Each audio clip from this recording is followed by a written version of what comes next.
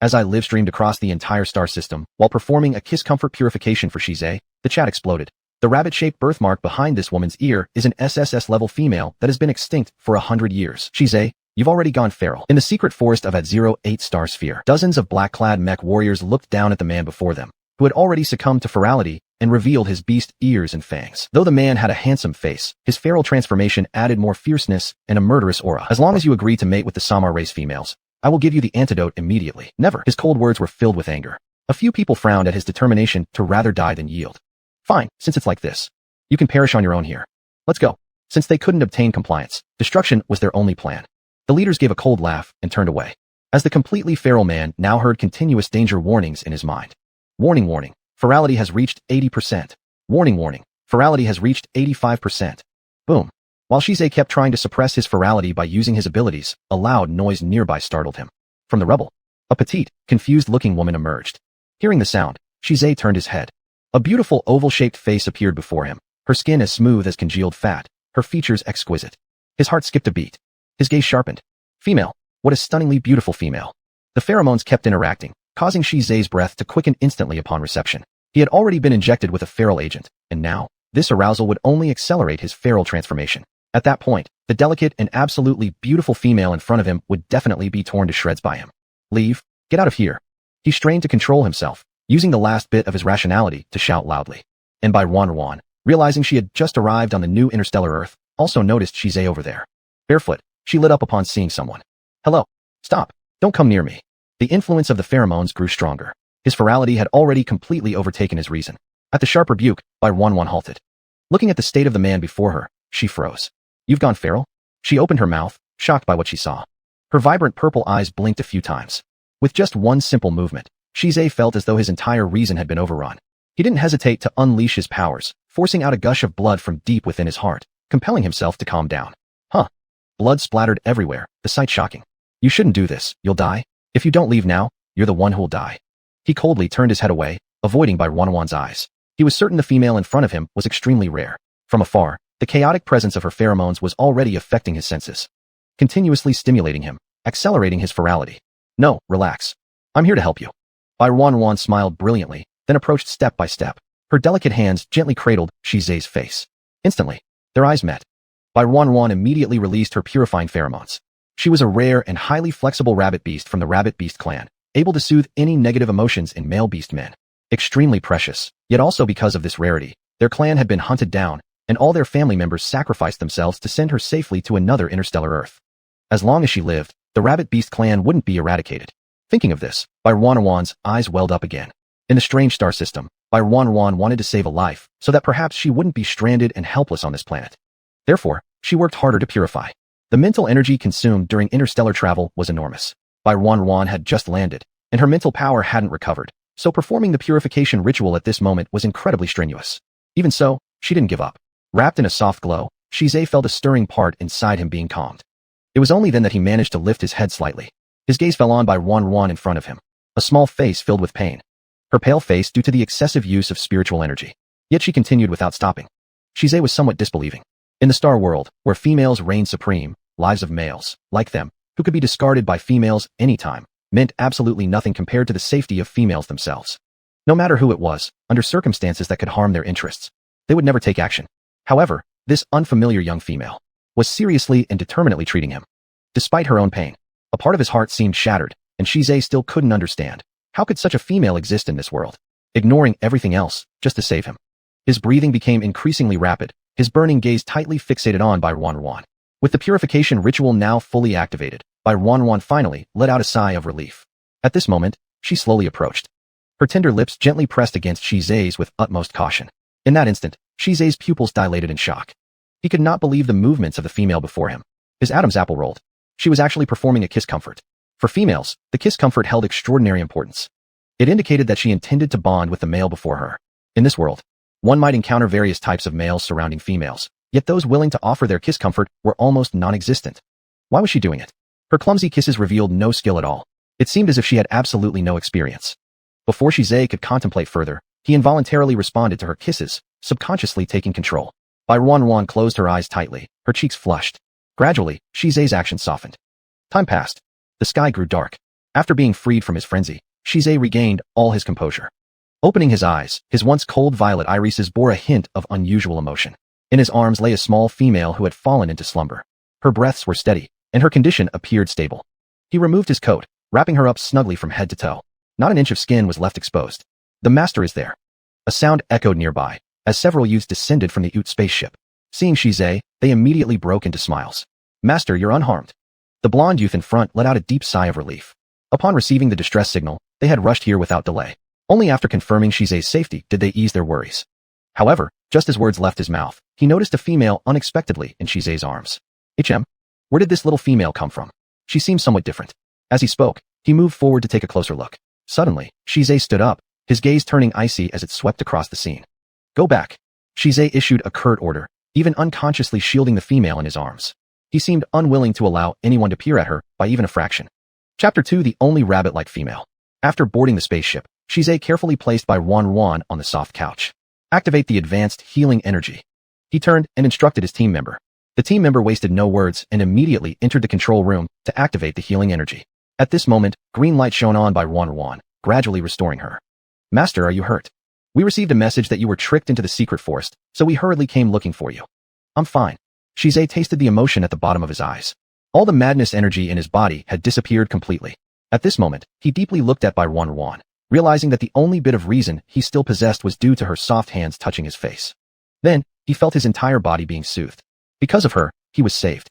How could there be a female in the secret forest? And such a young female, how could she end up there? She gives me an extremely rare sense of sex factor, the team member said and couldn't help but get closer for another look. Wan was sleeping on the soft couch, like an obedient and tender little rabbit.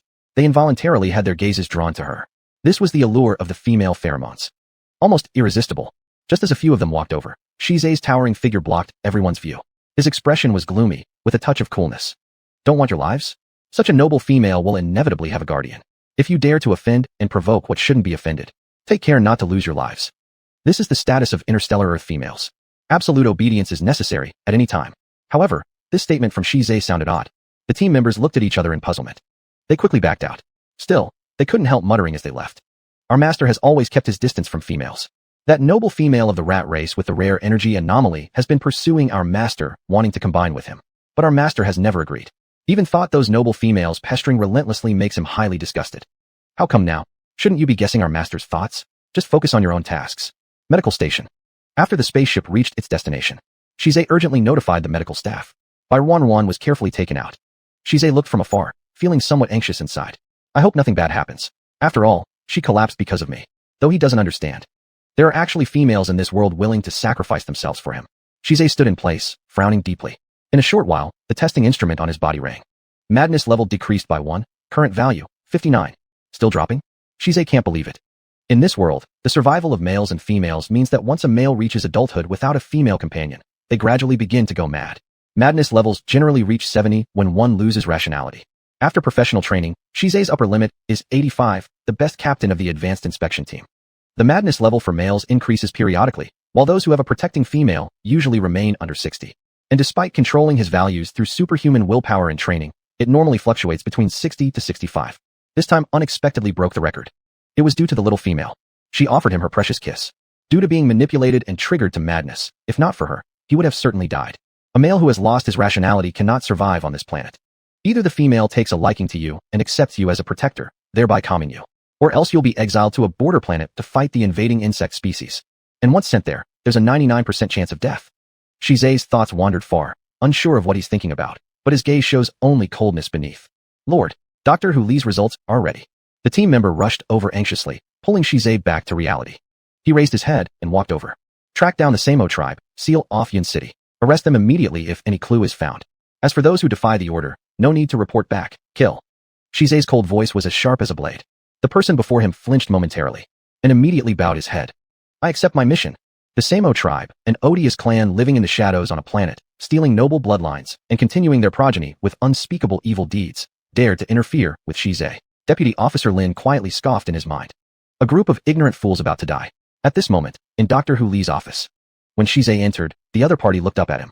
Lord Shi, I conducted an examination on the female I brought to you. Here's the report. She is the only rabbit-like female on the entire planet. I have already reported this to the federal headquarters. They are extremely concerned. She has been classified as an SSS-level rare female by headquarters. However, I did not detect any anomalous energy sources from her body.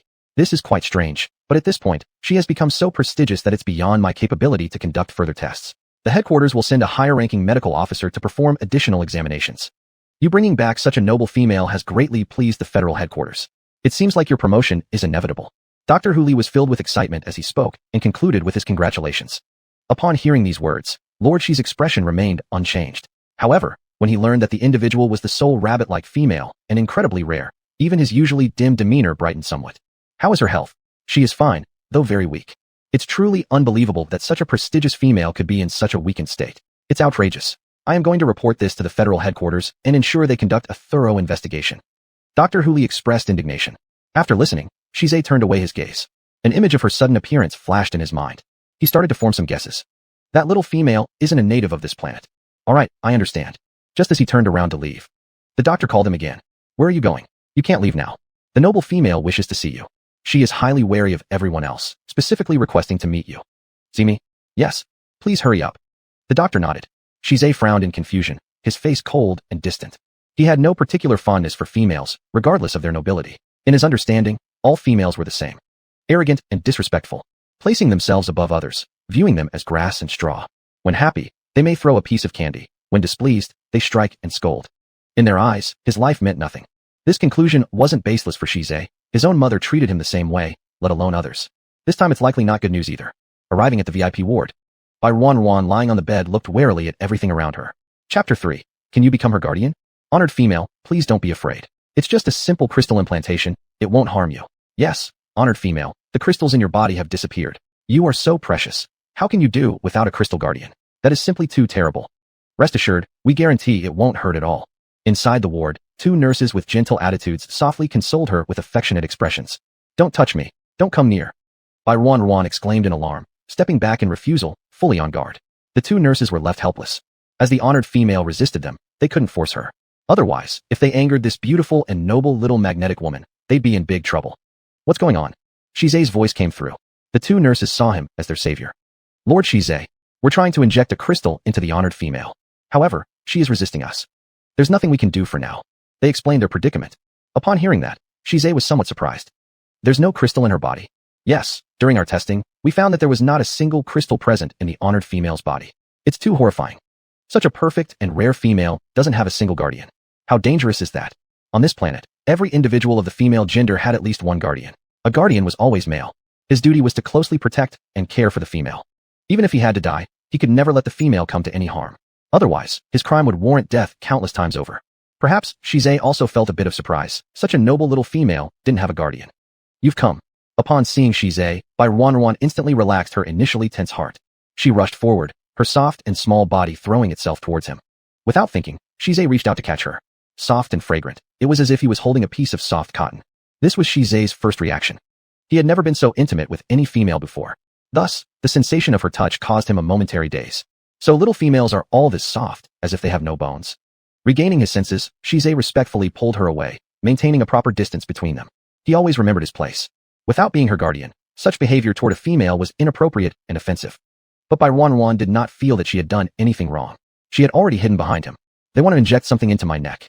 For our rabbit-like beings, the neck is very sensitive. I don't want it. Her voice became pitifully soft, and she lifted her eyes to look up at Shize in front of her. Her pink irises shone with a hint of sparkle, like begging. You don't need to be afraid. They are not here to harm you. On this planet, all females must be injected with these crystals to bind a guardian for protection of their safety. You don't have a guardian, right? Guardian. Bai Ruan was taken aback. She had only just come of age. On her own planet, a guardian selection ceremony took place upon adulthood. Although it wasn't exactly the same here, where injecting some kind of crystal was necessary. She understood the general concept of what a guardian was. She shook her head. There had been no time. Her entire race had suffered an attack. Her clansmen had sacrificed themselves to save her. Upon receiving her answer, Shize's eyes brightened slightly. Even he himself hadn't noticed the excitement rising within him at that moment. I will follow your rules. Then inject me. I only know you. After much deliberation, Bai Ruan made her decision. Her bright eyes burned intensely with trust. Shize's Adam's apple moved as he quickly averted his gaze. All right, he agreed. The 2 nurses nearby were somewhat surprised that such a noble little female would be so friendly to Shize. But as professionals, they dared not ask further questions. With respect, they handed over the injection containing the crystals. It was a long tube flashing with blue crystal light. Shize took it. Bai Ruan carefully turned around, pushing her hair aside. She trembled all over her body, clearly still afraid. Be gentle, okay? One could tell how sensitive the neck was for their rabbit clan. Shize couldn't help but curl a smile at the corner of his lips. Still, he handled it with a bit more gentleness in his hands, letting the tip of the long tube touch her neck, delivering a cool sensation. Bai Ruan obviously felt some sort of energy entering her body. Unable to bear the energy surge, she let out a startled cry. And just outside, someone heard this sound and burst in immediately. What are you doing? A few people were stunned and hadn't reacted yet when a figure appeared before them like lightning. Lord Shi. It was the captain of the Guardian Alliance. As the name suggests, the Guardian Alliance was an official organization for managing guardians. It was rumored that the captain of the Guardian Alliance was one of the top handsome men on the planet, with superior bloodlines, strong and robust physique, and highly favored by females. Upon seeing him this time, it was clear that his reputation was well-deserved, his handsome face featuring sharp features distinctly different from Lord Shize.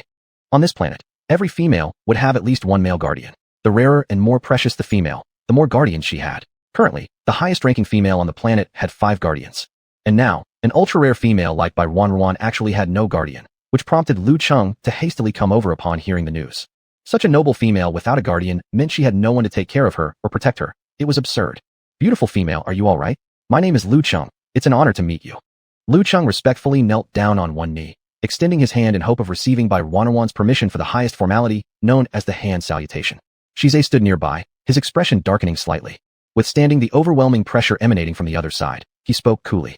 Captain Lu, isn't this not the right time for you to be here? Shize stepped forward a couple of steps. His aura was extremely powerful. In fact, he subtly hid Bai Ruan behind him, forbidding anyone else from peering at her. Lu Cheng looked at the person in front of him and faintly smiled. Lord Shi, I understand the rules perfectly, and I will report this properly. I came because I heard that this noble female doesn't have a guardian. So I've specially come.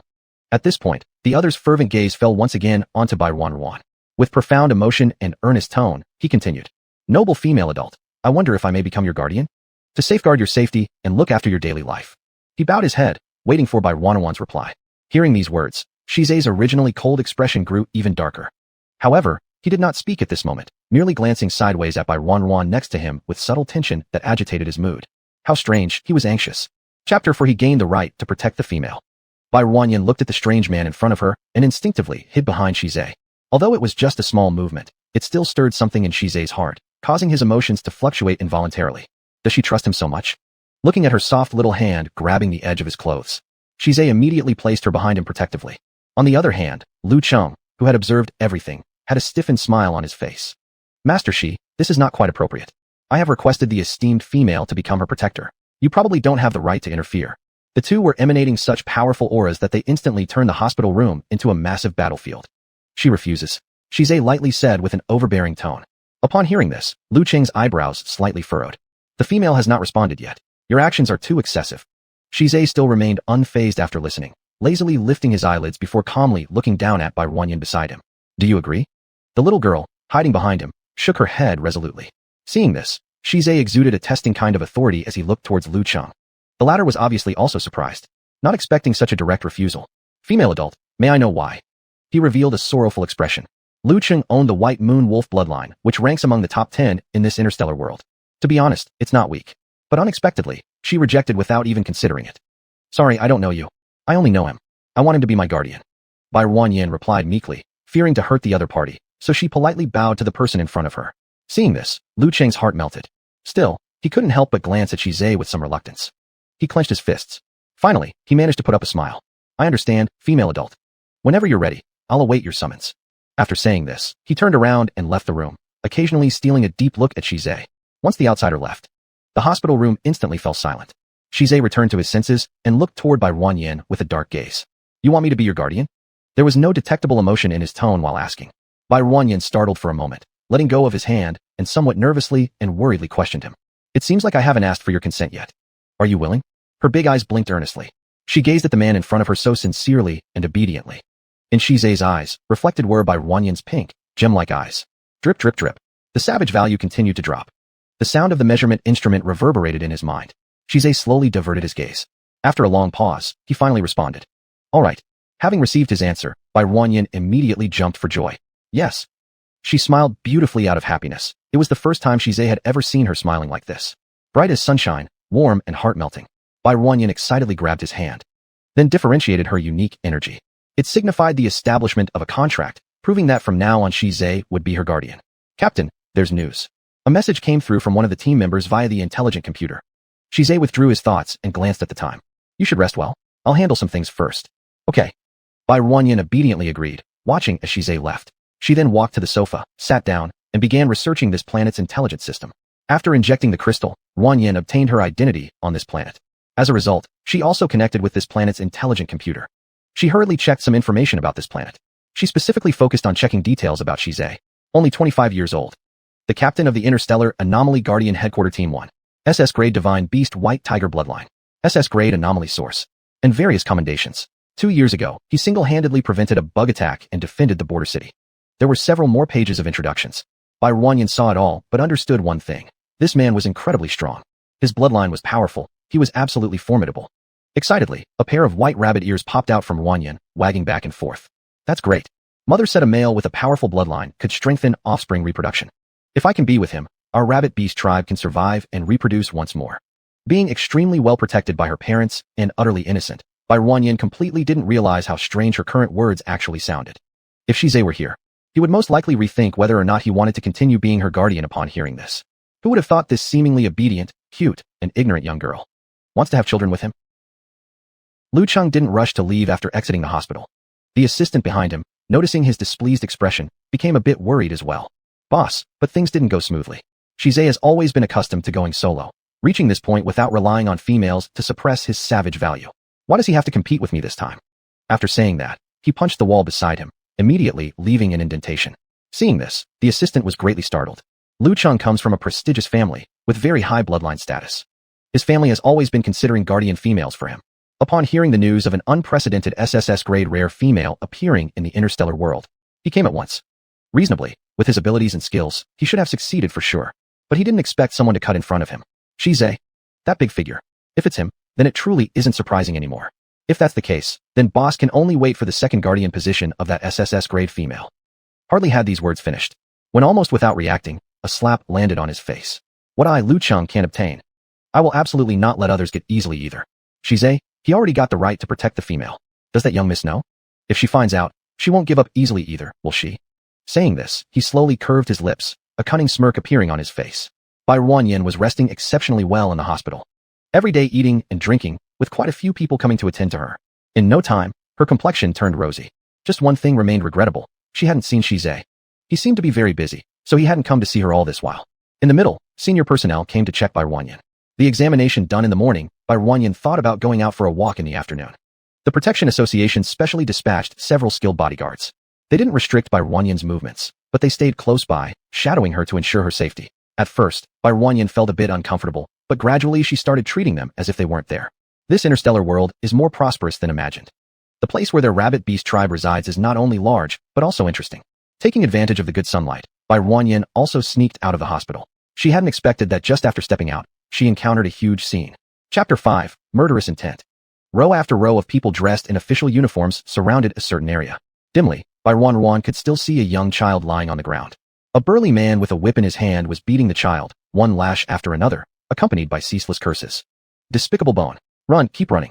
You filthy, lowly thing. You have no power left. Now that you're infected, just die already. Why bother escaping and waste our efforts? It's so bothersome and despicable.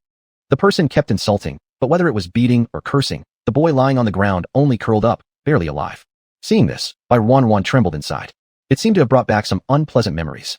That muscular man seemed to have gotten tired from both hitting and swearing, so he put down his whip at the moment. He then commanded the soldiers beside him. You shouldn't be standing there idly. Take care of this thing quickly. Send it to the incineration department. Burn it as soon as possible. Make sure not to delay important matters. After these words were said, the child who had already been on the verge of death suddenly raised his head and grabbed the edge of the big guy's clothes. Lord, please don't kill me. I'm fine, I'm okay. Please, don't kill me. His hoarse voice sounded extremely weak. When that big man saw that he was touched, he immediately kicked the boy away disdainfully. Get out. How dare you touch me? Your hands, filled with virus filth, do you think I won't cut them off? Just because you say you're fine doesn't mean you're really fine. Being bitten by a poison bug marked as a how dare you say you're fine. And you even dared to run around randomly. If others get infected because of you, you'll die 100 times over. Stop blabbering nonsense. What are you standing around for? Take him away right now. With an order, the soldiers nearby put on protective clothing and tried to take the boy away. The struggling boy pleaded for help everywhere. Unintentionally, his eyes fell on by Wan. A flash of light lit up in his eyes when he noticed the noble female pheromones. He immediately crawled over like a whirlwind, falling heavily to his knees on the ground. The bodyguards behind noticed this and immediately stepped forward to protect by Wan. The boy simply kept begging for mercy. "Esteemed female master, please save me, please, please." He looked no more than 5 or 6 years old. At this moment, his whole body was covered with dry, cracked lips, swollen face, and blood-stained tears. By Wan stood there lost. Brother. Her mind flashed with the image of her younger brother. The brother who had tragically died to protect her. He wasn't older than 5 either. To ensure her safety, he had used his small body to block the weapons of the invaders. His fragile body was completely pierced through by sharp blades soaked in his crimson blood. For this entire life, By Wan would never forget. As if moved by fate, Wan approached closer and reached out to touch him. The nearby bodyguard noticed and quickly warned. "Female's master. This kid has a very dangerous bug infection. Absolutely do not get near him." After the bodyguard's warning, the arresting officers noticed by Wan as well. They quickly stiffened and walked over respectfully. "Didn't know the female master was here, my apologies." "Female master, what are you doing here? Please do not taint your eyes. Can this boy not be saved?" By Wan asked. Upon hearing this, the other party was somewhat surprised. Probably unexpected such a noble female would be interested in a commoner who had contracted a bug disease. A lowly commoner. Already abandoned by the family. No one initially wanted to treat him, and usually later stages cannot be cured. Such vagrants are generally dealt with specifically by our cleaning department. However, this guy seems quite unwilling to accept it, running everywhere, increasing our workload. Now we finally managed to catch him. So we naturally will take him to deal with him. The boy was abandoned. By Wan felt a jolt in her pupils. Feeling compassionate. "Can I save him?" she asked cautiously. But the next second, a commanding voice came in, resoundingly rejecting. "No." Everyone heard the sound and turned to look, only to see a fiery woman wearing specific attire walking over, with her long red hair trailing behind her. Her bold makeup and aggressive features harmonized perfectly. "Miss Stella. It's Miss Stella." Once they saw her, their eyes immediately brightened, and they respectfully bowed their heads. The newcomer was Stella, the most talented high-grade rare female of the rat race. She strode forward confidently, looking down upon by Wan from a higher position. With an indifferent expression, she stomped on the already extremely weak little boy's arm with her high-end customized leather boot. Ah! The pain was felt. The frail boy let out a hoarse scream. "You?" At this sight, by Wan paused in shock, incredulously looking at the dominant woman before her. Heavily infected. There's only one way for him, death. Who let you chatter here so much? Have you forgotten the team's rules? Get rid of this dirty and lowly thing immediately. As she spoke, she ground her foot cruelly while casting a cold, scrutinizing gaze toward by Wan. What a face, beautiful enough to evoke jealousy. Just by being close, one could feel his distinctive pheromones overpowering her. Some unknown woman had silently become the most special female. At this thought, Stella's foot movements became even heavier. It was visible that the boy's arm was being crushed to a bloody pulp. Now he had no strength left to call for help. He's not dead yet. He can still be treated. I can heal him. You cannot do this. By Wan angrily stepped forward as powerful pheromones surged out, causing Stella to unconsciously take a step back, instinctively wanting to submit. A strong female isn't just capable of taming males. Even lower-ranked females will be tamed. I know you're the newly discovered female, but the Space Management Department has its own rules. Even you cannot break them. Are you going to obstruct official duties? If so, even if you are rated as the highest and most unique female, I have reasons to deal with you according to the law. Stella obviously harbored murderous intentions. Her slowly gripped whip faintly shimmered with alien energy. Kill her. Kill this despicable woman who took everything from her. She raised the whip in her hand and immediately swung it towards by Wan's face. The released alien energy wave was incredibly strong, and even if by Wan tried to dodge, the whip would still inevitably hit her. If it were to land on her face, this whip would surely tear her skin apart and disfigure her. Slap. A large hand suddenly appeared mid-air, catching the incoming whip. By Wan didn't react immediately until she saw the familiar tall figure blocking her view. Shize. Chapter 6 Shize, I can. The first rule of the Federal General Regulations. No harm shall be caused to any female. Additional clause. High-level rare females tolerate even less offense. Shize indifferently lifted his eyelids. Energy surged into his hand, and the whip exploded instantly. The sudden movement startled everyone. Only after noticing Shize did they lower their heads in respect to salute him. Master Shi. Wan had already hidden behind Shize long ago. Shize ignored the people around him and just turned his head for a glance at Byruin beside him. He inspected the little girl up and down, and upon confirming she was not injured, his face relaxed a bit. And Stella standing over there naturally noticed Shize's actions too. Due to the energy impact, her whip directly exploded in her hands, making her stagger back a couple of steps before steadying herself. Looking at Shize now, she realized that he seemed to be anxiously asking about the woman beside him. Stella froze on the spot, tightly clenching her fists as jealousy surged within her like a flood. Shize, we are conducting official business in the Interstellar Management Department. This woman obstructs our official duties. My action against her does not violate any regulations, does it? Tolerating the jealousy in her heart, Stella combed her hair with a strained smile. The trial for the initial test of rare females should be conducted by the federal headquarters. After thorough investigation. Then we make decisions. Your spontaneous move constitutes a violation. Shizai would not step back an inch, his words remaining cold. Stella was momentarily stunned in place, fully aware that everything he said was true. Still, she remained unwilling. Never before has the usually cold-tempered Shizai spoken for a female. It was something she had never seen. Fine, if that's how it is. I will withdraw my action. What are all of you staring at? Let's grab this tramp. The anger bottled up inside made Stella's face distort. She issued instructions to the subordinates by her side early in the morning. A few of them were so frightened they trembled involuntarily and could only rush toward the little boy.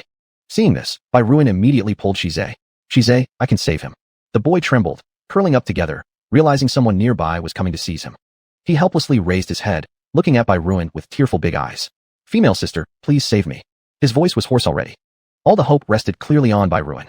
Meanwhile, Shizai also turned his head to look at the boy lying on the ground when he heard that. He was infected and invaded very severely by the virus. The symptoms corresponded to the A-level toxicity, firebug poison. Unless treatment is received at the very onset to prevent its spread, there is barely a chance for complete cure. Now, this boy had evidently reached the late stage, beyond medical help. Letting him escape and run around aimlessly outside could possibly infect others. Therefore, the management department sent out personnel for extermination. In principle, this was quite according to the rules. A-level toxicity from firebugs. You don't need to wait until the later stage. During the middle stage itself, no one among the entire stellar high-level medical officers can cure it. And yet you dare to boast that you can heal it. There is absolutely no aura of healing-type abilities on your whole body. Truly reckless. Stella stood aside, sneering. Byruin flushed red in the face, looking at the extremely hostile woman before her. She indignantly spoke up. You can't, but others can't either? He is a living being. If he can be cured, why give up? Naive. Someone like him without any identity or family background is merely an abandoned wanderer. Plus, he is infected with insect toxins. A waste that simply can't be saved. Would you let him harm all the people in the city? Stella replied coldly. Just seeing her hiding so intimately behind, Shizai filled her with raging envy. I can. This was Byruin speaking for the second time. Shizai stood aside indifferently. Not until he felt someone gently tugging at his sleeve did he turn around. The young girl lifted her head, her large round eyes earnestly staring at him, her tone pleading and soft. Shizai, I can. I really can. As the director of federal headquarters, everything ought to be handled by the rules logically. Although Stella's words were cold, they were indeed correct. That was the regulation upheld officially. But now, the small face of Byruin lingered persistently in his mind. Even Shizai, who originally had no intention of getting involved, felt moved. Black armor, prepare a clean ward. Shizai turned and instructed his subordinate. At his words, Stella revealed a shocked expression. Shizai, are you insane? What do you intend to do? He's just a waste, isn't he? Suffering from an incurable disease. How could he really be saved? His entire body is infested with viruses. He should have been dealt with earlier. There are regulations in the federal headquarters. Any members of the beast race that can be saved will have the chance to receive treatment. Shizai responded indifferently. Stella completely lost her composure. But according to the rules, he has already been marked for certain death. By doing this, you are disobeying orders. If I fail to save him, I will take full responsibility for the consequences. Shizai's words silenced Stella completely. The woman stood rooted to the spot, somewhat dazed. She didn't even feel the pain as her nails dug into her flesh. At this moment, jealousy drove her nearly mad, making her want to strangle the suddenly arrived female. Why? Just why? Black Armor had already stepped forward and wrapped the little boy in clothing, carrying him into the hospital. Byruin's eyes sparkled with excitement. She looked at Shizai by her side, feeling deeply moved. He was indeed a good person. This was the impression soft formed in her heart. I assure you, I won't let you get punished. It seemed like she had made a resolution, speaking softly to Shizai with a promise. Shizai felt a fleeting hesitation. He looked down at Byruin's serious face. A part of his heart seemed touched. He faintly curved his lips. Don't worry. These four calm words were refreshing and deep, low and alluring. Byruin turned and ran into the hospital. Shizai ordered his subordinates to guard outside and followed her in. Only Stella was left standing there. Miss Stella, what shall we do now? What to do? Just wait. Everyone, keep your posts. Once the waste inside dies, immediately capture Byruin. If anyone resists, act immediately. I'll bear any consequences myself. Overcome by jealousy, Stella had lost the last bit of her sanity. All she needed now was an opportunity. As soon as that waste dies in the hospital, she would take action regardless of anything. Miss, this might not be wise. That lady is rated as an SSS-level super rare female. If we move against her. Chapter 7. He must be strong. Uffed. Before the subordinate could finish speaking, only to see flashes of swords and knives, blood splashing everywhere. The gaping subordinate stared in horror with wide eyes before collapsing lifelessly on the ground. The nearby subordinates were terrified, their faces pale as death. They wiped the blood from their faces, hands trembling slightly. Please calm down, master. I hate it most when someone opposes my orders. I won't tolerate a second time. Yes, yes. All the subordinates knelt on the ground, shaking uncontrollably. Stella casually flicked the bloodstains off her hand. Her expression remained blank as she glanced at the already dead subordinate lying on the ground. Drag him away, he's bringing bad luck. The people around didn't dare waste any time and immediately dragged the corpse of their now-dead companion away from the scene.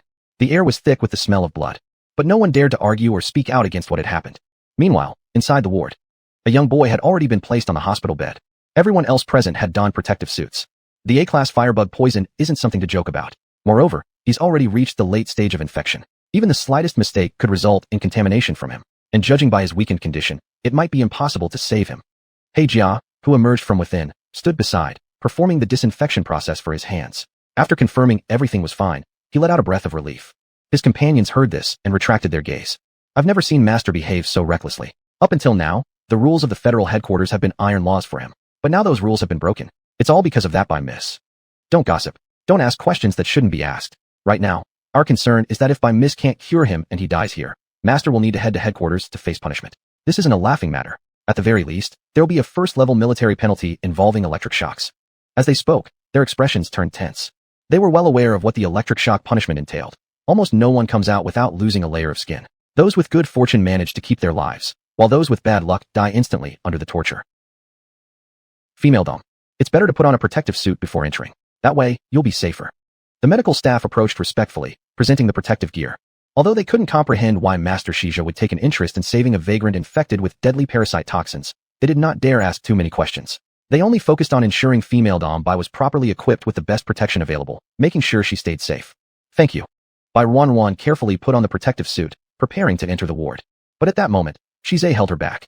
If you can save him, do so. If not, then there's no need to push yourself. In space and on Earth, countless lives are lost every day. If you attempt to save everyone regardless of cost, risking your own life each time, how many more times do you think you'll survive?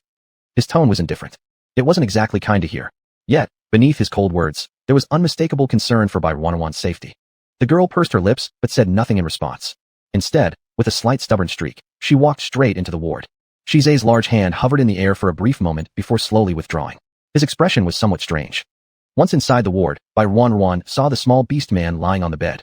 Because of extreme weakness, he had gradually transformed back into his beast form. 2 gray animal ears drooped, half hidden under the blanket. His tail, which was nearly severed, hadn't been properly treated, leaving dried blood caked over the wound, a painful sight indeed. The thin legs were covered in deep scars. The bone of his left leg seemed to have been deliberately shattered, improperly healed, leading to deformity. Such a small being, barely surviving. It was unclear what hardships he had endured to end up like this. Seeing his pitiful state, Bai Wanwan was deeply moved and couldn't bear it. And the fragile little boy, sensing pain waking him from unconsciousness, opened his weary eyes. Upon seeing Bai Wanwan, his weak voice sounded a sigh of relief. Sister, don't move. You're covered in injuries. I'll start treating you immediately. Bai Wanwan stabilized him gently. Hearing he could be cured, the child's pupils flickered with hope. Can I survive? He whispered faintly, a harsh but touching inquiry striking right at the heart. For a moment, Bai Wanwan was taken aback. Of course, you will live, she reassured. In truth, though, she wasn't entirely sure. After transferring between planets, she had expended significant energy, especially after helping Shija. While her energy was slowly restoring, for reasons unknown to her, it was regenerating slower than usual in this unfamiliar environment. Despite this, she still wanted to try, to heal him if possible. If she fails, well, she would willingly accept the consequences herself later. Her soft, ethereal light surrounded her. The young boy, previously lying painfully on the bed, started feeling a healing warmth enveloping him. He gradually relaxed. It feels so comfortable, so warm. He muttered to himself, thinking he had reached his final moments. Bai Wanwan's face was ashen white. Just as her vision began to blur, she heard hurried footsteps from behind. Then a large hand gripped her. Bai Wanwan felt momentarily dizzy and collapsed in weakness. Falling into the warm, familiar embrace, she glimpsed Shize's cold face right before fading away. The young beast man, whose wounds were healing rapidly, opened his eyes at that moment. With a start, he sat upright. Sister. Shize cast an indifferent glance with a clear warning in his eyes. Helplessly, the young beast man retracted his outstretched hand. This is no place for you to linger. Shize's tone remained cold. The young beast man nodded, realizing his strength had returned. Seeing the sister who had saved him fainting before his eyes, his heart was filled with complex emotions. He had lived so long, abandoned by his mother since he could remember, merely because among her brood of siblings, he was deemed the lowest bloodline, a mongrel. Rejected by his siblings and even his own mother, eventually expelled from his family. He wandered far and wide, enduring countless scorns. Surviving precariously all these years. Finally, fleeing back from that insect-infested planet. Infected with a terrible parasite toxin. No one else had been willing to save him but that beautiful female adult. Her tender voice calling out not to be afraid still echoed in his ears. Her energy within him was so comforting and warm. The young beast man clenched his fists tightly, determination flashing in his eyes. He ran swiftly out of the ward. It didn't matter. This life that he had gained would certainly be cherished, and he would live on. He needed to become strong. He had to grow up. One day he would return. The young beast man left. As he exited, Stella and her group were still there. Seeing that the boy had fully recovered, they were utterly shocked. Stella's expression darkened. Her subordinate quickly tried to placate her, trembling nervously. Madam, it must be pure luck for them. A fluke. But Stella said nothing. She only glanced coldly at the small figure darting away from them. Chapter 8. A Promising Future. Go and retrieve all the information about that new female immediately. I want to see it in front of me within 10 minutes. Hurry up and do as I say. The roaring, audacious voice made the subordinates nearby tremble. They didn't dare delay any further and hastily left to gather the information. Stella got into her car. It was approximately 10 minutes later. Subordinates quickly brought over the compiled files. Sir, all the information is here. Stella took it, flipping through with a cold expression. When she saw Shizei had chosen to be the protector of that woman, she completely lost her composure. In an instant, the papers in her hand turned to ash. The subordinates beside her didn't dare breathe a word. He has always despised women and never come near anyone. Even me. I've hardly ever received his favor. I originally thought he would remain this way forever. The more so, the more I liked him. But now, a female no one knows where she came from has managed to capture his attention. Why? Please calm down, sir. Contact the Shi family immediately. I need to see Madame Shi. In Stella's world, there's no concept of stepping aside or retreat. What she wants, whether she gets it or not, it must be destroyed. No one will take what belongs to her. Meanwhile, at the hospital ward, Ruan was carefully placed on the bed and fell into a deep sleep. Shizei summoned the doctor for a full examination. Upon learning she had merely fainted due to exhaustion, he let out a sigh of relief. He stood outside the door. Through the transparent glass window, he gazed at Ruan sleeping peacefully inside, his expression complex.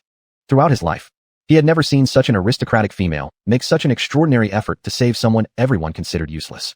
Yes, just useless. In this world, males hold a consistently inferior status. A young boy like him, who wandered the earth alone without a family, was typically regarded as nothing more than trash. Moreover, having contracted bug poison, there wouldn't have been anyone pitying him, let alone extending a helping hand. Killing him outright would have been the best choice. As simple as discarding garbage. But, vividly etched in his mind, was Ruan's pleading face. Beep, beep. As Shizei was deep in thought, the sudden sound of alarms brought him back to reality. Looking towards the ward, he noticed that Ruan had woken up at some point. She was now holding her head and looking around dizzily. After composing himself, he pushed open the door. Shizei. How's that boy? At the sight of the visitor, Ruan sat up. Shizei faintly raised his eyelids and glanced at her pale face, responding indifferently. Why did you do it? Huh? One insignificant piece of refuse. Whether before anyone else, they would only be met with disdain and disgust. Why did you save him? How could you? That was a living being. Do you know, people like us, at the bottom of the hierarchy, lacking great attacking power, and strong physiques, have to pay what price to survive? All he wanted was to live, just as I want to live. And my family, we simply wanted to stay alive too. Ruan seemed stung deep in her heart. Recalling the destruction of her family, tears welled up in her eyes. Shizei froze, confused about where he went wrong. Yet upon hearing her claim about their lowly origins and survival instincts, he felt astonished. Being identified as the only SSS-level rare female meant she was an absolute superior existence. How could she be so humble? He isn't like you. You are a noble female. And him, if you even notice his existence, an insignificant male who in this planet must possess both strength and capability to survive. Otherwise, a noble female would never look twice at him. Nor could he endure under the current system on this starry earth. Your life can be traded for tens of thousands of his lives, perhaps even more. If saving him were to cause any accident to you, his death 10,000 times over would still be insufficient compensation. This is the mission of their male kind. He too ascended this difficult path, fraught with thorns. If he hadn't awakened the advanced bloodline and possessed powerful energy sources, he'd be as pitiful and weak as that boy. Such is the rule. Shizei's words suddenly awakened Ruan as if from a dream. She suddenly realized this wasn't her home planet anymore. Here, there's an absolute coexistence of male and females with various races.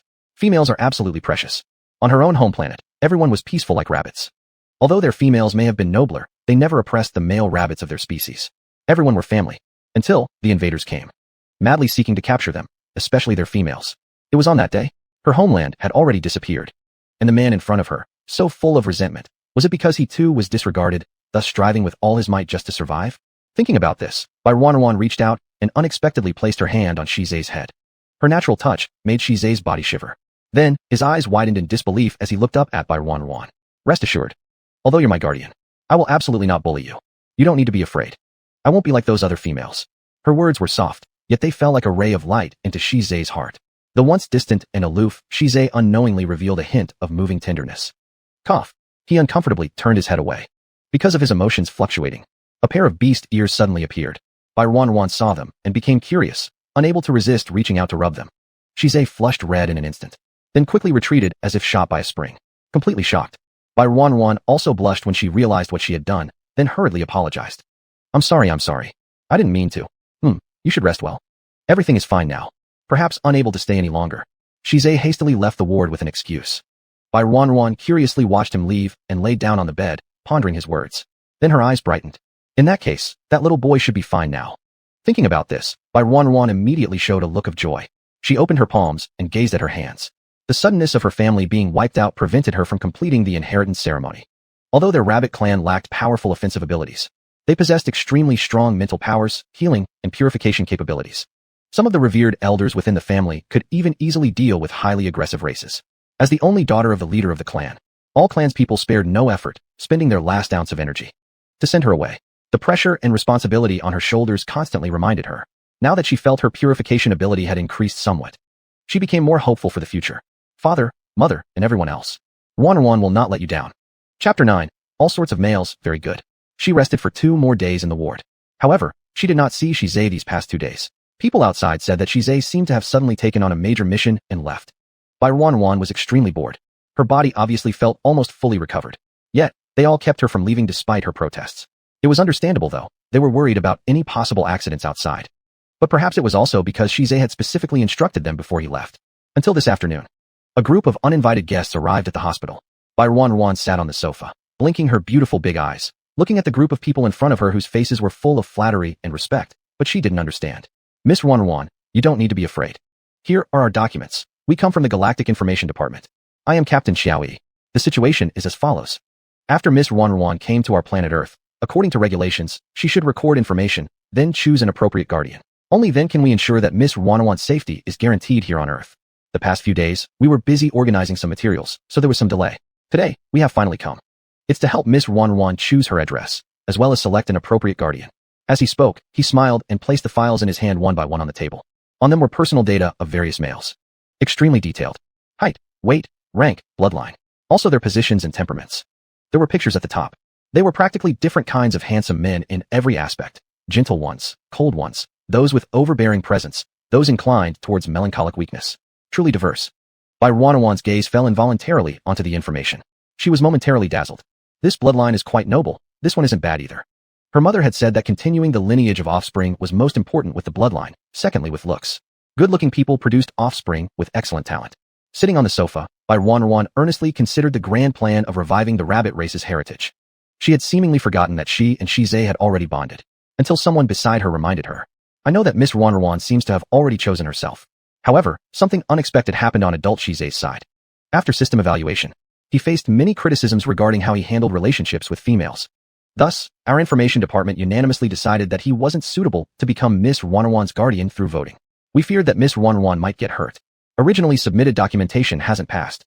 If Miss Ruan is willing, you can dissolve the binding anytime without the official consent from the information department. Guardian contracts that aren't approved are ineffective. Bai Ruan was startled after regaining consciousness. She suddenly felt a little uncomfortable inside. I think Shize is fine. Quietly pushing back the information in front of her. He saved her, and during their time together, she never felt that he was unsuitable. What these people were saying made Bai Ruan unhappy. Miss Ruan, I know, adult Shize found you. He brought you back, which is why you think he is the most suitable. Admittedly, in our galactic Earth, he indeed has an irreplaceable role. But that doesn't necessarily mean he is suitable in terms of relating with females. How about this? Let's take Miss Ruan to the villa area we've prepared for you. I will summon all the males listed in these documents. They'll properly interact with Miss Ruan. If Miss Ruan likes anyone, you may pick them. If I really dislike, we could skip it. Everyone from the information department was crafty, with impeccable speaking skills. Hearing these words, Bai Ruan hesitated. Indeed, she hadn't seen Shize for 2 whole days. Most importantly, she was getting sick of staying in the hospital. Can I leave now? Of course. Then quickly take me out. I don't want to stay here anymore. All right, Miss Ruan, don't worry. Xiao Yi, with a full face of smiles, immediately took Bai Ruan out of the hospital. Outside, luxury cars had been waiting for quite some time. Xiao Yi specially stepped forward to open the car door and respectfully let Bai Ruan get into the car. Having finally managed to leave, Bai Ruan was extremely excited. Unbeknownst to her, the moment she left, news was immediately transmitted to Shize. Tracking down the traces of the Samo clan, he had followed all the way to the coastal city. According to the arrangements, he finally found the contact person on the ship, originally thinking finding the contact was good news since at least there were clues. Little did he know the next moment. He received the message that Bai Ruan had left the hospital with the information department's Qiaoyi.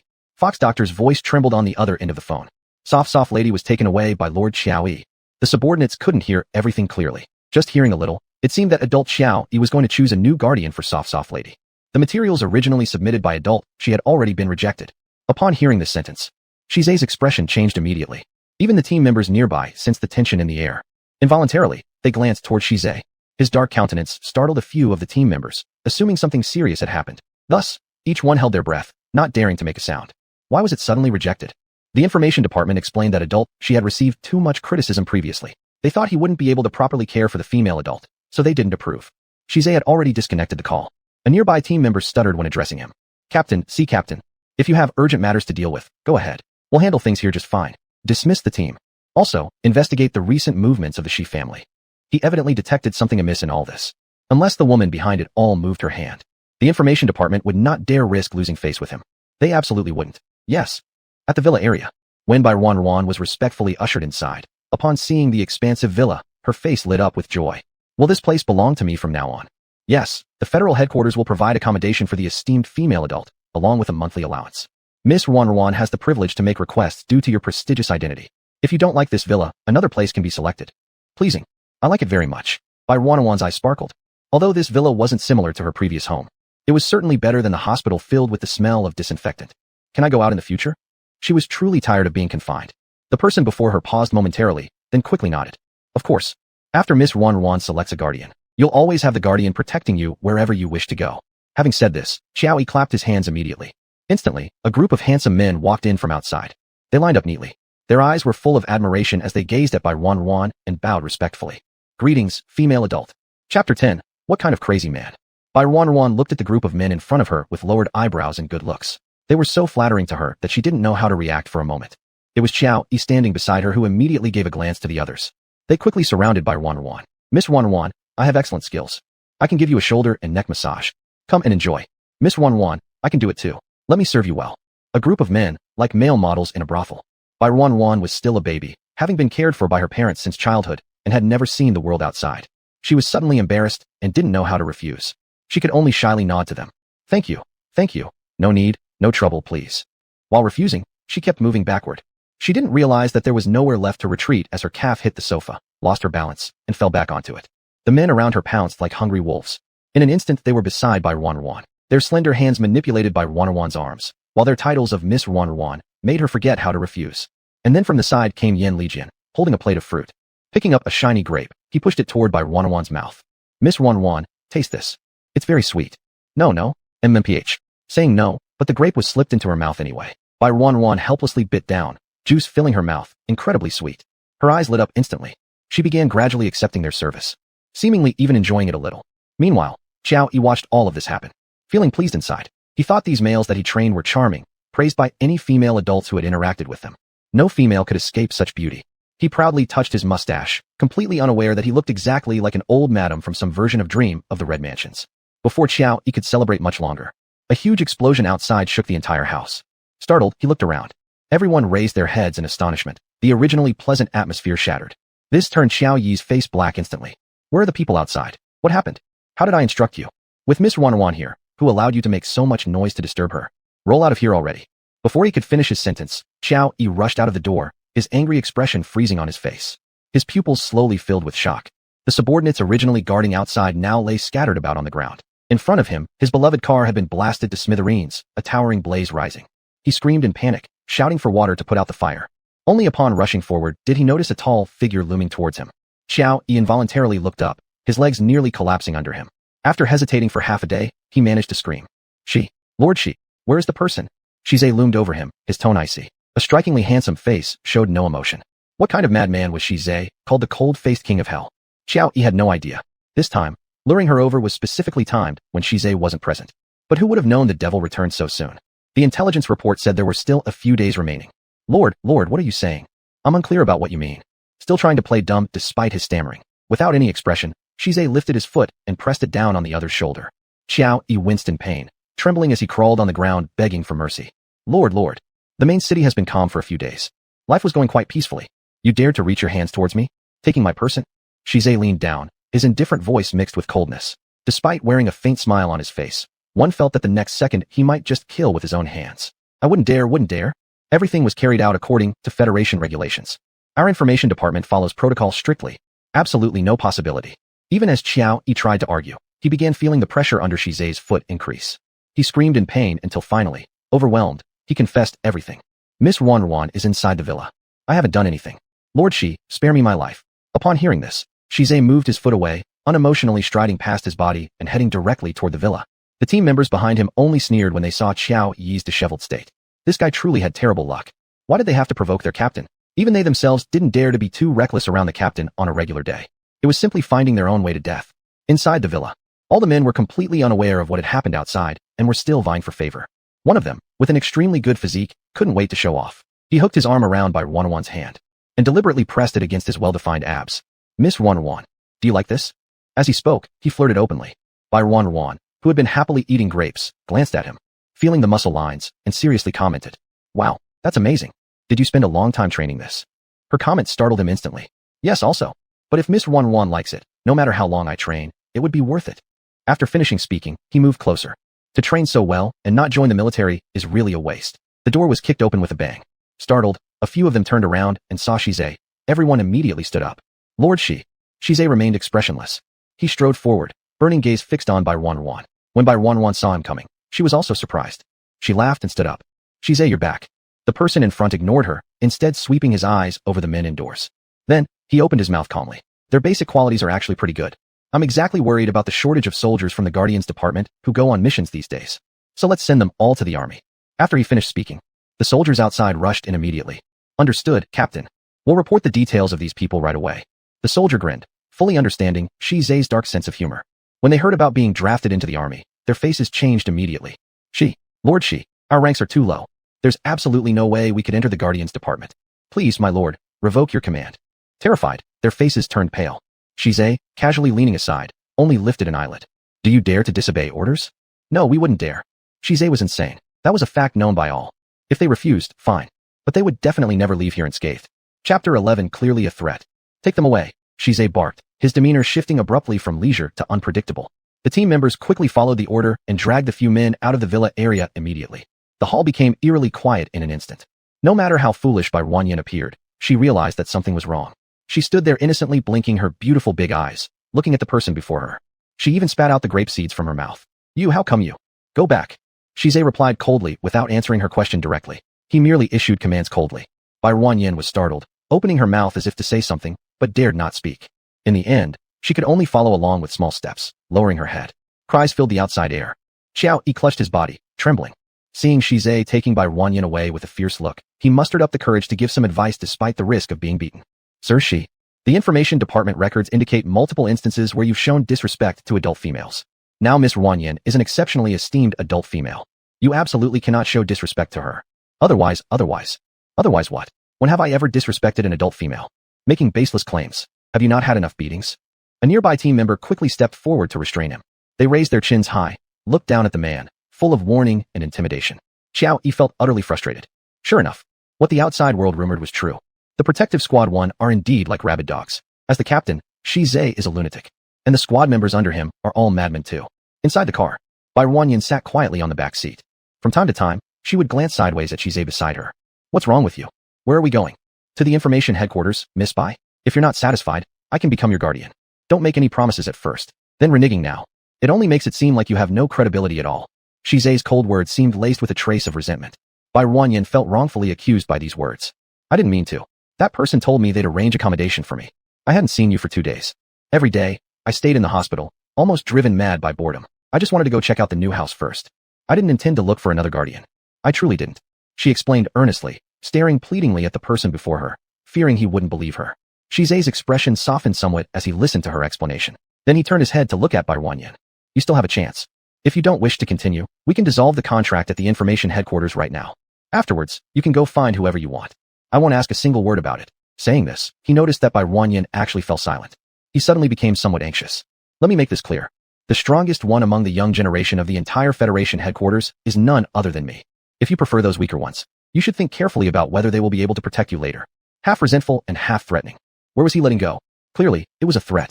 Upon hearing this, Bai Ruanyan's heart started pounding. She then stammered open-mouthed. Do you mean, it's also dangerous here? This interstellar Earth consists of more than 100 different racial groups. Various kinds of alien species coexist. Often, there are evil forces that are not governed by the Federation headquarters. These forces, the Federation cannot easily eliminate either. Hence, they pose a great threat. Among them, these evil forces have established a black market. As for what this black market sells. Speaking to this point, he stopped suddenly. Then he gave Bai Ruanyan a deep look. Next, he spoke to the team member driving ahead. Turn around ahead. Understood, Captain. Suddenly, making a sharp turn, the car reversed its direction. As Bai Ruanyan saw the car drive further off course, she had an ominous premonition. Until the car entered a narrow alleyway. Seeing the surrounding narrow and filthy environment, she began to feel scared. Where is this? Be afraid of what? Nothing will happen to me here. Shizai got out of the car first. The personnel immediately followed suit. She tightly clung to Shizai from behind. When she saw a stone tablet in front with black market carved onto it, only then did she understand the destination. Black market. Aren't you curious about what's inside the black market? Let me show you. Shizai smirked slightly, then walked briskly toward the front. Seeing him go, Bai Ruanyan immediately followed and grabbed onto the hem of his clothes, seemingly terrified of getting separated. Shizai glanced downward, a hint of inexplicable smile lurking in his eyes, but he did not refuse. The two, one after the other, entered the black market. At the front, there were designated people seemingly conducting checks. Shizai stepped forward and simply took out a black card with an indifferent expression. Upon seeing this, the person immediately stepped aside respectfully to let him pass. As Bai Ruanyan followed closely behind and entered, she caught sight of some rather strange houses around the black market area right away. It seemed like people outside were guarding something. Her eyes darted left and right curiously. What are those? Slaves. Female ones are considered valuable. But evil forces covet profits and secretly trade females. The entire Federation is cracking down on it strictly. Yet they are very cunning. Some of their activities don't show up on the surface. Having said that, Shizai also glanced deeply at Bai Ruanyan. Sure enough, the young girl was frightened and instinctively moved closer to him. After this short tour, Bai Ruanyan felt more suffocated here than ever, especially when she noticed the fierce men around her, openly staring at her with hungry eyes. She felt extremely uncomfortable. She quickly pulled at Shizai's sleeve. I don't like this place. Upon hearing her words, Shizai didn't press her any further and immediately let her out. Once they returned to the car, Bai Ruanyan slowly calmed down. I brought you here just to make you understand that this interstellar Earth may be powerful, but there are always some evil forces lurking in the shadows, watching closely. All along, the Federation headquarters has upheld that females are precious and deserve kind treatment. However, well-known prominent females in the Federation headquarters are all highly capable, and they also select qualified guardians to ensure their own safety. So, do you still wish to change your guardian? To choose those useless waste of spaces? He raised his eyebrow confidently and arrogantly. Completely terrified, Bai Ruanyan dared not harbor such thoughts anymore and hurriedly shook her head. I won't. I choose you. Haven't we already signed a contract? No changing, no changing. Her little head shook like a rattledrum. Hearing what he wanted, Shizai was satisfied and retracted his gaze. Fine if so, then I don't want today's incident to repeat itself again. Do you understand, Miss Ruanyan? Understood, understood. I'm not an adult, just call me Ruanyan. Chapter 12. Don't come over, don't hurt them. Rabbit family motto. Know when to yield and when to stand firm. Preserve life at all costs. Living on in this world is the only way to make anything possible. That's right. She needed to cling tightly to someone powerful now in order to have the strength later to carry on the rabbit clan. No need to rush, no need to rush. Nothing is more important than staying alive. Jiangshui Manor. The car stopped. Bai Ruanyan jumped out and looked at the vast manor, brightly lit, and her eyes immediately lit up. What a big estate. Is this where I'll live from now on? Her bright eyes turned back as she asked Shizai behind her. Upon seeing this, he slightly lifted an eyelid. Yes. With his answer, Bai Ruanyan excitedly rushed inside. So big, so beautiful. Even better than the villa I saw today. While saying this, she glanced at Shizai as if she'd found treasure, her burning gaze making him feel uneasy. Meanwhile, the team members inside the car were surprised when their captain asked the driver to bring the car to Jiangshui Manor. Greenwater. I just feel that there's something strange about the captain. He seems like he really intends to be soft Miss Protector. He even let someone else touch his private territory. Don't speculate unnecessarily about adults' affairs. A nearby team member replied indifferently upon seeing this. But no, don't you think it's weird? If the adult just wants to go through the motions, fearing criticism for not having been chosen by a female after so long. But going through the motions doesn't require such seriousness, does it? He mumbled under his breath. Until he felt Shizai's stare coming his way. He shivered, then quickly pressed down on the gas pedal, driving away without further hesitation. Inside the estate, Bai Ruanyan looked around with curiosity written all over her face. After Shizai entered, he immediately summoned the household AI butler. A virtual robotic image instantly appeared before them. Master, may I help you with anything? Record new resident information. Shizai calmly stated. Then, he glanced towards Bai Ruanyan. The AI butler understood immediately and scanned her direction. Recording completed, added as mistress. Shize opened his mouth to say something, but the AI butler had already retreated. There was nothing left to do but accept it. Initially, the AI butler had only set up the simplest series of systems. The titles for males and females were master and mistress respectively. At the time, Shize never thought anyone would share his place. So, he hadn't made any changes. Now, it didn't matter. It was just a title after all. There are many empty rooms on the second and third floors. You can choose one you like. Shize walked over, watching Bai Ruan, still curious like a child, and reminded her again. Realizing this, Bai Ruan was startled. Aren't we supposed to sleep together? This single sentence nearly caused Shize, who was drinking water at the time, to choke. What? What's wrong? It's incorrect, isn't it? She remembered clearly what her mother told her. Guardians who are chosen would sleep together. She was young, and there were many things her mother hadn't had the chance to teach her. Thus, she didn't understand why Shize reacted this way. I don't enjoy being forced by females. His expression grew cold, seeming to recall some unpleasant memories. Bai Ruan realized she had said something wrong, and, seeing his displeasure, quickly waved her hand. It's fine, it's fine. If you don't like it, then it's alright. Actually, Bai Ruan herself didn't mean anything else. As part of the rabbit clan, her family always lived together. Sleeping together was really just surface level. Seeing her retract her words and hurry upstairs, Shize gradually returned to his senses and controlled his emotions. He watched the little figure leave with a complex look, feeling somewhat restless. Without coercion or superior condescension. Throughout, she was different from other females. An unknown origin, clearly not from the Earth star system female, seemed to increasingly pique his interest. Night fell. This was Bai Ruan's first night since leaving the hospital. Before sleeping, Shize still let the AI butler prepare a meal. Everything was prepared according to her preferences. She was happy and ate a lot, then joyfully returned to her room, looking at the empty space. She quickly changed into her pajamas and climbed into bed. Quiet. Everything was quiet around her, causing her to have no sleepiness. Bai Ruan tossed and turned unable to fall asleep. And just then, there was a sudden pop. The entire manor seemed to lose power. All around was pitch black, soon followed by the AI butler's voice alerting them. Curfew time, lights out. Bai Ruan poked her little head out and looked around, noticing the lights had already been turned off. She still saw herself with fear. How could there not be a single speck of light? She tried hard to fall asleep, but as soon as she closed her eyes, she saw her mother and family being slaughtered. She was forcefully stuffed into the pitch-black storage cave. Her mother gasped for breath, lovingly reaching out to stroke her cheeks. My daughter, the clan has been wiped out. All hopes now rest on you. You must survive. You must live well. Under no circumstances should you be captured by them. Listen to mom. No matter what you hear in a moment, do not come out. Hide quietly here. Take this. I don't want it. I don't want this. Mom, this is your origin crystal. How can you give this to me? You'll die. Bai Ruan screamed at the top of her lungs, desperately trying to crawl out, but was held back tightly by her mother. You listen. The entire rabbit clan may perish today.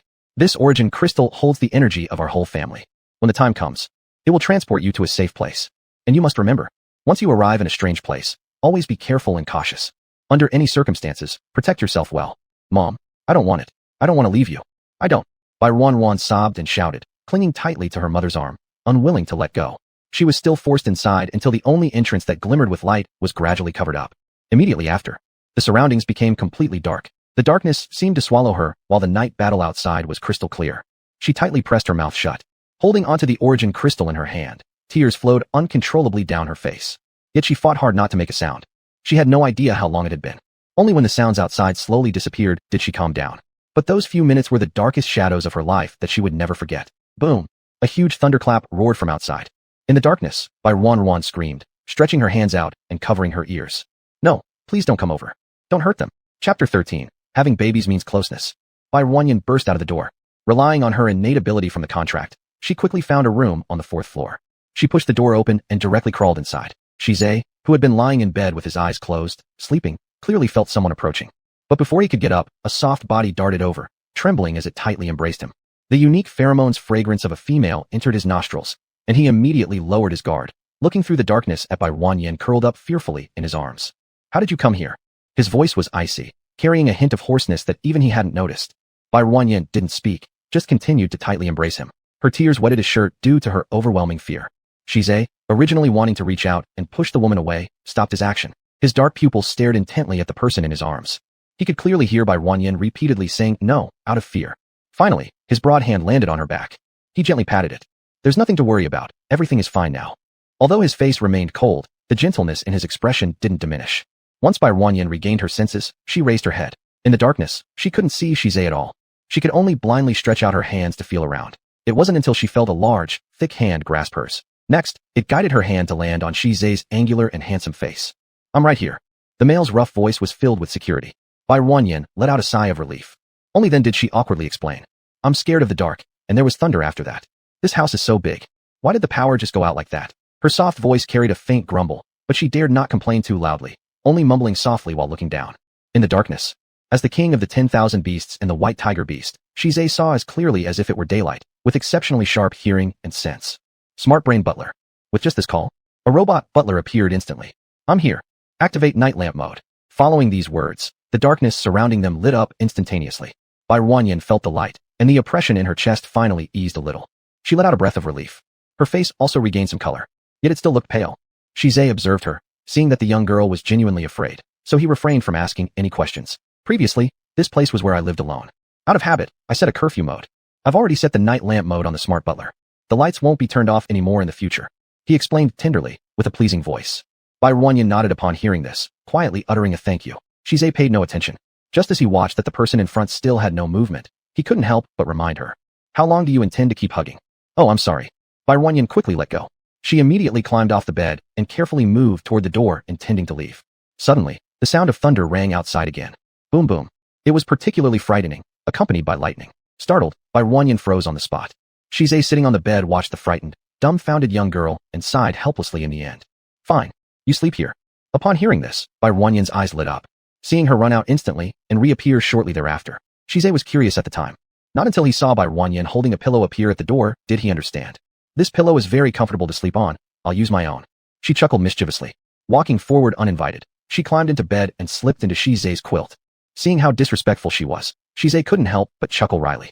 He got up helplessly, preparing to sleep on the floor. Unexpectedly, just as he straightened up, he was suddenly tackled by the little girl next to him. Shize was startled. Pushed strongly down onto the bed, he opened his eyes wide, looking at the woman above him, momentarily stunned. What are you doing? The strange behavior of Bai Ruanyin went unanswered as she suddenly approached. Without surprise, her pink lips landed on Shize's. Everything happened too abruptly. Shize, realizing what had occurred, widened his pupils, quickly pulling Bai Ruanyin away. Bai Ruanyin, looking innocently at being pushed away. Do you not want to? What? I thought you agreed to be my guardian, which means you agreed to have children with me. She said this earnestly. Silence once again returned to the room.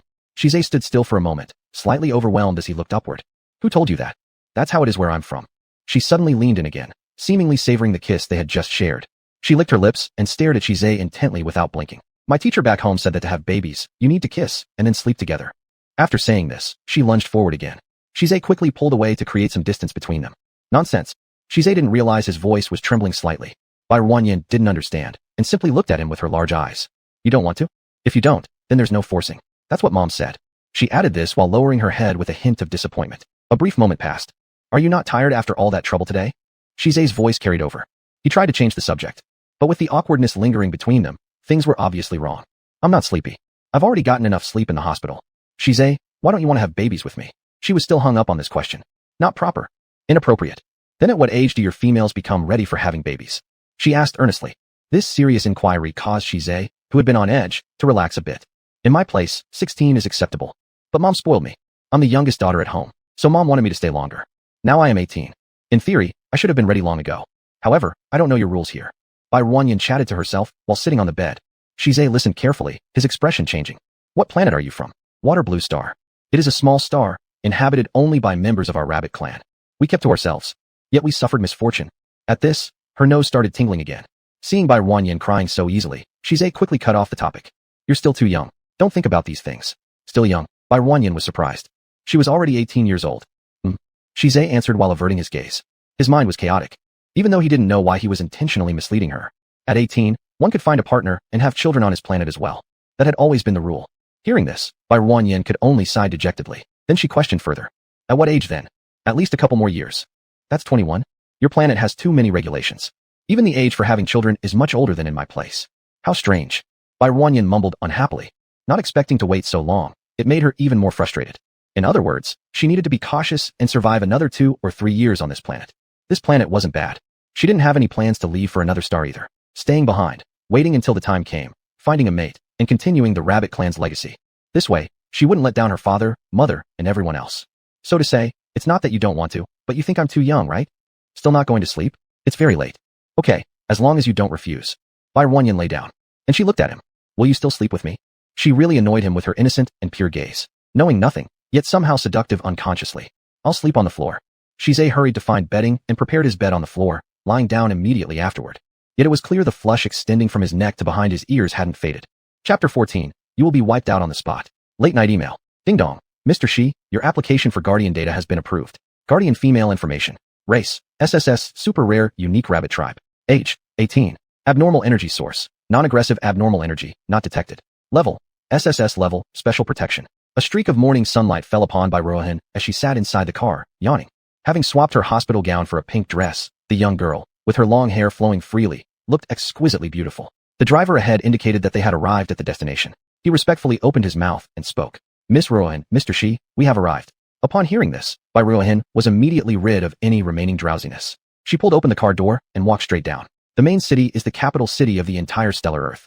It's bustling with luxury, with countless powerful warriors stationed here, where those living are either rich or noble. Rohan successfully moved into Jianshui Villa. However, since Mr. Shizai normally lived alone in this place, the newly purchased items were extremely unsuitable for Rohan. Therefore, he decided to bring her to the biggest shopping mall in the main city to make some purchases. But someone like him, being so tough and authoritative as captain of the team, also dreaded shopping and therefore requested that Rohan must purchase all necessary items within today. Avoid coming back again in future. Even more surprising, he specially asked for an entire day off, leading his subordinates around who felt they were stockpiling supplies for the end of the world. Once inside the mall, Rohan let go of her inhibitions entirely. As a pampered little girl from before, she simply couldn't walk past the elegant clothing and exquisite jewelry easily. Every time she just blinked and glanced, something happened almost immediately after. At her side, Shizai would open his mouth directly. Rohan was filled with joy inside.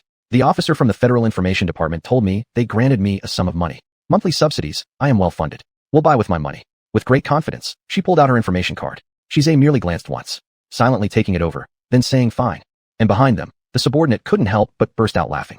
This Miss Rohan is truly naive. Though the Federation's subsidy isn't insignificant, the goods in this Wasuka mall in the main city are priceless.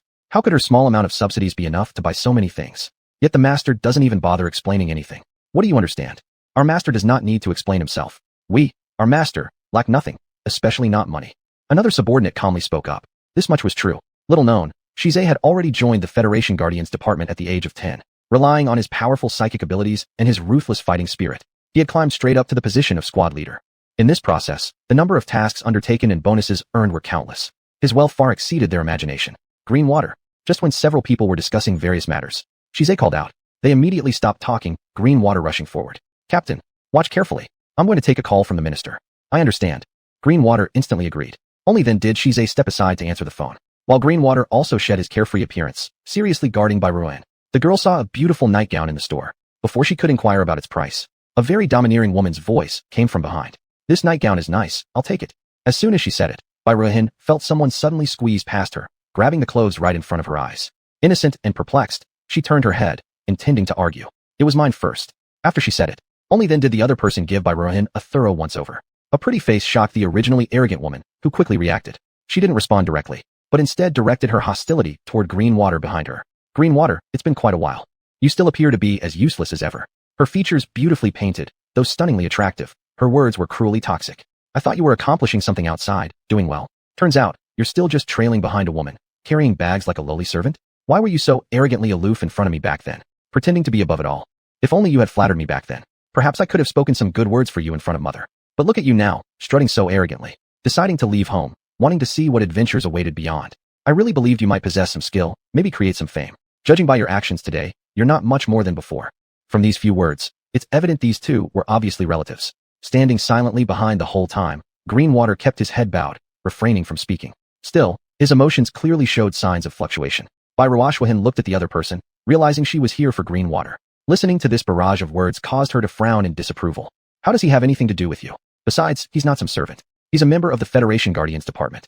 A true hero and incredibly powerful. Not just anyone can enter there. Hearing you talk like this, you must be family. How could family members be so harsh and unreasonable? Ruohan stood in front of Qing Shui, as if protecting him. Upon hearing these words, the woman before them laughed out loud. Family? In our family, females are held in the highest regard, and males should obediently follow the family's arrangements to serve the family. But him, he considers himself extraordinary, but in reality, he's nothing more than trash. Does he really think everyone can be like Lord Shizai, who rose to his admirable position purely through his own abilities? Isn't he now merely a dog by Lord Shizai's side? Truly shameful for the family. As the last word fell, it was evident that Greenwater's berserk values were spiking rapidly. Shut up, he growled and shouted hoarsely at her. Seeing Greenwater's current state didn't even stir her emotions. Instead, she covered her mouth and mocked him with a laugh. So, are you angry? What can someone like you, from such a lowly existence, possibly do to me? Or do you believe that you now have the qualifications to face me? You're delusional about the reality, brother. Trash will always be trash. Just be content with your uselessness. Why humiliate yourself further? I'll make you shut up. The surrounding energy source wildly fluctuated. Standing nearby, Byruhin jumped at the scene. Sensing the overwhelming pressure around her, when she glanced toward Greenwater, she noticed he had fully transformed into his beast form. Greenwater, calm down. His appearance clearly showed he was out of control after being provoked. The woman standing in front of Greenwater remained unfazed, observing everything coldly, as though it was all part of her pre-planned trap. Greenwater, calm down quickly. Publicly attacking a female would result in instant execution. Quickly regain control. Chapter 15. A rabbit's ears must not be pinched. I'll make you shut up. You are not allowed to say another word. No more words. Completely frenzied, Lucia's whole body had gradually started to undergo bestial transformation. He could not hear any warning voices from around him. Byruhin, who was nearest to him, obviously noticed something. And the woman standing before her eyes, intentionally provoking and watching him go wild with madness, wore a satisfied smile on her face. Make a move then, come straight at me. As soon as she makes a move, I will have every reason and excuse to eliminate her. A worthless person really thinks she has what it takes. Little does she know, like before, she is completely brainless, driven to this state just by a few words. Miss Byruhin, you must step aside. Luxue has gone absolutely berserk. Do not get so close, you might be accidentally injured. The other team members, upon noticing this, quickly moved forward. They had already thought about combining forces to subdue Luxue. So, naturally, the priority at that moment was for Byruhin to retreat first, to avoid being caught in the crossfire. And Byruhin, seeing them take out beast restraining ropes right before her eyes, was stunned. What are you going to do? Luxue has fully transformed into a beast. We need to restrain him now.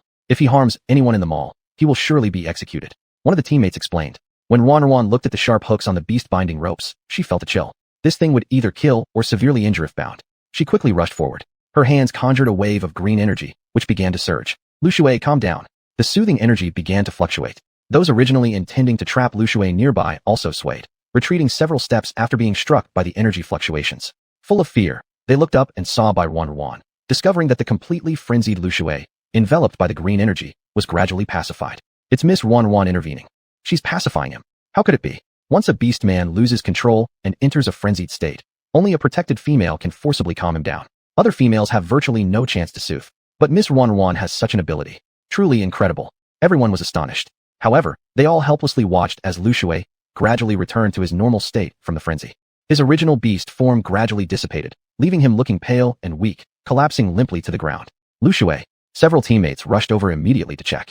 Upon discovering that it was merely simple energy exhaustion causing him to faint, they finally let out a sigh of relief. On the other side, Byruhin also seemed slightly dazed. She spread out her palms, looking at her hands, feeling the energy within her. Such a dense power. She felt as if her body's energy had grown immensely. And the time it took to release the purification and soothing pheromones to pacify the other party this time was much shorter. Byruhin was full of surprise. All along, in her family, her energy source was the weakest. Every time she released the purification and soothing pheromones, it would drain her body completely. Now, though she didn't pass out, she only felt a little discomfort. She was very excited. If she becomes stronger, that means she gets closer to her goal. A robust body will allow her to upgrade her baby rabbits later, just like her mother. If there are more rabbit offspring, the rabbit tribe can continue its legacy. Byruhin was incredibly thrilled, unaware that due to using a large amount of pheromones, her body had already shown signs of mutation. For example, two adorable furry ears were wiggling back and forth. At the same time, Shize, who had urgently rushed over from the other side, saw the mess here, his gaze precisely focusing on Byruhin among the crowd. He hurriedly came forward. Immediately, a large coat was draped directly over Byruhin's head. Feeling dizzy, Byruhin quickly poked her head out from under the coat. Shize. The other person did not speak, but instead made strange gestures while tightening the coat, thus covering Byruhin's pink and fluffy ears. What happened? He turned and asked the teammates behind him. The teammates immediately recounted the situation. He glanced at the unconscious Luxue and finally directed his gaze towards the woman responsible for all this. Clearly, the woman was also taken aback, never expecting that Luxue, after his frenzy, would be calmed down so quickly. Sensing Shize's gaze, she became somewhat uneasy and wanted to leave. Regardless of what role Luxue played for you before, Shize suddenly spoke up, stopping the woman who had intended to slip away. But since he has joined the Federal Protective Department and become one of my people, no one is allowed to utter a single negative word against him. Your public challenge will certainly be reported by me, and I will pursue this matter thoroughly. The woman wanted to say something else, but Shize's gaze was so cold and somber that it frightened her into silence. She could only leave in a huff. Bai Ruan was then taken aboard the vehicle. She sat quietly beside him, not daring to speak. She stole a glance at Shizai, filled with some apology. Sorry, if I hadn't been shopping for too long, I wouldn't have met that bad woman. And Green Shui, it has nothing to do with you. On the contrary, it's you who calmed him down in time, which deserves gratitude. Thanks to you. Shizai's tone softened. He cast a deep look at Bai Ruan sitting in front of him. Suddenly, her furry ears appeared again. It must be because she released too many pheromones for calming. Shizai suddenly felt strange inside, as if a part of his heart melted, stirring an uncontrollable emotion. It's all right.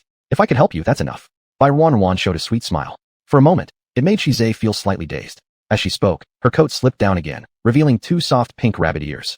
Bai Ruan seemed to sense something and reached up to touch them. Then her face showed worry. My ears seem unable to retract now. Wouldn't you think this strange? Asking this, she unknowingly leaned closer to Shizai. Shizai could clearly smell the faint fresh scent from her, which made him instinctively turn his eyes away, his throat moving nervously. No, not strange. Really? But I just keep feeling uncomfortable. While speaking, she moved her rabbit ears unconsciously. Without noticing, her small ears brushed lightly across Shizai's cheek. The fluffy sensation was quite pleasant. Shizai couldn't help but subconsciously reach out to pinch them. Bai Ruan froze. Then her face immediately flushed red. Bewildered, she looked up at Shizai. Hey, she exclaimed loudly and pushed him away instantly. Raising her hand, she covered her tender ears. A rabbit's ears must not be pinched. She seriously rebuked, glaring at Shizai in annoyance. Chapter 16. He has always been cold and merciless. Sorry. The palm of my hand felt empty. The originally soft sensation disappeared. Shizai actually had a tinge of reluctance. I quickly came back to my senses, put down my hand, and apologized seriously. Bai Ruan mumbled something and didn't complain anymore. She just wrapped her head with her clothes to avoid having her little ears pinched again by others. The car drove all the way to the central hospital of the main city. A group of people got out of the car, and immediately someone in the hospital pushed a stretcher over and lifted up LV Shui, who was in a coma. The team members immediately followed. Shizai suddenly thought of something. Arrange for Dr. Hu Li to give Bai Ruan a checkup. Ruan was taken to the examination room. In fact, she really has developed some trauma towards this place called the hospital. She really doesn't want to stay here again. So she cooperated exceptionally well. When Dr. Hu Li saw it was an old acquaintance, concern immediately appeared on his face. Oh dear, adult female. How is it you again? Where do you feel unwell? Are you injured? It's not good news that such precious females keep being sent to the hospital. Dr. Hu Li's voice was filled with care. Bai Ruan showed her big round eyes, smiled at him, and shook her head. Check her first. Shizai reminded from the side. Dr. Hu Li nodded after realizing this, and immediately went to get the instruments. A moment later, he walked over, furrowing his brow strangely. It's strange. The obvious reaction of the adult female is weakness caused by excessive consumption of energy source, which results in the appearance of beast characteristics. Thus, her animal ears have shown up. But the test shows that there's no energy source within the body of the adult female. What exactly happened? Dr. Hu Li asked. Shizai recounted what had happened earlier at the mall. Upon hearing this, the doctor looked stunned for a moment. Then he hurriedly went to verify with LV Shui. After a while, he rushed over anxiously. That's right, LV Shui did indeed calm down directly, disrupting the savage transformation. But to calm down a savage transformed beast man without using an energy source, how could that be possible? She was astonished, wildly searching through data on the computer, typing away at the keyboard, then running over to the bookshelf to flip through past data information. She searched for quite some time. Still, she couldn't find any such precedent. She only kept muttering about how strange it was. With her information data in hand, Dr. Hu Li left planning to consult several experienced old medical experts. Bai Ruan sat on the sofa beside her. After watching the doctor leave, she looked up and asked Shizai, Shizai, when will my ears recover? This isn't serious, adult female. Just a shot of restorative and everything will be fine. At this moment, a nurse from outside walked in. Her face showing a sweet smile. In her hand she held a tray. On it was a bottle of medicine and a syringe. As soon as Bai Ruan heard this, she instantly panicked. What? A shot? I don't want to. She screamed, immediately retreated, then jumped behind Shizai to hide. Shizai didn't expect this girl to be so fast. In a flash, she slipped behind him, tightly holding onto his arm, resting her head against his arm, full of panic. He suddenly became more tender-hearted. But patiently, he reached out to rub her head gently and spoke slowly. It's okay. It won't hurt. After the injection, you'll be completely recovered. You're uncomfortable, aren't you? But I don't want a shot. Bai Ruan has been scared of these things since childhood. Suddenly recalling how, as a child, due to illness, her mother took her to the doctor for injections. For an entire week, that image of being pricked by the needle remained vivid. Since then, she resisted getting shots most. Even when sick, she would rather take medication and tough it out. If her mother brought a doctor home to give her shots, she'd run away several meters before going home, extremely stubborn. Shizai opened his mouth slightly. Originally, the nurse beside him thought that the other party would never compromise. Knowing that the title cold-faced Yama wasn't given lightly. Whether it's towards any female or fellow kind, Shizai's response was always one word. Cold-hearted and merciless. However, the next second, Shizai waved his hand. With a tone of helplessness. Go replace it. Switch to a slower-acting oral medication. As soon as he spoke, the nurse standing in front was immediately dumbfounded. Feeling the gaze of the other person, she quickly came to her senses and immediately agreed. Yes, I'll go replace it right away. Hearing that she didn't need a shot, Ruin finally breathed a sigh of relief.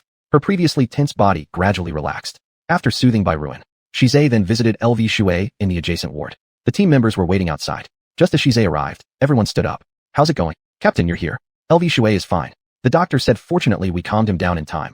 Otherwise, there would have been a major incident. Who would have thought? Just like that, he ran into someone from his previous family. If it weren't for Miss Ruin being there today, the consequences would have been unimaginable. They were indignant. As longtime teammates, they naturally knew each other well. LV Shui was one of the most silent when he first joined the team, and he rarely spoke normally. His original family had tormented him so much. At one point, his family nearly gave him away to another female in exchange for money. He fought with all his might to escape from his family, and eventually met Shizai, who gave him an opportunity and let him join the team. He could be described as a natural learning material. He learned anything very quickly and was also very diligent. Everyone knew that he worked so hard under this constant tension because he was afraid that the team would abandon him and make him return to those dark days. After LV Shui wakes up, let him take a half-month vacation. As for today's incident at the mall, tell him I will definitely investigate thoroughly. Since he joined the Galactic Guardians department, there's no reason why anyone should bully him.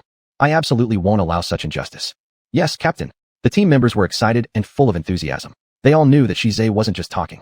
If he doesn't get accurate information and fair punishment from the Galactic Federation headquarters, he will surely create chaos across the entire galactic Earth. This isn't a joke.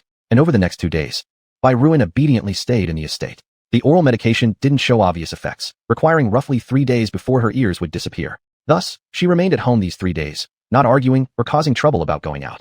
Clearly, she really feared needles. Rather than stepping out, she'd rather stay cooped up inside the house than accept an injection to quickly eliminate the animal form. On the 3rd day, Ruin touched her now empty head and finally revealed a satisfied smile. Suddenly, the doorbell rang, pulling her back to reality. Chapter 17. I don't like you. Shizai is the best. Ruin excitedly looked outside. Shizai was basically out on missions during the day. The little girl had plenty of guards ensuring her safety, and the Shui Manor possessed the highest level of security system. As long as the little girl stayed inside, every move here could be clearly seen by Shizai. At this moment, the butler outside opened the door, acting respectfully, as if seeing a big shot. Ruin stayed in the house, unable to hear what the butler was saying over there. Soon she saw a woman dressed extravagantly and with noble bearing. She gave the butler an arrogant look, forcing him to step aside. Sensing this unexpected visitor, Ruin also retracted her smile and slowly walked out. Who are you? Curiously, Ruin asked upon seeing the person in front of her. The rich woman did not introduce herself first, but instead glanced up and down at Ruin. You're the newly discovered little female, the woman said, then stepped forward as if investigating something. Then it seemed she perceived something, presenting an expression as expected. It seems that the information released by the Federation Information Department is entirely consistent. There's not even a ripple of energy source. She curved her lips, revealing only a hint of disdain beneath her eyes. Ruin didn't like the other party's look. Therefore, she clenched her fists unhappily and coldly asked, Who are you? Her tone became even colder. The woman wasn't bothered and slowly retracted her gaze for a self-introduction. I am Lady Shi from the White Tiger family, the Shi family. Mother of Shizai, Aoria. She slowly spoke. Then an extremely strong pressure emanated from her. Standing in her place, Ruin remained unaffected. Just hearing that the other party was Shizai's mother made her slightly dazed. Oh, hello, Lady Shi. Shizai isn't home. He's out doing a mission. If you're looking for him, you might have to wait until tonight. Upon knowing the other party's identity, Ruin retracted her coldness and politely spoke. She thought that the Lady Shi in front of her was looking for Shizai. No, I'm here for Miss Bai. Looking for me? Ruin became even more curious, staring at the other person with bewilderment. Jiao Yi from the information department should have visited Miss Bai before, right?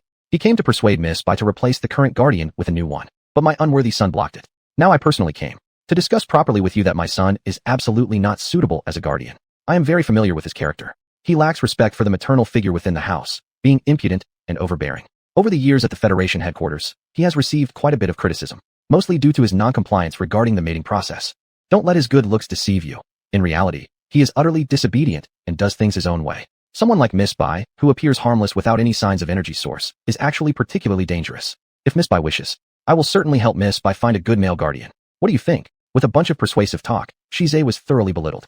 Their conversation in the living room naturally reached Shizai's side. Receiving the information sent by his assistant midway through the mission break, Shizai calmly opened it and noticed that an unexpected visitor had come to his home.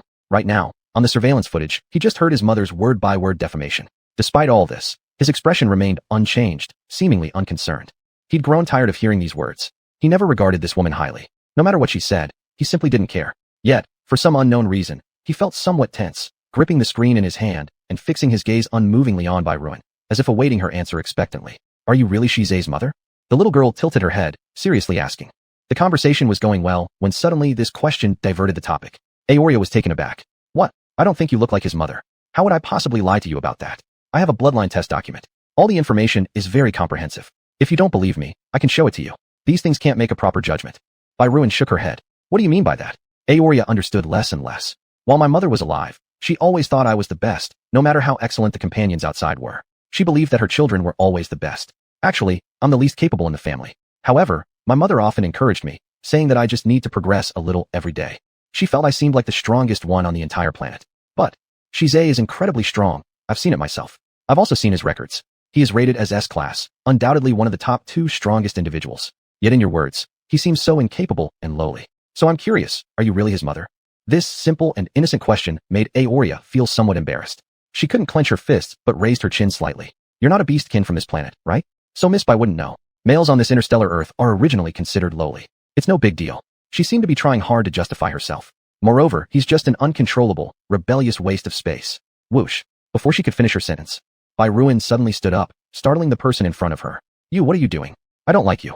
The things you say, and the evaluations you make about Shize, I don't like them at all. Please leave. You, as a noble and rare female, why do you defend such a first-class waste for him? I have many obedient, sensible, and mild-mannered male guardians here. I've already shown my willingness and sincerity to provide them for Miss Bai. Can't Miss Bai see that? Leave. Shize is the best. He is the strongest. As Ruin spoke, she began shouting loudly for the guards. Immediately, the guards outside rushed in without expression, staring at Aoria. Madam, please leave this place. How dare you? Madam, please leave this place. With identical blank faces, they repeated their requests over and over again. Perhaps thinking of her crazy son, Aoria retreated somewhat. She let out a cold snort, gave Ruin a deep look, and finally turned and left without another word. However, while leaving, she still felt some resentment. Miss Bai? He is insane, a confirmed lunatic. For him, so-called female superiority and male inferiority mean nothing. If he's in a bad mood, he'll bite whoever gets close. I hope you won't regret it later. Chapter 18. You will definitely regret it. Previously gentle and adorable Wanyin also turned cold, stood up, and looked at the woman in front of her indifferently. This sentence I also give to you. You will definitely regret it. After saying this, the other party only let out a cold snort, clearly not taking Wanyin's words seriously, and left in big strides. But after this person left, Wanyin was extremely angry. She grabbed a pillow nearby and beat it wildly. Damn it, damn it, damn it, damn it. How can there be such a mother in this world? It's too over the line. Shize is so awesome, even the captain of the Federation Guardian Department. In that woman's mouth, how did he turn into someone utterly useless? That's outrageous. After she had finished venting for a while, she looked at the attendant standing beside her, thought for a moment, and then softened her tone as she began speaking again. You guys, no matter what, don't repeat what that woman just said to Shize. Understood? They glanced at each other, somewhat puzzled. What? Don't you get it? Even so, that woman is still Shize's mother. If we told him what his mother just said about him, he would feel hurt and sad. We can listen to her behind the scenes, but do not mention any of it in front of him. He wouldn't be pleased. Wanyin sincerely reminded them, and the attendants understood immediately, nodding quickly. Wanyin let out a sigh of relief, completely unaware that everything that had happened in this hall had fallen into Shize's eyes. She was indeed still too naive. She had no idea that all of the Jianshui manor was under Shize's control. With an expressionless face, Shize sat inside the car now, looking at the screen. His mother's harsh and unacceptable words didn't stir any ripple in his emotions. On the contrary, it was Wanyin's final instruction to the attendants that made his pitch-black pupils dim slightly. He tightened his grip on the screen in his hand, turning his head with a peculiar emotion to look out the car window. His heart was pounding loudly. A mysterious thrill made him uncomfortable. He always managed to keep a handle on his emotions, but the feeling of losing control like this was truly unpleasant for him. He had always possessed extraordinary self-control. Having lived for so long, betrayal, oppression, humiliation, he had experienced it all. And so, deep down, he never believed that there could be a little female who would speak for him or consider him. Captain, an outsider's voice pulled back his thoughts. He slowly put down the tablet in his hand, raising his head to look at them. Another subordinate of the Samo tribe has also been captured. Mission complete. He opened his mouth indifferently, his tone chilling. The expressions of several team members changed slightly, not understanding why their leader's mood shifted suddenly. They were originally thinking of asking for a half-day off while the captain seemed in good spirits to go eat some barbecue. But now they didn't dare to bring it up at all. In the dark dungeon of the Guardian Department, the two subordinates who were imprisoned together each found a corner, without speaking a word. They were all people from the Samo tribe. Being captured meant they'd just have to accept their fate. However, if someone wanted to extract any information from them through questioning, that was impossible. So even though they were locked together, the two of them hadn't exchanged a single word, showing incredible tenacity. The expressions of a few squad members monitoring via surveillance screen changed slightly. Of them, Red Jia frowned deeply. How long has it been? Almost close to 2 hours. What's wrong with these two guys? They haven't said a single word. Red Jia couldn't help but make some complaints. While beside him, Yellow 2 slowly spoke up. It's all completely within the captain's expectations. The captain said these two would definitely be tough to crack. Later, he'll let us use methods directly. Speaking slowly, admiration for Shize grew even stronger in his eyes.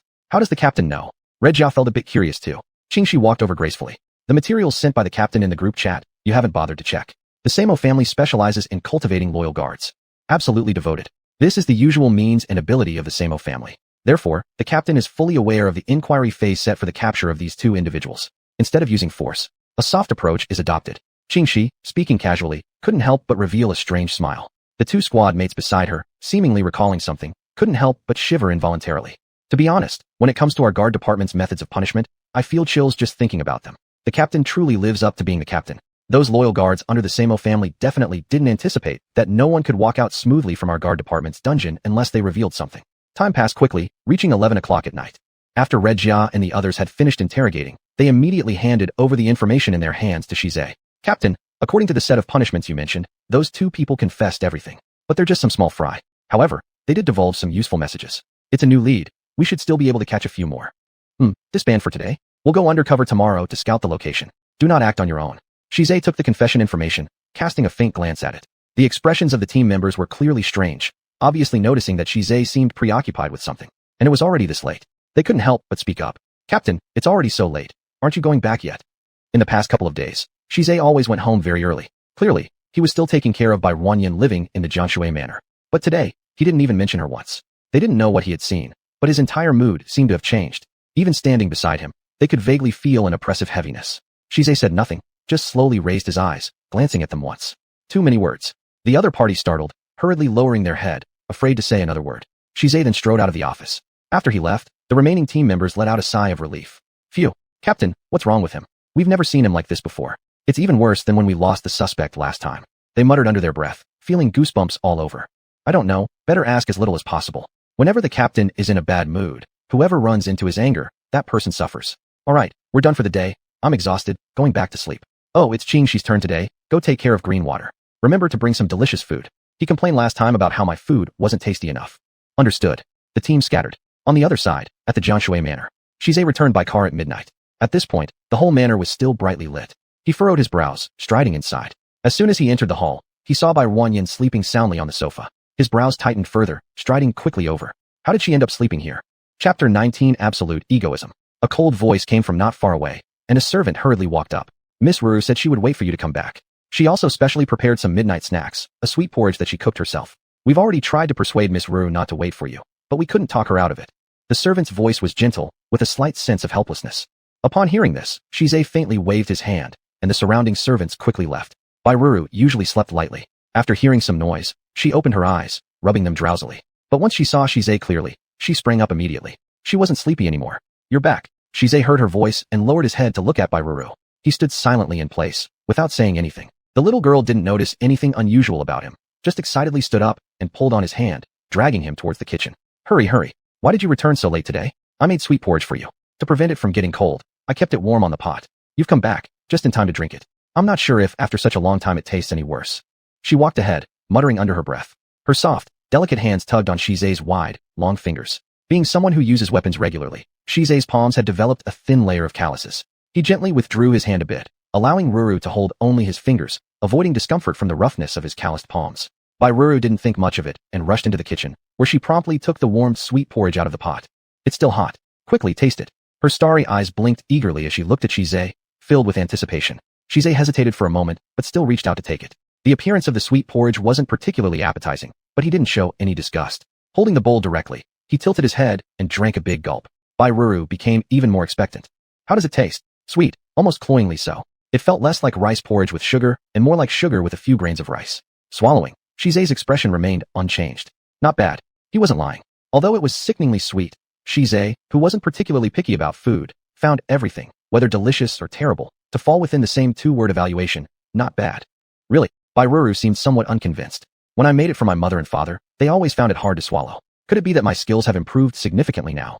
After saying that, she deliberately picked up a spoon, intending to try a scoop. Seeing this, Shize swiftly lifted his hand. Wasn't it meant for me? There might not be enough. He slowly spoke, causing Bai Ruru to smile widely. All right, it's all yours. She laughed playfully, put down the spoon, and watching him actually eat it gave her a great sense of accomplishment. Inwardly, she secretly resolved. In the future, she must make more food for Shize. He was the only one who ate so fast, and was so satisfied. When they returned to the living room, Shize finished the bowl of sweet porridge and began drinking water nonstop, completely unaware of how absurd his actions looked. Looking at Bairuru beside him, the young girl was attentively peeling fruit for him. After a long pause, he finally opened his mouth. Did anything happen at home today? Nope, Soft replied without looking back. Shize was surprised. He hadn't expected this little girl to hide something from him, specifically about the woman's visit. He pressed further, unwilling to give up. Did no one come over? At these words, Bairuru paused her actions, then placed the fruit knife down. She looked up at Shize carefully and tentatively. Shize, may I ask about your relationship with your family? She asked cautiously, as though afraid of touching a forbidden line. Seeing her manner, Shize couldn't help but smile. I left my family a long time ago. With them, we only share an empty bloodline connection. Upon hearing this, Bairuru let out a sigh of relief. Oh, I see. In a way, I think it's good. You're so talented and powerful. If your family doesn't treat you well, you don't need to go back there. She muttered to herself.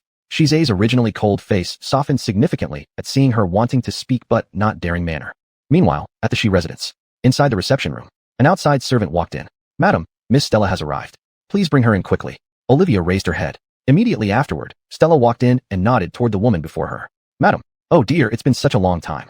Olivia stood up and walked forward to embrace the other woman. Madam, you're too kind. Come please. I've just prepared your favorite white tea. Stella sat down after moving to the indicated seat. After glancing at the woman in front of her, she finally spoke slowly after a long pause. Madam, it seems like you have something on your mind. Is it because that woman wasn't dealt with? She figured out the reason immediately. Upon hearing this, Olivia chuckled softly. Stella is indeed clever. Nothing can be hidden from you. Today, I went to see her personally. Initially, I intended to kindly persuade her and even offered attractive conditions.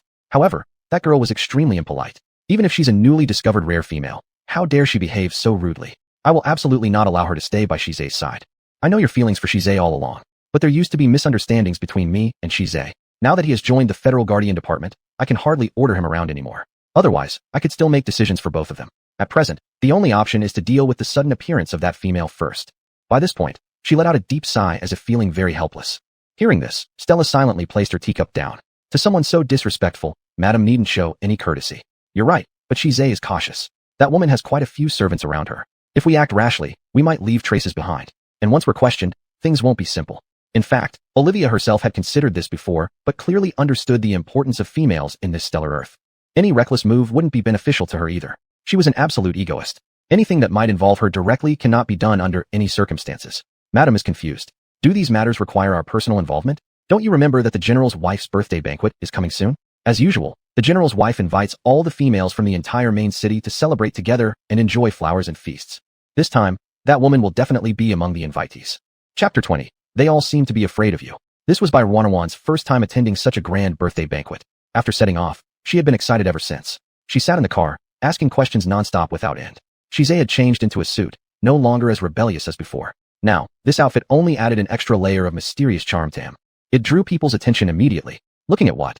Noticing the young girl's gaze next to him, Shize also looked up. Previously, he had become accustomed to her chatter within the car. Now that she suddenly stopped talking, it genuinely shocked him. Nothing. It's just me blabbering on while you don't respond. I can just listen to you. Besides, it's just a simple birthday banquet. There's no need to be so nervous. But this is my first time attending. I don't know what I should do. She mumbled softly. Shize smiled slightly. There will be plenty of delicious food at the banquet. Aren't you always craving that? When we arrive, you can just eat and drink. Stay close to me and don't wander too far. The banquet hall may be quite chaotic. Shize reminded her. Hearing about good food, Bairwanwan's eyes brightened, but whether or not she heard the rest of his words remained uncertain. She was enthusiastically nodding her head. The car arrived at its destination, a magnificent royal castle. It had already been adorned extravagantly for the event. Outside, various high-end sports cars were lined up. A group of bodyguards surrounded the perimeter. In front stood two waiters ready to welcome guests. As soon as Shize's car came to a stop, they approached promptly and bowed respectfully. Lord Shize, we see you. An esteemed female guest. Bairwanwan, with excitement, nodded back politely. Then she was led inside by Shize. The surrounding people noticed Bairwanwan and began curiously discussing her. Is she the newly discovered female?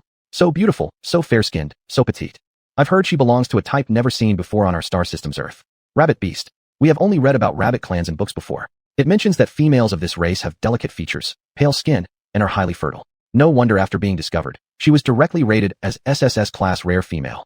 She truly is unique. Yes, beautiful and extremely rare. Hearing all the positive remarks from around her, Bairwanwan's smile became increasingly radiant. At that moment, she amicably nodded and thanked everyone around, which caused the male crowd to blush furiously, feeling very thrilled. Quick look. The beautiful lady gave me a nod and smile. Don't daydream. It was clearly directed at me. Wrong, it was at me. A few grown men started to debate uselessly and immaturely. The women nearby hurriedly intervened to remind them. What are you arguing about? Don't you see the protector beside the esteemed female? That's Lord Shize himself. If Lord Shize catches sight of your ridiculous antics, you'll risk getting beaten. That one warning quickly sobered the man, who stood straight instantly, refraining from any more comments. Listening to the conversation around her, Bai Wanwan couldn't help but smirk silently. Shize noticed the cheerfulness of the girl next to him. What's amusing? They all seem to be very scared of you. Bai Wanwan blinked her lovely big eyes. Shize did not deny it, but straightforwardly admitted it. Odd. You're neither unattractive nor cruel. Why would they fear you? I think you're pretty great. Bai Wanwan studied Shize beside her, her innocent and candid commentary making him chuckle slightly. Not sure. He said this with utmost seriousness, though it was complete nonsense. Of course, he knew why. Just considering what he had done throughout the interstellar world, whether by means or reputation, it had spread far and wide. Who didn't know that Lord Shize was a cold-blooded demon king incarnate? Claiming ignorance. How could that even come out of his mouth? Lord Shize, here you are. Just as the duo entered the banquet, a man dressed in a suit walked over. He paid respectful homage at once. Recognizing him right away, Shize identified the individual as a lieutenant under General's command. Commander Lin. Lord Shize, the General has heard of your presence today. He invites you for a discussion. This way, please. Upon hearing those words, Shize's expression shifted slightly. Official business? I am unaware of the specifics as well. However, the General usually handles countless affairs daily. Today offers a rare opportunity. Also mentioned earlier was that it's perfect timing since both are available, hence desiring a meeting with you regarding certain matters. Even though there wasn't a direct response, the meaning behind these words could indicate official issues. If it were formal indeed, then it might be difficult to decline. Shize cast a glance towards Bai Wanwan beside him. The young girl showed perceptiveness, letting go of his hand openly. You should go ahead. The banquet is quite lively, and I'll be fine on my own. I won't wander off. Shize remained silent, while Lieutenant Lin beside him spoke up. Lord Shize, please do not worry. The banquet is absolutely secure. There are our people all around. Surveillance defense teams are posted everywhere. There will not be the slightest mishap. With those words, Shize finally turned his gaze away slowly.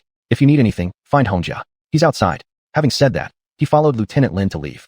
Bai Wanwan watched them go and immediately ran over to the dessert area to select some delicious pastries. She had already completely forgotten about everything else.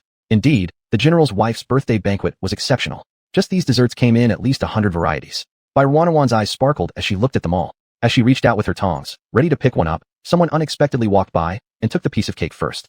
All Bai Wanwan could do was watch helplessly as the other person picked it up. She noticed the girl standing beside her was chubby-cheeked and already chewing on a soft bread roll. Feeling Bai Wanwan's stare, the little girl turned her head and smiled shyly. You're here for the sweets too? In one breath, she swallowed all the food in her mouth. Bai Wanwan nodded. At this sight, the other girl lit up as if she'd met a kindred spirit. You like sweets too? That's great. Come, let me introduce you to the best ones. Especially this cream. It melts in your mouth, so fragrant and sweet, with a hint of peach flavor. And this one, and this one. This one is crunchy, leaving a lasting taste. And this one has great pearls. When you bite into it, the juices burst all over your mouth. So delicious. She enthusiastically helped Bai Wanwan take several pieces of cake. Bai Wanwan's eyes shone brilliantly listening to her, becoming increasingly excited. Without hesitation, she started tasting. Watching this scene, the chubby girl next to her seemed dazed for a moment. It's incredible. You're also very pretty and have such a good figure. For a moment, I thought you were like all the others. Her muttering caught Bai Wanwan's attention. Softly chewing her cake and enjoying it thoroughly, Bai Wanwan became curious. Chapter 21, Truly Dumb or Faking It? Who are they? Wanwan asked strangely while taking a bite of cake. The girl smiled and pointed to the group of noble ladies sitting elegantly nearby, drinking tea. It's them. They're the most noble and graceful females in the entire interstellar Earth. No matter what banquet they attend, they always maintain their airs. Their postures and ceremonies are perfect. Once they sit, they stay there for a long time. I really don't understand what they talk about with regard to jewelry, clothing, and guardians. What's so good about discussing those things? They don't even know how to enjoy delicious food. And yet they criticize and point fingers at us who love eating. Such hypocrites. The plump girl grumbled, clearly full of complaints. Bai Wanwan suddenly laughed out loud. Realizing her slip-up, the embarrassed plump girl turned red in the face. Why are you laughing? I think this is just fine. All these delicacies belong to us. We can eat as much as we want. How wonderful. It's better that they don't eat. Bai Wanwan said this while taking another bite of the cake, truly enjoying the peach cream's taste. It was sweet and fragrant indeed. Seeing how delighted she was, the plump girl also warmed up. My name is Lan Yunyun. What's yours? Bai Wanwan. Good. From now on, we are friends. You're my first friend. Someone who loves to eat like me. I'm so happy finally to have someone like me. Hee. Let me tell you in a bit. Mother. Cough cough. The banquet will start. That feast is where the real good stuff is. You'll definitely like it. Really. Bai Wanwan lit up upon hearing this. The two hid here, indulging happily. A group of women at some distance seemed to notice something. Who are they? So rude. They seem like they haven't eaten for ages. The speaker was dressed in flashy luxury brands and wore exceptionally expensive jewels, exuding the air of a wealthy young miss. Hearing her words, everyone couldn't help but look up. They saw Bai Wanwan and a chubby girl munching together, finding them quite distasteful and covering their noses. That little fatso is already so overweight. and she's still eating. With such an unsightly figure, any male chosen by her would likely not be happy inside. She burst out laughing after saying that. Her giggles were joined by those of the surrounding sisters. Our status as females is high. Even if our figures are unimpressive, there will still be a bunch of males vying for our attention. But of course, these are the less desirable males left over after our careful selections. Perfectly matched with her. Ha ha ha. All your words sound so annoying. In their playful laughter and teasing words lay nothing but mockery. However, upon seeing by Wan, their laughter vanished, replaced by bewilderment. As for that female over there, her rank should not be low, so why is she hanging out with that little fatty? She's not within your scope of discussion. Stella, who had been silent among the crowd, finally spoke. When she spoke, everyone looked toward her. Does Miss Stella know them? Just met once. She's a newly discovered SSS-level female. I advise you not to spread rumors. If she finds out, you'll receive punishment. Upon hearing it was an SSS-level female, everyone's expressions changed. For a female far above their ranks was no one to be discussed lightly. If discovered, punishment was certain. Several people, however slightly cheap, unconvinced, opened their mouths. She seems ordinary. And I've heard that this newly discovered female has no energy source. Without an energy source, even though rare, she's still nothing special. The crowd chimed in agreement. Stella smiled faintly without comment. She silently glanced at her friend Anna beside her. Anna understood immediately and spoke first. Don't have so many opinions, everyone. Since she has come to our place, we're all family. Quickly, go invite Miss Bai over. The servants heard this and headed straight for Bai Wan. Bai Wan, standing there munching away, was interrupted all of a sudden. After learning their intent, she looked in their direction. She hesitated for a moment. But considering the importance of the occasion, if invited to have tea, it didn't seem polite to refuse. She didn't want to cause trouble for Shize, so she nodded obediently. I'll accompany you. Lan Yunyun bravely offered when she noticed Bai Wan's nervousness. Good. Bai Wan felt less anxious upon hearing there would be company. The two walked towards the lounge area. Just then, Anna stood up warmly. Are you Miss Bai? Please take a seat. We are all sitting here having tea together. So we specially invite you to join us for a cup. Anna spoke in a relatively friendly manner. Bai Ruin nodded upon seeing this and said thank you. The two of them sat down. The other women nearby remained silent. Anna simply poured several cups of tea from the side. She placed them in front of Bai Ruin and Lan Yunyun. 2 cups each. One white, one yellow. The sight was rather peculiar. Please drink. Bai Ruin wasn't quite sure what they were. So upon seeing there were 2 cups, she straightforwardly picked up one, drank it, and then immediately reached for the second one. However, just as she swallowed, someone beside her couldn't help but burst out laughing. Ahaha. Ruin looked around awkwardly, not fully understanding the situation. Miss Bai is indeed truly uninhibited. You just drank it like that. Don't be like that. Perhaps Miss Bai doesn't know about tea etiquette. It's not her fault. I didn't explain properly. It's my mistake. Anna quickly interjected, taking the blame onto herself. And Bai Ruin only now realized something might be amiss. Confused, she asked. Is something wrong? Nothing, miss. Did you find the aftertaste of that tea broth bitter? Someone covered their mouth, stifling giggles while asking. Softly, Bai Ruin didn't seem embarrassed at all. Instead, she replied with genuine innocence. It is a bit bitter. But since you offered me tea, even if it's bitter, I cannot tell you it tastes bad. That's a matter of politeness. Her serious answer made the group who had intended to ridicule her look somewhat foolish, as their smiles froze on their faces. Was this girl really foolish or pretending? Could she not hear that they had intentionally embarrassed her? There was an inexplicable sensation, like hitting cotton with a punch. Miss Bai, it's not that our tea tastes bad. This station's tea is extremely valuable. The tea leaves cost tens of thousands per gram. A rare treasure. Earlier, Miss Bai simply drank it the wrong way, so you didn't taste the true flavor of the tea. It's my fault for not explaining the proper tea etiquette to you well enough. I assumed someone of your status wouldn't be unaware of these ceremonial rules. Chapter 22. What I've always wanted is something special. Anna was very clever and decided to point it out directly. Bai Wan finally understood the meaning behind these words, so she stopped what she was doing. Then she saw the other person smile with satisfaction and begin to demonstrate. This yellow one is tea broth. The broth is rich, and the taste is somewhat bitter. This white one is flower dew. Generally speaking, when tea broth blends with flower dew, the taste of the tea becomes the best. If you drink either one individually, it tastes bitter. Even though flower dew is sweet, drinking it alone also has a hint of bitterness because it's too concentrated. Only by combining the two flavors can we achieve the best taste of this tea. While explaining, she gracefully mixed the two drinks together, and immediately, the aroma of the tea wafted up. Bai Wan watched silently. It was clearly deliberate. She didn't warn earlier, just to see Bai Wan make a fool of herself before giving an affected demonstration. But Bai Wan couldn't understand why they were doing that. She hadn't offended them. So why did they want to humiliate her? Bang! Before Bai Wan could figure it out, a loud noise came from beside her. Lan Yunki appeared very unhappy as she had accidentally tipped over her large cup of tea. Everyone was startled, not understanding what happened. What are you doing? A bunch of posers and another bunch of lowlives. You're slapping people around like Anna here with your 18 dragon subduing palms. What are you showing off with your tea artistry in front of me for? Stop acting high and mighty. Her language was vulgar and direct. After scolding everyone harshly, she nonchalantly took a sip from both cups of tea. The lady will drink as she pleases. I might enjoy a sip of tea or perhaps some flower dew. Or even take each separately, let them mix inside my mouth. I could drink half the tea and finish a whole cup of flower dew. Or vice versa, half the flower dew and drink an entire cup of tea. The lady does as she pleases, however enjoyable. How I drink has nothing to do with any of you. A gang of fake people bragging about themselves here. Do you really think you're such high and mighty characters? These few sentences left everyone thoroughly humiliated. Some noble young ladies, who thought highly of their manners and breeding, never heard such vulgar talk. For a moment, they stammered, wanting to respond but unsure how to open their mouths. You, what are you saying? We're hanging out among ourselves, pretending back and forth. Well, fine then. But flaunting your little tricks in front of me and Xiaobai. Xiaobai is my friend. Do you have any idea how disrespectful you've been? After finishing, she slammed her hand on the table and stood up. You, and all of you, apologize now. That was far too arrogant. Others stood up in anger instantly. What did we do? Why should we apologize? Exactly. We kindly invited you to have tea, yet here you come causing trouble. Who would have guessed you were so uncultured and clueless about tea? And when we tried to teach you out of kindness, our good intentions shattered your pitiful self-esteem. Now you're embarrassed and mad, huh? Self-esteem? Embarrassment? All of you putting on airs, posing here as so-called aristocratic daughters. How exactly have you hurt my self-esteem and made me angry? You deserve scrutiny. Look at yourself from head to toe. If no mirror is at home, try urinating and see. That expensive outfit on you, I don't even feel like talking about. Don't chatter nonsense to me, or you'll get so mad that your nose tilts sideways. You'll need to spend plenty of money fixing it at the hospital. Your eyebrows uneven, one higher than the other. Eyes mismatched, one big and one small. Your face swollen like a pig's head, and there I am feeling self-pity. I'm laughing myself to death.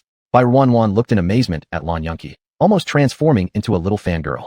Such verbal attacks were incredibly impressive and unbelievable. Amazing. I'm furious, absolutely infuriated. As the situation escalated toward violence, servants rushed over to stop it in time. Ladies, the general's wife has set up a flower banquet. She invites everyone to go and admire the flowers. This one sentence extinguished all the fire within the group. Though resentful, they still knew that this was the occasion of the general's wife's birthday celebration. Too unruly wouldn't be appropriate. I'll deal with you later. Let's go. The young aristocratic daughters scattered in a rush, looking rather disheveled on each of their faces. Stella, sitting there, leisurely stood up, shot Bai Ruanwan a meaningful glance, then smiled faintly, turned around, and walked away. When all the others left, Lan Yunqi grinned satisfactorily. TSK dare to mess with me? Yunqi, you're so amazing. It's nothing. I haven't even started yet. But you, after being treated like that, didn't fight back at all. It's my first time attending such a banquet. Upon hearing this, Bai Ruanwan scratched her head sheepishly, feeling somewhat embarrassed. I'm afraid I'll cause trouble if I do something wrong. I don't want to be a bother to others. Lan Yunqi seemed to understand immediately and nodded as she stepped forward to pat the other person's shoulder. I get it. You're definitely my type. I've decided you're my friend now. Regardless of how you were bullied before, that changes now. With me as your friend, those people will never be able to bully you again. As long as I'm around, you don't have to be afraid. Really? Thank you, Yunyun. You're my second friend since I came here. The young girl showed off a pair of pearly white teeth, smiling sweetly. The two inexplicably became close friends very quickly. Come on, let's go see the flowers. There are flower cakes made from fresh flowers at the flower viewing banquet. They taste really good. I'll take you to try them. Really? That sounds great. Not far away, Stella silently watched as the two left. Anna, who was by her side, hesitantly approached. Stella, did you really do what we talked about? There's no turning back once the arrow is shot. Don't you understand that principle? If you want to turn back now, there might still be a way. You know, this is the general's territory. It's the birthday celebration of the general's wife. If things escalate, they will certainly investigate. And when that happens, Anna was cut off midway by Stella. When that happens, none of us will escape. Anna, stop reminding me, I know. Rest assured, you're my best friend. I won't drag you into this. This matter, I handled it very carefully. Just don't give yourself away. All right, I understand. But I feel like you're not making a wise decision for Shize's sake. With your advantages, you could find any man you want. Shize isn't even worth mentioning. Even the S-ranked Lu Cheng, Lord Lu from Lu City, is a fine choice. Him? He passes through countless flowers, but leaves not a single leaf behind. A hypocrite to everyone he meets. What I want has always been something special. It was never my preference. Shize absolutely stands out as that unique presence. Therefore, I must possess him. If I can't, then I will destroy him. I absolutely cannot let anyone else benefit from him. Chapter 23, The Nine-Tailed Fox Beast. Anna was startled. She stared speechlessly at the person in front of her. After a long while, she finally tried to persuade them. You're perfect in every way, so why must it be him? Shize is known by outsiders as the cold-faced king of hell. How easy is it to conquer someone like that? I'm worried about you, worried that once you're involved, you'll end up hurting yourself. Don't worry, nothing will happen. It's about time. Let's go back and not make others suspect anything. Stella turned and left. Anna could only follow helplessly. At this moment, in the back garden, various flowers were in full bloom, exceptionally vibrant. When the general's wife appeared, some people immediately went forward to greet her. Nice to see you, Madam General. People say the general's wife has already passed 40, but now, her attire and demeanor make her look barely over 30. In an elegant gown, she looked noble and sophisticated. A gentle smile hung on her face. She looked at the group of young ladies below her with a pleasant mood and waved her hand. Everyone, please don't be too formal. I've invited all of you today just for flower appreciation. These are all flowers I have carefully cultivated. Feel free to admire them. One really has to be modest. Everyone in the main city knows that your flowers are unmatched in quality. Even those varieties that are extremely difficult to cultivate seem effortless under your care. We get to feast our eyes only at this time each year, admiring such wonderful blossoms. Someone in the crowd began flattering her. Others chimed in and agreed, causing the general's wife to laugh merrily. You all know how to speak sweet words. There's nothing so precious about them. They're just casually taken care of. Feel free to pick out a few pots if you like. Otherwise, leaving them all here would indeed be wasteful. Thank you, madam. The group thanked repeatedly, then surrounded the general's wife, leading her to the pavilion to rest. All sorts of floral delicacies were arranged around, looking exquisitely refined. With a good mood, the general's wife immediately urged everyone to eat some. All these are new creations I had my staff specially prepare. This year, we've grown quite a lot of flowers, and the varieties are great. So I had them made into some pastries. Believe it or not, the taste is refreshingly sweet. Do try them. Others moved forward and nibbled a little, then started praising the flavor of the flower cakes. The general's wife smiled faintly. Her gaze accidentally landed on the back of the crowd where a little girl was eating a cake handle with relish. In no time at all, she had finished it clean. She understood clearly in her heart. These people around were flattering her, saying all kinds of nice things to hear. In reality, most females avoided food to keep their figures, opting instead for special nutritional liquids to maintain their base health. Just like now, everyone took a small bite and then stopped moving their hands, placing the cakes down. While verbally praising them, their actions felt rather insincere. On the other hand, the little girl eating with joy nearby drew her attention. That girl looks unfamiliar. Is she one of the new female members who joined this year? As soon as the general's wife spoke, everyone turned their attention to Bai Wan. Noticing it was Bai Wan, several faces changed momentarily. That young lady, since the madam calls you, why don't you come forward quickly? The attendants had never seen such a rude child. Even though she'd been named, she still sat there happily eating. Embarrassed, one attendant stepped forward to remind her. Realizing they were calling her, Bai Wan hesitated, then put down the flower cake and stood up promptly. I see general's madam. She walked forward, not knowing proper etiquette, and gave a clumsy bow. It looked somewhat comical. People nearby snickered behind their hands. Clearly, their expressions carried a hint of discrimination. Yet, the general's wife couldn't help but soften her features gently. You're the new young female? What's your name? My name is Bai Wan. Bai Wan, truly fitting your name. You look incredibly cute. Come closer. Do you like these flower cakes very much? Somehow, the general's wife took interest and began asking Bai Wan questions. Bai Wan was straightforward, answering everything asked truthfully. I like them. I've never tasted flower cakes like this before. They have a floral taste. So delicious. Perhaps because of her simple cuteness, the general's wife couldn't help but burst out laughing. You little girl are straightforward and true-hearted, which is quite interesting. Seeing the change in attitude towards her from the general's wife, people present were all stunned. Envy arose within their hearts. Sitting not far away, Stella watched everything quietly unfold with her own eyes. She maintained a calm expression, but subconsciously clenched her fists. Seeing this, Anna beside her couldn't help but stretch out her hand to tug at her as an attempt to say something further. Yet, the other party abruptly stood up with a swift motion that startled Anna. Madam, today is Madam's birthday banquet. Stella specially presents a gift. Oh, Miss Stella has been thoughtful. The general's wife turned and smiled gently at her while nodding. Stella gave a faint smile, immediately clapped her hands, and right after, someone walked in carrying a massive cage. A red cloth was draped over the cage, sparking everyone's curiosity. What is it? So big. It looks very strange. Everyone was speculating. Then, Stella went forward and decisively pulled off the red cloth. At once, a snow-white nine-tailed fox revealed its true form. Upon seeing it, everyone's expressions shifted. Wow, it's actually the exceedingly rare nine-tailed fox beast. In this world, there are pet beasts. Some extremely rare beasts are highly favored. Beasts and beast people are not the same species. Therefore, keeping wild beasts as pets is a very normal thing. Many people go out of their way to seek out rare and special beasts for raising. These beasts are very humane and beautiful in appearance. They are exceptionally liked. When the general's wife saw the nine-tailed fox, she lit up instantly. Such a fine specimen. It must be hard to find, I assume. This is a nine-tailed fox that our family worked hard to find during a trading expedition outside. We initially discovered it on the snow mountain. It took nearly 3 months to capture it. We hope the madam does not dislike it.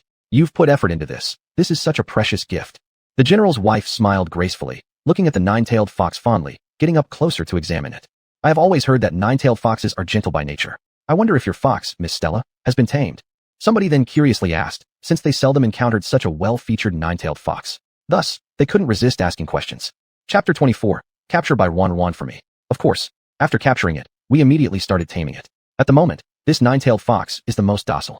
If Madam allows it, I can open the cage right now. This fox with chains cannot hurt anyone. Madam can pet it. After she smells your scent, she will easily recognize her master. Stella stood to the side and said so. Madam also became interested and nodded immediately. Good, then release it and take a look. Since everyone is here, let them all enjoy the sight. When Madam spoke, the others lit up and became excited. To closely interact with such a rare wild beast truly was a feast for the eyes. The only one who felt uncomfortable while standing not far away was Bai Wan as she looked at the white fox in the cage.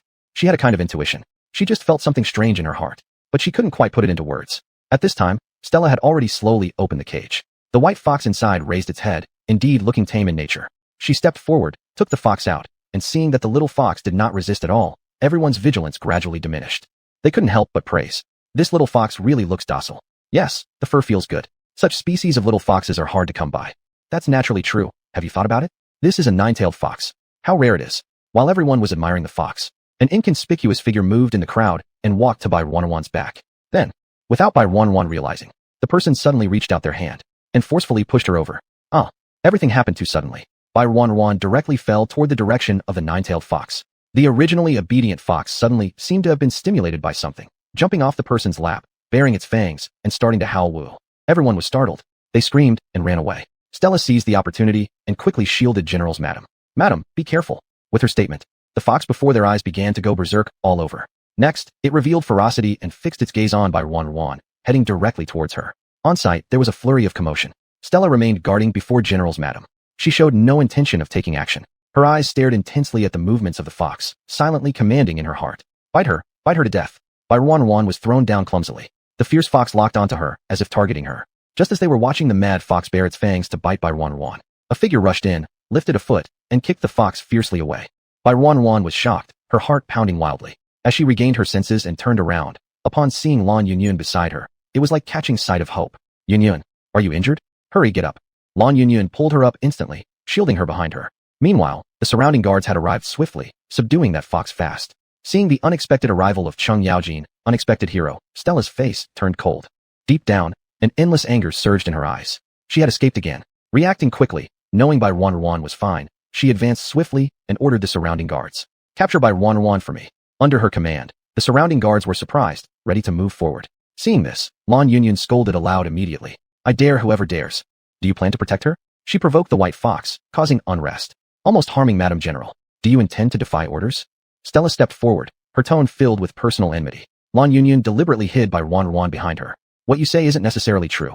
I am Stella, captain of the Economic Management Division. Did I not see it clearly with my own eyes? Stella seethed, tightly clenching her fists, and deep within her eyes, killing intent flashed. If it weren't under everybody's watchful eyes, she would have dragged the person away long ago without any hesitation. However, she still retained some rationality now, worried about exposing some sort of clue. Who knows whether you've actually seen or fabricated it? For selfish ends? And who knows? Don't you bear grudge against our Wanwan and hence deliberately frame her? After all, this beast was found by you. Who exactly are you, obstructing me again and again, throwing filth at officials? Can you afford the cost? This matter has nothing to do with you. Now step aside obediently, and I won't hold it against you. Why are you still hesitating? Grab the person down. Stella was getting impatient. She meticulously planned this whole thing. Now the target wasn't dead, couldn't even be captured. Certainly, she was going crazy. As Stella was about to make her move, the energy source on her body began to ripple. Lan Yunyun found the situation increasingly intriguing. She smirked, stepped forward, and scornfully warned. Let's see who dares. She burst forth with such authoritative words that none of the guards on the scene dared to resist. Stella, watching everything unfold, felt astonished. Just as she was about to act herself, Lan Yunyun shouted towards the person behind Stella. Mother, Xiaobai is my friend. She has nothing to do with this matter at all. She almost got bitten to death by that beast just now. Are you going to stand there watching? This one sentence stopped Stella completely in her tracks. Then, abruptly, she turned her head towards the General's madam standing behind. To everyone's surprise, General's madam helplessly waved her hand. That's enough. Everyone, please step back. Finally, she spoke out. The surrounding guards quickly retreated. Lan Yunyun proudly lifted her chin, while Stella, with an expression of shock, finally realized this plump girl was actually the daughter of the General's madam. A dignified daughter of a high-ranking general. How could that be? And the others nearby also came to their senses, their faces turning sour as if they'd swallowed a fly. Who would have thought? This pudgy girl was actually of such status. Recalling their earlier words, several people were scared speechless, so much so that their legs went weak, nearly collapsing. Some even fainted outright. Stella remained reluctant to let go, and hence directly addressed the General's madam. Madam, this fox has already been fully tamed, and it certainly won't pose any issue. Clearly, something occurred when Miss Bai approached the fox. There must be an issue here. But since your esteemed daughter and Miss Bai are acquainted friends, please have a professional evaluate this matter. Don't merely speak without proof. Evidence will surely provide better clarity. Calmly collected once more, Stella logically raised her objections. The General's madam furrowed her brow slightly, her emotions unreadable.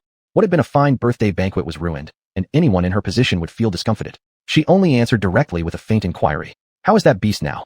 Madam, that nine-tailed fox has been securely controlled and detained. Chapter 25, A Conspiracy. Bring it up for testing. Although the General's wife kept silent, it didn't mean she was unaware. The current situation was obviously strange. Since she was the heroine here, she naturally couldn't just sit by and watch. Besides, her daughter was also present. She affectionately looked at Lan Yunyun, seeing that she had made a friend on her own initiative. This filled her with great relief. Just because of this, the matter had to be thoroughly investigated. Otherwise, when the girl got angry again and ignored her, it would not be worthwhile.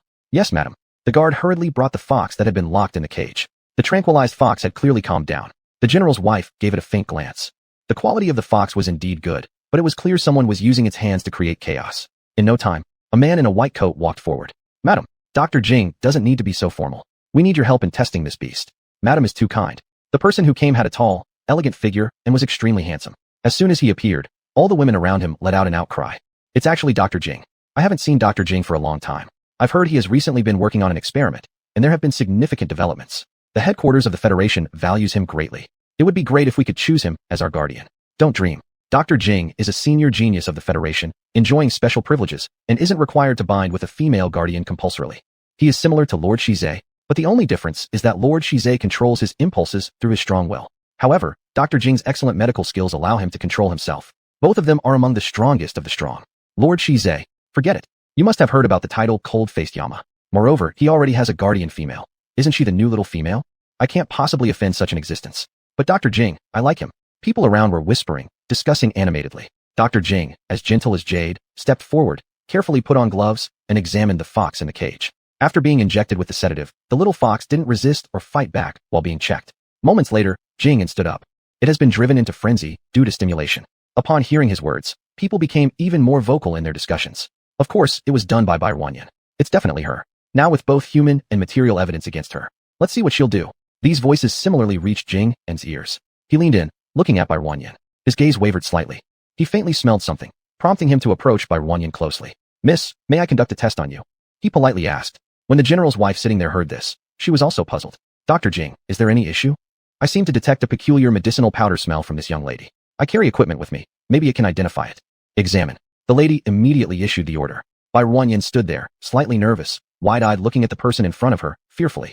Jing softened a bit, opening his mouth to comfort her. You don't need to be afraid. It won't hurt you. Upon hearing these gentle words, Bai Wanyan obediently nodded and stood still. With the instrument in hand, he carried out the inspection. The sound of the device going beep-beep caught everyone's attention. How is it, Dr. Jing? Madam, traces of animal powder have been detected on this young lady. This kind of powder has a particularly stimulating odor, causing even docile wild animals to go berserk upon exposure. You see, it's her. This woman is utterly malicious. This is the banquet for the general's wife's birthday, and yet she dared to cause trouble like this. Who exactly does she plan to harm? That's right, a random little female without proper background. Had it not been for the general's wife's hospitality inviting her personally this time, someone with unclear origins like her wouldn't even have been able to attend such an event. She's been caught red-handed now. Harming the general's wife is a capital offense. Grab her and properly deal with her. Yes, take her away. Before Jing could finish his sentence, a group of females started condemning her. Bai Wanyan innocently stood there, shrinking her head. I didn't. Even though she was scared, she firmly and loudly denied it. But those people wouldn't listen. Not until Jing clapped his hands. Everyone instantly fell silent. I haven't finished speaking. His tone turned colder. Others hearing it immediately showed awkward smiles. Dr. Jing, please continue. This kind of powder is generally never carried around casually. Why is that? The general's wife inquired. The stimulating drug is particularly lethal to wild beasts. If such drugs are carried around, the wild beasts, driven mad by the stimulation, would strongly attack this target. In other words, if all of this was truly orchestrated by this young lady, she wouldn't be foolish enough to carry this drug on her person. It seems more like she's been framed. Lan Yunyun cut in, with a cold snort. I thought so. All of this is a conspiracy and trickery. I said someone deliberately calculated it. Having said that, she subtly glanced at Stella's direction. Since the matter had involved herself, Stella, being naturally astute, immediately stepped out. This is an important matter, and the madam must thoroughly investigate. Such incidents obviously aim to drag me and Miss Bai into this mess. Their intentions are condemnable. All the good and bad talk was left for her alone to say. However, such words spoken here largely cleared her suspicion. Everyone present now has an issue. Madam can conduct a search. Surely, traces will be found. I also apologize for my actions toward Miss Bai earlier. I was too anxious, worried about Madam's safety. Miss Bai, will you blame me? After Stella finished speaking, she turned to look at Bai Wanyan. Bai Wanyan remained silent, merely gazing coldly at the other party. She was relatively straightforward and honest, but wasn't stupid either. She could clearly sense the strong animosity from this person towards her. When someone dislikes her, she similarly puts on a pretense. I'm not familiar with Miss Stella. The elder was concerned about Madam's safety. Otherwise, one might think you were targeting me, harboring ill will towards me. Bai Wanyan's sarcastic tone made Lan Yunyun beside her burst into laughter uncontrollably. She strangely extended her thumb, praising her. Still feeling that Bai Wanyan's innocent yet sarcastic demeanor was the coolest. Stella was momentarily stunned, only managing to force a stiff smile. Chapter 26. I can try. At this moment, the general's wife also spoke up. She demanded a direct and thorough investigation. Stella calmly retracted her gaze and glanced in Anna's direction. Anna, who was obviously nervous and worried, felt the look and could only helplessly nod in agreement. After seeing this, Stella finally relaxed and withdrew her gaze. Soon after, a guard rushed in urgently from outside. Madam, after just checking the number of people, we found one person missing. A female has escaped, Miss Fawn's family. How could this happen? Could it be that she saw her plan exposed, so she panicked? It seems highly possible. Definitely fled out of fear of punishment. The crowd became lively again. The general's wife waved her hand and gave orders immediately. Investigate. Yes. After searching around the scene and finding no abnormalities, the general's wife spoke apologetically. Today was originally a fine banquet to admire flowers, but it seems we've given you all something exciting to watch. Now, this incident shouldn't be taken lightly. He's gone. Please move on to the rear hall for your meal. Brilliant, madam. A group of people stepped forward to bow and slowly retreated. As the people gradually left, Bai Ruanyin emerged from the side. Her eyes remained fixated unwaveringly on the little fox inside the cage. Madam, Miss Bai, is there a problem? Madam, how should we handle this fox? Watching the innocently wronged little fox, Bai Ruanyin felt a ripple of sorrow arise within her heart. A fox that has already undergone its first phase of madness due to stimulation. Reasonably speaking, it mustn't be kept. Eventually, it will be directly dealt with. Jing'an answered beside her directly. Upon hearing this, Bai Ruanyin froze slightly. Does handled mean killed? He nodded. Bai Ruanyin clenched her hands together gently. I can soothe its madness and restore it to normal. In that case, could its life be spared? Bai Ruanyin asked carefully. When the words soothe reached the ears of the general's wife, her face was filled with surprise. Soothe? Calm down, wild beasts. It was unheard of. Female pheromones used for soothing only affect male beast men. Even if they were bound by a guardian relationship, the effect would still be minimal. As for others, their impact is almost negligible. Not to mention attempting to soothe such wild beasts. How formidable would such soothing pheromones need to be? Miss Bai, are you absolutely sure about what you say? The general's wife asked incredulously once more. Bai Ruanyin meekly nodded in affirmation. I can give it a try. Good, I'll give you this chance. The general's wife quickly responded. Now, only Lan Yunyun, Jing'an, and a few guards remained at the pavilion. Clearly, they were shocked by Bai Ruanyin's words. The young lady approached. The small fox inside the cage had been injected with a sedative earlier, but now the drug's effects had gradually faded away. Sensing someone approach, it immediately bared its fangs and snarled, showing no sign of its previous docile obedience. This was precisely the side effect of the fox's rage. Animals with lower intelligence like wild beasts usually become exceptionally hostile toward others after experiencing a fit of madness once. Even if they could be tamed again later, the success rate would only reach half of the original, very low indeed. There was also a high risk of being injured during the process. Thus, most people would not even attempt to tame wild beasts who had undergone such transformations. They'd generally be eliminated outright. That's why earlier, although the general's wife thought it a pity, she still decided to deal with the nine-tailed fox. Gaining this opportunity made Bai Ruanyin quite excited. She completely disregarded the aggressive display of the little fox inside. The girl clasped her hands together earnestly as a gentle wave of green energy spread throughout her body. A very mild kind of information hormone. The previously agitated young fox gradually calmed down under its influence. Carefully, Bai Ruanyin opened the cage. Little fox, behave well. I won't hurt you. She whispered gently and cautiously extended her hand towards the little fox.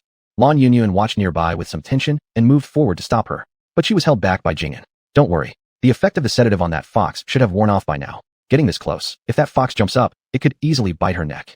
How could one not worry?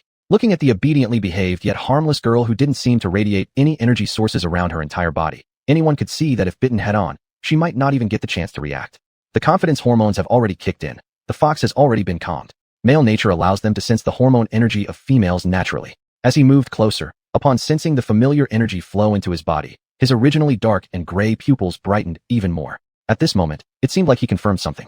It even stirred a touch of excitement within him. The gentle energy source released for over a minute. The little fox let out an OU sound, then rubbed itself against Bai Ruanyin in an affectionate manner. When Bai Ruanyin retracted her confidence pheromones and noticed that all negative energy had vanished from the small creature, she smiled with relief. Just as she was about to stand up and announce the good news, a wave of dizziness struck her due to physical exhaustion, causing her to fall sideways. Jing'an instinctively reached out to catch her. However, he was blocked by a swift figure who appeared suddenly. Bai Ruanyin found herself nestled in a familiar embrace.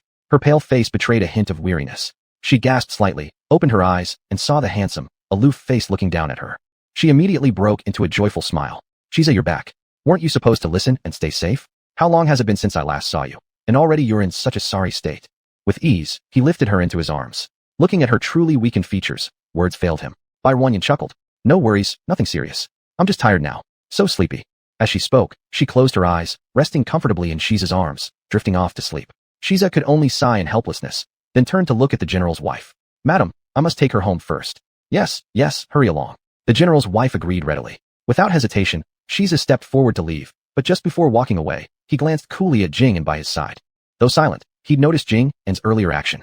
Their eyes briefly met. Jing An continued to be polite and deferential, nodding respectfully at Shiza. Shiza remained speechless, withdrew his gaze, and walked away assertively. Once he left, Lan Yunyun gave Jing An odd look and then glanced at the retreating figure. Then she couldn't help but make some clicking noises with her tongue. It seemed she discovered something significant. As they watched the man walk away, she looked at Jing An again and smirked, as if she understood something profound. She shook her head several times, then silently stared after the two retreating figures, her curiosity piqued. Both individuals exchanged no words, but their actions and expressions were heavy with implied meaning. Even though Shiza didn't speak, his demeanor remained coldly majestic as he carried the sleeping Bai Wanyan away. Chapter 27. Things seem to be getting interesting. Things seem to be getting interesting. Lan Yunyun chuckled softly, standing there seemingly pondering something. At this moment, the little fox that had been lying in the cage had already stood up and walked over to Lan Yunyun with an ingratiating manner, rubbing against her. Lan Yunyun bent down and looked at the cute little fox before her, wanting to reach out and touch it. The general's wife saw this and immediately scolded. Wait, don't touch it. We don't know what's wrong with the animal. What if it bites you? After saying this, she came forward and grabbed her daughter's hand. Lan Yunyun snorted after hearing this, ungrateful, but also did not reach out to pet the little fox anymore. Instead, Jing An approached and conducted a thorough examination. Madam, everything is fine now. All signs of berserkness have completely disappeared. There will be no lingering hazards. Upon hearing his words, the general's wife was stunned for a moment, seemingly unable to believe it. Really, the instruments shouldn't malfunction. Moreover, after being calmed, it has become noticeably more affectionate towards its owner. Perhaps it can stay here to be raised. Jing An was a renowned healer, so although the general's wife found it hard to believe, everyone else trusted him. All right, I understand. With that, she stepped forward and gazed intently at the nine-tailed fox, deep in thought. Jing An retracted his gaze and bid farewell to the general's wife. Since there are no other issues, I'll leave first. I thank you again, Dr. Jing. You're too kind, madam. Jing An quickly left the pavilion after packing his things. Most people around had also withdrawn. Hearing this, Lan Yunyun, realizing there was nothing seriously wrong with the little fox, picked it up directly. It really isn't fierce at all anymore. I didn't expect Xiaobai to have such skills. Truly excellent. Worthy of being a friend I chose. Lan Yunyun muttered to herself, standing nearby. The general's wife then stepped forward, her eyes filled with fervor as she glanced at the fox, then looked at her daughter. You've decided to come out. How did you get to know Miss Bai? Upon hearing the question, Lan Yunyun simply glanced at her and turned away without answering. Yunyun, seeing her daughter acting stubbornly, she sighed and moved closer, pulling her daughter back. I know I asked too much from you before, making you upset with me. Ever since then, you refuse to make friends with anyone. In the future, I won't interfere with whom you choose to associate with. How about that? Really? Hearing her mother's promise, Lan Yun still hesitated somewhat. Really? I won't force you to do anything you dislike anymore. Do whatever you want. I won't push you. After receiving a definite response, Lan Yun smiled. All right then, I forgive you. So, tell me how you got acquainted with Miss Bai? How could we have met otherwise? We met during today's banquet. I feel Xiao Bai is different from those other young ladies. Every one of the girls I've been introduced to by you is extremely affected. I don't like them. Xiao Bai is different. Xiao Bai is very similar to me. We have many topics to discuss. Answering everything her mother asked, Lan Yun held nothing back. The general's wife stood beside her for a moment, lost in thought. She certainly is different, she murmured under her breath. A moment later, she tightly grasped her daughter's hand. Yun, it's rare for you to make a friend who I also approve of. Get to know this Miss Bai well. She's definitely not ordinary. The general's wife started chattering on again. Lan Yun, upon hearing this, immediately grew annoyed, dropped the fox in her hands, and made a move to run. You're at it again. Didn't we agree that you wouldn't interfere in my social life? You always break your promises. In the future, whatever friends I make will be none of your business, and stop thinking about arranged marriages for me. Otherwise, I really won't talk to you and never return home. After finishing her words, she ran off, quite resolutely. The general's wife opened her mouth, but, seeing her daughter's defiant behavior, could only sigh helplessly. Madam, Blue General appeared behind her at some point. Upon seeing him, the general's wife greeted him warmly, her expression softening instantly. I heard that the flower party at your place encountered some problems. Was everything okay? There won't be any problem within the general's residence. But, it seems like I found someone rather intriguing. Approaching him, the lady narrated everything that had happened with Bai Wan. Upon listening, the general's face lit up. Special female? An unprecedented ability to calm. I had the same thought. She is also the first female of the rabbit beast race discovered on Earth in this galaxy. Extremely rare. And yet, apparently, no energy source has been detected within her. I initially thought she was just a weak little female. However, the ability she displayed just now made me feel that she is far from simple. Yun, that girl, seems to have befriended Miss Bai. I think it's not bad at all. Someone so special indeed deserves to be befriended. The general seemed to be considering something as well. On the other hand, the lady had a bit of hesitation. But just now, I seemed to notice that Miss Stella had quite an issue with that young female. The Stella family is nothing to fear. I think this has more to do with Shiza. These problems are trivial, as long as that young female holds enough value. You're right. Compared to the Stella family, The most important thing is the value of that young female. I am simply hoping that our Yun can make proper contact with her. You know, Yun is very rebellious. The friends we introduced to her before, she never liked.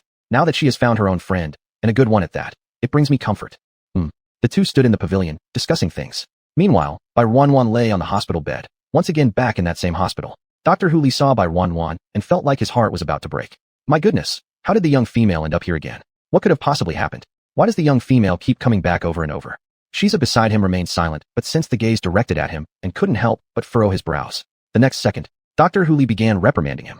Lord Shiza, I know you have many responsibilities and are extremely busy, but a young female cannot be treated this way. Visiting the hospital every few days. How is this supposed to work?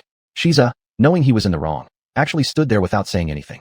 It was unusually unlike him to stay quiet. How's her condition? This time it's fine. She just fainted from being overly exhausted. If you ask me, did the adult female do hard labor? No. Shiza was rendered speechless. Did he look like the kind of person who would let such a thing happen? No? Then how could this have happened? Anyway, she absolutely mustn't come to the hospital again. You have to properly protect her. Otherwise, if the federal headquarters were to find out, you'd certainly receive another punishment.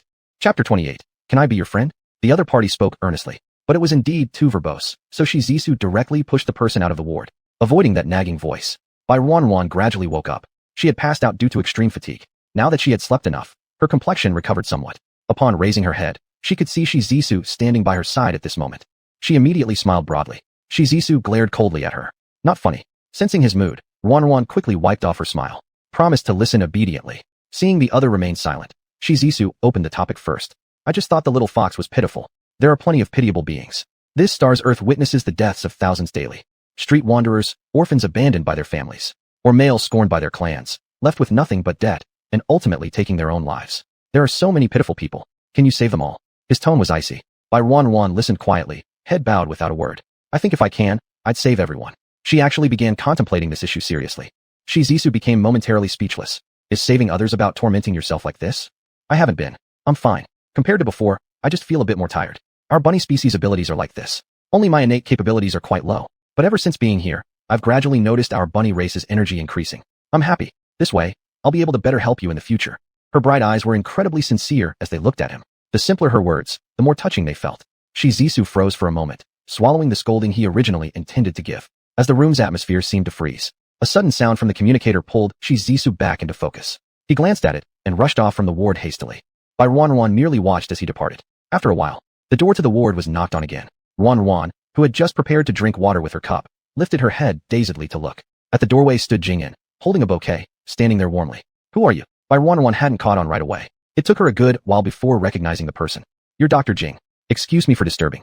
I heard you were hospitalized. Being a doctor myself, and since you fainted right in front of me, I worried and came to visit without permission.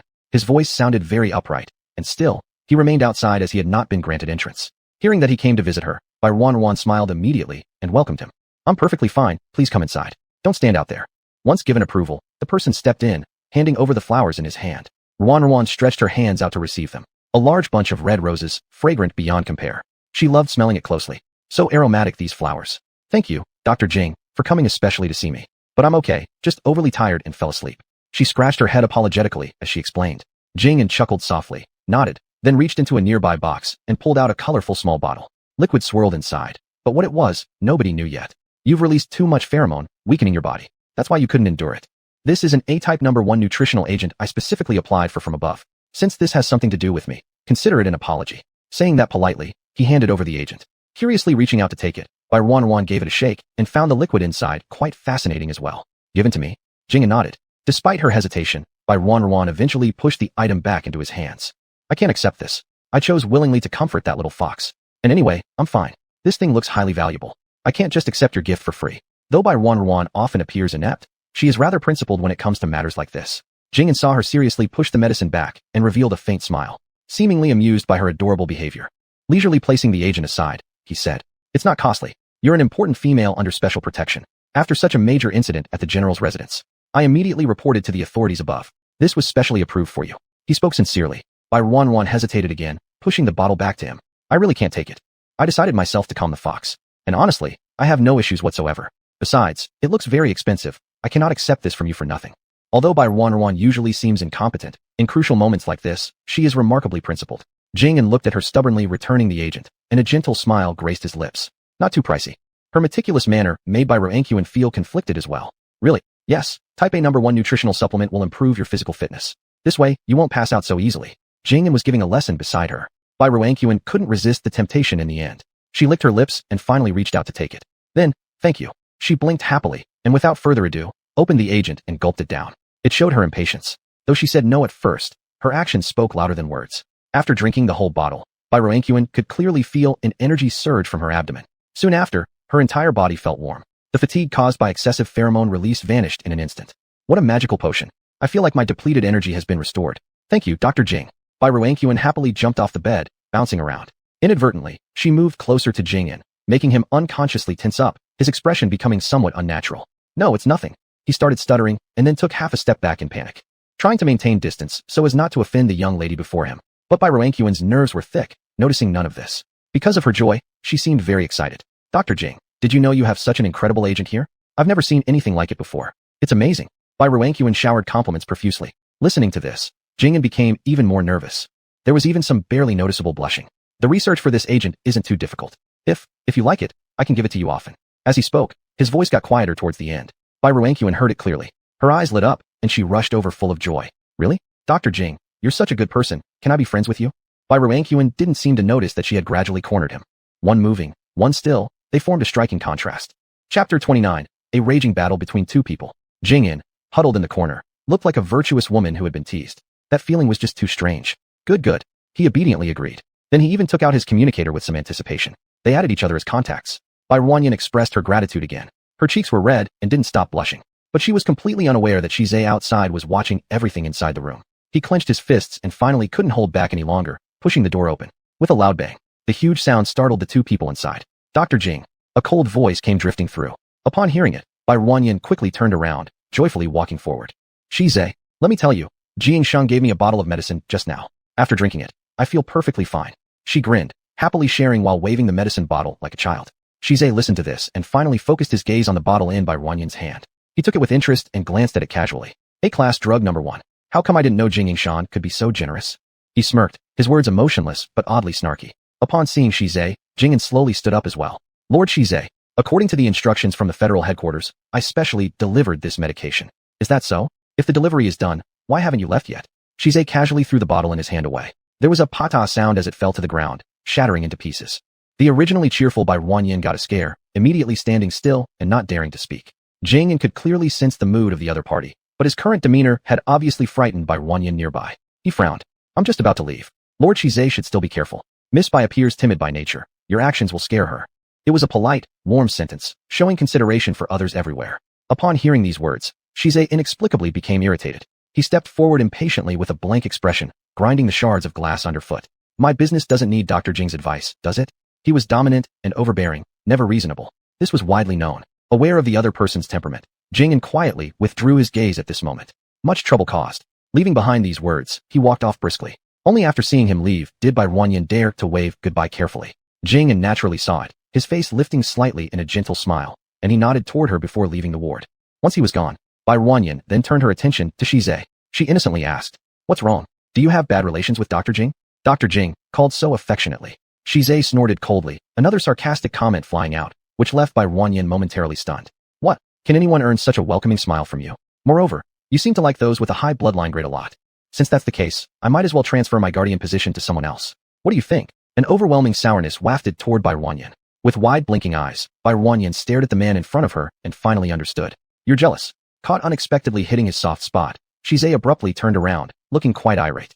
Nonsense. You are jealous. I remember when my father used to get jealous of my mother. It was exactly like this. My mother said that look meant jealousy. When he spoke, he was always full of sarcasm, making it hard to understand. Back then, my father looked exactly like you right now. Bai Roankyuan proudly lifted her chin, as if she'd figured everything out.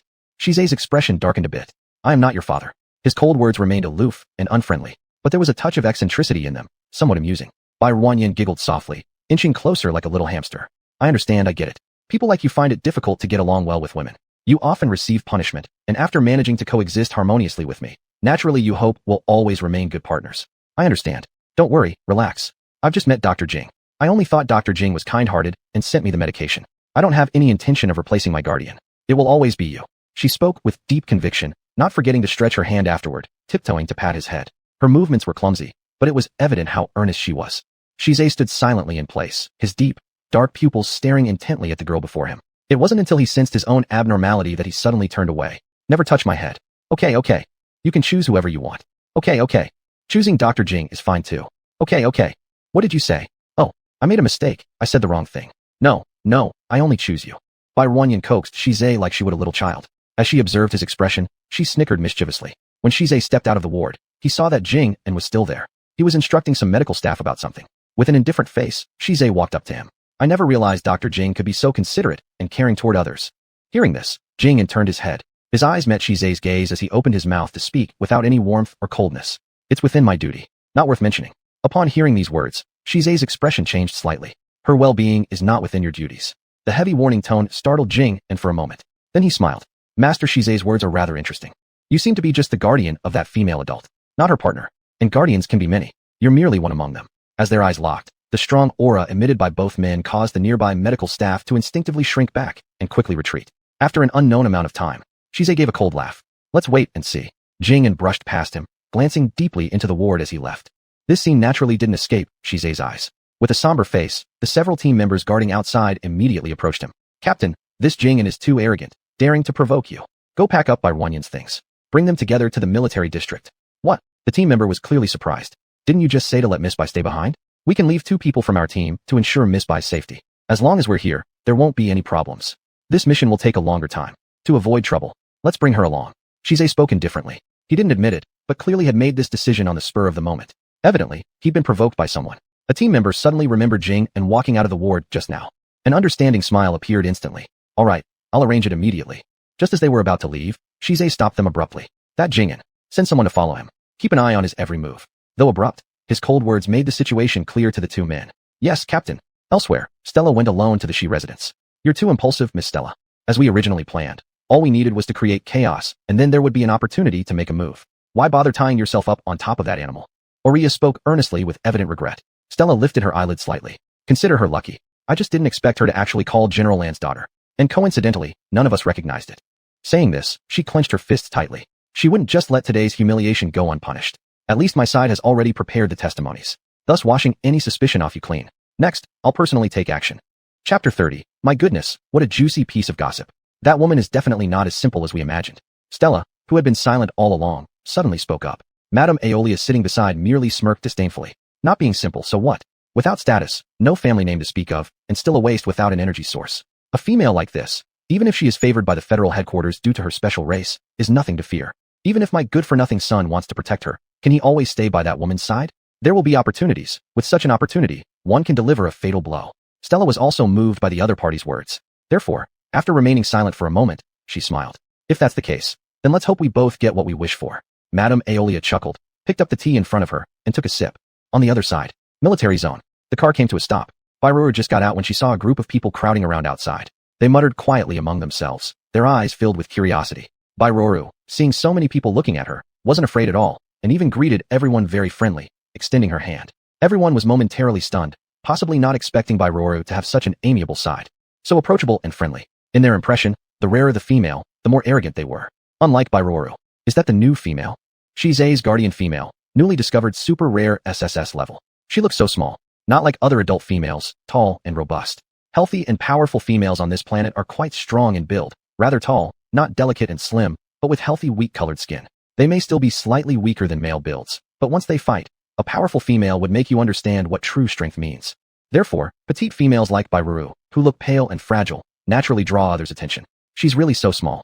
I can't help wanting to protect her. How beautiful she is. How could her skin be so white?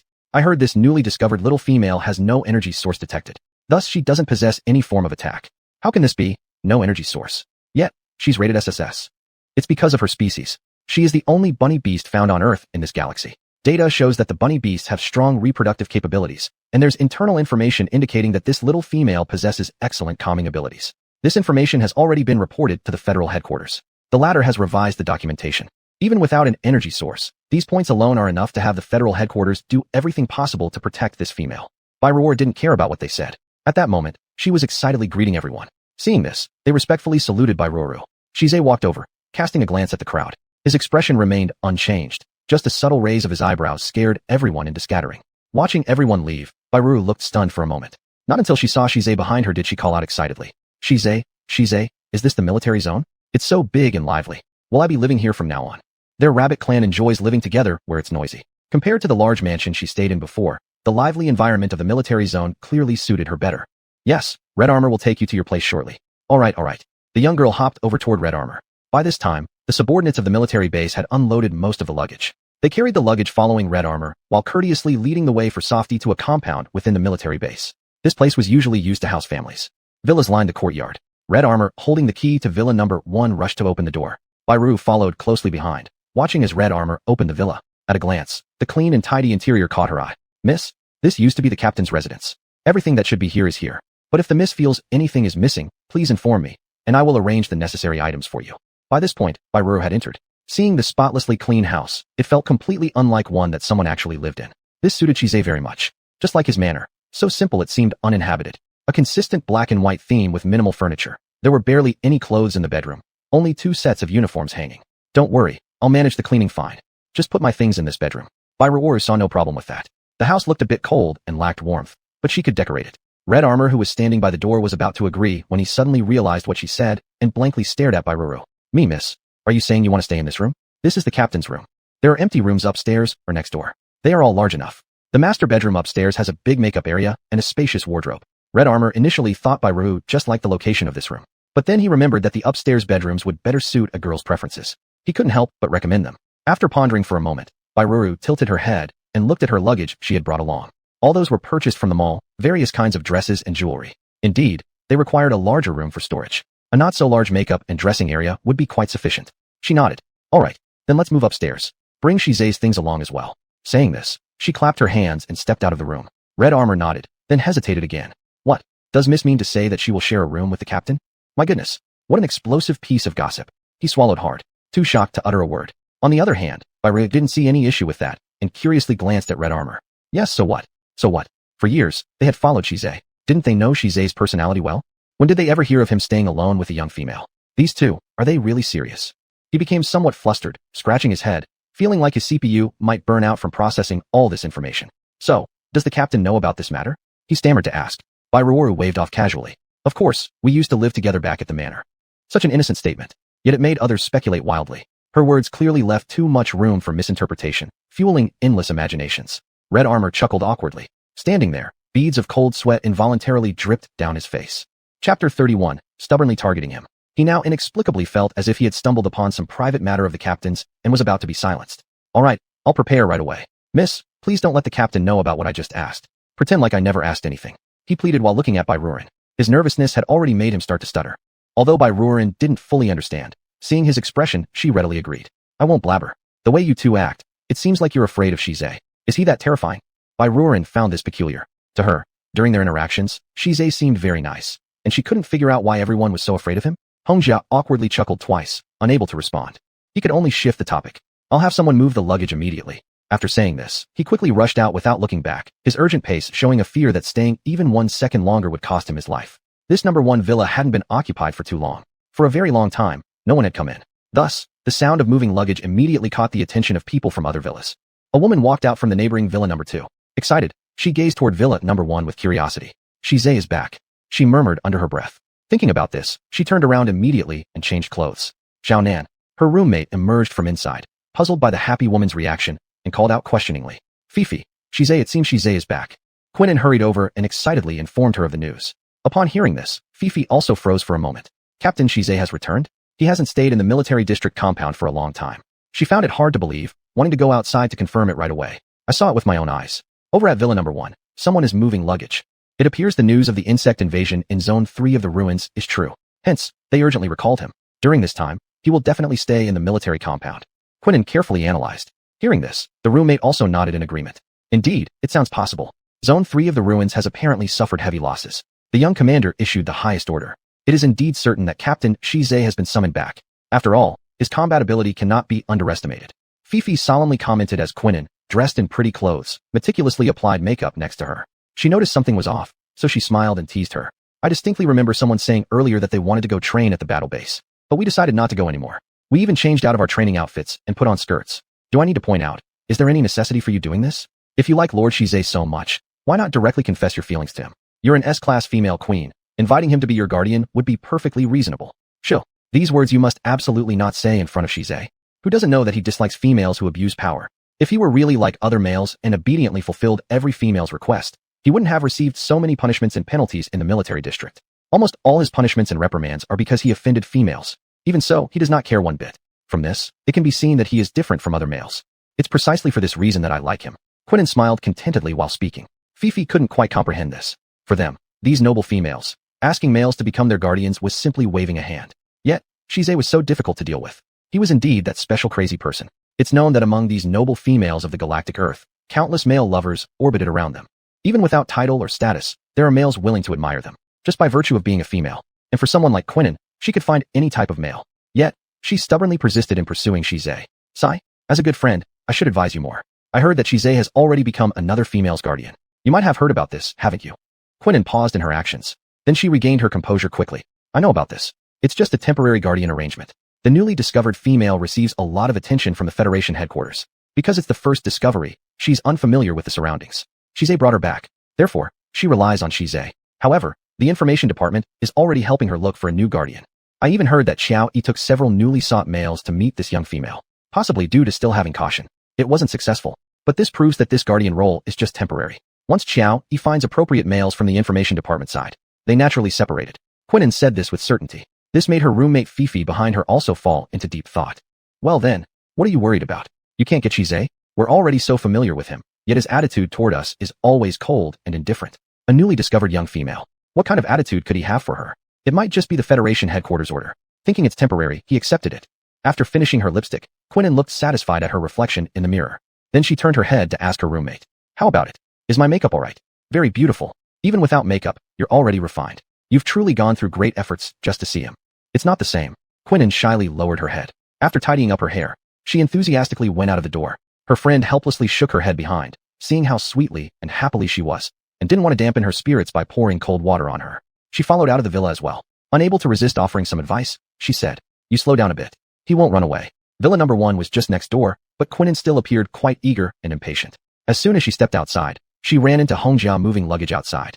Quinnen naturally recognized Shize's team member. Therefore, seeing Hongjia, she warmly went forward to greet him. Hongjia, second captain. Realizing who was there, Hongjia immediately saluted when he saw Quinnen. Quinnen casually waved her hand and glanced inside the villa. Seeing you guys move luggage here. Is Shize back? Yes. Hongjia truthfully answered.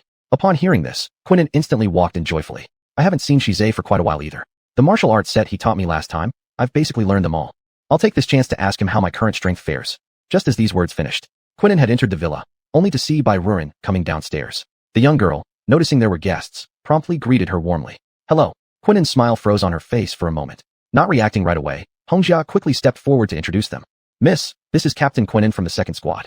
Chapter 32, An Unexplained Premonition of Misfortune. Is it the same as Shize? Hearing that the other party was the captain, Bai Ruanyan's eyes sparkled. Hongjia nodded slightly without denial. Upon hearing this, Bai Ruanyan immediately stepped forward to introduce herself. Hello, my name is Bai Ruanyan. Bai Ruanyan, who didn't notice the strange atmosphere at all, continued her self-introduction. Fei followed from behind and happened to hear Bai Ruanyan's voice. She showed a strange look for a moment and couldn't help but counter-question. Is Bai Ruanyan the new female discovered recently? With these words falling, Bai Ruanyan also immediately nodded in response. It's me. After saying this sentence, the Fei standing next to could clearly see Quinnen's subtle change in expression. She quickly reached out to pull the other party, seemingly signaling her not to lose her spirit. Realizing the situation, Quinnen promptly collected her emotions and nodded at Bai Ruanyan. Hello. Sorry, I just reacted slowly for a moment. After all, strangers haven't come to the military compound for a long time, so I didn't think Miss Bai would appear here. Quinnen smiled while speaking, but one could detect some emotions laced within her tone. Fei furrowed her brows. She could understand Quinnen's feelings at the moment, but this statement carried a strong sense of targeting. Fortunately, Bai Ruanyan hadn't noticed it, and even replied with an unconcerned smile. I just arrived here today. Didn't expect there to be so many beautiful older sisters nearby. Can I play with you guys in the future? Understood. But this is the military compound. We are quite busy with tasks on a daily basis. Perhaps we won't have much time to accompany Miss Bai. I still have some things to do, so I will take my leave first. Quinnen gave Bai Ruanyan a deep glance before ultimately leaving hurriedly after dropping those words. She could hardly control herself, fearing that if she stayed longer, she wouldn't be able to speak so calmly to her. Xiaonan. Fei watched Quinnen turn back and leave, wanting to call her, but it was already too late. So she could only awkwardly laugh and nod at Bai Ruanyan. Then we will go first. We have something to do soon. See you next time, Miss Bai. Yes, goodbye. Bai Ruanyan saw the two off. Although she found it strange, she just shrugged and didn't ask any more questions. When Quinnen went outside, she collided directly with Shize coming back. Her originally ugly expression finally eased up somewhat. Shize, you're back. A cold response. Then he passed by her indifferently. Quinnen was momentarily stunned but soon realized his usual aloofness, being indifferent to everyone. Thus, Quinnen had already grown accustomed to it. At this point, she turned around and chased after him. The martial arts that I asked you about last time, I've improved greatly. You rarely return home. Do you want to spar? Quinnen tried to strike up a conversation, her pair of eyes tightly staring at the other person, full of affection. I don't have the time right now, maybe next time. He still maintained that bland manner. Quinnen quickly responded. That's right, General Xiao said they'd gather shortly. Shize merely nodded, no longer speaking, and had already entered the villa. Bai Ruanyan, at this moment, ran out and excitedly called out. Shize, I like it here. Hongjia just told me I don't need to stay in the villa and can wander around. Is that true? Bai Ruanyan rushed over. Shize, quick with his actions, extended a hand to stop Bai Ruanyan's forehead, thereby preventing the little girl from hugging him outright. His prediction proved accurate. At this point, he cast a faint glance at the little girl before responding gently. Pretty much. Locked at the head, the young girl decided against further attempts. She took a step back, rubbing her forehead as she giggled. That's great. She happily twirled around Shize. Shize, utterly exasperated, actually revealed a trace of a smile. And just this one smile completely shattered all the confidence Quinnen had accumulated. Little South. Fei walked over, noticing Quinnen's grim expression, thus pulling lightly at the other person's hand. Let's go back. Quinnen silently nodded, following the person beside her in a daze back to her own villa. Fei specifically poured a cup of warm water and placed it in front of Quinnen. Did you see earlier? He smiled at that woman. Sitting on the sofa, Quinnen, looking somewhat lost, appeared pale. Fei opened her mouth. Why bother? Knowing very well he is a tough nut to crack. Still insist on challenging yourself. If I were to say, why not let it go? Besides Shize, are there no good males in this world? S-level bloodline energy carrier. It's not just him. Why bother so much? I can't help it. I've never been this upset, even when a woman like Stella appeared beside him. At least he treats everyone the same way. Why is the new female different? Could it be because she's rare and special? But he has never cared about these things before. Xiaonan. Fei sighed helplessly. She knew that at this moment, the person in front of her was already stuck in this mental rut. So no matter what others said, she wouldn't listen at all. Suddenly, the communicator issued an alarm. Fei quickly answered it. Xiaonan, Commander Xiao requests that we gather immediately. Now is not the time to think about these things. Fei reminded Quinnen, who had come back to her senses, silently changing into her uniform. At this moment on the square, everyone was gathered and ready. As soon as Commander Xiao appeared, he immediately explained the situation regarding Zone 3's ruins. A dispatched rescue team has lost contact.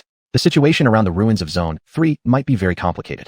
Thus, 3 small teams from the Guardian Division have been ordered this time. You will combine into one large group for reinforcement. During this merger, Captain Shize will be the general squad leader. Deputy Captain, Quinnen. All orders should follow the captain's command. Be aware at all times, the insect invasion of the ruins in Zone 3 is especially complex. I hope everyone will pay extra attention to safety. Yes. Everyone began arming themselves and getting into the vehicles. In a few moments, they left the military base. Bai Ruanyan came out from the villa area. She stood nearby watching as people got into the vehicles and left. A strange premonition of misfortune arose within her. Miss, don't worry. With the captain around, there won't be any problems. We're heading to Zone 3's ruins this time. As long as the rescue is successful, we'll be back soon. Hongjia was deliberately left behind by Shize. Bai Ruanyan's eyes sparkled. Insects? Those things are quite strong and dangerous. Bai Ruanyan seemed to remember something bad. Her little face paled. Rest assured, others might have trouble, but with the captain here, those bugs won't stand a chance against him. Hongjia was extremely confident, raising his head high. Chapter 33, Internal Strife. On the war chariot, an unusually quiet atmosphere prevailed. There were 3 teams in total, 15 people. The Red Armor and Green Water from Team 1 weren't present. 2 substitute members had joined instead. Both were rare elites from the military camp. Yet, this move couldn't help but stir resentment among others. Why is it that a death order for us somehow isn't one for Team 1? This was spoken by a member of Team 3. He looked sharp-tongued and mean, with an imperial mustache. While speaking, his eyes would occasionally flicker toward Shize. Seeing this, other members of Team 3 immediately gestured for him to stop, clearly signaling him not to spout nonsense. Seeing this, other members of Team 3 immediately gestured for him to stop, clearly signaling him not to spout nonsense. What are you doing?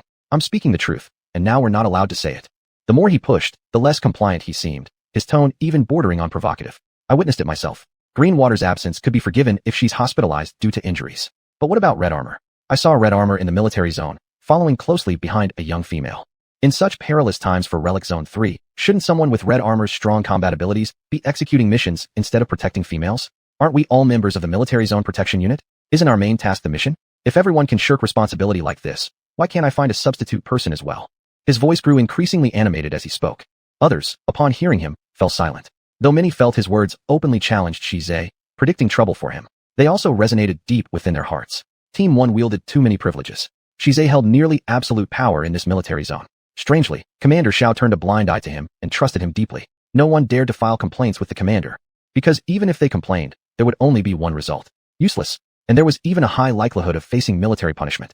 So, from your tone, it seems like you feel they're too weak.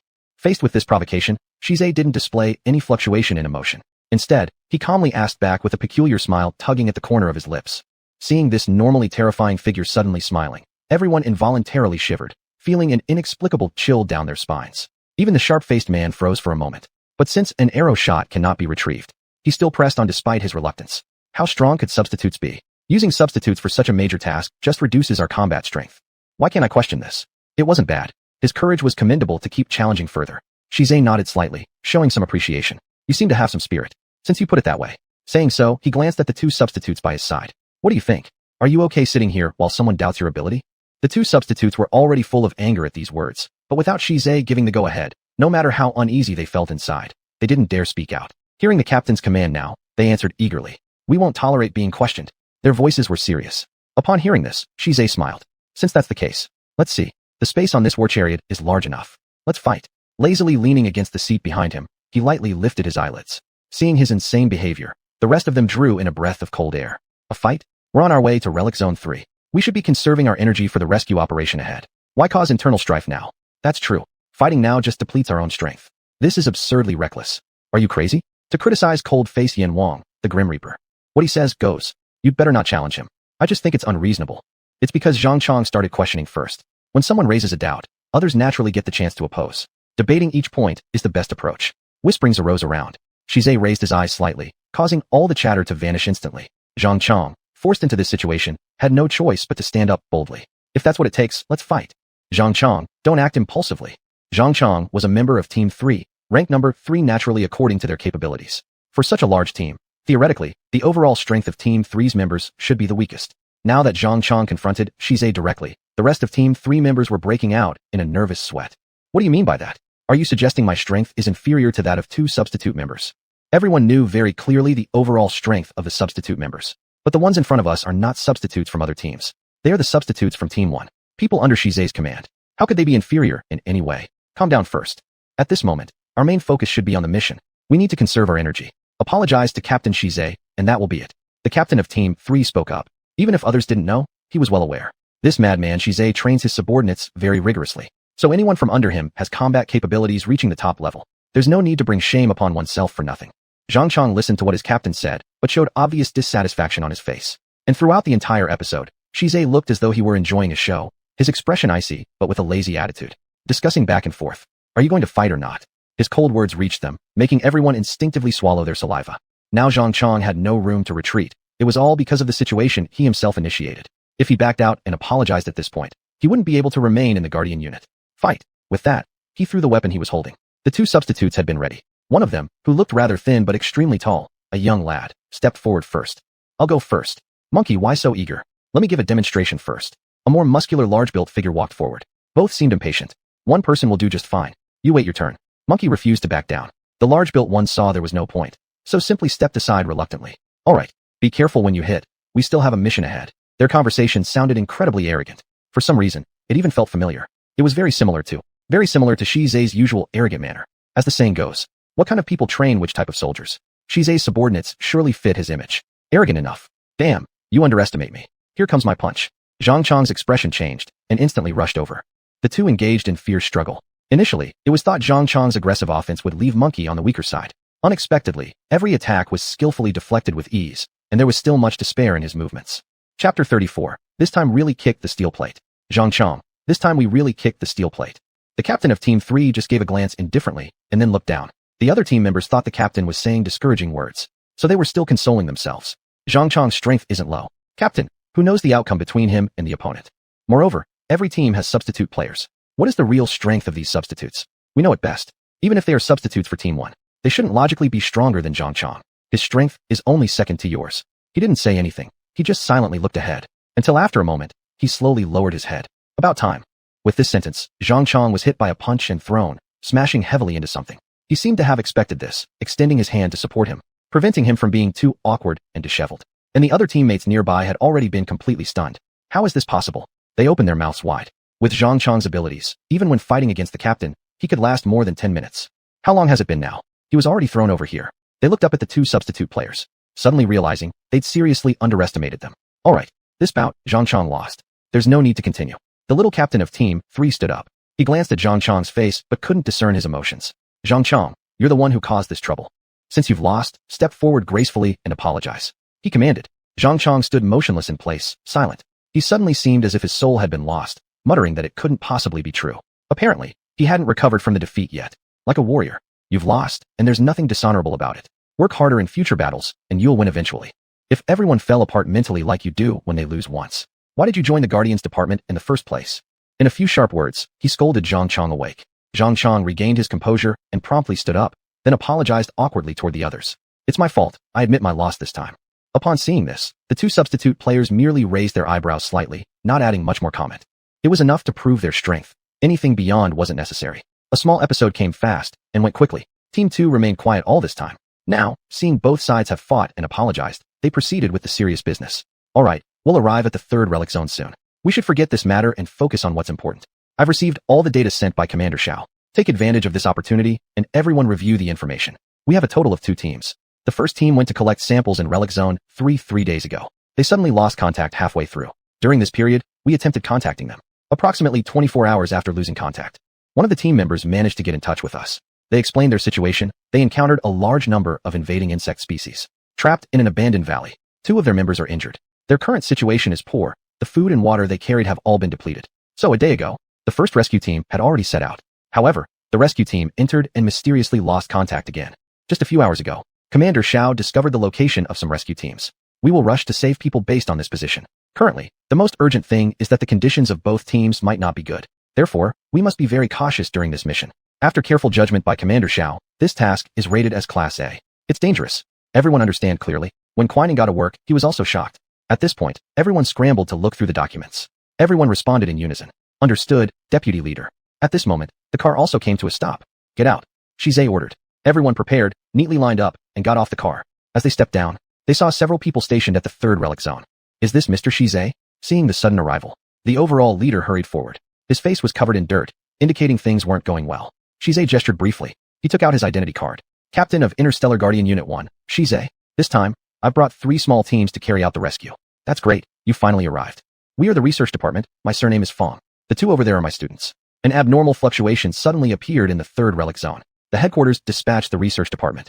So I led these 2 students to come detect the situation. During this period, headquarters sent a collection team over here to delve deeper into the relic zone for investigation.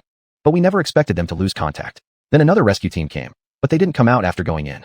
The situation inside must be especially complicated. He said this with a sigh. Shize nodded understandingly.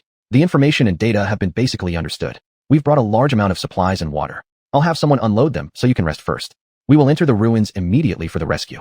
Great, thank you very much. Professor Fong quickly asked his students to go help carry the supplies. They hadn't left since they arrived here. They were afraid that there might be something unexpected happening in the collection area, so they stayed on guard all the time. Shize turned and looked at the small team behind him, glancing at the time. 5 minutes to change into mech heavy armor. Enter ruins, area 3. Yes. Everyone took off the big backpacks from their shoulders. All of them took out the heavy mecha armor they carried. The heavy mecha armor provided high defense and strong attack capability. This time, it was chosen to directly wear the heavy mecha armor into the ruins. Everyone realized the road ahead would be dangerous. By the time 5 minutes had passed, everyone was already wearing the heavy mecha armor. Before entering, Shize divided them into 2 teams, with he and Quine leading separate teams. When Quine heard about dividing the group, he hesitated somewhat. Area 3 has never been investigated. Wouldn't it be too dangerous to act separately?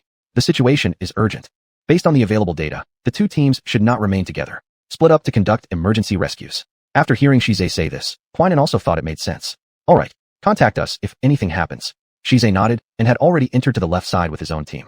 Quine cast a deep look at Shize's back. Recollecting his worries, he then addressed the squad behind him. Everyone, stay fully alert. This isn't a joke. Search. The 2 teams quickly split up. Every now and then, they exchanged locations with each other. The exploration in ruins area 3 wasn't very far, so the rugged, unfamiliar environment made everyone more vigilant. As they went deeper into the cave, they clearly noticed the height of the ruin area decreasing. In the end, they could only move forward with their backs half bent. Chapter 35. This matter had already spread long ago. After walking for a few minutes, the group had become accustomed to the terrain here. However, they hadn't found any traces of insect activity, which made them quite curious, until someone suddenly spotted a backpack not far away. Captain, that seems to belong to one of the original rescue team members, said an observant member of the group, quickly moving forward and picking up the backpack. Shizai merely glanced at it and swiftly kicked the backpack far away. The others were surprised and unsure why he did so. The next second revealed the reason. A palm-sized translucent bug crawled out from the slightly open backpack. It's the ghost-faced bug with code 30. As soon as they saw the bug, everyone immediately realized its danger. The team member who had picked up the backpack shivered involuntarily and swallowed hard. Captain, he looked at Shizai, filled with excitement. Don't be careless. No matter what it is, don't touch it lightly. How many times do I need to tell you this? Report back for punishment with a military stick. Yes. Although it was a punishment, the team member seemed entirely willing. If not for Shizai, he would have likely lost his life. The ghost-faced bug has a ghost-like face on its underside. Once bitten, it's almost impossible to shake off. Although it doesn't have highly potent venom, once it bites onto someone, unless part of the body is cut off, there's no way to remove it. It will slowly consume your flesh bit by bit. A horrifying and dangerous creature indeed. Captain, ahead there is a cliff. We found some of the previous team members' clothes nearby. After about another 10 minutes of walking, they had come to a dead end. In front of them lay a large precipice. As their view opened up, the surrounding pitch-black, steep cliffs gave a sense of immense pressure. Shizai glanced down. Equipment. At his command, someone immediately began to prepare the ropes. Captain, let me go down first. You stay here on standby. Maintain timely contact with Squad 2. If you find any rescue personnel below, notify them immediately and report back. Understood. Shizai gave a glance at the nearby prepared ropes, pulled them with his hand to test their strength, judged them suitable, and decisively grabbed a rope in one hand, jumping off the cliff. The people nearby stared in astonishment. Mr. Shizai is truly impressive. That's natural. He is the strongest person in the entire Guardian department. Just descending into such a place single-handedly, without fear, was something not everyone could accomplish. Moreover, he didn't even need help. A few minutes later, Shizai's voice came through the communicator.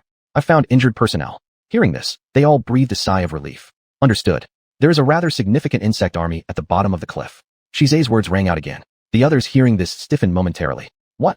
Now I will start tying the injured personnel to the ropes. You pull them up. And what about you, Captain? Of course, destroy this army. Shizai's casual voice then vanished completely from the communicator. The ones pulling the rope noticed the weight from below and immediately started pulling. In a short while, all the members from the bottom were pulled up. A total of 6 people. All accounted for. Possibly not expecting things to go so smoothly, Squad 2 had already arrived. How's the situation? Kuei-nin walked forward. Seeing the rescued members brought him relief. Just with a quick glance around the group, he couldn't spot Shizai, so his expression slightly changed. Where's your captain? Second captain. Our captain is still down there. He just sent word via the communicator, saying he discovered an insect army below. The captain is probably trapped and plans to dismantle the army. While they explained, worry also crossed their faces as they looked towards the cliff. Upon hearing these words, Kuei-nin froze in place. What? An insect army? Alone? It's true. Crazy. Quickly head down to assist.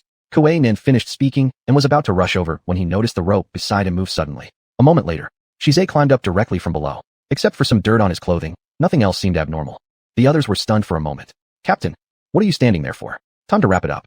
Immediately notify the upper level to conduct another detection of the number 3 ruins area. It's clearly strange for an insect army like this to appear so stealthily.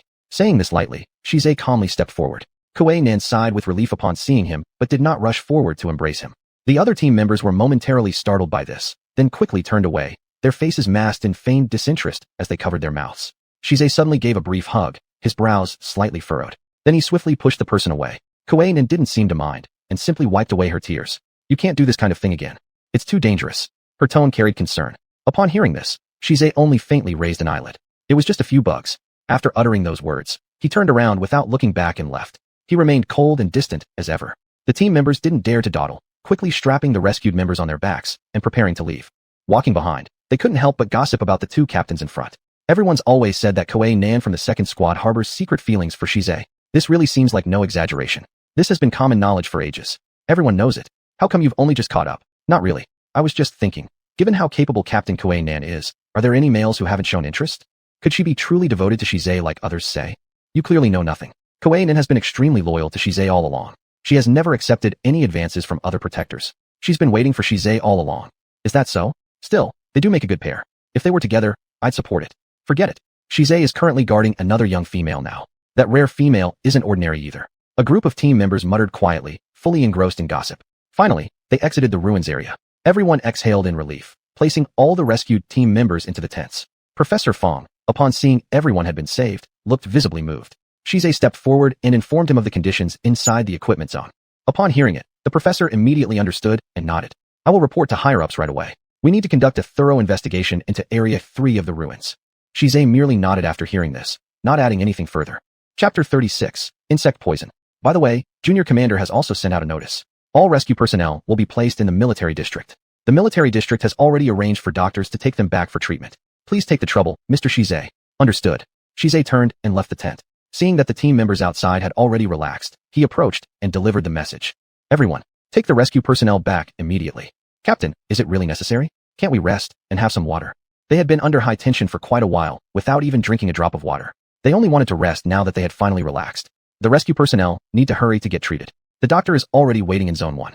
So we must rush. Everyone needs to overcome this difficulty. Kuei-nin also came out and explained the situation. After hearing this, everyone nodded in understanding. On the other side, Bairu_RU quickly became familiar with the others in the villa area thanks to her superior social skills.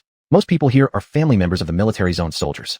However, there are numerous rules within the military zone. Although the place is big, you can stroll around everywhere. It's boring without anyone to chat or play with. Bairu_RU has an outgoing personality, so she quickly got acquainted with several others. They chatted noisily together, creating a lively scene, until they heard military vehicles enter from outside. Ru_RU stood up in a flash. Is Shize back?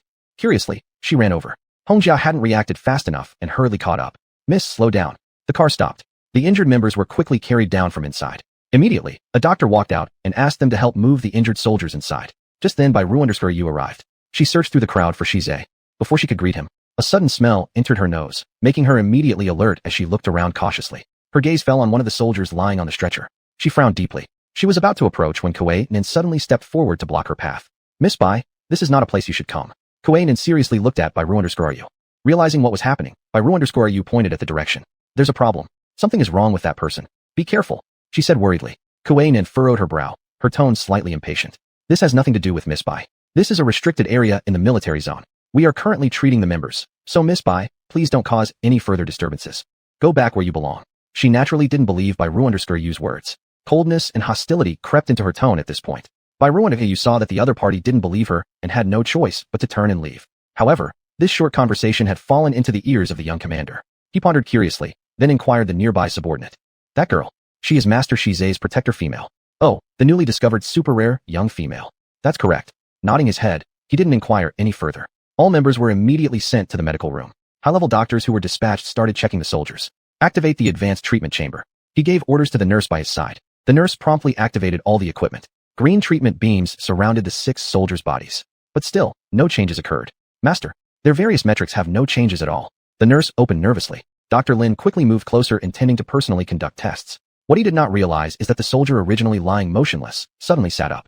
The nurse sensed it and immediately cried out in panic. Master, Dr. Lin, confused, turned to look at her.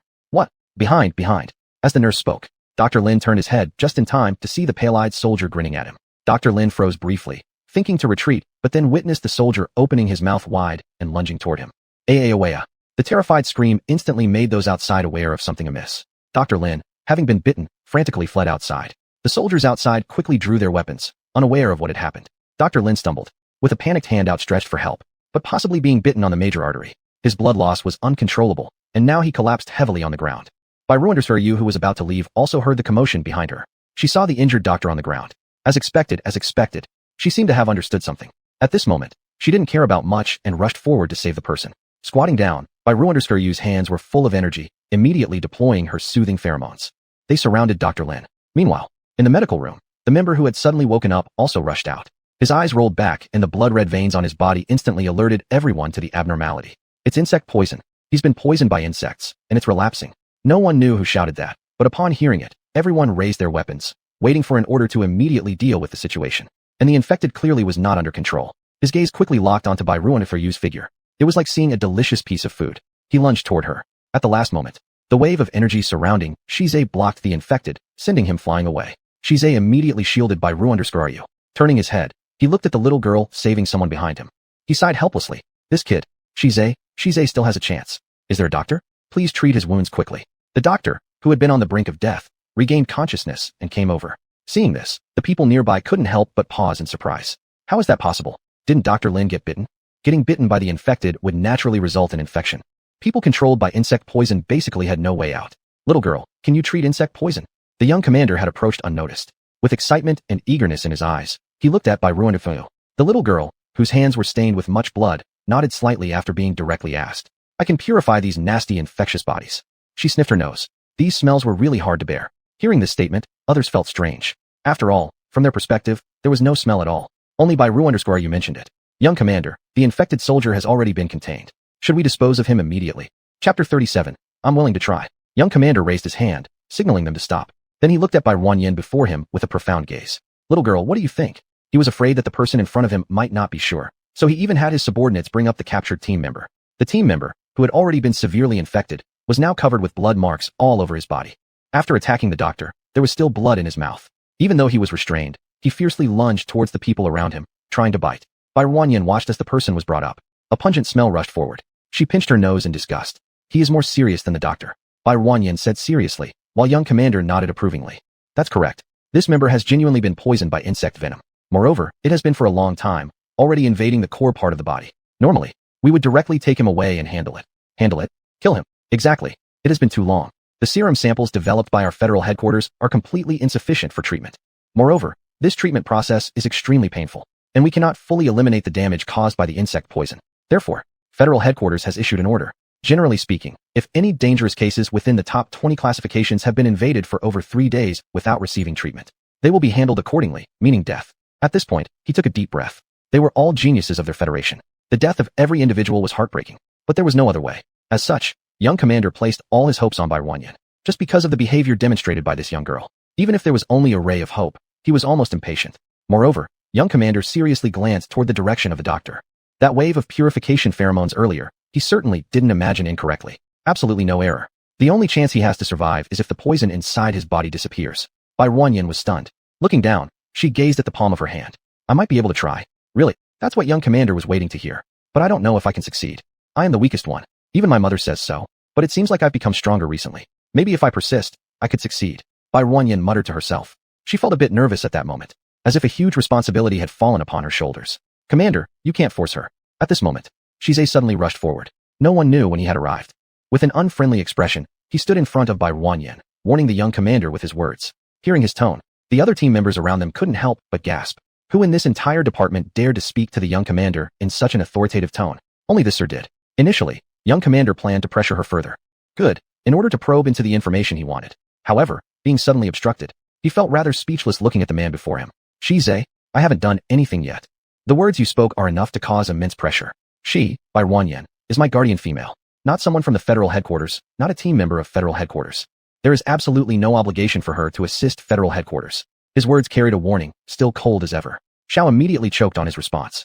For a moment, he wasn't sure who exactly was the leader here, himself or the youth before him. Speaking so assertively, it made him feel as if he had some sinister intentions. Shizai, you know, such powerful pacifying purification pheromones mean a great deal to our federal headquarters. If this newly discovered young female truly possesses such abilities, do you realize how many significant figures will notice and want to protect her? This is a tremendous boon for our entire interstellar Earth Federation. Besides, I have no intention of harming her. Why are you so tense? Young Commander earnestly explained. If not for the fact that this madman had unpredictable moods, why would he bother to talk like this? If using power alone could make him obey, then why wouldn't he simply exert authority over him? He really had no choice, having fallen for such a subordinate. Yet, this subordinate happened to be an excellent right-hand assistant, whom the entire Federation could not do without, accumulating so much merit, guarding against countless invasions of insect races for the Federation. Even a young commander like him had to treat this person respectfully, let alone the higher-ups, who would surely give this person some respect due to his strength. This was the outcome of sheer capability. If she refuses, no one can force her. Shizai remained rooted to the spot, unyielding. Originally confused, the young girl watching the towering figure blocking her view felt a warmth spread through her heart. She knew that Shizai was protecting her, just like the time she had caused trouble at home in the past, and her parents stood in front of her, speaking up for her. That was protection. And so, Bai Ruanyin wanted to do something too. If she could heal them and make Shizai happy, she was willing to give it a try. With her soft little hands, she carefully tugged at the hem of Shizai's coat from behind. Feeling the movement behind him, Shizai slowly turned his head. He still wore the same expression, cold and distant, seemingly unapproachable. But Bai Ruanyin looked up, timidly addressing him. I can give it a try? If I really manage to cure that person, would you be happy? Bai Ruanyin blinked her beautiful big eyes, expectantly looking at him. Naturally, young commander overheard this. Being nearby, he observed cautiously, hoping that Shizai would say something beneficial for the Federation. But the next moment, a casual reply came from Shizai's aloof figure. The life or death of others is none of my concern. What's there to be happy about? Upon hearing these words, young commander nearly fell over on the spot. His lips twitched as he couldn't help shouting. Young man, can't you just say something nice? How can you say it's none of your business when we're all teammates? He loudly interrupted their conversation. Shizai merely glanced sideways at him without reacting. Left with no choice but to suppress his emotions, Young commander forced a smile at the young girl, uncannily resembling a wolf dressed up as Granny. It was quite peculiar. Little girl, don't listen to him. If you can really heal that person, it'll be a great contribution. Even though you're not part of our federal headquarters, this achievement can be credited to Shize. It will be very advantageous for him. Young commander realized something. This little girl clearly cared deeply for Shize, so using Shize as bait would surely succeed. At hearing this, Bai Ruanyan's hesitation vanished, and her eyes lit up. All right, then I'm willing to try. She walked forward obediently, standing beside her, unmoved by anything. Shize's expression shifted slightly upon hearing her words. Chapter 38 Shize, I succeeded. His originally indifferent expression seemed to falter slightly. He slowly turned his head, looking at Bai Ruanyan with a complex gaze.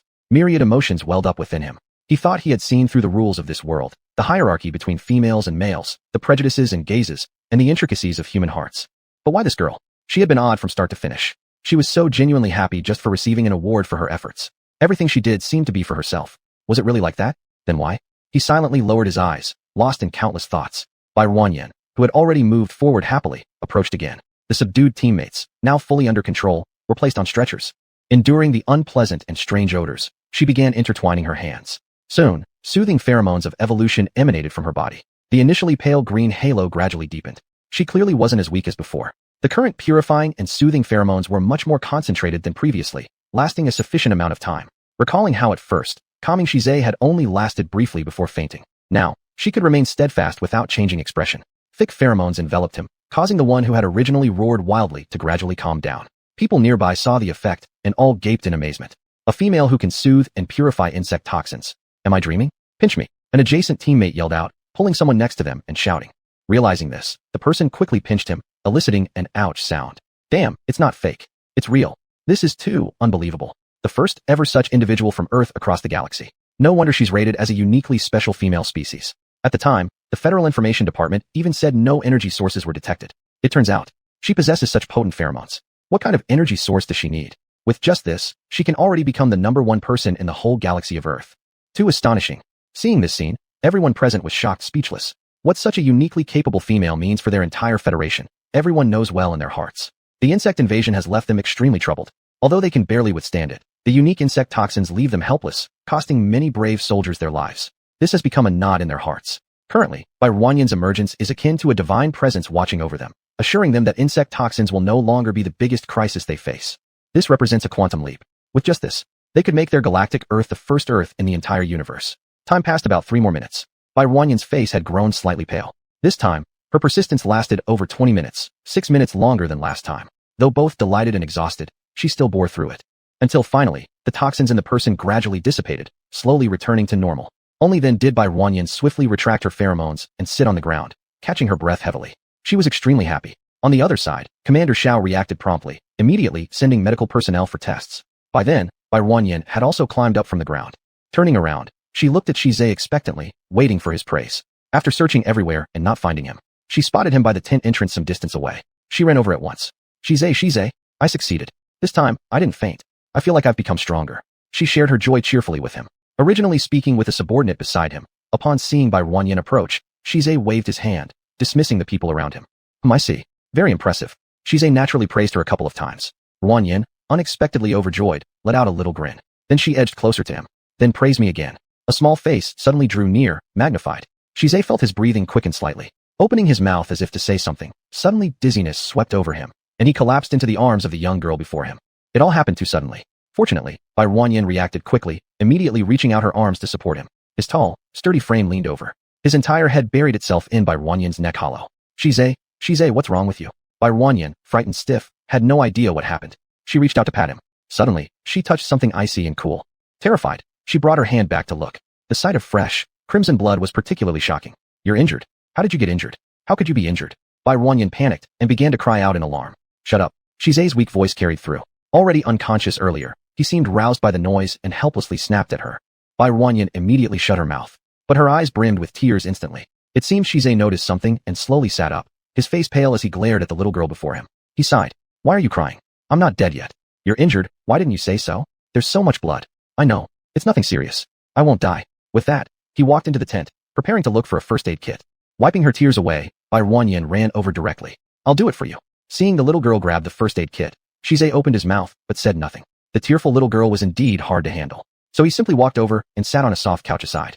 Without hesitation, he straightforwardly pulled off his shirt, revealing a strong and robust body. His powerful arms showcased defined muscles. The back flowed with smooth lines and well-toned muscles like an exquisite sculpture, making it impossible for one's eyes to look away. There was a quite noticeable wound below his waist. Even though it was close to being torn apart and covered with blood, it did nothing to detract from his handsome figure. Instead, it added a touch of broken beauty. One couldn't help but stare. Initially filled with righteous indignation, Bai Ruanyan suddenly blushed after seeing him cleaned up and sitting there waiting for medicine. Having been protected well by her parents since she was young, she'd never seen any man's body, and she knew the body was private, not supposed to be shown casually. How could Shizai so directly take off his clothes like that?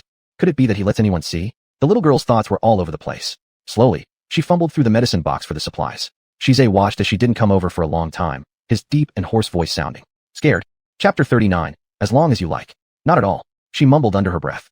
Then she quickly found the medicine in the first aid box. Clumsily, she opened the disinfectant, held by Ruan gently in her hand, and hesitated to glance at the wound. Her brows were furrowed with great anxiety as she sprayed it onto the wound. It might hurt a little. As the disinfectant was sprayed out, Bai Ruan, still inexperienced, carefully watched Shizai. Does it hurt? It doesn't, he replied indifferently, without moving an inch. These wounds meant nothing to him. But what he hadn't expected was how anxious and careful the young girl behind him was. Bai Ruan glanced at him, ensuring that he wasn't in too much pain, then took out the alcohol-soaked cotton pads to clean off the blood around the wound. She was extremely cautious, fearing that any bigger movement might hurt him. Finally, after dealing with some of the dirty blood on the outside of the wound, Bai Ruan quickly grabbed the hemostatic powder and sprinkled it over the wound. Then suddenly, she bent down and gently blew air towards the wound. Shizai could distinctly feel the warmth from her soft breath on his waist. His entire body stiffened momentarily and incredulously looked back. And just at that moment, their eyes met, Bai Ruan's pure and innocent eyes. The atmosphere became slightly awkward. Shizai quickly averted his gaze. What are you doing? Even he didn't realize how hoarse his voice had become. Bai Ruan straightened up and scratched her head. I used to be mischievous when I went out to play, and whenever I got injured, my mother would medicate me and blow on it like this. They say it alleviates the pain, making it more comfortable. Isn't that right? She asked curiously, blinking her eyes. Shizai was at a loss for words for a moment. He pretended to cough a couple of times before speaking slowly. I don't fear pain. His tone was firm, as if everything he endured was nothing significant. Upon hearing this, Bai Ruan paused. How can someone not be afraid of pain? Yes, nobody isn't afraid of pain. Those who have become numb already, losing the sensation of pain, may think it is one of the smallest matters in the world. Shizai lowered his eyelids, hiding the shadow of melancholy within them. Bai Ruan stared at him, then moved forward impulsively, tapping his head with her soft little hand. She sensed his low mood. It was an ability given to members of the rabbit beast tribe. Though she understood why, she felt this was probably the time when he needed comforting. When Shizai, having his head patted, came back to reality, he reached out and caught her wrist abruptly. Caught off guard, Bai Ruan stumbled directly into his embrace. Firm, wide, yet warm. Still, it startled Bai Ruan. She blankly stared at the person in front of her, blinking her big eyes. Looking at the handsome face so close to hers, Bai Ruan instinctively pouted her lips. This development felt so familiar. Deciding to start a family with her, wasn't it? Bai Ruan was very excited, so she enthusiastically moved closer. Just as their lips were about to meet, a thick, large hand unhesitatingly blocked her way. And thus, Bai Ruan froze in midair. Then she slowly opened her eyes, glancing around strangely. Naturally, she met Shizai's amused eyes. With narrowed eyes, he lightly flicked Bai Ruan's forehead. You're not allowed to sense my emotions, and you're not allowed to touch my head. He repeatedly said no to both, displaying a certain degree of authority. After regaining consciousness, Bai Ruan realized that the other party didn't mean what she assumed, leaving her feeling somewhat disappointed. How troublesome this guy was. And how long do you plan to lie here? Aren't I treating your wound? Seeing that the small figure in his arms didn't intend to leave, Shizai helplessly reminded her. Coming to her senses, Bai Ruan immediately jumped up from his embrace. I know, an unwilling tone filled with suppressed resentment. Naturally, Shizai perceived Bai Ruan's emotions, remaining silent on purpose while subtly turning his head, revealing a barely noticeable smile. This guy was completely manipulative and cunning. Bai Ruan was still fairly quick and efficient. After becoming gradually more proficient, she managed to bandage his wound in a manner that wasn't too ugly.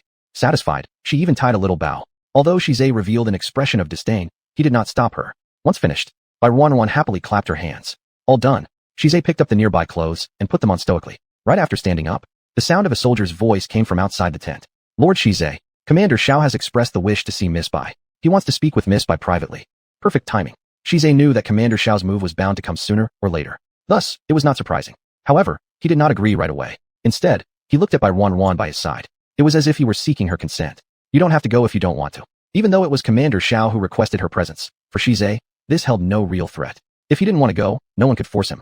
After a brief moment of contemplation, Bai Ruan remembered that she had just healed someone and figured that Commander Xiao's visit must be for praise. So, without hesitation, she accepted the invitation. I want to go. He said that if I saved that person, I'd be rewarded. I might as well go ask what the reward is. Bai Ruan was excited, and seeing this, Shize made no attempt to stop her. Just hearing her say she wanted to claim a reward for him lifted his spirits somewhat, a feeling he found strange. It threw him into a momentary confusion. But swiftly, he cleared it all away, suppressing everything. On the other side, in Commander Xiao's office, after Bai Ruan was brought over, the man originally on the phone quickly ended the call upon seeing her arrive. Come in, little girl, come quickly, sit here. Commander Xiao appeared to be nothing more than a middle-aged man in his 30s or 40s, but he treated Bai Ruan with particular warmth, addressing her affectionately as girl. Bai Ruan nodded politely towards him. Commander, good, good, don't be formal, sit anywhere you like. Adjutant, go fetch my prize tea leaves. Make a cup for the young miss. Commander Xiao was extremely courteous, bringing out all his best things. Staring at him, Bai Ruan was surprised. Before long, the adjutant brewed a fine cup of tea and placed it in front of her. She thanked him, took the cup, sniffed it, and her eyes lit up. What fragrant tea. Do you like it? If you do, I'll gift you the whole box of this prized tea. Commander Xiao was generous. Upon hearing her compliment the tea's fragrance, he immediately offered to give her the tea. Bai Ruan froze. Quickly, she shook her head. No need, Commander. Don't be so formal with me. If you like it, it's yours. Chapter 40. Cooperation with the military. Seeing the young commander being so generous, Bai Ruan gradually relaxed. She sipped her tea, finding it sweet and endlessly flavorful. It was evidently high-quality tea. Her bright eyes showed how delighted she was drinking it. The young commander noticed this and pointed to the adjutant beside him. The latter immediately understood and placed the box of rare tea next to Bai Ruan. This indicated that it was now a gift for the young girl. Commander, I really can't accept it. If you want to give out awards, award them to Shize. Didn't you say that you could reward him? Bai Ruan asked earnestly, her big eyes staring directly at the young commander. For a moment, he seemed lost in thought before suddenly bursting into laughter. Good. You remember clearly. Fine, I promise. We'll give Shize the highest level of rewards from our Space Guardian department. Does that sound alright? Still hearing about the highest level of reward, she nodded decisively. Thank you, young commander. Haha, you're quite an interesting girl. I actually like you. If my daughter hadn't died from parasite infection, she would have been around your age now. He seemed lost in some kind of memory, his expression suddenly turning melancholy. Upon hearing about the death of his daughter, Bai Ruan also put down her teacup, sympathetically looking at him. Noticing the young girl's gaze, the young commander raised his head and couldn't help but smile. Don't worry, it's been too long ago. So long that I've almost forgotten. The reason why I stay committed to this position is to fight against those insect invasions. As long as we can eliminate them, it will be a way to honor my daughter. So I won't feel sad, and I won't let myself fall apart. There are more important things to do. His resolute words moved Bai Ruan deeply. Even her face became more serious. Sir young commander, just tell me, what exactly do you need me to do? She may appear innocent, but she's not naive. General Xiao went through such trouble inviting her, trying to curry favor. It was obvious that he wanted something. Since they had reached this point, there was no need to hide their intentions anymore. It was best to lay everything out on the table. Fine, since we've come this far, let's cut straight to the chase. The main reason I called you here today is to ask whether or not you'd be willing to cooperate with our military district. Cooperate? Bai Ruan was taken aback, never expecting this. That's right, your data has been updated recently.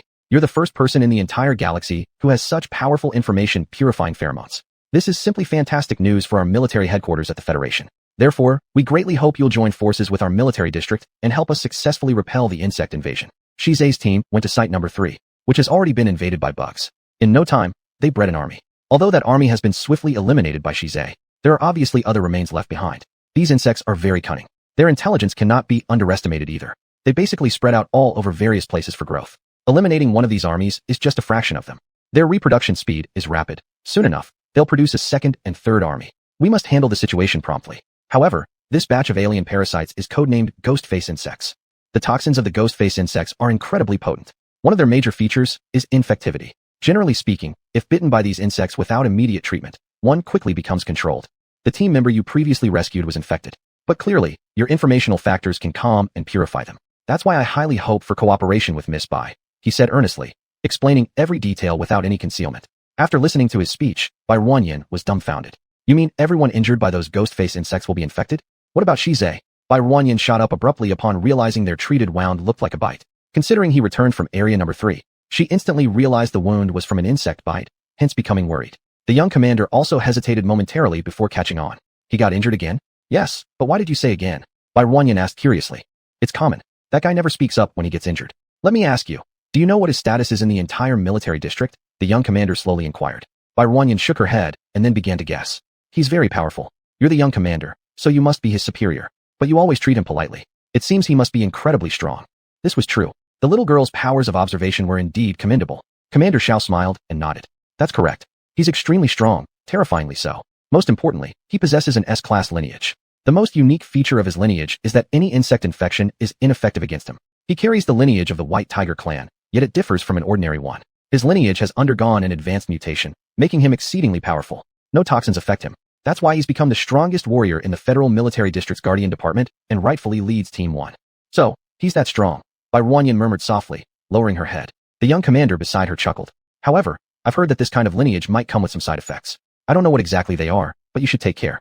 But I don't think there will be any danger to you. The young commander suddenly seemed to recall something and quickly added another sentence. Hearing that Shizai was unharmed, Ruanyan obediently nodded. As long as he was safe, everything else didn't matter much. Regarding the cooperation, have you thought about it? I may need to go back and think about it. Ruanyan didn't reply immediately. She fully understood her own abilities. Just helping one person had already pushed her to her limit. She feared she wouldn't perform well enough. Hearing this, the young commander simply nodded without forcing her. I understand. Take your time to consider it. Also, the federal headquarters will send someone to personally invite you to meet the Supreme Commander. The Supreme Commander? Yes, they are earnestly requesting Miss Bai's help. What's wrong with the Supreme Commander? I can't say much now, but shortly, the Deputy Chief will come down and provide you, Miss Bai, with more information. Chapter 41, Truly Stubborn. It seemed a bit too sudden. Ruanyan sat in her place, motionless, not knowing what she was contemplating. You don't have to worry. When the time comes, Shizai will take you with him. He will ensure your safety and absolutely won't let you do anything you don't like. This General Commander is a big figure at the federal headquarters. Because he's been stationed guarding against the insect race, his spirit has been infected. He has always been tormented by pain. But when the first strong female capable of soothing and purifying information appeared, he immediately begged for her assistance and treatment. Regardless of whether you succeed or not, the higher-ups won't lay any blame on you. We merely hope, Miss Bai, that you can agree to go. No matter what, we hope you can give it a try. If this General Commander falls, what it would mean for our entire Surinju? Perhaps it is destruction. Just like an eagle soaring in the sky, its wings broken. His expression grew heavy as he spoke. Perhaps moved by these words, Ruanyan nodded slightly. All right, I'm willing to take a look. Good. Thank you, Miss Bai. The young commander's address had shifted from little girl to the respectful Miss Bai. This transformation was evident. Upon leaving the office, Ruanyan took a deep breath. She merely raised her head to see Shizai standing nearby, leaning against the wall waiting with an expressionless face. Seeing him, Ruanyan quickly approached. Shizai, Shizai. Her chatty voice rang out. Shizai looked over in that direction. Typically, he wasn't fond of such noisy sounds. But after getting to know Ruanyan, everything seemed natural and even became a terrifying habit. He stood up and looked expressionlessly at the little girl rushing towards him. His tone remained mild. Be careful you don't fall. Shizai, I just talked a lot with the young commander. He said he would commend you, giving you the highest level of reward. How about that? Isn't that good for you? Ruanyan subconsciously got proud, raising her head high, her little face full of joy. Shizai softly hummed in response. His mood seemed somewhat complex. Is there anything else? Actually, he had already guessed, but he still wanted to hear what this little girl had to say. Other things. The young commander said he hopes I can cooperate with the military district. And also, if I could join, it would be the strongest help for the entire military district. You've agreed. Shizai stared intently at Ruanyan before him. The girl shook her head. I said I want to think about it. I know my own capabilities. Although I can feel my abilities growing stronger, I may not necessarily be able to do well in this job. If I mess up at a critical moment, it wouldn't be good for either him or me. Not completely foolish. Hearing this answer, Shizai's expression relaxed somewhat. From his tone, it seemed he didn't really want the girl involved in military affairs either. You don't want me to collaborate with the military, right?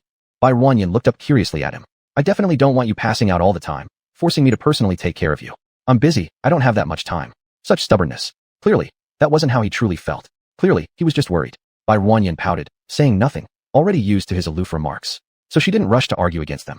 Oh yes, there's another thing. General Xiao told me that a general commander from the federal headquarters needs my help. He seems to have also been infected by some sort of bug toxin. I've already received that order. The various commanders have fallen under a kind of mental control. Every half-month, they undergo intense madness. The calming influence of his mate is no longer effective. That's because he's been infected with a special type of bug toxin. It happened during an encounter in one district far away. At the time, only that one was encountered. This type of bug species is very dangerous. Fortunately, no further trace of them has been found. Still, it's considered fortunate misfortune. However, since then, the toxins have deeply penetrated into the body of the general commander. No medication works. Your information should have already been made public by the federal headquarters. That's why such a request has come up. I'll say it again, if you don't want to go, no one can force you. Standing there, his tall frame blocking the light in front of her, Ruanyan gazed up at him, finding him inexplicably tall, as though he were a sturdy mountain to rely on, protecting her wherever and whenever needed. I can go, I can try. Still seriously nodding at him. After hearing this, Shizai didn't say anything more. He just frequently pulled at his tie, which made Ruanyan somehow aware of something. Are you feeling unwell? No. He shook his head. Ruanyan looked at him curiously. I feel like your body seems to have turned a bit red. Shizai stood aside silently, as if concealing something. Soon after, a car was dispatched from the headquarters. The deputy chief of staff hurriedly got out of the car. Upon seeing Bai Ruanyan, he respectfully greeted her immediately. Miss Bai, the car is waiting outside. We count on you. Bai Ruanyan looked at the person in front of her, bent down, and saluted. Then she waved her hand. I'll do my best. Shizai followed behind her, and the two of them got into the car. The vehicle parked outside the military district drove away. Not far away, Kuei Nan kept looking towards the direction where they left. Fei Fei, who came over, patted her shoulder. Xiao Nan, there are some things that really shouldn't be said by me. But, since it's already come to this point, I think you should learn to let go. Otherwise, staying in this military district will only make you feel worse, plunging you deeper into pain. Kuei Nan remained silent, stunned in place, as if lost in thought. Why? Why did she suddenly show up? If it wasn't for her, things wouldn't be like this. Xiao Nan, stop overthinking. Since it's already impossible, we might as well let it go. With your good conditions, how could you not find a good male? Why confine yourself here, making yourself so miserable? Fei Fei really couldn't stand it anymore. She earnestly persuaded. But Kuei Nan, who didn't speak, suddenly raised her head. She looked deeply into the eyes of the person in front of her. You don't understand. It's the person buried deep in my heart for all these years. Can such feelings be forgotten just like that? What then? Do you intend to keep going like this, watching him with another woman? Torturing yourself like this? Wake up. Is it necessary to torment yourself this way? If only she weren't there. Kuei Nan muttered under her breath. This sentence was heard by Fei Fei, who was startled and immediately covered her mouth. Are you crazy? How dare you say such things? Chapter 42. I will protect you. Right now, Miss Bai is the darling of the entire military district. Even Commander Xiao has intentions to cooperate with her. This time, someone from the general himself's office personally came to meet her. I have insider information that the general himself wishes to invite Bai Ruoren to treat him. Think about it. Because of this alone, in the future, Bai Ruoren will be able to walk across the entire military district with impunity. How many lives do you have, daring to say such things? If someone with ulterior motives hears them and uses them as leverage against you, what will you do? Fei Fei was truly loyal and caring, earnestly analyzing so much for the other person. Kuei Nan's gaze was dim, seemingly indifferent to the words of her friend beside her. Only after a moment did she slowly raise her head and twitch her lips. Thank you, Fei Fei. I know. I won't talk like that anymore. That's the right attitude, Nan. I know you're upset. Things will get better later. Let go gradually and focus on yourself. It'll be fine soon. Fei Fei sighed in relief and moved forward to comfort Kuei Nan. Kuei Nan remained silent, but the dark flashing look in her eyes clearly showed she wasn't content. Headquarters. Bai Ruoren got out of the car. Looking at the grander buildings before her compared to the previous military zone, she couldn't help but open her mouth slightly. This is Federal Headquarters, 1st Military Zone. Also, the main military district. The general is inside. Miss Bai, this way please. The chief adjutant had been very polite all along. Ruoren nodded at him, and thus followed Shizai into the 1st Military Zone. As they entered, they heard people calling out inside. Hurry, activate the protective zone. Quickly, bring the doctors over. Hurry up. Inside was chaotic, seemingly due to something happening. Curiously, Bai Ruoren looked inside. She saw the worried expression of the chief adjutant behind her. It seems that the general has gone berserk again. This is the 8th time this week. At this rate, his mental state surely won't hold up. After saying this, he also anxiously looked toward the scene. After hearing this, Bai Ruoren couldn't help but express shock. So serious? I guess Miss Bai hasn't encountered males during their frenzied state. The severity is quite high. Especially strong figures like our general. Once they lose control and enter a frenzied state, it usually results in countless deaths and injuries. That's why the general constructed a protective zone for himself. He locks himself in a cage, using electric shocks to control himself. Upon hearing this, Bai Ruoren also revealed a shocked expression. So harsh towards oneself. Miss Bai, please wait in the side hall first. The frenzy won't last long. Once the general recovers, he'll summon you immediately. Alright.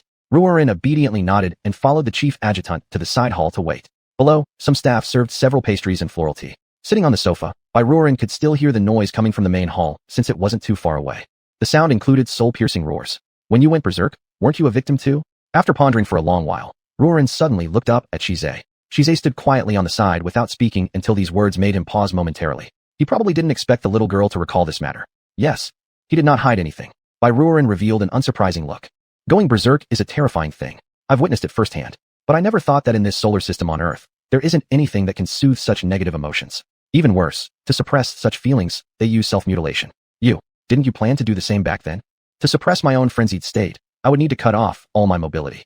Only then could I succeed. If I hadn't met you that day, I would have unhesitatingly chopped off my own legs. He spoke without any hesitation. There was no fear whatsoever. Bai Ruoren's eyes immediately reddened. Unable to resist, she stood up and lunged towards him. Shizai paused, almost instinctively reaching out to catch her. He looked down peculiarly at the little girl who was about to cry in his arms. A bit helpless, he asked. What's wrong? I will protect you. She said this very solemnly. Shizai froze for a moment, his actions becoming stiff where he stood, until sounds from outside startled them. He calmly pushed the person in his arms out. Miss Bai. It was one of his subordinates from outside. Realizing herself, Bai Ruoren stood up. Is it over with the general? Yes, miss, please follow me. After speaking, the subordinate took the lead and led the way. Bai Ruoren, however, stood in place and glanced back at Shizai. The subordinate seemed to have sensed Bai Ruoren's feelings and answered straightforwardly. Lord Shize can come along. With that response, Bai Ruoren immediately beamed with joy. Together, the two departed.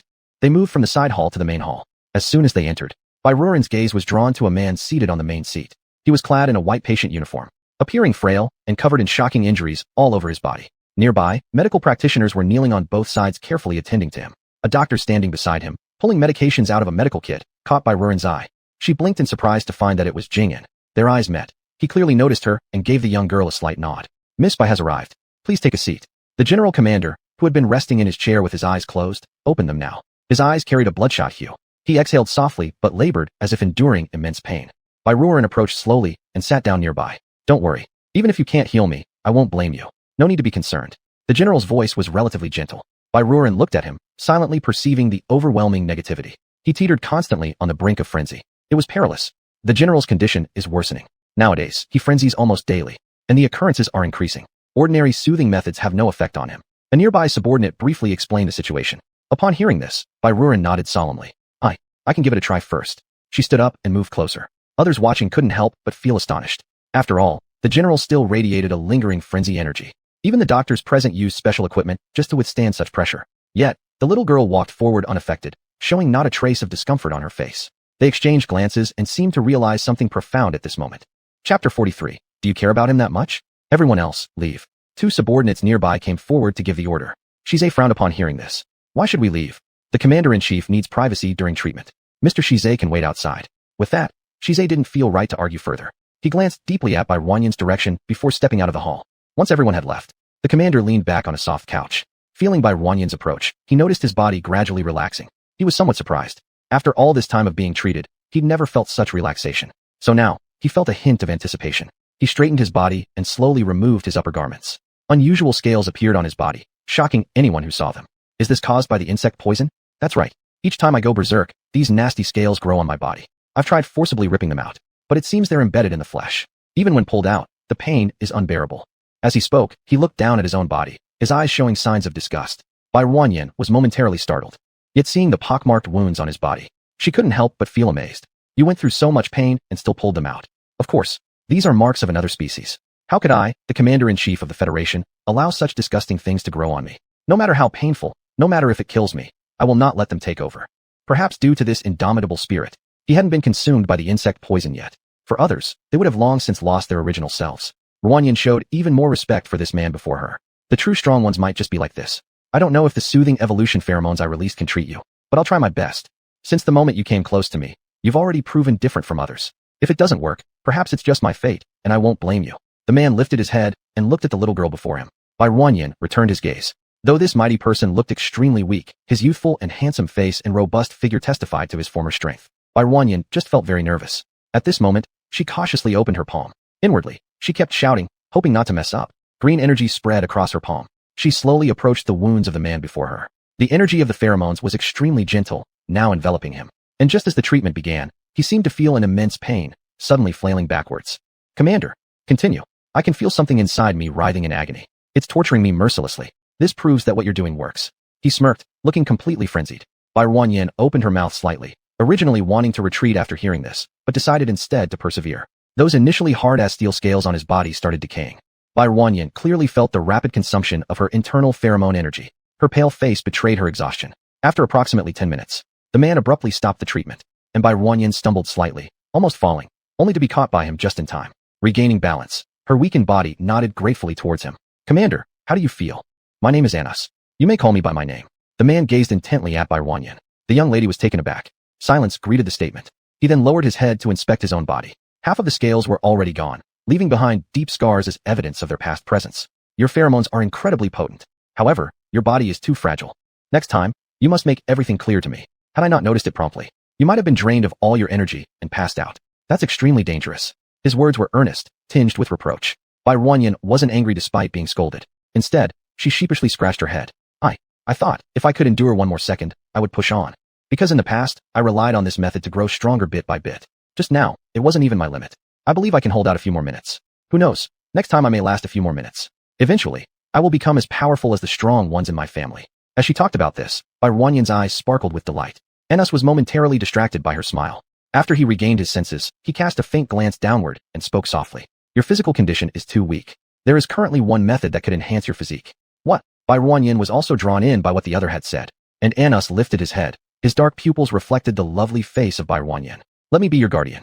This single sentence sounded like thunder striking, shaking the quiet room. Bai Ruanyin suddenly distanced herself from him. What? You're the commander-in-chief. So what if I'm the commander-in-chief? Even a commander-in-chief can have a female to guard. You're willing to treat me now, but the cost is too high. If I become your guardian, you'll expend less when soothing me. And because we would be connected, I could use my energy to ensure your safety. That greatly improves our success rate. From how surprised you look, it seems you don't want me. Am I that bad?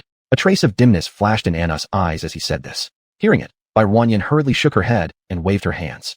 Not at all. I just mean, I already have a guardian. Shize is my guardian. Bai Ruanyin earnestly explained. Upon hearing this, the other party gave a careless smile. A noble female can have several guardians. That's perfectly normal. So even if I became your guardian, it still works. That wouldn't be good. I only need one person to protect me. Others can go protect other females. Some females don't have guardians. If everyone came to protect me, then what about the others? The little girl spoke earnestly. This left the current Anus somewhat speechless. He could only laugh. Perhaps because he found the little girl's words interesting. Do you care about Shize that much? Care? I don't know. All I know is that I hope he stays happy. I hope everything goes well for them. It was him who saved me back then. He's my benefactor. Chapter 44. Is he your own roommate? There was no hiding, only sincere emotions flowing. Anu watched the little girl in front of him and could clearly feel that these words were heartfelt. Just a benefactor. If it's just a benefactor, there can be other ways to repay them. If you're willing, I can reward him. If you only want a guardian, you can break ties with him. Then let me become your guardian. If you feel indebted, I can offer him many rewards. This is also one of your ways to repay his favor. There's no need for him to be your guardian and stay by your side forever. Anu clearly carried a hint of inducement. At this moment, he deeply looked at Bai Ruin before him, the anticipation in his eyes making him seem all the more charming. Bai Ruin frowned upon hearing these words. Breaking ties with him. Does that mean I'll never see him again? More or less. He will return to where he should be. He's the captain of the Federation's Guardian Department. The captain of Team Number 1 with heavy responsibilities. Most of the time, he'll be on missions, guarding the borders, fighting off alien invasions. Not meeting him would be quite normal. Anu did not conceal this point. He knew it couldn't be hidden. After Bai Ruin heard that she might never see him again, she suddenly felt an emptiness in her heart. It made her very uncomfortable. Although she didn't understand why she felt this way, she shook her head. I think he's great. I don't want to change my guardian. However, Commander-in-Chief, rest assured. I will certainly make efforts to treat you. My energy recovers quickly. I can stay here until you are fully healed. To demonstrate her resolve, Bai Ruin solemnly made a promise. Anu stared deeply at her, then laughed heartily after a while. Funny little girl. All right, don't be nervous. If you don't want it, no one dares to force you. But I'm somewhat surprised that you care so much about Shize. That guy. He's always been adept at winning the hearts of females. But I see he seems different towards you too. If both of you have decided on each other's feelings, perhaps you're going to be mates, right? The teasing tone made Bai Ruin completely baffled. Mate? But I haven't reached the right age yet. She seriously spoke, then slightly lowered her head in melancholy. The original plan was to have children with Shize as soon as possible. That way, they could restore the rabbit race. But Shize had told her that the interstellar Earth rules stated she wasn't of legal age. Without reaching the legal age, she couldn't become a mate nor bear children together. The commander seemed a bit surprised. He glanced at the little girl before him, pondered for a moment, then asked, How old are you? I am 18. Just turned 18. 18 years old is already at the legal age. The person before her was puzzled. Bai Ruin paused, then shook her head. How could that be? Shize told me 17 was still too young. He wouldn't possibly lie to me. Speaking of this, Bai Ruin seemed to have caught on. Fine, how dare he trick me? The nearby commander couldn't help but smile. Shize has always acted this way, probably not targeting you personally. Bai Ruin, hearing the voice near her ear, huffed. I'll settle accounts with him later. Go ahead. Since your energy consumption is significant, you should get some good rest. Come back tomorrow to treat me. The commander released her, his naturally gentle eyes revealing an unnoticeable softness. Bai Ruin nodded. Then commander, I'll leave first. Bai Ruin waved goodbye. She left the hall. Just then, a subordinate emerged from behind the screen. He deeply glanced at Bai Ruin's departing figure. His eyebrows furrowed. Lord, her soothing abilities are so strong. You should keep her by your side. Didn't that little girl refuse already? In this world, no one can refuse the Lord. If unwilling, a forceful approach can work. The other side thought this was not a problem at all. The tone even carried a slight chill. Once the commander heard this, he turned his head to look at them. Who do you take me for? A bandit? Also using forceful means. This little female is extremely important to the federal headquarters. Who dares to act forcefully toward her? Don't fantasize about impossible things. I never wish to hear these words again. Anna's tone became cold. Upon hearing this, the other party immediately knelt on one knee and confessed their mistakes. Please punish the Lord. Spare you. I know you're worried about me. However, since that little girl promised to cure me, let's patiently wait. Ultimately, it's just a matter of time. Yes. On the other side, just as Bai Ruin came out, she saw Shize standing guard outside. He seemed to have noticed the little girl as well, and his steps hastened with a touch of urgency. How are you? You didn't pass out, which means you're not entirely stupid. You knew to conserve some strength. His indifferent voice reached her. Bai Ruin narrowed her eyes and stared at him fiercely. Being looked at like this made Shizai feel uneasy. Why are you staring at me? Do you have nothing to say to me? Bai Ruin asked straightforwardly. Shizai pondered for a moment and shook his head. What should I say to you? You figure it out, she said and started walking away. Just then, they encountered the chief adjutant approaching. Miss Bai and Lord Shizai, the general just issued an order for both of you to stay temporarily. I'm tasked with arranging accommodations. Please follow me. Shizai paused upon hearing about the stay. The general's condition isn't resolved yet. Useful, but due to Miss Bai's physical constitution, she cannot treat the general all at once. So, the request is for Miss Bai to stay here and provide gradual treatment. This wasn't unexpected. Shizai was fully aware of what kind of constitution the little girl had.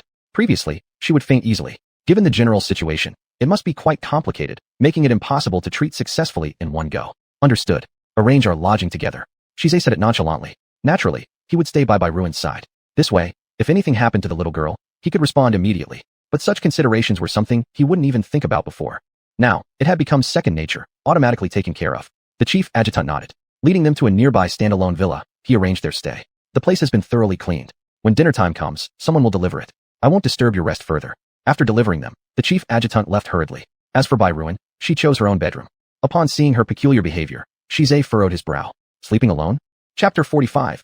A piercing question. Bai Ruanyin completely ignored him and entered the room, slamming the door shut. Shizai, who had been given the cold shoulder, stood outside looking utterly disheveled. He turned to look at the two team members behind him. The team members who had been enjoying the spectacle immediately averted their gaze, pretending as if nothing had happened. Shizai's face was ashen with anger, but he maintained composure while inquiring. Who angered her? After this question was posed, the two beside him shook their heads in unison. Inside the room, Bai Ruanyin sat alone, fuming inwardly. Damn it, damn it, damn it. Why does he deceive me? Damn Shizai, damn it. After a bout of venting, she calmed down slightly. Leaning on the sofa, she began pondering the reason. Could it be that he doesn't want to have children with me? But when I asked him before, he didn't say no. After carefully considering it, she couldn't come up with an answer, so she silently called up the intelligent panel and typed furiously into it. Why would a male loop tell you he doesn't want to have children with you? A piercing question. After sending it out, the post blew up right away. Such a rare occurrence. Can there actually be young females experiencing such troubles? I almost thought it was a clickbait post, but seeing how the original poster isn't scamming for attention, my curiosity has been piqued. Could it be true that males could reject young females? May I ask, who exactly is the original poster? Males should not have the audacity to do so. Partnered males are absolutely forbidden from rejecting young females, or they will be prosecuted by the Federation. Support what the above floor said. If indeed there are males daring enough to refuse, please make sure to report them to the Federation. The males may still need some provoking, perhaps due to being too exhausted normally, thus losing the energy. I recommend the original poster can try dressing up themselves a bit and using fresh methods, which might bring success. Page after page of complaints regarding male non-action. Finally, Bai Ruanyin found a useful comment among many posts. Too exhausted? Bai Ruanyin seriously stared at the panel in front of her. Recalling, Shizai always went out on missions daily, facing those brutal insectoids. It seemed like he was indeed very tired, and she herself had been too direct. So was that why he became repulsed? At this realization, Bai Ruanyin started reflecting on herself. Then, she replied to that post. So may I ask, how should I dress up? Almost instantly, she received a response. From the other side, came someone equally nosy. That's simple. Just prettify yourself. Put on a beautiful, seductive outfit. Casually approach him and do nothing else. He'll naturally surrender willingly at your feet. Bai Ruanyin read this seriously, her face flushing red. How embarrassing. However, after hesitating for a moment, Bai Ruanyin still stood up. She had brought a few outfits in her carry-on luggage. She selected one. A beautifully designed, bold, light pink miniskirt she'd liked, but never dared to wear. Now it finally came in handy. Thinking of this, she hurriedly went to change in the closet. There was no cosmetics, but letting her hair hang loosely made her look delicately charming. After dressing up, she confidently twirled in front of the mirror. Deciding it was similar to what that netizen reminded her of, she left the room quite self-assured. The moment the door opened, the red-armored guard who had been standing outside turned his head upon hearing the sound. Seeing her like this, he nearly dropped the weapon in his hand. Realizing something wasn't right, he quickly shifted his gaze, respectfully lowering his head. It's unintentional disrespect, Miss Bai, please forgive me. He truly was stunned, but in the interstellar world, such a reaction wouldn't be allowed. Because it was simply blatant disrespect. But Bai Ruanyin wasn't bothered by these, even excitedly glancing at the way the other looked at her. Red armor, am I well dressed? She was completely unaware of just how flirtatious she appeared now. The allure of females towards males was fatal. Especially females like Bai Ruanyin, with petite physiques, delicate features, and continuously emitting attractive pheromones. For another male, they would likely have already succumbed. Red armor remained rational solely because he knew if he lost control, Shizai would make him die in 1,000 ways. I don't dare to comment. He stiffly answered again. Bai Ruanyin muttered under her breath that it was no fun, and continued to look around for Shizai's figure. Where is Shizai? This adult is currently not here. Just received a call and left. He went out. Bai Ruanyin pondered and looked outside. I'll take a look outside. As night fell, The military zone number 1 near the headquarters was very beautiful. The environment was pleasant. The small villa where they lived also had wonderful scenery around it. In the distance, a pavilion could be seen. Dressed up carefully, Bai Ruanyin had planned to stop someone outside. After searching for half a day, she still couldn't find Shizhe. Instead, she bumped into someone familiar. Dr. Jing. By Miss. She didn't know when he came, but Bai Ruanyin noticed that he acted quite furtively. Out of curiosity, she called him over. What are you doing here? Aye. He just glanced at Bai Ruanyin and immediately lowered his head in fear, stammering his words. Bai Ruanyin found it strange and squinted her eyes. Are you afraid of me? What? Bai Ruanyin shook her head.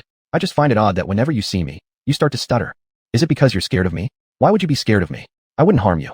She asked. In the hazy moonlight, she could clearly see Dr. Jing's face gradually turning red. No. He tried hard to control the emotions rising within and kept some distance from Bai Ruanyin. Bai Ruanyin pouted and didn't press any further. Did you see Shizhe? He shook his head. Bai Ruanyin sighed, looking somewhat disheartened. Then, she noticed something in his hand and couldn't resist moving closer to sniff. What a fragrant smell. Did you catch a whiff?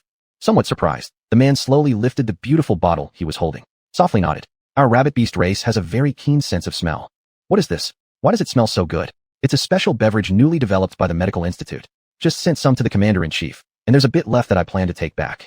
Upon saying this, it seemed like he noticed Bai Ruanyin's gaze. Do you want to have a taste? Upon hearing this, softly raised her head, a bit bashfully asked. Would it be alright? Chapter 46. Why doesn't he want to have children with me? He smiled but said nothing, yet his actions spoke volumes. Just then, Jing'an walked towards the pavilion not far away, put down the bottle in his hand, and slowly picked up the cup on top of the bottle. Seeing such a magical design for the beverage bottle, Bai Ruanwan's eyes lit up. This bottle looks amazing. Not only is it beautiful, but there are so many designs. The cup on top is also very nice. She was like a curious baby, taking the cup and playing with it in her hands. It was completely like a flower made into the shape of a cup without feeling out of place. The body of this drink bottle resembled a blossoming tree. The flowers on the tree were actually cups. Just some specially designed little trinkets. If you like me, I can give one to you. But this doesn't really count as valuable. At this point, he avoided eye contact once more. The fragrance emitted from Bai Ruanwan kept disturbing his thoughts. Today's Ruanwan was different from the usual days. Her long, beautiful hair draped over her shoulders. Dressed in a short skirt that was both pure and sexy, her figure was perfectly outlined. If the normal Bai Ruanwan tempted him an 80 out of 100, then today she was tempting several times more than usual. Why do gifts need to be measured by value? Bai Ruanwan had no idea what the person in front of her was thinking, instead seriously opening her mouth to comfort. If you send me something I like, then that's the most precious gift. If you send something very expensive, but it's something I don't need or dislike, then it loses the meaning of a gift. I really like this. As Bai Ruanwan spoke, she played with the cup again. Jing'an seemed to be moved by something, raising his gaze and looking at her. Due to being lost in thought for a moment, he began muttering under his breath. You're truly just like him from before. What? This sentence was heard by Bai Ruanwan, who curiously lifted her head. What about before? Haven't I encountered it? Curious questions pulled Jing'an's thoughts back. He quickly shook his head, lowering his eyes, with his lashes hiding a trace of dark disappointment. It's nothing. I'm rambling nonsense. Aren't you wanting to taste it? Let me pour you some. He changed the topic. Subsequently, he poured the drink from the bottle into the cup. The light pink liquid looked quite special. The moment it was poured out, the scent of peach filled the air. Bai Ruanwan couldn't wait, licking her lips excitedly as she happily took the cup. So fragrant. Saying this, she drank the entire cup in one go. Jing'an next to her was startled, about to say something but didn't get the chance in time. How did you drink so fast? There are some herbs added to the drink that make one drunk easily. Savor it slowly, it won't harm you much. Drinking it all in one gulp, you'll soon get drunk. The warning came obviously too late. Bai Ruanwan swallowed the drink all at once, savoring it appreciatively. Drunk? Never. Our rabbit beast race all has a great tolerance for alcohol. How could this sweet little drink make me drunk? I don't even taste any alcohol in this drink. She waved her hand confidently. Pour me another cup. Jing'an wanted to dissuade her, but seeing that there seemed to be nothing wrong with the other party and that they were still enjoying it, it wasn't easy to refuse. He simply poured her a small cup. Drink it slowly, savor it slowly, and don't rush it. This statement came a bit too late as well. After getting the drink, Bai Ruanwan gulped it down again. Looking rather comfortable, she happily smacked her lips. So delicious. Don't be stingy, pour me a little more. Feeling it was somewhat unsatisfying to drink just that much, Bai Ruanwan started asking for more. Jing'an intended to refuse, but looking at the twinkling big eyes of the girl in front of him pleadingly looking at him, he just couldn't bring himself to say no. Aren't you sure you feel nothing? To ensure safety, he asked one more question. Bai Ruanwan shook her head, acting as if nothing was amiss. Of course not. You already said it's just a little drink. I've even drunk alcohol and had nothing happen. How could drinking this beverage cause any problems? You worry too much. Hurry up and give it to me. Seeing Bai Ruanwan fussing around, she directly grabbed the bottle of drink. Jing'an was startled and wanted to stop her, but she had already started drinking straight from the bottle mouth. Now there was no way he could stop her anymore. I hope you're really fine. Watching her drink the entire bottle in one go, Jing'an had a foreboding premonition. Sure enough, the next second, Bai Ruanwan started hugging the bottle and laughing stupidly. Jing'an's heart skipped a beat. Damn, We're in trouble. Miss Bai, drink this. This will make you feel better. Jing spoke anxiously, fumbling through his medicine box for a vial of antidote. This potion could neutralize alcohol. He was now filled with regret, wishing he had stopped her from the start. His weakness had led to this consequence. Bai Ruan was already unable to hear much. Hugging the bottle in her arms, she giggled foolishly. Seeing Jing, she moved closer and slurred drunkenly. Dr. Jing, I think you are a very good person. I really like your drink. It's sweet and so delicious. Can you bring me another bottle next time? She was genuinely drunk. Her face flushed red, dazed and dizzy, swaying unsteadily from side to side. Jing wanted to reach out and support her, but hesitated, worried about overstepping boundaries. Looking at the little girl in front of him with concern. If you like it, I can prepare a bottle later without the intoxicating herbs. The taste might be slightly worse, but it shouldn't affect much, he said earnestly. Oddly enough, his perfectly composed demeanor made him even more inviting to tease. Don't. Bai Ruan began shaking her head in refusal. I want exactly what I have now. This is the best tasting version. As she spoke, she surged forward again, close enough that he could feel her breath graze his cheek. All his nerves tightened in response. Miss Bai, you've truly had too much. Let me send you home first. His Adam's apple bobbed, betraying his growing unease. At that moment, he hurriedly stood up to take her away, but Bai Ruan shoved him away directly. I don't want to go back. I want some fresh air. Whom did I come out to meet? How could I forget? Dr. Jing, do you think I'm pretty? Her conversation jumped wildly. It was impossible to keep up. Jing paused, startled, perhaps feeling scrutinized by her intense gaze. His whole body became uneasy. So he answered decisively. Yes, you're pretty. Really? Then why? Why doesn't he want to have children with me? Chapter 47. 18 years old is fine. What? There was so much information, there was no time for Jing to think more. Bai Ruan had really drunk too much and started to babble nonsense. She stared hard at the man in front of her, and moments later, she actually started moving her hands. Her soft, boneless little hands cupped Jing's cheeks. She looked left and right, as if inspecting some kind of merchandise, her gaze far too bare. Jing felt as if his heart was about to jump out of his throat. Besides feeling nervous, his whole body also began burning with heat. You look good, and you're handsome. Do you want to have kids with me? She asked a crazy question while gazing at the man before her with drunken eyes. Bye, miss. You can call me Ruan. Aren't we friends? This title is not good. It's too distant. She said it seriously. Jing swallowed, and after a brief moment, he changed his address. Ruan. It wasn't hard to detect that his voice carried an urgent, raspy undertone. It seemed like he was trying to suppress something. I'm here. An obedient voice rang out. Bai Ruan chuckled at the other party. You haven't answered me yet. Jing took another half step back anxiously as Bai Ruan pressed closer step by step. She gave him almost no space. At this point, he could barely breathe. That sort of thing can only be done with a partner. How can someone like me? The strong sense of inferiority could be heard in every word. Then let's become partners. Bai Ruan spoke earnestly. Jing was startled inside, looking incredulously at the little girl in front of him. You would you agree to be my partner? He was unbelievably shocked and delighted. Countless emotions swirled in his heart, causing his speech to tremble. Bai Ruan might have really drunk a bit too much. At a critical moment, she didn't get any response. Instead, she just sat in the pavilion, closing her eyes, seeming as though she was about to fall asleep. Seeing this, Jing's previously joyful eyes gradually darkened. After a short while, they transformed into helplessness and tenderness. He stepped forward, intending to lift her up and take her back, but before his hand touched her, a big hand suddenly intercepted him from nowhere. The powerful wind that followed immediately caught Jing off guard, making him realize instantly what was happening. He quickly turned around, only to see Shizai standing before him, his face dark and angry. His imposing stance was oppressive enough to make it hard to breathe. Under normal circumstances, Jing might already have retreated half a step. But now, he calmly straightened himself up, looking directly at the person in front of him without averting his gaze. Mr. Shizai. Without a word, Shizai stepped forward powerfully and threw a punch. This punch was so sudden, Jing had no time to react. Jing endured the punch solidly and retreated 2 steps. Regarding strength, he knew he couldn't compare with this Yama. This guy was a true warrior. His methods were ruthless, his attacks fierce. In stark contrast to doctors like him who lived in luxury, merely conducting experiments in the lab. A streak of blood leaked from the corner of his mouth. Jing wiped it off lightly with his hand, without showing any emotion on his face. He only glanced at it briefly and remained silent. And Shizai walked ahead expressionlessly, cradling Bai Ruan horizontally in his arms. His eyes carried a cold fierceness, even unmistakable hostility. Stay away from her. The warning was filled with anger. Just as they were passing each other, Jing suddenly turned sharply. Sorry. The tone did not reveal much apology. Shizai furrowed his brows and glanced sideways at him. Fear, I may not do your bidding. I have the right to strive to become her guardian. As their eyes met, their mutual atmospheres clashed. At this moment, the window that was originally still considered friendly was finally broken. You dare. Shizai softly uttered these 2 words. The frown between his eyebrows hinted at stormy clouds. But Jing still didn't yield. If she needs it, I am ready anytime and anywhere. You can't stop me. Having said this, he turned around, picked up the medicine box, and prepared to leave. He deeply looked once more at Bai Ruan in Shizai's arms, filled with tenderness and affection. It was so piercing, infuriating. Good night, Ruan. This sentence was directed at the young lady in his arms. After speaking, he left. Shize single-handedly held by Wan close, his other hand instinctively going to retrieve the weapon at his waist. But Hong Jia rushed in and blocked him immediately. Captain. His anxious voice carried a hint of tension. This place is still the commander's area. If we receive punishment during this period and are locked up in the small black room, then who will watch over Miss Wan? Won't that let the doctor exploit the situation? In the end, that sentence did serve its purpose. Shize instantly quelled the fury burning within him. Retracting his gaze, he glanced at the little girl sleeping soundly in his arms. She was carefree and lighthearted. It was truly infuriating. Let's go back. With that, he strode away. Hong Jia hurried to catch up. Upon reaching the villa, Shize carried the person in his arms straight up to the bedroom upstairs, throwing her on the bed with a growl. Bai Wan, who hadn't been deeply asleep, woke up with a start when she was thrown onto the bed. Opening her eyes, she looked around, trying to understand her surroundings. For a moment, confusion filled her mind. Where am I? Where's Jing'an? How bold of her to mention that man's name at such a time. Infuriated beyond measure, Shize sprang forward like an angry tiger, pinning Bai Wan down on the bed and glaring fiercely at her. Do you like that Jing'an so much? Should I give up my role as protector? And help the two of you achieve your desires? Through gritted teeth, each word dripped with jealousy.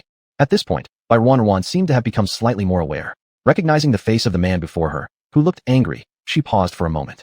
Then, she reached out a small hand to pat his head gently. What's wrong with you? Now she was comforting him. Shize couldn't decide how to express his rage. This sense of frustration made him extremely uncomfortable. How dare you pretend to know nothing now? Sarcastic words came from Shize. Bai Wan pouted, looking aggrieved. It's because you didn't want to have babies with me. She loudly criticized him. The flames of anger burning inside Shize were instantly doused by a bucket of cold water. He froze on the spot. His expression hung awkwardly, unable to recover in time, making him look quite ridiculous. But as soon as this topic came up, Bai Wan gained momentum, and she appeared to have the moral high ground.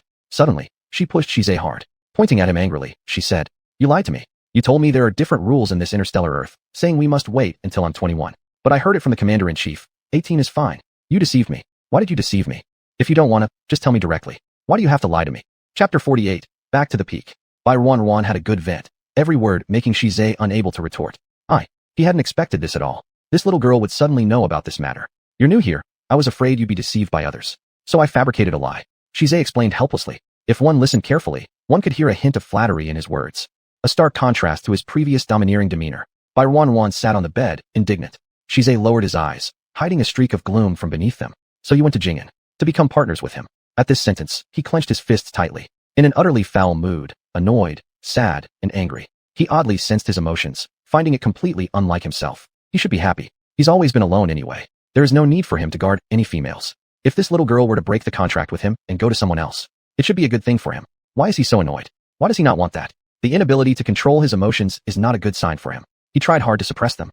Yet the more he tried, the stronger these emotions surged in his heart like a great river, leaving him feeling extremely frustrated. What? Isn't it true that I met Dr. Jing'an when I went out looking for you? We drank some beverages together. Later, my head hurt terribly. Then I lost memory. When did I say I wanted to be partners with him? Did I ever say that? Bai Wan pinched her temple lightly. She still felt a severe headache now. It was obvious she had memory loss, having no clue what happened. Upon hearing this, Shize was taken aback for a moment, and then strangely felt a noticeable sense of relief. He unclenched his fists and smiled slightly. Never associate with him again. He spoke faintly. A flash of slyness passed through his eyes. Why? Bai Wan looked at him, immediately reverting to her usual solemn self. Jing'an is from a special fox clan, with low fertility. If you become his partner, you will have trouble bearing a child within a year or two. I observe that you are quite determined about giving birth. If we truly choose someone, they must be from a noble lineage and have strong reproductive abilities, and possess a powerful build. He isn't a qualified candidate. While belittling Jing'an, he also very deliberately showed off his physique, even taking a step towards Bai Ruin's direction. It must be said, he indeed has a natural gift for fashion, an impeccable body-to-head ratio, a handsome face coupled with a strong figure. Howsoever seen, he's the dream of countless young girls. Desirable. Unconsciously, Bai Wan found her gaze attracted to him, looking at his muscular body, his handsome face, and the aura of high lineage blood he exuded.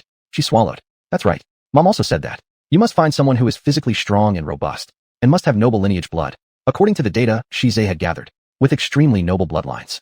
And being young, with both excellent physical and handsome appearance. Together with such noble blood, the offspring will not only survive well, but will also possess good potential. Restoring the rabbit race to its former glory would be just around the corner. This matter certainly requires thorough study. Anyone simply won't do, if there's a ranking involved. Shize is undoubtedly the top choice. By the time Bai Wan thought this over in her mind. How about it? Doesn't my reasoning make perfect sense?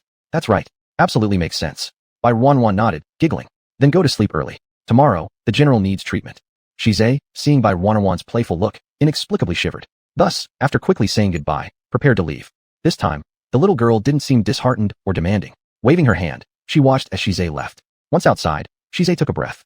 Hong Jia's red-clad stare followed him intently. He raised his eyes to look. What are you staring at? Captain, it wasn't me eavesdropping. It's probably just this room with bad soundproofing. I heard it outside. Defaming the Fox tribe like that. What if they find out? As Hong Jia understood the situation, especially regarding low fertility, he was stunned. He couldn't imagine those words came from the captain. The usually taciturn Shizai, who would readily resort to action over words, was now slandering another person's reputation. It was too absurd. Shut up. Shizai's expression darkened. Startled, Hong Jia stood straight immediately. Yes. After staying at Military District No. 1 for 3 days, Bai Ruan routinely administered treatments. Her energy for calming and purifying had clearly grown much stronger. On the last day, as she watched, all the scales on the general's body disappeared without a trace. He waved his hand excitedly, and the moment he felt the energy returning, a flash of colorful light erupted from his eyes. Congratulations to the general for regaining his peak. Congratulations to the general for regaining his peak. Congratulations to the general for regaining his peak. A group of subordinates behind him knelt down promptly, shouting in unison. Bai Ruan was startled and immediately retreated to the side. Annuus flicked his eyelids, raising his hand with a great mood. Good. Very good. Miss Bai, I can hardly imagine you possess such incredible skills. Hee just lucky, she modestly replied. Annuus in front of her also burst out laughing. Interesting. With your remarkable abilities, would you be willing to cooperate with our military district? I seem to recall Commander Xiao mentioned something similar. I remember the answer he received from you was that you needed some time to consider. Now it's been a while. What have you considered? Bai Ruan momentarily froze, unsure how to respond as she looked at the man before her. I suggest that even though you possess such powerful abilities, your body is too weak to release pheromones for extended periods. If you join the military district, there will be specialized personnel who will design a series of trainings tailored to enhance your abilities. Become very powerful? Does that mean I could protect myself? The rabbit beast race was naturally gentle and fragile. Except for males who were trained from a young age, their power still wasn't particularly strong. So ever since she was little, Bai Ruan dreamed of becoming incredibly powerful. If she could be strong enough, could her family have avoided being destroyed? Could she have stopped all that tragedy? This was the second biggest matter in her heart. She gazed at the commander Annuus with a longing expression. Annuus also paused for a moment, then smiled after a short silence. If you are willing, you may certainly undergo these trainings. But they are extremely tough. I'm not afraid of hardship. I've seen other female soldiers in the military district. They are so dashing and get to go on missions together. They must be really powerful, right? If I could be like them, that would be wonderful. Seeing Bai Ruan's eager attitude, Annuus finally agreed. All right, it's settled then. Chapter 49, It's for your own good. Nusi waved his hand, and soon, an attendant beside him brought over a box. Bai Ruan looked curiously as the man opened the box, taking out a medal inside. The medal was shimmering with a golden hue, looking extremely exquisite. And just like that, Bai Ruan watched as Nusi placed the medal into her palm. Starting today, Miss Bai will be one of our military members. This is the special medal representing the women's team. As for your unit, I'll arrange it separately later. He looked at Bai Ruan, and beneath his gaze, a hint of gentleness emerged. Bai Ruan was thrilled. She took the medal, examining it from all sides, repeatedly expressing her thanks. Nusi curled the corner of his lips slightly. In fact, I hope you would consider my original request. He suddenly spoke, making Bai Ruan startle momentarily. She seemed to have remembered something, then glanced at him with a trace of apology. Nusi appeared to understand something. I get it, no problem. If you're willing, you can speak to me anytime. After stepping out of the room, the young girl still looked incredibly excited. Shizai, who was following behind, gave a glance at the little girl in front of him.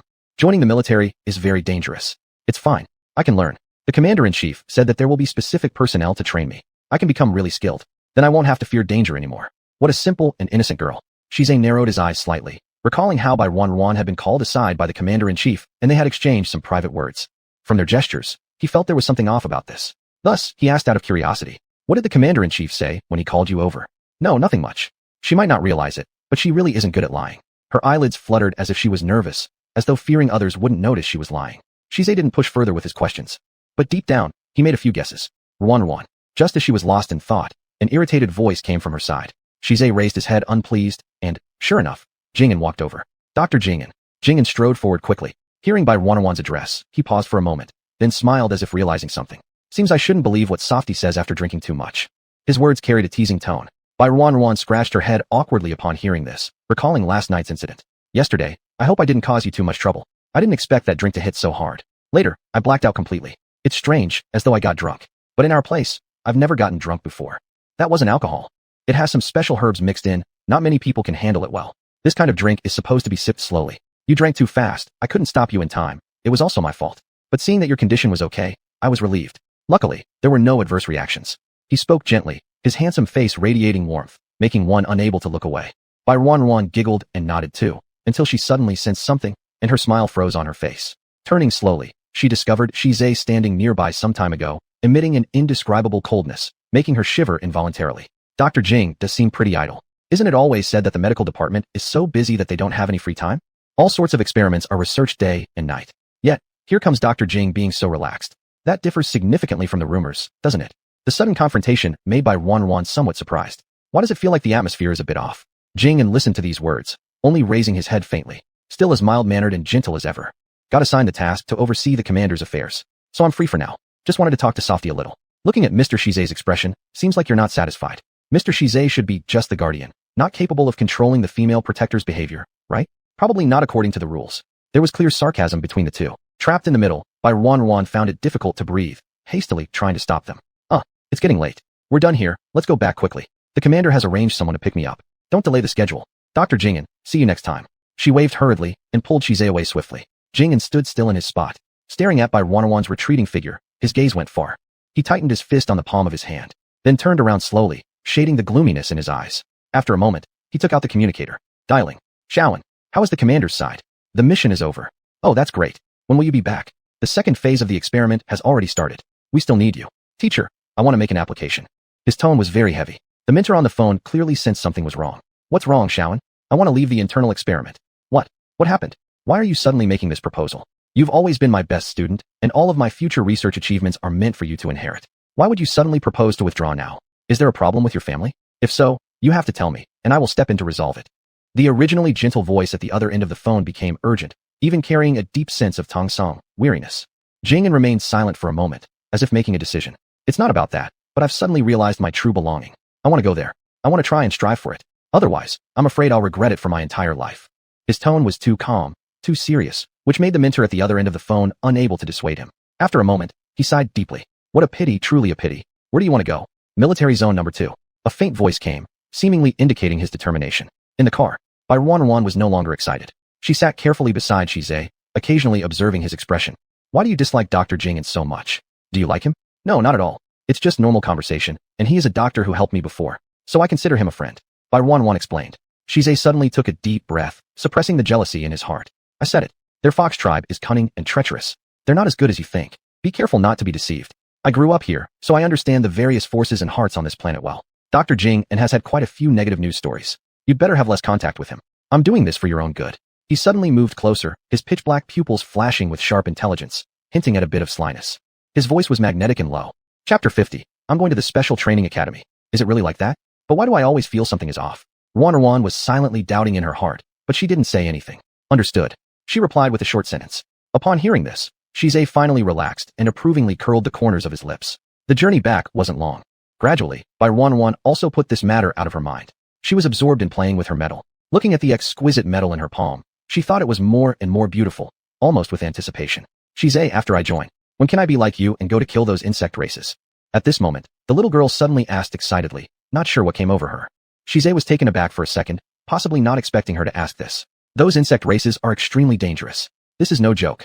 He looked at Wan's excitement, feeling inexplicably uneasy. I am not joking. I am serious. I want to become stronger than anyone else.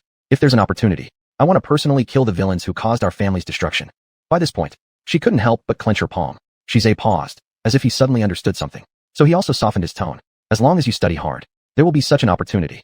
Hearing this response, Wan sighed in relief and nodded solemnly. Rest assured, I will definitely work hard.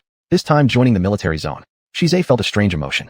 He didn't know whether it was good or bad. Oddly, he couldn't stop it. It was a direct order from the commander-in-chief, and Wan readily accepted it. This young girl clearly hadn't experienced the treachery of this world yet. She was so small and soft, not possessing any other physical prowess or attack abilities. Starting from scratch, it's very difficult. What's more, no trace of energy sources could be detected within her body. That is to say, first, she must undergo rigorous training.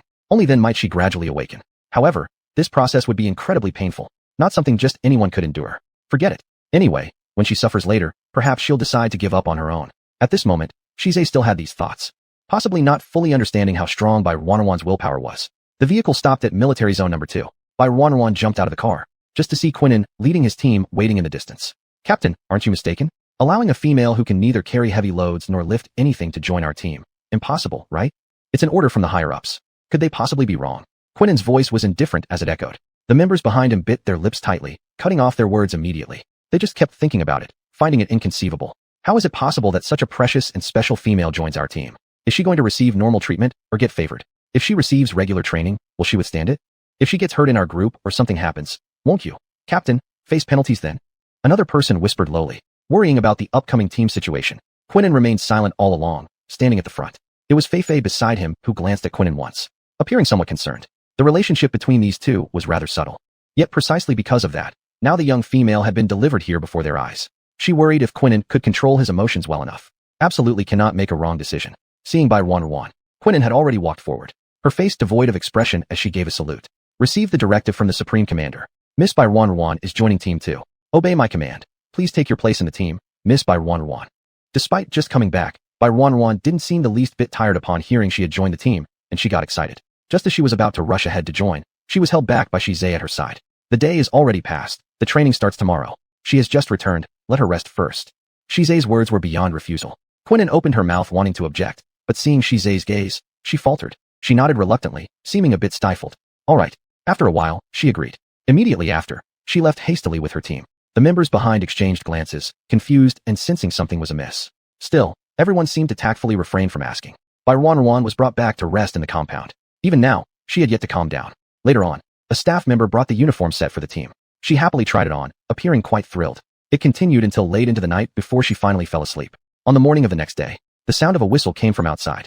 By Wan instantly became alert and abruptly sat up. By Ruin, hurry up with your preparation within 5 minutes after joining the team.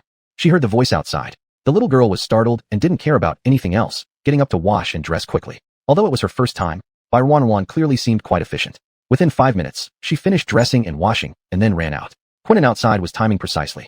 Upon seeing By Wan appear, she was somewhat surprised. For the first time, she could be this fast, which could be said to be quite good. At this moment, By Wan was still very excited, saluting Quinnen and calling her captain. Quinnen's emotions were a bit complicated. She just nodded faintly and pointed at the team. Join the team. She didn't say much more. By Wan immediately joined the ranks. Soon, she followed the team onto a vehicle. After getting on the bus, everyone appeared relaxed. And By Wan also blinked her eyes curiously. Where are we going? To the Special Training Academy. The nearby teammate explained. The Special Training Academy? That's right. Every new member of a squad has to be taken by the captain for special training at the academy. This is a long-standing rule.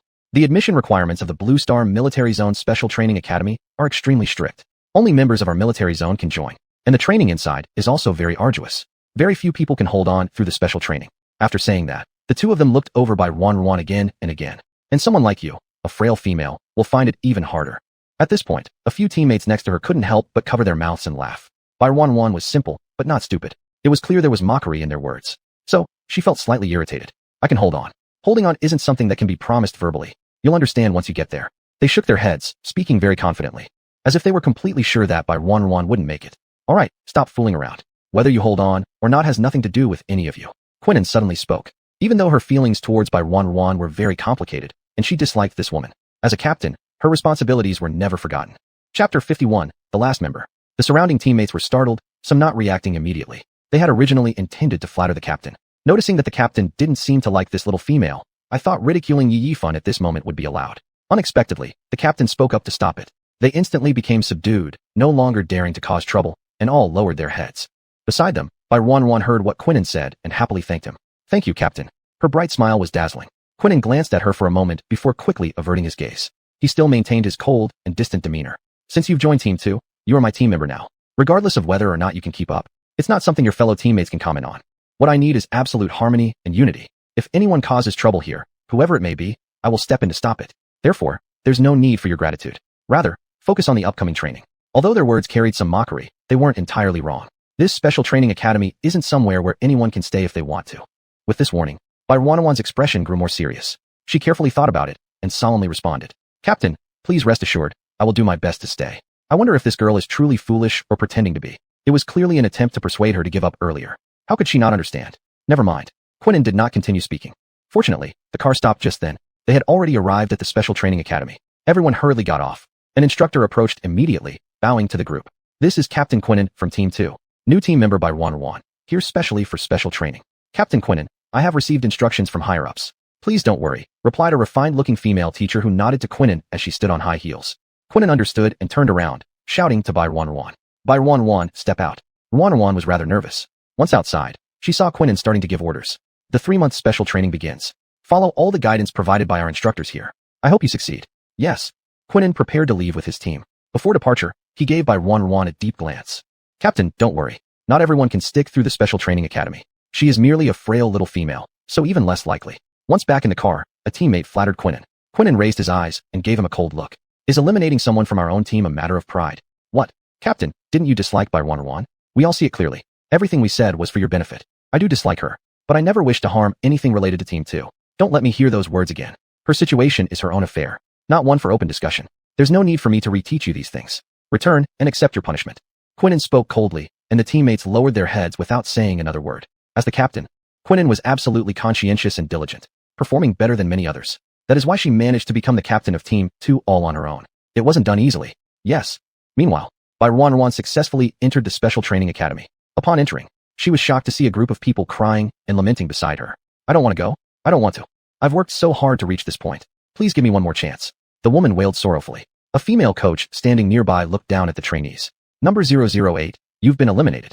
Pack up and leave the academy immediately.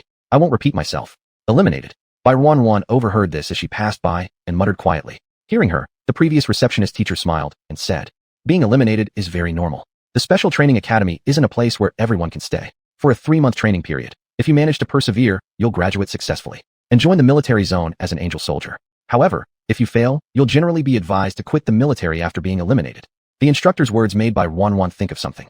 Now she understood why people said this wasn't an easy thing. Bai Ruan gripped her palm tightly. The instructor in front had been continuously observing Bai Ruan's emotions. Nervous? If you are, you can quit right now. No need to endure like those who bite into bones before leaving. Recognize yourself early. Make your plans early. It will only get better for you. The person in front guided her, watching Bai Ruru with a half smile. Upon hearing this, Bai Ruru suddenly looked up. No, I won't quit. I can persevere. She was a resilient little female. The instructor smiled. She had received so many students before, but one as small and soft as the current one was truly unprecedented. It was rumored that she was the only known female of a unique race discovered by the New Frontier headquarters. Extraordinarily special and very noble. She didn't understand why such a noble little female would enter such a place. Why not live a life of luxury and ease instead? But it wasn't her place to interfere out of mere curiosity. She could only follow orders. Bai Ruru was then led into the second floor of the building. Standing outside, she could already see a group of students inside. The lead instructor went in first, calling back toward Bai Ruru. Come in. Without hesitation, Bai Ruru stepped forward into the room. Her appearance caused quite a stir among the students. What a small, white little female. Is this a new member? She looks so small and soft. How could she be here? It wasn't their intention to belittle her. Most people who willingly joined the military zone were strong and sturdy, their strength almost matching that of males. After undergoing special training, they would be able to handle operations independently. But someone like Bai Ruru, looking so cute, soft, and cuddly, it was hard to imagine the hardships she would have to endure here. Calm down, the instructor commanded. And instantly, the crowd fell silent. This is the last member. You've introduced yourselves earlier. Now, let the new member introduce herself. Saying this, the instructor turned toward Bai Ruru. Facing so many people for the first time, she was obviously nervous, but gathered her courage and began her introduction. Hello everyone, my name is Bai Ruru. I am a bunny beast. Her voice was incredibly soft and sweet, and when she finished speaking, an amazing miracle happened. The entire room went eerily quiet, and then erupted in thunderous applause, startling Bai Ruru. Chapter 52. I only want to become stronger. Finally, they felt welcomed. Bai Ruan showed a smile and nodded happily. Seeing the relatively good atmosphere, the mentor teacher nearby also smiled. All right, find a seat first. Let me introduce myself. My name is Tiana. I will be your mentor for this session. Next, you'll receive my guidance. The rules here should already be familiar to you all before entering. Here, we don't care about formalities, only strength matters. If your strength is solid and you can successfully last through the 3 months, I will personally award you with a graduation certificate. You will then be able to become official members smoothly. Conversely, those who were recommended by higher leadership, already owning medals, can have a second or even third chance to enter here again for training. If you manage to graduate during these 2 other chances as well, it's fine. But remember, you each only get 3 opportunities. Typically, team members recommended by leadership don't often need a second or third opportunity. It's very simple. The reason being, it would be embarrassing. I don't think I need to say much more. You can probably understand. Alright. There's nothing more to say. Everyone head downstairs and gather together. Today starts the 3-month special training period. Wishing everyone smooth sailing here. After saying this, Tiana clapped her hands, signaling everyone was ready. In a hurry, they all rushed out of the room. Bai Ruan followed behind, trying hard not to fall back. However, she seemed somewhat anxious. A woman came from behind with a darker complexion, giving Bai Ruan a friendly greeting. Hurry up. In emergency assemblies, you typically need to arrive within 3 minutes. Otherwise, points will be deducted. She seemed very familiar with the rules. After hearing this, Bai Ruan quickened her pace, unwilling to delay. Sure enough, when they reached the gathering spot, it was past the 3-minute limit. Tiana directly stopped two women who had yet to join the formation. You're over time. Each of you loses 1 point. Everything happened suddenly. Upon hearing that, the two beautifully dressed women immediately looked downcast. Tiana, teacher, you didn't mention the assembly time? Clearly, they appeared discontent. Tiana slightly tilted her mouth upward. That's right, I didn't say the exact time, which means I decided. Whatever time limit I choose, you just need to comply with it as quickly as possible. Even though both of you knew the others were already gathered down below, you still moved slowly. Do you have any complaints about my decision to deduct points from you? Tiana's voice involuntarily grew louder. Her imposing demeanor made it hard for everyone to catch their breath. Who could have imagined that this seemingly mild-mannered teacher actually had such a stern side? At this moment, the two women in front had already been frightened. They hesitated for a while before finally answering. No complaint. Get back into line. Though there was still an air of dissatisfaction on their faces, the two women had no choice but to follow orders and return to the queue. Alright, next. The first training activity. Long-distance running. Improving physical stamina is most crucial. We'll be divided into 3 small groups for a 3-hour run up the back mountain. Each lap must be completed within an hour. If anyone slacks off, I will deduct points without hesitation. The intensive training started without delay, leaving many people still reacting. The group immediately split into 3 small teams and set off toward the back mountain. I've heard the back mountain of the training academy is vast. One full loop is more than 8 kilometers. Moreover, it is rugged and steep, making it even more troublesome to run. Yes, the back mountain also harbors a bunch of wild beasts. There are short crocodiles known as beavers that could attack humans. These are real troublemakers. With just a little negligence regarding speed, you might risk getting attacked. Already in by Runyan's team, someone began discussing these issues. Initially, they seemed in high spirits. But once they entered the back mountain, they started worrying. We sure have good luck to be on the same team. Hey, you're called by Runyan. You're so beautiful, yet so petite. Why would you want to join the military district? It seems like a foolish idea. Still, it was the skin-darkened girl. Upon hearing the other person talking to her, Runyan immediately raised her head. I've heard joining the military can make one stronger, so I want to give it a try. Runyan shyly scratched her head, looking somewhat embarrassed. After hearing this, the other party paused briefly and then laughed. How strange. Why would you think of this? Generally, there are only 2 types who join the military district. One type is the extremely rare and special noble female gender. These kinds usually come in through special recommendations from leaders. These noble females are incredibly capable, almost capable of joining the military district via special admissions, to enjoy some extraordinary treatment. Then there's the kind like us, saving ordinary, even less than ordinary females. Not as noble, not as special. So those who want to enter the military district to improve themselves. And someone like you, so fair and delicate, looking quite exceptional, should be extremely noble by all accounts. Wouldn't it be better to live a life of ease? Why think about enduring hardship? Someone like you should have guardians around, always protecting your safety without worrying about anything else. The girl was absolutely right. Runyan smiled and nodded. Yes, but I want to become stronger. Is living in ease really good? Will the person protecting you guard you for a lifetime? When your friend isn't by your side and danger appears, what then? Or if someone important to you is in danger and no one is around to help, what will you do? Runyan slowly spoke, her mind drifting back to her family. The dark-skinned girl hesitated, somewhat at a loss. Perhaps she didn't expect this kind of response from the other. I'm sorry, I shouldn't have said those things. The dark-skinned girl apologized. Runyan shook her head. She smiled softly at the other. I know you didn't mean harm. Talking to you feels comfortable. My name is Bayong. I'm a junior member of the sheep clan. But my bloodline isn't high despite the esteemed status of females on our planet. I'm different from my elder sisters. My clan's sisters receive excellent treatment, but I can't accept such fated arrangements. That's why I came here. Hello, Bayong. I think we'll both succeed. Runyan nodded to the other. Even while running, these two were leisurely chatting. Just how bizarre was that? Behind them, a group of teammates were breathing heavily, clearly struggling. What's going on with those two? They've been talking happily for so long while running. I don't even feel like saying a word now. I don't know much, but that dark-skinned girl, I know she's from the sheep clan. The sheep clan is known for being good runners, so it's not a big deal for her. Chapter 53. Save me, please save me. Is it from the sheep tribe? No wonder. But why is that small and frail female running so fast despite her size? She looks so tiny. Logically, she should be weak. They were all trailing behind, feeling extremely disgruntled as to why the two in front looked perfectly fine. It was because of their races. The rabbit tribe and the sheep tribe are inherently good runners. Thus, for them, this was not a challenge at all. Splash. Just as someone voiced their doubts, a loud crash suddenly sounded from behind. Everyone froze for a moment. Then someone shouted, "It's bad. Someone's injured." Upon hearing this, some in the leading group continued without looking back, but I turned my head out of curiosity while still keeping my pace. However, Runyan stopped immediately upon hearing the commotion, ready to help. Bayong saw this and grabbed her arm. "What are you doing?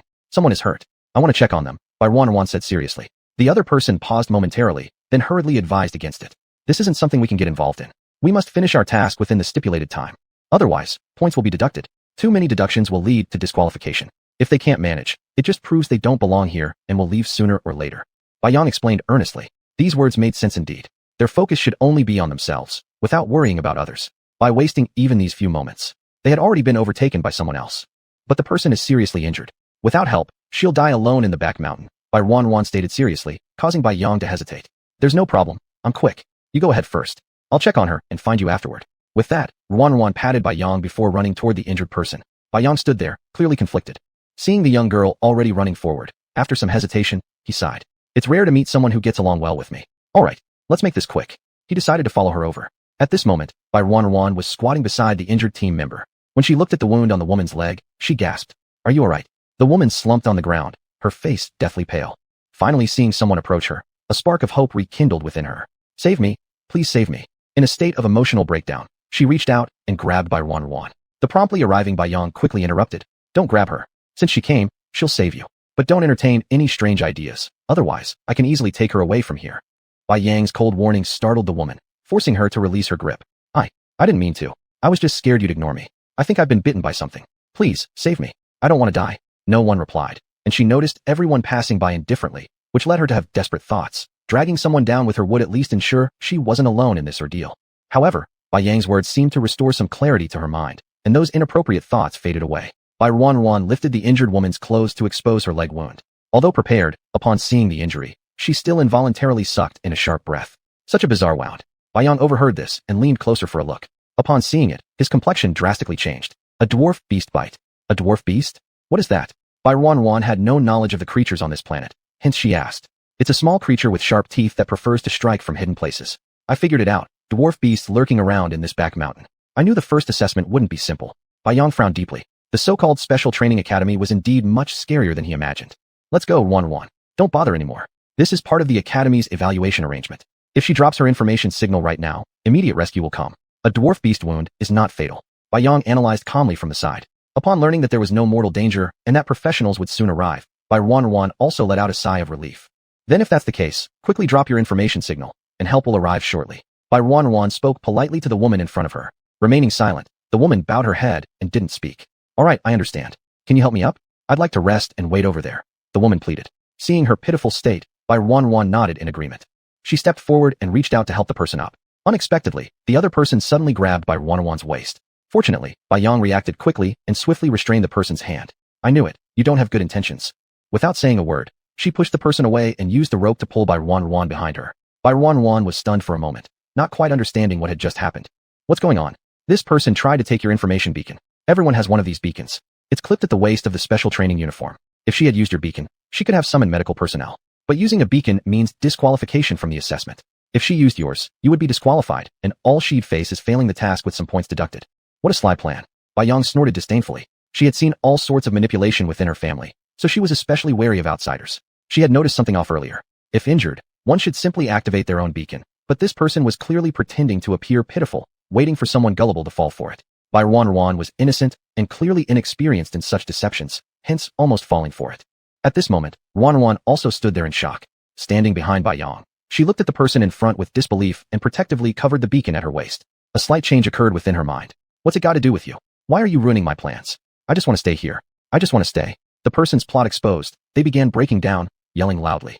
Bai Yang didn't find any pity for such people, so she rolled her eyes. Do you think you're the only one who wants to stay? Someone else even took the trouble to come save you. Yet look at you, deserving to be left alone. If you refuse to trigger your beacon, then wait here until you perish by yourself. Having said that, Bai Yang prepared to drag Bai Wanwan away, but then remembered something and turned back to look oddly at the person in front. Oh, right, I forgot to tell you, though the dwarf beast wound won't kill you. If untreated for too long, it could leave you paralyzed for life. Chapter 54, it will take exactly 8 hours. Killing with a sword is not as effective as destroying the heart, right? Bai Yang coldly raised her chin and left with Bai Ruru, only hearing the person behind them collapse in a fit of rage. The two set off again. Originally, Bai Ruru was quite lively, but she suddenly became silent. Bai Yang by her side faintly sensed the young girl's emotions and couldn't help but smile. What's wrong? I'm sorry, Bai Yang. Because of me, we've wasted so much time, dragging you to the back of the group. Otherwise, at your speed, we would have been ahead. There's nothing to worry about. We still have enough time, and at our pace, we can catch up. Now that we know each other, we are friends. This little matter is not worth mentioning. Bai Yang comforted Bai Ruru with a beaming smile. Bai Ruru instantly felt even more guilty. It's all my fault. Just now, I almost got myself harmed. If it weren't for you, I might have already been eliminated.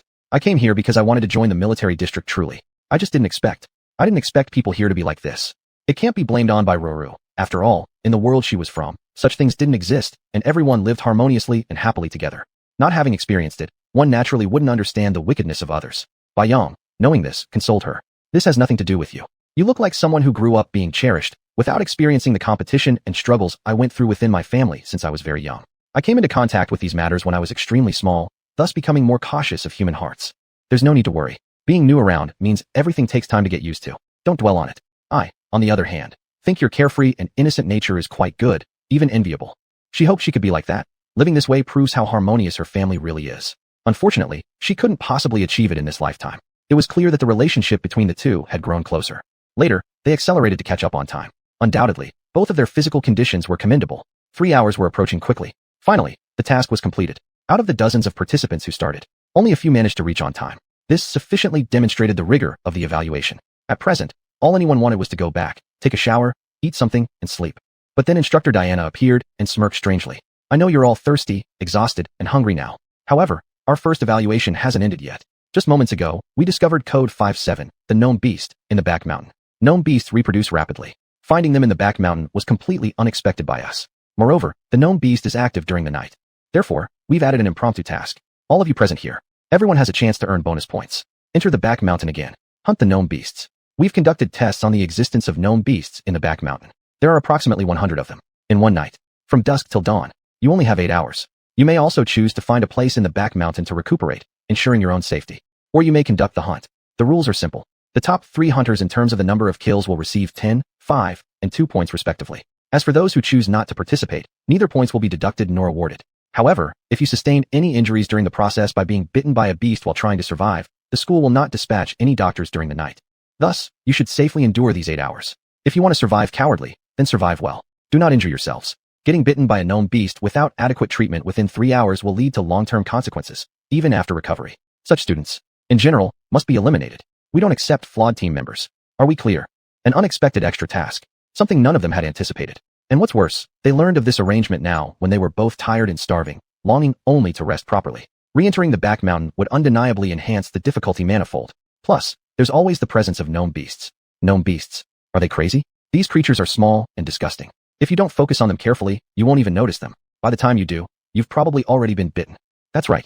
Nights generally belong to the gnome beasts. Combine that with the complex environment in the back mountains, damp places being their favorite. It's absolutely their territory. Even if we enter without intending to hunt, finding a good spot to hide till dawn isn't going to be easy. Voices murmured everywhere, expressing various forms of discontent. What? You all feel dissatisfied? If that's the case, you can declare your withdrawal now. There will naturally be no difficulty for you. The resting area behind has prepared hot water and steaming hot meals. As long as you choose to withdraw, you can go take a hot shower, eat, and then have a good sleep right now. This statement was incredibly tempting. After hearing it, everyone actually unconsciously swallowed their saliva. Think carefully. After all, someone was already bitten by a gnome beast today. He is still being treated. Rather than suffer and stay in this pitch-black, damp back mountain for 8 hours, with an uncertain risk of death, why not just withdraw now? You are all precious young females. Even without joining the military district, your identities and statuses remain highly noble. Why endure hardship here? Every word targeted their resolve. It could clearly be seen that several individuals among the group were wavering and stepping forward. I can't take it anymore. I want to leave. I want to leave now. With this person initiating the movement, 2 more emerged from the crowd. A total of 3 had left. The others stood there motionless. Seeing this, Diana appeared satisfied. Fine. Since no one else regrets it, you may enter now. Clenching their teeth, they turned to look at the dark back mountain and walked into it with forced determination. With tired bodies, all of them entered the back mountain area. Diana stood there watching. Her special assistant came up. Sir, among these students, there are some with unique identities. If something really happens to them in the academy, it won't be favorable. Just sending them to stay in the back mountain for 8 hours isn't appropriate. What's there to worry about? The federal headquarters has already specially hired a healer. He will be hidden and ready to act if there's any life-threatening situation. However, students who require such intervention will be immediately eliminated. Upon hearing this, the assistant nodded in agreement. So be it. Exactly 8 hours. The back mountain at night isn't that safe. Chapter 55. A good method to hunt gnomish beasts. Nowadays, it's not just Tiana's special assistant who thinks this way. All the team members who have entered the back mountain feel the same. Yang and Wanwan have completely become a team. Their experiences have been tolerable so far, but the night always makes people feel uneasy. Yang firmly held Wanwan's hand, ensuring they wouldn't get separated. The back mountain at night isn't very safe. We need to urgently find a campsite first. Yang calmly analyzed the situation. Wanwan, looking at the scenery of the back mountain at night, couldn't help but open her mouth slightly. Then, as if she had discovered familiar plants, she pulled Yang's hand next to her. This way. What's wrong? There are large amounts of special herbs growing here. Wild beasts generally dislike their smell. Given how lush they grow, It seems suitable for us to camp here. Bai Ruanwan spoke softly. Upon hearing this, the other person was surprised. You know about these things? I once heard my mother talk about them. So I remembered. All right, then let's go this way. The two chose their route. Meanwhile, a small group not too far behind noticed them. Hey, isn't that Bai Yong over there? It seems so. I've long heard that several ladies from Team Yang are highly regarded for their noble status and high talent by the federal headquarters. Yet our Miss Bai Yong is quite the opposite, a waste of special bloodlines or talent. She can only hope to enter the military zone through special training. Hehe. Since they seem to have found the direction so quickly, should we follow them? Suddenly, one person in the small group reminded everyone. The woman leading the group raised an eyebrow and smiled slyly. Let's check it out then. As she said this, the three immediately caught up, trailing Bai Ruanwan and Bai Yong from a distance. Bai Ruanwan led Bai Yong into a dense forest. When they arrived, the peaceful tranquility around them made both of them pause in surprise. Especially Bai Yong, who looked delighted.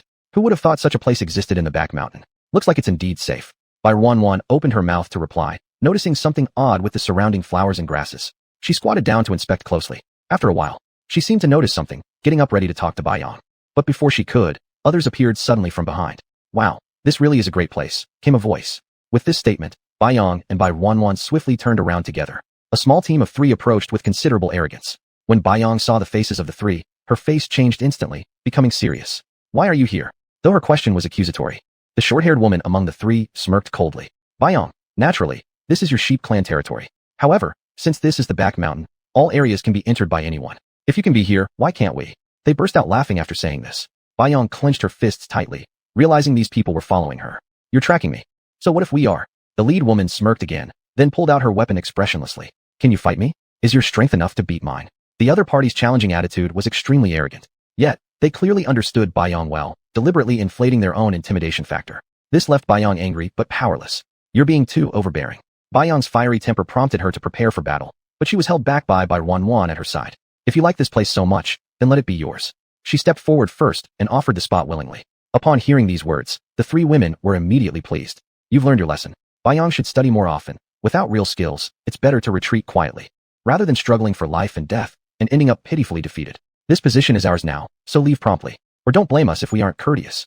Mission accomplished, they stopped pretending. Having occupied this spot, they issued an immediate eviction order.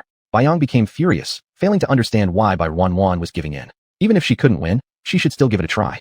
She, Bai Yong, never simply accepted such humiliation without a fight. However, upon noticing some subtle gestures Bai Ruanwan gave her, she calmed down and obediently followed Bai Ruanwan away. After the two left, those people basked in self-satisfaction. This Bai Yong has certainly matured compared to before. Previously, even when unable to fight, she insisted on battling to the death, which was quite nauseating. Today, though, she is remarkably reasonable. There's no need to say more. She's obviously scared of being beaten. She doesn't realize what she is. She actually thinks she is as strong as her sisters. How laughable. Their conversation continued from afar as Bai Ruanwan had already followed Bai Yong away. Did you notice something strange? Bai Yong turned around and looked at Bai Ruanwan. Now that they had left, they could safely discuss the reasons. Yes, I just noticed that some flowers and grasses over there were peculiar. Suddenly, I remembered their fruits were all eaten up. Besides, I also found some special droppings nearby. Ordinarily, common wild animals detest these plants. But one particular kind of creature does like them. What? Man-eating flowers. Bai Ruanwan answered. Bai Yong was stunned for a moment before shivering. Man-eating flowers? Are you kidding me? How could such man-eating flowers with the code 007 be in the back mountain? I'm not entirely sure either. However, the fruits of these plants are much loved by man-eating flowers. Initially, I only thought about how these plants could help repel certain wildlife. I forgot about some plants that are dangerous to us. The area with those vast fields of plants didn't have any traces of beasts, yet their fruits were almost completely consumed. So I assumed that perhaps a plant-based monster resides there. That's why it feels so peaceful and serene. But once we're detected, it might indeed become dangerous. So your stoppage just now was intentional. Bai Yong paused momentarily, raising his eyebrows slightly in surprise. He hadn't expected this young girl to have changed so fast. Apparently, she had even started designing cunning plots against others. I don't like those people. They are impolite and not very nice to you. But I can tell that they are quite strong. Since we cannot win against them, we can try other ways to make them suffer a bit. Bai Ruanwan huffed proudly as she said this, looking adorably arrogant in a way that made one both want to cry and laugh at her demeanor.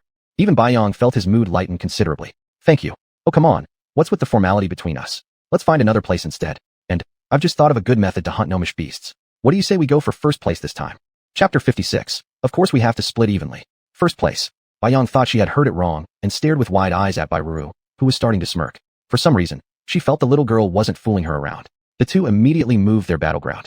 According to Ruanwan's assessment of the environment, they came to a relatively open area. It was filled with many pieces of broken rocks. On both sides, there were numerous berries that wild animals like to eat. It was evident that these berries had been consumed in large quantities. Bai Ruru carefully observed, then started picking the berries. Bai Yang, looking from the side, instantly went over to help. Are you hungry? I could go hunting instead. Eating these will be hard to satisfy our hunger. Given their high activity levels, eating only some berries obviously wouldn't be enough. Nope, these are for those little monsters. Bai Ruru giggled mischievously, her eyes revealing all kinds of strategies. Bai Yang was utterly confused, but didn't ask too many questions due to curiosity.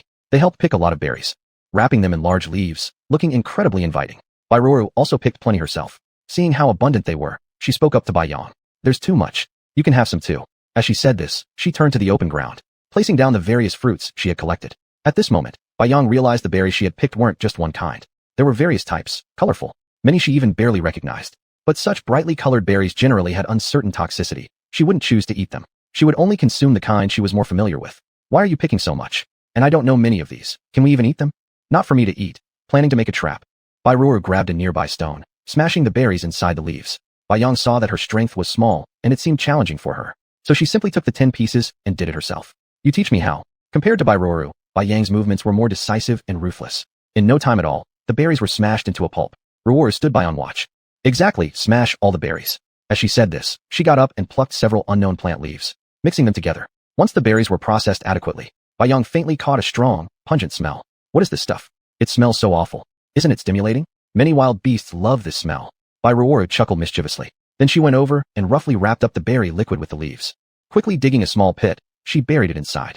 After finishing, she looked around. What are you looking for? I need a trap surrounding this area so that once any wild beast enters, they'll immediately fall victim fatally. I've seen father do it before, but now I dimly recall it somewhat.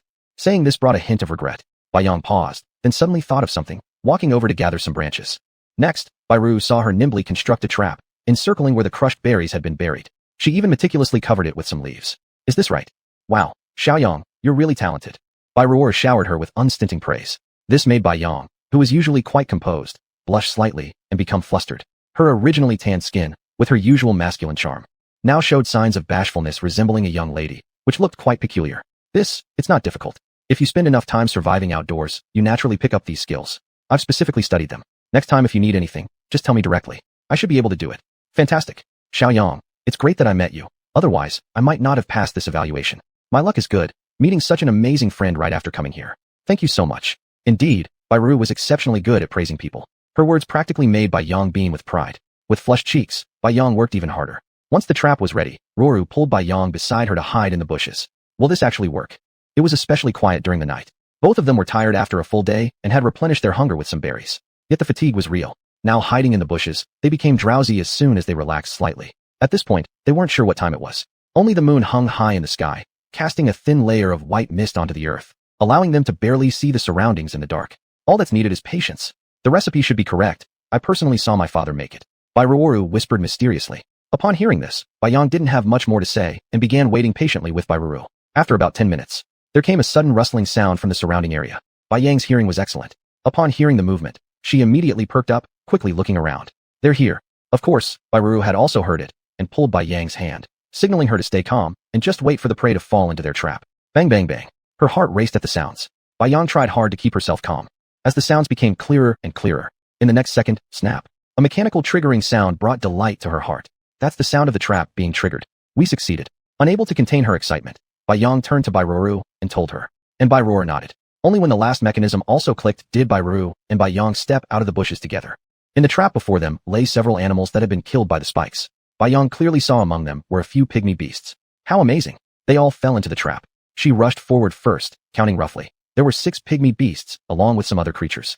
Without wasting time, Bai Yang immediately pulled 2 chinquan bags from the pocket on her waist. She handed one of them to Bai Ruru, then hesitated before tentatively asking, should we split it 60/40ths? Or even 70/30ths? Why? We should divide it evenly. Bai Ruru muttered strangely, then quickly moved forward and divided the dead pygmy beasts between them. Each received 3. They were fully packed into the bags. Bai Yang was taken aback. She hadn't expected this girl to be so honest. This is idealism. I didn't contribute much. I shouldn't get an even split. What are you talking about? We're good friends. And we made this trap together. Of course we have to split evenly. Quickly, let's set the trap again and wait for the next wave. Chapter 57, Androgyny. Without a second thought, Bai Ruanyan naturally believed that the prey should be equally divided. She stepped forward at this moment and rearranged the trap. Bai Yang standing behind looked at Bai Ruanyan with a complicated gaze. It seemed as if a certain part of her inner being was touched, making her eyes softer and gentler. She quickly stepped forward, pushing Bai Ruanyin aside, and took all the work on setting up the traps herself. These are my jobs. Bai Ruanyin did not refuse, and she stood beside Bai Yang watching her deal with the traps, occasionally giving a few compliments. Listening to it, Bai Yang's whole body heated up and helplessly sighed. Stop praising me, I'm not that good. If I were really that good, I wouldn't be the waste in the family. She stood up, chewing on her words, full of her own awkwardness. It was like she knew she would never receive any praise in her life. Now, Bai Ruanyin was merely comforting her. Suddenly, a melancholic, low-pitched voice made Bai Ruanyin pause for a moment. How could that be? If you're a waste, then what am I? I can't do anything, and the knowledge of these traps I have now is only from watching my father set them up. I've barely learned half of it. I don't even know how to make the trap. If it weren't for you, would my trap be successful? Definitely not. Little Yang, I truly believe that you are impressive. Regardless of what others say, you are the most impressive person in my eyes. Other people don't matter. In the darkness, their eyes met. Bai Yang opened her mouth, but eventually swallowed her words down. Instead, she slightly curved her lips. It's done already, let's go. Even though she didn't continue talking about the topic, it also proved that her mindset had undergone a significant change at this very moment. In just 2 short hours, they had already harvested quite a few gnome beasts. There's no denying that this trap worked every time. They were abundant in their harvest. Gradually relaxing from their initially tense emotions, they watched the traps while preparing some food to fill their stomachs. Bai Yang looked at Bai Ruanyin beside her who had fallen asleep due to fatigue, decisively taking on the duty of guard. Take a nap, I'll keep an eye on the trap. Clearly, Ruanyin couldn't hold on any longer, rubbing her eyes. All right, we'll take turns. Next round, I will watch while you rest. By the time she said this, the little girl had already tilted her head and leaned against Bai Yang's shoulder to sleep. Feeling Bai Ruanyin's sweet and soft body pressing toward her, with its unique pheromone scent, Bai Yang involuntarily diverted her gaze, her atoms apple moving. Their sheep beast clan was rather special. Androgynous. So, sexual orientation wasn't uniquely fixed. Since childhood, Bai Yang grew up under the tutelage of her family, always striving to become stronger. Therefore, she had never come into contact with strangers. She presented herself in a feminine manner. She chose to make friends, but those so-called friends were without exception manipulative, filled with schemes. She earnestly wanted to make a friend. Yet, all she ever knew was that those friends each sought their own benefits. From the beginning of getting acquainted with Bai Ruanyin, she had been thinking the same way. Until now, her thoughts have completely changed. The sleeping young girl, unaware of what she dreamt, currently seemed happily smacking her lips. Sitting there, Bai Yang almost heard her own heartbeat. Feeling Bai Ruanyin leaning against her, she subconsciously got closer, wanting to get even more intimate with the other. Just when this happened, the trap suddenly sprang. Startled awake, Bai Ruanyin asked, "Did it trigger again?" Rubbing her sleepy eyes, she eagerly scrambled out. Bai Yang followed closely behind, almost instinctively protecting her, fearing that she might fall over. No need to rush. Be careful, don't fall. In the dark forest west of the rear mountain, 2 sneaky figures crept inside. They stealthily bypassed the guards. Immediately after, the follower behind whispered, "Not bad for the madam's plan. We were able to sneak into the military zone undetected." "Shut up, don't forget why we came here," the figure ahead hissed. Upon hearing this, the subordinate lowered his head but showed no concern. "I understand. However, has the madam not overreacted too much? A small female without any offensive means. Why did she hire Big Brother at such a high cost? Don't underestimate this little female. Her guardian isn't someone who eats for free. He's a renowned figure within the military zone. Lord Shiza, with his close protection, it's naturally difficult to act. That's why Madam seized this opportunity and found out specifically that the young lady entered the training academy. Without a guardian protector nearby, this is the best chance. Hiring us naturally ensures everything goes perfectly. Remember, don't take it lightly. Madam especially emphasized, success must be guaranteed. Otherwise, it would be hard for us to go back and give an account." The leader was evidently very cautious. The underling at the back just nodded upon hearing this. The 2 figures weaved through the dense forest. Soon they took out some devices and began to detect their location. It was obvious that this operation had cost a lot. Otherwise, they wouldn't have brought out so many valuable items in succession. After confirming the location, the 2 crazily headed towards the direction. In the midst of the tranquil night, little did they know it was only the calm before the storm. Bai Ruanyin naturally wasn't yet aware of someone targeting her. She happily collected tonight's prey. In just a short while, both of their Chen Kun bags, spatial bags, were filled to the brim. So good. This method really works. I feel after tonight, we will definitely come in first. Painless hunting of beasts. Perhaps no one else would come up with such a tactic. And indeed, this interstellar Earth was full of strong warriors. Ordinary methods were generally rather simple and brutal. No one ever thought to use Bai Ruanyin's approach. Even Bai Yang was astonished. "You should rest well next. I'll keep watch." Bai Yang watched Bai Ruanyin's clearly exhausted face and firmly took on all tasks herself. "How could that be? You're tired as well. Let's take turns, then. I'm more familiar with the traps and know how to handle them. Besides, setting traps was your idea. You've already gained so much advantage without doing anything. You need to let me do something, or I truly feel uncomfortable." With these words from Bai Yang, Bai Ruanyin found herself unable to add further objections. "All right, then I'll take a short nap. Wake me if you're tired, we'll switch." After agreeing, Bai Ruanyin couldn't hold on any longer and chose a comfortable spot to rest against. Bai Yang glanced over and silently stayed by her side. Silence reigned. Suddenly, a gust of wind blew from behind. Bai Yang froze momentarily, cast a strange look, then slowly drew her gaze away. Not too far off, the two cloaked figures stopped in their tracks upon detecting their target. Chapter 58. That's the beloved. There are other people around the target. Big brother, what's there to fear? There are only two of them. Let's just go straight in and finish this. We'll clean them all up. The underling nearby obviously had a simpler mind. He thought two people wouldn't pose much of a threat, so he even made a gesture of cutting his throat. Fool. Did you forget what Mrs. instructed? She said that we absolutely must not leave any trace by getting directly involved. Moreover, we have no idea about the power of the female by the target's side. We know nothing. If we anger someone too strong and get into trouble, then our mission will end up being declared a failure. He clenched his teeth furiously. The underling, listening, found it logical and could only scratch his head, retracting his earlier words. So big brother, what should we do next? Can we just sit here staring helplessly? We don't have much time. I intend to act while it's still dark. Once it gets light, they might leave. Then it'll be difficult to act. This truth, as the big brother, was something he understood well. Open the backpack. After hesitating for a moment, the other party seemed to make a decision. Upon hearing this, the underling quickly brought over the backpack and opened it, revealing a red beast egg inside. Big brother, why is there this thing? Monkey, put it at the base of that tree over there and pour nutrient liquid on it. Black leader frowned seriously and gave the instructions. Hearing this, Monkey didn't hesitate. He swiftly placed the egg at the base of the tree and then took out a bottle of nutrient liquid. This egg's appearance looks strangely familiar. Could it be that thing? Monkey seemed to suddenly realize something. Yes, this also came from Mrs. Mrs., your meaning is, we need not take action ourselves. All we need to do is place this egg here. I originally intended to quietly swallow this egg and handle things ourselves. But now, it seems it cannot be done. If others get involved, traces are likely to be left behind. We absolutely mustn't hinder Mrs. S' plan. Otherwise, our lives won't be worth a damn. It's just one beast egg after all. Although it's worth a fortune, the task is the most important. Black leader said this, seemingly somewhat regretful. Monkey also glanced deeply at the egg upon hearing these words. Indeed, if it really were that creature's egg, it would certainly be worth a lot of money. Monkey greedily stared once more. Monkey, hurry up. Once we're done, we must leave quickly. The voice of Black leader urged him from afar.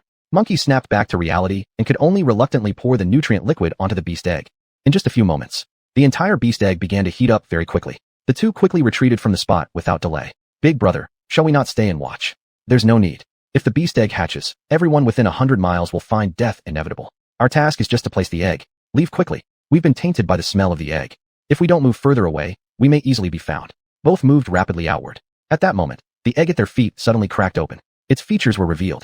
Code 003, Gene Kuan Beast. It has a vicious nature and feeds on rotting flesh. Its hunting instincts are extremely strong. It attacks anyone it sees. For survival, it will even hunt its own kind. Even in the womb, it fights with its siblings for nutrition and consumes them. This creature is born cruel by nature. Squeak. A high-pitched scream pierced the sky. Bayang, who was handling the trap nearby, immediately stood up sharply after hearing the noise. She sprinted frantically towards Bai Ruin. Ruin. Bai Ruan was startled awake from her sleep, lifting her head with a puzzled face. What's going on? Forget about it for now, let's go quickly.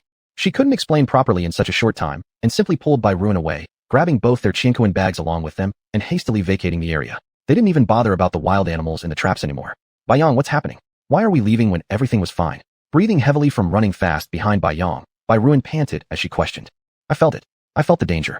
Our sheep clan's perception ability is always accurate. We must evacuate immediately.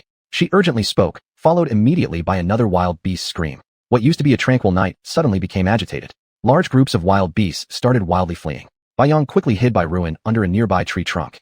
Looking down at the chaotic herd of beasts below, her complexion also changed slightly. How could it turn like this? This is almost causing a beast tide, isn't it? White Young muttered to herself. Looking at all that had suddenly happened, she found it very strange. And Bai Ruin was also hiding nearby. What's wrong with these beasts? Why are they acting like lunatics? It's very unusual. Someone must have done something. We must get away now. There's no time to waste. The abnormality of the rear mountain immediately caught the attention of the military side. What was originally just a training base has now turned into something more critical, as large numbers of wild beasts migrating from the rear mountain were quickly reported to Diana. Lady, an unknown kind of beast activity has been spotted inside. How dangerous is it? The level of danger has already been tested with instruments. How could this be? Diana's expression changed. The rear mountain was her own creation. She knew exactly how many beasts were placed there. These beasts could reproduce on their own, but they were strictly controlled, so there wouldn't be any great danger. Why had such a high danger level appeared suddenly? Could there be some mutation among them? A tutor next to her immediately spoke up. Not a mutated beast that can be detected by the instrument. Something must be wrong in the rear mountain area. Assemble a team immediately and go check it out. Absolutely no accidents are allowed. At Diana's order, the troops around her began to head rapidly toward the rear mountain area.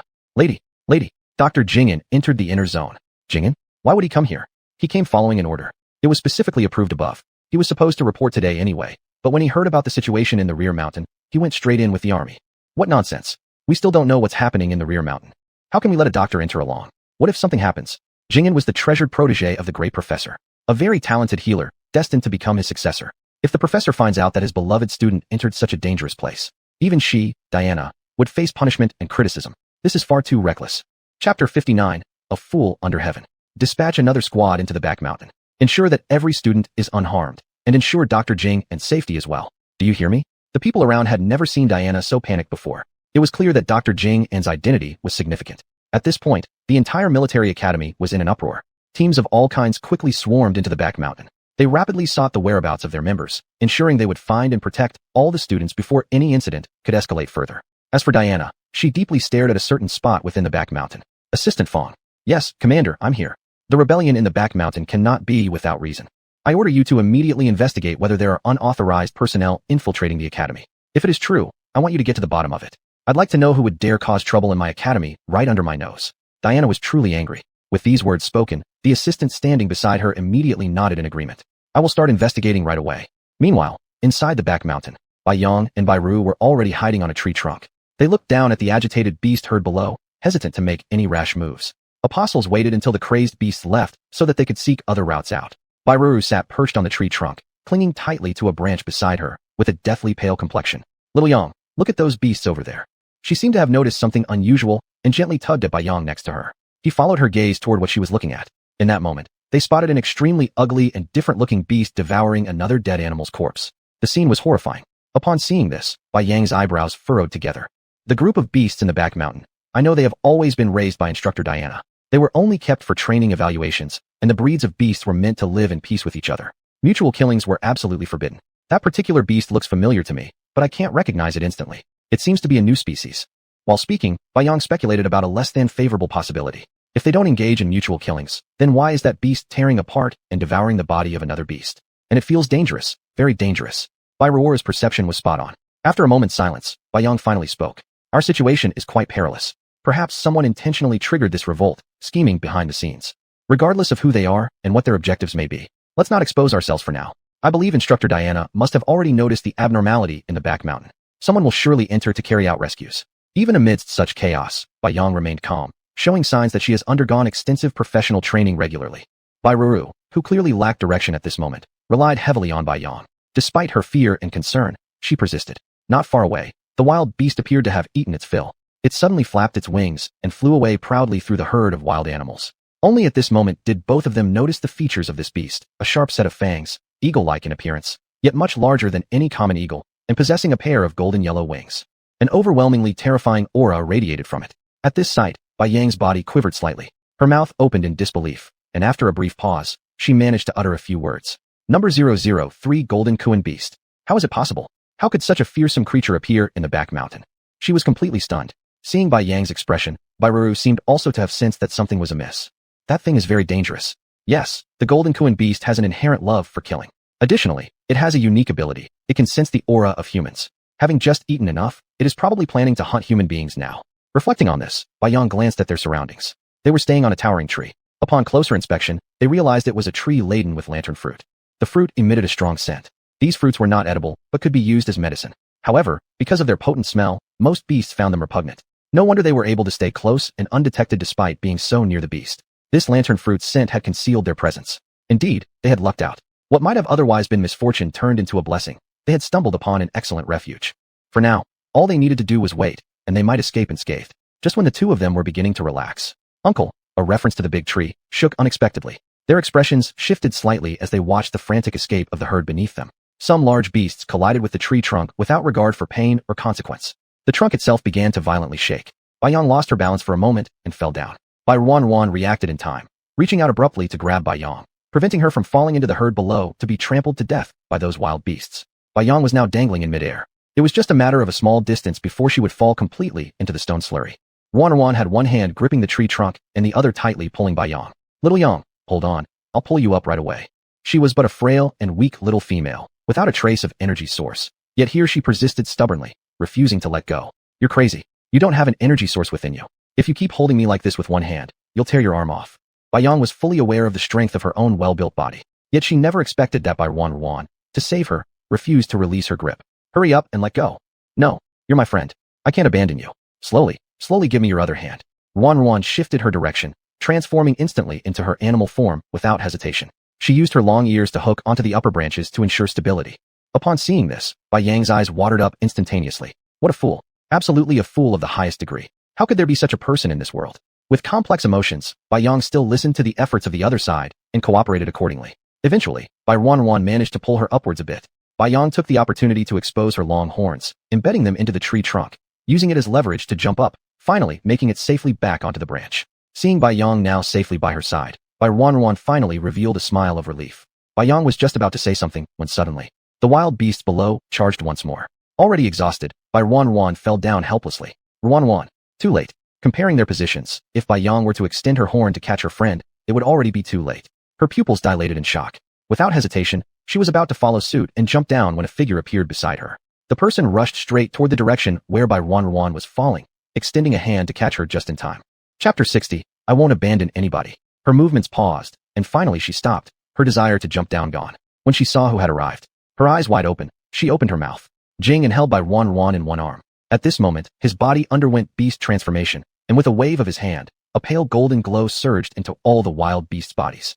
Step back, he ordered coldly. The originally restless group of beasts all withdrew. After Bai Yang saw this, she finally confirmed. Dr. Jing'an, the fox clan of the Jing family. An extremely powerful charm skill. I see. Never would I have thought that I'd actually get to witness the fox clan of the Jing family use their charm. Somewhat astonished. But seeing those wild beasts scatter, she also knew they were safe now. Bai Yang immediately jumped down from the tree trunk. When Jing'an heard the sound, he turned his head sharply and looked over. Beneath the surface was a hint of golden light, carrying a streak of coldness. Bai Yang was startled by this sudden stare, feeling a chill run down her spine. She quickly waved to reveal her identity. My own people. I'm Wanwan's friend. After we two discovered the abnormality at the back mountain, we hid here. Just now we were attacked by the group of beasts. I didn't manage to catch Wan and fell. Fortunately, Dr. Jing'an, you arrived in time. Otherwise it would have been disastrous. Fortunately, these words explained things. Only then did he silently withdraw his hostile expression. His attitude softened and became understanding. I see. He faintly spoke, then lowered his head to look at Bai Wan in his arms. Is Wan all right? At this moment, Bai Yang also looked over with slight tension and concern. Jing'an slowly extended his hand towards Bai Wan, gently touching her forehead. After a moment, he pulled his hand back, his tone relaxed. Her strength is completely depleted. She is too exhausted right now and has fainted. There is no major issue. What about the situation at the back mountain? What happened? Upon knowing that Bai Wan was fine, Jing'an instinctively hugged her closer. Bai Yang couldn't help but notice this scene, sensing something and guessing. She casually took back her gaze and recounted the events briefly. Code 003 Golden Kuan Beast? How could it appear here? Not clear. Since you've arrived, Dr. Jing'an, has the mentor Tiana already sent rescue to the back mountain? There are still many team members in the back mountain. If that beast is in the back mountain, it will definitely smell and find the beastmen. Then there would be a slaughter. Therefore, rescue personnel must arrive swiftly. Otherwise, the consequences will be unbearable. Indeed correct. Rescue has already been dispatched. We should leave here first. Jing'an only entered the back mountain for one purpose. That is, to search for Bai Wan. Their fox clan has a special ability. As long as it involves females who have been in close contact for a long time, a unique aura can be placed on them which only they can trace. Back then, he acted on a little selfishness. He placed his own aura onto Bai Wan's body. After entering the back mountain, he was able to accurately locate Bai Wan's position. Thankfully, she is unharmed right now. Thinking of this, Jing'an's expression towards the person in his arms grew even gentler. Roar! A roar shattered the tranquility. Jing'an immediately sensed something was amiss, lifting his head sharply as he heard the ground below shaking thump thump thump. Gradually, a huge beast appeared before them. It's the Golden Kuan beast. How could it be? How long ago was it? Yet it's grown to such an extent. It was still in its juvenile stage just a while ago. In how much time has it reached near adulthood? Its size is more than 2 or 3 times larger than before. Terrifying indeed. Jing'an frowned deeply. Looking at the beast before him, he vaguely felt the looming danger. He immediately handed Bai Wan over to Bai Yang. Immediately, take Wan and retreat urgently. This beast, I will deal with. His tone was resolute. Bai Yang was stunned upon hearing this, incredulous. Dr. Jing'an, your fox clan isn't skilled in combat. How could you stay behind? If anyone should stay, it should be me. You are Wanwan's friend. I don't want her to be unhappy. Leave quickly. Jing'an's tone remained calm. At this moment, Bai Yang fully understood his intentions. She glanced at Wan in her arms and decided to withdraw first. And now, Jing'an had rushed towards the Golden Kuan beast, beginning a fierce battle with it. The strength of the adult Golden Kuan beast was not to be underestimated. However, what surprised Bai Yang was that the usually combat-averse fox clan also possessed such formidable skills. She slowly saw her gaze and quickly retreated from her position. And at this moment, the limp figure in her arms gradually stirred awake. Little Yang, Wan, you're awake. How do you feel? Bai Wan looked around.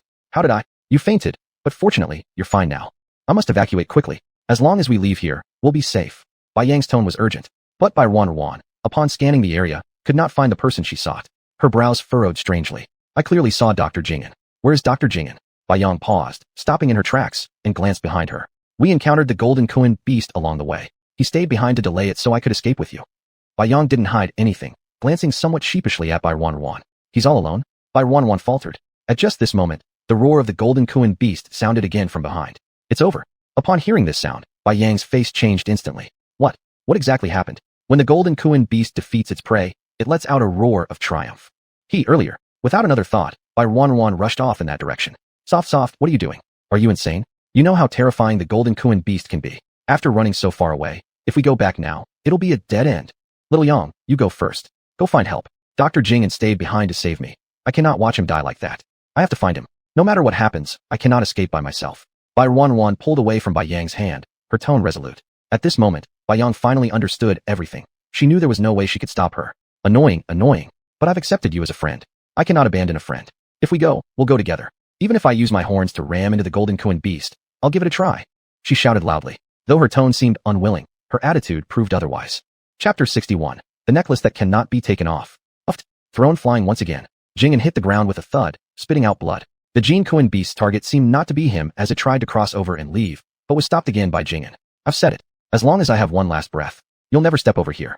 Even in his extreme weakness, he persisted, unsteadily standing up. This Jean Kuan beast also didn't expect that this beast man could be so stubborn. After fighting for so many rounds, he still refused to fall down.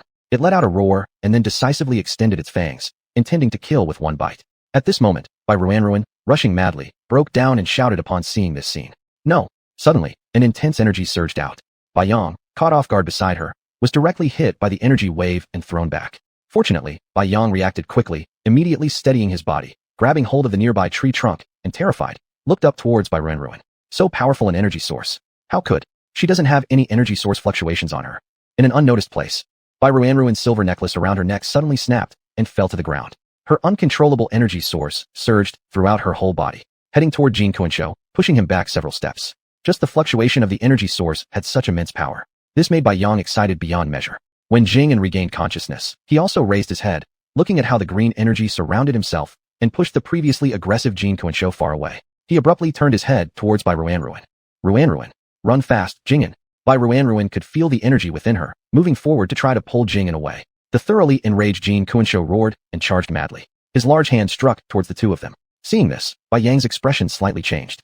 Be careful, Ruan. The expected attack did not fall. Everyone slightly stunned. Bai Yang fearfully opened his eyes and looked over there. A towering figure single-handedly blocked the Jean Kuan's attack. Looking down from a high position, an indifferent look landed on Jing'an. In the next second, it was seen that his face, expressionless, grabbed the claws of the Jean Kuan, coldly throwing it far away. This strong attack shocked everyone. Bai Ruan also looked up for a moment, and upon realizing the person who came was Shizai, she finally showed a hint of a smile. Shizai, you've come. While speaking, she couldn't maintain herself anymore and collapsed onto the ground. All physical strength and energy were completely consumed. Persisting for so long, all the energy inside Bai Ruan's entire body was drained. Now pale-faced, it seemed like she entered death. If it weren't for her faint breathing, she would really scare people to death. Shizai glanced jealously at the two at this moment. Furrowing his brows, he just turned his back for a while. And this damn guy came close again, clutching his fists tightly, silently turning his head to glance at the heavily injured Jean Kuan. Take care of it. Coldly issued orders. The teammates immediately drew their weapons. Understood. Boss, finally letting us take action. Haven't loosened up for a long time. I'll tear him into 8 pieces. Red Armor was quite excited. Instantly rushed forward. However, before long, the current Jean Kuan already lay dead in a pool of blood. From afar, Bai Yang looked at the present scene, lips slightly moving. The captain of the first team of the Guardian Department, and other members. This is the strength of the Guardian Department. The emotionless King, Yin Wan. Shizai. Indeed, as rumors say, so powerful. Such a terrifying adult-phase Jean Kuan was easily thrown away and severely injured by him. Bai Yang felt uneasy inside. The desire to grow stronger and join the military zone became even more intense at this moment. Rescue teams arrived in urgency at this moment. Liana ran forward. Seeing no casualties, she finally sighed with relief. Seeing the Jean Kuan handled on our side, her expression changed. She stepped towards Shizai in great strides, respectful and thankful in her tone. Mr. Shizai, thank goodness you arrived timely. Otherwise, something truly terrible might have happened. Why does a creature of this type appear in the rear mountain of the academy? Any investigation? Shizai's voice was icy. Tiana frowned. The investigation has started. Shizai nodded, then walked up, picking up Bai Ruan on his shoulder. Bai Ruan startled. Shizai, What are you doing? Wait a moment. Dr. Jing'an was injured. Please see to her first. Softly, shaking her 2 white legs, now carried on Shize's shoulders, urgently pointing at Jing'an. He will be taken care of. You don't need to worry. Shize's sour words came over. He had already decided. From now on, he would not leave this little girl for a single step. Otherwise, in the blink of an eye, she would be lured away by that scheming fox. Speaking of this, he gave Jing'an a fierce look. He had actually come here a long time ago, but he didn't make a move. He intended to give this dead fox a good lesson. It wasn't until he saw Bai Ruan rushing over that he could no longer hold himself back and stepped up to block her. Speaking of this, his mind became somewhat evil for a moment.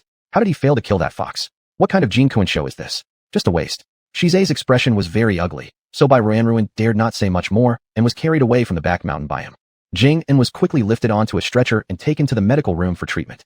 Fortunately, it was only some external injuries. There were no serious issues. This made Diana sigh with relief once again. Bai Ruan was also brought to the medical room for testing. The intense energy fluctuations emanating from her body made everyone sense something unusual. Immediately, the head of the Federation Information Department, Xiao Yi, appeared again. He brought professional equipment to conduct tests. Upon confirming the presence of an energy source within her, his expression became very complex. How could this be? There was none when we conducted the initial check. He looked at Bai Ruan oddly. Miss Bai, do you feel any discomfort anywhere? Bai Ruan was glancing around at the sudden influx of so many people, feeling somewhat nervous. When asked if she felt unwell, the young girl just shook her head. No, not only did she feel no discomfort, but she even felt lighter than before. Her body used to be weak, giving her a feeling of helplessness. Now that sensation was gone. However, the necklace she had worn since childhood was broken. She wasn't quite used to it. Her mother said, this necklace couldn't be taken off. Since it broke, she could only see if there was a chance to find someone to repair it. The broken necklace was picked up by Bai Yang, which gave Bai Ruan some relief.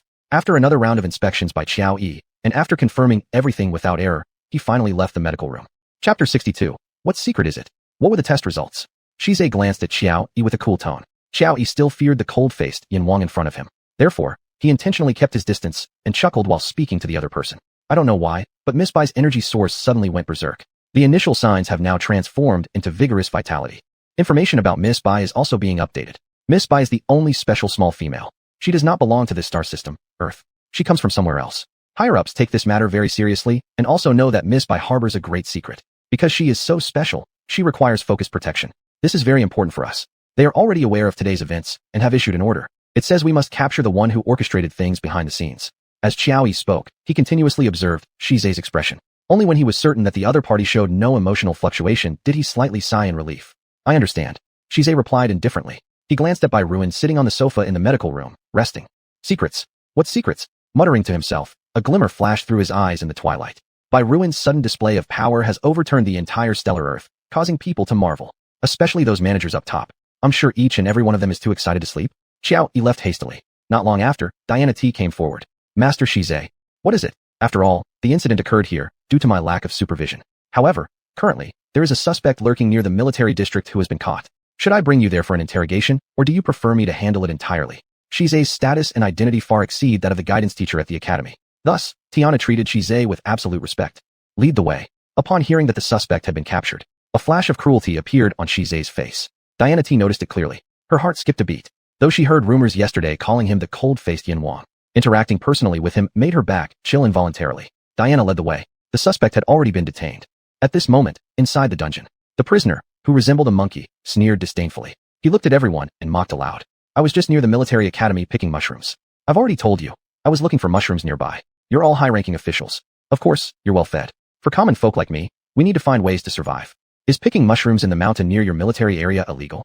This guy was very slick. He insisted he was merely picking mushrooms nearby, refusing to admit anything under any questioning. And they lacked the authority to use harsh interrogation tactics, as that would violate regulations. The stubborn man clearly knew how to respond to questions. His statements contained absolutely no flaws. It infuriated everyone present, but left them helpless. Officer, why look at me like that? Are you planning to hit me? I'm so scared. Headquarters of the Federation forbids severe interrogations. You don't have concrete evidence that picking mushrooms is illegal, so release me quickly. My stomach is starving, and I need to go home and cook. Shut up. The officer could bear it no longer. He lunged forward, grabbing the suspect by the collar. But my quick-witted colleague immediately stopped him. Don't be foolish. This guy is obviously slippery. He's making taunting comments. Don't let your emotions get the better of you. With his colleague's reminder, the originally angry officer gradually released his grip. Furrowing his brows, he huffed and moved aside, clenching his fists tightly. I don't know why, but it feels like my insides are churning with anger. Strange indeed. This guy definitely has issues. Regardless of how, we will wait for notification from above before deciding. Ignore whatever he says and disregard him. The colleague naturally noticed the abnormality as well, so they consoled each other. Deciding together, they chose not to waste time with him anymore and simply walked out of the interrogation room. Just at that moment, Shize arrived. Seeing Shize, both officers immediately changed their expressions. They hurriedly approached, bowing respectfully. "Master, where's the person?" Without wasting words, Shize glanced around and asked briefly. "The person is currently in the interrogation room. He's highly cunning. During questioning, he handles everything with ease. We can't find even a single fault in his statements. We can only hold him for 24 hours. If we cannot obtain useful information, we'll have to let him go." Their furrowed brows deepened as they said this. These guys are really despicable. "Open the door." Shize didn't bother with pleasantries, just casting a faint glance at the other party. The person in front of him hesitated for a moment, and then quickly went forward to push open the door of the interrogation room. Shize walked in. They exchanged glances, then shifted their gaze to Diana T. "Miss Tiana, does this comply with the rules?" They cautiously asked. Upon hearing this, Diana T couldn't help but laugh. "Have you ever seen any rule that can bind him, the cold-faced Yan Wang? Besides, it's Miss Bai who got into trouble, and as her protector, she naturally has the right to inquire about the matter. As for the means he uses, that's his business. Even if it doesn't conform to the rules, it is up to those above us to question him, not us." Diana T smirked knowingly, indeed clever enough. Knowing they were unable to deal with the cunning monkey, they had called in heavy reinforcements when they were stumped. Speaking of Shize, even the commander-in-chief at federal headquarters could do nothing with him. This guy was none other than the king of the netherworld himself. His every move relied solely on his mood. Whether locked up or disciplined, he showed no fear. In fact, federal headquarters was utterly powerless against him. After all, this entire stellar Earth relies heavily on him. He is absolute combat strength, and that is his trump card.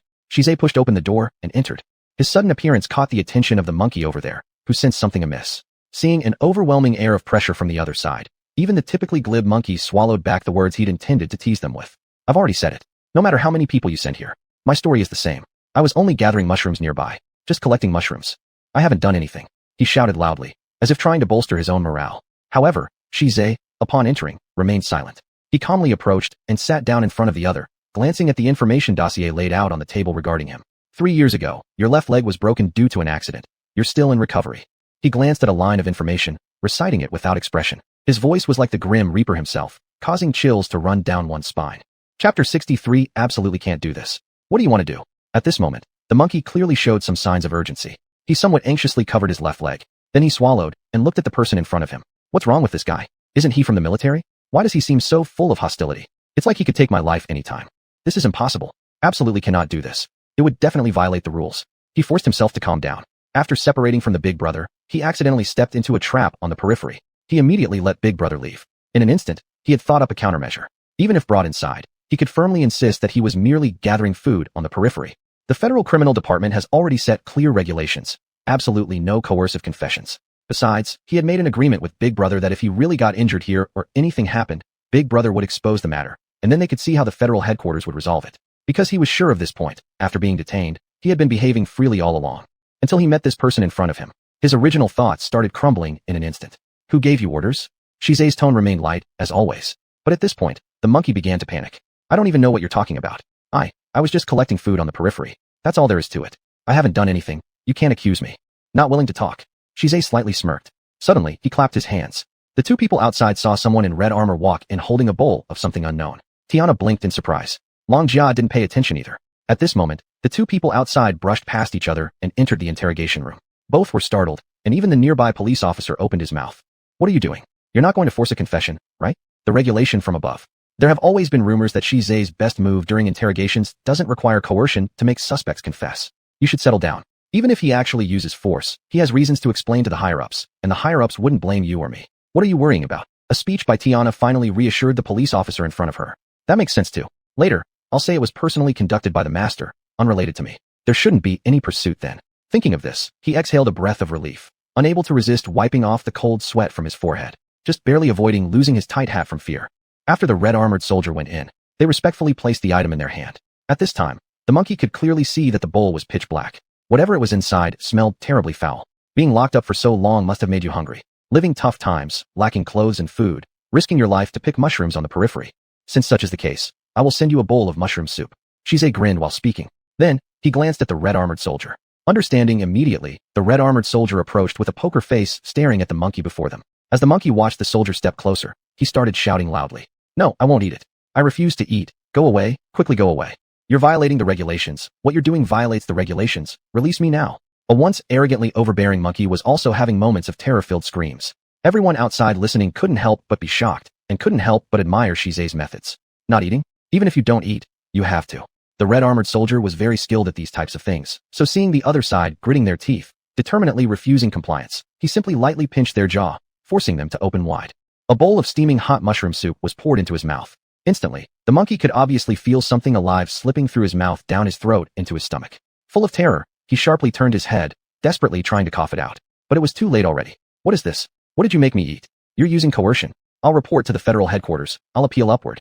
You will all receive punishment. Release me immediately. No one paid him any attention. The monkey vaguely felt changes in his body, especially his left leg, which had a sensation akin to being bitten by insects, causing unbearable pain. No, you can't do this to me. You can't do this to me. Panic had seized his heart. He shouted wildly, but everyone was coldly watching him. Better advise you to thoroughly tell everything to our boss. Earlier, you consumed a special type of insect charm. I imagine it tasted incredibly savory. Now that it's entered your stomach, I wonder where it will start consuming from? Probably your intestines.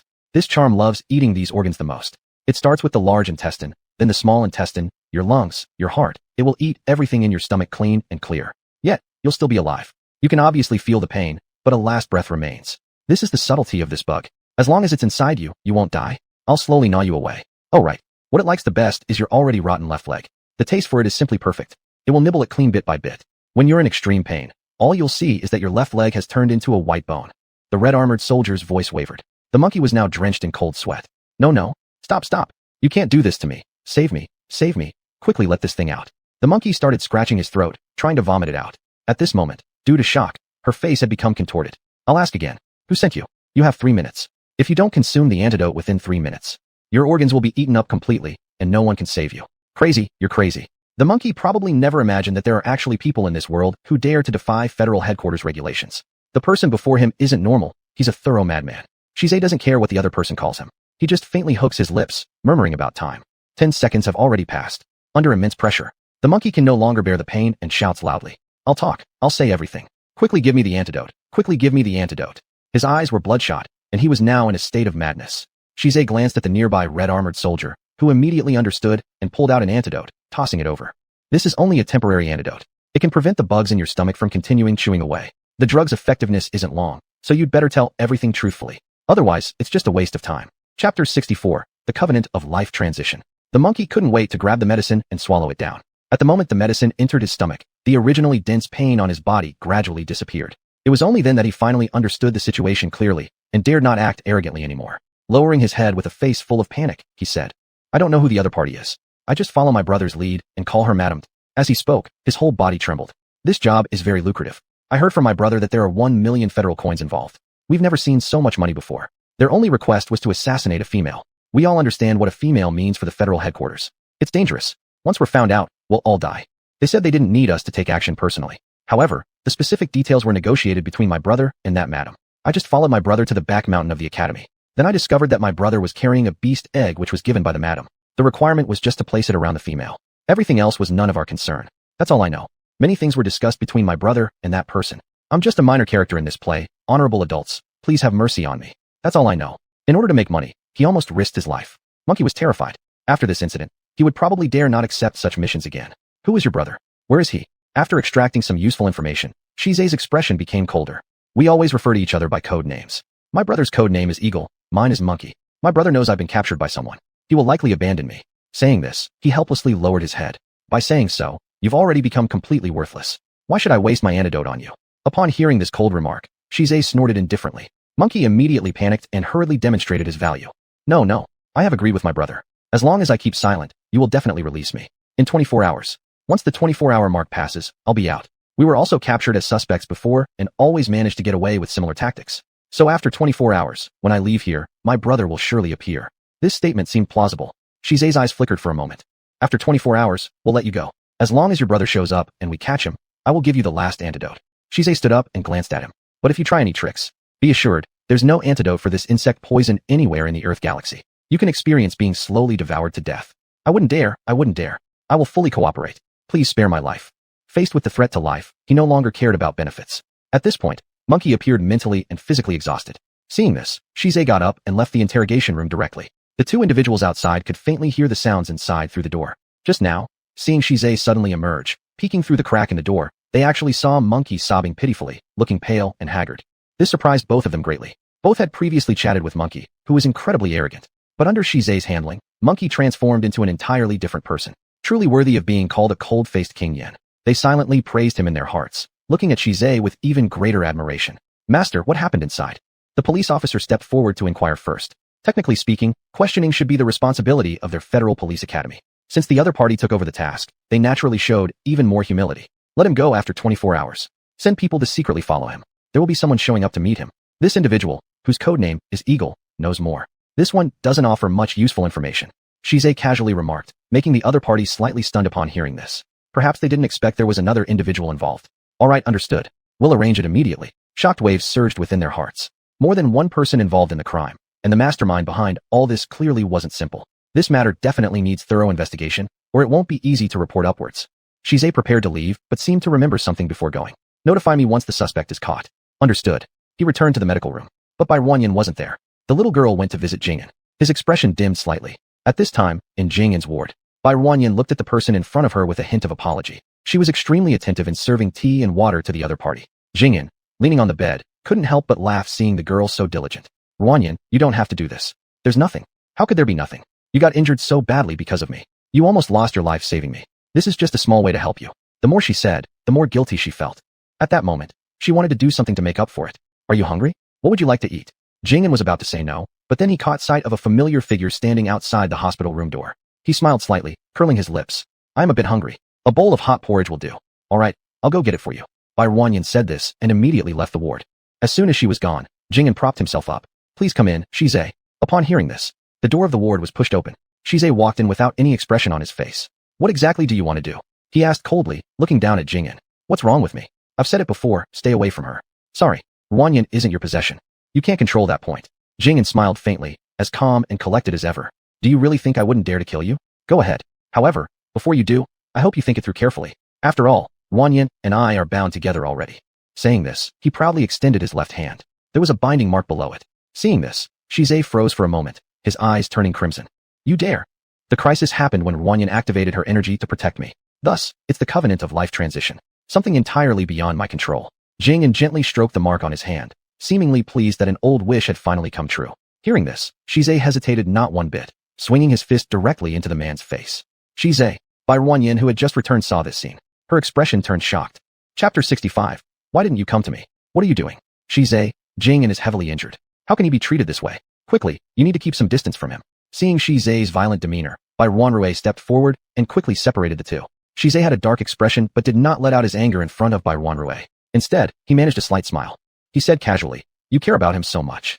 Through clenched teeth, his intense anger was almost spilling over. Bai Ruanyan glanced at Shize and noticed that his expression wasn't good. Thus, she hesitated and answered nervously. He saved me after all. Her voice was soft, as if there was some guilt within her. Shize remained silent, then turned around and left the hospital room. As Bai Ruanyan watched his retreating back, she instantly felt somewhat upset. Just as she was about to speak to hold him back, she heard Jingyan coughing severely beside her. Realizing what happened, Bai Ruanyan immediately handed over the kanji in her hands. She then held the bowl of kanji and brought it to Jingyan. I've brought the kanji back. Have some.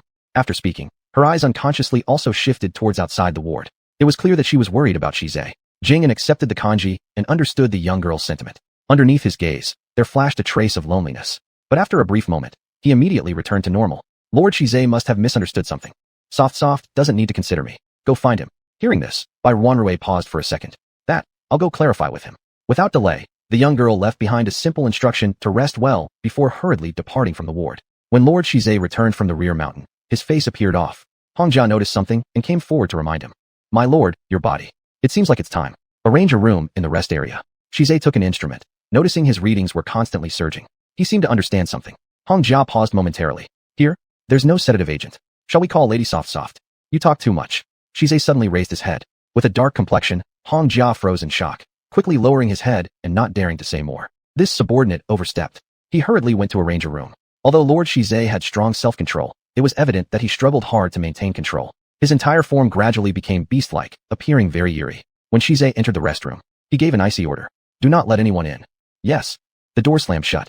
At this point, Hongjia guarded outside. He looked inside and urgently contacted a companion, providing a location to send the sedative rapidly. Lu Shui answered. He had already recovered and rejoined the team, guarding the military district at this time. Upon hearing what Hongjia needed, his face changed slightly. He immediately asked, How is my lord faring? He has locked himself inside the restroom. No one has been allowed to enter. How could it be this way? Wasn't he with Lady Soft Soft? Why wasn't Lady Soft Soft used to calm him during this rage period? At the moment, I cannot explain everything clearly, but it appears my lord and Lady Soft Soft had some disagreement. Hong Jia replied while letting out a sigh. This is the matter concerning my lord. We should not interfere too much. Quickly send someone to bring the sedative. Nowadays, my lord's condition is getting increasingly severe. I'm afraid this time he might not be able to get through without the sedative. Understood. What they call the rage period is also known as the estrus period, something male beasts undergo every so often. Unless calmed by a female, it's difficult to endure. However, the headquarters of the Federation had developed a special agent. This agent suppresses the explosive internal values, alleviating the loss of reason. Formerly, Lord Shizai always relied on these agents to get through. This time, evidently, time fell short, so he confined himself inside the restroom. He never feared such challenges, in the past or now. Nevertheless, as subordinates, they inevitably worry. Hong Jia, just as Bai Ruanrui emerged, looking everywhere, she finally encountered someone familiar. Excitedly, she ran up, her eyes brimming with anticipation as she questioned the person. Did you see Lord Shizai? I think there was some misunderstanding between us, and I want to talk to him properly. The tender voice reached out, her lifted face showing a pair of large, hopeful eyes gazing at Hong Jia. Hong Jia found it quite unbearable, being stared at by a female, thus making him flustered. He quickly lowered his head, averting his eyes. The subordinate does not know. He lied. Therefore, his expression appeared somewhat nervous. Bai Ruanrui murmured softly, knitting her brows in curiosity. You don't know? Then where could he have gone? After saying that, Soft looked around again, making Hong Jia even more nervous. He kept glancing at her from time to time. It was as if he was afraid of being caught for something unusual. At this moment, some noises came from the adjacent restroom. Upon hearing them, Soft immediately became serious and moved forward. Hong Jia reacted quickly and blocked her way. Miss Soft, you can't go in here. He stopped by Soft, who had realized something by then. Is Shizai inside? As soon as she said that, it seemed like she remembered something. Did he aggravate his wound? Move aside and let me go in. Thinking about how he saved her from the rear mountain without a single comforting word, her guilty feelings grew more complex. Hong Jia felt stuck not knowing what to say, and at this point, was also worried about Shizai in the restroom. Seeing her hesitating, Bai Soft got really anxious. She simply shoved him away. What are you stopping me for? Let me through. It has to be said, Soft exuded a great deal of authority. After hearing those words, Hong Jia kneeled down immediately with a thud. Miss Soft, please forgive me. Lord, she specifically instructed before going in that no one should enter. Bai Soft sensed something was amiss. Narrowing her eyes, she asked, what's going on? Tell me exactly what's happening. At that moment, another agonized roar echoed from the restroom. Realizing the situation, Hong Jia decided to tell everything he knew. Lord, she has entered the rage period.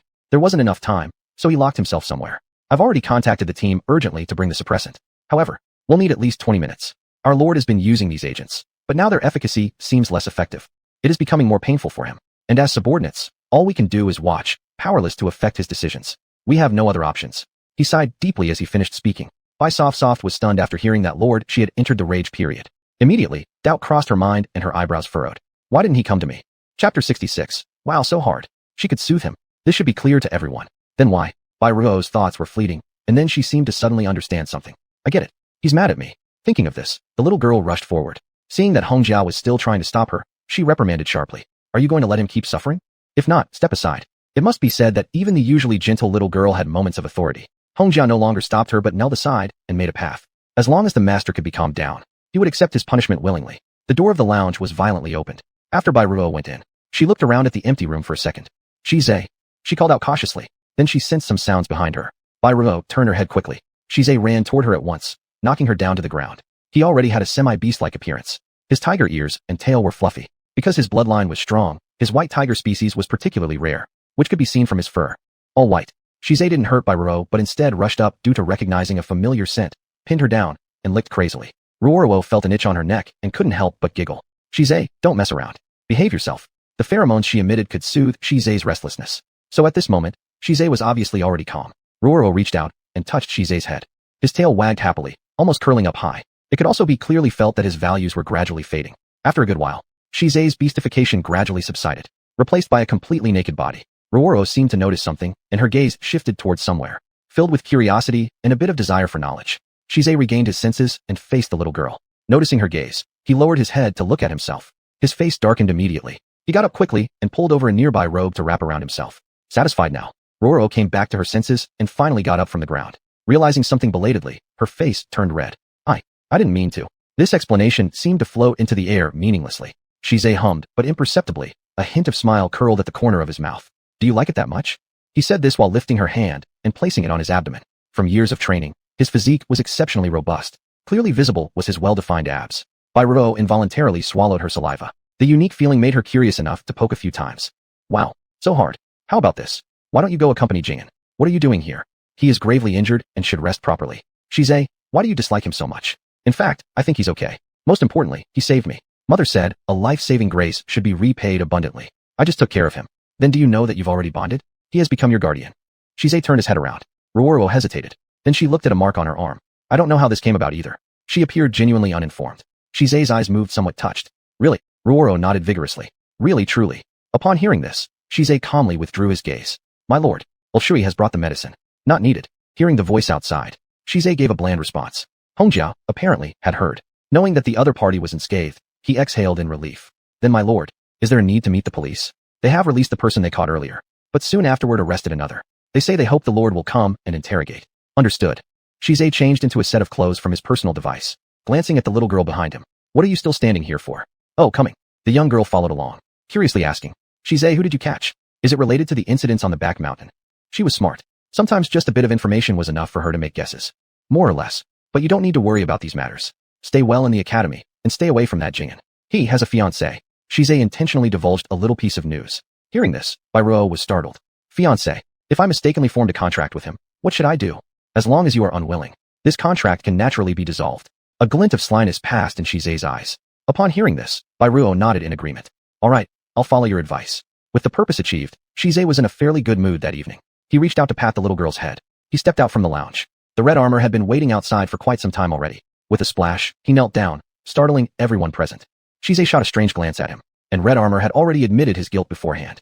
Please punish me, sir. My subordinate dared to bring Miss Wan inside without permission. Stand up. There was neither punishment nor reprimand. Red armor stood up from the ground, thinking he might be hallucinating. He could only feel himself standing solidly in one piece where he originally was, without the slightest bit of damage. That made him absolutely overjoyed. Escort Miss Wan back. Shize didn't probe into this matter further, but issued another command instead. Red armor immediately agreed. Yes. In the dungeon, the two brothers were simultaneously held in the interrogation room. The scene was lively enough. You young fellow, how dare you collude with these officers to frame me? Big brother. I didn't. How can you still claim that? Then why am I here? The hawk's eyes blazed with fury, and his face turned exceptionally pale. The monkey, knowing his wrongdoings, lowered his head, not daring to speak, just sobbing uncontrollably and pleading for forgiveness. Ugh. I had no choice, otherwise I would die. I would die. He yelled, his voice hoarse. At this point, the hawk realized there was no other way around it, so he faced these people squarely. You ask whatever you want. But, I only have one statement. I know nothing. Even if you beat me to death, I still know nothing. His words were resolute, much harder than the younger brother, Monkey. Tiana looked at the two men in front of her. Her eyes flickered. She smirked unconcernedly. Rest assured, whether or not to speak is your freedom. However, making you talk will depend on our skill. Hearing this, the hawk frowned. What? Don't tell me you actually dare to use torture. He showed disdain. Chapter 67, Everyone's Nightmare. The people present remained silent, only smirking faintly. Eagle suddenly realized something was amiss and abruptly turned his gaze to Monkey beside him, seemingly seeking confirmation for something. Monkey simply kept his head lowered, his body still trembling slightly. What do you mean? You actually dare? He screamed aloud. The officer nearby suddenly laughed. Don't be so worked up. We've always acted according to the rules. His words didn't seem to match the reality of the situation. Eagle abruptly pointed at Monkey next to him. Look how scared this guy is. And you still dare to say that no torture was used. I want a lawyer. I need to see my lawyer immediately. Realizing something wasn't right, Eagle started shouting for a lawyer. The officers present stepped forward. Fine. I'll make the arrangements. Saying this, he strode off quickly. But Eagle looked at him with bewilderment, sensing something was off. Tap tap tap. Footsteps came from outside. Eagle glanced over, thinking it was the officer bringing his lawyer. Instead, he saw a man with an indifferent expression. Startled, Eagle's face changed as soon as he recognized the man. Shize. That cold-faced King Yen. What was he doing here? Before Eagle could express his astonishment, Monkey burst into loud crying once again. Master, please give me the antidote. I beg you to give me the antidote. Even before Shize spoke, someone threw an antidote in front of him. Monkey treated it like a treasure, swallowing it down immediately. What is this? Eagle watched, perplexed by the event. Boss, there's no choice but to tell the truth. Otherwise, they have plenty of ways to deal with us. Monkey, usually the most brazen among them, Eagle knew all too well, now appeared so frightened. It was clear he had been harshly dealt with. A vague sense of foreboding struck Eagle, until he felt Monkey beside him start vomiting violently, while filled with worms poured out. Seeing this, Eagle panicked. Goo worms. Such tactics were likely only within the expertise of that cold-faced King Yen. You should be smarter than this, Monkey. There's no need for you to suffer the same way he has. At this moment, Eagle truly started to panic. If these were just the people from the police station, he could handle it. They had to follow rules. They couldn't act arbitrarily. But this cold-faced King Yen was known for being outrageous. A true killer god. Who could control him? Even acting first and asking later wouldn't be an issue. No wonder. Why someone slippery like Monkey would sell himself out became crystal clear. Monkey had crossed paths with this cold-faced king. Thinking about this, Eagle fell silent. You only have 3 minutes. Shize had no intention of wasting time haggling, so he only gave a time frame. Tick-tock, tick-tock. All who had lost taxes could clearly hear the passage of time. I don't know her real identity. However, I do have a token. One must admit, he was indeed clever. Recognizing the situation was hopeless. The best course of action was to speak up. Token. The adjacent officer immediately followed up. Eagle didn't hold back, directly passing over the jade token. Besides this, there is nothing else. Under normal circumstances, I use this jade token to go to the designated location for handover. Their people only recognize the jade token. Thus, the exact person behind it isn't clear. We only know they refer to her as mistress, so we call her mistress as well. Shize took the jade token in his hand. Upon recognizing it, a glimmer of keen insight flashed in his eyes. It matched his speculation exactly. He suddenly tightened his grip and stood up. This sudden move startled everyone present. Yet no one dared to ask anything. They merely watched as Shize walked away. Once he left, both others let out a sigh of relief. Officer, I've told you everything I know. Can the sentence be reduced? Eagle raised his head and asked. Meanwhile, Shize emerged from the interrogation room, his face frosty. When Hong Jiao returned and noticed, his expression shifted slightly. Master, investigate the base behind this jade token. Eliminate everything. He already knew who the mastermind behind this was. Yet, his chosen approach was obviously to strike at the heart. Hong Jiao reached out and accepted the order. Yes. None knew what would happen next. But somehow, they all sensed that things might soon change drastically. At another location in Shi family residence, in the tea room, the lady who was leisurely sipping her tea water while brewing sat there comfortably. A servant girl came in, accidentally dropping the tea snacks she was carrying. A snap echoed loudly throughout the room. Oriya was startled, even spilling the tea water in her hand. No one knew what would come next, but some intuitively felt that the skies outside seemed to grow dark. Seeing the situation, the attendant maid standing nearby immediately rushed forward and slapped the servant. Working in front of the mistress, you still dare to be so clumsy. Do you want to die? Mistress, forgive me, forgive me. I didn't mean it. Enough nonsense. Roll out before I lose my patience. Hey, guard, get him out of here. Don't let him soil mistress's eyes. It seemed like all the commotion became too much. Oriya waved her hand lightly. Her confidant quickly moved to have them drag the person out. The maid kept reprimanding about his clumsiness. Now, Oriya lost her peace as well, having a vague sense of foreboding, but she couldn't put her finger on what it was just yet, until someone came from outside, in a great hurry. Mistress, what kind of day is this? Why is my tea house so lively today? Oriya's eyes flashed as she saw one of her subordinates rushing here. She was somewhat surprised. The figure outside stood with head lowered, full of panic. Oriya took one glance. What is it? Mistress, the gathering hall has been cleaned up. And the Scarlet Building. We've received news that everyone there has also been captured. At this point, he looked fearfully at the person in front. He unconsciously wiped the sweat off his forehead. Oriya remained silent, simply holding her teacup tightly. With a sudden force, she heard snap. The cup shattered across the floor. It made everyone present feel alarmed. What did you say? She finally came back to reality. Her mouth opened in disbelief. Who? Tell me who? Standing up, she abruptly flipped the table before her. All her subordinates fell to their knees, none daring to raise their heads. Please calm down, mistress. It's people from the Federal Protection Department. Team 1. They are Master Shize's troops. We absolutely dared not resist. Shize, who left this family, had evidently already become everyone's nightmare. His methods never showed mercy. That was what everyone knew. And when Oriya heard this name, her expression completely changed. Shize, you ingrate. How dare you? How dare you destroy what I've worked for? She screamed hoarsely, but suddenly remembering something, she calmed herself. How about those two sent out on the mission? Mistress, do you refer to the one codenamed Eagle? Chapter 68.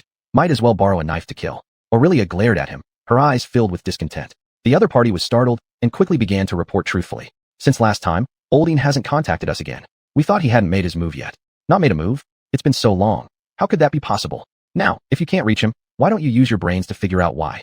What good are any of you incompetent fools to me? Aurelia erupted in anger, and the people below trembled in fear. Lady, I will go investigate this immediately. In a rush, he tried to leave, but Aurelia waved her hand dismissively. There's no need. At this moment, she probably had some inkling of what had happened. Otherwise, nothing under her control should have gone wrong. It was just a bit troublesome now. Those were all her efforts, and now they were all ruined.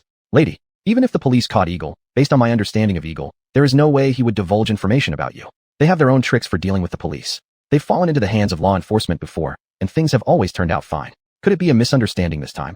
Misunderstanding? Didn't you hear? The ones who carried out the raid weren't the police. It was my good-for-nothing son. He's utterly insane. Do you think he'd use normal police methods? Aurelia spoke coldly. Her underlings were taken aback, suddenly recalling Shize's various actions. If it was him, then everything seemed to make sense. Master, how could you get involved with the police affairs? They couldn't comprehend it. So, they only felt shocked. It seems those two idiots failed and drew someone else's attention. Shize happened to be around when the police arrested them. With normal questioning leading nowhere, they informed Shiza. Given Shiza's methods, it wouldn't be hard for him to force some words out of them. Fortunately though, he hasn't shown up in front of them yet. Otherwise, they'd likely already have confessed about me. Thinking of this, Aurelia stood up, slowly walking to the corner of the room where she prayed to the Buddha statue before her. This was a Buddha statue with a human face and beast body. It was an ancestor of their beast folk race. Aurelia appeared devout. Whenever she felt uneasy, she would come here to pray. Her expression was deeply sincere. Brilliant lady. Her subordinates promptly flattered her. Properly deal with the remaining places. Under no circumstances can we let them find any traces. If something like this happens again, don't blame me for being ruthless. Aurelia regained her composure, speaking indifferently now. Yes, we'll carry out the orders immediately. The servant hurriedly left the tea room. Stella, who had also entered from outside, watched as the people around her rushed off, her gaze slightly suspicious. Failed, she stepped forward. Seeing Aurelia prostrating 3 times in front of the Buddha statue, Stella asked curiously. The matter might have been discovered by Shiza. 2 of my bases have been destroyed. He's deliberately declaring war on me. Aurelia responded without hiding her coldness. Upon hearing this answer, Stella was stunned. Even your attempt has failed. That girl has real good luck. I used a golden kunbeast egg this time. And still, I couldn't kill her. Thinking of this, her face flickered with a twisted look. Stella retracted her gaze, placing the document in her hand onto the table in the tea room. I just got word. She gained the special attention of Commander Da and received special approval to enter the Advanced Training Academy. For the next few months, she'll likely be training within the academy. I know. My operatives failed in their subsequent attempts. This piece of information she clearly knew earlier than others. Stella adjusted her gaze slightly. Sending people blindly to the academy will attract attention. Might as well borrow another's knife to kill. As Stella said this, a smile curved on her lips. Clearly, she had formed a new plan, so Aurelia also shifted her gaze back, staring blankly at the woman before her. What did you come up with? I investigated and found that Dr. Jing'an has recently been around that woman. However, Dr. Jing'an has a secret fiancé. Do you know about this, my lady? Jing'an? You mean the young lady of the Catfolk clan?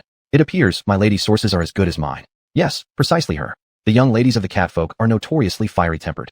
Their fighting style is cruel. If she finds out her fiancé has been seduced by another woman, it will surely cause quite a commotion. Stella smiled towards the lady in front of her. After listening, she was also momentarily stunned. I have always known, Stella, that you are clever. That's all thanks to your training, my lady. Aurelia laughed as she poured the other person a cup of tea. They sat across from each other, enjoying their hot tea together. In this way, we don't need to get our hands dirty ourselves, and it's much safer. That's right. We'll just wait and see how things unfold. Aurelia had lost quite a bit of her territory. Though it pained her, there was at least some good news for now. Her expression eased somewhat. On the other side, at the Special Training Academy, inside the dormitory, Baiyang stood nearby incessantly pestering her.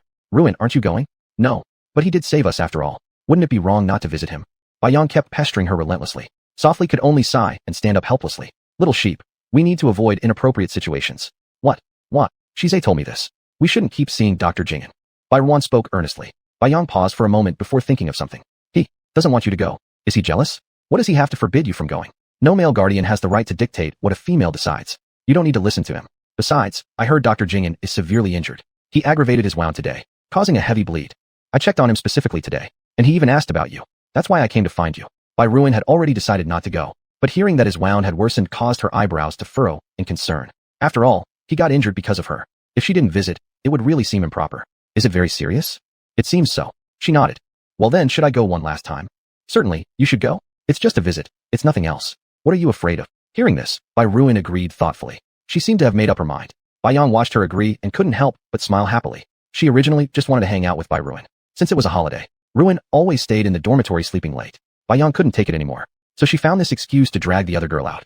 Chapter 69, I regret now. At this moment, outside the academy, a very cool teenage girl's sports car caught everyone's attention. The pink exterior was particularly ostentatious. As the driver stepped out of the car, a girl dressed in an equally pinkish outfit appeared. In her hands, she held a white kitten. When she came into view, everyone paused in surprise. Who is she? The sports car looks so cool. She seems unfamiliar, so she probably isn't from our academy. I think I've seen her before. Oh right, isn't she the second miss of the cat clan? The students all looked over here curiously at this conspicuous behavior. Some who recognized her immediately started talking among themselves. Second miss? Are you talking about Ning Mao? Why would she come to the academy? I don't know, but she seems quite intimidating. We'd better keep some distance. We've always heard that the ladies of the cat clan have fiery tempers. It's easy to accidentally offend them. The reputation of the cat clan was widespread. Seeing the teenagers stepping down from the sports car, the students all instinctively moved aside, fearful of unintentionally crossing her path. At this moment, Mao Ning was wearing a pink rose dress and holding a cat in her arms. Slowly, she removed her sunglasses with a smile on her lips as she took a glance at the academy sign ahead. Is this it? Yes, Mississippi. According to the information, it indeed is here, replied her assistant respectfully behind her. Mao Ning, in her high heels, walked confidently towards the entrance while her assistant immediately went to negotiate at the guardhouse. Soon, the academy gates slowly opened. The students inside were visibly shocked. How did she just walk in? Very few outsiders are allowed into the academy. Who exactly is Mao Ning? The second miss of the Cat clan, the biggest investor in the entire star system. Haven't you heard? Really didn't know. Even the 2 buildings in our academy were donated by the Cat clan, which gives them certain privileges.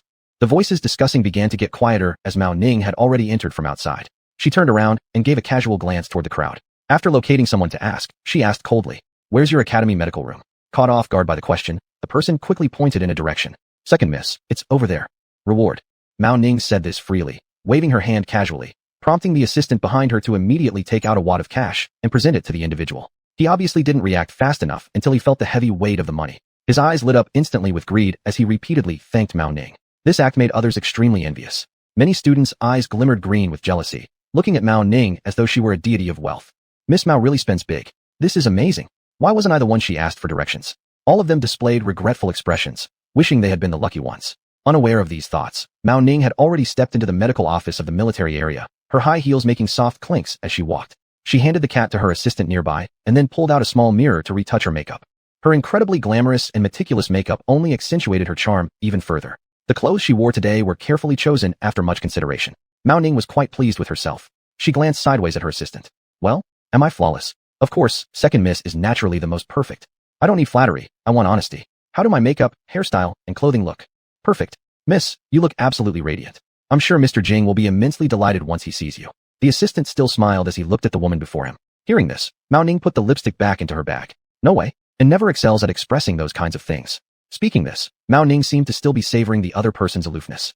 Beside her, the assistant remained silent with a smile, but honestly, being the assistant, it was not his place to pry into Miss Mao's personal matters. However, concerning Lord Jing'an's attitude towards their Miss Mao, he found it incomprehensible. So cold, ungrateful. And yet, their Miss liked him immensely. As for those willing to flatter Mao Ning or follow everything she wanted, Mao Ning didn't seem interested in them. Perhaps, as a common saying goes, the more you can't have, the more you desire. Maybe noble women enjoy the feeling of conquest. Adjusting her clothes one last time, Mao Ning swiftly entered the hospital ward. At that moment, Jing'an was lying on the sickbed, earnestly reading a book. Hearing the sound, he lifted his head, assuming Bai Ruan had arrived. Ruan. Before he could finish his sentence, however, a burst of brilliant color caught his eye. The sight of Mao Ning prompted him to cut himself off abruptly, the gentle smile on his face disappearing instantly. Even though the change in expression was subtle, Mao Ning noticed it right away. This realization wiped out her previously cheerful mood in an instant. She stepped in coldly, looking down at Jing and with lofty disdain. "What are you doing here?" Her attitude remained frigid as ever. Mao Ning had grown accustomed to this aloofness. Still, when she remembered the brief flash of warmth she'd seen just moments ago, she couldn't help but narrow her eyes. "I've heard you somehow managed to land yourself in the hospital. I was wondering, given your skills and strength, how anyone could possibly harm you. Now I understand. There's someone special now, so you're feigning weakness just to gain a beautiful woman's affection. Is that it?" Each word of Mao Ning's accusation hit deep. And yet, Jing'an clearly showed no intention of arguing back. He only faintly raised an eyebrow. "This has nothing to do with you." "Nothing to do with me? The arranged marriage between our 2 families. Do you treat it like it's meaningless, heir? Or do you really think my youthful years mean absolutely nothing to you? Is this all some child's play for you?" Her voice involuntarily rose higher. Then she abruptly threw her bag toward him. Jing'an merely turned his head coolly, showing no significant reaction. Looking at the fiery young lady before him, there was no trace of astonishment in his expression. It seemed he'd long since gotten used to her dramatic mannerisms. "I'll tell you something, Jing'an. I, Mao Ning, have always been a precious pearl held high. No one in my world ever goes against me. You can be unique if you wish, but that doesn't give you the right to betray me. Also, I will never lack suitors. It's not that I can't live without you either. But, I absolutely won't tolerate anyone trying to snatch what belongs to me. Do you understand? The arrangement between our 2 clans was essentially a scrap of paper from the very start. From the beginning, I told Miss Mao Ning clearly. You know exactly what I mean. Hence, our so-called engagement has never truly existed. I don't care. I regret now." Chapter 70. Are you threatening me? She truly was the most capricious of all the young ladies. And just as she acclaimed herself to be. In fact, she did not need Jing'an at all costs. She had her own unique pride. At this moment, it was simply because she felt someone else had taken what was hers, so she reacted in anger and frustration. "Why must you behave like this? From the very beginning, we were never on the same path. Moreover, you don't even have to insist on choosing me right now. Didn't you also chase after Shize in the past? Only later did you discover that Shize wasn't one to provoke easily. So you turned around and decided to manipulate me, who seemed more amiable. But Mao Ning, I've never been easy to persuade. I just didn't care to argue with you. My attitude from the very start has already been clear. If you're here this time wanting to cause some trouble, I advise you to stop before it's too late. I'm not sure, if I truly became angry about something I care for, whether I would show any leniency." "Are you threatening me?" The expression on Mao Ning's face turned serious as well. She glared coldly at Jing and standing in front of her. After all, the two had known each other for quite a long time. Even if they lacked affection, there should have been a bit of courtesy. But now, what kind of nonsense were these words? Who was that woman? I'd like to see. In this world, who can rival me, Mao Ning? As the second miss of the Mao family, do you really think I am unworthy to match you? How dare you humiliate me like this? How dare you, Jing'an? Years of pride and self-esteem seemed to be trampled upon in an instant. Mao Ning's eyes turned red, and her face even looked somewhat grotesque at this moment. But Jing'an sat there calmly, watching her go mad, as if nothing could move him. I think I've expressed myself quite clearly, giving the other party a sense of dignity. Leave this place. As for the engagement matter, I'll handle it personally when the time comes. It will be resolved. You think it's that easy to resolve? Never. I tell you, Jing'an, if I can't get you, then no one else will either. This matter isn't over. With that, Mao Ning stomped away without looking back, leaving the hospital room in high spirits. Outside, her assistant who had been waiting was startled by the commotion. When he saw his mistress' demeanor out of sorts, he quickly moved to inquire. What's wrong, second miss? Why do you look so grim? Did something happen? Being her assistant, he had never seen his mistress appear so disheveled. And thus, Mao Ning could no longer hold back her emotions as she cried uncontrollably. You tell me, what am I lacking in comparison to him? Why does he treat me like this? Why? I am the second miss of the Mao family. What is he? How dare he treat me like this? In the end, she was just a proud young lady, rejected coldly, and at this moment, Mao Ning felt like she had lost all face. How dare he bully you, second miss? I'll settle accounts with him. Seeing his mistress' state, his rage flared instantly, ready to rush off and demand justice. But he was stopped by Mao Ning. Come back. Her face cold, she slowly stretched out her hand. The assistant hesitated, quickly reacting and pulling out a clean handkerchief, handing it over. Mao Ning wiped away her tears, even pulling out a compact mirror to check if her makeup was smudged. After composing her emotions, she continued applying her makeup while speaking coldly. This is my business. I absolutely won't allow anyone to meddle for me. Do you understand? But miss, where have you ever suffered such humiliation? An alliance between our families was originally granting him honor. Instead of treasuring you properly, he actually lets you endure this. As your personal bodyguard, it's my duty to restore fairness on your behalf. He remained resentful. He had grown up together with Mao Ning. All the young misses of the Mao clan selected a personal bodyguard at a young age to ensure their safety and accompany them closely. Thus, they shared deep bonds and absolute loyalty. He indeed is special. Therefore, I will seek vengeance personally. Here, Mao Ning took a deep breath. Reflecting on his cold behavior toward her earlier, remembering his once cheerful smile made her feel worse. Just at this moment, someone approached. Bai Yang was dragging Bai Ruan, just entering the clinic. Slow down. Slow down. Be careful everything doesn't spill. Bai Ruan followed behind, watching Bai Yang as she urgently told her. They bought plenty of food, along with various tonics. According to Bai Yang, since they wanted to express gratitude, it naturally required action. Of course, Bai Yang paid for the majority. She spent extravagantly, and said that since Jing and had saved her life, it was only fitting to reciprocate. Unable to resist her, Bai Ruan finally agreed. The two now had their hands full of things as they hurriedly came over. They obviously hadn't noticed Mao Ning nearby. Without hesitation, they walked directly into the ward right in front of the two people. Mao Ning's expression also flickered when she saw this scene. She quickly stepped forward, looking at the two with a glint in her eyes. Miss, go find out who they are. At this moment, Mao Ning seemed to have some guesses in her heart. She didn't leave, but waited outside for nearly 10 minutes. Finally, those two people came out. The information was delivered by her assistant standing beside her. She immediately zeroed in on one person. Bai Ruan. Just as she went in earlier, Jing'an called out what seemed to be this name. She didn't speak. The assistant beside her, seemingly understanding something, brazenly stepped forward to block the way of the two. Seeing the sudden appearance of a stranger, Bai Yang quickly pulled Ruan behind herself. Who are you? What do you want? Miss Bai, our second miss wants to talk to you. The assistant remained calm and looked at the two in front of them. Thinking that the message was directed at herself, Bai Yang frowned slightly, glancing back at Mao Ning behind her. I don't know you, so why would I talk to you? The lady I referred to is this Miss Bai. The assistant replied coolly. Only now did Bai Ruan realize the comment was directed toward her. She hesitated for a moment. Even Bai Yang gave her an odd glance. Do you know them? Bai Ruan shook her head. Seeing the delay, Mao Ning decisively stepped up, addressing Bai Ruan directly. At the coffee shop nearby, let's talk. It's about Jing'an. You can surely come, can't you?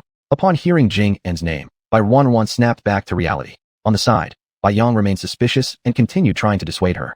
Don't go, Ruan. How do we even know these two people's identities? If I really wanted to harm you, I wouldn't resort to sneaky tactics. I'd simply attack directly. This young lady still has a shred of integrity. Will you come or not? Mao Ning coldly snorted, decisively and brusquely inquiring of Bai Ruan. Her tone was very firm. Chapter 71, A Misunderstood Relationship. If you refuse me and say no, I will still tie you up and take you to the coffee shop. So instead of fighting, why not be obedient? Before Bai Ruan could speak, Mao Ning in front of her had already started threatening her. Upon hearing this, Bai Yang furrowed his brows and immediately shouted loudly. With these words alone, it's clear you have other intentions. Ruan, don't listen to them. We are in the academy now. I can't believe they would dare to use force. Bai Yang always kept the person hidden behind him, ready to protect with a stern posture against the two people in front, with an aggressive aura. And beside Mao Ning, there was no nonsense. She just snapped her fingers at her assistant. In response, he immediately waved his hand. Bai Yong, who had been tense, suddenly looked stunned. Afterward, he directly fainted. However, he was caught by the assistant. Carried indifferently, everything happened too suddenly. Little Yang, standing nearby, Bai Wanwan helplessly watched as Bai Yang instantly passed out. She was startled and hurriedly wanted to step forward to check on him, but was stopped by Mao Ning. Don't worry. Just used a little trick to make her calm down. It's also to let you know that my patience isn't very good. As for when your friend wakes up, that depends on how you choose. I'll go with you. The naked threat was something Wanwan couldn't miss. She glanced uneasily at Bai Yang beside her. You must promise me that she remains unharmed. Rest assured. Mao Ning waved her hand. She obviously thought it beneath her to go back on her word. The assistant over there fed Bai Yang something like an antidote. When Wanwan left, she had already seen Bai Yang vaguely come to. Thus, she was reassured. At the cafe, Mao Ning sat before the staff who respectfully approached her. She ordered an iced Americano. Then, she threw the menu toward Bai Wanwan. What do you want to drink? Order yourself. Bai Wanwan oddly looked at the young lady before her. Seeing the staff still waiting, she softly said, a cup of milk tea will be fine. The voice was low but still clearly heard by Mao Ning. Sitting before her, Mao Ning strangely eyed Bai Wanwan up and down. Though her looks were indeed lovely and pretty, she wasn't inferior herself. Moreover, so tiny, one glance revealed she wasn't particularly strong. Females from the Earth in this star system never flaunt their beauty through frailty. Strength is the most critical because it enables birthing healthier offspring. Meanwhile, Mao Ning was sexy and alluring, with strength that naturally should not be underestimated. Looking at Bai Wanwan before her, she felt this soft and feeble female, who could be crushed by a single hand, posed no danger at all. She didn't understand why Jing En would be interested in such a female. A sense of failure surged within her. The proud young lady was clearly upset at receiving such a blow. How much money do you want? She asked straightforwardly. Caught off guard, Wanwan didn't react immediately. Since she had been forcibly brought here, hearing these words now, she simply stood dumbfounded. I'm asking how much money you want to leave Jing En. She arrogantly raised her chin. Her brows were tightly knit. He is my targeted prey. I will not allow anyone to interfere. I will not allow it. But someone like you, such a weak little female, I disdain even lifting a finger. You tell me, how much money do you want? Or what kind of resources do you need? You may ask. Everything can be negotiated. At this moment, the server had already delivered both their drinks. Drinks and food in this world aren't just for taste. Many beverages and foods contain special nutritional agents. Just like in the cup of coffee Mao Ning ordered, it was a newly developed energy drink.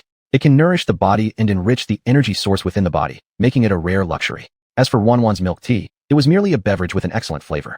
Mao Ning slightly looked down on her as she held and drank the milk tea like a child. It was incomprehensible. People from their high ranks would never drink such things. Drinking too much of this would diminish the energy source within one's body. It wasn't a healthy drink. She truly fell into confusion now. She couldn't tell if this little female in front of her was really naive or pretending. Why did she feel so extraordinarily different from others? There is nothing between Dr. Jing En and me. Are you his fiancé? I've heard about it. He saved my life, and I am grateful. Our contract was formed by accident. Don't worry. This kind of contract can be terminated. I originally planned to wait until Dr. Jing En recovered. Then we'd go to the information department together to dissolve it. If you're really in a hurry, I can cooperate and sever ties with him right away. Wanwan said this very seriously. A deep sense of failure washed over her. Mao Ning was furious, but then suddenly seemed to think of something. Upon hearing Bai Wanwan's words, she suddenly realized it was all Jing En's one-sided feelings. It dawned on her that he must have seen some kind of joke. She burst out laughing. Bai Wanwan never dared to lift her head to meet the other's eyes, until the communicator beside her rang. She glanced at it and saw Shizhe calling, grabbing it as if it were a lifeline. Shizhe, where are you? I'm at the cafe. There's a strange woman here in front of me. Please come quickly. The young girl lowered her voice, as if thinking the other wouldn't hear her. Hey, I'm not deaf, Mao Ning shouted, startling Bai Wanwan into hurriedly ending the call. In the next moment, a large hand slammed onto the glass window beside her. Startled by the sudden noise, both froze, then turned their gazes toward the sound. Shize's cold face appeared abruptly. Even Mao Ning was momentarily stunned, staring blankly at him. When Bai Wanwan noticed Shize had arrived, she immediately stood up, elated.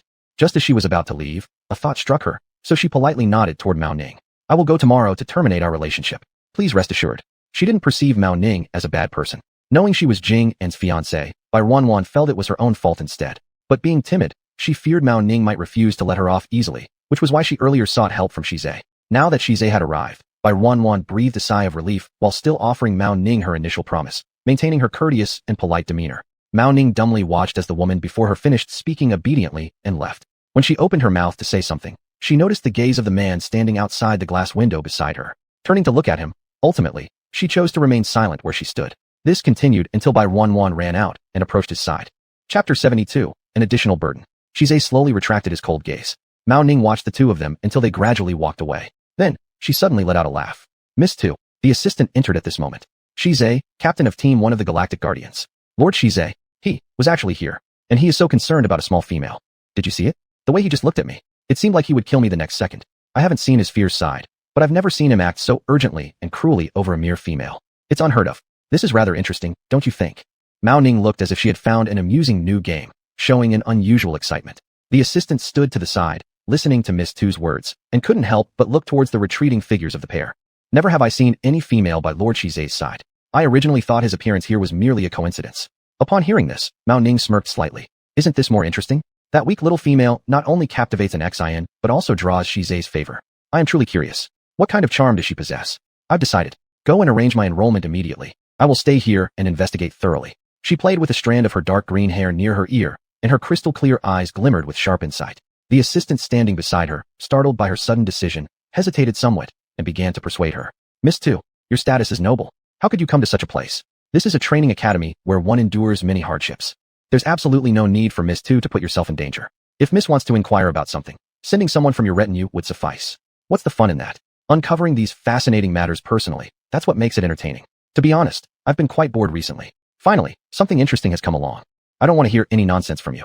Mao Ning's final sentence carried a bit more weight in tone. Her assistant clearly understood and immediately lowered his head, not daring to oppose any further. Oh yes, have you figured out who spread the message? She didn't come here for no reason. After all, the news of Jing An's injury came from somewhere else too.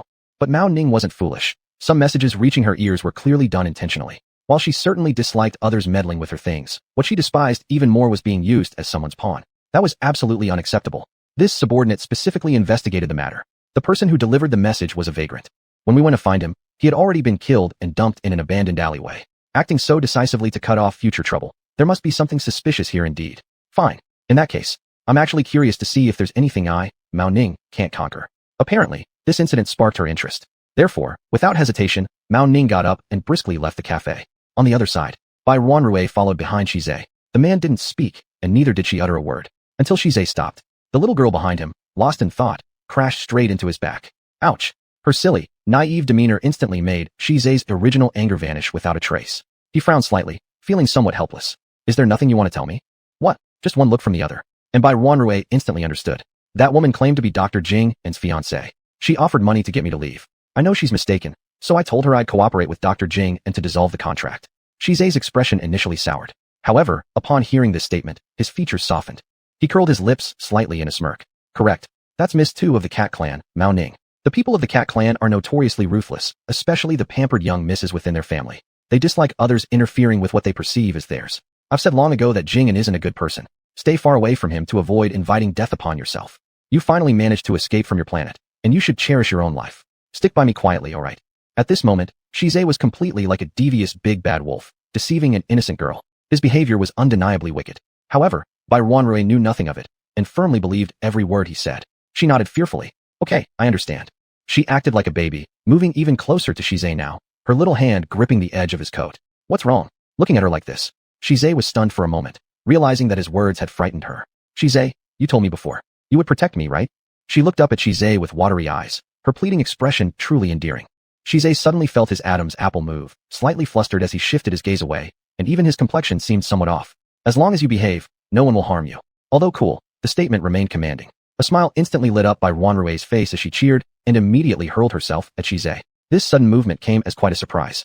Thus, Shize almost instinctively reached out to catch them, preventing both from falling. His towering figure steadied itself, and his large hand wrapped around Ruanrui's waist. Feeling the delicate, soft waist of hers, his body temperature involuntarily rose, becoming scorching hot. Don't fool around.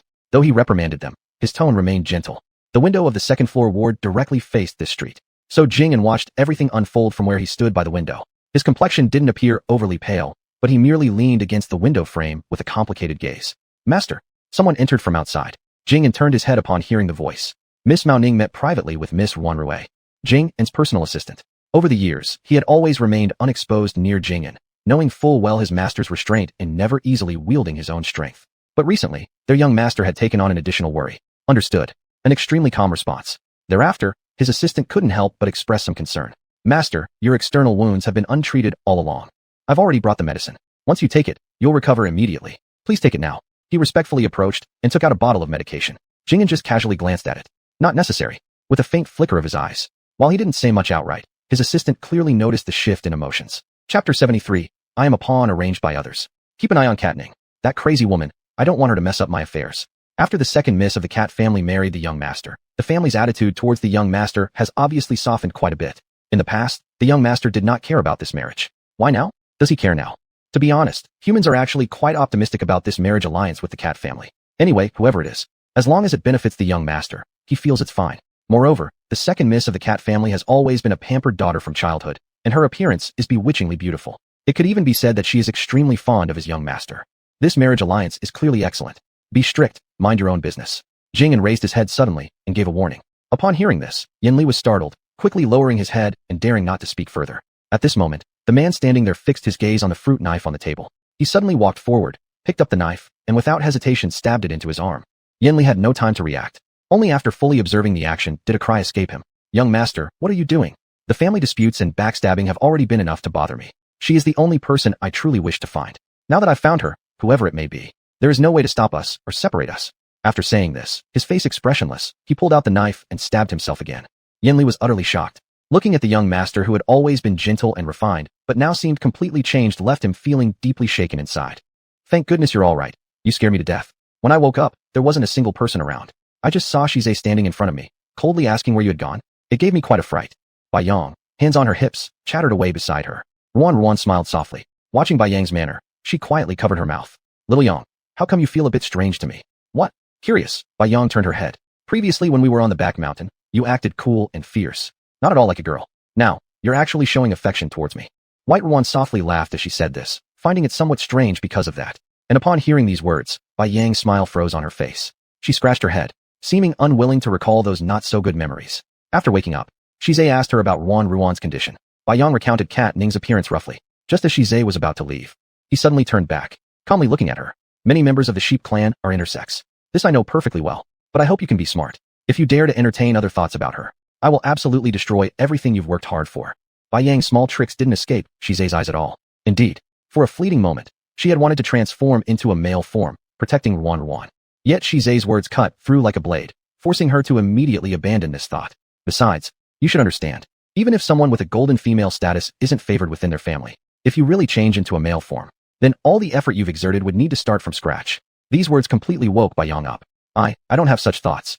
Better not. There's never a shortage of males around her. This point, you should be clear. But she arrived on this strange planet with no good friends. So, being her friend suits you better. This guy is simply insane, completely controlling everything, even exploring all of Bai Yang's innermost thoughts. I know what to do. That was Bai Yang's final answer. Then she watched as the person left. After they thoroughly departed, her body went limp, and she sat down directly. Little Yang? What's wrong with Little Yang? Seeing this person suddenly lost in deep thought, softly approached and pushed her slightly. Ah, nothing. No, who is that over there? They look familiar. Is it Dr. Jing'an? Suddenly changing the topic, Bai Yang skillfully glanced behind White softly, as if noticing something. Upon hearing this, softly also paused and followed the other person's gaze to look over. Not far away, a thin figure stood there, pale-faced and somewhat dazed. Dr. Jing'an. Possibly unexpected, the fact that it was indeed them, and that they had appeared here. His complexion doesn't look so great. Softly, do you want to go ask what's wrong? Bai Yang harbored significant fear and hatred towards Shizai in her heart, because she was an outsider. Realizing that both clearly liked softly, there was even more inclination to support Jing'an for his gentle disposition, which made sense. Forget it. I think it's better for me and Dr. Jing'an to keep a distance. The arrival of Cat Ning was beneficial for Softly. She wanted to clearly demarcate herself from Jing'an. In her upbringing, it was taught that males with other female fiancés were best not approached. That's how her mother always put it. But I noticed he seemed a bit off. He does have injuries, so why don't we just go and check on him? If there's nothing wrong, we'll head back together. This way, it won't count as us being alone. Only then did White Yang realize the matter of him having a fiancé, prompting an immediate shift in her attitude. After hearing this, Softly hesitantly nodded. Both headed towards him. As White Yang got closer, she could increasingly discern Jing'an's complexion. My goodness, Dr. Jing'an, what are you doing here? You look so pale. Are you alright? Softly, there are some things I want to say to you. His voice was raspy and low. It carried an undertone of sorrow, inexplicably making others feel sad. White Yang paused, quickly responding accordingly. I'll wait over there for you too. And with that, she stepped away. Bai Yuan stayed where she was, maintaining distance from him. Seeing Jing'an approach, she immediately took a step back. You can just say it from there. Until now, I wasn't aware you had a fiancé. I unintentionally entered into a contract with you, but I've already filed an application upwards. Once that's settled, we can dissolve the contract. I will explain everything clearly to your fiancé too, to ensure no misunderstanding arises between the two of you. I'm truly sorry. It was entirely my fault. softly apologized sincerely, regretting how she disrupted their relationship. On hearing these words, Jing En's originally pale face turned even grimmer. She isn't.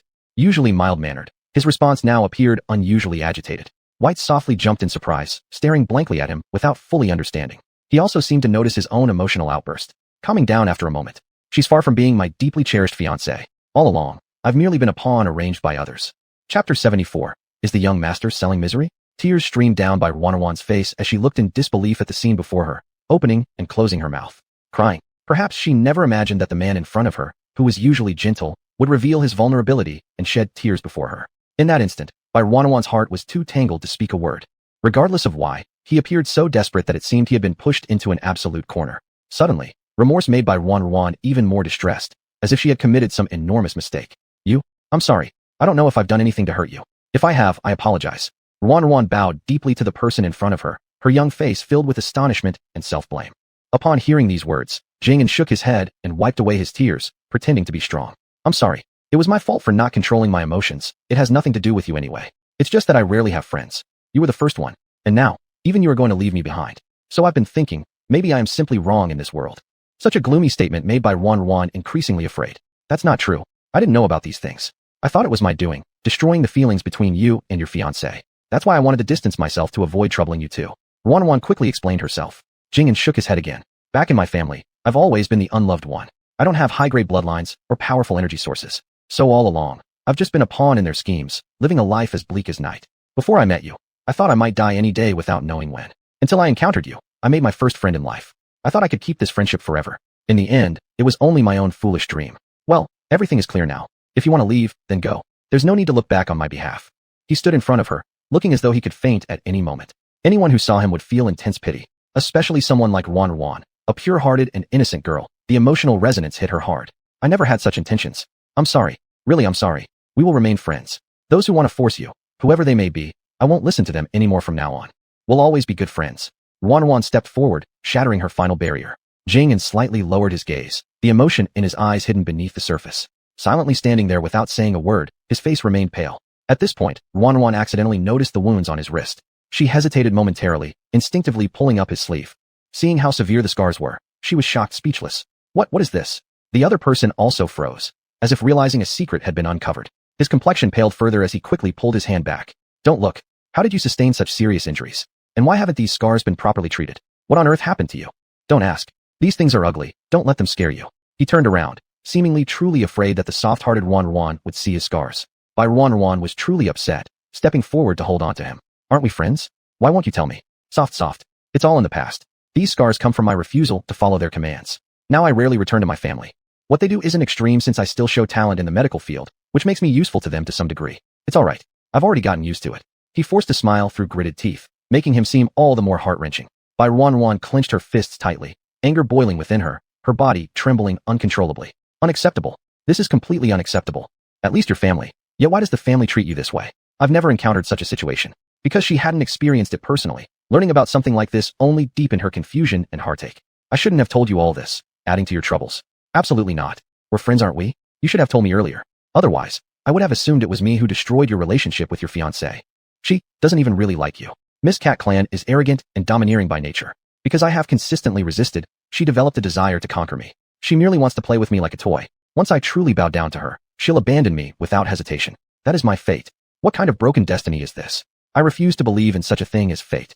From the moment all my loved ones passed away, the moment they sent me here carrying my last hopes, I refuse to believe in any supposed destiny. Fate must be determined by myself. What I want to do, how I live my life, it's all up to me to decide. If even I can be like this, why can't you resist? You are so talented and possess such high medical skills. Why don't you rebel? Besides, you are not alone. You still have me as your friend. It's just like when I came here alone at first, and now I've made so many friends. This is our hope for going forward, isn't it? She stared at the man in front of her with her beautiful big eyes. The originally somewhat melancholy Jing En seemed to freeze on the spot, forgetting how to express his feelings. When he came back to his senses, he smiled, so brightly. You're right.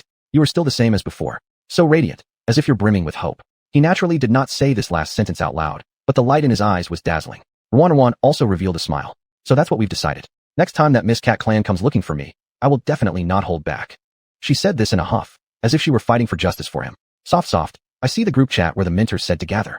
Are you two done talking? Yang called out from somewhere. Realizing this, Ruanruan immediately agreed. Yes, I'm coming right away. She turned her head and looked at Jing in front of her. You're still not fully recovered. Go back and rest quickly. All right, be careful too. As he watched the young girl leave and saw her cheerful demeanor, the gloom that had been lurking in Jing An's eyes disappeared.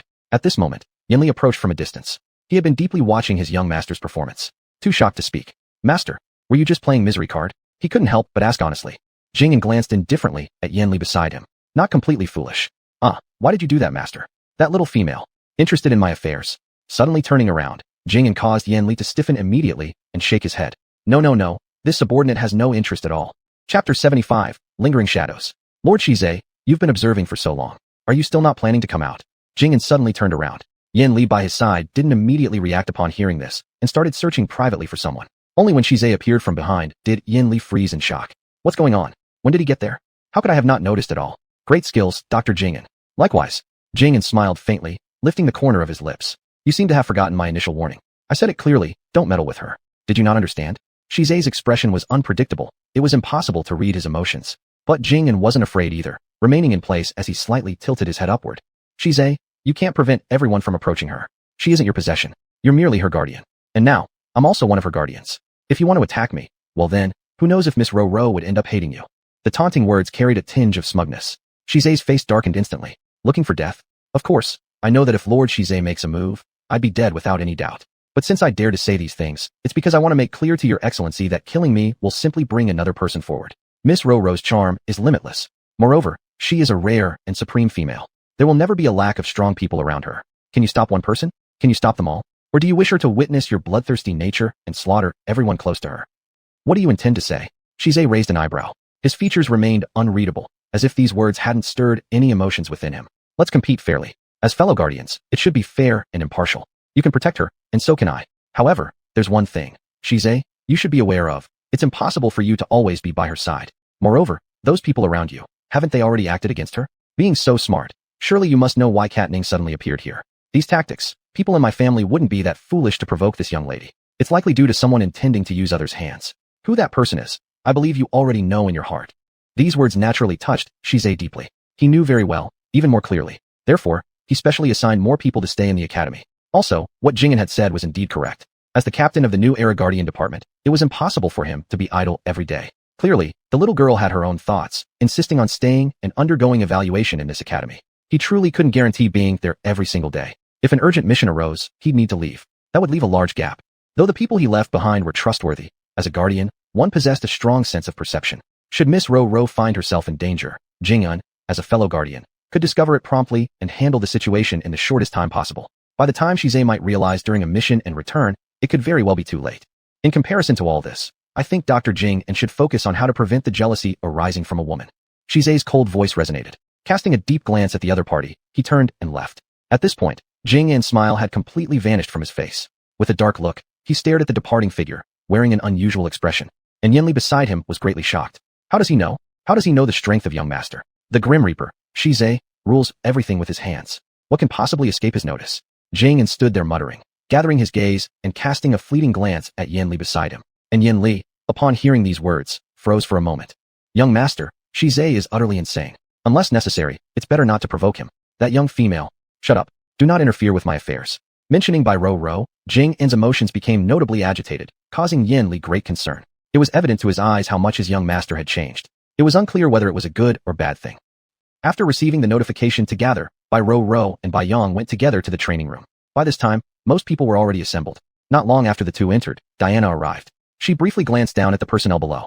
Quiet. With this word, everyone looked over instantly, forming a straight line as if on command. The assessment at the back mountain has come to an end, although there were some mistakes. This will not affect your continued participation in training evaluations. But before that, I would like to introduce a new member to all of you here. After Diana finished speaking, she looked toward the door. Not long after, a beautifully charming girl dressed in training clothes walked in. Bai Yang and Bai Ro both froze momentarily upon seeing her. It was none other than Cat Ning. This young lady had exchanged her luxurious, elegant attire for such simple training wear, yet it couldn't conceal her distinctive allure. And when she entered, her gaze was intensely fixed on Bai Ro. Still standing amidst the crowd, she looked at the person before her, clenched her fists, and then soon lowered her head. How is it her? She's like a lingering shadow. Ro, there's something off about this Miss Cat Ning. I always feel like she has hostility towards you. In the future, you must have less contact with her. Unless necessary, do not be alone with her, understood? Bai Yang was the first to speak up, cautiously advising Ro. Bai Roro nodded after regaining consciousness, not saying much. Diana watched as excitement rippled through the room, only gesturing toward Kat Ning. Come in. Kat Ning stepped forward, her manner confident and poised. Hello everyone, my name is Kat Ning. I've temporarily joined, hoping to get along well with all of you. Kat Ning's face held a gentle smile, prompting murmurs among those below, leaving them profoundly astonished. The young lady from the Cat clan? She's actually participating in the training evaluation. What's going on? I don't know, but I heard it seems she's come for Dr. Jing'an. Dr. Jing'an? Yes, didn't you know? The second miss of the Cat clan, Kat Ning, and Dr. Jing'an are a pair. An arranged marriage between the two families. When this happened, it caused quite a stir. I wasn't really aware. So, does that mean Miss Kat Ning came for love? But Dr. Jing'an isn't one of our trainees, so why did she join? You fool. Dr. Jing'an was transferred to become a specially recruited doctor for the academy. He's been present during our training period. Chapter 76. Thoroughly crazy. Ah, I see. Still, it must be said, the two of them really do make a good pair. Dr. Jing'an has a handsome appearance, and Miss Mounting, the second young lady of the Cat clan, is stunning. True, they are quite a well-matched couple. Hearing these words among the crowd, Mounting's mood was excellent, her smile becoming even more radiant. She even seemed to have a hint of provocation in her gaze towards Bai Ruin. But Ruin did not look over, instead standing there with a cold snort. Just a group of people who push others too far. Her voice was soft, but Bai Yang still caught every word. What? Ruin came back to reality, glancing at Bai Yang before cautiously responding to the other person. This second young lady of the Cat clan isn't Dr. Jing'an's true beloved at all. The two are entirely forced into marriage by order. Jing'an has been tormented until he's utterly broken, with no escape route. It's pitiful. That's why I'm so angry. At first, I thought I had disrupted their relationship. Now it seems they're all just bullying him without cause. Everyone heard Ruin's complaints and her indignant huff. And when Bai Yang heard all of this, she paused for a moment. Then, as if remembering something, I seem to have heard something similar. The marriage alliance caused quite a commotion back then. They say the higher-ups in Dr. Jing'an's family were very insistent, forcefully capturing Dr. Jing'an and arranging this wedding. Bai Yang sighed deeply after saying this. A person like Dr. Jing'an, gentle and refined as jade. If only he had powerful lineage or an energy source, perhaps he wouldn't be neglected within his family like me. But being female, my identity holds more weight than males do.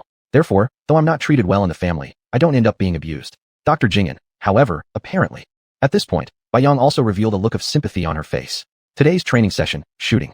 Everyone will divide into 5 groups and enter the shooting range one after another. Each person gets 100 shots per day, 10 meters, 20 meters, 50 meters. 3 archery targets for each distance. You must achieve 9 rings or higher with an 80% success rate daily to pass. 80? That means, out of 100 shots, you must hit 9 rings or higher at least 80 times. This is too difficult. Exactly, it's way above the standard. Moreover, 10 meters, 20 meters, 50 meters. While 10 and 20 meters are manageable, directly moving to 50 meters. I've never shot from 50 meters before. I feel like I won't hit once. There was murmuring below among the crowd. Nevertheless, some laughed with disdain. Are you all entering the academy without complete preparation? I trained tirelessly for a whole year to get through the entrance exam. Aren't all of you here because of connections or favors? This sarcastic remark left many blushing furiously, clearly struck by guilt. Bai Ruin nervously touched her nose upon hearing this as well. Though she too might have entered through connections, shooting, it seemed, wasn't hard. Back then, she'd often played shooting games with her father, mother, and a few elder brothers. Although she wasn't as skilled as her elder brothers, her skills were commendable. Hey, how about a match? As Ruin was lost in thought, Mounting, walking nearby, suddenly issued a challenge to Bai Ruin. Upon hearing the commotion, everyone turned to watch curiously. What's going on? Is there some kind of history between the second young lady of the Cat clan and Bai Ruin? I'm not sure. Anyway, it's common knowledge that the ladies of the Cat clan have heads held high, usually not bothering to compare themselves with others unless there's enmity involved, intentionally seeking to humiliate them, someone guessed. Who doesn't know the varied abilities of the Cat clan's ladies? Designing challenges must be a piece of cake for them. Bai Ruin must be unfortunate to catch their attention. I refuse. Amidst the buzzing whispers of discussion around her, Bai Ruin hadn't even opened her mouth when Bai Yang stepped forward. Miss Mounting, do you really need to keep targeting our Ruin? What's wrong? Aren't we all classmates at the academy? Isn't sparring together perfectly normal? Or, are you scared? Come on, I thought the person she favored should at least be stronger than me. If she can't even accept this, isn't that a little too cowardly? An obvious goading tactic. Bai Yang clearly didn't fall for it, intending to say more, but stopped when Ruin beside her pulled her back. How should we compete? You're crazy, Ruin. Why listen to her? Let's just ignore her. These ladies are all insane. Once you engage with them, it'll never end. Bai Yang furrowed her brows tightly, clearly not wanting Bai Ruin to get involved in this mess. But Ruin remained calm and composed throughout. Dr. Jing'an once saved my life, and now he is being forced by others. I can't just stand by and watch. I must also reclaim justice for him. Her voice was still as soft as ever, appearing to have no momentum at all. Yet, after these words were spoken, people couldn't help but look at her with slightly more respect, as if there was some kind of magic that made her seem larger than life. And Mounting was waiting precisely for these words. She was excited beyond measure, spinning around in place. Fun, fun. Never thought you'd agree. All right then, Miss High and Mighty. You set the stakes, play however you want. Dangerous glints shone in her eyes, looking at her prey like it belonged solely to her. She could barely contain herself, eager to hunt. If I win, you will leave Jing'an alone. In the engagement. From now on, you are not allowed to use your power to oppress him. Disappear from his sight forever. Bai Ruan stepped forward without fear. As soon as those words landed, chaos erupted around her. It was as if a massive battlefield of destruction had been discovered. When Mounting heard these words, she was stunned for a moment before immediately laughing again. Interesting, you say you don't want to compete with me? What a little liar. I'm not lying to you. Back then I thought both of you were genuinely in love.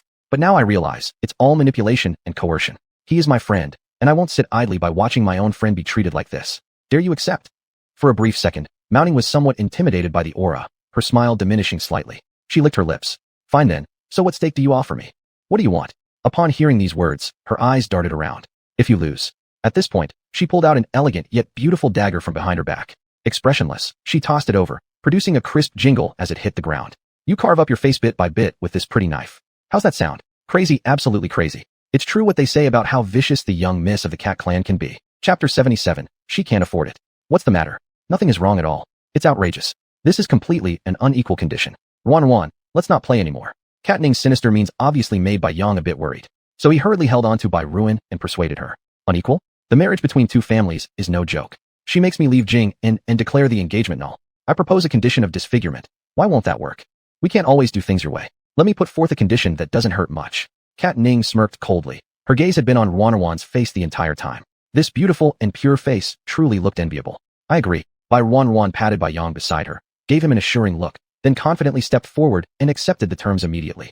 Upon hearing this statement, even Cat Ning couldn't help but reassess the seemingly timid and trouble-averse young girl. Perhaps even she was somewhat surprised by how readily the other party agreed. However, regardless of what the opponent thought, upon hearing the response, Cat Ning was evidently satisfied. Good, it's settled. To prevent any reneging, we will immediately draw up 2 contracts. Dare you or not? No problem. Ruan remained equally straightforward. This made Bai Yang next to her extremely worried, while the curious crowd couldn't resist pulling out their phones to record this thrilling moment. Practice sessions are allowed in the academy, and private bets confirmed mutually would never be interfered with by the school authorities. But Diana knows about Ruan's relationship with Shize, so she asked more questions before proceeding. If you're unwilling, I can declare this bet invalid. You should think carefully. Cat Ning, she is not weaker than the courageous female soldiers of the Federation military. Her shooting ability is also remarkable. If you don't have complete confidence, it's better to cancel this bet. Even though it may be embarrassing, life is most important. As a mentor, she shouldn't meddle in matters between students, but due to Shize's relation, she did interject a little more. Thank you, mentor, I understand. I'll be careful. Ruan respectfully nodded towards the person in front of her. Seeing that the other side had no intention to back down, Diana could only sigh helplessly. Both parties arrived at the shooting range. Due to the stakes involved, the others didn't rush to participate in the assessment, but instead surrounded them to watch for entertainment. Cat Ning elegantly tied up her hair, casually picking up the bow and arrow beside her. After testing it lightly, she found it relatively suitable. Don't say I'm bullying you. Same 20-meter distance. Your target is watermelon. My target is apple. If you manage to hit all 3 of your targets, then you win. Cat Ning showed full confidence and offered another compromise, causing the surrounding people to start boiling in excitement. Not surprising, Miss Cat Ning from the cat family. What poise. Who doesn't know that Miss Cats will learn horseback riding, archery, and martial arts since childhood? For her, this is merely child's play. Her action not only showcases her magnanimity, but also humiliates her opponent utterly. That's what's called a clever move. Some were still clueless while others understood Cat Ning's actions well, and the chatter beneath grew louder as debates arose. Bai Yang became even more worried, looking at Bai Ruan helplessly and praying silently. Just please don't let anything happen. 2 set targets were already prepared and lifted into position. Cat Ning, however, appeared unsatisfied. Narrowing her eyes to observe the distant targets, she pouted her lips slightly. How boring. Let's add something else. We'll select 2 people on the scene to serve as live targets. This way seems far more entertaining. How does that sound? With a radiant smile, Cat Ning turned to ask Bai Ruan's opinion. Although asking it, she was already walking into the crowd to begin selecting people. Bai Ruan had never seen such a crazy woman. Witnessing the situation, her expression changed slightly. This is a bet between you and me. There's no need to involve others. Why so angry? I'm not forcing them. If they're unwilling, I have nothing to say. But if they agree, why should you stop them? After saying this, Cat Ning grinned mischievously and took off a watch from her wrist. Who wants to be the live target? This watch serves as a reward. A watch studded with various sparkling diamonds, looked clearly very valuable. Just as soon as these words came out, although some were moved by greed, concern for their own safety still lingered. Malin saw the situation. Narrowing his eyes, he directly pointed at a retreating woman in the crowd. What are you hiding for? How about you? Her smiling face remained the same, but the passers-by who heard these words turned pale, overwhelmed with fear to the point their legs gave out. Second miss, spare my life. Second miss, please have mercy. Terrified like this, the surrounding crowd couldn't help but sigh. But at that moment, no one dared to speak up. How powerful the cat clan was. They were fully aware of it. And this second miss, who was cherished like a pearl, was treasured by the whole family. Anyone who crossed her would not meet a good end. Now, everyone was relieved they weren't chosen. For the unlucky one who had been called out, they could only think she had bad luck. No one dared to step forward. Spare your life? Are you questioning me, miss? Cat Ning, you said you wouldn't force them. Bai Ruan truly couldn't stand it anymore and stepped forward to stop her. Upon hearing this, Cat Ning's smile stiffened for a moment before returning to normal. She glanced at the woman kneeling down, continuously pleading for mercy. All right, then I won't force her. Do you agree or not? It seemed like she was genuinely asking for the other party's consent. However, those sharp eyes always stared coldly at the other person. The woman in front was already terrified, speechless. Opening her mouth several times to refuse, upon meeting Cat Ning's gaze, the refusal was swallowed back and instead, with heavy heart, nodded weakly. I agree. She was just a miss from a minor family. Previously having some business transactions with the cat clan, she well knew this second miss character. If she didn't obey her, her family would certainly be faced with ruin. This was something she simply couldn't bear. Ruan watched helplessly as the originally reluctant person changed her stance, realizing something significant. She clenched her fists tightly, a flash of determination showing in her eyes. The girl named Rainbow had already gone up on stage.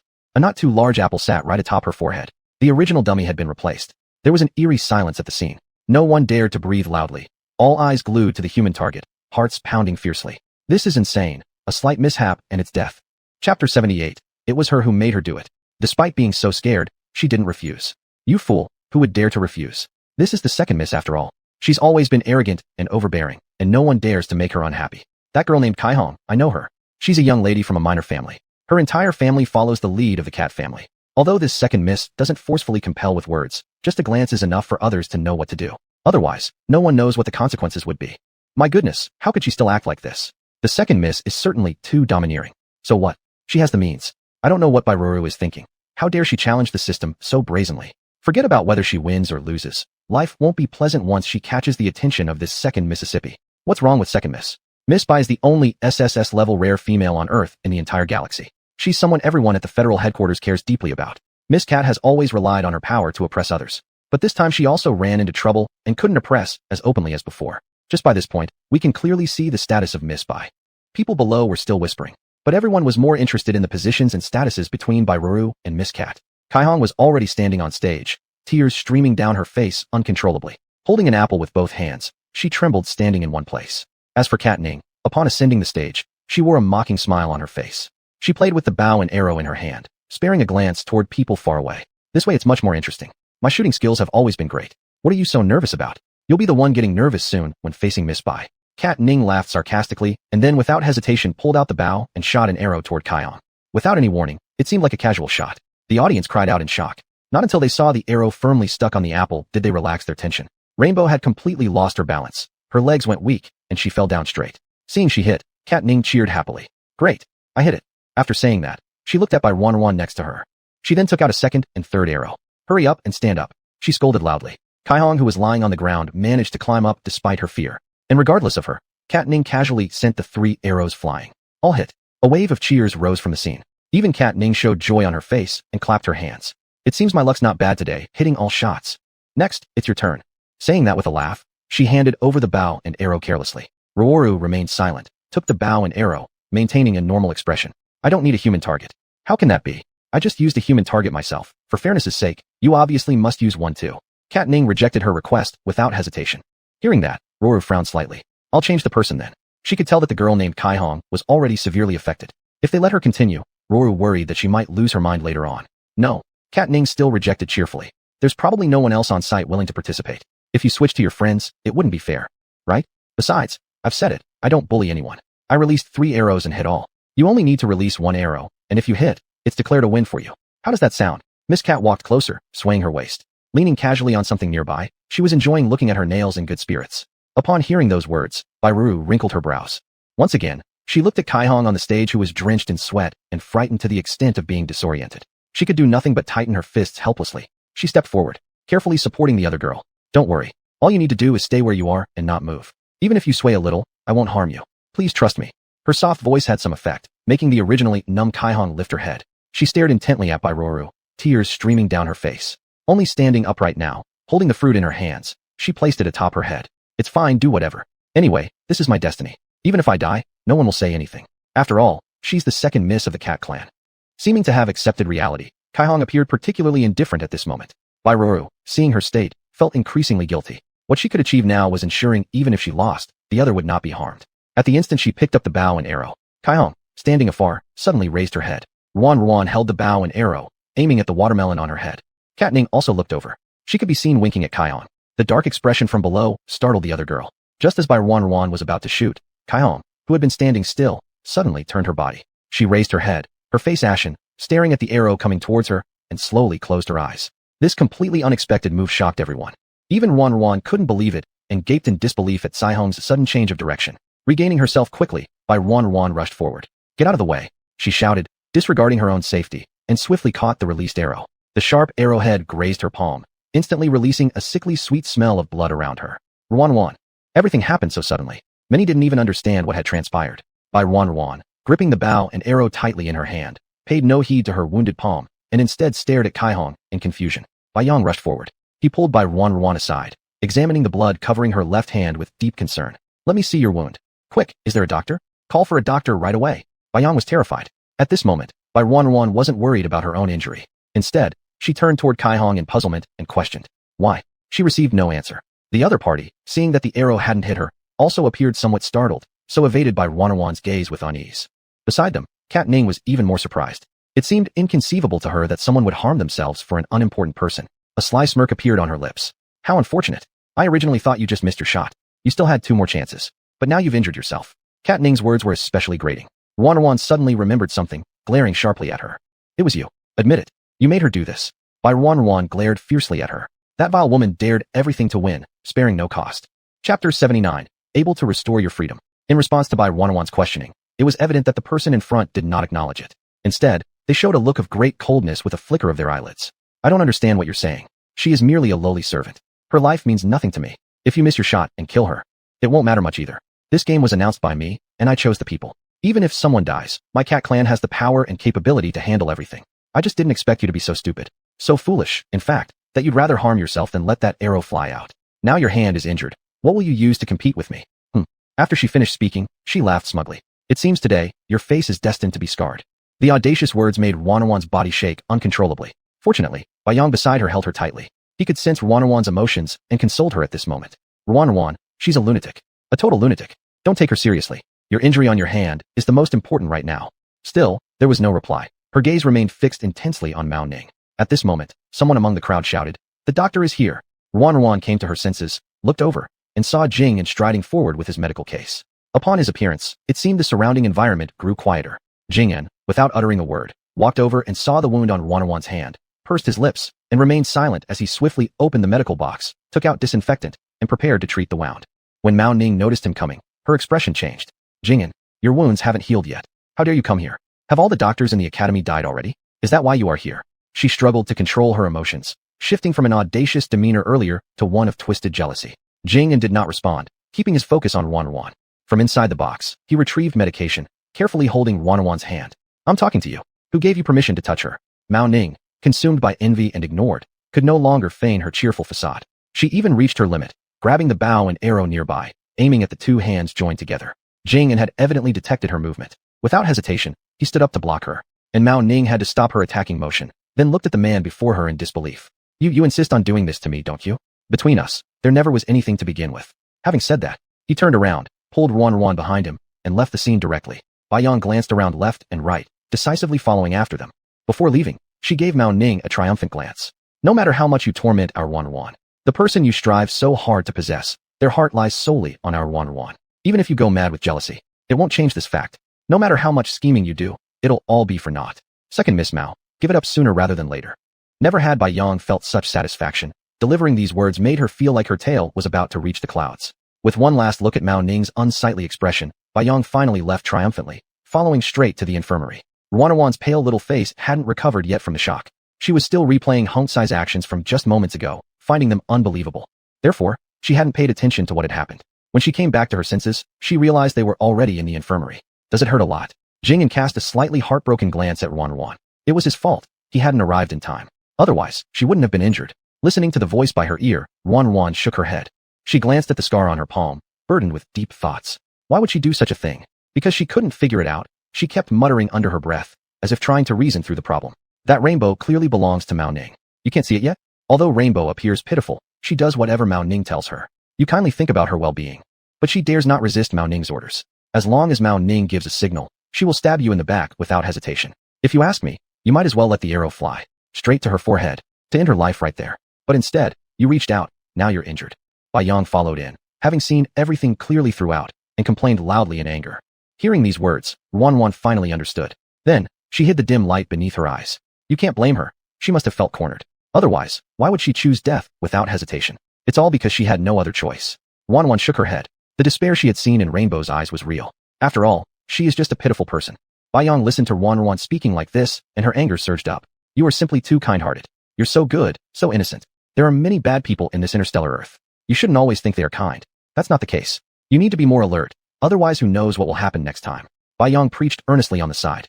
Jingyan was carefully tending to the wound on her palm. It seemed that the pain of disinfection set in late, making the little girl grit her teeth and wince. Now you feel the pain? I was watching you look spaced out there, thinking maybe you couldn't feel anything.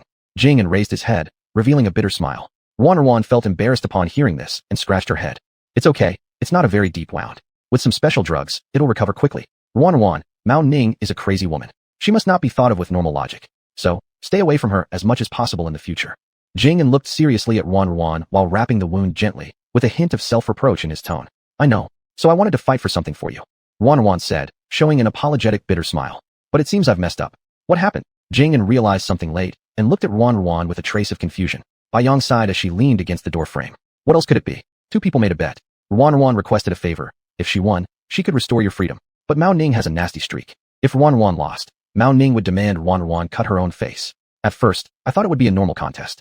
Unbeknownst to us, Mao Ning used some dirty tactics, ordering the human target to move, deliberately causing the arrow to go awry. Wan couldn't bear to see the girl used as a human target injured or dead. That's why she intervened. And now she looks like this. All because of how much concern Wan showed towards her earlier. Now it's clear they're both working together. Bai Yang still held her grudge, but gave an outline of the situation. Jingyan's expression changed accordingly. Chapter 80. You only have one chance. Everything that Wan has done is for me. He looked deeply at Bai Yin before him, his voice tinged with disbelief. Yin naturally noticed his gaze and didn't know how to respond. It was Bai Yang who stood beside, watching the show with relish, fanning the drama. Yes, Yin said she wanted justice for you and give you back your freedom. So she became fearless. In such a situation, she made a bet, something even I wouldn't dare to do. I don't know what she was thinking. Not really. I'm just fairly confident in my shooting skills. That's why I dared to accept the challenge. Bai Yin quickly stopped Bai Yang from talking further. Watching her becoming more exaggerated, the man's expression grew complex. She felt somewhat at a loss.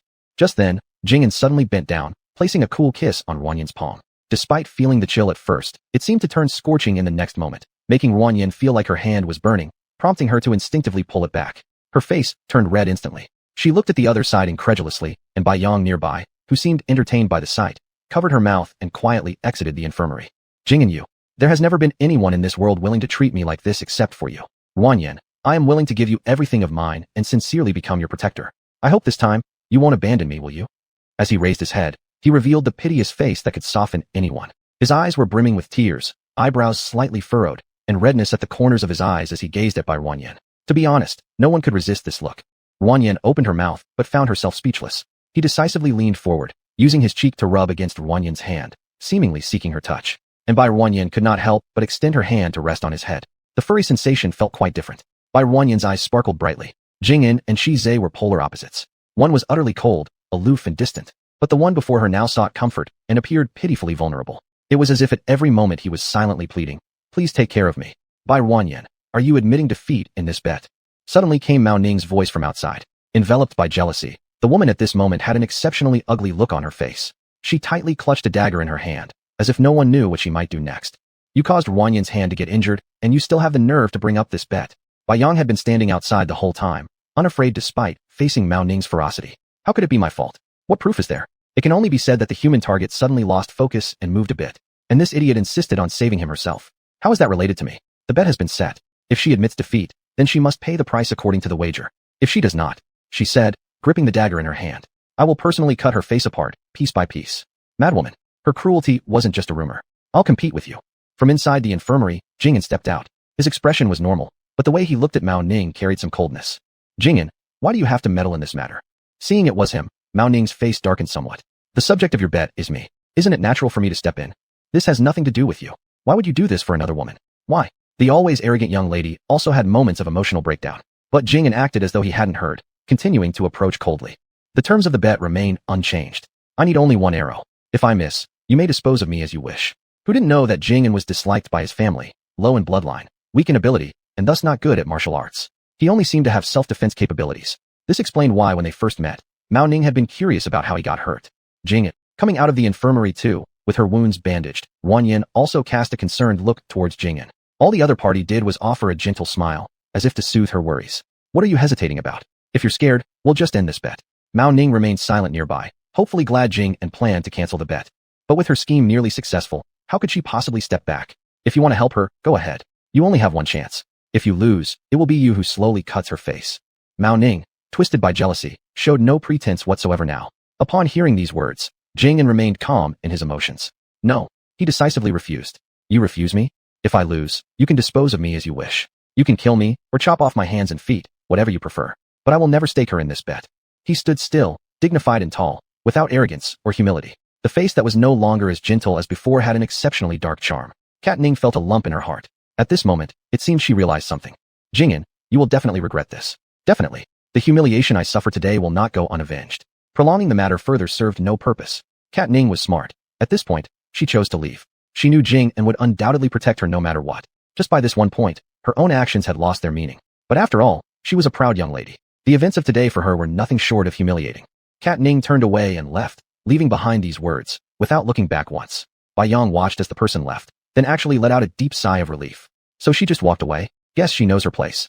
This isn't good news. I know her. She always gets revenge for every slight. She won't forget what happened here today. So, Softy, you must absolutely avoid any contact with her from now on.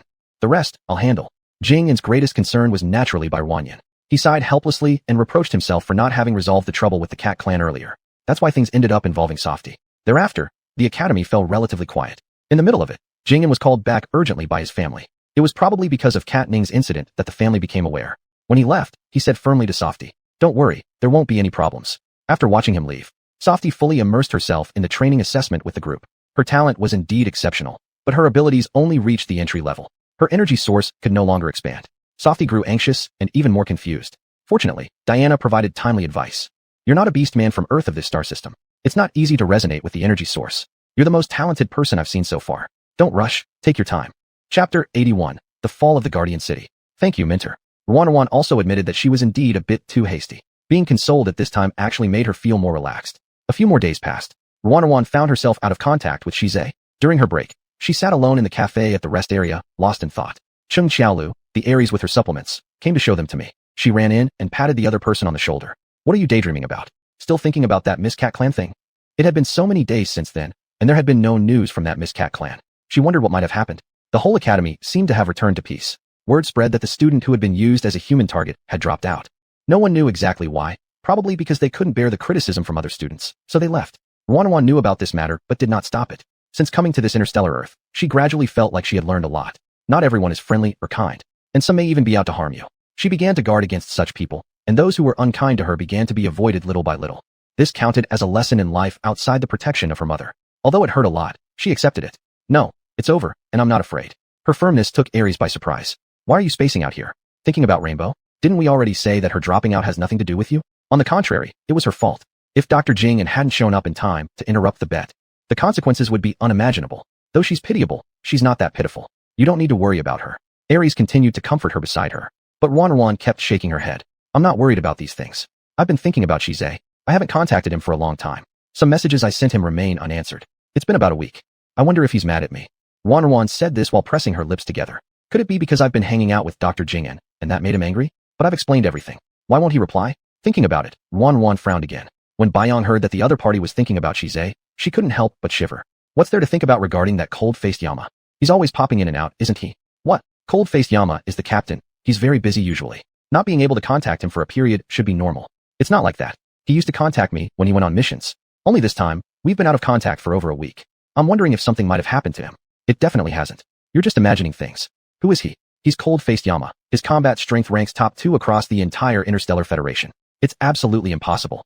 Baiyang insisted resolutely, having a clear understanding of Shize's combat abilities. Ruanawan glanced anxiously at Baiyang and pressed her chest. Is that true? But I keep feeling short of breath. This ominous premonition is making me uncomfortable.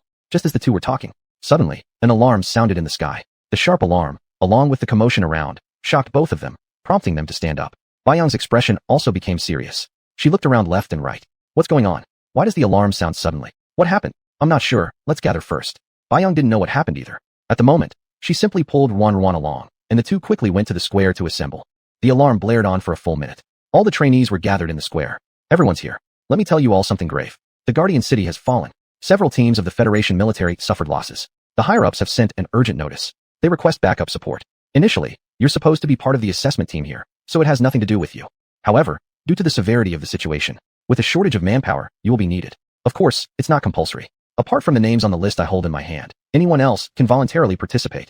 Tiana had never been this serious before. As soon as her words sank in, murmurs started breaking out among the crowd below. What? Did I hear that wrong? The Guardian City fell? Was it attacked by the insect race? How could it become so critical all of a sudden? Yes, we didn't hear any rumors leading up to this. This time, it could be dangerous. I wonder if my name is on that list. Honestly, I'm not quite confident. My skills are clear to me. If I go, I might not just fail to help, but end up slowing others down. Sometimes, being fully aware of one's own strength can also be a form of help. That's true. Let's first take a look. Since there's a list, it must have been comprehensively considered. Those who go will play a big role. Everyone started to feel nervous, looking at Tiana, beginning to guess who would be on this list. However, Tiana had already started reading the names out loud. By Ruan. The first name was Softy. Upon hearing it, the little girl originally standing below immediately looked up and went forward. Mentor, is she Zay in the Guardian City? She had this vague premonition, so she asked a question. Tiana smiled at her. You don't need to worry. I'll tell you about the situation later. By Ruan nodded, obediently stepped back, but clearly seemed distracted. After all the names were read out, Chung Xiaolu noticed her name wasn't on the list and rushed forward. Mentor, I want to participate. Why isn't my name on the list? Students who want to participate later can sign up over there. These 5 students come with me now. Softy snapped back to reality and quickly followed behind. The group arrived at a restroom. This time, the situation is urgent. I assume you understand why I've called you here. You are all geniuses from various places. Your medical skills, martial arts, and other specialized skills are absolutely superior. This is why the Guardian Layer needs you for this mission. We understand, Mentor. We are all willing. The other 4 nodded in agreement. Tiana smiled satisfactorily. In that case, the rest of you wait outside. Softy, I have something to say to you. The others left without disturbing them. It grew quiet inside the restroom. Bai Ruan looked worriedly at the person before her. Mentor. Yes, Master Shize is indeed in the Guardian City. As expected, hearing this, Bai Ruan's heart suddenly clenched. What's going on? Is it very dangerous? The other person shook their head helplessly. I don't know the exact details inside. All I know is that the A34 Guardian Layer was suddenly overrun, and the situation is critical. I received orders from above and organized personnel immediately. Chapter 82. What is that thing? The little girl's face paled just from hearing these words. Tiana looked at the person in front of her with such a worried expression and opened her mouth to comfort them a bit. You don't need to worry too much. Lord Shize has exceptional abilities and incredible combat skills. Ordinary people can hardly hurt him. By the time you get there, you might meet him. Nuan knew very well that all these were comforting words, but now she could only keep this thought in her mind for some hope. I understand. Nuan, your special calming ability is extraordinary. The information department at the federal headquarters has already been fully updated. The commander-in-chief specifically issued an order stating that they would request your rescue. This time, your role is crucial, so we really count on you. The person in front of Bai Nuanyuan stared deeply at her, though unclear why such an order was issued above. Since it was an order, naturally, she had to follow it. Bai Nuanyuan also nodded her head. What needs to be done, I will certainly do. The two left the rest area. Outside, the transport vehicle had already arrived. Tiana quickly called for everyone to board. Bai Yang had already occupied a seat early and immediately waved at Bai Nuanyuan when she saw her. Nuan walked over and sat down beside her. Are you going, little Yang? Of course I am. She proudly raised her head. I heard it's dangerous. So what if it is? No matter how dangerous it is, you're going. If I don't, wouldn't I be a coward? Anyhow, the two of us have to go together. Bai Nuanyuan's originally heavy heart relaxed somewhat because of Bai Yang. Quietness enveloped the car. No one spoke. In no time at all, Tiana stood up to inform everyone about the situation at the Watchtower City. We have lost contact with 2 teams. The closer to the Watchtower City, the more dangerous the situation. So everyone must be on high alert, understand? Understood. Tiana's tone was very serious, which made everyone tense up. As the car got closer and closer to Watchtower City, the scenery outside the window became increasingly desolate, until they saw the ruined buildings and the remaining smoke from a distance, knowing a fierce battle had just ended here. The car can't go any further ahead. We can only get out here. The driver turned his head to speak. Tiana took a look. It wasn't far from Watchtower City, unable to drive in, only walking forward. No problem, then let's be here. Everyone, start tidying up and preparing to disembark. There were a total of 10 people inside the vehicle. Besides the pre-designated personnel, a few others chose to join. But still, it was their first time for actual combat. Everyone's heart didn't feel settled. They were quite afraid. Listening to Tiana's words, they all shouldered their backpacks and descended through the car door. The bleak surroundings came into clearer view. Even the cold wind blowing past caused involuntary shivers. How did it suddenly get so cold? This place is simply too barren. This environment completely out of the ordinary made many unable to adapt. Yet, most expressed curiosity. After all, living safely within their cities. It was their first time venturing out and getting extremely close to the bug races outside. Many still found it fascinating. A little girl in the crowd seemed to be attracted by something. Without realizing it, she moved closer. Tiana sensed something and followed with her gaze. Upon seeing that student approach something, her complexion changed slightly. Come back quickly. It was a step too late after all. Startled by being shouted at, the female student paused momentarily. Suddenly, a white mushroom-like object moved, and in the next second, decisively lunged toward the female student. It bit into the girl's eye. Everything happened so suddenly that many people couldn't react. With this scream, everyone was shocked. Iron Anna swiftly drew her weapon and fiercely hacked down on the wriggling thing. Apparently feeling pain, the creature instantly jumped off and then fled rapidly. On the ground, with a plop, a piece of the creature's tentacle fell off, and the attacked female student was evidently not in good condition either. She clutched her eyes, blood flowed uncontrollably. All present sharply inhaled a breath. Bai Nuanyuan watched in shock for a moment, and then reacted, quickly tugging at the student beside her. We've got doctors, don't we, among our students. Go help fast. With her reminder, the student skilled in medical arts quickly picked up the medical box and ran over. It hurts so much. My eyes hurt so much.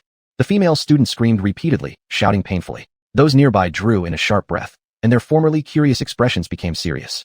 Who could know danger could come so suddenly and happen so abruptly? The student who had steeled himself to go forward hastily opened the medical box. He quickly took out the medicine and prepared to deal with the situation. The injured girl's left eye was already empty. Bai Ruoren opened her mouth, not daring to imagine that the thing had actually bitten off the other person's eyeball. She felt a churning in her stomach and finally, unable to hold it in, ran to the side and vomited. Many people seeing this, similarly covered their mouths and ran away. What in the world is that thing? It's in the Encyclopedia of Species, the white mushroom bug without any catalog number. It's an insect very good at disguise. But according to records, this kind of insect is supposed to have no toxicity or aggressiveness. Why did it act so suddenly? The one speaking was the glasses-wearing student standing nearby, looking knowledgeable. He always had an encyclopedia in his hands. It was a book about the records of these space insect species. Pushing up his glasses, he looked at the book's records, muttering to himself, somewhat perplexed. Insects normally non-aggressive may undergo some kind of mutation. Even though their appearance hasn't changed at all, their habits have become vastly different. This could be due to the current insect invasion. All the bugs around here probably aren't simple. I said from the start, we must stay vigilant. This student has already become an example. If anyone else dares to leave the group and provoke other things, we can't guarantee your life will be safe. Do you understand? Tiana's tone was icy. Her face was grave. Clearly she wasn't in a good mood. We had just arrived and already lost someone. If this continues, how can we carry out any rescue? Understood, teacher. No one dared to contradict. Only watching the injured girl, their eyes filled with sympathy. To be honest, it was simply bad luck. Who would have thought that something resembling a mushroom could be an aggressive bug? Now, everyone was on high alert towards their surroundings. They huddled together tightly, not daring to stray from the group, fearing any unexpected occurrence. Ruoren, are you alright? Beside her, Bai Yang took out a bottle of water. Bai Ruoren accepted it, rinsed her mouth. Chapter 83, The Insect Race. I'm fine. She shook her head, but looked ashen. Bai Yang could only helpfully pat her back. Situations like this are too normal in the guarding city. Mutilated bodies, blood-curdling horrors. I once went out with one of the sisters from my family, so I've become quite immune to these sorts of things. If you feel unwell, it's best not to look. Actually, none of the others were in much better condition than Bai Ruoren. Even the previously rare emotions had vanished without a trace. Everyone was on edge, fearing they might accidentally encounter some unforeseen event. There wasn't a single soul up in the watchtowers of guarding city. The group reached the city gates, looking at this unusually desolate guarding city, and their expressions subtly changed. It was clearly evident what had happened here. But why were there no basic guards on duty? Tiana stepped forward first, knocking on the gate. After a moment, people finally appeared on the wall above. Seeing that they were coming from inside the city, the expression of the guard changed. What kind of people? Travel in and out of A86 guarding city has been suspended. Please return by the same route. We're rescuers from the Star Academy. Tiana took out her ID badge. Upon seeing it, the man immediately beamed with joy. He ran over to the side and rang a bell. After a moment, the city gates slowly opened. Everyone quickly followed inside, and the man from the watchtower also hurried down. Is it really rescue? When he was on the wall, he couldn't see much detail. Now running down and seeing with his own eyes, he realized that his left arm was broken. Moreover, his whole body bore countless injuries, yet he still smiled radiantly, as if he had seen hope. I am the second watcher. My name is Yongmo. I have waited for rescue for such a long time here. Finally, it's here. His emotions were rather agitated. Tiana furrowed her brow. Evidently, she didn't expect the situation in A86 watching level to have worsened so drastically. How did this happen? What exactly did you go through? The smile on the other's face gradually disappeared, seemingly dragged back into terrifying memories. It's the insect race. A brand new insect race, one we've never encountered before. They are strong and savage, bloodthirsty. Everyone fell victim. If it weren't for Director Shize's arrival, all of us would likely be dead. 86 guarding city has completely fallen. Fear was apparent on his face, with an unfaded terror in his eyes. Behind them, the students wore shocked expressions, staring at each other in fright, having obviously paled after hearing his words. Tiana frowned deeply. How about the casualties? The thoroughly frenzied beasts have already accounted for 70%. 20% are totally dead, leaving only 10% who are safe and alive. However, among those survivors, none remained fully unharmed. There are people like me. He chuckled bitterly while glancing at his severed left arm. There are many like me, those missing arms and legs. My goodness, how could it be so dangerous? Never before. What insects did 86 guarding city endure? So powerful. Will we fall victim to the same fate? Among the students, some panicked discussions broke out. Facing death, they always felt insignificant. Especially the fear of the unknown. It tightened their nerves even further. Silence. You're all chosen students carefully selected by the academy. Even if you don't face these dangers temporarily, you will encounter them in the future. Today you came here to provide relief. Show your courage. One sentence instantly settled everyone. They dispersed around and began helping wherever needed. Wan found Yang Mu and asked somewhat anxiously, "You just said Shize is here. Where is he?" Upon seeing Bai Wan in front of him, Yang Mu hesitated momentarily. Upon being addressed by such a noble female, he promptly bent down to answer respectfully. When the insect race attacked, Master led a team to chase them, intending to wipe them out completely, preventing their next invasion. So, Master is now outside, and I don't know where he is. Hearing this, Wan helplessly lowered her head. Yang Mu, a berserk soldier ran away. Yang Mu, from afar, someone suddenly ran over shouting loudly. Hearing the shouts, Yang Mu rushed over swiftly. What's going on? There are too many of them. They become superhumanly strong when berserk. We've been rotating guards, but the prison area in guarding city is limited. Once they all resisted together, we lost control for a moment and let one escape. The person explained hastily. Upon hearing this, Yang Mu's face turned grim. 8 personnel from Star Academy have come. Many are students. If they encounter the frenzied ones, it will definitely be dangerous. What are you standing there for? Hurry up and find him. The two hurriedly scattered around, starting their search. Over here, the academy students had already taken out their tents and were setting them up on the spot. They specifically chose an empty patch of land. They left 2 girls in charge while the rest went to help. At this moment, a staggering blood-covered figure stumbled in. The 2 girls didn't react in time. By the time they saw the person lunging at them, they let out terrified screams. Being nearby, Bai Wan heard the cries and rushed over immediately. Don't come near. Don't come near. The girl who fell to the ground was panicking as she retreated backward. Shaken by the horrifying sight before her eyes, she even forgot to defend herself. As the blood-covered figure moved closer, everyone reacted swiftly, pulling the girl on the ground to safety. Get away quickly. She quickly shielded the girl. At this moment, a figure darted past her side. In an instant, the figure seized the blood-soaked person. Once Bai Wan regained her composure, seeing the familiar figure in front of her, her face lit up with joy instantly. Hongjia, Miss Wan, are you hurt? Hongjia coldly stepped on the person lying on the ground with his foot, turning his head back to inquire earnestly. Bai Wan shook her head. Relieved, Hongjia took out his communicator and contacted Yang Mu. Not long after, Yang Mu, who was looking for people, rushed over hastily. The person is here. Hongjia nudged the figure under his foot with his boot. Seeing this, Yang Mu quickly came forward and subdued the individual.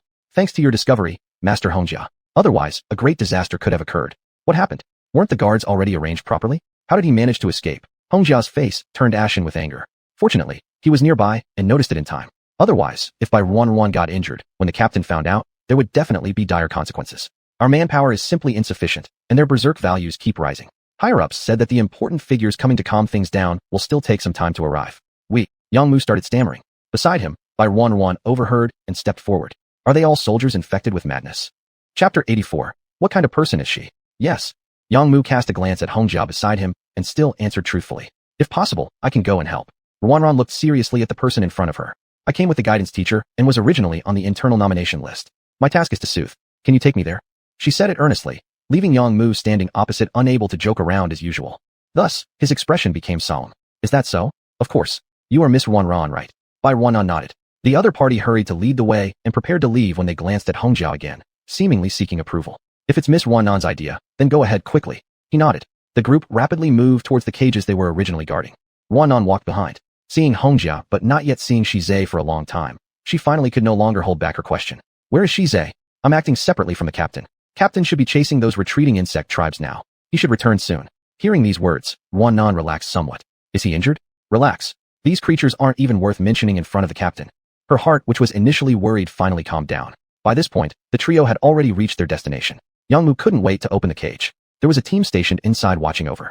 Each one looked utterly exhausted. Most left here are those with relatively good combat abilities. Otherwise, they wouldn't have been able to guard the place.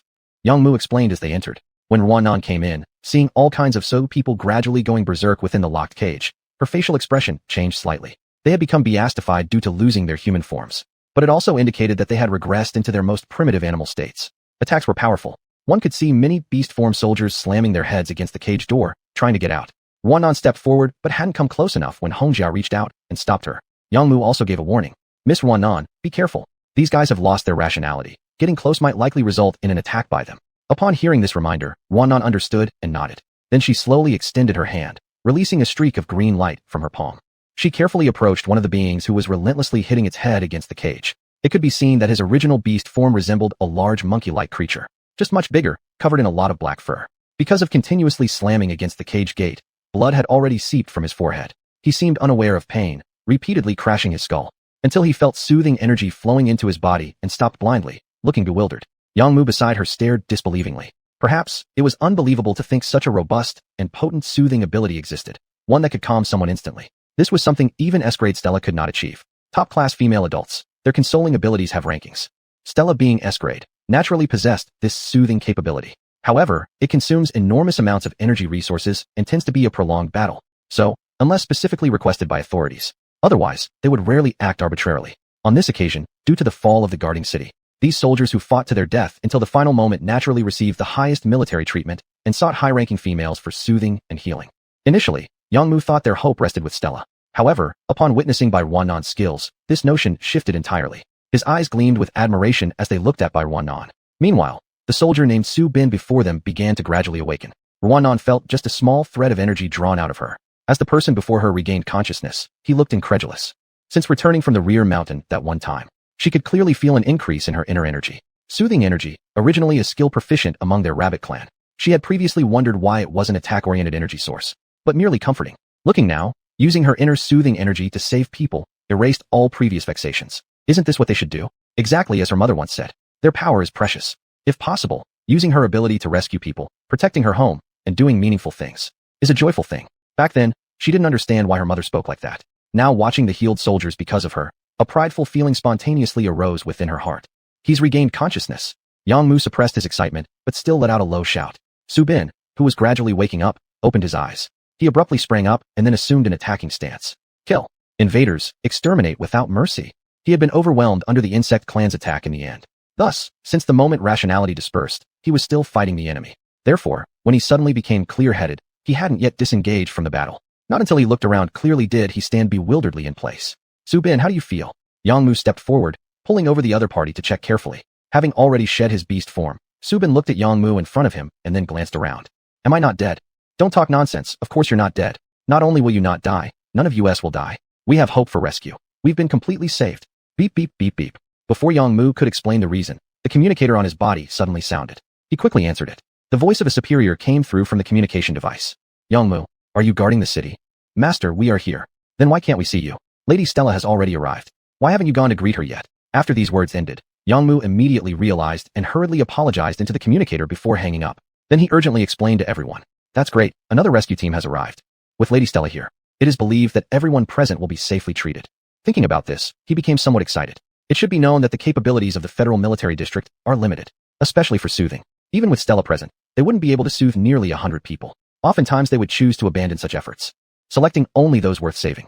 But now, since Yangmu had witnessed Bai Ruanan's strength firsthand, his excitement is understandable. They were all former compatriots and companions. If everyone could survive, it would naturally be the best news. What is she good for? To compare herself with me. Suddenly, a voice shattered the originally harmonious atmosphere. Chapter 85, Legitimacy. All eyes turned towards the entrance in unison. Stella was seen being led in by a soldier. The moment she walked in, she slightly frowned and pulled out her handkerchief, covering her mouth and nose. After glancing around, she spotted Bai Ruo and immediately expressed her disdain without holding back. Yangmu didn't expect her to arrive so quickly, nor did he catch the hostility in Stella's tone towards Bai Ruo. He hurried forward respectfully and bowed. Lady Stella, I've received orders from the upper echelons. I am assigned to lead the only team responsible for pacification efforts. And who is she? Stella's targeting was evident as she pointed toward Bai Ruo with a flicker of disdain in her eyes. Listening to this inquiry, Yangmu oddly introduced the other side enthusiastically. Lady, this is Miss Ruan. Her pacification abilities are extraordinarily powerful. Just moments ago, she successfully calmed one of our soldiers. Upon receiving word of cutting half the personnel selection based on superior orders, he continued. But now that Miss Ruan is here, does it mean we will all survive? His voice betrayed an excited tone, looking earnestly at Stella as if awaiting her approval. Before Stella could respond, one of her subordinates sharply reprimanded Yangmu. Be silent. What kind of thing can be compared to Our Lady? The speaker was Hongyue, Stella's subordinate, clad in standard mecha armor. Hearing her superior's animosity towards Bairuo, she quickly chimed in with sarcasm. Yang Mu was startled, finally sensing the tension between them. I've also been assigned here representing the Interstellar Academy. Hence, my presence here is justified. Miss Ruan explained calmly and confidently her purpose without appearing too arrogant or overly humble. Hence, you're merely an academy student. As a mere student, you should understand your place better and obediently follow orders without seeking the limelight unnecessarily. Bairuo narrowed her brows, clearly detecting the scorn within Hongyue's words. From the very start, it seemed Stella had some resentment against her, and now her people followed suit, speaking critically with veiled attacks. I don't find it strenuous at all. It's just pacification work, something very simple. Bairuo wouldn't stay quiet either. She wasn't the submissive type. Since they were already throwing barbs, she retaliated smoothly.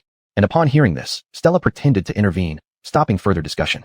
Hold your tongue. This is Miss Bai, an SSS class talent certified by Tech Security Division. Do you dare defame such a distinguished individual? Apologize to Miss Bai immediately. After letting her subordinate finish their tirade, Stella stepped in, pretending to mediate while cutting off Miss Bai's opportunity to reply. Red Moon acted accustomed to the scene, nodding and lowering her head as commanded. Yes, perhaps I have spoken out of turn. Miss Bai, I mean no disrespect. With Our Lady present here, the situation is already under control. Pacifying these infected by insectoids requires enormous energy expenditure. As an SSS class female adult, should anything go wrong during the pacification process, it wouldn't be good. Though apologetic, there was still an undertone of condescension in her words. Ruan frowned deeply, understanding the current situation fully. How many individuals exactly can your esteemed lady calm? At this sudden query, Red Moon looked up confidently and smirked before answering proudly. Our Lady Stella has ample power. She can pacify dozens within a day. All it takes is 3 short days to complete the pacifications thoroughly. She ended her statement by arrogantly lifting her chin, boasting in front of Bairuo. In response, Bairuo just sneered lightly. So, it's just 10 individuals per day after all. That isn't impressive. And it takes 3 days? I can handle everything in just a few minutes. You spoke so highly of her earlier, making me think your lady must be someone extraordinary. Now, she appears to be not much more than mediocre. Given how you mocked me earlier, since Stella cannot even match my capabilities, isn't your superior even worse? Are you subtly insulting me or indirectly mocking your own lady? Or perhaps you've long harbored dissatisfaction towards your superiors. Soft though her voice remained, Ruan's sharp retort caused Hongyue's face to change rapidly, leading her to glance fearfully at Stella nearby, then urgently negate any suggestion of disloyalty. Of course not. My loyalty to the master can be attested by heaven and earth. Miss Bai, you don't need to sow discord here. I suggested you leave for your own good. Master, Mistress Stella, allow me to say a word. Miss Bai is indeed powerful. This Su Bin is one of the berserkers. Just now, it was Miss Bai who personally calmed him down. Now, he has regained his senses, completely cured. Originally, during such an exciting scene when no one else was adding comments. However, Yang Mu is an honest man. He suddenly raised his hand and stepped out, sincerely speaking on behalf of Miss Bai. Hearing this, Hongyue's gaze shifted and followed to look over. Su Bin standing nearby had clearly returned to normal. After merely glancing at him, she indifferently drew back her gaze. Calm-inducing abilities vary in strength. Among these are some potent ones that can instantly make people lucid, but come with severe aftereffects. Extremely unstable, generally relapsing soon after treatment. Sometimes the levels of frenzy become even higher than before. And following such treatments, great danger still lurks. Mistress Stella didn't opt for such calming methods precisely because she considered all this. For safety's sake, 3 days of gradual calming proves most effective. I am sure the higher-ups have also informed you all about these matters. Could it be that you do not understand?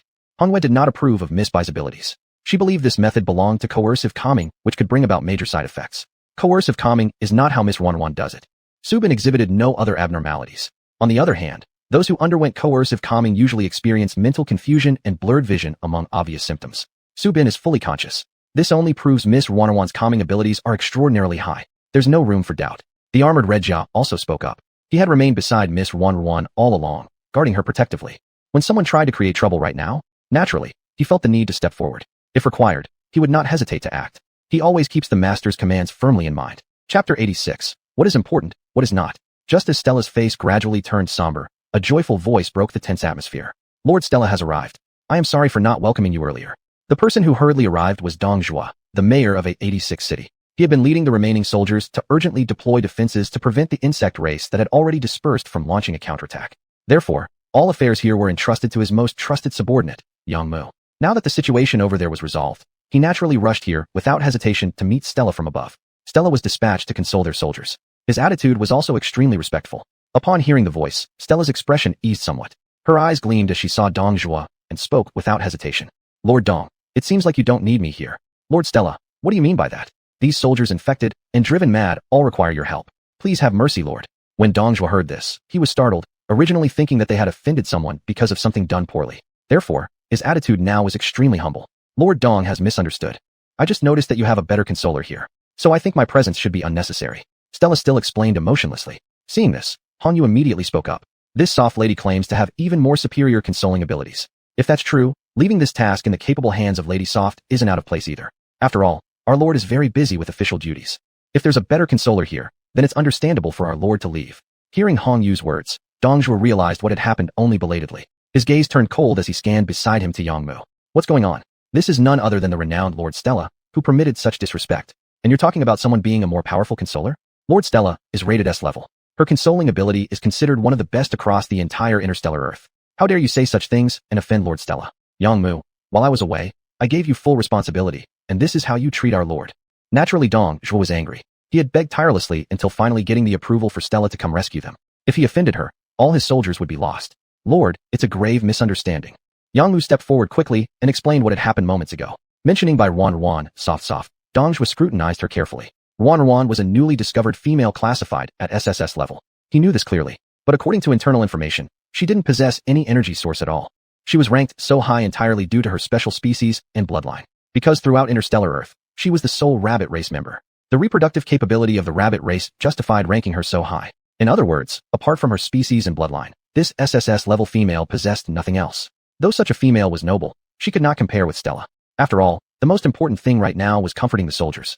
Miss Bai should have come along with the academy. If that's the case, then it's auxiliary. Here, everything should focus on Stella. I hope Miss Bai can understand. Though Dongjue did not explicitly state it, his prioritization was clear. Stella took precedence, while Bai came second.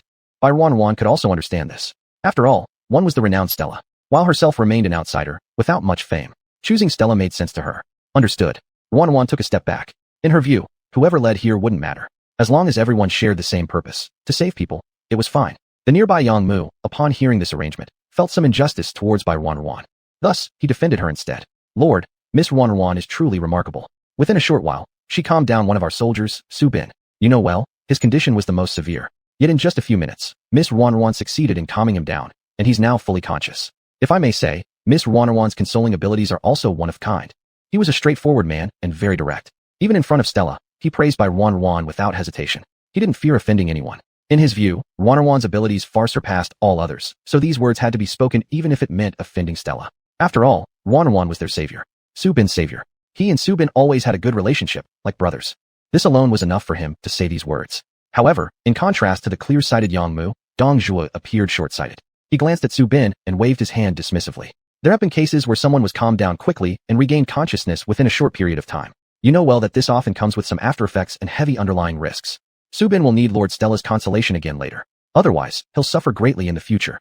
His tone was casual as he swiftly sentenced Su Bin to such a fate, firmly believing that serious after effects would emerge. This was consistent with what Hongyu had said earlier.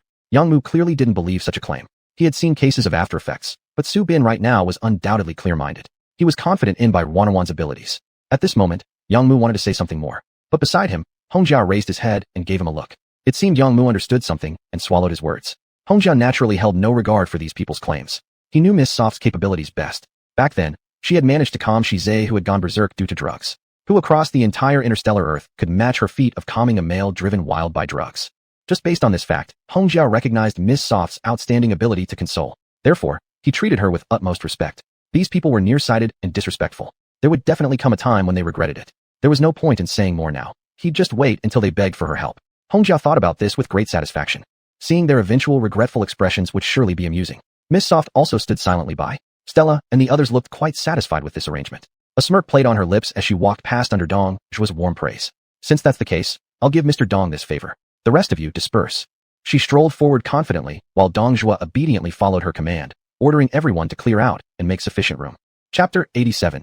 Execute all except for the ones left behind. She walked over and casually picked one from the cage. Dongjue, upon seeing this, immediately instructed Yangmu to pull the person out.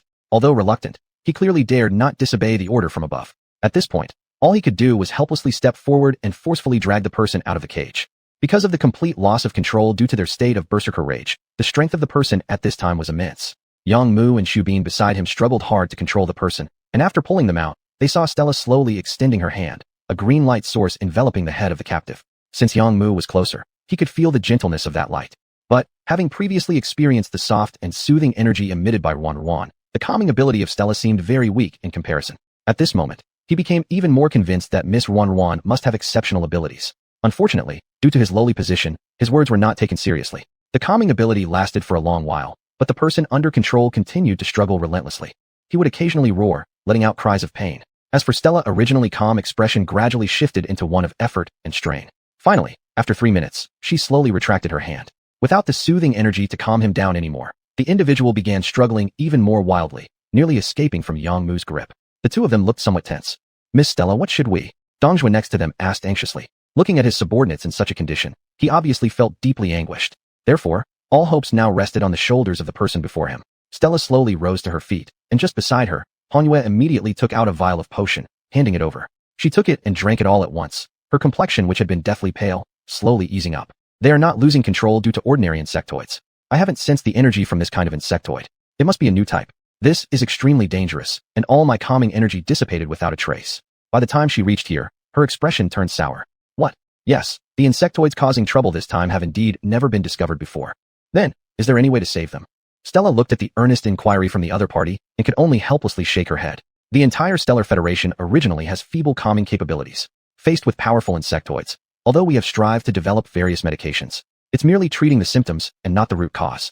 With all my efforts, I can barely save a few people. Lord Dong, you should carefully consider who to keep among them. As for the rest, if too much time passes, they will completely lose their sanity, and it won't just be an issue of being uncontrollable. They still need to be dealt with quickly. Stella's words appeared so merciless, but for everyone present, this was nothing out of the ordinary.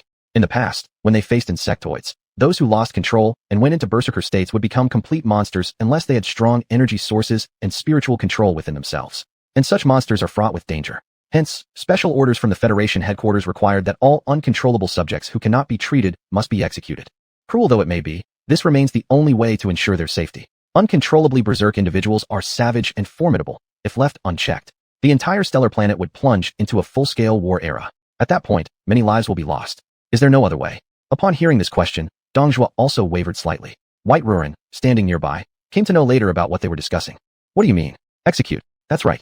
Uncontrollable ones who cannot be calmed pose a hazard if left alive. Of course, they must be eliminated.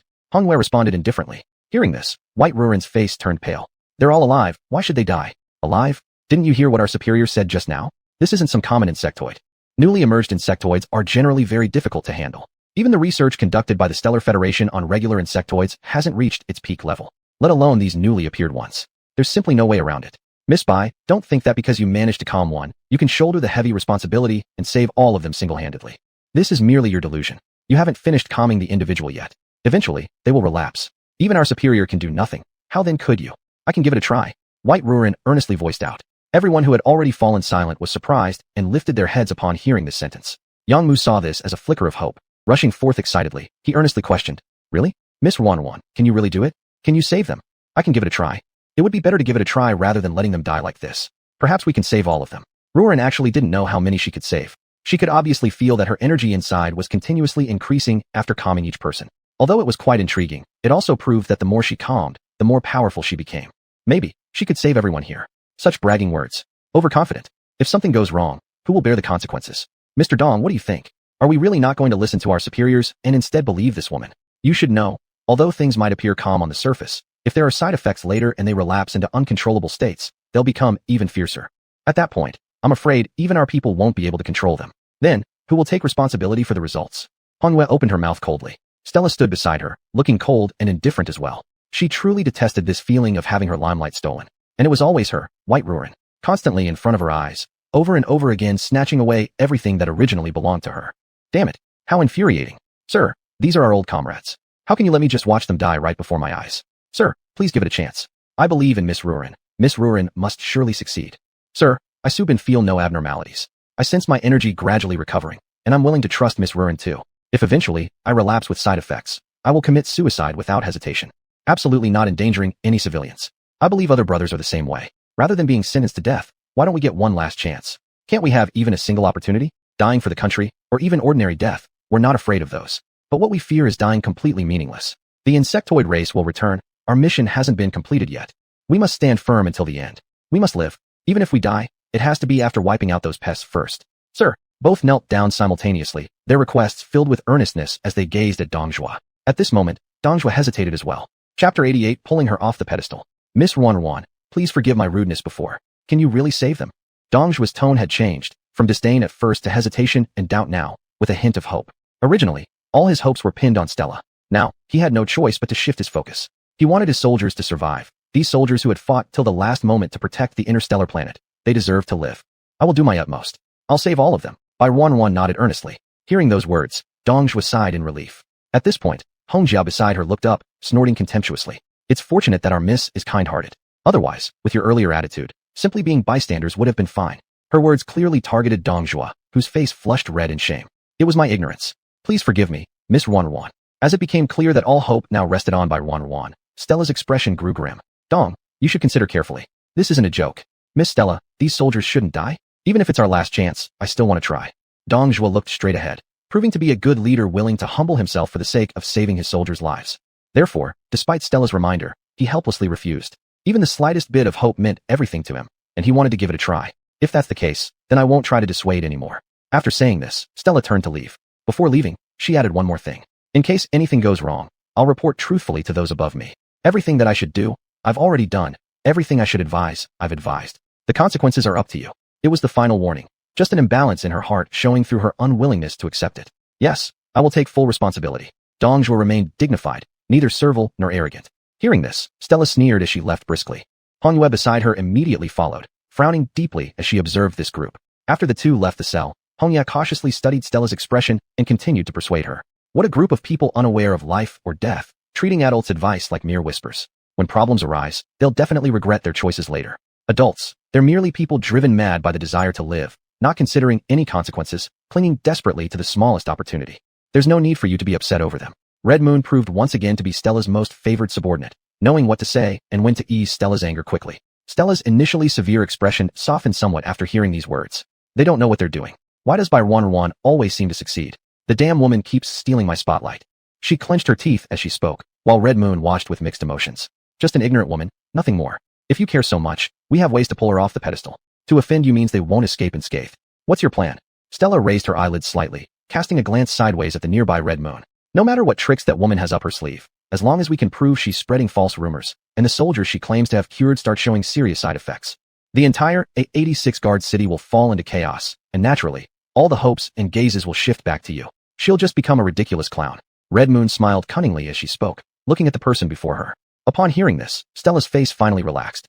You're right. Regardless of how exceptional her abilities might be, if we can expose her failure, then she'll never be able to escape from this situation. Brilliant move, adult. Keep a close eye on things. Come and inform me immediately if anything unusual happens. Yes.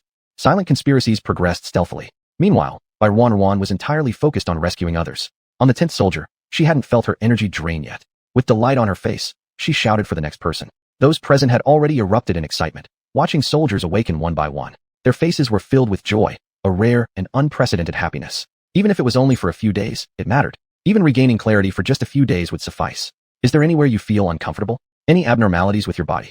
Dongjua excitedly asked amid his enthusiasm. The few awakened individuals shook their heads, appearing somewhat bewildered. They likely didn't expect to still be alive. Master, we're still alive. Yes, it's Miss Wanwan. Miss Wanwan has comforted all of you, which is truly wonderful.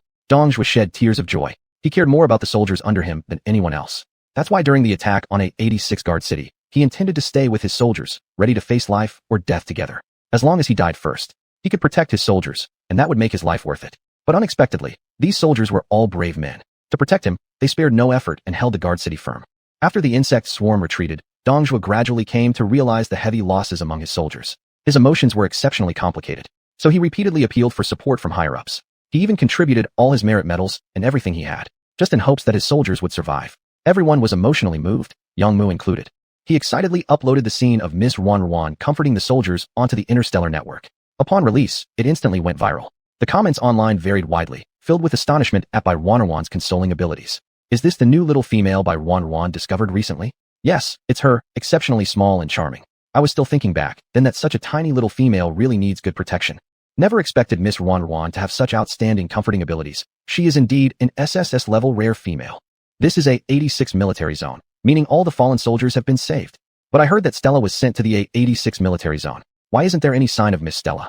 For the comment questioning Stella, Yongmu replied quite straightforwardly. Miss Stella has already left. She announced that only 10 people in the A86 military area would be allowed to survive. The rest must be dealt with. It was Miss Ruan who stepped forward against the odds to alter their fates. She saved everyone. Let me clarify, I'm not saying Miss Stella is bad, but Miss Ruan's ability is just too powerful. Because of her, our 86 military zone has risen again. Long live Miss Ruan. Chapter 89. You are not him after all. A group of fools. In the upscale villa area, Stella was throwing a tantrum. She threw the screen in her hand out of sheer frustration. The male servants kneeling below dared not speak a word, carefully cleaning up the mess. Even those who were serving around her were cautiously watching Stella's face. What person has made our master so angry? At this moment, the male consort who came down from upstairs quickly moved forward to calm her down. Stella looked terrible. She glanced at the male consort before her and gave a cold snort. Some good-for-nothing bitch had the audacity to take my place. Seeing this, the consort quickly stepped forward, gently consoling the other. Our lord needn't be angry. If she is such a wretched woman, then we can handle her appropriately. He, Yuan, had been by Stella's side for several years, never losing her favor. The most crucial point of his character was his insight. He knew how to soothe Stella's emotions at critical moments. At this moment, the woman who had calmed down momentarily began pinching the chin of the male consort before her. Looking at his face, which somewhat resembled Shize's, her eyes finally softened. You have always been the one who pleases me the most. Hearing you talk makes my mood better. But alas, you are not him. That last sentence was spoken softly. However, Yuan still heard it all. He did not act arrogantly or jealously like the other male consorts. Instead, he treated these words as though they were nothing, pretending not to hear them. All he needed to do was behave obediently, and that was enough. As for the rest, if he overstepped too much, he understood that he would be eliminated like the others and wouldn't last long by Stella's side. Perhaps his greatest strength was his appearance. But more importantly, he understood Stella. Since he was a replacement, he should do his part. Know when to advance and when to retreat. I make the Lord happy. That is my greatest responsibility. Our Lord is very busy with work. Your eyes look tired. Why don't I give you a massage? His technique was excellent. Everything he had learned was because of Stella, all to please her. Stella didn't refuse, nodding instead and sitting on the couch beside her. At this time, the other male servants nearby sighed in relief and gave a grateful glance toward Yuan. If it wasn't for him, Stella might have continued raging, and they might all have been implicated. What are you all still standing around for? Hurry up and clean things up, move efficiently. Don't provoke our master. Yuan looked at the surrounding male servants and issued orders. They didn't dare delay, respectfully tidying up the items and retreating promptly. Silence descended on the hall. Looking at the immaculately cleaned floor, Stella's gaze toward the male consort became even gentler. Yuan stood obediently behind Stella, massaging her brow center at this moment. With her mood relaxed, Stella waved her hand. Send Hongyu to find me. One of the attendants nearby raised their head, but Yuan quickly signaled them. Only then did they realize and rushed off. A short while later, Hongyu arrived. My lord, have you seen what's happening on the Stellar Network? My lord, do you mean by Ruan? She is now quite famous, and already, my position is almost being handed over to her. Stella gritted her teeth, and Hongyu, upon hearing this, quickly approached. My lord need not worry. Once she makes the news, the higher she climbs, the harder she will fall. Upon hearing this, Stella's expression eased somewhat. Have you made your move? Waiting for your command. Our people will immediately contact those soldiers. There will be some who can't resist the allure of the benefits we offer. At that time, we just need to break her, by Ruan, down from her pedestal. Then, everyone will know exactly how right your warning was. They will definitely regret it. Hongyu grinned. Upon hearing these words, Stella opened her eyes and curled her lips. Then go ahead. Tell them that if they do well, they'll certainly benefit. But it must be handled cleanly, leaving no traces. Otherwise, you know the consequences. My lord, rest assured. Your servant will surely carry it out properly. With the matter settled, Hongyu left promptly. At this time, Yuan could sense Stella's relaxed emotions behind him, thus intentionally or unintentionally teasing her with his fingers. Satisfied, Stella leaned back, grabbing onto his arm. Don't be mischievous. My lord, with all your responsibilities, you're very tired. Let little use serve you. Within a day, Ruan seemed tireless in soothing a quarter of the people. In total, there were 77 individuals. The originally uncontrollable soldiers gradually regained consciousness. Everyone was cheering, excited. Until night fell. Ruan's face had already turned unpleasant. Yangmu beside her didn't know how many times he'd tried to persuade her. He rushed up once again at this time. Miss Ruan, please take a break first. You're neglecting your health like this, and if something happens to you, I would be more than willing to die. Isn't that too exaggerated? If I can't keep going, I will rest.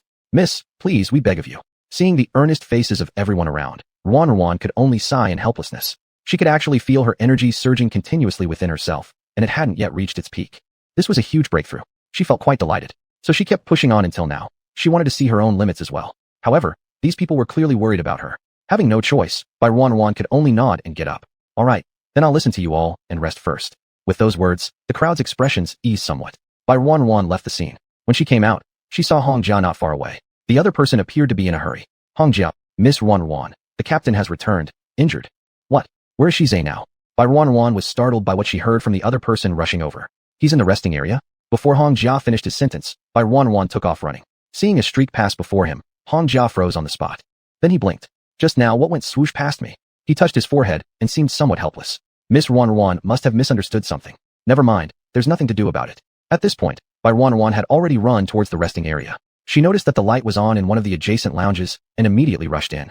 Inside, she only saw Lu Shui groaning in pain while lying prostrate on the bed. She froze in place. Suddenly, a big hand grabbed her and forcefully covered her eyes. You're not allowed to look. Lu Shui wasn't completely unclothed, just without a shirt on his upper body. In this state, he lay pitifully prone on the bed. Chapter 90. Are you jealous? Before Ruan could react, she felt the hands covering her eyes and a familiar presence. She immediately pulled the hands down and turned to see Shize's handsome and cool face. You're back. She was overjoyed and rushed forward to tightly hug him. Shize stiffened at such an initiative embrace. He glanced awkwardly at Ruan-yu, his Adam's apple moving as if realizing there were others in the room. He then reached out and pulled Ruan-yu away, being so forward. Where did you go? I heard you got hurt. Did you get injured? Let me take a look. Ruan-yu didn't care about his teasing tone. After being pulled away, she immediately began fumbling all over him with her hands. Shize hadn't expected the girl to be so bold. He was already feeling slightly aroused and could only reach out to stop her, firmly grasping her wrist with one hand and twisting it behind her. Calm down. I'm not hurt. His voice turned hoarse. If there weren't others around, he might have lost control right then and there. Ruan-yu blinked wide eyes at him. Really? Didn't Hongjia just tell me you got hurt? Her lips pouted strangely as she muttered to herself. LV Shui was lying on the bed, trying to move but unable to do so. He felt like the biggest third wheel in the world.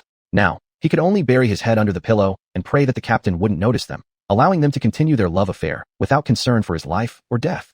It wasn't me, it was LV Shui.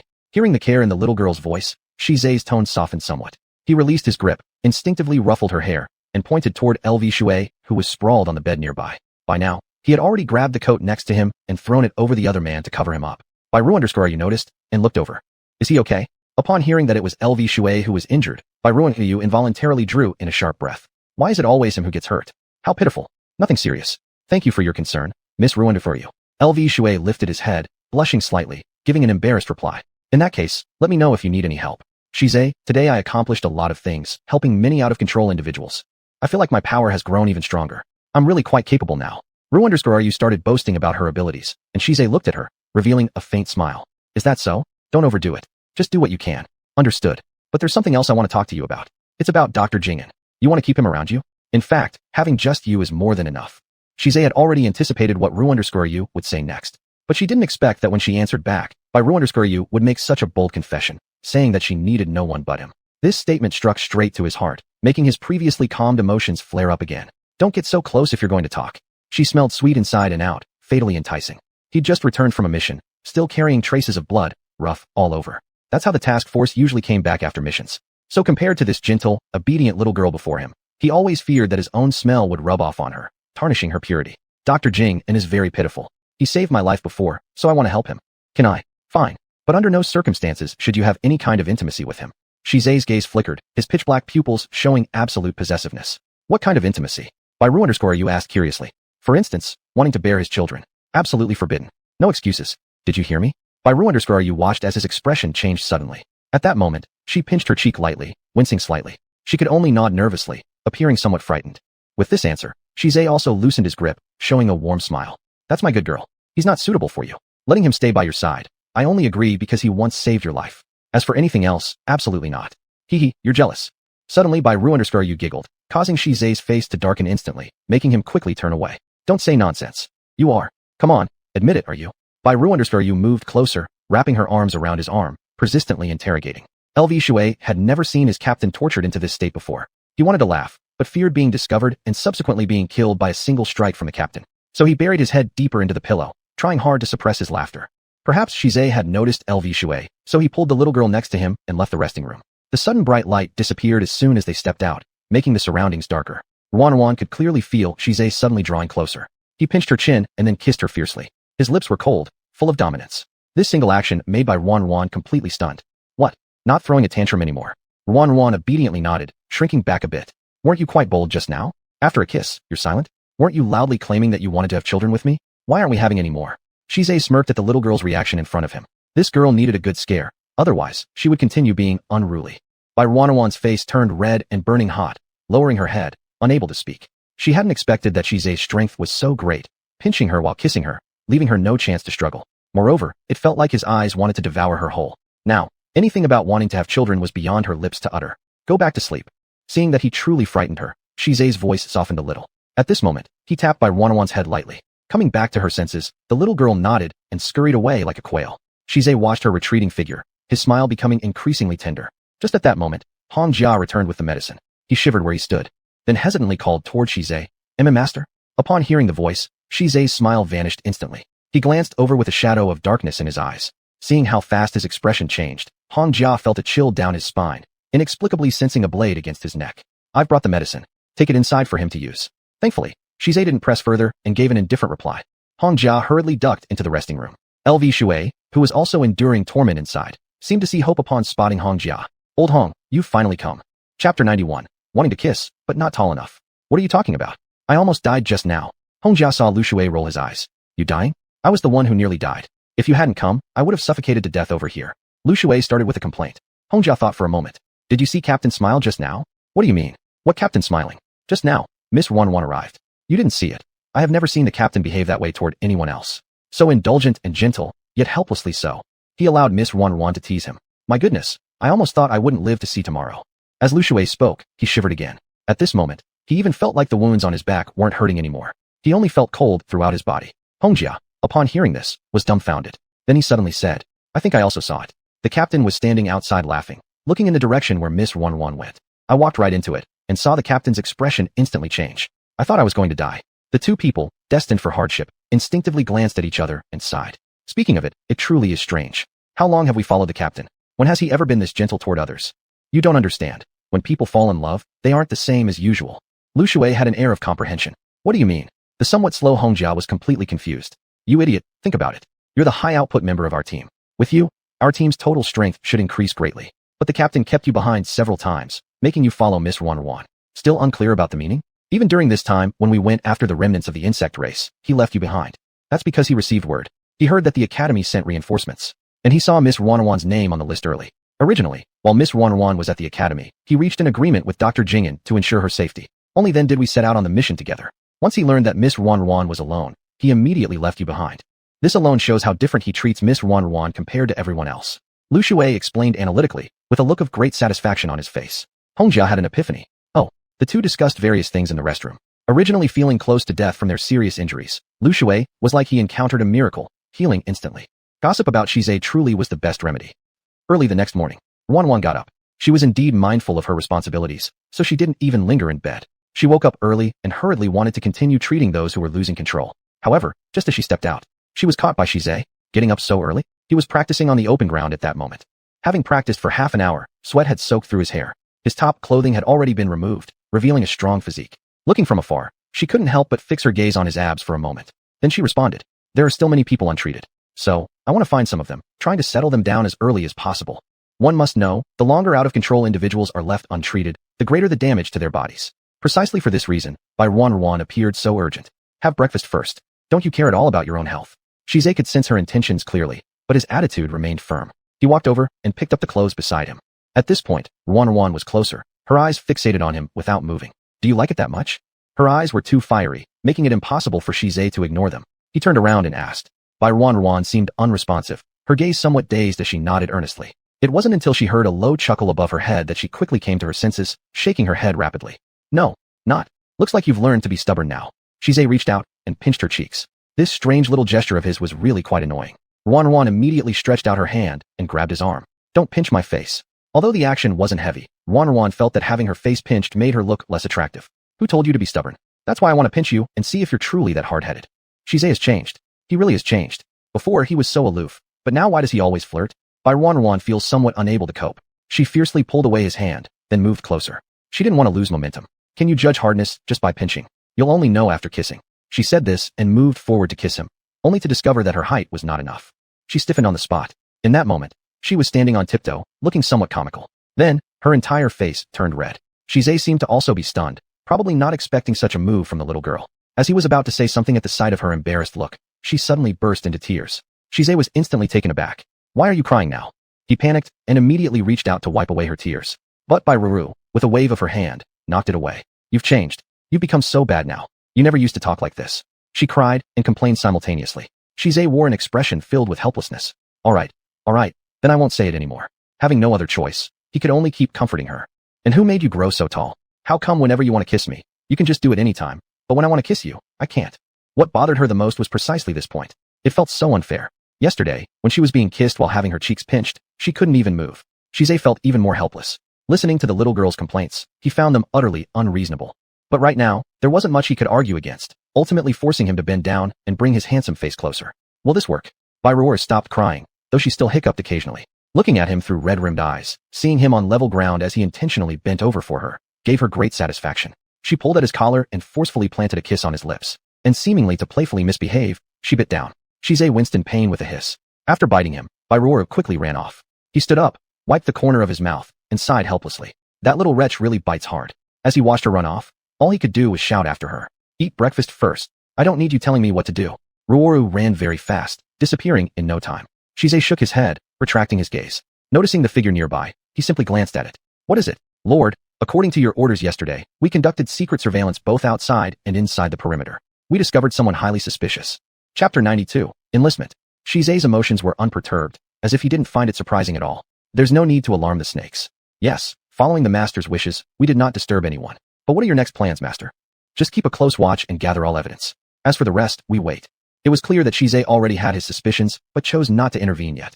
He excelled in playing the long game. Otherwise, it wouldn't be as interesting. Yes.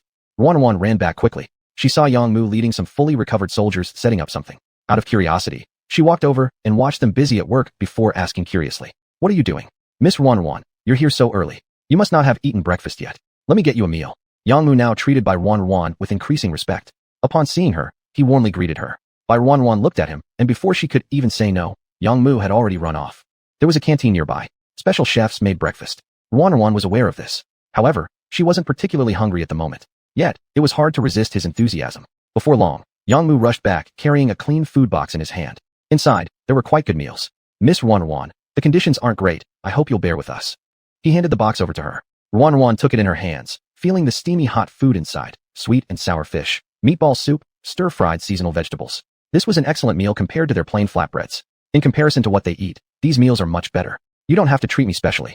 I can join you. Eat what you eat. I've never cared about these things. That won't do. Miss Ruan is so noble. Coming here already means enduring much hardship. And given how you're constantly busy calming down these out-of-control soldiers, if you can't even eat well, I would be guilty of 1,000 deaths. Hearing Yongmu's earnest words, Ruan found it hard to refuse. She smiled at him and said thank you. Then she found a spot and sat down to eat. What exactly are you building? Her appetite wasn't very strong in the morning, but the dishes tasted nice, and so Ruan ate relatively happily. She glanced over at the others still busy working and asked casually. Yongmu stood beside her chewing on a large pancake. Hearing Ruan's question, he answered respectfully. A few of us decided to build a temporary aid station for Miss Ruan. We've arranged for a comfortable place. Iran can stay here, and there's no need to go to the damp and humid dungeon anymore. The jail environment isn't good, truly unworthy of such a lady. Here, the air is better, and it will make Miss Ruan more comfortable. With a smile, he scratched his head. Ruan hadn't expected that they were making such a big fuss just for her. She was touched and also felt a bit guilty. Thank you all, but don't do this again. Since I am here, I can overcome any difficulties. There's no need to worry too much about me. You should be resting after just recovering yourselves. You, Miss Ruan, are our savior, our second parents. This little effort means nothing, and we don't feel tired. Being able to set up a place where Miss feels more comfortable, we'd give our lives 100 times willingly. The other soldiers nearby hearing Ruan's words immediately puffed their chests proudly and loudly answered. Everyone's morale was high, and each person respected by Ruan greatly. Ruan herself also felt immense satisfaction and determination welled up within her. She became even more determined, vowing to rescue all of them. And from a hidden corner among the crowd, a young soldier who looked barely old enough to enlist stared off into space. Yongmu noticed and approached, patting his head. What are you daydreaming about? You should be focused on work for Miss Ruan. What's going on? Commander Yang. The young soldier snapped out of his reverie, looking extremely nervous and muttered. What's wrong?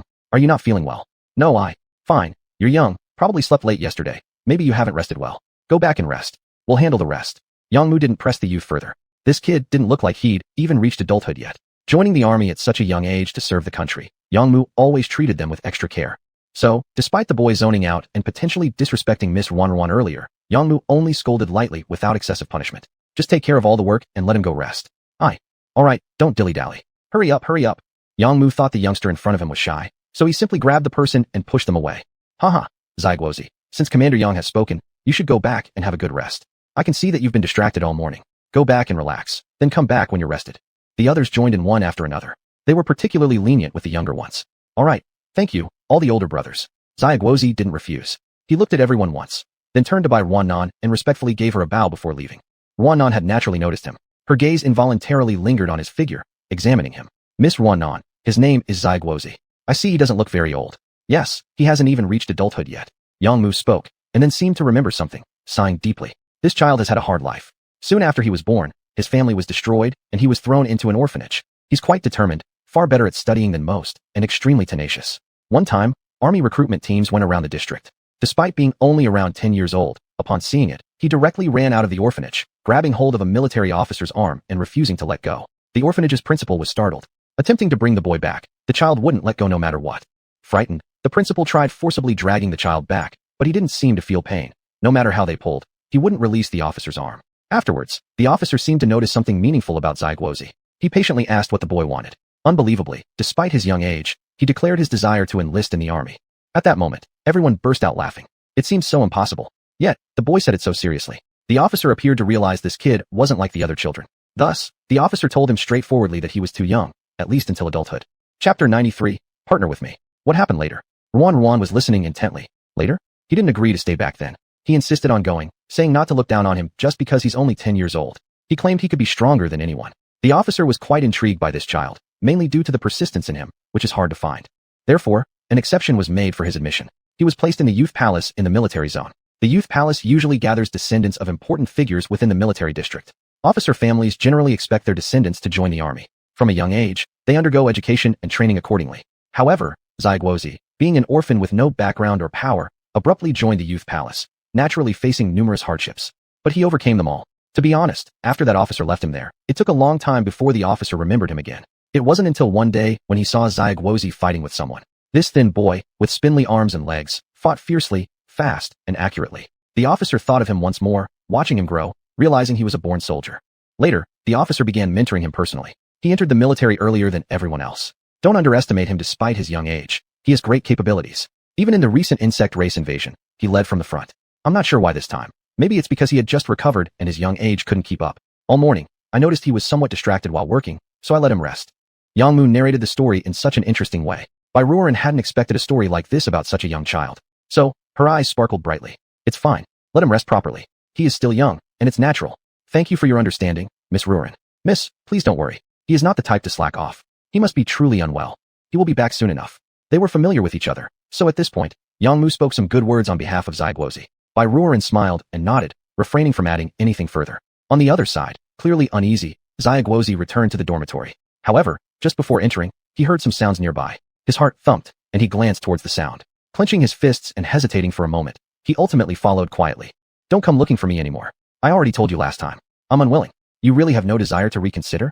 A mysterious person whose whole body was shrouded, revealing only one eye, deliberately lowered his voice, masking his original tone. What is there to reconsider?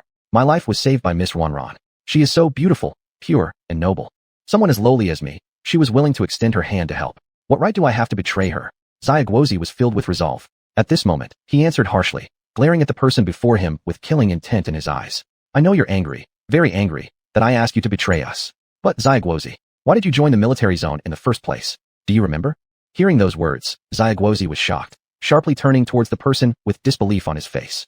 How would you know? No, how could you possibly know? This matter, no one in the world should know. With a hint of panic, he stepped back twice. The killing intent in his eyes disappeared. Yet the person before him looked highly satisfied seeing such a reaction. No, I know everything. A bit of simple information just needs a bit of investigation on my end, and everything becomes clear. You should understand, my identity isn't ordinary. Thus, I can give you what you desire. What do you know? Do you even know what I desire? Since joining the army until now, he sought neither wealth nor power, nor fame, nothing at all. Everyone thought he was simply a natural-born soldier, enjoying bloodshed. Nobody knew the deepest need within him. No matter how much others yearned for various things, he remained unmoved by any of them. They all believed he was still young and thought he was merely a child. However, they were unaware that since childhood, a secret too deep to utter was buried in his heart. Your parents, they aren't dead. Didn't you know this? That's why you joined the military zone, hoping to use its resources to uncover the whereabouts of your father and mother. Now that I've arrived, I understand exactly what to trade with you. And I assure you, the terms I offer will satisfy you. Saying this, the other party suddenly pulled out a document from somewhere. Here are some basic details. About your parents. If you agree, after we succeed, I can give you all the information about your parents, including their location. You want to reunite with them, right? All these years, haven't you endured for exactly this reason? Moreover, I'm not asking you to kill Bai Ruan. I just need your cooperation.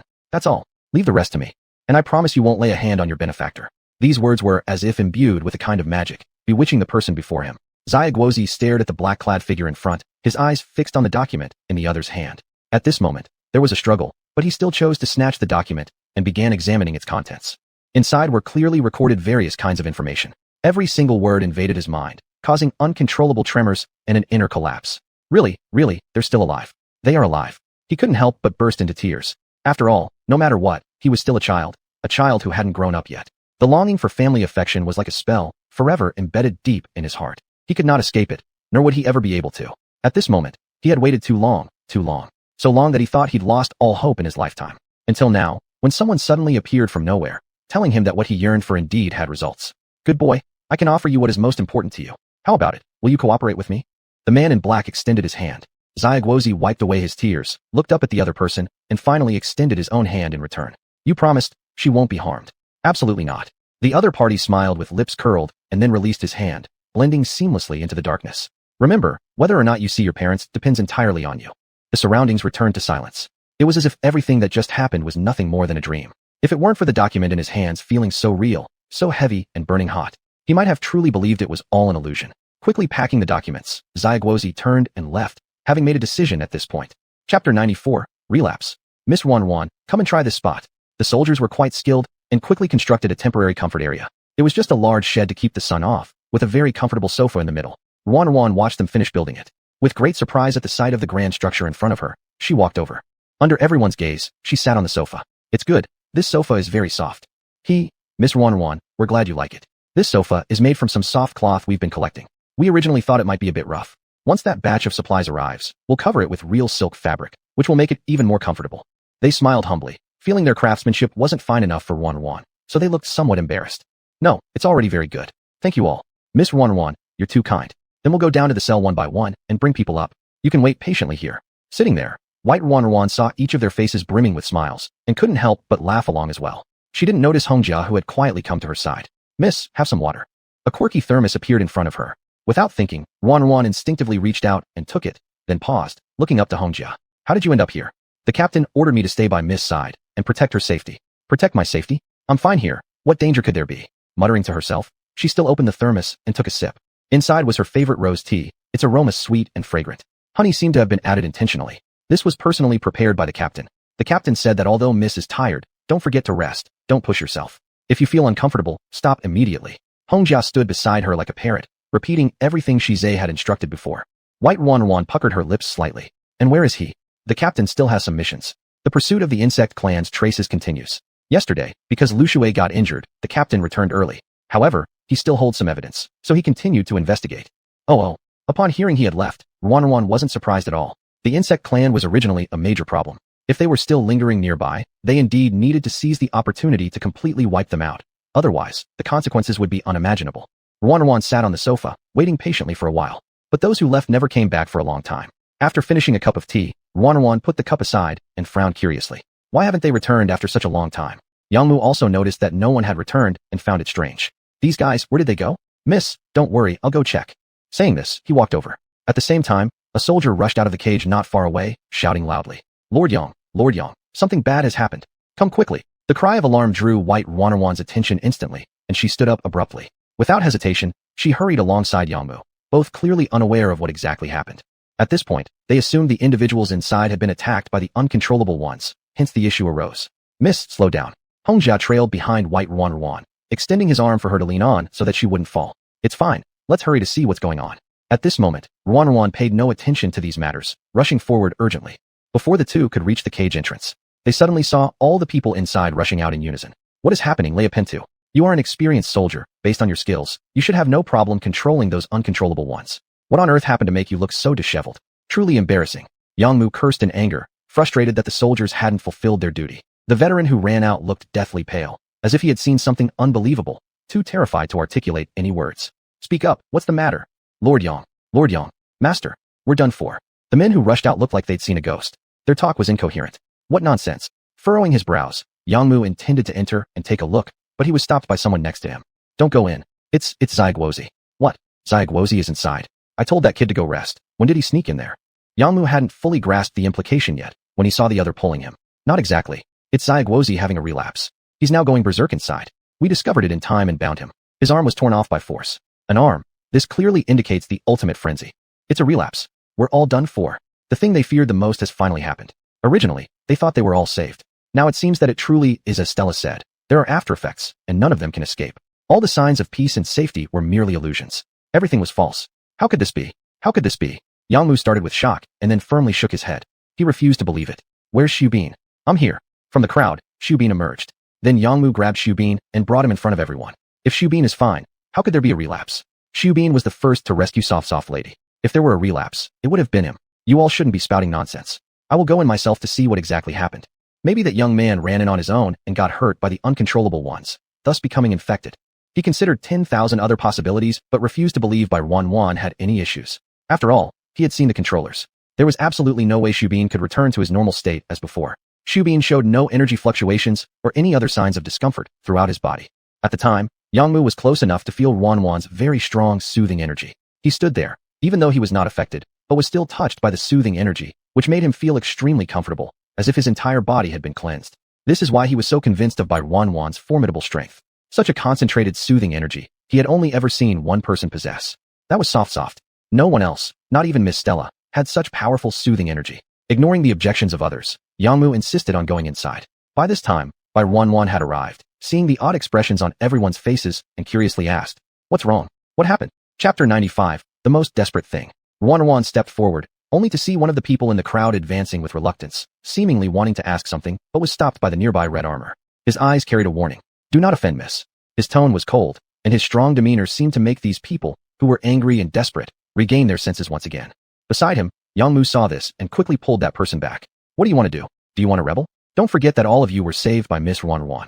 You should at least have some conscience. Without Miss Wanwan, you would have been dead long ago. What difference does it make if we're alive now? It only adds pain and despair. It would be better if we just let ourselves die. We don't even look like humans anymore, nor ghosts, and there's even a chance we might hurt others." Perhaps out of bitterness, they vented their anger at this moment. Yangmu never expected that these people could be so heartless. "Shut up, all of you shut up. If you want to die, there are plenty of ways to solve it yourself. And if I see anyone dare to point fingers at Miss Wanwan, don't blame me for being unfriendly." He was absolutely loyal, which is why he dared to stand here and protect Bai Wanwan. After hearing all this, Wanwan naturally sensed something was off. She stepped forward and grabbed hold of Hongjia, giving him a glance to indicate that she was fine before approaching the front of the crowd. "What exactly happened, Yangmu? Tell me." Wanwan's expression was serious, her tone turning colder. Yangmu turned his head towards Bai Wanwan, hesitating for a while, and then forced a smile. "Nothing happened, Mississippi. This place is dirty and messy. Miss, you should go rest upstairs first. I can handle things down here. Don't act cute with me. Is there anything that I shouldn't know about? Since I've taken on the job of pacification, if there's really any issue, I should have been informed first. There's no reason to keep me in the dark. You might fool around on the first day of the month, or even on the 15th, but can you silence public opinion? If something truly went wrong, I must be the first one to know beforehand. Did you hear that?" She, small and gentle as she was, usually spoke very gently. She had never been this upset before. Being scolded, Yangmu lowered his head, sighing helplessly. He refused to say anything, and those standing beside grew impatient. "Mr. Yang, if you won't say it, we will. Miss Wanwan, we thank you for saving us. We respect and worship you. Calling you our savior is not an exaggeration. However, currently, some among us are experiencing side effects, leaving us without hope. We are not cowards. Death is merely a fact, but we desire to pass meaningfully and without burden. The side effects, loss of control, recurring attacks, make us more terrifying than before. It could result in many casualties, requiring immense manpower to suppress. We were originally guards of the city, tasked with defending our home. Now instead, federal headquarters resources are needed to eliminate us. While alive, we did little significant contribution. Even in death, we become a burden to the Federation. We have no face to meet the organization or the uniform we wear."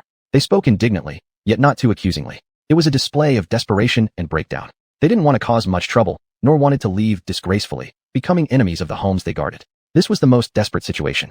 Recurring attacks? How is that possible? Where's the person? Upon hearing their explanation, Wanwan also realized something. But evidently, she was very confident in her ability to soothe the situation. Hearing the words, recurring attacks, she didn't rush to defend herself, but asked for evidence instead. Looking at her calm manner, everyone hesitated for a moment, then made way, pointing toward the inside. Soon, someone brought out little Guozi, who had lost control again, after much effort. This time, despite binding her tightly, there were still signs of injuries on them, clearly showing how much stronger the recurrent uncontrollable ones were, both in strength and aggressiveness, at least 2 to 3 times more powerful than before. That was certainly not good news, so everyone's face was grim.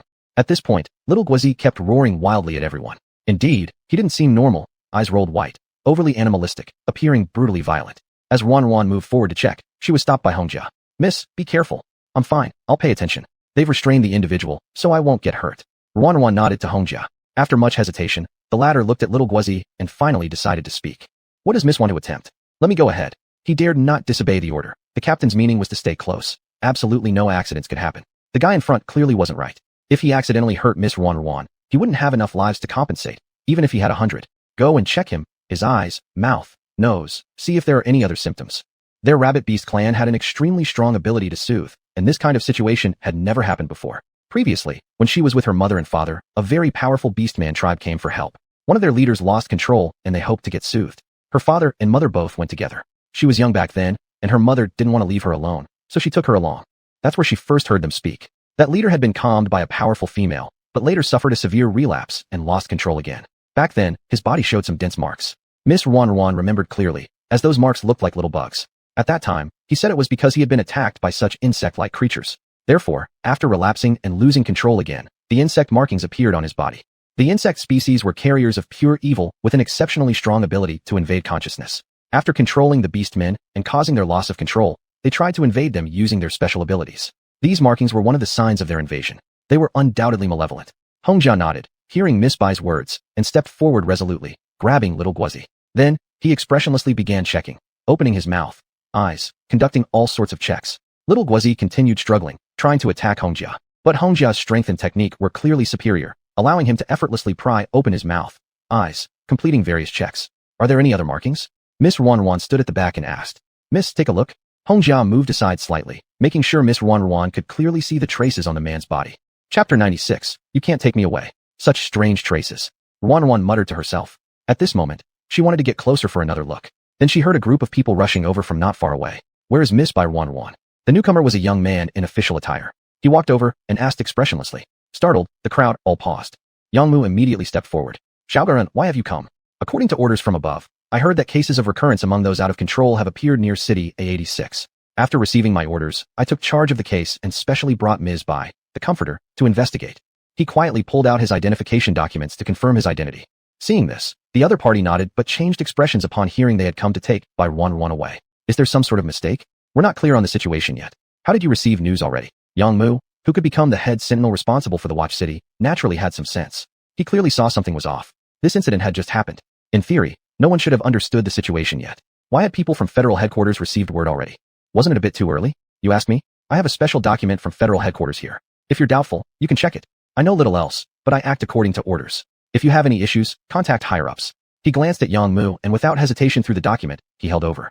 Yangmu reached out to take it. Seeing the perfectly correct information on the headquarters file, he was so surprised he opened his mouth a few times. This speed was too fast, as if someone was clearly waiting for this trap to be confirmed. Once it happened, information was sent upwards quickly. Then people were dispatched with great urgency, as if trying to conceal something intentionally, fearing exposure over time. Thinking about this, he felt his heart sink. Then he looked at Bai Wan, as if understanding. It was clearly targeted at Miss Wan. Who would want to do this? Xiaoban, the document is indeed genuine, but I need to inquire further from above, so please bear with me for a moment. The more urgent, the more Yangmu tried to delay time.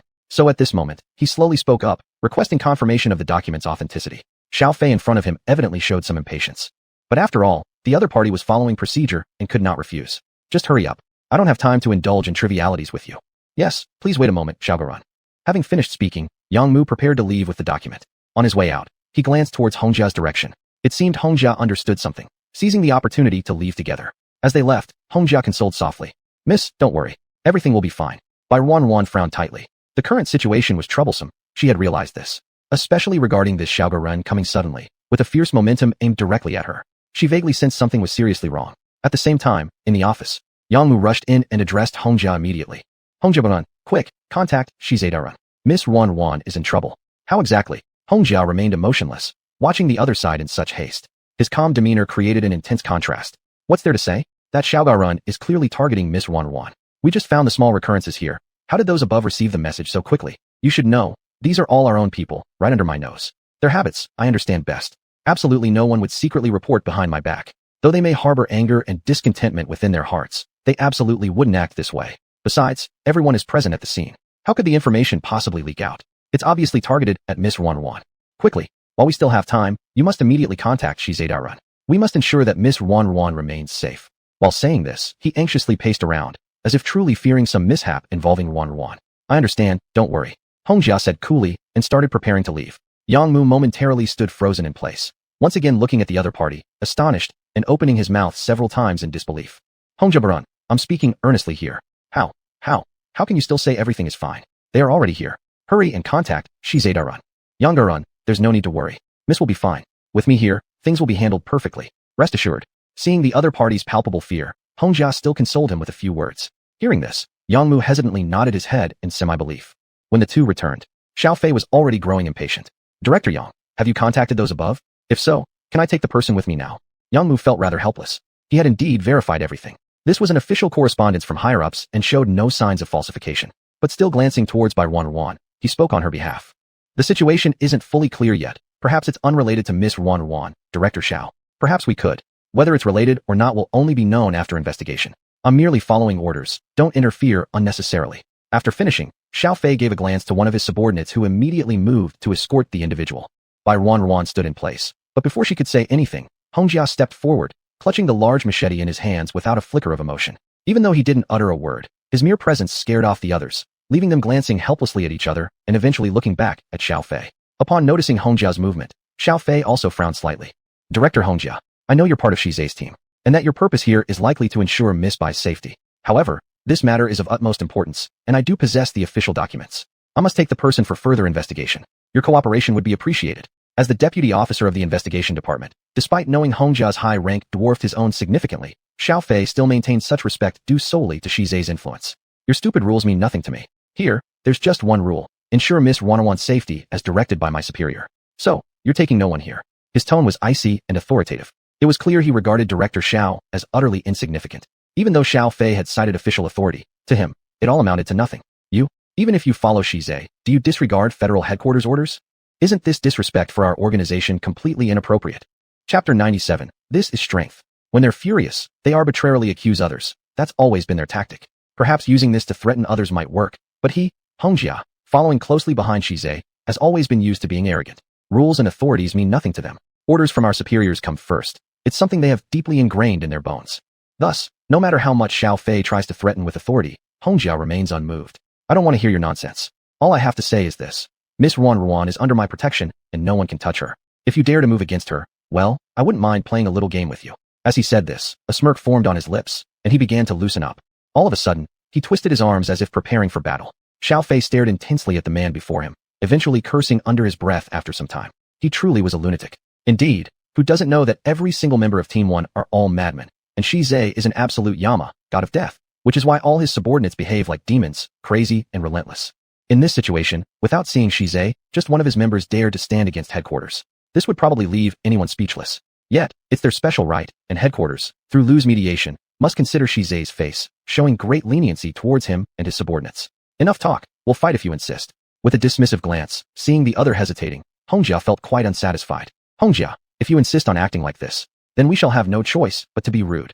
Xiao Fei clenched his fists tightly. As a deputy officer of the investigation department, he had never suffered such humiliation. Instantly, he issued orders, and those around him quickly moved forward. Hongjia had long been prepared, immediately engaging in combat with everyone. Even though he was alone, he could fight against so many people, showcasing that his strength was far from ordinary. Xiao Fei also felt a headache coming on.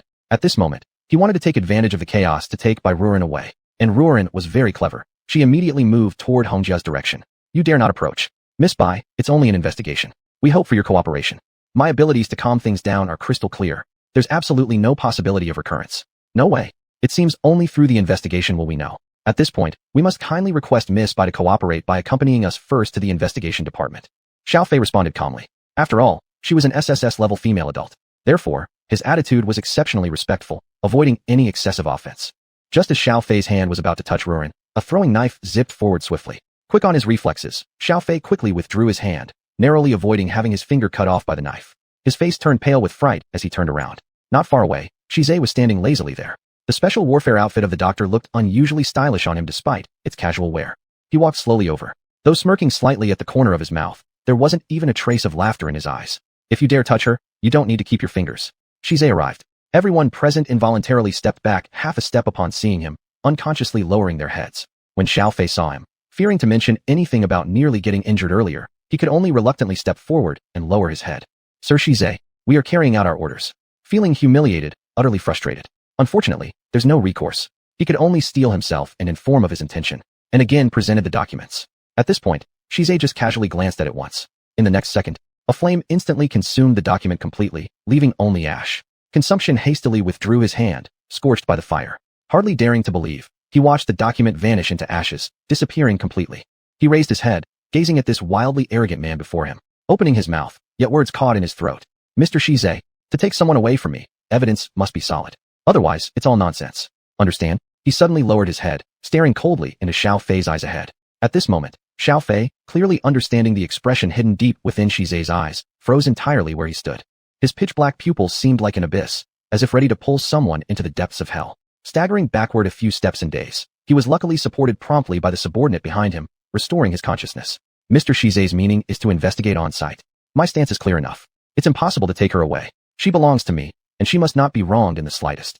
That place of the investigation department, she won't go. Such firm words reiterated his determination again. By now, Shize had already walked towards Bairoru. The little girl was obviously frightened by the situation at hand. Only when she saw Shize did she lift her head, her big watery eyes looking at him with a hint of shake. He said nothing, merely stretching out his hand to ruffle the little girl's head, as if offering comfort. Xiao Fei felt his scalp tingling. He glanced at Shize's back and saw his determination unwavering. Looking at the men he had brought along, all of them were taken down by Hongjia. Xiao Fei realized that taking the girl away wouldn't be easy. I'll go inform my superior. In the end, that was all he could say before rushing out in haste. Moments later, he returned with an unpleasant expression. Apparently, after informing those above, they actually gave permission. This Shize, now, had reached such heights of power and influence. Even the federal headquarters tolerated him to this extent. Xiao Fei resented it, even questioning why. The superior on the other end of the phone simply coldly informed him. Strength. That's right, just two simple words. Strength. Shize had sufficient strength to command respect, being the main force across the entire interstellar planet. His powerful strength and numerous achievements spoke for themselves. He had built his own realm with his fists, creating unique rules, and in doing so, brought peace to the interstellar Earth, protecting it from the insectoids. Because of this overwhelming strength, the federal headquarters had no choice but to yield, breaking precedent time and again. This is what strength truly means. Lord Shize, then we will conduct the investigation here. As Xiao Fei uttered these words, helplessness permeated the air, making him feel drained. Shize didn't even glance up, having known this outcome from the start, thus showing no surprise. Yang Mu, upon seeing Shize's appearance, also found solace. At least conducting the investigation on-site would spare Miss Wanran some trouble. The investigation department usually employed harsh interrogations and punishments once someone entered their premises. Miss Wanran, so gentle and delicate, couldn't endure such treatment. Fortunately, there was Lord Shize. This made Yang Mu feel much more at ease. Chapter 98. Shize, I didn't. Shize, I didn't. At this moment, Wanran reached out and pulled at the hem of Shize's clothes. A pair of watery big eyes looked at him, as if seeking approval. Shize curled the corner of his mouth, his usually detached gaze softening now, albeit rare. I know. His large hand gently patted Wanran's head again, as if telling her not to be afraid, he'd handle everything. Wanran relaxed a lot, but seeing such a large crowd, all seemingly targeting her, an inexplicable unease crept over her. However, with Shize by her side, this sense of unrest dissipated significantly. Bring the person up. Xiao Fei felt frustrated as he instructed his subordinates beside him. Immediately, someone brought Xiao Guozi up. He had just been injected with a sedative and was now unconscious, yet his animal form, transformed due to berserking, had not subsided, and one could clearly feel the malevolent aura emanating from him. Mr. Shize, since we are performing on-site investigation, we have specialized medical personnel who will come in for identification. If the mad value in this young soldier's body is too high, it can sufficiently prove that it's a relapse condition. He glanced questioningly at Shize, seeing that the latter did not speak, thus withdrawing his gaze and glancing at those around him. Soon, the specialist was led forward. He stepped up to conduct the examination while everyone else watched intently. A short while later, the detection instrument was brought forward. It displayed a number as high as over 90. Seeing this, everyone gasped inwardly. Such a high figure usually meant being on the brink of collapse. If this wasn't a recurrence, nobody would believe it. Mr. Shize, Xiao Fei, looking at the answer before him, nodded in satisfaction. Everything had progressed according to his expectations, or else, he as the deputy director of the investigation department, would indeed look quite embarrassing. Mr. Shize, please see, these values were tested under everyone's eyes. There won't be any problems. As he spoke, he looked expectantly at Shize, seeming to want acknowledgement from him. However, Shize, seated aside, merely cast a faint glance. Then what? He coldly countered, one sentence instantly leaving Xiao Fei dumbfounded at the spot. What? Just numbers, then what? Normal people can also reach this value. Isn't that so? His consecutive questions directly froze Xiao Fei on the spot. Mr. Shize, how could it be possible? With such a high number, how could it possibly? Before he could finish speaking, Hongjia had already walked over, retrieve the data information from the screen, and directly send it to the other party. These are the changes in our captain's numerical values over the recent years. Mr. Xiao Fei may take a look. His indifferent reply immediately silenced Xiao Fei, and the other awkwardly glanced once, then silently opened the panel, only to find that it sequentially recorded Shi Zhe's rising and lowering berserk values. He stuttered, no longer knowing how to describe the shock he was currently experiencing. He always knew this cold-faced King Yen, and there were all kinds of rumors circulating outside about him. His berserk pool was always suppressed by his own willpower, unlike other males who sought female solace upon reaching a certain age. Shi Zhe, until the appearance of this Miss Bai, had never shown good color towards females. Always thus. Therefore, he neither guarded females nor consoled them. This tough and brave male had solely relied on his self-restraint. Of course, the recorded information here was all true. After all, the detector published by Federal Headquarters could not be tampered with by anyone. Mr. Shi Zhe's abilities naturally exceed ordinary humans. How could they? If I can, why can't others? If it is just based on this point alone, it cannot be considered evidence. Shi Zhe had already interrupted the other's words, and Xiao Fei was once again frozen in place. Do you really have to defend him so obviously? Xiao Fei frowned deeply, right when he was caught between a rock and a hard place. A voice came from behind.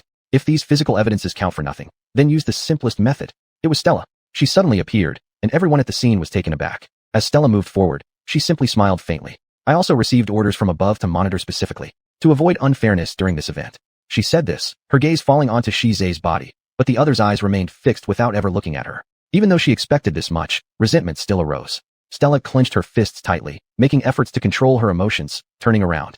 Director Xiao, how is the situation? Director Stella, you're here. Just conducted the test, but Mr. Shi Zhe rejected it. As he spoke, he gave Shi Zhe a guilty look, as if he were afraid of retaliation for speaking ill of him to his face. Stella, upon hearing this, glanced at the test results he handed over. Since Lord Shi Zhe has already said that the berserk value doesn't mean anything, then we might as well wake the person up and use the most primitive method to detect their mental fluctuations. Mental fluctuations were the most insoluble aspect. In general, the mental fluctuations of those who lost control would be very erratic, while those who relapsed were usually on the brink of mental collapse. Once detected, it could clearly determine the situation. What? Detecting mental fluctuations? That's quite painful, and comes with after effects too. Even though this method can clarify the situation, shouldn't we ask the party involved first? After all, if something goes wrong, who will take responsibility? You're right. Xiao Guozi is still a child. How can such a method be used on him? Stella-sama, I know you are eager to get to the truth, but we must seek consent from the individual involved. Absolutely, this must be learned. The group nearby was shocked by the idea of detecting mental fluctuations. Not to mention an adult like Xiao Guozi, so young. If they undergo mental fluctuation detection, they might not withstand it and could go insane immediately. The cost is simply too high. Even though they represent the authorities, they shouldn't act arbitrarily. I understand, which is why I brought a Qingxing drug. If administered to the subject, it will ensure they remain lucid for half an hour. This reduces their suffering and allows us to inquire if they are willing to cooperate. If they agree, the half-hour window is enough to detect their mental fluctuations. If they refuse, then we'll need to find another way. She spoke casually, but who would have thought she'd even carry such medication, obviously coming prepared. When she reached this point, Stella also looked at Shi Zhe beside her, her eyes filled with curiosity. Chapter 99. The results are out. If the mental fluctuation test results come out and prove that he is a relapsed out-of-control subject, then Lord Shiza, everything will have to proceed according to the rules at that time. They are afraid of you, but I, Stella, am not afraid. Everything must be handled according to the procedures of the Federal Headquarters. At that time, it would be good if Lord Shiza could understand. She smiled at Shiza, but beneath her eyes was already filled with jealousy and resentment. Shiza did not respond, his gaze remaining cold. Watching him as he continued to comfort by Wan Yin beside him, Stella withdrew her gaze, her face twisting because of her almost uncontrollable emotions. Soon, little Guoza was given some medicine. Yang Mu and others nearby were very worried as they helped support little Guoza. What happened? Little Guoza, do you remember what occurred? Good child, don't be afraid. It'll be alright, it will definitely be fine.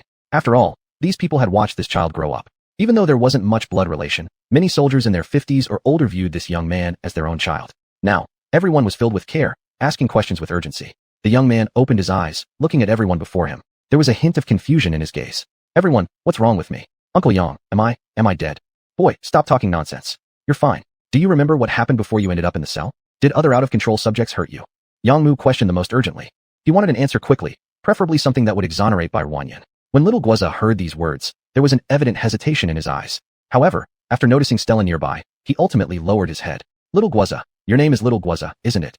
Sure enough, Stella approached at this moment. Yes, Lord, my name is Little Guoza. He knelt respectfully on the ground. I gave you a Qingxing drug. You have only half an hour. Currently, we need to determine whether you are a relapsing out-of-control subject. But the evidence now is insufficient, so we need to perform a mental fluctuation test on you. This test is extremely painful and may result in side effects. The Federal Headquarters never forces anyone, so we want your answer. If you're willing, we'll take you for testing. If you're unwilling, it's fine. Stella finished speaking, stepped forward, and lifted the boy's chin with her finger, lightly caressing his face with her crimson nails. Good child, don't be afraid. If you're unwilling, it doesn't matter. You can think carefully. After all, this answer is crucial for everyone. Stella was charming and beguiling. Her lively eyes seemed like they could suck one's soul away at that moment. Looking at her, little Guaza's body moved slightly, and in a daze, it was as if he thought of something. He bit his chin tightly, then turned his head away, slowly standing up. I'm willing. After these words were spoken, a chill ran through those around him. Child, you should think carefully. Truly, is this something you want to do? I don't know what happened, but since we need to find the answers, and it requires my cooperation, I'm still willing to cooperate. No matter the pain, I can endure it. Little Guaza answered in a dull tone. He appeared to be as stubborn and fearless as he used to be, but upon closer inspection, his eyes were constantly dodging. He barely dared to look in by Wanyan's direction, seemingly out of guilt or fear. Good, what a great child. Since that's the case, let's conduct the mental fluctuation test. Stella curled her lips in satisfaction, very pleased with this response. Quickly, someone came over and grabbed little Guaza, binding him tightly. They took out advanced equipment from a box and attached it to little Guaza's head accordingly. Everyone looked on with tense anticipation. The mental fluctuation test was originally intended for extracting valuable information from spies during interrogation. Later, due to infections caused by the insect species, such tests gradually began being used on out-of-control individuals to measure the extent of their loss of control. But this process was excruciating, so eventually, the federal headquarters banned its use, opting instead for other methods to assess the condition of out-of-control subjects. For recurring out-of-control cases, the only available method of detection, apart from measuring matization levels, was analyzing the mental fluctuations. Everyone held their breath, almost unable to bear to look. Soon, the young man's anguished screams of pain rang out. The scene unfolding before them was truly unbearable to watch. Many people couldn't bear to watch, lowering their heads and sighing with worry etched on their faces. It lasted for 10 minutes. Even Wanyan found herself unconsciously clenching her fists. Lord, the results are out. An underling respectfully handed over the panel. Stella glanced at it, and immediately her lips curled into a fiery smile. Lord Shiza, it seems this matter is as clear as day now. She smiled seductively, turning her head and handing over the panel. Shiza gave it a brief, indifferent look, still unmoved. To be honest, Stella truly detested his calm, detached demeanor. So cold, so distant, refusing anyone from afar. She, Stella, was a goddess high above others. With countless male lovers surrounding her, which man wasn't submissive to her?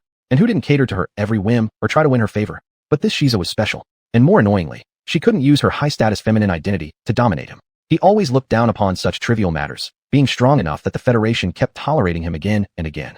Even Stella herself couldn't do anything about him. Initially, she thought he was just an interesting man who would be hard to conquer. But now, she gradually felt powerless. That feeling of wanting to hold on to someone but never truly grasping them. When she looked up, it seemed like he was always at the peak, never weaker than her. This sensation made Stella madly obsessed, leading her to persistently want to dominate him. If you're willing to confess personally, your life could be spared. Considering your youth. Shiza suddenly spoke, clearly not addressing Stella. His gaze landed on little Guaza. Little Guaza, who had just undergone the test, was already mentally and physically drained. Totally collapsed on the ground. Helplessly, those around him lifted him up with sympathy. But hearing Shiza's words, everyone obviously paused, perplexed. Little Guaza slowly raised his head, meeting Shiza's gaze. Chapter 100, Killing to Silence. He felt a jolt in his heart, and immediately turned away, moving his gaze elsewhere, clearly unable to meet the other's eyes. Master Shize, what do you mean by that? The people around obviously were all confused, and only Yang Mu dared to step forward and ask with determination. Shize stretched out his hand and pointed at little Guazi.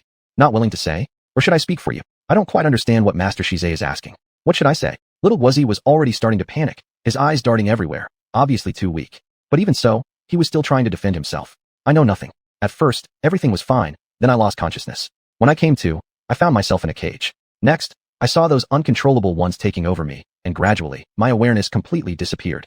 Little Guazi, looking down, began repeating this account. Each sentence sounded as though it had been carefully prepared in advance, without any emotion, as if simply fulfilling someone's instructions, just needing to recite them aloud. However, after finishing speaking, he suddenly spat out a mouthful of blood due to extreme weakness. It was evident that this was a side effect from the recent mental fluctuation examination.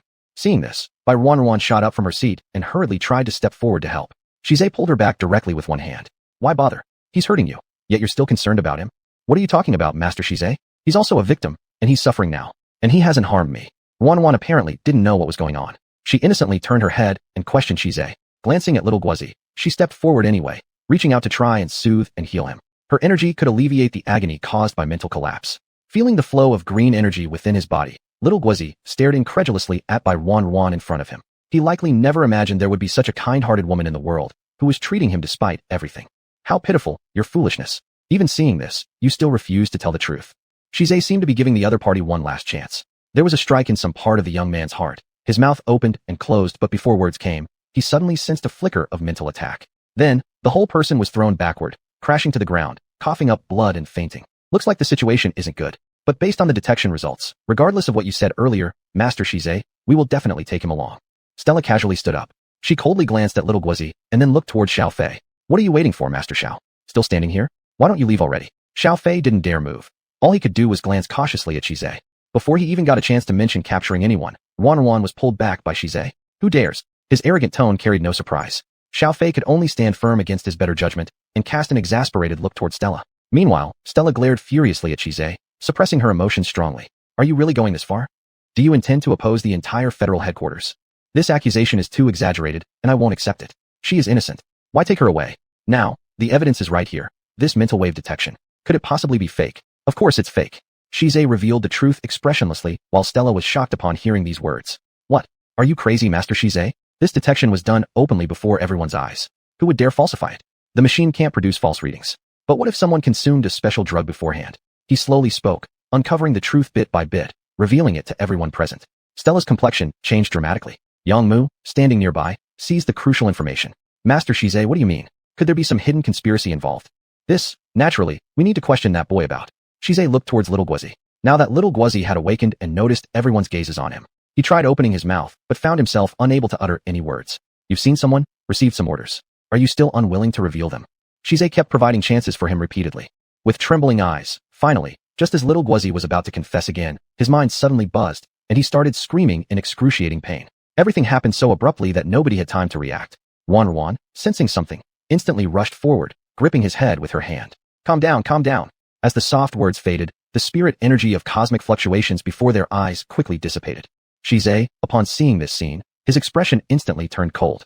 Under my very nose, and you still dare to act recklessly, he shouted in a chilly voice. Following this, Stella's red moon abruptly flew out, smashing heavily onto the ground, spitting out a mouthful of blood. Her mind suffered damage, and she immediately fainted. Silence. After a brief moment of quiet around them, chaos erupted. What's going on? What happened? That isn't Stella's subordinate anymore. What did she do? She was trying to silence someone by killing them. My goodness, that doesn't seem right. Could it be that someone is attempting to frame Miss Wan? You've noticed now? Didn't you see how little Guozi was controlled? It was that red moon. And that red moon belongs to Stella. No wonder why Miss Stella would come here. It must be this reason. But how could this happen? Does Miss Stella have some deep-seated grudge against Miss Wan? Who knows? The murmurings of those surrounding caused Stella's face to become grim with uncertainty. All she could do was feign ignorance, glaring angrily at Red Moon nearby. Red Moon, what exactly are you doing? The person who had fainted was suddenly yanked up, her consciousness jolted back with mental stimulation. With unfocused eyes, she looked at Stella, then with a thud, fell to her knees. Master, spare my life. I acted foolishly, angered by White Lady showing disrespect to you, which made me conceive an evil thought. Thus I devised this stupid plan. Master, please spare me. Red Moon shouldered all responsibility for the events. But Stella, after hearing these words, simply walked forward coldly, placing a foot on the other's back. Useless waste, who permitted you to overstep me and do these things? You truly deserve death. As she finished speaking, a crackling sound could be heard. Red Moon's whole body had its bones crushed underfoot, leaving her struggling faintly. Chapter 101. He is just a tool. Miss Stella truly has remarkable skills to so easily kill such a loyal aide. Shize's gaze fell on the body of Hong Yu lying on the ground. He obviously knew this person well. Hong Yu was Stella's most loyal aide, like her right-hand man, yet she didn't hesitate to kill him in front of everyone. This clearly showed that Stella's methods were always ruthless. As long as there was even a slight threat to herself, she would not hesitate to eliminate it. Even if it was her carefully cultivated confidant, she could still abandon them. Nothing in this world was more important than her own interests. Just a useless person anyway, but to dare carry out such evil deeds behind me. As the master, I naturally have to deal with it, and thus demonstrate my resolve. The upper levels of the federal headquarters will absolutely not permit or tolerate such things from happening. He was after all one of my confidants, and this is also my fault. I've already handled the matter. I'll take responsibility to those above. With no further issues, I shall leave first.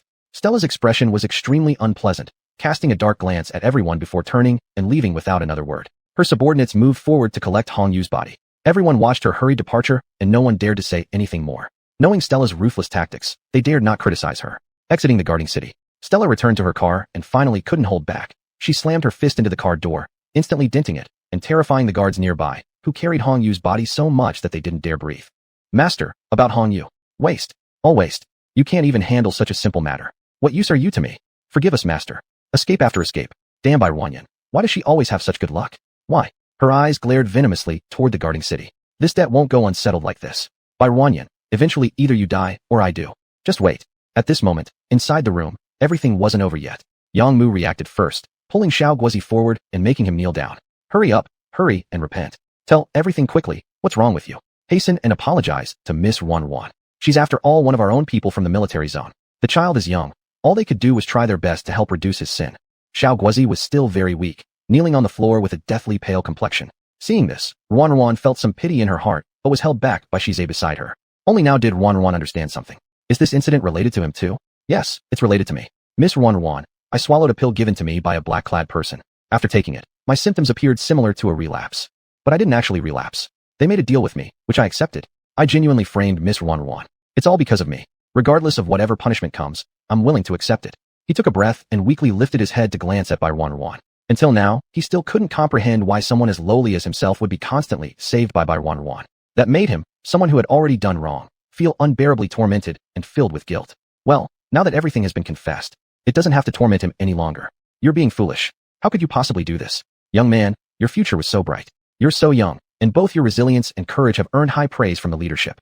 How could you take this wrong turn? You're being foolish. Yang Mu beat his chest and stamped his feet, full of regret and reluctance. He couldn't believe that such a good kid would take a wrong path. He really couldn't understand it. What did that person trade with you? Wan asked this question now. Her eyes held no hatred or blame, only deep understanding as she looked at Xiao Guozi in front of her. I heard from Director Yang what you went through to join the military zone. You were braver than others and feared nothing. With a mind like yours, I don't believe you would fall for simple benefits. There must be something else motivating you. If you tell me, I won't blame you. Bai Wan spoke sincerely. Others hearing her words looked unbelievably at Bai Wan, believing deeply in the kindness of the good Miss Wan. But Wan thought simply. Clearly, Xiao Guozi wasn't a vicious person. He must have been driven by circumstances beyond his control to fall into the enemy's trap. He became an accomplice. Being young, Wan was willing to give him a chance. Speak quickly. Now that Miss Wan has spoken, why don't you confess truthfully? You must quickly say everything without any concealment, not even a little bit. Did you hear me, Xiao Guozi? The people around him were all worried about his situation. They understood that this was a step down offered by Wan. They appreciated her kindness and felt even more frustrated with Xiao Guozi. Xiao Guozi remained kneeling on the ground. He raised his head incredulously, looking at Bai Wanyan in front of him. Seemingly shocked, he was temporarily at a loss for how to respond.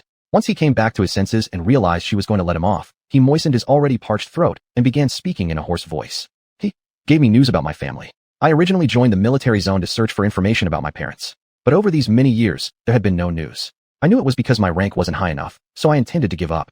But I don't know how they found out about this, and they even provided a document indicating my parents' whereabouts. I didn't dare think too much. It was a wish unfulfilled for so many years. I dreamt every day to see them again. So, I accepted their terms. At first, they assured me that nothing harmful would happen to Miss Soft, Wanyan. When he got here, he paused. He knew whatever he said further sounded like excuses. However, once he realized he wouldn't die immediately, his first thought was still to find his parents. Thus, he cherished this opportunity and fully confessed all details. He wasn't afraid of dying, never was. Yet, the thought of not verifying if his parents were truly alive before meeting death filled him with despair. Without proof of whether his parents were still in the world, he simply could not rest easy in death. Bai Wanyan looked at the pitiful youth in front of her and naturally recalled what Yang Mu had previously told her about his background. Shize, let him go. She turned her head toward the person beside her. She wasn't stupid, nor overly benevolent. From this matter, she saw clearly who the real instigator was behind all of this, Stella. Having survived in this world for so long, she couldn't possibly misunderstand such fundamental truths. In the end, the boy before her eyes was merely expendable, an insignificant tool. Chapter 102. Does Shize like me? He might not intend to be utilized by others, but he has indeed done so. Since he made a mistake, he must be punished. Wan, being overly kind is not a good thing. Only tough measures can deter them and make them realize that you're not an easy target for bullying. Otherwise, they will keep repeating their mistakes without repentance. Shize's cold voice echoed as he briefly glanced at little Guoza. Clearly, the concept of leniency didn't exist in his dictionary. If one chooses to act, they must bear the consequences. Wan understood this principle and fell silent for a moment. But I am fine in the end, and he has suffered a great deal, enduring much hardship. He has worked hard to protect his home. Let's consider this as making up for his past wrongs, and a minor punishment should suffice. He planned to change eventually. Could we let it go? Wan looked at the man before her with pleading eyes. Shize sighed helplessly. By nature, he would impose severe penalties, yet moved by Wan's supplication, some softness crept into his heart. He didn't want to upset the young lady. Death penalty may be avoided, but punishment cannot be escaped.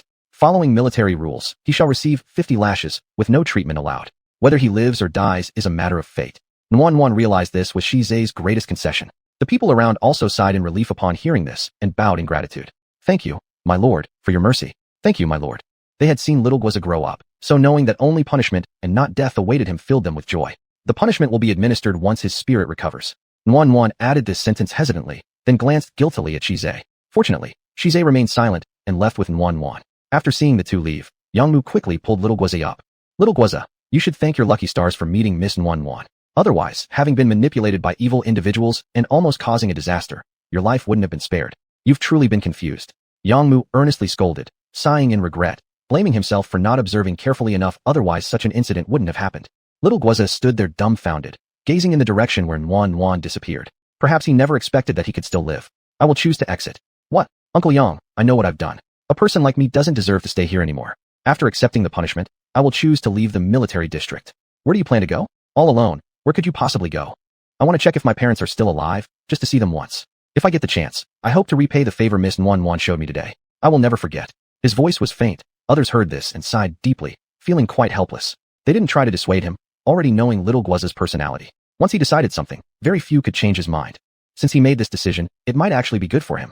He was young. Staying in the military district guarding the city wasn't necessarily the best option. Still young, with a long way ahead. One mistake does not mean the end. Sincere repentance leaves room for opportunities. In the next couple of days, the guard town became unusually quiet.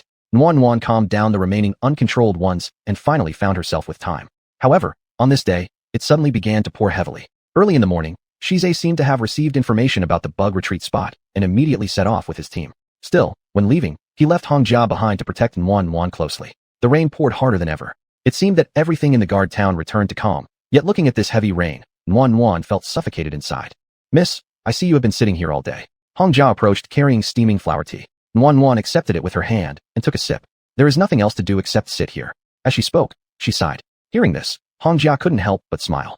You shouldn't blame the captain. This mission is dangerous, and if anything happens to you, the captain would definitely be worried. Hongjia spoke seriously, and Nuan seized the key point, responding with a peculiar hum as she turned her head to look back at Hongjia. Would he be worried? Really? Hongjia, does Shizai like me? Nuan asked straightforwardly, startling Hongjia into shaking slightly. Me, miss. I don't know about the captain's affairs. I don't know how to answer. What do you mean you don't know how to answer? Weren't you doing just fine answering before? Nuan hummed softly, glaring at Hongjia, clearly noticing that the latter dared not to speak.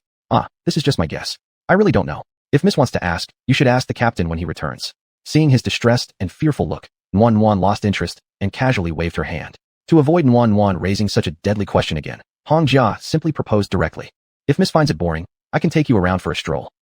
Go for a stroll? Yes, the rain view has its own charm. There is a scenic spot nearby. During the rainy days, the scenery is particularly nice. If miss wishes, I can drive you there. Hongjia truly went to great lengths to calm by Nuan. The originally bored little girl indeed perked up upon hearing these words. That's good, let's set off now. Nuan couldn't wait and immediately rushed outside. Seeing this, Hongjia quickly grabbed an umbrella from beside him and jogged over. Miss, please slow down. After Nuan got into the car, she still seemed very excited. Hongjia driving in front deliberately drove slowly so that Nuan could enjoy the scenery outside. It was raining less heavily now, so she rolled down the window. Red Armor, can you drive a little slower? The scenery along the way is also beautiful. Yes. Nuan was in a pleasant mood and stretched out her hand to catch the raindrops falling outside. The car moved very slowly. Besides the pitter-patter of the rain, Nuan seemed to vaguely hear other sounds. Did you hear that? What happened, miss? Didn't you hear the sound? It's as if someone is shouting. Nuan pressed her ear against the window. She must have heard correctly. Someone was shouting, seemingly for help. Hongjia furrowed his brow slightly. He didn't hear anything. Just as he wanted to open the window, Nuan suddenly pointed in a direction. Chapter 103, More Than One Kind of Worm Poison. Over there, go over there. Nuan quickly analyzed the location and then instructed Hongjia. Without hesitation, he drove the car in that direction as Nuan suggested. Sure enough, as they got closer, even he could hear cries for help. Save me, save me. Stop hitting him, stop hitting him. Can someone please come and save us? It was a very pitiful plea for help. As they approached, they could see a small child lying on top of someone, trying to prevent others from beating them up. Rainwater drenched his body, blurring his face. He pleaded desperately, wanting to protect the other person, but his frail frame was easily kicked aside, falling onto the ground in agony with blood streaming down. Seeing this, Nuan was shocked.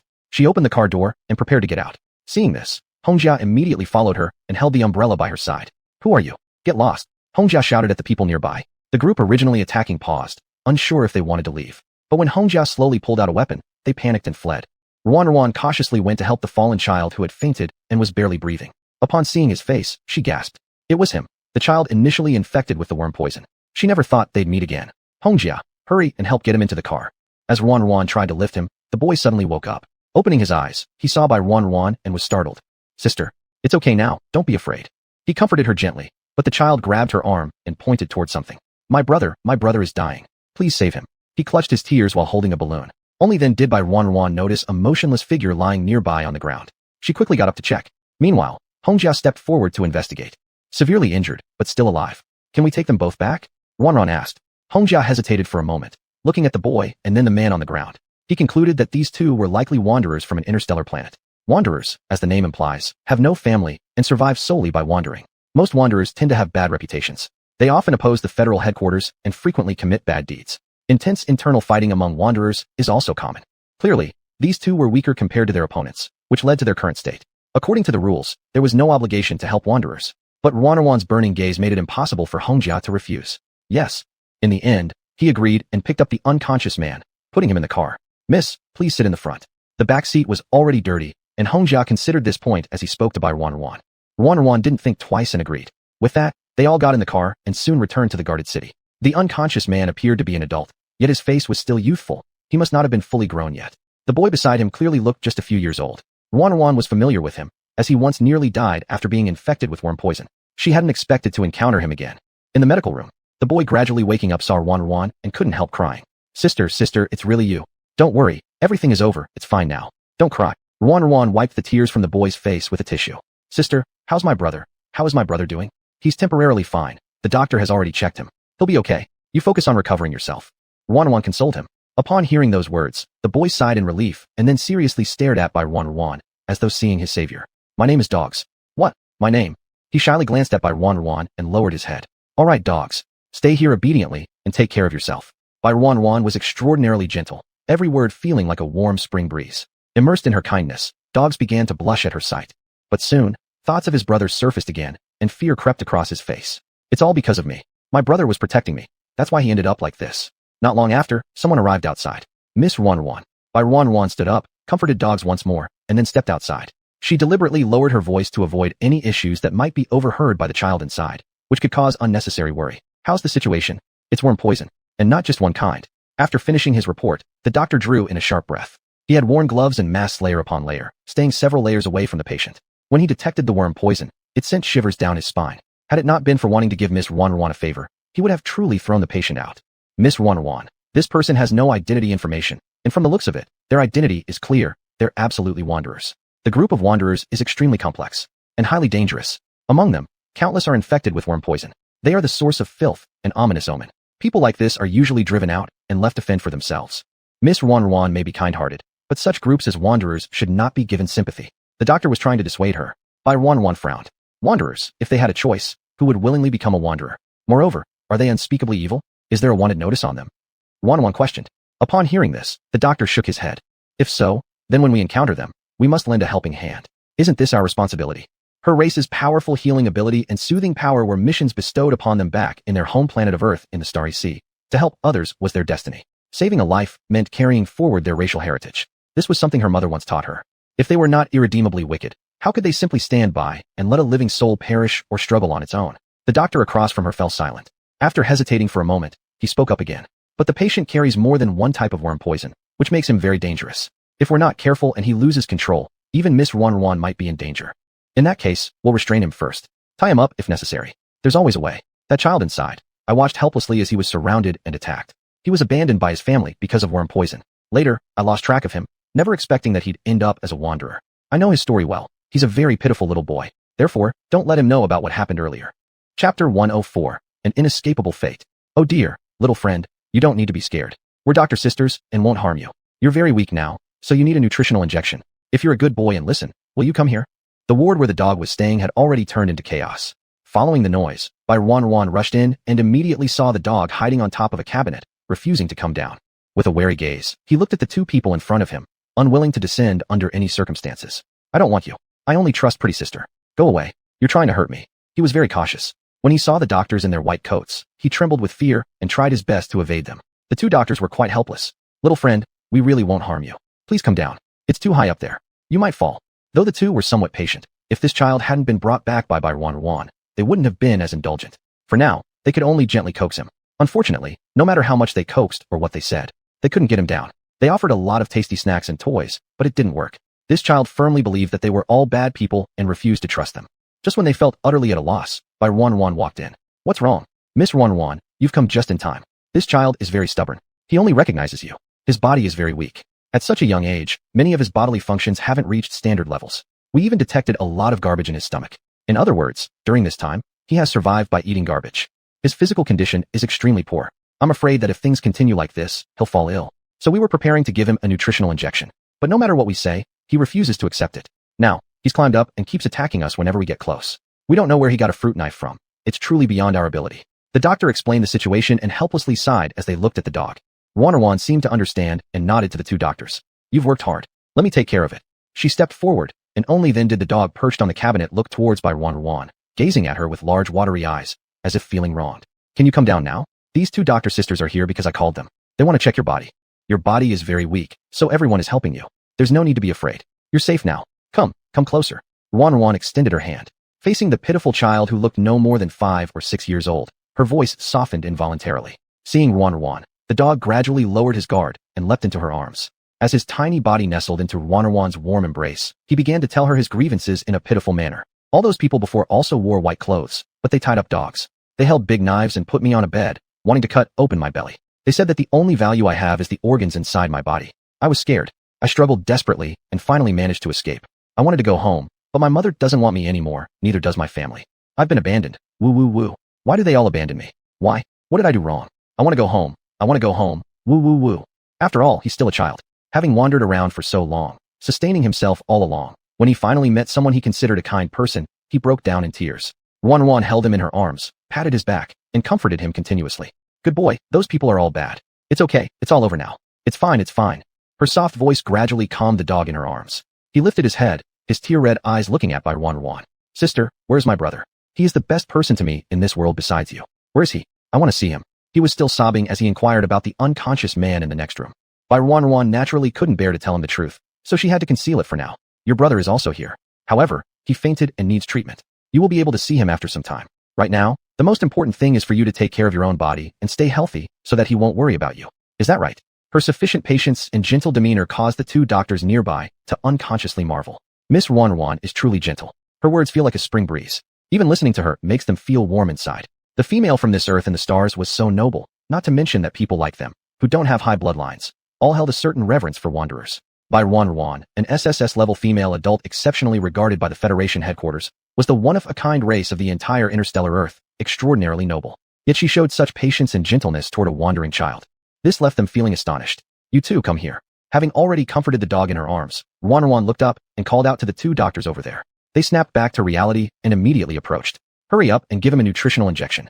All right. The two hurriedly wheeled the cart and retrieved the medication. At this point, even though the dog was still watching them cautiously, he didn't struggle. With no hesitation, he bravely extended his hand as he stared at the long needle without blinking. After the injection was administered, Ruan led the dog to the hospital bed. She helped cover him with blankets and gently touched his head. Have a good sleep. When you wake up, everything will be fine. Sister, big brother will definitely be alright, right? He's very unlucky. Those people keep looking for him. We absolutely can't let them find him again. You must save him. Brother is a really good person. Don't worry, everything will be fine. Ruan continued to soothe him until the relieved dog finally began to drift off. It had been so long since he last rested. His body was almost drained. Now, after the nutritional injection and the calming effects of the tranquilizer took hold, he gradually fell asleep. Leaving the room, Ruan just happened to meet Red Armor outside.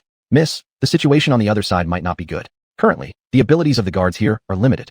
The drugs available here can no longer control the condition of those people. Generally speaking, if someone is infected by bug poison and it isn't treated within 24 hours, mutations will begin depending on their physical condition. If the physical strength is strong enough, they may hold on for a few more hours before losing control. But ultimately, they cannot escape this fate. Chapter 105 absolutely can't have anything happen. I'll go check. Ruan's brows furrowed as she walked towards the adjacent room. By this time, the doctors inside had already come out. With their multiple layers of disguise, upon seeing Ruan, they immediately greeted her respectfully. Miss Ruan, wasn't the medicine effective? If it was just a simple bug poison, using an antidote within the controllable range would completely cure it. Unless treatment was missed at a critical time. However, his situation is different. 3 different types of toxins have been detected. After testing, only 2 of the 3 toxins were identified. There's still 1 toxin that hasn't been detected. Most likely, it's similar to the condition of the soldiers guarding this city. It could be a new special kind of bug poison. What shocks us now is that even with such a mix of numerous toxins in his body, he's somehow fine. All bodily functions are showing normal status, except for being in deep coma. His physical constitution is unusual, and it's highly probable due to bloodline strength. It's precisely because of this that he has not died for so long. But if this continues without treatment, it will certainly result in a loss of control. In that case, I'll do it. Wanran spoke directly. Upon hearing these words, Hongjia immediately stepped forward to stop her. Miss, you've already calmed the soldiers of the guard city, which consumed a lot of energy. You've only just recovered. This man has been affected by 3 kinds of toxins. If you try to comfort and heal him, it will surely consume a great deal of your energy. The captain, before leaving, gave strict instructions. Absolutely no harm must come to you. Previously, because you tried to calm down the captain, you passed out. Currently, the soldiers of the guard city are at their limit. Your complexion hasn't yet recovered. If you continue pushing yourself like this, then I can still endure. I know my own body well. Wanran turned her head and looked at Hongjia. She knew the other party was worried about her. One life cannot be left to die. I would know when to stop if I felt strained. I'm not that foolish. After offering a few more comforting words, Hongjia didn't say anything further. Wanran entered the room. Hongjia then turned around and addressed the doctor standing beside him. Prepare everything immediately. Recovery potions, etc. The energy chamber, all prepared. Absolutely nothing must happen to Miss Wanran. Do you understand? Yes. Perhaps it was a hallucination. Bai Wanran felt that the moment she walked in, the temperature dropped noticeably. She glanced suspiciously at the surroundings, but didn't dwell on it too much, heading straight for the bed. The man lying in the bed had changed into a hospital gown, washed off all the dirt from his body, and his messy hair had been cleanly shaved away. Now his clean and tidy face was exposed, with smooth cheek lines and distinct bone structure, giving off an aura of icy handsomeness, especially as he lay motionless on the hospital bed now, looking quite unapproachable. So cold. Retracting her gaze, Bai Wanran suddenly shivered. She wasn't imagining it. Approaching him, she could distinctly feel the cold, very cold. Her gaze landed once again on the man's arm. Pondering for a moment, she reached out tentatively, feeling an ice-cold sensation that made her shiver again in disbelief as she stared at the person before her. This kind of temperature, how could it be that of a normal human? Uncertain, she extended her hand again to probe his pulse and breathing. If it weren't for the faint signs of life, she might really think he was dead. He'd been moving around for quite a while now, sighing in relief. Even though Bai Wanran didn't understand why this situation was so strange, she wasted no time hesitating and slowly extended her hand. Green comforting energy surged forth, covering his body. Instantly, the originally frigid body gradually warmed up. Visibly relaxed, he appeared much better.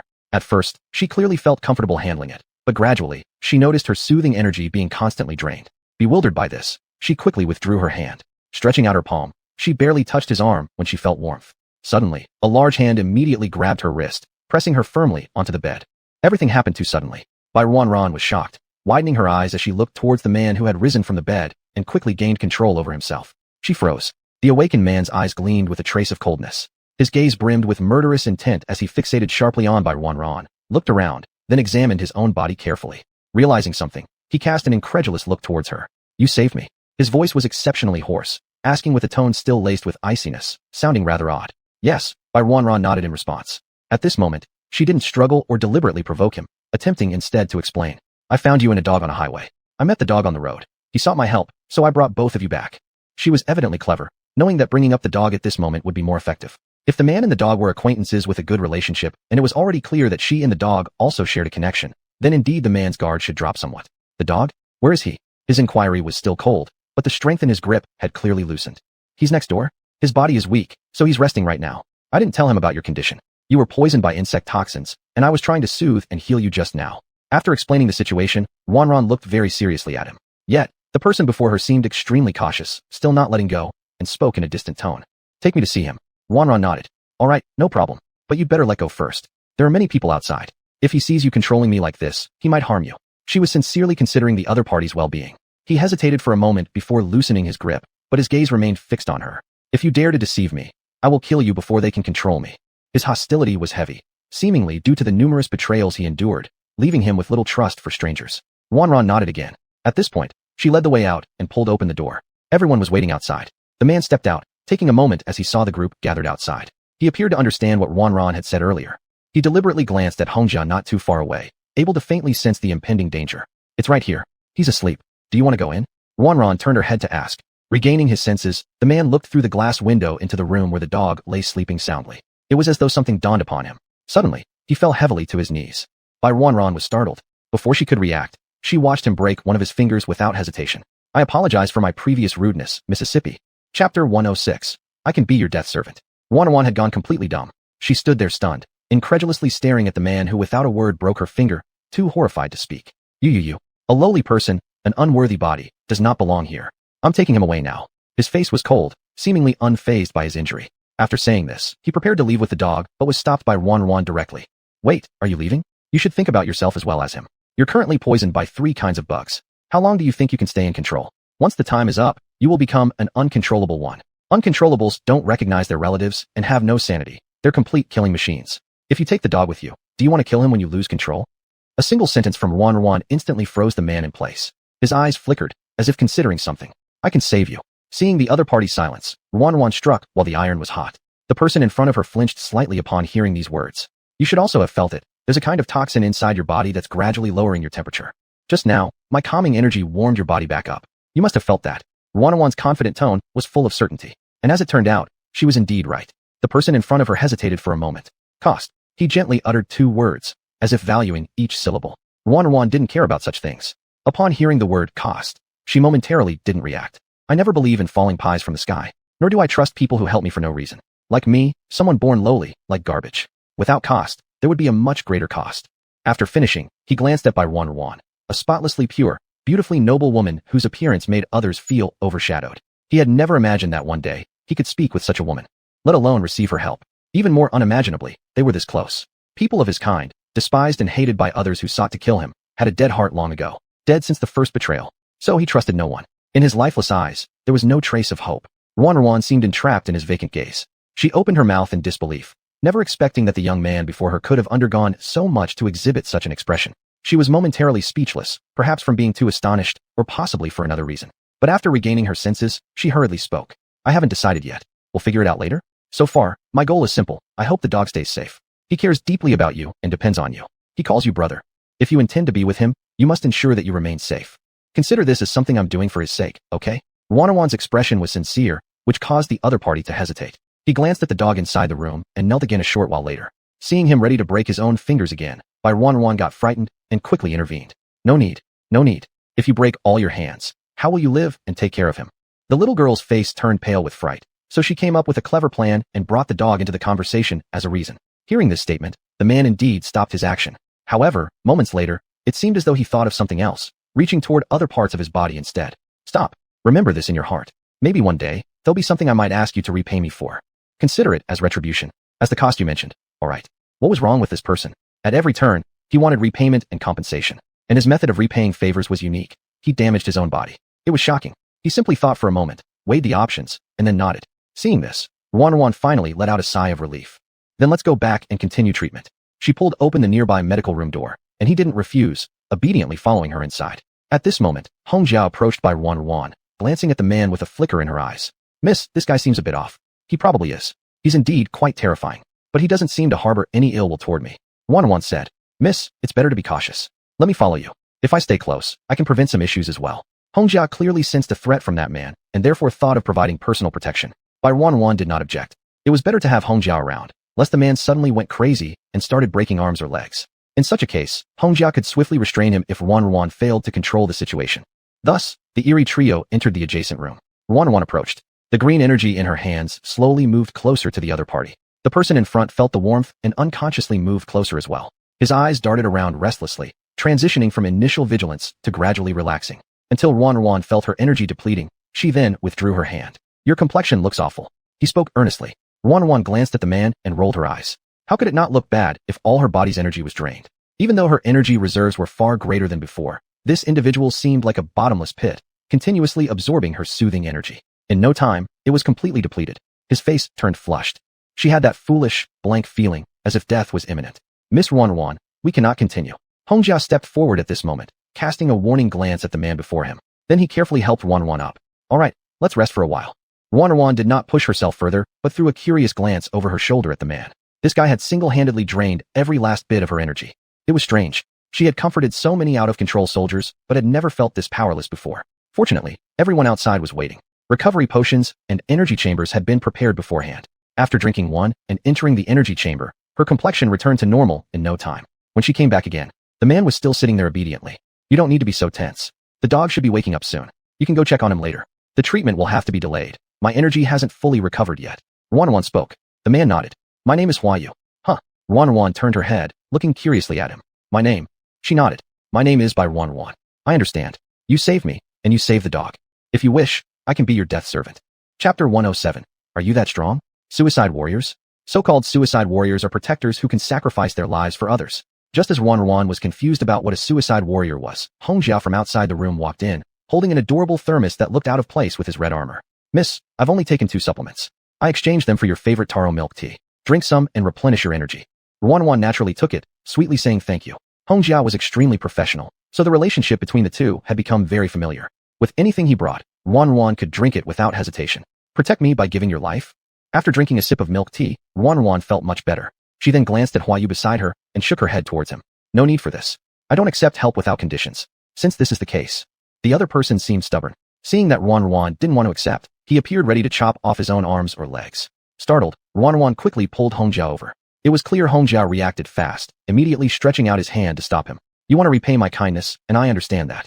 However, Miss is extraordinarily noble. Not just anyone can become her suicide warrior. Hongjia's words calmed the other down somewhat. He pondered for a while before raising his head and looking at the other. You can try out my strength.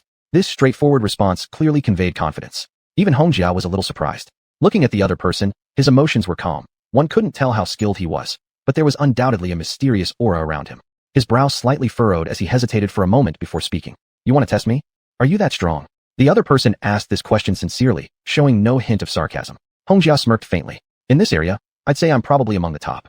The team leader wasn't present, and although some of his other teammates had comparable skill levels, on this territory, Hongjia was definitely among the best.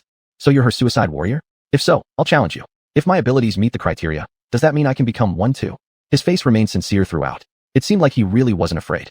Hongjia couldn't help but find the situation amusing. He looked at the man in front of him coolly and asked suddenly, to challenge me? Do you even know how strong I am? As he said this, he unconsciously released his powerful aura. A massive pressure surged forward, yet the person in front didn't flinch, standing still without moving an inch. This sparked Hongjia's interest. Wan sat to the side, sipping on her milk tea from the thermos, her eyes darting back and forth between Huayu and Hongjia, seeming to want to see who would come out on top. Hongjia, don't scare him off. At this point, Wan pulled Hongjia's sleeve lightly, carefully whispering. He's a wanderer after all, already pitiful enough. Don't bully him. Miss? I'm not. Hongjia couldn't help but let out a wry smile. Look at this guy. Fearless and completely undaunted. If he truly has the skills, having another person to protect Miss will make her safer. It's indeed a good option. After a careful thought, Hongjia continued seriously, as if evaluating whether it was feasible. Meanwhile, Wan frowned.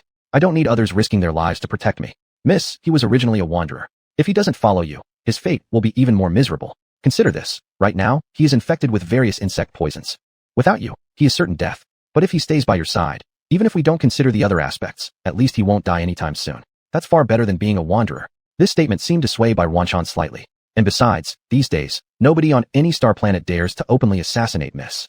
He won't have problems in the short term. You see, I've been by Miss's side for such a long time without issues, right? It does sound somewhat reasonable. Wan gradually began to agree. But Hongjia clearly had his own plan. His gaze, filled with scrutiny, looked at the other person. But it still depends on whether he qualifies. Well, you'd better go easy. You shouldn't injure him. What Wan mainly considered were dogs. This child currently wasn't much better off than the last time they met.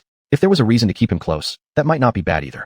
Moreover, Hongjia was right. She currently faced no danger. All those unfounded accusations were in the past. On a peaceful planet like this, there probably won't be many issues. It's better to give them a way out than let them wander and struggle outside. In the past, Shize always said that there were too many pitiful people in this world. It was impossible to save them all. Back then, Wan used to think, if we can't save everyone, when we come across someone who we can help, we should just offer a hand. Just like her mother used to say often. Good and evil will reap their own consequences. The kindness you sow now will certainly bear fruits that please you. She is learning from her parents' ways from the past, and therefore doesn't believe such kindness should be discarded. Lost in thought, she saw Hongjia already stepping forward. Kid, if you can withstand my 3 punches, there's no need for further words. Consider yourself qualified. 3 punches? All right. He simply nodded his head, as if not the slightest bit afraid. Hongjia looked at the other side more interestingly, and they moved outside. Wan followed immediately. In the yard, curious soldiers nearby turned to watch the scene. Huayu stood firm on the spot, unmoving like a mountain. Hongjia, however, seemed somewhat excited, as if he hadn't had a chance to flex his muscles for a long time. Now, he twisted his wrists, adjusting his state. Hey, pay attention. Here I come. Suddenly, Hongjia exerted himself, and an imposing energy sent shockwaves through the crowd. Then came the fierce punch that rushed straight toward Huayu. Without looking away, Huayu met the punch by merely raising an arm to block it. When the punch connected, Flower Armor originally thought such a punch would be enough to knock anyone down flat. But surprisingly, the man just grunted under the impact, and took only 3 steps back. No more than 3. After shaking off the initial force, another punch came flying in, which vibrated his hands with numbness. Yet even so, there was still no expression change on his face. just as if this didn't matter much to him. Rubbing his arms, Huayu continued to stand upright and look up towards Hongjia. Chapter 108. Possessing a Special Constitution. At this moment, Hongjia clearly realized that something was off about this guy. He muttered, "That's strange," and began to gather energy for his second punch. "You seem pretty tough, kid. Since that's the case, I'll increase my strength by 8 parts, and you'd better hold up. If you can't handle it, I'll let you dodge." It's not that Hongjia is overly arrogant. He knows the power of his fists well. This time, he was giving friendly advice to avoid unnecessary harm. Before stepping into the arena, he had promised by Wan that he would avoid injuring the opponent. With no grudges or enmities, he naturally didn't want to hurt anyone. Bring it on. Huayu remained calm, as if fully prepared. Hongjia couldn't help but curse under his breath, feeling that the other party was odd like a stone statue. But he no longer held back, gathered his strength to 8/10, and swung directly at the person in front of him. Boom. The crowd looked at the scene before their eyes and were shocked. Adult Hongjia is truly worthy of being Adult Shiza's #1 subordinate. His formidable strength really only comes second to Adult Shiza. That's natural. There are no useless people on team #1, or they wouldn't have become #1. Every individual under Shiza Yun is extraordinary. Otherwise, how could they have achieved guarding a city with just a small team? They even drove back 3 insect race armies. Their terrifying combat ability is not just what we've seen. We haven't witnessed the full extent yet, but today has been enlightening to be able to see Adult Hongjia in action. The power of this punch is quite impressive. It feels like an average person can't withstand it. The guy in front shouldn't be dumb, should he? Why isn't he dodging right now? I don't know what he's thinking. If someone takes such a punch, I feel like they'd be done for.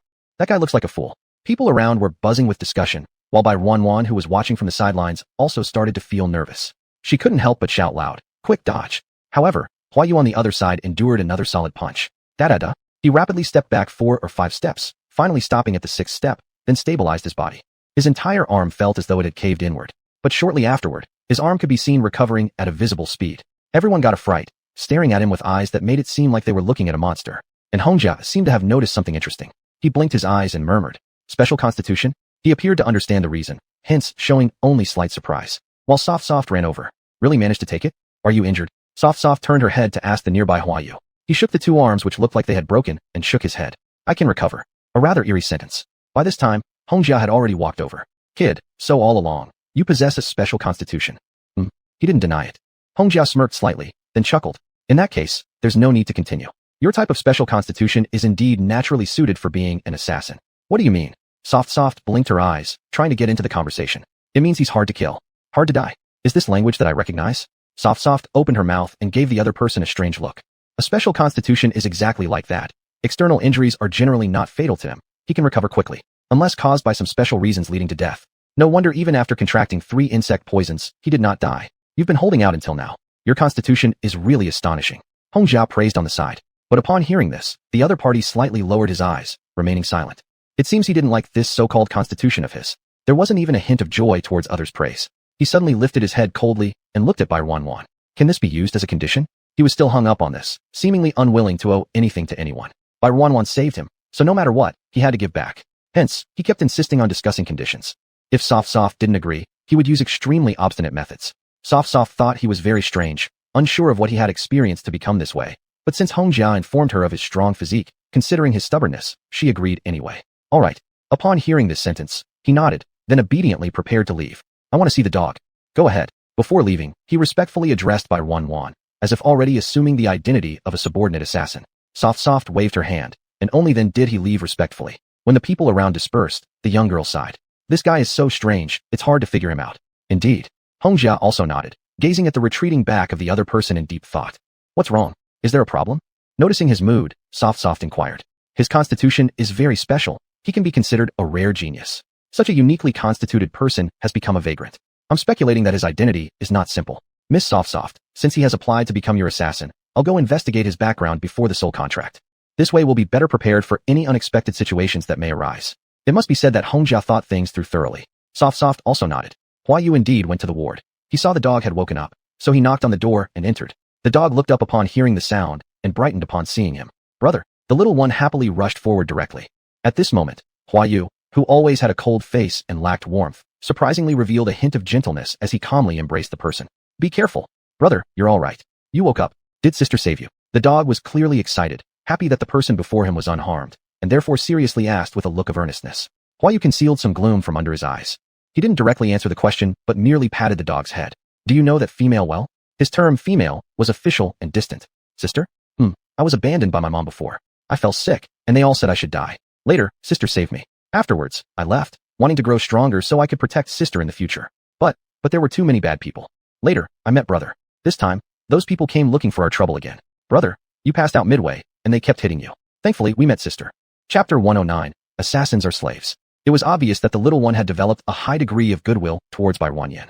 She didn't engage in much discussion, merely stretching out her hand to ruffle the little one's head, gently giving advice. Don't trust any female easily, and don't trust anyone. I've already told you this before. If she were really a good person, why didn't she take you in at first? Why did she let you wander off, nearly dying? They are all the same, equally cold.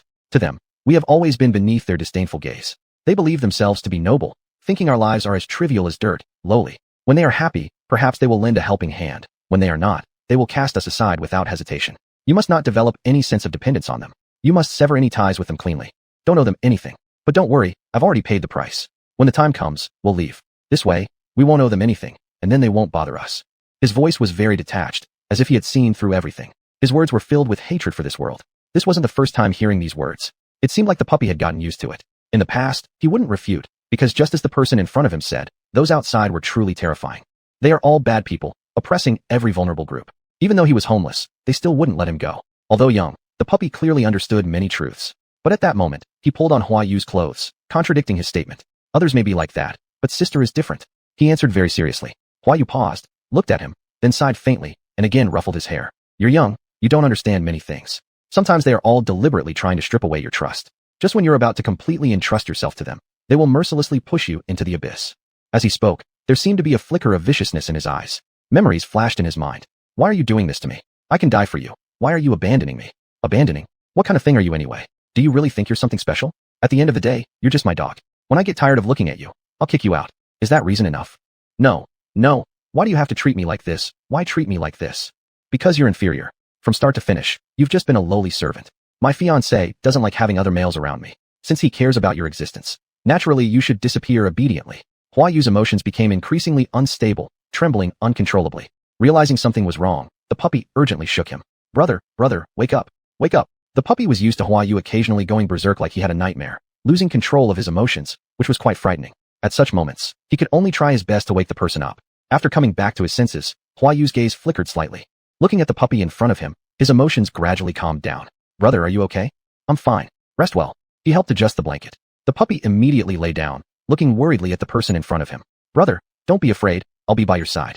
Sister is a very good person, truly. Whether or not she is a good person, we'll find out later. What? The little one opened his eyes wide as he stared at the other. However, the person in front of him didn't say anything more. He coaxed the puppy to sleep, then left the room. Outside, Wan sat in a chair. At that moment, sunlight spilled over, landing on her immaculately smooth face. She was holding something carefully, reading it attentively, looking incredibly focused. Master, Hua Yu suddenly called out. Wan came back to her senses and looked at the other person, stunned for a moment. Were you calling me? As an assassin, I am a slave. Wan almost choked on her saliva. She glanced at the peculiar man in front of her. Though you are my assassin, you don't need to refer to yourself as a slave. Why not call me miss? Just follow how Hongjia calls me. Wan looked at him with a slight hint of inquiry. The person in front hesitated for a moment, then nodded after a while. If miss likes it, it's fine. Then you'd better rest well. After I recover, I will continue treating you tomorrow. Yes. He replied, but didn't move, and Wan looked at him again. What's wrong? Is there anything else? Miss, I hope puppy can stay with me. If you think the deadline is not enough, I can extend it for a few more years. As long as he can stay, that's all that matters. Although he and the puppy weren't blood-related, they had known each other for quite some time. The two of them almost referred to one another as brothers. He naturally couldn't bear to see the puppy continue to wander homeless. This was why he sought Wan's opinion at this moment. No problem. In fact, last time I planned to inquire about institutions for taking him in. I thought he'd already been sent there. Who would have guessed he'd gone off to live on the streets? This time, I'll personally take care of it. An institution? Are you talking about a foster home? Something like that. Isn't that place where children are sent to school? Having him follow us around forever isn't feasible. He's still young. He should go to school like any other child his age. Once he gets an education, he can awaken his bloodline and be trained. Let him follow a proper path and become someone useful. That's certainly better than staying by your side, right? Wan considered many things. Her companion froze, unable to respond immediately. Perhaps, the thought of a foster home was something even beyond his wildest dreams. People like him, drifters, were essentially already sentenced to death by all corners of the interstellar world. All they could do was wander endlessly. Once branded as drifters, there was no turning back. He also knew that once his contract with Bai Wanyan was dissolved, he would once again return to being a drifter. He had originally thought that as long as he stayed by Bai Wanyan's side, he could enjoy the protection of citizen status, safeguarding some companions like the puppy, ensuring they wouldn't go hungry or be beaten up constantly as before. But he never expected Bai Ruanyin to directly grant the puppy a legitimate identity, sending him to a foster home so he could attend school like normal children and grow into a regular person. He looked at the woman before him with disbelief. It felt as though a part of his heart had been struck. She was different. Compared to the other females he had encountered, she seemed truly unlike them. She didn't hold herself high above others, nor did she treat their lives as insignificant. Her kindness made her seem almost dreamlike. Chapter 110. I'm willing. Everything at A86 Guardian level has been put back on track. The investigation by Shizai was also progressing smoothly. According to the information that Hongjia had disclosed to Ruan, they had uncovered a hideout, a location where they were hiding on an interstellar planet. It was deeply concealed and very hard to discover under normal circumstances. Fortunately, Shizai had been careful this time, continuously engaging with the other side in a war of psychological maneuvering. They finally traced their movements and located this hideout. After locating the den, they began planning to raid it. As the captain of Team 1, Shizai took charge of this mission, leading several small teams intending to eradicate it. Therefore, he wouldn't be back for a little while. However, Hongjia consoled everyone, saying such a minor mission wouldn't be an issue. Shizai would surely handle it well. Ruan felt relieved upon hearing this. The students started returning systematically. This rescue operation earned them a lot of credits. Those who could stay had basically already passed the evaluation. Meanwhile, Ruan was suddenly summoned by Teacher Diana. Teacher, is something wrong? Nervously following her into the lounge, Ruan anxiously looked at Diana. Diana poured a cup of tea from beside, glanced at Ruan, and smiled. Why are you so nervous? Sit over there. Diana led her to sit down on the couch and handed the cup of tea to Ruan. Ruan looked up at her, her expression complex. Everyone has gone back, and now only I'm left behind. Of course, I'm nervous. Did I fail the evaluation? Are you going to kick me out? Ruan scratched her head and reflected on how she had never slacked off here. Moreover, having calmed so many soldiers, hadn't the teacher praised her before? It's not about that, don't worry. You're absolutely excellent. If someone like you got eliminated, the others would have no chance at all. Teacher Diana's words made Ruan relax a bit. The reason I called you here is because you're quite unique. So, I want to ask for your opinion. Before she finished speaking, there was a knock on the door. Following that, Diana stood up to open it. A tall figure appeared in sight. Tian Anna respectfully bowed her head. General Commander. Upon hearing this title, Ruan abruptly stood as well. Subsequently, she indeed saw Anna's handsome face. Long time no see, Miss Ruan. At that moment, he walked forward and elegantly held her hand, placing a gentle kiss on her knuckles, leaving Ruan momentarily stunned. General Commander. Ruan quickly pulled her hand back and nodded to the person before her. I am already informed about the matters at the A86 Guardian City. He approached and sat down next to Ruan. The young girl had no choice but to move a little away from him, keeping some distance, then sat back down. This time, I came to inform you that the college evaluations will end earlier than planned. We wish to hire you to become the official comforter for the federal headquarters. What do you think? A comforter? That's correct. Since the foundation of the Federation, there has been a severe lack of official comfort poets in the entire interstellar government. Thus, our backup force is extremely weak. Take, for example, this incident of the fall of A86 Guardian City. If it weren't for you, all the soldiers stationed there might have perished. There's nothing we can do about this fact. It's the weakest spot of our federal government. Miss Ruan, your ability, your powerful soothing energy, has shown us a glimmer of hope. That's why I personally came here to invite you, Miss Ruan, to become the first top-level comforter in the history of our federal government. You'll enjoy the highest treatment, equal in status to mine. While he spoke, his sincere eyes locked onto Ruan, making her involuntarily shudder. She quickly diverted her gaze. Just those words alone were enough for her to digest. For a short while, Ruan didn't reply, merely taking a sip of the tea in her hands. You may take your time to consider. My joining the academy was primarily to cultivate my energy source, wanting to become as powerful as Shizai. I didn't expect things to turn out this way. It was precisely because she thought herself weak that Ruan wanted to join the academy and undergo evaluation training. All of this happened too suddenly. Miss Ruan's energy clearly leans more towards soothing. The strength of everyone's energy source differs. Those whose power values are weaker tend to excel extraordinarily in other areas. In cases like yours, Miss Ruan, it is evident. What's more, Miss Ruan is worried about her own safety. If you become the top-level comforter officially appointed by the Federation, with the official gold medal, in this interstellar universe, I can confidently say that you would be invincible. Whoever dares to treat you unreasonably will have no way out.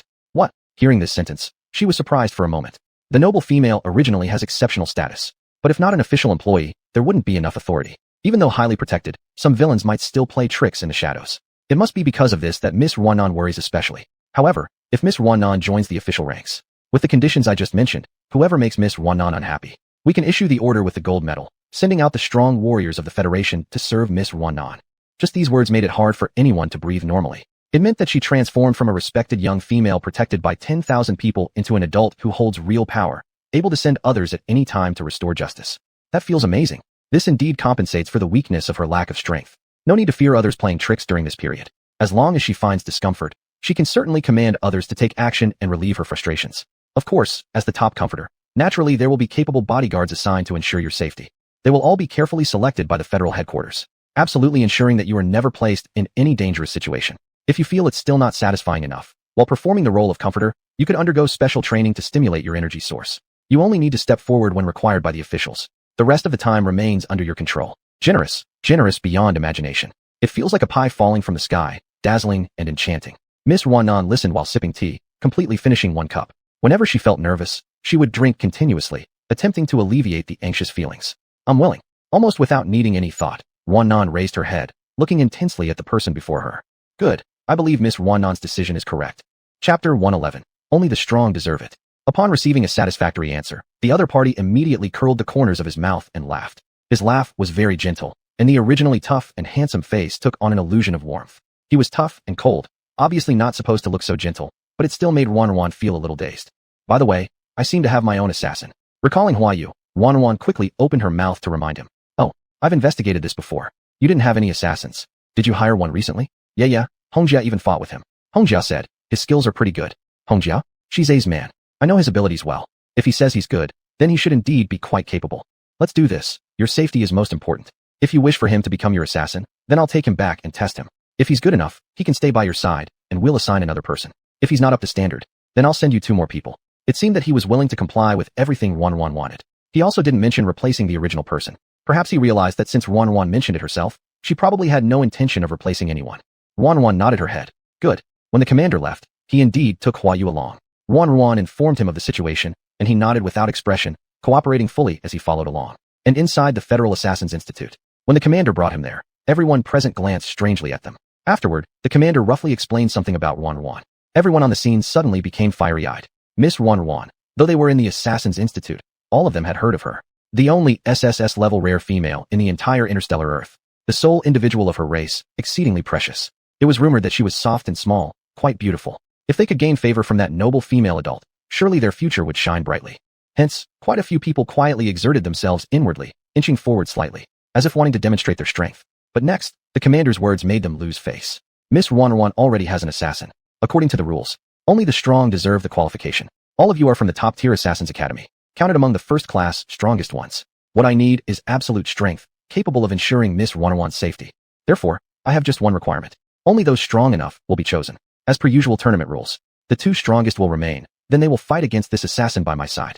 Remember, if this person wins, only one of the 2 chosen among you will remain. If he loses, then both who remained can be selected.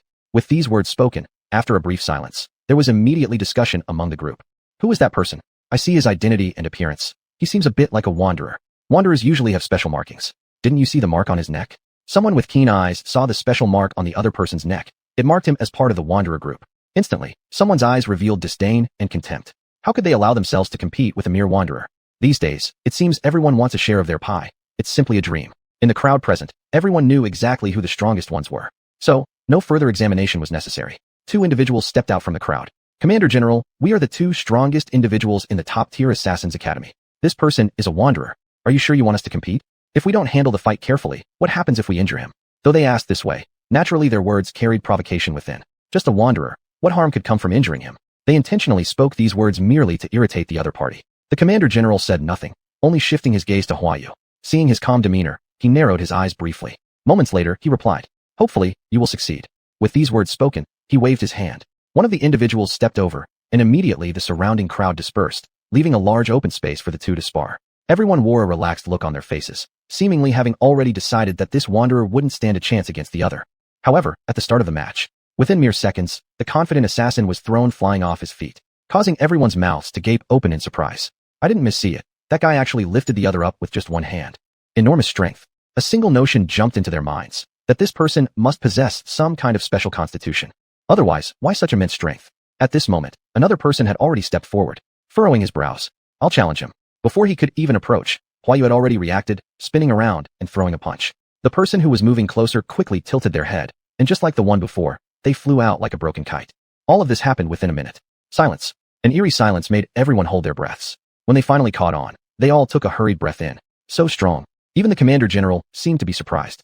After a strange glance at Huayu, noticing something peculiar about his physique, he raised an eyebrow. Ended. Follow me. The others. Take them back for treatment. The Commander General left Huayu as the only one behind. The others awkwardly pursed their lips, actually wanting to ask? Weren't two people supposed to be chosen? But no one dared to stand up and say anything. Given the extent of this guy's strength, one person was probably enough to counter all of them. Thus, it was unnecessary to choose a second. When Hawaii was sent back, he had already changed into a new set of clothes, with the mark of the Wanderer on his neck now erased. Ruan let out a sigh of relief when she saw him. I knew you'd win. You can even handle Hongjia's moves, so surely you're capable. This time, it wasn't the Commander General who returned her, but a young female assistant. The private sector has received an important meeting, so all the subsequent matters will be handed over to me completely. The strength of this assassin is incredibly high. It has reached the maximum intensity among all federal deadlies. Therefore, only he was retained, and no others were left. So amazing. Ruan also exclaimed in surprise, so she praised him without hesitation. And the always cold-faced Hua Yu even showed a suspicious hint of redness on his face at that moment. The female assistant beside them also smiled. She then took a thick yet very delicate box from one of her subordinates' hands and handed it over to Ruan. This is the gold medal issued by headquarters. Miss Ruan can carry it at all times. Your information has already been recorded. Chapter 112. She arrived. Gold medal. Ruan curiously took it over. When the box was opened, there lay a gilded gold medal inside. It didn't look very large, but when picked up, its fine craftsmanship caught her attention. It resembled some kind of jewelry. The young miss should carry this with her. The medal has great significance. In times of crisis, you can activate the medal, and the headquarters will immediately locate your position. Moreover, miss, you can also mobilize subordinates from the Federation's headquarters using the medal. You hold an exalted status as a senior comforter. Your rank is equal to that of the Commander-in-Chief. Thus, almost everyone at the headquarters must treat you with utmost respect. If necessary, Miss Ruan, you can directly issue orders. It sounded so refreshing just hearing it. Ruan took it over, then simply chose a golden chain from within the box, threading the gold medal through it, and wore it casually. She idly played with the small gold medal around her neck, tapping it lightly with her fingertips. Before her, a panel appeared. It displayed Ruan's basic information. Now, she had gained the title of a senior comforter in addition to her other names. Following that were some rather common functions. Her authority, however, was the highest. Clearly, her standing on the official side was truly not low. I see no urgent matters here, so I'll head back first. All right, thank you. Ruan gave a nod to the person in front of her. The female assistant then signaled for the others to leave. After the people left, for the next 2 days, Ruan seemed somewhat jittery. She went to bed early and woke up early, appearing quite nervous. She mainly feared that since she had just started her job, the officials might be very busy and require her intervention. However, 2 days passed. There was calmness without any disturbance, leaving her feeling increasingly confused. Miss, there are comforters at the headquarters too, plus senior physicians. Generally, minor bug poisonings that haven't drastically increased wildification values can be treated by medication prepared by senior physicians. Only in extremely severe cases, when the higher-level bug poisoning causes the time delay to miss curing the patient, resulting in complete loss of control and entering wildification, would we need comforters. And you are the most senior comforter. Unless problems arise that other comforters cannot resolve, like in the 86 custodian city, where there are too many cases. Only you can step in to handle those. For others, generally, they're not high enough rank to involve the Mississippi. Hongjia patiently explained beside her. Ruan understood roughly. This meant that people of her status usually don't act unless something big happens. So indeed, this proved she would have much idle time. Ding dong. Just as Ruan was pondering how to pass the time, the doorbell suddenly rang. Hongjia went to open the door and then brought in a letter. Miss, it's your mail. Mine. On this planet, except for Shize and Jing'an, she didn't know anyone else. Both of them were busy, so who could possibly send her a letter? Puzzled, Ruan took it, opened the mail, and upon seeing the sender, her eyes brightened. Lan Yunyun. She hadn't contacted Lan Yunyun for a long time and had almost forgotten about her. At that moment, the communication device also rang. Ruan quickly answered, and the screen revealed Lan Yunyun's face. Ruan. Yunyun, it really is you. Yes, it's been a long time. I heard you entered the Galactic Academy. So, I didn't dare disturb you. I only reached out now after learning that the Academy's assessment for the first phase ended. By the way, did you receive the letter I sent you? Just received it. Seeing Lan Yunyun's chubby little meat face, Ruan couldn't help but smile happily. Yunyun should count as one of her rare friends. Glad you received it. It's the birthday invitation I sent you. In a few days is my birthday. I don't have too many friends, you're one of them. So you must come. This time, it's my mother who wants to hold a grand birthday banquet. It's truly dull, so you must definitely accompany me to relieve the boredom.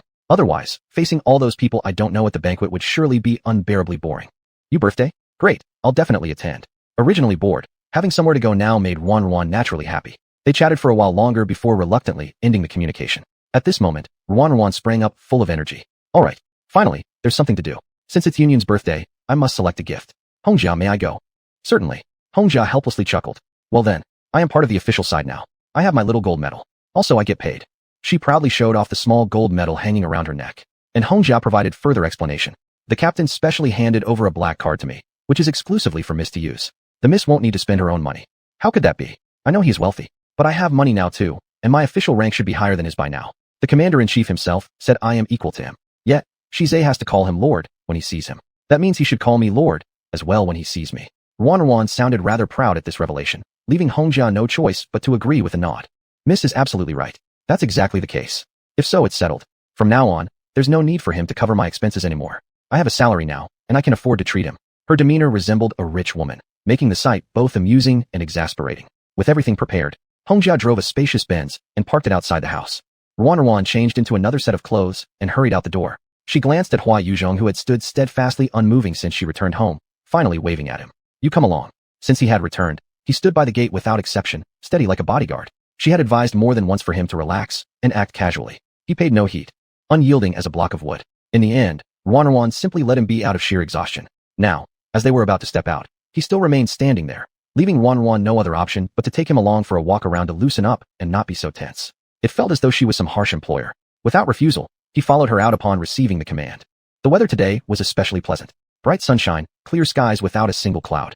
Softly sat in the car, looking at the scenery outside excitedly. She specifically brought up the panel, searching through gift lists, as if deliberating over what to buy.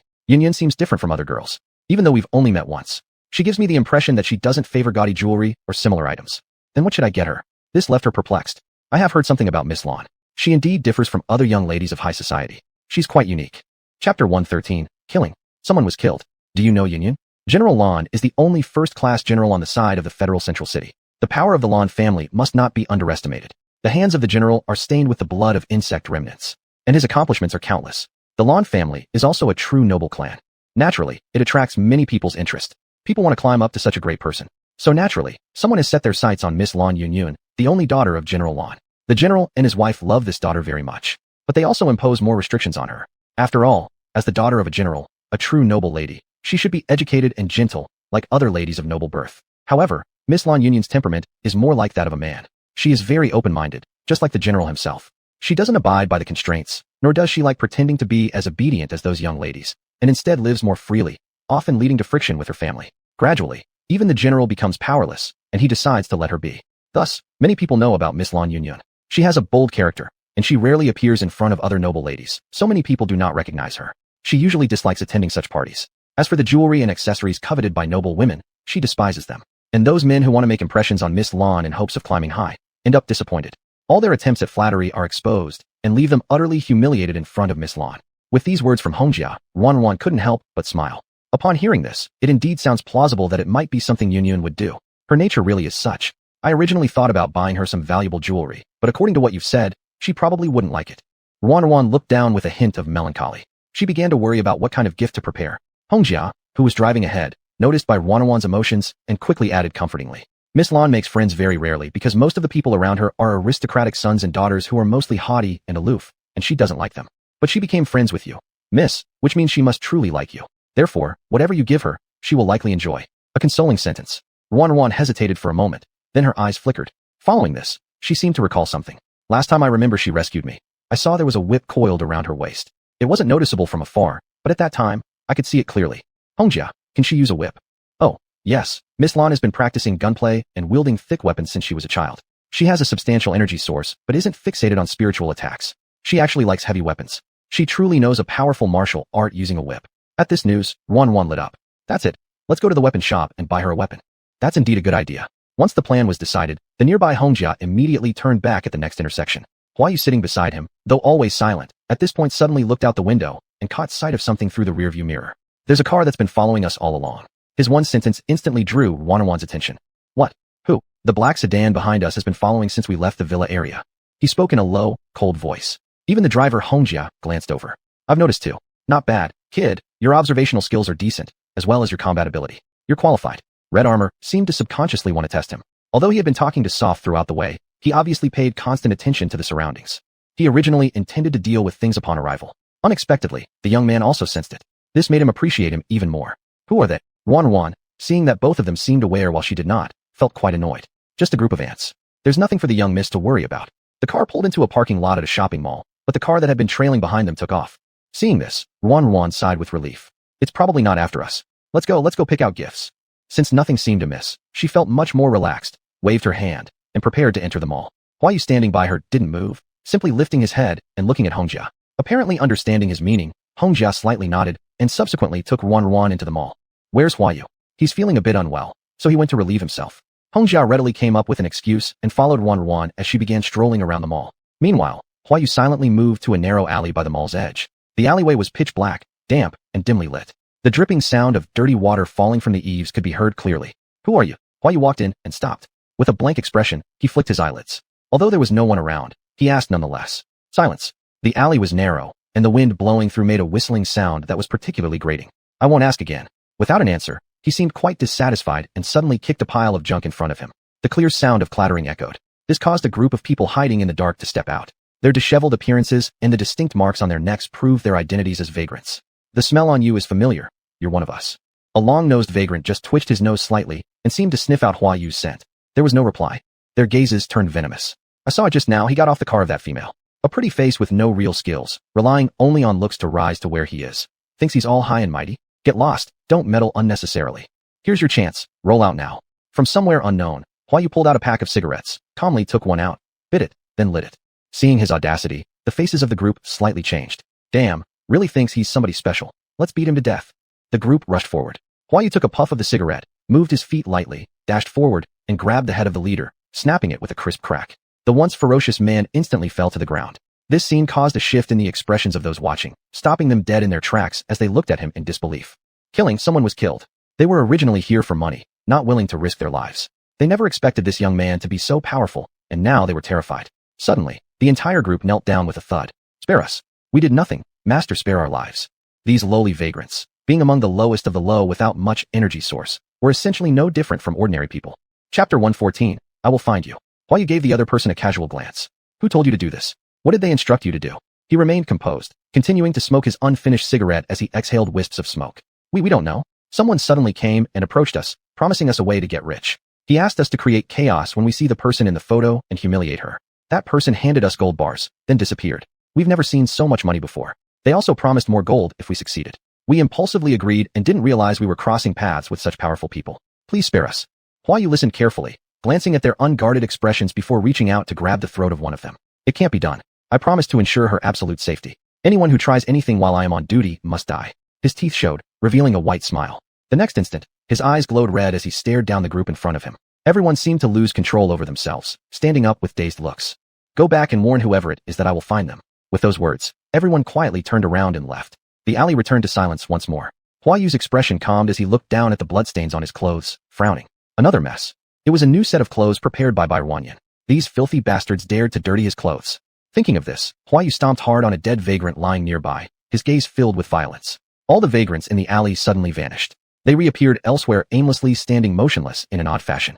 From the darkness emerged a black-clad figure. "Who sent you back here?" "There is vital news to report. There is vital news to report." Standing there expressionless, they repeated the same line, which sent chills down anyone's spine. The black-clad man frowned slightly. Immediately after, he initiated contact with someone. The moment the call was answered, he adopted a reverent tone. "Miss, the group of vagrants arranged seems peculiar. They say they have important news to report. So, I'm asking for your permission, Mississippi." What? A group of lowly vagrants only needed to embarrass by Wanyan. What could possibly matter to them? On the screen, Kat Ning's face appeared. Since the day she fled from the academy last time, she has clearly harbored resentment towards Bai Wanyan. Jing and has already rejoined his family. Decisively, he wrote a divorce letter. She assumed that would result in an apology from Bai Wanyan. But instead, she received a cold and firm document of dissolution. She was enraged, envious, devastated. An overwhelming flood of emotions had made her restless. So, she wanted Bai Wanyan dead. With her gone, no one would dare take what she believed to be hers. No one. You may bring one of them to meet me. If it's truly related to Bai Wanyan, I'll reward heavily. Kat Ning responded with malice blinding her mind. At this point, Kat Ning was unwilling to let go of any opportunity. The black-clad man nodded immediately upon hearing this command and ended the communication. He turned around and pointed randomly to one among the crowd. "You come with me." In a luxurious little castle located in the Villa district, Mao Ning sat in her garden drinking tea, cradling a cat peacefully asleep in her arms. "Second miss, the person has been brought over." Kat Ning lifted her head and looked at the vagrant behind him. Her brow creased, not bothering to hide her disgust. A dirty animal like that shouldn't even step into her garden. But now, Bai Wanyan's situation was most pressing. Thus, she suppressed her feelings. "What do you want to tell me about Bai Wanyan? If it's valuable information, my rewards will be generous." Though still masking her disdain, Kat Ning offered extraordinary conditions. However, the person in front of her suddenly started laughing foolishly. Kat Ning's expression instantly froze, casting a strange glance towards him before revealing her repulsion uncontrollably. "What are you laughing about?" This person was extremely contemptible, stinking all over, ugly in appearance, and now exposing yellow rotten teeth. disgusting to look at. How could she, the esteemed second miss of the cat family, ever converse with such a lowly individual? These people were utterly unworthy. If not for dealing with by Wan Yan, such filth appearing in her sight would cause her to order its immediate execution without hesitation. He. The other party seemed to pay no heed to what Mao Ning was saying and suddenly lunged forward, causing her face to change in fright as she quickly leaped back, shouting in anger. Audacity! You lowly vagrant! How dare you touch me, the young miss? What are you? You stink! You stink! Kill him! Unable to bear it, Mao Ning exploded in fury, her once pristine face contorted with disgust. With a shout, the servants nearby quickly stepped forward to deal with the situation. However, the vagrant before them suddenly froze. Then, he started laughing continuously at Mao Ning, with a grotesque grin. Mao Ning continued shouting, demanding that they drag him away and kill him. But the next moment, a crack appeared on the person's neck. Then, clearly visible wounds formed around his neck. He just stood there while his head fell off with a plop. Ah! Everything happened so suddenly that this terrifying scene made Mao Ning scream uncontrollably. That ugly and horrifying head rolled to her feet, its face still laughing nonstop at her. The originally tranquil rear garden suddenly became bustling with noise. The surrounding servants immediately shielded Mao Ning for protection. Their eyes stared intensely at the severed head on the ground. Shockingly, the head itself started speaking towards Mao Ning in an eerie tone. I will find you. As soon as the words left his lips, one of the servants promptly stabbed the head. The strange behavior ceased. Mao Ning had been completely frightened into immobility. Now she sat trembling on the chair, gazing at everything that unfolded. Her eyes burned with an overwhelming hatred. By Wanyan, it's her. Kill her. Kill her. The surrounding servants all bowed their heads, remaining silent. Seeing their silence, Mao Ning's heart sank. You're useless. What are you all standing around for? Haven't you heard your young miss's command? Chapter 115, Happy birthday to you. Miss, that by Wan has already joined the federal headquarters. She's become a top-level Anfusher, soothing specialist. She was specially hired by the Commander-in-Chief of Federal Headquarters. Her rank and position are on par with the Commander-in-Chief. This means her current identity and status are no longer within our reach for action. If we are found out, the entire family will be implicated. Please, Miss Cat, think this through. Terrified, they all fell to their knees. These were the personal bodyguards who stood close to you, Miss Cat. They each possess remarkable strength. In the past, anyone who made Cat Ning unhappy would have been dealt with immediately without hesitation. Only this time, they hesitated. Because they faced the entire federal headquarters. Official power is not to be underestimated. Even the slightest misstep could lead to the annihilation of the whole family. Thus, they stopped and counseled Cat Ning. Controlled by anger, the rational side of Cat Ning could not hear them anymore. She furiously grabbed a vase beside her and threw it hard at the bodyguard. Worthless. All of you are worthless. I absolutely refuse to let this slide. How dare she humiliate me like this? Throughout my life, no one dared to treat me this way. And she's a low-class person. Why should she? People around her remained silent, heads bowed, and continued without uttering a word. Only Cat Ning sat on the chair, breathing heavily, visibly agitated. On the other side, Huayu returned when everyone had already picked out the birthday present. It was a pretty decent quality purple jade whip. Hongjia decisively chose to pay, but Bai Wan stopped him. She insisted on paying herself. Giving gifts to friends loses all its sincerity if I don't spend my own money. Besides, I'm rich now. Her attitude was firm, leaving Hongjia no choice but to agree reluctantly. The gift box was beautifully packaged. When the two came out, they saw Huayu being stopped outside. There were bloodstains on his clothes. The staff did not allow him to enter. Upon seeing this, Wan quickly intervened to bring him in. How come there's so much blood on your body? Just casually taught a few trackers a lesson. He answered coldly, looking at Bai Wan. His gaze burned intensely as though expecting her to show signs of disdain. But she didn't. Are you hurt? Wan asked, and after pausing briefly, he shook his head. Dirty clothes aren't a big deal. Anyway, we're here at the mall. Since I noticed you don't have many sets of clothes, let's buy a few more while we're here. I have my salary card. She proudly pointed to her small gold badge. The idea of buying clothes for him was something Huayu hadn't expected. Not until Wan dragged him into several clothing stores, selecting and purchasing a few outfits, did he fully comprehend that all of this wasn't just a dream. Add 2 more years. He suddenly opened his mouth, shocking her. Wan was stunned, unsure of what he meant. What? I'll stay for another 2 years, making it 2 at home as repayment for the favor of these clothes. He said this with utmost seriousness. Originally intended to follow her for 3 years, now adding 2 more makes it 5 years total. He truly hoped to own nothing from others, repaying every single debt. Buying a few clothes adds 2 years. If I buy you 2 more sets, does that mean you'll be my loyal guard forever? Clearly, this was a joke from Wan. However, the other party seemed to take it seriously, standing motionlessly, gazing at her expectantly. Sometimes, even jokes fall flat if the listener doesn't find them amusing, leading to slight awkwardness. Helpless, Bai Wan merely quietly withdrew her gaze. Thankfully, the shopping trip turned out very pleasant. The minor hiccup passed. Up to the day of Lan Yunyan's birthday. She woke up early, excitedly putting on makeup and changing clothes before heading to the unique private castle of the Lan family. This castle was a birthday present from General Lan to his daughter. Therefore, the banquet was held here. The castle, located on an island, offered breathtaking scenery. Most guests arrived by boat. Wan, stepping off the ship, immediately spotted Lan Yunyan nearby. Though clearly the birthday girl, Yun wore none of the usual fancy adornments, remaining comfortable and dressed like a general, very carefree. Seeing Ruan, she instantly waved happily and ran over. Ruan, Yun, it's great you could make it. Otherwise, this banquet would have been deathly dull. Since it's your birthday and you invited me, naturally I'd come. The two got along incredibly well. Even though their time spent together was short, it always felt like they had endless things to talk about, constantly chatting animatedly. Of course, Lan Yun also noticed the unfamiliar figure beside Ruan. Glancing in that direction, her expression flickered. So familiar. What's wrong? He is my loyal servant. He doesn't talk much. Noticing Lan Yun's gaze, Ruan quickly made an explanation because she knew Hua Yu's personality. So, she had especially given a heads up in advance and didn't want Hua Yu to struggle with having to converse with others. Your admirers truly seem endless. Last time it was Dr. Jing and Lord Shize, and now there's another good-looking young man. You're truly impressive. Lan Yun joked teasingly from the side, causing Ruan to blush a little, feeling somewhat embarrassed. It's not what you think, don't make things up. Seeing her earnestly trying to explain, Lan Yun stopped teasing. Alright, I'm just joking. But for some reason, when I look at him, he seems familiar.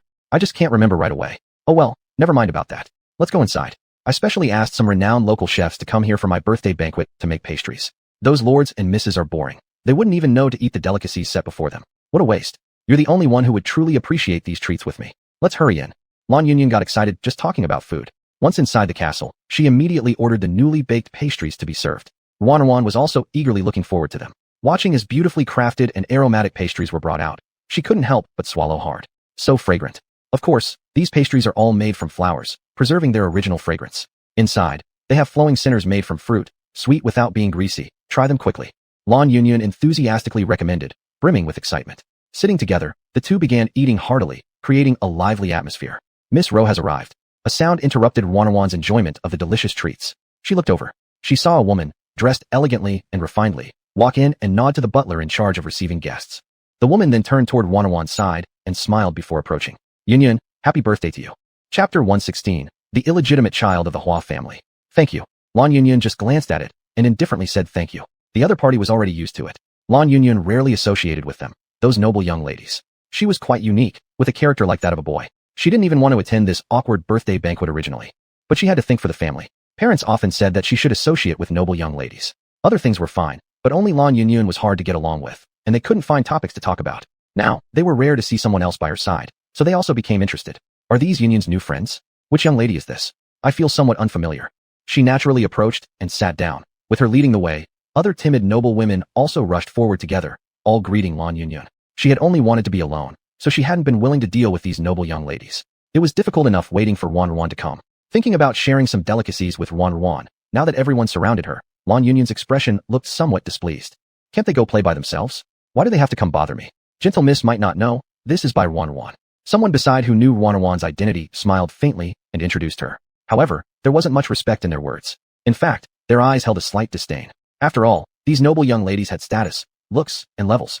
Completely different from by Ruan, who has no family backing. Merely possessing high individual power doesn't mean anything. And being ranked as a 3S level just because of racial reasons makes them look down on her even more. Still, because she was close to Lan Yun, they showed a bit of respect and addressed her as Miss Bai. It turns out to be Miss Bai? All of us are girls, so we usually hold tea parties and such together. I never saw Miss Bai before. It seems Miss Bai and Yun are very good friends. Miss Bai must be quite extraordinary. They spoke in circles and often had underlying meanings in their words. Everyone had one kind of face. That was what caused Lan Yun's great dislike. She hated dealing with people in such winding ways, but she knew her position meant that these people would only flatter her.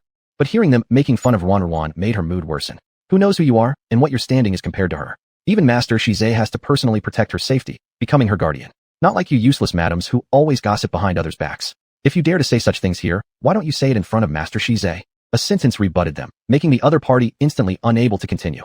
Who dared to provoke that cold-faced Yin Wang, king of hell? Just thinking about it was enough to make one shiver. Huaro's expression turned gloomy after being rebuked. At just this moment, however, she accidentally spotted Hua Yu standing not far away, causing her expression to change. Then immediately stood up and asked, "What are you doing here?" As soon as these words were spoken, everyone turned to look. Then it was seen that Huaro walked forward, looking at the person with disgust, lowering her voice. "You've already been banished by the family. You've become a wanderer. Shouldn't you be leaving? Get out right now." Following her words, the people around seemed to realize something. Is he from the Hua family? Isn't that the illegitimate child expelled by the Hua family? Why is he here? Who knows? Perhaps he knows Huaro is here and can't accept becoming a wanderer, so wants to take this chance to beg for clemency. Lowly illegitimate child. It's already generous sparing his life. Dare he dream of returning to the family? Absolutely absurd. Yes, Who knows how he was let in? The crowd murmured among themselves. Upon hearing this, Poirot's expression became even worse. This wretched, lowly fellow, how dare he appear here? He's practically asking for death. Now leave immediately, don't make me repeat myself, Poirot ordered coldly. Right at this moment, Juan suddenly stood up, blocking the other person and completely shielding Huayu behind her. What relation are you to him? Juan questioned. Caught off guard, although disliking Juan, she still offered an explanation due to Lan Yunyan's sake. Perhaps Miss Bai doesn't know? This person used to be an illegitimate child of my Hua family. His mother was an extremely lowly servant who secretly climbed into the master's bed and gave birth to him. Of course, the master refused to acknowledge it.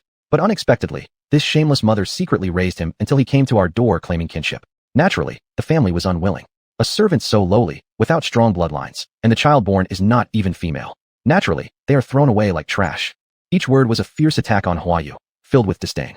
Juan had never imagined that such venomous words could come out of a woman's mouth. She became angry. Clutching her fists tightly, she coldly countered.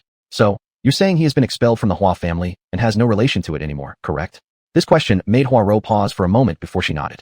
If that's the case, what gives you the right to tell him to leave? He came with me. He is my person. Understand? White Juan had never been this assertive before. Now, facing Poirot, her demeanor was just as imposing as her opponent's. Even Lan Yunyan, who was eating cake nearby in a daze, couldn't help but smile, full of admiration.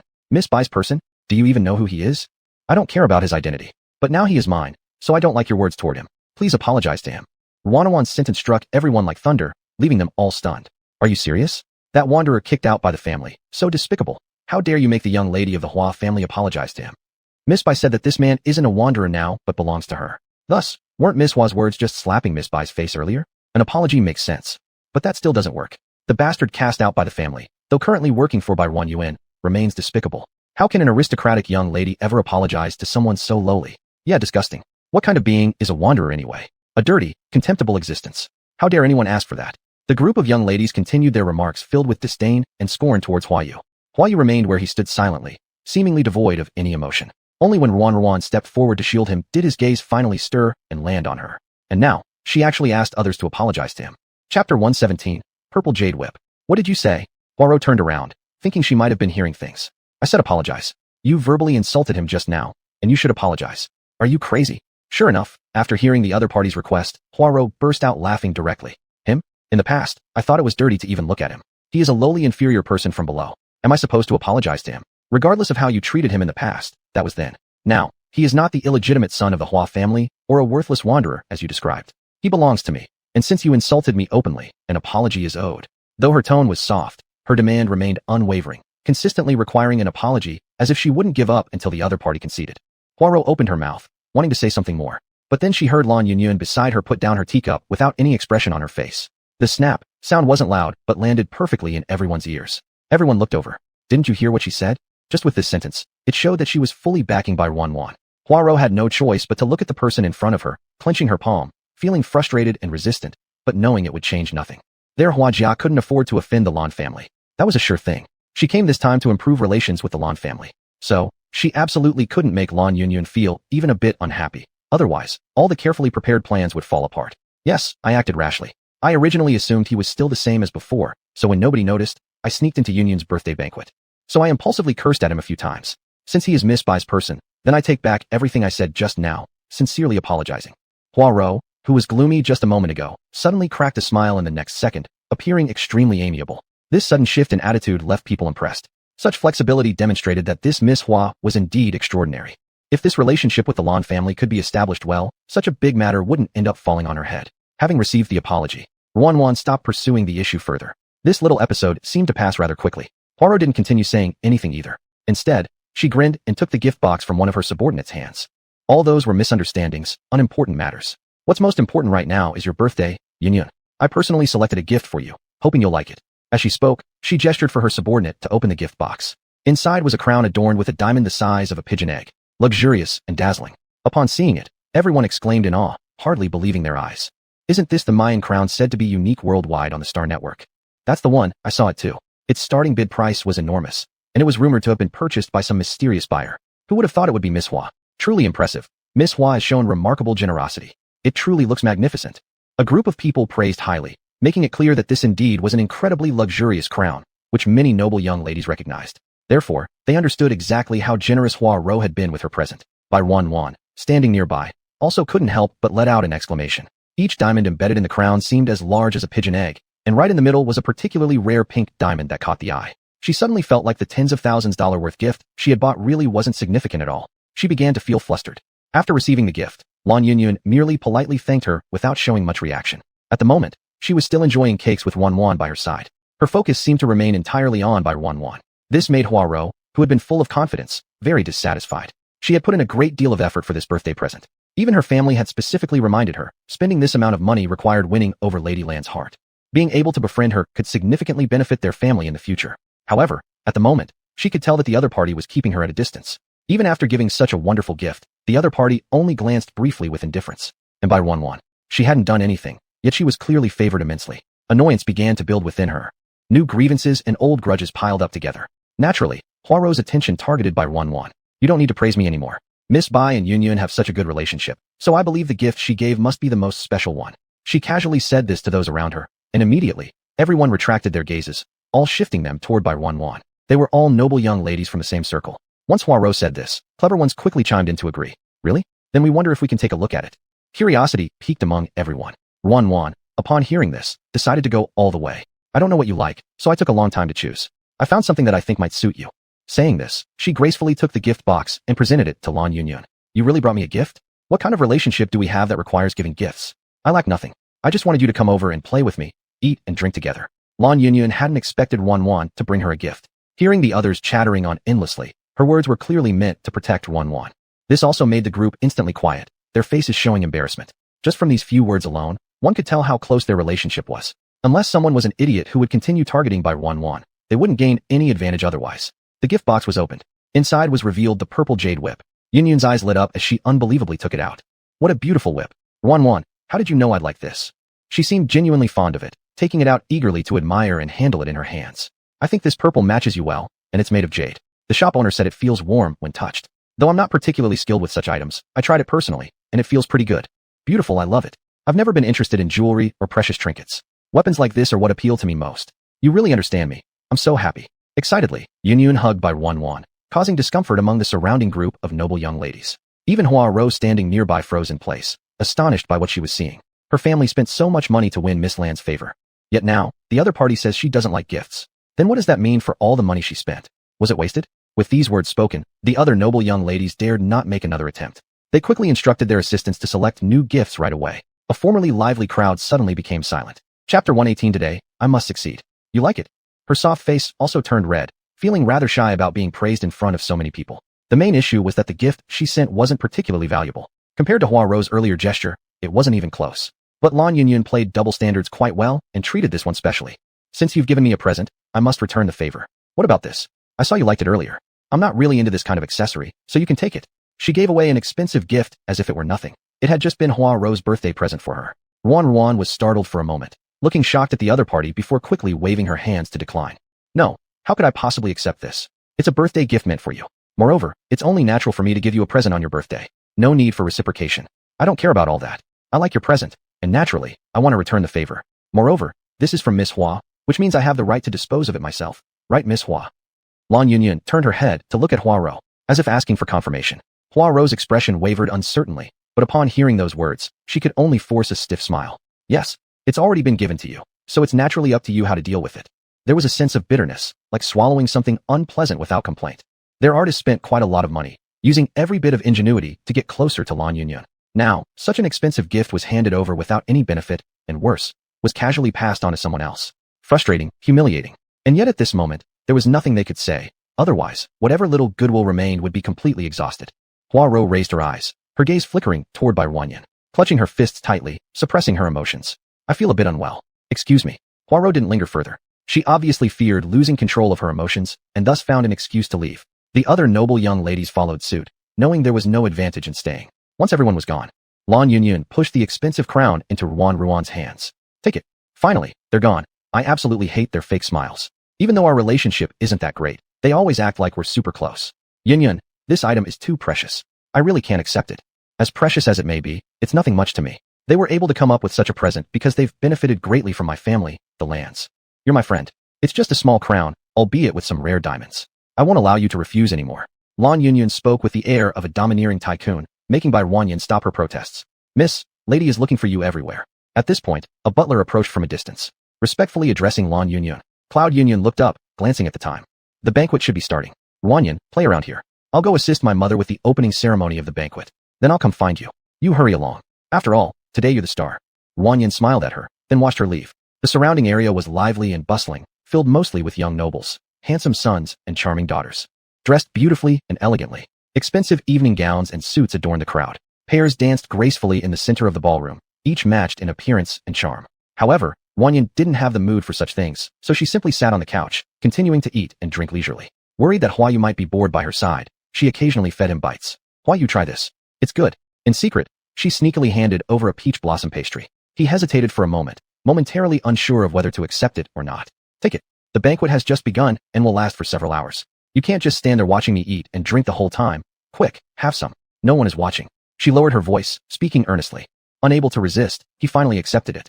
The sweet peach blossom pastry emitted an inviting fragrance. His rough, calloused hands were far from matching the elegance of such refined sweets. Soon, the banquet officially commenced. On stage, the general's wife was magnificently dressed, warmly welcoming everyone while pulling Lan Yunyun to thank all attendees. Yunyun maintained a detached expression, seemingly not fond of such occasions, but she had to cooperate with her mother anyway. Fortunately, the opening speech ended quickly. The banquet began officially, and everyone started dancing. Yunyun also changed into a beautiful evening gown, despite her slight reluctance. At the moment, she held a glass of wine, being pulled aside by the general's wife to chat with someone unknown. Ruan couldn't help but laugh when she saw her reluctant expression. Perhaps she had drunk too many beverages. She looked around and found the restroom, deciding to go there for a moment.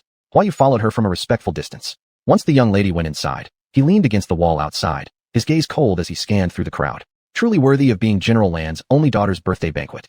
Almost everyone here is a bigwig. That's natural.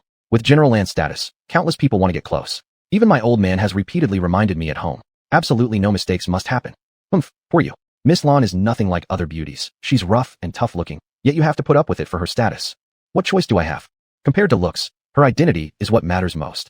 Ruan was washing her hands at the sink when she accidentally overheard this conversation.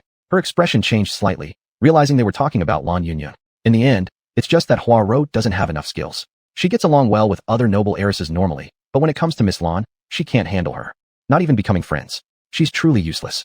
That's why my father ordered me to absolutely win her over. This concerns the fate of our Hua family. The man sighed heavily, full of blame in his tone. Upon hearing this, the other one quickly tried to dissuade him. I've also heard that Miss Lan is extraordinary. Can you really manage it? I've never seen her show any favor toward any male. Just leave it to me. I definitely have my own way. Today, at this birthday banquet, I will succeed. The conversation ended, followed by some rustling sounds, as if someone was coming out. Ruan reacted quickly, immediately slipping into a stall and quietly closing the door. Once the two men came out and realized there was no one else, they left with peace of mind. After waiting for a while, Ruan walked out. Her eyes darkened as she looked at the retreating backs of the two men, her face icy cold. Chapter 119. Hurry, someone is causing trouble. Miss? After Ruan came out, Huayu from not far instantly approached. Just now, two people went out. Do you recognize them? Ruan turned around and looked at him. Huayu squinted his eyes. Yes. He didn't hide anything. However, when these two words came out, it was obvious that he felt a bit agitated. I won't inquire too much about your past. If you don't want to say, you can keep silent. But I would like to know the identity of those two people just now. This is important to me. Ruan comforted with heavy tone. The one with black hair is Hua Jia's legitimate eldest son, Hua Su. Huayu slowly opened his mouth. When thinking of this person, it was clear that an air of killing intent emerged around him. He was angry, or rather, filled with resentment. Ruan squinted her eyes, realizing who had said those unpleasant things in the restroom. Your family Hua really isn't made up of any good people except for you. Huaro speaks rudely and looks down on others. And Hua Su, he's no good either. Ruan cursed loudly. The nearby Huayu froze momentarily, not expecting Ruan to speak this way. I am just a bastard. He slowly spoke, showing a hint of evasiveness in his eyes, as if he understood well that his kind doesn't belong on the surface. So what? No one can decide their own identity. Even if they could, wouldn't everyone then want to be a general's child or a commander's child? Who would willingly start off so lowly? This is not your fault. Moreover, it's merely an identity. It doesn't count for much. We live for ourselves. A person's worth has never been judged by their identity. Those seemingly dazzling people on the outside are in reality already covered in filth. They truly can't compare with you. Huayu, believe me, you're far better than them. Ruan's sincere words struck Huayu once again. He stood there silently, only gazing fixedly at Ruan, lost in thought. No, I need to hurry and find Yunyun. That guy's speech just now was very suspicious. I must warn her to be careful. Recalling their dialogue in the restroom, Ruan was suddenly in a rush to find Lan Yunyun. Unbeknownst to him, his words just now had left an immense impact. In his haste, Ruan didn't watch where she was going. A waiter happened to be walking by with drinks. Hua Yu caught sight of this in time and quickly extended his hand to block the incoming collision. The drink splashed onto his arm. Terrified, the waiter hastily bowed to apologize. Are you all right? Ruan also jumped in surprise. No, be more careful. He glanced at his clothes and wiped it with his hand. The waiter, almost frightened into a daze, looked up at Hua Yu. Seeing how his guest's clothes were stained, his face grew pale as he repeatedly apologized. I'm sorry, I didn't mean to. How about this? You take off your suit jacket, and I'll wash it clean and return it to you. Saying this, she moved forward to touch Hua Yu but was quickly dodged away by the latter. A trace of disgust flickered across his eyes. There's no need. There was a flash of panic in the waiter's eyes. Seeing nothing was wrong, Ruan comforted the waiter a couple of times. No problem, go ahead with your work. She was in a hurry to find someone. Having consoled the waiter, she left immediately. When the waitress heard these words, she carefully picked up the tray intending to leave, at which point she heard Hua Yu's voice from behind. Tell Hua Ro, I've always believed in vengeance for even minor offenses. Next time, I won't hesitate to throw this cup of wine directly on her face. The threat sent shivers through the waitress's body. She, terrified, turned her head to look at the man before her. Stammering for half a day. See you, customer. What did you say? I seem not quite understand. Hua Yu glanced coldly and turned around without a word. The waitress was scared stiff and hurriedly ran off. On Ruan's side, after searching for a while, she finally spotted Yunyun's figure upstairs. Yunyun was surrounded by several young masters and was being toasted with alcohol. From afar, Ruan observed that everything seemed normal. So, she stood there, hesitating whether to step closer, until Yunyun laughed and chatted with people nearby and appeared to be about to leave. Ruan began to feel something was amiss. Yunyun hates these kinds of parties most. She often tells me, the sons and daughters of those nobles, each act pretentious. She doesn't want to have anything to do with them. Why is she smiling so happily now? Hua Yu, I sense something's wrong. We should follow them. After all, the foreboding overcame the current appearance. Ruan intended to follow and check the situation, and Hua Yu nodded, always trailing behind Ruan. The two of them went upstairs. They found that Lan Yunyun had been led into the lounge area. Just as Ruan was about to go over, she was stopped by someone in front. The lounge area ahead is not open. Please leave, sir. I just saw Yunyun go in. I'm Yunyun's friend. I need to talk to her about something. Ruan declared her identity, but the two bodyguards in front looked at each other and stayed firm in their guard. Miss Lan said that no one is allowed to disturb her. No way. Let her come out and tell me herself. Ruan squinted her eyes and looked at the two men in front, obviously sensing something was amiss. No matter what, Lan Yunyun wouldn't have said such a thing. When these two realized they had been caught lying, they instantly became irritated. So it's settled. If you insist on being troublesome, don't blame us for being rude. Leave now. These two looked like ferocious demons who were trying to scare her off. And the more aggressive they became, the more Ruan refused to back down, standing her ground and glaring fiercely at the two. Freaking out. Did I hit the nail on the head? What did you do with Yunyun? Get out of my way. This small figure standing there barely reached half the height of the two menacing men in front of her. Yet despite this, Ruan's presence was undiminished. Seeing how difficult this person was to deal with, the two decided to take action directly. They dared not let anyone inside. If they ruined Master Hua's affairs, they would both be dead. As one of them reached for his weapon at the waist, Hua Yu stepped forward from behind, an overwhelming surge of power erupting instantly. The man felt his body freeze, and the hand he was using to draw his weapon suddenly snapped, blood spurting everywhere. Hey! A horrific scream reverberated around. The crowd, hearing the commotion, turned to look in their direction. The two subordinates, seeing how big the trouble had become, didn't hesitate and quickly moved to restrain the pair. Quick! Someone is causing trouble. Chapter 120 absolutely won't let go. They certainly had the nerve to cry thief and accuse others of thievery. Soft's little face was bright red, her skirt in hand, as she wanted to rush into the rest area. But she was held back tightly by two people again. Soon, security personnel came hurriedly. Upon seeing them, these two seemed to see hope and immediately spoke to the security. You quickly take these two away. They're causing trouble here. Let me go. I'm not the one causing trouble. They have ill intentions toward Miss Lan, and they're the ones with serious problems. Soft shouted loudly. The two security guards wanted to take her away, but before they could touch Soft, Hua Yu directly knocked them flying out. The scene became noisy instantly. The general's wife rushed over upon hearing the commotion, her expression dark. How dare you cause a disturbance at my daughter's birthday banquet? Her appearance caused everyone's expressions to change slightly, and they bowed their heads respectfully. We greet the general's wife. The arriving lady's expression was grim, yet it softened somewhat when she saw Ruan. What happened? Madam, Yunyun was taken to the rest area. I suspect she's being controlled and came to investigate. But then these two stopped me directly. Now they insist I am the troublemaker. They are definitely suspicious, so please madam hurry and check the rest area. Don't let Yunyun be bullied. Ruan turned around immediately and spoke firmly, staring intently at the two security guards without fear. And upon hearing these words, the general's wife also changed her expression. What? Quickly, open up the rest area for me. If it were anyone else, perhaps she wouldn't have believed such a one-sided statement. But she knew the relationship between Ruan and Lan Yunyun. Her daughter usually avoids making friends, especially with these noble young lords and ladies, who she couldn't avoid fast enough. Now that Ruan said this, she couldn't help but believe it. Therefore, the aura around her at this moment also became somber. The subordinates behind her rushed forward immediately. The two security guards' faces changed drastically. At this moment, their legs gave way from panic, and they fell to their knees with a thud. And just then, the door to the rest area was burst open. Ruan acted swiftly, rushing forward to block everyone's view. Regardless of the situation inside, if Yunyun really suffered indignity, under no circumstances should the public witness it. The general's wife seemed to understand her meaning, thus immediately ordering her subordinates to surround the rest area. People outside murmured amongst themselves, not knowing what had occurred. What's going on? Who dared to make a move against Miss Lan? I don't know either, truly audacious. Inside the rest area at this time, Hwasu had just stripped naked. An unconscious Lan Yunyun lay motionless on the sofa. Fortunately, all her clothes were still on her body, so he hadn't succeeded yet. Perhaps at the sound of the breaking door, she was startled into a shiver, turning her head in terror. Upon seeing the general's wife, she immediately fell to her knees with a splash. Mrs. Ruan stepped forward and ran to Lan Yunyun's side, hugging her gently. Yunyun. After calling twice without response, Ruan extended her hand to release healing energy, and in the next second, Yunyun finally opened her eyes. Ruan. My head hurts so much. She sat up, looking around, her face full of confusion. You're safe? You scare me to death. Ruan, with red eyes, realized how fortunate they had been, otherwise. The general's wife rushed over hastily, tugging at her daughter with deep care. Yunyun, are you alright? Mommy. She looked bewilderedly around before seemingly comprehending something. Her gaze landed on Hwasu, trembling and kneeling on the ground. Madam, it's a misunderstanding. All a misunderstanding. I drank a bit too much and wasn't thinking clearly. Miss Yunyun invited me to chat in the rest area. I don't know how it happened, but suddenly lost control. Spare my life, please. I did not offend Miss Yunyun, and you can see, I haven't even touched her. He was terrified, desperately explaining himself and shifting all responsibility onto Lan Yunyun.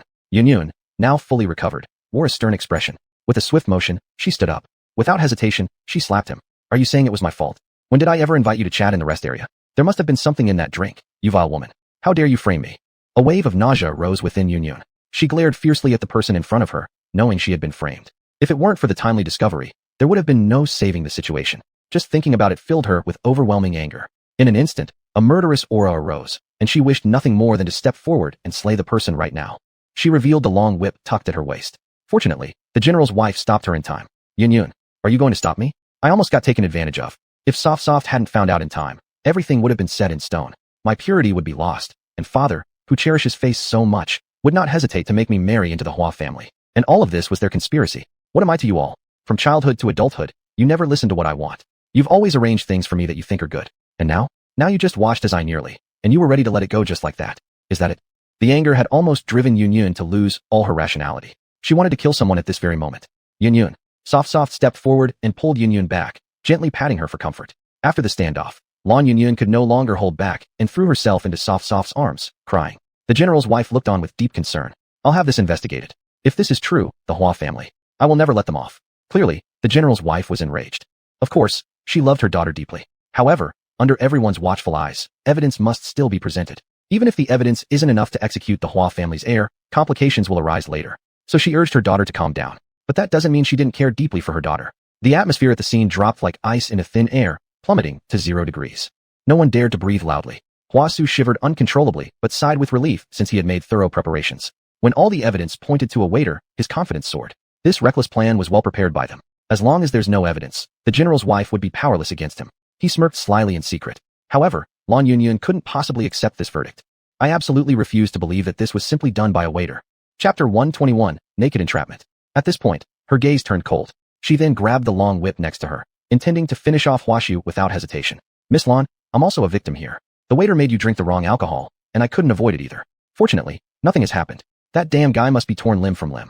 Let's vent for Miss Lan. Hwashu kept retreating while desperately explaining himself. Now, with evidence right in front of everyone, it was clear he had no involvement in the matter. He obviously knew that the Lan family wouldn't allow Lan Yunyun to kill him. Yunyun. Sure enough, the general's wife spoke coldly, stopping her. Yunyun's expression changed. She tightly gripped the purple jade whip in her hand, unwilling to let go. Just then, a soft hand grabbed hers. Startled, feeling the presence of Ruan, she turned her head to look at the other person. Her red-rimmed eyes were filled with tears, showing deep grievance. I have evidence. Ruan spoke slowly. Lan Yunyun froze where she stood, her eyes wide open. Meanwhile, all those nearby looked over instantly, clearly incredulous. What evidence? Isn't the evidence already right before us? Hwashu looked at Ruan and realized why this suddenly emerging female figure made him feel waves of danger time and again. A flicker of panic crossed his eyes, though he was still trying to suppress it. By Miss. The general's wife, upon hearing this sentence, also stepped forward. Her daughter suffered such great humiliation, and as a mother, she was pained to death. However, Without any concrete evidence, she had no choice but to suppress her anger and make plans accordingly. In their kind of household, the big picture always came first. So Yunyun had endured much suffering from a young age. She felt guilty and helpless. She always wanted to repair her relationship with her daughter, but never succeeded. Right now, Bai Ruanyun's words gave her hope. I went to the restroom once. It was purely coincidental that I just heard Master Huashu arrogantly teasing Yunyun there. I initially thought it was just an arrogant rich kid who doesn't respect anyone. But I also worried about Yunyun. Afterward, I kept looking for Yunyun to give her some reminders. When I saw her being led to the lounge area, I naturally paid extra attention and recorded their conversation during the bathroom episode. Ruanyun directly opened the voice recording function on the communicator as she spoke. There was half a minute of recorded dialogue. This appeared before everyone, leaving them astonished. On the other side, upon hearing this statement, Huashu completely lost control. It's impossible, absolutely impossible. You're talking nonsense. This is entrapment, pure naked entrapment. He began yelling loudly, but others looked at him like they were observing a lunatic. Before the audio had even been played, he was already shouting accusations. Moreover, the way his nervousness showed through was reminiscent of protesting too much. As Huashu attempted to grab Ruanyun's communicator, Huayu behind him didn't hesitate and delivered a kick, sending the person flying. The force of this kick was immense. Upon crashing into the wall, blood spewed out of his mouth. Even more unbelievably, Huashu widened his eyes in shock, realizing the person before him. You, how could you be here? Huayu didn't answer him. Instead, he calmly glanced at him and muttered under his breath. Fool. The impressive fighting prowess drew everyone's attention. Previously, they hadn't paid much attention to this man following Bai Ruanyun closely. However, the kick earlier forced them to be astonished. Softly watching Huashu behave properly now, she indifferently pressed the playback button. Naturally, the content matched word for word what was spoken in the restroom. Huashu's voice was very distinct. His voice carried a unique hoarseness, revealing an underlying sleaziness that made others wrinkle their brows. Standing nearby, the general's wife looked extremely displeased. If it weren't for this piece of evidence, they would have surely been at a disadvantage. At this moment, she looked at her daughter Yunyun with tender love. But Yunyun remained standing there, not even glancing at her. The general's wife well understood that if this situation wasn't handled well, it would genuinely hurt her daughter's heart. No, this is framing. Lady, I have reasons to suspect that this recording has been forged. I don't admit it. I don't admit it. Huashu crawled on the ground at this moment, looking utterly disheveled, losing all the suave charm of his former self as a noble young master. And the general's wife only cast a cold glance at him. A glimmer of killing intent flickered in her eyes. Bai Ruanyun also gave no opportunity to the other side. This audio of mine can be investigated at any time for whether it's forged. Also, there should be no lack of cameras at the entire banquet. You made all the preparations, controlled the cameras on the second floor, and forged evidence for you. But you probably didn't have time to forge the camera that directly faces the restroom, right? Madam can send people to investigate the timing of my recording and the camera timing. If the camera footage exactly shows Hua Su coming out, then this matter is as good as sealed. And I can swear with my life, this recording has absolutely not been forged. Otherwise, you can deal with me however you wish. Bai Ruanyun's words filled Lan Yunyun with courage. She now didn't wait for any appraisal result, but without a word rushed forward, pulling out the purple jade whip from her hand. After some thought, she seemed worried about dirtying the gift Softly had given her. So she simply grabbed a fruit knife from the nearby fruit platter, rushed forward without another word, grabbing Hua Su and plunged the knife into a certain part of his lower half. Ah-ha weha. The screams were deafening. Upon seeing the scene in front of their eyes, everyone gasped in horror, their faces turning pale as they involuntarily stepped back half a step. Especially the men present, their legs went limp, and they instinctively covered themselves. It was true. Lan Yunyun had severed that part. This Miss Lan was indeed as rumored. Poirot, who had just arrived, saw the whole scene before her eyes. Her pupils contracted sharply, her heart sinking. Finished. Lan Yunyun had already acted. The general's wife just let it happen. There was already evidence in hand. With her daughter wronged, she herself could not continue to intervene. She gave a faint glance towards Hua Su. Seeing him already unconscious, she walked past. She opened her mouth coldly. Send this person to the Hua family. Have this matter thoroughly investigated. If there is no issue with the recording, tell the Hua family to give an explanation. As her cold voice rang out, Poirot rushed forward immediately, falling to her knees with a thud. Madam, Chapter 122. Incompetent to succeed, yet skilled at failing. This matter has just come to my knowledge. My brother, Huashu, lusting for beauty, is nothing but a dandified scoundrel. I really didn't expect this time that he'd dare do such a thing at Miss Yunyun's birthday banquet. This person can be left for the general's wife to deal with. Our family, the Huas, have absolutely no second words. But this matter has nothing to do with our family. The person is handed over to you. After I return home and inform father, we will certainly visit to apologize. Poirot was very smart, knowing at this moment it was urgent to urgently sever ties between Huashu and the Hua family. It was also the most critical moment in saving the family. Abandoning Huashu now was an unavoidable decision. Lady Junshin had a cold expression and did not reply. Poirot bowed deeply to the two people, then gave a sidelong glance at Huashu. She quickly left with her people, and naturally, the banquet ended under this farce. When everyone left the scene, they were all deliberately or inadvertently warned by the general's wife. This matter must absolutely not be spread recklessly.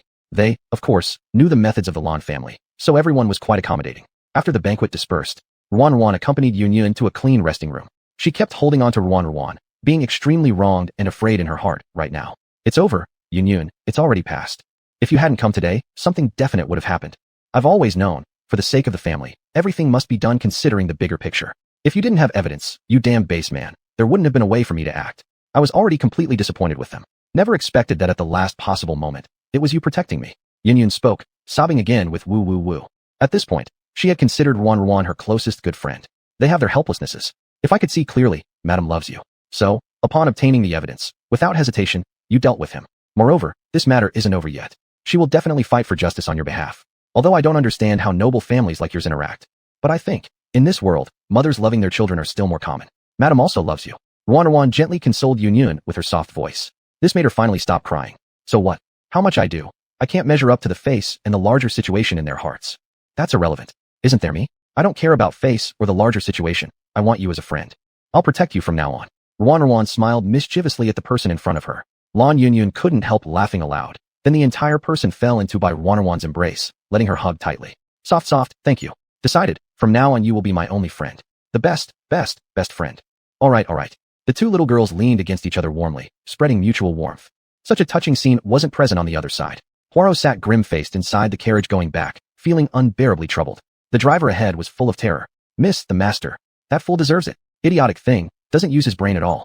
In this occasion, how dared he use such dirty tricks? Does he truly believe it's the same as playing with those ordinary girls as usual? Idiotic. Noble young misses. Aren't they all exquisitely precious ones? Especially Blue General's daughter, Lan Yun's birthday banquet. With so many aristocrats coming and going, he actually dared to use such small tricks. Used them and got caught by others. Truly a stupid fool. Thankfully, this time I reacted quickly, immediately giving him up, preserving the Hua clan. Otherwise, we'd all be done, utterly ruined. Due to anger, Poirot's face turned entirely red. The driver in front dared not say much, keeping his head low while unknowingly pondering something. If the master hears about this incident, he will surely be enraged. What else can be done? The event has already happened. I will speak with father about this matter. Poirot thought about her father, and her previously agitated emotions gradually calmed down. She pressed her temples, and beneath her foundation powder, a flicker of fear flashed. Housewha. After getting out of the car, Poirot looked at the villa in front of her that was brightly lit, and after some consideration, walked in. Bang! A beautiful antique vase hit the ground and shattered. The huge sound scared Poirot so much that her heart quivered, but she stood still, immovable. Father, I've returned. Returned? Do you still have the audacity to return? You couldn't even accomplish a simple task, and now you dare to return. Lord Hua erupted in rage. Poirot knelt on the ground with a loud thud at the sound of his voice. Father, please calm down. Your daughter acted according to all of father's requests. But who would have thought that Huaxu was so foolish as to act independently at the banquet without informing you, using despicable means in an attempt to bind the Lan family's daughter? In the end, his plan was exposed, leading to disgrace and ruin. At the crucial moment, I had no choice but to push all the blame onto Huaxu. Thus, the family has been protected. She said this with neither humility nor arrogance. Upon hearing these words, the furious head of the family finally calmed down a bit. I knew he was stupid, but I didn't expect him to be this stupid. I had clearly instructed him to consult with you on everything. But the result? Father, the matter has already happened. Fortunately, my stance was firm enough. I pushed all responsibility onto Huaxu, abandoning him now. This is also preserving our family. The general's wife is obviously dissatisfied. The most pressing issue now is to soothe the anger of the Lan family. Otherwise, the entire family will suffer consequences. Poirot reminded her father. After hearing her words, a flicker of relief flashed across the face of the patriarch. Thankfully, the daughter before him was wise. Not like his eldest son's foolishness. You may rise. I know this matter is not your doing. You've done well. Naturally, at that moment, the priority was to protect the family. That fool accomplishes nothing worthwhile, yet excels at ruining things. He shouted out in anger, but upon seeing her father's mood improve, Poirot rose slowly from the ground. Father, the Lan family will not let this pass. We must absolutely display sincere remorse. No matter what it takes, even if we lose a great deal or expend much effort, it must be worth it to make amends. The identity and status of the Lan family are not something we can trifle with. Moreover, Lan's young lady is their only daughter, extremely beloved. If this event had succeeded, perhaps they might consider the marriage alliance for the sake of face. However, since the event failed and was exposed, given how much the general cherishes his daughter, there will certainly be an inquiry. You're right. Therefore, we'll abandon the Bai Archipelago project. The general had previously negotiated with me about using the Bai Archipelago as his training base. I always dodged, hoping to gain some value. From the current perspective, it's no longer appropriate. I can only hand it over to placate the Lan family's anger this time. Chapter 123. He's so scary, I'm afraid. Poirot listened to these words and nodded. She stood there at the moment, seemingly deep in thought for something. The head of the family saw that the other party had no intention of leaving, so he asked curiously, is there anything else? Father, indeed there is one thing. Normally this matter would be trivial and unworthy to trouble your ears. But after some consideration, it feels amiss to me, so I wish to report this to you. Speak. Poirot was never one to make a fuss over small matters. Knowing her character well, the father became curious. Today, at Miss Land's birthday banquet, I met someone who I should not have met. Poirot. What? The moment this name escaped her lips, the other party's expression darkened instantly. Poirot knew that this had always been the existence which brought the most shame to her father. A life with unblemished honor was stained when it was revealed that he had a child with a lowly servant maid. This illegitimate child must be the one whom he despises the most. Thus, Poirot's existence was rarely mentioned within the Hua family. Such a lowly person should have disappeared without a trace after being expelled from the Hua family long ago. It was unsurprising that the mention by Poirot caused such a strong reaction now. How could he be there? The master of the Hua family questioned coldly. At first, I was unclear as well, assuming he sneaked in unnoticed. Hence, upon noticing him, I immediately scolded and ordered him to leave. Later, I found out that he has already moved past his wandering lifestyle and is now under the care of a female adult. And that female is closely associated with Miss Lawn. She holds a position that cannot be overlooked. If it were just that good for nothing, it wouldn't even warrant mentioning to both daughter and father. However, the main concern here is that female. Her identity has recently been officially recognized as the sole SSS-rated special female in the Federation. Combined with her relationship with Miss Lawn, it can't help but worry me. After Poirot's explanation, the person in front also nodded approvingly. What do you mean? This spy girl should not become an enemy. Regardless of other reasons, merely her connection with the Lawn family is sufficient reason for us to deepen our relationship with them. If we go blindly to associate with them, it will be incredibly difficult. But currently, Poirot is close to her. After all, he is also a member of the Hua family, carrying Hua family blood. He may have been regarded as lowly and worthless before, which led to his expulsion from the family. But I think no one doesn't want to return to their family. If we give him a chance to assist us in establishing good relations with Miss Spy, thereby mending ties with the Lawn family. The incident on today's banquet will likely not lead to further pursuit by the Lawn family. Poirot is smart enough and knows how to utilize every opportunity. Just this point alone proves she is far more competent than the Hua family's heir. Plus, as a daughter, the head of the Hua family was quite satisfied with her. With the suggestion made by the other side, he softened his expression slightly. You are correct. Although his status is somewhat inferior, if he can provide assistance to the family, he would still be of use. Then, at the right time, allow him to return to the family and be compliant, and I won't investigate too deeply. Father's wisdom is admirable. Poirot lowered her head, flattery spilling from her lips. That task will then fall on you. Yes. Stepping out of the study, Poirot discarded her original gentleness, looking sideways at the assistant next to her, her tone icy. What is it? The waiter we bribed during the banquet came seeking us. Her? What does she want? Didn't she fail in her task? Poirot's tone was gloomy, but given her current other plans, she didn't criticize the assistant for lack of efficiency. I see she seems quite shocked. She wants to meet the young miss. Apparently, she has something to say, so I kept her here. Directly take her to the rear hall, she said indifferently, then turned and left. Without any second thoughts, the assistant quickly took the person to the back hall. Poirot went to change clothes, freshening up a bit. By the time she emerged, dressed in loose long skirts, she caught sight of the waitress sitting on the couch, her face full of terror. A rather sweet-looking young girl. She wasn't very old, looking innocent and simple. As Poirot approached, before she even opened her mouth, the person beside her knelt down on the ground with a thud. Miss, I know you failed the mission, but as long as you keep your mouth shut about it, I will not blame you. In fact, I'll pay you the promised remuneration. Sitting on the sofa, Poirot looked down arrogantly at the pitiful teenager in front of her, glancing briefly at the assistant next to her, who promptly handed over the prepared banknotes. But the girl only gave it a fleeting glance, still overwhelmed by fear. Miss, I don't want this. I don't want anything. That person was so scary. His look was so terrifying. I don't want anything. I just beg Miss to protect me. She cried and screamed, appearing extremely panicked. When Poirot heard these words, her brows furrowed tightly with confusion. Who? That man, the man beside Miss Spy. He seemed to have figured out what I was going to do, and he also said that next time, the wine would be spilled on your face, Mississippi. The young girl's words had barely finished when Poirot suddenly stood up, her gaze sharp as she stared intently at the girl before her. Why you? The girl was startled, choking back sobs while claiming repeatedly that she didn't know who it referred to. Yet Poirot's fists were clenched tightly. How did he know? I don't know either, Mississippi. I haven't said a word. He stopped the cup of wine, and I originally intended to retreat immediately, but unexpectedly, he blurted this sentence out to me. I've done nothing, Mississippi. I don't understand why he could possibly know. Miss, will he kill me? Please, please, miss, protect me. It appeared she was truly terrified into idiocy. Poirot cast a disdainful glance at the other party. The assistant standing by instantly seemed to understand something, stepping forward and pulling the person upright. Rest assured, this matter won't involve you. If he truly wanted to kill you, he would have acted during the banquet. His target is our miss. You take the money and leave now. The assistant handed over the box. The heavy weight of banknotes made the girl regain some awareness. She hesitated slightly, but seeing the resolute expressions in front of her, nodded finally, hugged the box tightly, repeatedly expressed gratitude, and then stumbled away. Once the person was gone, Poirot slowly retracted her gaze. Take care of it. Her indifferent voice echoed. The subordinate by her side had already grown accustomed to this. Understood. The assistant nodded and departed, clearly indicating that the young girl would not escape death.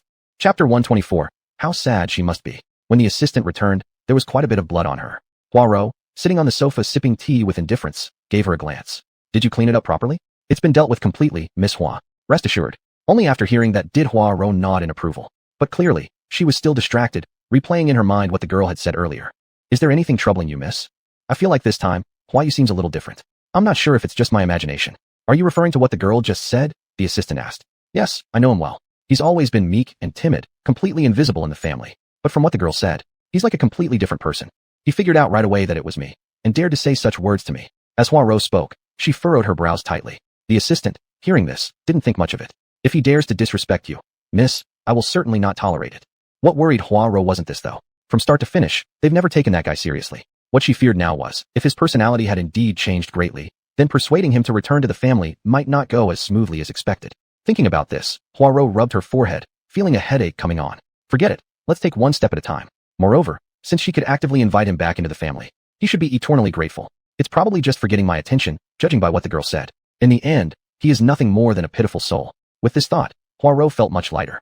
Ho Ching, you go contact Hua Yu. Tell him I want to see him. Let's meet at a coffee shop. After Poirot made up her mind, she no longer got hung up on this matter. The most pressing thing now is to complete the task her father assigned.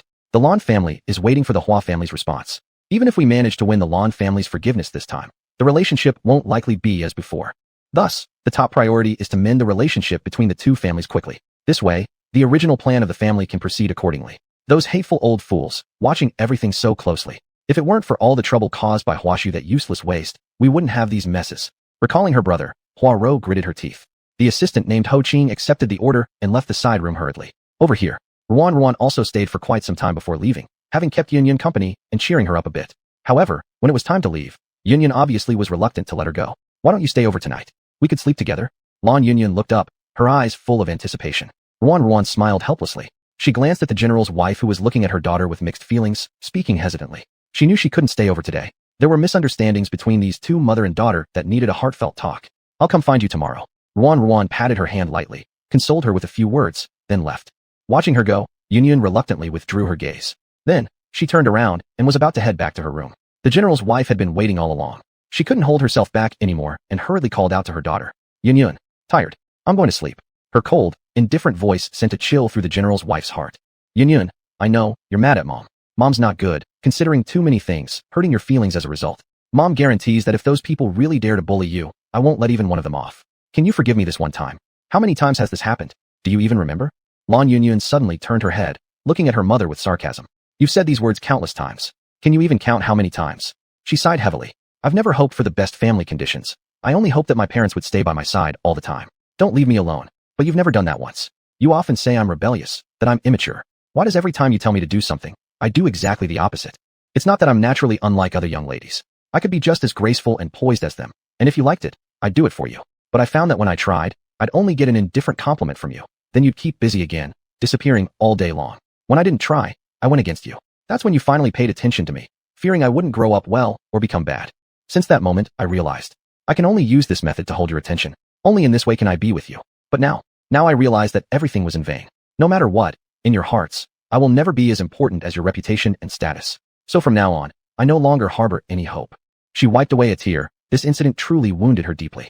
When the general's wife heard these words, she was shocked, staring at her daughter in disbelief. She opened her mouth to explain, but found her throat choked up, unable to speak. Only at this moment did she realize how much she owed her daughter. So much. So much. Lan Yun turned and left. The spacious hall was now empty, leaving only the general's wife weeping uncontrollably. At this time, just after finishing his day's official duties, General Lan arrived home. Hearing his wife crying, he immediately became tense and worriedly reached out to hold her hand. Dear, what's wrong? Why are you crying? General, you're back. Our daughter. She suffered a great deal of humiliation today. I've heard something about Yun. I'll wait for an explanation from the Hua family regarding this matter. I'll handle it properly. Did she upset you again? Did she make you sad? General Lan gently wiped away his wife's tears. Recalling his daughter's mischief, he could guess roughly what had happened. But at this moment, his wife shook her head. It's not her fault. It's me. It's us who have hurt Yun's heart. As she said this, she regretfully cried even harder, burying herself in the general's arms with her emotions becoming increasingly agitated. At this moment, General Lan clearly felt utterly confused. Still, he consoled his wife in his arms softly. Dear, she is our only daughter. Yun is our sole child. Today, I thought for the bigger picture and didn't support her right away. How disheartened she must be, General. For all these years, this is how things have been. Only now do I realize how much she has endured. How am I fit to be her mother? Chapter 125. We must seek justice for our daughter. Madam, this statement clearly took General Lon by surprise, and the other party seemed resolute. We must seek justice for our daughter. The bigger picture and what others think don't matter. If they dare to humiliate our daughter, we must demand reparation. Did you hear that? If you refuse, I'll go myself. The madam's emotions became increasingly agitated. General Lon quickly reached out to comfort her. All right. We will seek justice. We were planning on it anyway, but there are certain calculations to be made. Do they really believe I don't care? That's my only daughter. If she has been wronged, naturally, I won't stand for it. No calculations, nothing else. Just wholeheartedly seek justice for our daughter. We need to support her. All the issues should be brought out in the open.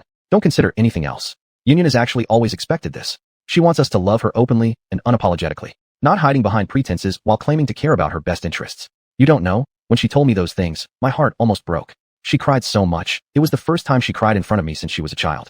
After that, she acted indifferently toward me. You have no idea how heartbreaking her words were. She didn't want to manage anything else. Now, all she wanted was to show her daughter unconditional love. She couldn't let things continue like this anymore. She was truly afraid that their only daughter would one day refuse even to look at her. All right. I'll do as you say. General Lon was a true wife-slave, and whatever his wife said now, he readily agreed. There was not a trace of rebellion in him. On the other side, Wan had just returned home and couldn't wait to clean up and sleep. Tired from a long day, she was completely exhausted. Just as she finished cleaning up, the communicator rang. Without thinking, she answered, not even checking who the caller was. Have you been behaving well at home? Li Chen's voice carried a hint of fatigue. Wan's eyes lit up instantly, and any desire to sleep vanished completely. Shize. Is that really you? Are you doing all right over there? Wan asked urgently. During this time, she wasn't without trying to call him, but it always failed to connect. As Hongjia mentioned, Shize's situation might be complicated, with uncertain signals. So, she could only wait for him to contact her. Fortunately, he did. Everything is fine. There are still some things left to handle, and I can't return just yet. You should listen to Hongjia carefully. I heard you joined the authorities. Yeah, I think it suits me. Wan replied softly. He didn't stop her either, and his tone remained weary. If you like it, then that's good. Is your bodyguard skilled enough? It goes without saying that his information network was remarkably well connected. Wan was quite astonished. She hadn't said anything, yet he knew everything. He's very skilled. Hongjia said the same. Wan added Hongjia's comments, seemingly trying to confirm something. That's fine. Don't interfere in certain matters, and don't put yourself in the spotlight unnecessarily. If anything happens, contact me. It seemed he was delivering a final instruction, and soon after, static began to crackle on the communicator, signaling poor reception. I understand. I'll wait for you. Fearing the connection might drop, Wan spoke in a rush. Beep beep beep. Suddenly, the line went quiet. Wan furrowed her brows oddly, and pulled her communicator close. Why isn't there any sound? Did the signal break? She mumbled quietly, but certainly loud enough for someone on the other end to hear. Do you miss me? A voice came again, startling the young girl so much that she almost dropped the communicator. How are you still there? Didn't the signal cut off? Who says so? But you didn't speak just now. Wan's face turned red. Meanwhile, Shize's deep laughter echoed from the other end of the communicator. I have to go. It's late. Go to bed. With that last sentence, Wan reluctantly bid him farewell. When hanging up, she thought she faintly heard him say something. I miss you. The voice was low, so the young girl wasn't sure if she had heard correctly. She froze. Did he say he missed me? It probably was. I must have heard correctly. It definitely wasn't my imagination. Absolutely yes. Shize is such a silly thing. Why can't he just say it plainly? I knew it. He must be thinking of me. Roanin lay on the bed, talking to herself. As she spoke, she couldn't help but smile shyly, hugging the doll in her hands and rolling back and forth, until she gradually fell asleep. Huayu downstairs had not gone anywhere. When Hongjia saw him, she reminded him that he could go to the next room to sleep. I'll sleep here. He sat on the sofa, unmoved. Hongjia knew early on about his peculiarities, so after being refused, she didn't say much more. When it quieted down around them, Huayu made a move. He stood up and took off his shirt. He took his coat into the bathroom, standing by the sink and vigorously scrubbing. The man who usually wore a cold face was now carefully washing his clothes. The sight was strangely odd. It was clear how seriously he was washing and how precious he thought it to be. After cleaning thoroughly, he found a secure place to dry his clothes. Once finished, he left the bathroom. At this exact moment, the communicator bound to him buzzed. The communicator, naturally, was bought for him by Wan. He was originally a vagrant, unworthy of possessing something like this. Ever since gaining an official identity, every single thing he owned had been carefully considered by Wan and purchased accordingly.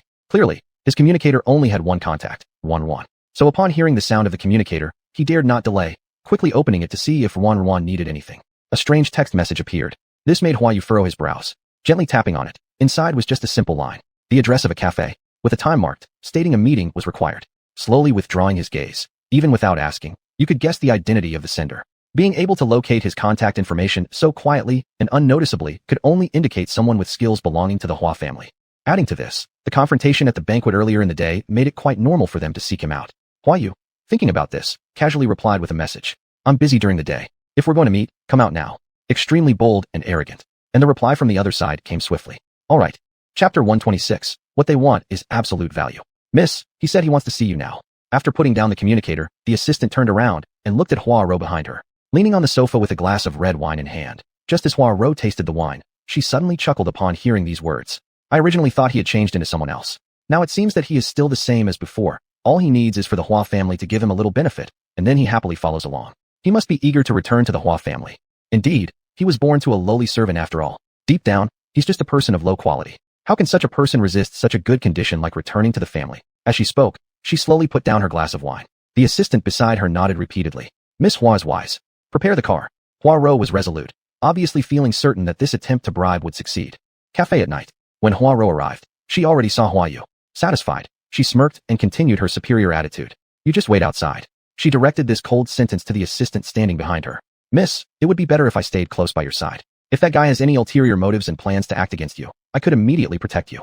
Assistant Wuchen took many factors into consideration, worrying about Poirot's safety. What kind of waste is he? Why are you worried? Could I possibly not deal with a mere useless man? Or do you think he has the audacity to take action against me? Poirot thought rather simply. If one wanted to return to the family, then Huayu's attitude would inevitably be respectful. He should know what matters most. So, the assistant's worries were all in vain. Miss Hua, enough, just wait here. Too many people will only draw attention. Poirot's words again silenced the other party. Wuchen could only nod. Yes. Clad in high heels, Poirot swayed slightly as she entered the cafe. She directly entered Huayu's private room, immediately pulling the curtain next to her closed. Good brother, it's been so long. She smiled, turned to greet him, only to find him suddenly grabbing a cup of water nearby and throwing it at her. Her reaction was fast, but clearly inadequate, so her arm got drenched directly. The burning pain made her wince instantly. Unbelieving, she stared at him, her eyes brimming with anger. You've gone mad. What are you doing? I said it. Next time we meet, I'll throw this cup of water back at you. His indifferent attitude terrified Poirot. How dare you? Is this your attitude toward wanting to return to the family? Do you believe that just one word from me would mean, even if you cried and pleaded, shouting my name, I wouldn't agree to let you return to the family? You'll never prove your identity in this life. Huayu remained silent without speaking, and the other side assumed he was afraid. Thus, they felt smug right now. I originally intended to give you a chance, but your terrible attitude really makes me reconsider giving you another thought. You've wandered outside for so long. The days as a vagrant mustn't have been easy, right? You're now tied to a female identity with a relatively high status. But who knows when you'll be abandoned? Rather than that, returning to the family should be your greatest desire, shouldn't it? Ignoring the searing wound on her hand, hatred flashed through Poirot's eyes, but it quickly disappeared. She picked up the coffee in front of her and took a sip. Her expression was calm. I can give you a chance, but you need to show me your attitude. She raised her head proudly, just as in the past, looking down on him disdainfully. Poirot also seemed especially confident, eagerly expecting Huayu to bow his head and beg her. However, nothing in her imagination happened. Instead, Huayu in front of her appeared indifferent, casting a glance at her with a cold tone. Fool. These simple two words instantly enraged Poirot. She rose abruptly, slamming the table, full of hatred. Huayu, don't refuse wine and then accept punishment wine. Who told you I wanted to go back? Your dirty place, I despise going there. He lifted his eyelids. His manner was so composed, making Poirot doubt the authenticity of his words. How is that possible? Don't you want to come back? How could you not want to return? Without the support of a clan, survival as a beast man on this star planet is extremely difficult. Even though you currently have an official identity, after all, you don't have the backing of a family. Now I'm greatly merciful, wanting to give you a chance, and you actually say you don't want it? Come on, are you using the capturing intentionally after pretending to flee strategy? Huayu didn't respond, leaving it unclear whether he was indifferent or lost in thought. Anyway, Poirot obviously interpreted this as the latter. At that moment, she curled her lips slightly. As long as you work properly for me, I can guarantee your return to the family and also ensure that you'll see your mother's memorial tablet. Mentioning their mother made a flicker of movement cross Huayu's expression. Seeing this, Poirot immediately sweetened the deal. I will plead with father to have your mother enshrined in the family temple. Then she will officially be a proper young mistress. And you will completely get rid of the identity of an illegitimate son. You will become the young master of the Hua family. I know what you care about most is your mother. You should consider carefully. Now her memorial tablet is probably still placed in a small, humble shrine, with no one attending to her memory, unnamed and unrecognized. As long as you're willing to submit, seriously follow my arrangements, and do things properly, your mother's status issue will definitely not be a problem. I think you should also know, Huasu has been ruined. The Hua family has completely abandoned him. He has always been a wastrel, incapable of accomplishing anything but excelling in causing disasters. He really makes the Hua family lose face. I've known from the beginning that one day he would bring on great calamity. This situation counts as its realization. A useless person like him, father could discard any time. Once he had so much prestige, now he's correspondingly miserable. So, this also proves a point. No matter what your former identity was, without brains, you still end up having nothing. But if you are smart enough, those previous lowly identities don't matter. Who knows? Perhaps you can take the place of the legitimate eldest son of the Hua family. Isn't that right? Her alluring red lips slowly curved upward. Without a doubt, every condition she promised was enticing enough to move anyone. Yet every word she said was so merciless, which clearly showed that within the entire Hua family, there was no such thing as family affection. All that bound everyone together was one thing: interests. As soon as you lose any value, you'll be abandoned ruthlessly. Even if you once had a noble identity, it doesn't matter. That title could be replaced by someone else at any time. They don't care. What they want is absolute worth. Chapter 127. Every single one of them deserves to die. One must understand that the tablet mentioned by Hua Rou was not a tablet for the dead. Hua Yu's identity, due to its lack of legitimacy, was too unsuitable to be acknowledged in public. His mother was once a servant of the Hua family. Due to an incident where a male member of the Hua family got drunk and accidentally engaged in relations with her, she secretly kept the child without informing anyone else in the Hua family.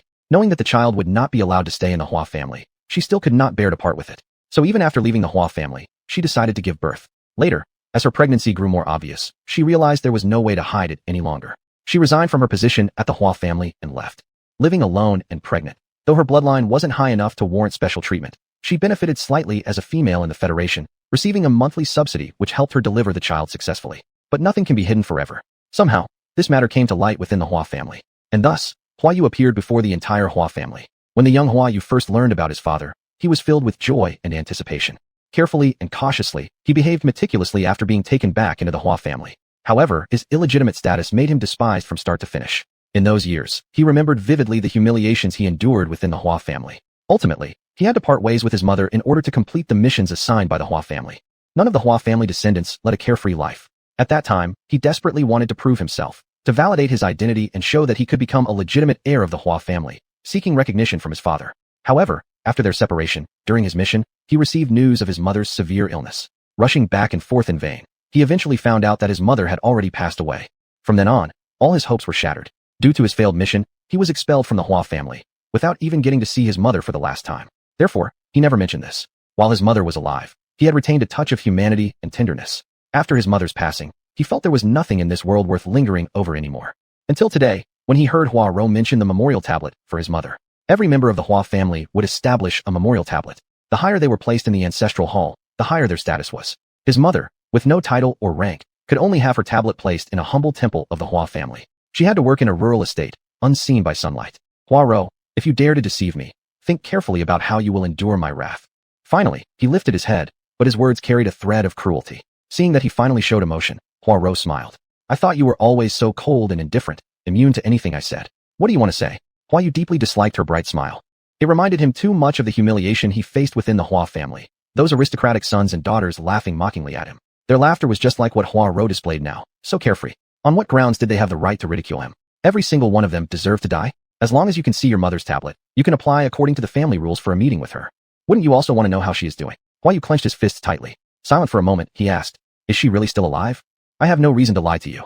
Even more, I can show you my sincerity up front. If you wish, I can arrange for you to meet her immediately without applying. What do you think? Conditions. Hua Yu was very astute, not deceived by these words before him. He was always well aware of the true nature of people in the Hua family and knew better than to expect anything to fall from the sky. Since the other party brought it up, there must be conditions attached. Remaining composed, he inquired coolly. All you need to do is bring Bai Ruanruan along. Then I can provide you with time to meet your mother, while our family has some words we want to convey to Miss Bai. Hua Rou did not beat around the bush. With this statement, the other side seemed to understand her intentions. You're trying to climb the ladder through her to reach General Lan. A direct revelation. Hua Rou was unsurprised. She always knew this person in front of her was clever. Though previously timid, submissive, that was merely his survival strategy within the Hua family. If it weren't for his lowly social standing and inferior bloodline, he could have easily compared to even the pampered legitimate sons within the family. Take Hua Su for example. He certainly surpassed that individual. That person was as stupid as a pig, devoid of intellect. Unbelievably, he couldn't match up to a low-born bastard like Hua Yu. It was truly laughable. You can go back and think about it carefully. You also have that strange contact number. I will give you one night to decide. Before tomorrow morning, if you are willing, just send a message back. I will arrange your meeting then. You should know, you don't have much time. We cannot wait forever. If you miss this opportunity again, there will be no chance to discuss it later. Having said this, Hua Rou stood up and glanced at the other person. Don't try any tricks. Don't attempt to meet your mother through other means. You should know the methods and influence of the Hua family. The family rules have always been strict. Unless personally arranged by me, it won't be easy for you to find your mother. Everything that needed to be said had been said. Hua Rou checked the time and took another sip of coffee. All right, it's getting late. Go back and think about it carefully. After saying these words, she left the private room without looking back. Only Hua Yu remained seated, motionless. When he returned, it was already very late. Bai Ruan woke up groggily and came downstairs to get a drink of water. Suddenly, she heard some noise and saw Hua Yu entering from outside. Without realizing, it had started pouring rain. He didn't seem to have an umbrella. His whole body was drenched. Hua Yu. Bai Ruan rubbed her eyes, becoming more alert. Where have you been? Why are you soaked from head to toe? She walked closer, noticing the water dripping from him. She wondered how long he had been out in the rain. Miss Bai, you're awake. His greeting was expressionless. Ruan quickly pulled him inside. Come in fast. It's raining cats and dogs outside. How could you not take an umbrella? And why did you go out anyway? Did something happen? Why didn't you call me to go with you? If you had work to do, you should have taken a car. And when it suddenly rained, why didn't you find shelter? Ruan kept muttering all kinds of concerns. Her every word showed obvious care. She hurriedly went into the bathroom to fetch a large clean towel and handed it over. Chapter 128. Do not mess with that woman. Hurry up and wipe yourself off. You're completely soaked. Clean yourself properly. Then take a hot shower. Otherwise, you might catch a cold. He stood there dazedly, extending his hand to take the towel, lost in thoughts. Watching from afar, he had been motionless for quite some time, so the speaker simply took the towel back and helped him wipe down. Is something troubling you? Do you want to talk about it? If there's anything I can do. It was obvious that Hua Yu wasn't quite himself. During the banquet earlier today, he hadn't shown any signs of being this way. I just met someone from the Hua family outside. Surprisingly, he didn't hide anything and truthfully recounted what he'd done. Ruan looked at him, momentarily startled. I need to protect you personally for 5 years. During this time, I will be your most loyal servant. A bodyguard must not conceal anything from their master. As if realizing her shock, he suddenly explained why. Upon hearing these words, Ruan's lips twitched slightly. She suddenly realized how straightforward he could really be. So, what did you do when you saw the people from the Hua family? It's fine. Hua Ro met with me, intending to recruit you into her alliance. She knows well enough not to recklessly command me, but she proposed terms for my return to the family. But I find no value in rejoining the Hua family. Seeing this, she persisted. She suddenly informed me that my mother is still alive. He admitted that the conditions were heightened. Indeed, this revelation had a grip on him now. He continued narrating all that happened, without a single trace of hiding anything. Ruan too was taken aback after hearing about his mother. Your mother? Yes, I am the illegitimate son of the Hua family. My mother was once a servant in the Hua household. Later, she was recognized as part of the Hua family. But according to the Hua family's strict rules, my status as an illegitimate child far exceeded hers. And she, being merely a maid without title or respect, meant we hardly ever met. I heard rumors later that she passed away due to illness. Never thought she might still be alive. The authenticity of this news is uncertain, yet since Hua Ro has brought it up, it's unlikely she is deceiving me. As he spoke, he lowered his eyes. An emotion rarely seen by Ruan emerged within them. For so long, he always seemed like a robot, devoid of feelings, cold and rational. He refused to owe anything to anyone. Much like when she saved him, he decided resolutely to repay her instantly. It appeared as though he understood all the intricacies of human nature perfectly. Only until now, he finally exhibited emotions like a regular person. His mother. The only woman who made him look even slightly human-like. Previously, they all believed she had died. Now, discovering she might still be alive, the heart he had locked away started to show the first crack. If you wish to see her, then go see her. Are there any conditions involved? Is there anything I can help you with? If there is, let me know. To me, you are my friend. If I can assist you, it would make me happy as well. Hua Yu was her bodyguard. He had risked his life countless times, protecting her from danger. Thus, Ruan already considered him as one of her own. When he revealed so much to her, holding nothing back, Ruan wanted to offer her assistance. She wants to meet you. If you're willing to help me, I can extend it by 3 more years. Lifting his head, he gazed intently at Ruan before him. And as soon as Ruan heard this statement, she couldn't help but chuckle out loud. You're adding years again? At this rate, you'll end up serving me for 8 years. This guy truly had a habit of throwing around time commitments, for reasons unknown. You have no obligation to offer help. Should you decide to assist me, I should give appropriate terms. Here he goes again. Ruan didn't feel like continuing this argument with him. She knew he was stubborn as a block of wood. All right then, let's proceed as you suggest. Tomorrow, I'll accompany you. Extending her hand, she lightly patted his head. His tall stature was similar to Shize's, making her stretch on tiptoes to reach him. It was a habitual act of comforting gesture. When the person noticed Ruan reaching out her hand, he peculiarly glanced over. Not until her hand gently tapped against his head did his pitch-black pupils contract sharply. An unfamiliar sensation welled up inside. Go take that hot bath soon. Get some rest early. Don't worry unnecessarily. Good night, Mississippi. He bowed his head, revealing a rare hint of tenderness. Ruan turned and climbed upstairs, but remembered to remind him to take that hot bath. Hua Yu nodded at the person in front of him. The night was dark like ink. On the other side, Hua Ro had just returned to the Hua family residence when she received a message. Her assistant approached with a beaming smile. Miss, he sent word asking where tomorrow's meeting will be. Upon hearing this, Hua Ro smiled in satisfaction. I already knew there was an unusual bond between mother and son. Fortunately, I reacted quickly. When I realized he didn't intend to return to the family, I immediately offered different terms. It seems I made the right bet. Thankfully, I persuaded father to spare that woman's life back then. If she had died, we truly wouldn't have been able to win him over. At this thought, her brow furrowed. Miss is wise, the assistant flattered. That's enough. You go ahead and inform the people at the temple to make sure everything is ready. No mistakes tomorrow. With that, Poirot prepared to retreat to her room for a hot bath and some rest. It had been a busy day. Just as she was about to leave, something else occurred to her. She stopped mid-step. Oh, warn the second master properly. I know what kind of person he is, reckless and fearless in his pursuit of women. He doesn't care who he gets involved with. In the past, I turned a blind eye because it didn't matter much. But now, we need Hua Yu's cooperation. Tell him not to mess with that woman. If anything unexpected happens, I will not forgive him. Thinking of her brothers and younger brothers in the family who were all equally troublesome brought on a wave of irritation. The assistant clearly understood what Poirot was referring to. Miss, I will speak to the second master. But he's having too much fun lately. It might not be easy to persuade him. Tell him these are my orders. If he has objections, let him come find me. I don't mind bringing this up in front of father. Let him see who father values more, him or the family's interests. By this point, Poirot's tone had grown completely cold. The person before her instantly lowered their head, agreeing repeatedly. They watched Poirot ascend upstairs to rest. Afterward, Assistant 1 got into a car and drove towards the family's earthen temple in the night. In the quiet night, there was music and dancing within the earth temple. A luxuriously dressed young man was surrounded by others, enjoying himself immensely with singing and revelry. Chapter 129, Worse Than Beasts. You come here. He focused his gaze on a woman dressed in a maid's uniform. The woman clenched her fists tightly, and the anger on her face was evident. She stared intensely at the man before her, and Hua Bei was aroused by the sight of this woman. Without further ado, he stood up and moved forward to wrap his arms around the woman's waist. Feeling the touch of his hands, the woman's face filled with hatred as she scolded him furiously. Beast! She swiftly slapped Hua Bei across the face. The servants nearby were shocked, involuntarily drawing in a breath of cold air. Who didn't know that the lust-driven second young master was the cruelest, ready to show his methods if anything didn't go his way? Hence, no one dared to provoke him. A group of young girls huddled together in the farthest corner, trembling with fear. Only the woman before him seemed fearless, as if she had nothing to lose but death. So long it has been, and you are still so fiery. Hua Bei licked his lips. The force of the slap was considerable, but even so he wasn't fazed. It seemed he was already accustomed to this woman's disposition. You violate federal regulations, commit acts of treason, privately harbor females for your own enjoyment, which is a heinous crime. What is most repulsive is that Maya Yu is your blood brother. Yet, you dare treat me like this. You're worse than an animal. The identity of the person before him was Enqing, Hua Yu's birth mother. Due to her special racial status, she was exceptionally beautiful, looking not at all like a woman who had given birth.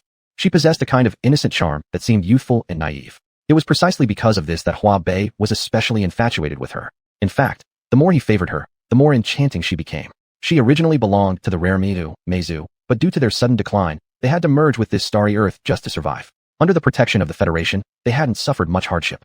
Enqing ended up in the Hua family purely by accident, and unintentionally gave birth to Hua Yu. She had only wanted to live a peaceful life with her child, but she never imagined that the Hua family would be a black hole she couldn't avoid. Despite having fled so far, she was still captured by them. How pitiful for her Yu. So young, so innocent, yearning for a home, hoping to find his father. Knowing nothing, he was brought to the Hua family, leaving Enqing deeply worried, so she returned along with him. Since then, mother and son were separated. To see her Yu even once proved nearly impossible. In the end, she learned that Yu had been completely expelled from the family. Her heart shattered. She spared no effort to seek an audience with the master of the Hua family, but was mercilessly banished to this secluded earth temple. Initially, she believed that her life was utterly hopeless and planned to end it all. But unexpectedly, she was discovered by the second son of the Hua family, Hua Bei. Thereafter, she endured days worse than death. Over such a long period, she hadn't thought about committing suicide, but her attempts were thwarted time and again. Now, she had finally found an opportunity. She secretly stashed a small blade, originally planning to free herself when no one was watching. But the beast came back. Furious now, considering she had nothing left, she decided to drag him down with her before dying. Enqing's eyes had already revealed a hint of murderous intent. She was waiting for him to approach, so she could immediately cut his throat and kill him. At this critical moment, suddenly, a subordinate rushed into the room, appearing flustered. Hua Bei, who had intended to indulge himself, instantly turned dark-faced. I have clearly said that, when I am here, regardless of any matter, you must not enter to disturb me.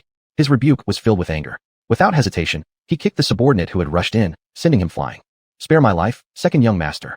Spare my life. Because unexpected guests had arrived, the subordinate rushed to report the situation despite the chaos. The servant smashed heavily against the wall, wincing in pain, his face crinkling.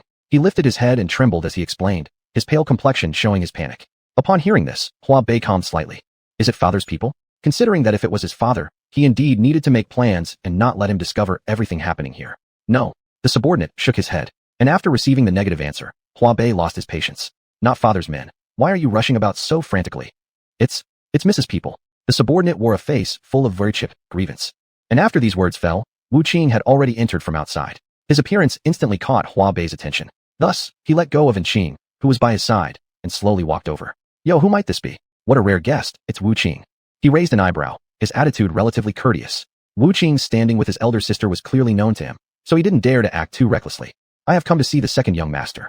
Upon entering, Wu Qing appeared as though he had already grown accustomed to the lascivious scene before him. Still, even under his half-lowered eyelids, disdain could not be hidden. Don't be too formal. Why would you come here? Has elder sister any instructions? The elder miss indeed has given an order for the second young master to leave immediately, especially regarding Lady Yin. She said you must not touch her again. There was no trace of flattery on Wu Qing's face. His tone was icy cold. But upon hearing these words, Hua Bei had already grown irritated. At the end of the day, Hua Rou was just the eldest daughter of the house, her rank no different from his. If such orders came from their father, then perhaps he would have had no choice but to listen. What gave Hua Rou the authority to tell him what to do? Elder sister, why would she issue such orders all of a sudden? Hua Bei asked in a nonchalant tone, while lounging casually onto a sofa at the edge of the room, dragging a frightened young girl cornered into the couch beside him. He pulled out a cigarette and gestured toward the trembling girl in his arms. She nervously held a lighter and ignited the cigarette. Hua Bei puffed lazily at his smoke, with unbridled lust still flickering in his eyes beneath. Earlier, he'd been quite hungry, intending to indulge himself fully tonight. The arrival of Wu Qing dampened his mood considerably. The elder miss struck a deal with third young master. Therefore, Lady Yin must stay behind. Wu Qing's tone remained cold and indifferent, offering no elaborate explanation, just a curt notification. Meanwhile, Qing, overhearing news about Hua Yu, saw a spark of hope reignite in her dim eyes. What? Is he back? Is he truly back? She eagerly attempted to grab Wu Qing to ask more questions, but was stopped by an attendant nearby. Chapter 130. Who do you think the next one will be? Wu Qing glanced at the other party with indifference. Madam, you will see it naturally when the time comes. He nodded to the other person. Wu Qing was never the kind of person who would take advantage of his power to oppress others. Instead, he seemed to be exceptionally polite to every member of the Hua family. At least on the surface, he maintained an appearance of courtesy. Unlike the few young masters of the Hua family, who displayed all their emotions openly, according to what Huaro had said, they were indeed foolish. A person who reveals all their emotions is nothing but an open book for others to read thoroughly. The truly high-level hunter will never easily expose their own feelings. In this regard, Wu Qing was particularly similar to Huaro. After all, they are master and servant. Hua Yu, that lowly illegitimate son, isn't he dead yet? I remember he was expelled from the family and should have already become a wanderer. The fate of a wanderer is, after all, a dead end. I thought that after being out there for so long, he must have died by now. Unbelievable, he's still alive with such stubborn perseverance. But what does the elder sister mean? Why negotiate terms with that waste of space? What can a wanderer offer that's worth talking about? This is the elder Mrs. private matter, and it is inappropriate for me to comment too much, Wu Qing replied indifferently. Upon hearing this, Hua Bei snorted in disdain. Then you go back and tell the elder sister that I want this man. If Hua Yu has anything she desires, just snatch it away directly. There's no point in negotiating conditions with a useless person. It's really a waste of time. A glimmer of murderous intent flashed in his eyes, as if deeply dissatisfied with why that waste of space was still alive today. Upon hearing this, Wu Qing knitted his brows slightly. He didn't expect that young Master Bei would indulge in lust to such an extent. Young Master, that's enough. Your goddamn babbling is wasting my precious time. I've given you face enough already. If it weren't because you're by the side of the elder sister, I would have kicked you out ages ago. Take my message to the elder sister. Dismissed. With those words, Hua Bei's subordinates immediately stepped forward and made a please gesture towards Wu Qing. Wu Qing remained unmoved, merely nodding towards Hua Bei. Apologies, young Master Bei. The task hasn't been completed, and I cannot leave. Any further issues should be directed to the elder miss. Saying that, he activated the communicator. Soon, Huaro's voice came through the communication device. How did things go? Elder miss, I've arrived. However, young Master Bei doesn't seem to be entirely willing. Wu Qing reported faithfully. Instantly, the other end of the communication channel relayed Huaro's roar of rage. Fool, does he dare refuse? Tell him to speak to me. Hua Bei had been rather relaxed before, but upon hearing Huaro's voice, he suddenly sat up straight. Deep down, he was still fearful of this elder sister. As the eldest daughter of the Hua family, Huaro had always held a prestigious position, beloved by the patriarch of the Hua family. She had also consistently acted as the patriarch's right hand, handling matters meticulously and receiving much favor. Unlike them, these young masters who were often extravagant, causing quite a number of problems. Their father obviously couldn't be bothered dealing with their messes anymore, so for a period of time, he specifically entrusted them to Huaro for education. His memory was vivid. Even now, he could still vividly recall how Huaro used to reprimand them back then. This woman was mad. She wasn't afraid to lay hands on people and showed absolutely no mercy. Hua Bei stood up. Looking grimly at the communicator panel displaying Huaro's face, he appeared unusually serious. His previous obstinacy was simply due to being too free for too long and becoming overly confident. Now, with just one meeting with Huaro, who wasn't even present, he was completely subdued. Fool, is my order unclear? I was concerned that your brain might not be intelligent enough to comprehend or follow my orders, so I even sent Wu Qing personally to inform you. And look, you're as dim-witted as ever. You've lived under my tutelage for some time. I distinctly recall teaching you carefully during that period. I assumed that, as you grew older, your brain would develop somewhat. Apparently, your intelligence seems far worse than before. Such harsh insults left Hua Bei's expression abnormally unpleasant. Sister, I just don't understand. Hua Yu is merely an illegitimate child. That despicable individual, why must you compromise and negotiate terms with him? Resentment could be heard clearly in his tone. Huaro cast a single glance his way, her lips curling mockingly. He's despicable? Yes, he's undeniably despicable, born of a maid, possessing extremely low-born blood. Yet, despite being that sort of person, he possesses both competence and intelligence. Even after becoming a wanderer, he managed to turn himself around even after such a long time. What about all of you? All of you, dressed up so well and enjoying the best education and everything, have turned into complete fools. Hua Bei, I might as well tell you. You continue to be this reckless rich boy, and sooner or later, you will pay for everything you're doing now. Hua Su is gone already. Do you think who will be next? What? Originally, while enduring a scolding, when the other party mentioned that Hua Su was gone, Hua Bei immediately reacted, raising his head to look at the screen. Is what I said not clear enough? Hua Su, thinking highly of himself, wanted to seduce the young miss of the Lan family, but was caught red-handed. What's more terrifying is that the Lan family had solid evidence in their hands. He had his vital part cut off on the spot, and is now fully handed over to the Lan family for disposal. Father has completely abandoned him. Speaking of this, Huarong narrowed her eyes, with even more unshakable disgust in them. If it weren't for this fool, she wouldn't have to be so troubled, finding ways to patch things up. Because of this matter, she had enough headaches already. How is that possible? How could it possibly happen? That's Big Brother. That's the legitimate eldest son of the Hua family. Hua Bei was already speaking without thinking, panicking and trying to find any trace on Huarong's face, hoping that the other person was just deceiving and intimidating him. There is no such thing as impossible. You know Father's personality best. In his eyes, there is no so-called bloodline connection, only the interests of the Hua family. Do you think you can do whatever you want here, disregarding the Federation's laws and privately keeping so many females for your entertainment because of your lack of brains? Wrong. It's because of the status and power of the Hua family. All of this has been painstakingly operated by Father. But he still isn't satisfied with these. He wants more. As the elder sister, I will give you one piece of advice. If you don't want to die too early, you'd better listen to me. Otherwise, don't blame me for being impolite. Chapter 131. She looks dangerous. The screen in front of them quickly closed, leaving Hua Bei standing there motionless. Wu Qing beside him had silently observed everything. He quietly put down the communicator and looked at the person in front of him. Second young master, Miss Hua's words, you should have all heard them, right? He kindly reminded the other party, wanting to tell them not to let their own selfish desires hinder important matters. With such an obvious suggestion, Hua Bei naturally understood it. His attitude obviously changed. He was no longer as aggressive and overbearing as he was at the beginning. Furrowing his brows, he didn't know what he was considering at the moment. After thinking for a moment, he finally questioned Wu Qing. Let me ask you, are the words my sister just said completely true? Naturally, every word Miss Hua said is true. I'm asking about my older brother. She didn't lie to me. My brother really, truly has been abandoned by our father? Apparently, nothing else could move him. What surprised him the most now was something close to touching his own interests. Hua Su being abandoned, even death. This news was too shocking. Thus, he needed enough information to calm himself. That's right. Miss Hua did not deceive you. If second young master doesn't believe it, you can also send someone to check. Older brother is indeed gone. If Hua Bei still harbored any illusions at the beginning, after further confirmation now, he completely believed this fact. Wu Qing wouldn't dare to deceive him. As for that woman Huaro, her intentions were unpredictable. It was uncertain whether her words were real or fake. But no matter how it was, she probably wouldn't joke about something like this. Plus, with Wu Qing's statement. Now, Hua Bei certainly had no mood for pleasure or enjoyment. Without a word, he left Wu Qing behind and turned back without hesitation. The subordinates around him immediately followed once they saw him leave. The room originally filled with chaos and luxury now restored complete tranquility. It seemed that many people breathed a sigh of relief because of his departure, and Wu Qing no longer continued to bother with him, only looking towards Qing, his tone slightly comforting. Madam, please come with me to let the servants tidy up a little bit. This way, when we meet third young master, everything will be fine. Wu Qing's words successfully calmed the other party. Is it true? All of it is true? AI, you really came back? Is he okay? Is he really going to see me? Is it really possible? The sudden surprise made her forget all the rest. Now, she moved forward and gripped Wu Qing, questioning repeatedly. Yes, everything follows Miss Hua's arrangements, and Madam can patiently wait. Finally receiving a definitive answer, and Qing, with excitement, was taken downstairs by the attendants to dress up nicely. In the end, she was the mother of third young master of the Hua family. Though without formal title, these underlings still respected her minimally out of basic duty. Because of handling the situation on Hua Bei's side, a lot of time was wasted, so when Hua Ro intended to let Wu Qing bring Qing over, there was no time left. By Ruan and Hua Yu's car had already stopped outside. Upon hearing the sound, Hua Ro had to abandon the idea. It's all that idiot's fault for wasting time.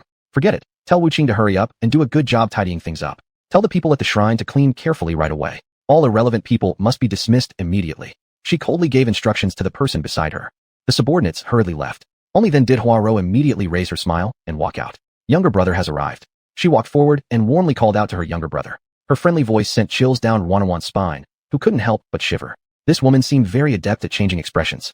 She wasn't like this during the banquet. As for Hua Yu, he remained indifferent, his eyes filled with coldness while looking at her. Where is my mother? He wasted no words talking nonsense to her. Hua Ro was accustomed to his demeanor, so she wasn't annoyed either. Miss Bai graces us with her presence. According to propriety, I should treat her well. Younger brother, you don't need to rush so much. Why don't you let Miss Bai go inside and have a cup of hot tea, and then I'll take you to see her. No need. Before the other party had finished speaking, Bai Ruan quickly refused. I've come this time to accompany him in seeing his mother, and nothing is more important than meeting her. As for drinking tea, it's probably unnecessary. Ruan's attitude was very clear. It was as if she were telling the other party that she was here to support Hua Yu. Hua Ro's smile stiffened for a moment before she immediately nodded. Yes, it's my fault for acting rashly. Let's set off now then. Hua Ro did not delay any further and immediately left with the group, getting into the car. Once inside, Hua Ro couldn't wait to strike up a conversation with Bai Ruan. Ruan could see through her ingratiating attitude and words, knowing they were all for Hua Yu's sake. Hence, she couldn't outright reject her advances too conspicuously and merely went along with her feigned interest. On the other hand, Hua Ro worked hard, attempting in every way possible to narrow the gap between them. Throughout the drive, which lasted for about 10 minutes, she talked incessantly, leaving Bai Ruan no choice but to internally marvel at her persistence. Miss Bai, we have arrived. Fortunately, their destination was reached just then, and Hua Ro, quite pleased with this brief exchange as Bai Ruan had shown no signs of resistance, felt content. This to her was definitely worth it. As long as there was any hint of progress, everything was worthwhile. So at that moment, Hua Ro's mood was pleasant. She even smiled kindly at the servant in front of her. Are you not going to hurry up and inform them? Make sure to bring Madam in here properly. With that, the servant hurried off. Hua Ro then turned her gaze toward Hua Yu behind her. Third brother, let's go straight to the living room. It's been a while since you've seen your mother. Have a proper conversation. I'll personally prepare tea and snacks for you both. Hua Ro was clever, understanding that such moments called for giving some personal space, allowing the mother and son time to catch up and rekindle their relationship. This would also evoke more emotions from Hua Yu. She planned her retreat carefully. Bai Ruan had been holding in her breath, and only after watching Hua Ro walk away did she finally ease up slightly. She looks dangerous. Ruan furrowed her brows. You shouldn't underestimate her smiles and endless chatter on the way. I simply do not like her. Her vibes feel very false, very dangerous. You should be extra cautious. These words of Ruan's clearly served as a warning for Hua Yu. He nodded, fully aware of Hua Ro's schemes. Just as the two were talking, a servant rushed out from inside. Third young master, Miss Bai, please come in. Hua Yu was already filled with anticipation, so he didn't even wait for the servant to finish speaking before hastily heading inside. Chapter 132, Don't Lie to Me. The spacious living room was tidied up very neatly, and Qing, standing anxiously in the center of the living room, only rushed forward excitedly when she heard footsteps outside. Hua Yu, who also entered at the same time, could not help but step forward upon seeing his mother. Mother, a person truly appeared right before their eyes. And Qing could no longer contain herself and burst into tears with red eyes. She threw her arms around the person in front of her, completely overwhelmed with emotion. You're really still here. You're really still alive. Where did you go? Do you have any idea how worried I've been about you? I've asked everywhere, but there's no trace of you, no news. Only occasionally have I overheard people mentioning it inadvertently, saying that you were expelled from the Hua family. I felt my heart was about to break when I heard you were driven out of the clan, left without knowing where to go. I truly thought I would never see you again, child. For the mother and son who depended on each other for survival, they had not seen each other for quite some time, and despair had already arisen within them. And Qing had even attempted to end her life more than once. But she had to live on, determined to use her last ounce of strength to avenge him. Now, looking at the long-missed child standing in front of her, she didn't know how to describe her feelings. Mother, are you alright? Hua Yu's normally cold face showed an unusual expression. This was Bai Rui's first time seeing such a concerned and anxious side of him. He scrutinized his mother thoroughly, noting that she had grown thinner, and his worries deepened. I'm fine, Yu. You shouldn't have come here. Since you've been expelled from the Hua family yet survived, you should be staying far away from here. The Hua family is a den of monsters that devours people without spitting out bones. They are all demons, all madmen. I didn't know before. I should have stayed away from them, hidden myself deeply so they couldn't find me. Otherwise, it wouldn't have harmed you this much. Yes, run, quickly leave, stay as far away as possible. Never come back. To Qing, the fact that her son was alive was the best news she could hope for. Therefore, upon realizing her situation, Qing's only thought now was to make Hua Yu escape. Hua Yu remained silent, reaching out to grab his mother's arm, only making the anomaly clear when she winced in pain. What's wrong? Are you injured? Hua Yu's expression immediately changed, and he grasped his mother's arm, attempting to push up her sleeve. However, this action was immediately stopped by Qing. I'm fine. Her refusal was too decisive, and Hua Yu, well aware of his mother, pulled up the covering sleeve without hesitation. On her originally smooth arm were numerous bruises scattered everywhere, appearing terrifying. Even Bai Ruan, who stood further away, involuntarily gasped and widened her eyes upon seeing it. Good heavens! At this moment, Qing panicked instantly and quickly withdrew her hand, stepping back several steps. Who did this? Who did this? Tell me. Hua Yu suddenly looked up to interrogate her sharply. His voice carried uncontainable killing intent, his eyes turning crimson. and Qing obviously sensed something amiss with her son and quickly tried to soothe him. You. Don't be angry, please don't be angry. It doesn't matter. These are just external injuries. It's because I wasn't careful. Don't lie to me. She was interrupted mid-sentence. At this point, Bai Ruan also feared he might lose control, so she quickly approached, extending her hand to gently pat his shoulder. As green calming energy spread, Hua Yu's originally agitated and restless emotions gradually calmed down, followed by his mood becoming quieter. Hua Yu, don't be in such a rush. Anything can be slowly explained. Her words worked, and Hua Yu looked at her, obediently nodding. Watching this scene, Qing felt astonished. She probably thought it bizarre that her son, who always knew what he was doing and never obeyed anyone, would listen so obediently to the young girl before her. Therefore, at this moment, her gaze was entirely fixed on Bai Ruan, and Bai Ruan, noticing Qing's stare, began to explain herself slowly. Auntie, hello. My name is Bai Ruan. I am a Yu's friend. She didn't mention the master-servant relationship between them, cleverly hiding it instead. No mother would want to hear that news. Upon hearing her words, Qing lit up her eyes. Miss Ruan, hello? You seems truly different from before. He used to never make friends. I never imagined that now he actually has made friends and brought you to meet me. Evidently, he considers you very important. Qing's words carried significant meaning. She then smiled warmly and glanced at her own son. Even her mood improved greatly. The mother and son began to chat enthusiastically again. Not wanting to disrupt the atmosphere, Ruan sneaked away quietly, intending to wait for Hua Yu outside. As soon as she came out, she bumped into a girl who seemed flustered. The girl was holding some dirty clothes. Upon colliding with someone, she instinctively knelt down and begged for mercy, full of panic. Miss, forgive me. I didn't see clearly and offended you. Her excessively frantic behavior made no sense. Ruan never expected such an extreme reaction and was a bit startled herself. You can stand up, I'm fine. Saying this, Ruan reached out to help the girl. However, the girl reacted as if electrocuted, hastily dodging away, creating more distance between them while still kneeling and crawling backward. Her face was filled with fear. There's no need to dirty your hands, Mississippi. I'll get up on my own. She scrambled to her feet quickly but kept her head low, not daring to look directly at Ruan. Ruan didn't expect such a drastic reaction from this young girl. Moreover, seeing her referring to herself as a slave, it became all the more peculiar. Ruan accidentally caught sight of the wounds on her collar and suddenly realized something. How dare you be here? Step aside quickly. Just then, a hurriedly arrived housekeeper scolded the girl. The girl jumped in surprise, her little face turning even paler. The housekeeper probably refrained from excessive reprimand because Bai Ruan was present. He merely gave her a meaningful look before forcing her to leave. Sorry, Miss Ruan. She didn't offend you, did she? No problem. Bai Ruan did not inquire further, only nodding faintly to the housekeeper. With that, the housekeeper left, leaving the pastries he carried on a nearby pavilion. These are the finest pastries. Please taste them, Miss Ruan. It was clear they were very friendly towards Bai Ruan, and Bai Ruan merely nodded. The housekeeper didn't linger much longer after delivering the tea and pastries, hurrying off promptly. Perhaps about 10 minutes later, he finally emerged from inside, but his expression appeared somewhat grim. Chapter 133, Let him walk into my trap. Stop asking her, she won't tell you. Seeing the strange look on Hua Yu's face, Ruan could only sigh and step forward to advise. Why? Apparently, Hua Yu was still unclear about the reason, so he continued to ask foolishly. First of all, she definitely worries about you. She already feels incredibly fortunate to be able to see you now. She cherishes you greatly and doesn't want anything unexpected to happen to you. Moreover, she is aware of your current difficult situation and therefore does not wish to trouble you. Before Ruan finished speaking, he immediately interrupted. I am never afraid of trouble. She is my only family in this world, the one I recognize as my sole family member. If I can't even protect her, how can I protect you? His sudden words made Ruan freeze in place. Then Bai Ruan blinked a few times and still felt puzzled by his train of thought. These are not the most important issues. I haven't finished speaking yet. The most crucial thing is that as a mother, how can she bring herself to recount such humiliating experiences in front of her own child? That's why I'm telling you not to say any more. Ruan sighed, appearing somewhat helpless. Upon hearing this sentence, Hua Yu's expression instantly turned gloomy. What? How do you know? He could sense his anger, so Ruan recounted what she had surmised. Actually, at first, I wasn't sure. But just now, there was a girl who looked rather young. Her appearance was good. She wasn't an inferior female. And in this interstellar planet, females have extremely high status.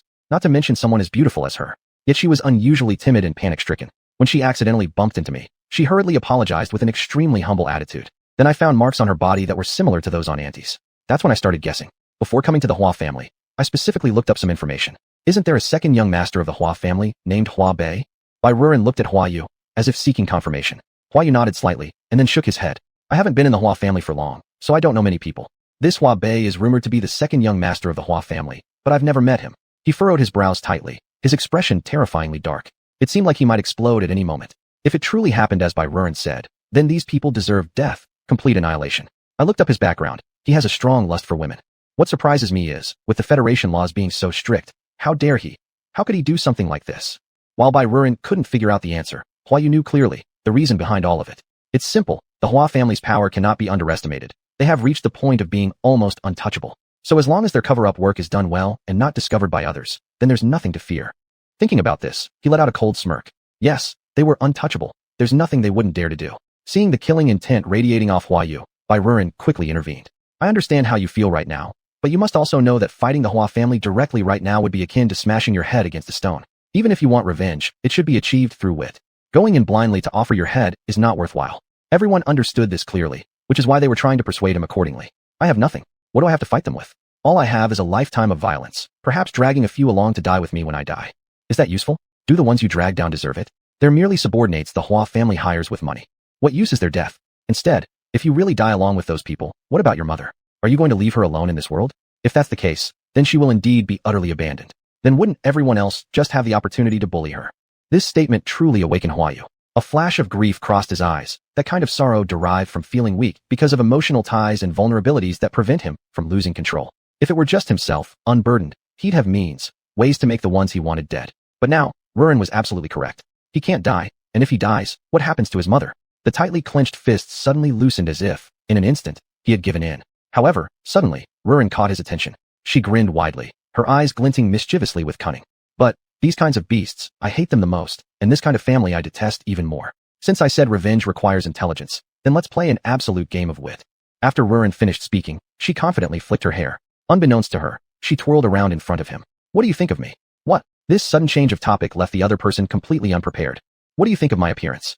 Ruan looked at the other person with an air of anticipation. While you could sense her approaching, and the unique floral fragrance she carried seemed to linger in his nostrils. His Adam's apple moved as Hua Yu boldly locked eyes with Bai Ruren. As he gazed upon the young girl before him, a slight unease stirred within him. Beautiful. His compliment was straightforward, so much so that it made one blush. That's right. Since I am beautiful, and that second young master has a penchant for lust, I will lure him unknowingly into my trap, and then capture him all at once. At this, Bai Ruren gave a wink to the person standing before her. If Hua family's crime of privately hoarding females for pleasure were exposed to the Federation, what would happen? Bai Ruren asked with a cheerful smile.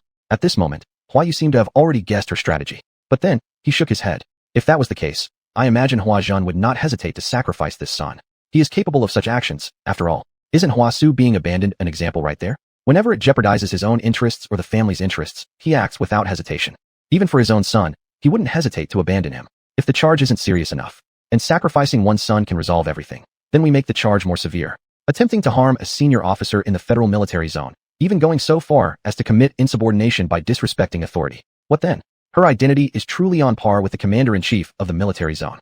From the moment she earned the golden badge, it has already proven she is no ordinary woman. With SSS-level status plus being a senior comfort counselor in the military zone, these buffs stacked together ensure the Hua family cannot escape. Hua Yu looked at the slightly crazed little rabbit before him and couldn't help but feel astonished.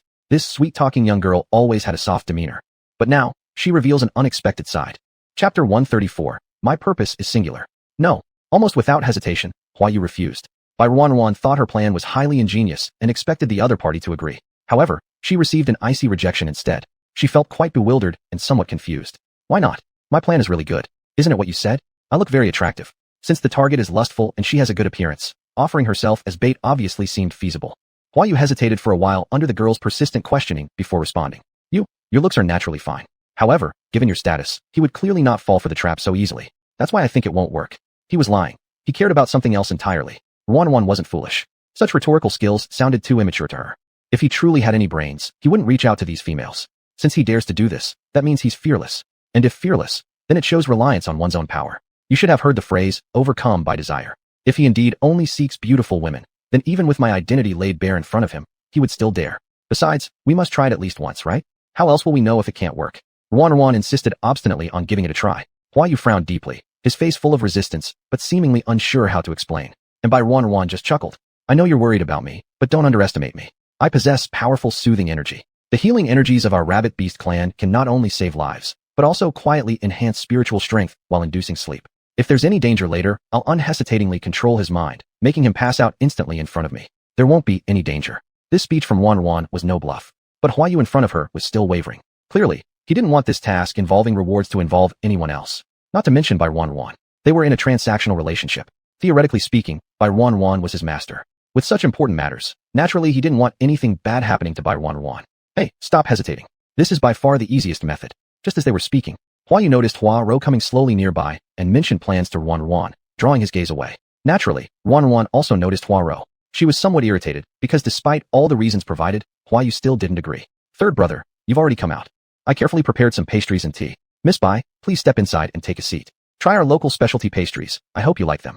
Hua Ro smiled warmly while talking to both of them. In her hands, she carried a tray of exquisite pastries and tea. Wan nodded toward her and was led into the reception hall. She sat on the sofa, watching Hua Ro place the pastries in front of her, warmly hosting her. Ultimately, still considering Hua Yu's mother was in her hands, Wan picked up a piece of pastry. I will take my mother away. It was evidently Hua Yu who said that. Hua Ro wasn't surprised, though her smile stiffened slightly. Third brother, if you continue calling me that disgusting nickname, I can snap your arm without hesitation, interrupted his cold voice filled with disdain and hostility. Originally, Hua Ro thought that after seeing and Qing, his attitude might improve somehow, but to her surprise, he was still the same. But for Wan's sake, she didn't get angry at all and explained kindly. All right, if you dislike that title, I'll call you by name. Hua Yu, I understand you're eager to reunite with your mother, but let's not forget, you're people of the Hua family. Even if you aren't, your mother is. If you wish to simply take her away, father won't allow it. She spoke as she picked up the tea, taking a sip. It's not that I'm refusing to help you, but sometimes, father's orders are beyond my control, and you should understand. Though she spoke beautifully, she'd cleverly used her father as a shield. However, Hua Yu lacked patience to discuss these things with her anymore. Now he harbored murderous intent. After wandering outside for so long, he never cared for petty intrigues and schemes. A strong fist meant everything could become simple. Wan, naturally, recognized his meaning. At this moment, she decisively pulled on his arm as if trying to calm him down. Hua Yu didn't understand yet, but Wan knew well. After being brought here, the entire estate was swarming with members of the Hua family. Even if Hua Yu was very capable, she was fully aware that Hua Ro, this woman, would never be so simple as to disregard her own personal safety. She would definitely make thorough preparations. Thus, direct confrontation wasn't a good method. Even if Hua Yu had absolute strength, Hua Ro was confident that the situation would surely result in mutual destruction. And this was absolutely a scenario she couldn't allow to happen. Hua Miss, since we've reached this point already, I think there's no need for any further pretense. If we speak frankly, it will benefit everyone. Wan cut straight to the chase, also signaling to the other party that there was no longer a need to keep up appearances. Hua Ro's expression flickered slightly, then she too slowly smiled. All right, since you've been so straightforward, I'll tell the truth.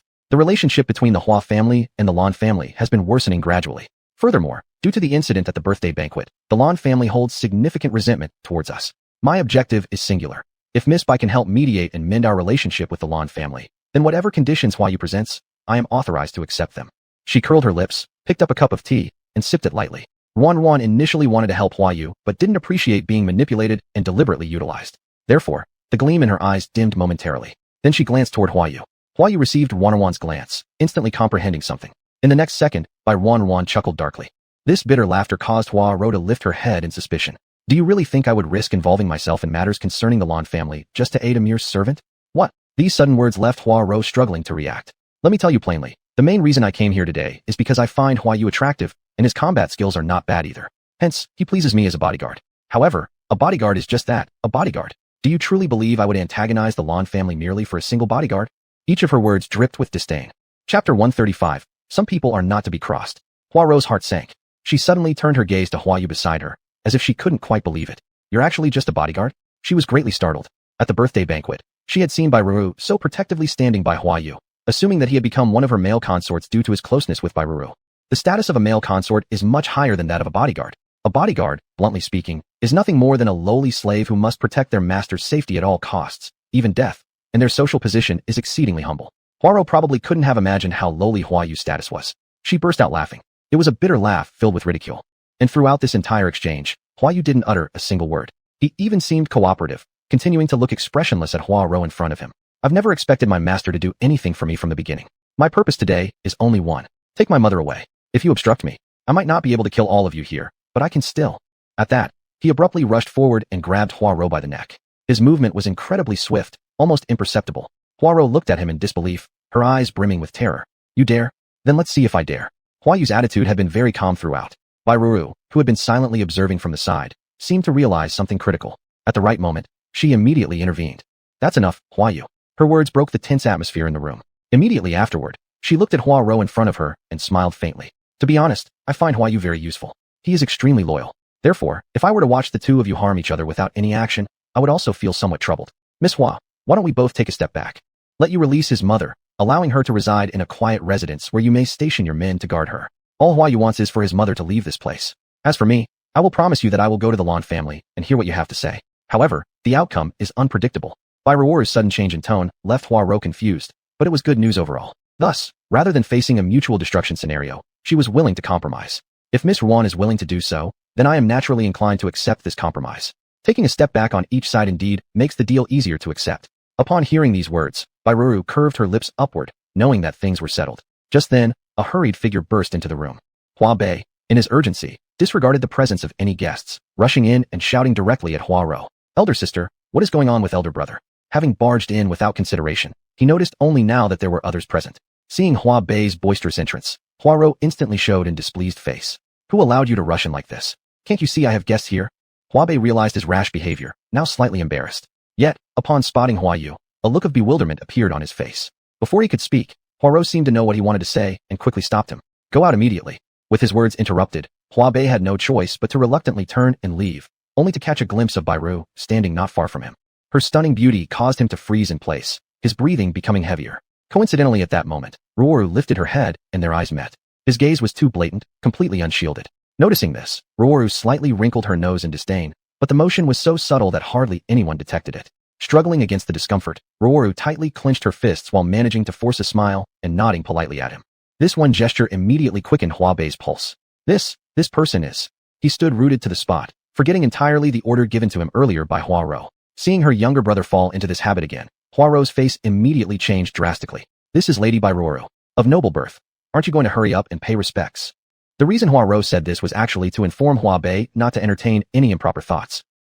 It's originally Lady Ruoru. I am Hua Bei, the second son of the Hua family. At this point, Hua Bei wasn't listening to a word Huaro said. Like a peacock spreading its feathers, he eagerly moved closer to Ruoru and introduced himself. As Ruan saw the other's gaze about to land on her, she slowly rose and nodded at him. Second young master. Miss Ruan, there's no need for such formality between us. He seemed like he wanted to say more, trying to close the gap between them, but Ruan stopped here. She then turned her attention to Huaro beside her. Since we've already discussed everything with Miss Hua, we should take our leave. Alright, the Lan family also hopes Miss Ruan will keep this in mind. Huaro stood up to see them off as well. The two departed, one in front of the other. Hua Bei lingered behind, somewhat reluctant to part. When they finally boarded the carriage, Huaro turned to Wu Qing, who was standing nearby. You arrange for Qing. Deploy some capable hands to find a clean and pleasant courtyard to watch over. Yes, Mississippi. Wu Qing accepted the order and left immediately. Only after this did Huaro slowly retract her gaze. She noticed Hua Bei still staring in the direction where they had gone. A smirk tugged at the corner of her lips as she said mockingly, You truly have a penchant for moving on quickly. The ridiculous things you've done for Qing are countless, as far as I can tell. And now you're letting go so easily? I'm sending her away, and you don't even flinch? Her words pulled his thoughts back to the present. But Hua Bei just waved a hand indifferently. Big sister, I know your affairs take precedence. It's just a woman after all, and as the second young master of the Hua family, I must consider the bigger picture. So big sister, naturally, I'll follow your arrangement. Though cheerful, his laughter carried a hint of insincerity. Still, Huaro wasn't foolish. She could read his thoughts through and through. There's no need to beat around the bush with me. I know exactly what you're thinking. But listen to my warning, Hua Bei, some people aren't ones you can mess with. That is Miss Ruan, whose position carries weight and power. Not only is her status beyond your reach, but those behind her are far out of your league. If you dare cause trouble for the Hua family, think carefully about the consequences your elder brother faced. Chapter 136. I just performed a grand drama. Huaro didn't want to keep bringing up Huasu either, but she also knew that only with this method could she intimidate the person in front of her. Alright, I understand. You don't need to repeatedly bring up elder brother. And what exactly happened regarding elder brother's matter? How could you just give up on elder brother like this? He is family. Mentioning Huasu, Hua Bei finally calmed down slightly. Family? Do I still need to tell you how many times, in this house, there's only interest? Huaro recorded this sentence and left without looking back. After watching the person leave, Hua Bei clenched his fists tightly and punched the wall fiercely. His current inner state was clearly flustered. But soon he sighed with relief. Anyway, he had already acted according to what Huaro said. Just a woman, now he handed her over, it should no longer affect him. Most importantly, Bairuoru's figure had been haunting his mind. On the other side, Ruru got into the car and couldn't wait to take out a tissue to wipe her hands. What a man obsessed with lust and disregards everything. Thinking about his gaze makes me feel nauseated. Ruru shivered, furrowing her brows tightly. Why did you suddenly change your tone? Hua Yu turned around and looked deeply at Bairu. The young girl was startled by the look. Then she shrugged. You've seen Hua Bei's reaction. Punishing the Hua family needs a breakthrough point. Otherwise, we won't be able to match Huaro. You should know that. But we shouldn't sacrifice you. He lowered his eyes. A fierce expression flashed in his eyes. At most, kill them all. He said this sentence very calmly, making an eerie chill run through someone's body. Ruru swallowed hard. She quickly opened her mouth to soothe him. No, she said earnestly. Violence can indeed solve a lot of problems, but the consequences to bear are too much. In the past, when you were alone, using violence against violence was indeed good. But now you're not alone anymore. What about your mother? What about me? Bairuru spoke seriously, and after hearing the last sentence, the other party clearly hesitated for a moment before suspiciously lifting his head to look at Bairuru. Why are you looking at me like that? That's just the way it is. You promised you will be my dead loyalist for 5 years, or rather now it should be 8 years. You surely wouldn't go back on your word, right? Why you fell silent? Bairuru's words apparently worked. You can rest assured. I've already thought of a plan. If he really dares to come, I'll entertain him properly. Now, let's visit the Lan family. I'll go see Yunyun. After reaching a decision, Bairuru already had plans in her mind. The car drove off and eventually stopped outside the Lan family villa. Miss Ruru, you've arrived. The family steward of the mansion saw Bairuru and immediately approached respectfully. Yunyun, is she okay? Stepping out of the car, Bairuru hurriedly asked about Yunyun's condition. The steward's expression was peculiar, stammering for a moment, unsure of what to say. Apparently noticing his hesitation. Where is she now? Ruru didn't continue questioning, as further inquiry seemed futile. Seeing her personally was better. The young miss is currently in her room. Her mood isn't good, refusing to meet anyone. However, if it's Miss Ruru, the young miss might be willing to see you. Ruru nodded, eagerly following the steward into the villa. Upon entering, she coincidentally met General's wife. Ruru dear. Madam, wonderful you've come. I was just thinking of asking someone to invite you. Yunyun has locked herself in her room all day long, refusing to come out and speak to me. The food sent in, she doesn't eat anymore. She is usually such a gluttonous child. Now even the best desserts are ignored. This time, it's certain that she truly hates me and must feel utterly disheartened. General's wife appeared much more haggard than during the banquet day, having lost considerable weight, and her complexion wasn't good. It was evident that due to Lan Yunyun, she hadn't been sleeping well, constantly worried. Madam, please don't worry. I'll check on her, it'll be fine. Ruru consoled while speaking.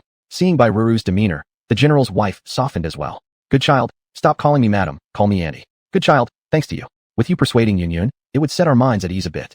Please, do persuade her to eat something. I am really worried about her health. Yes. Everyone understood the mood of the general's wife at this moment, so she nodded decisively in agreement.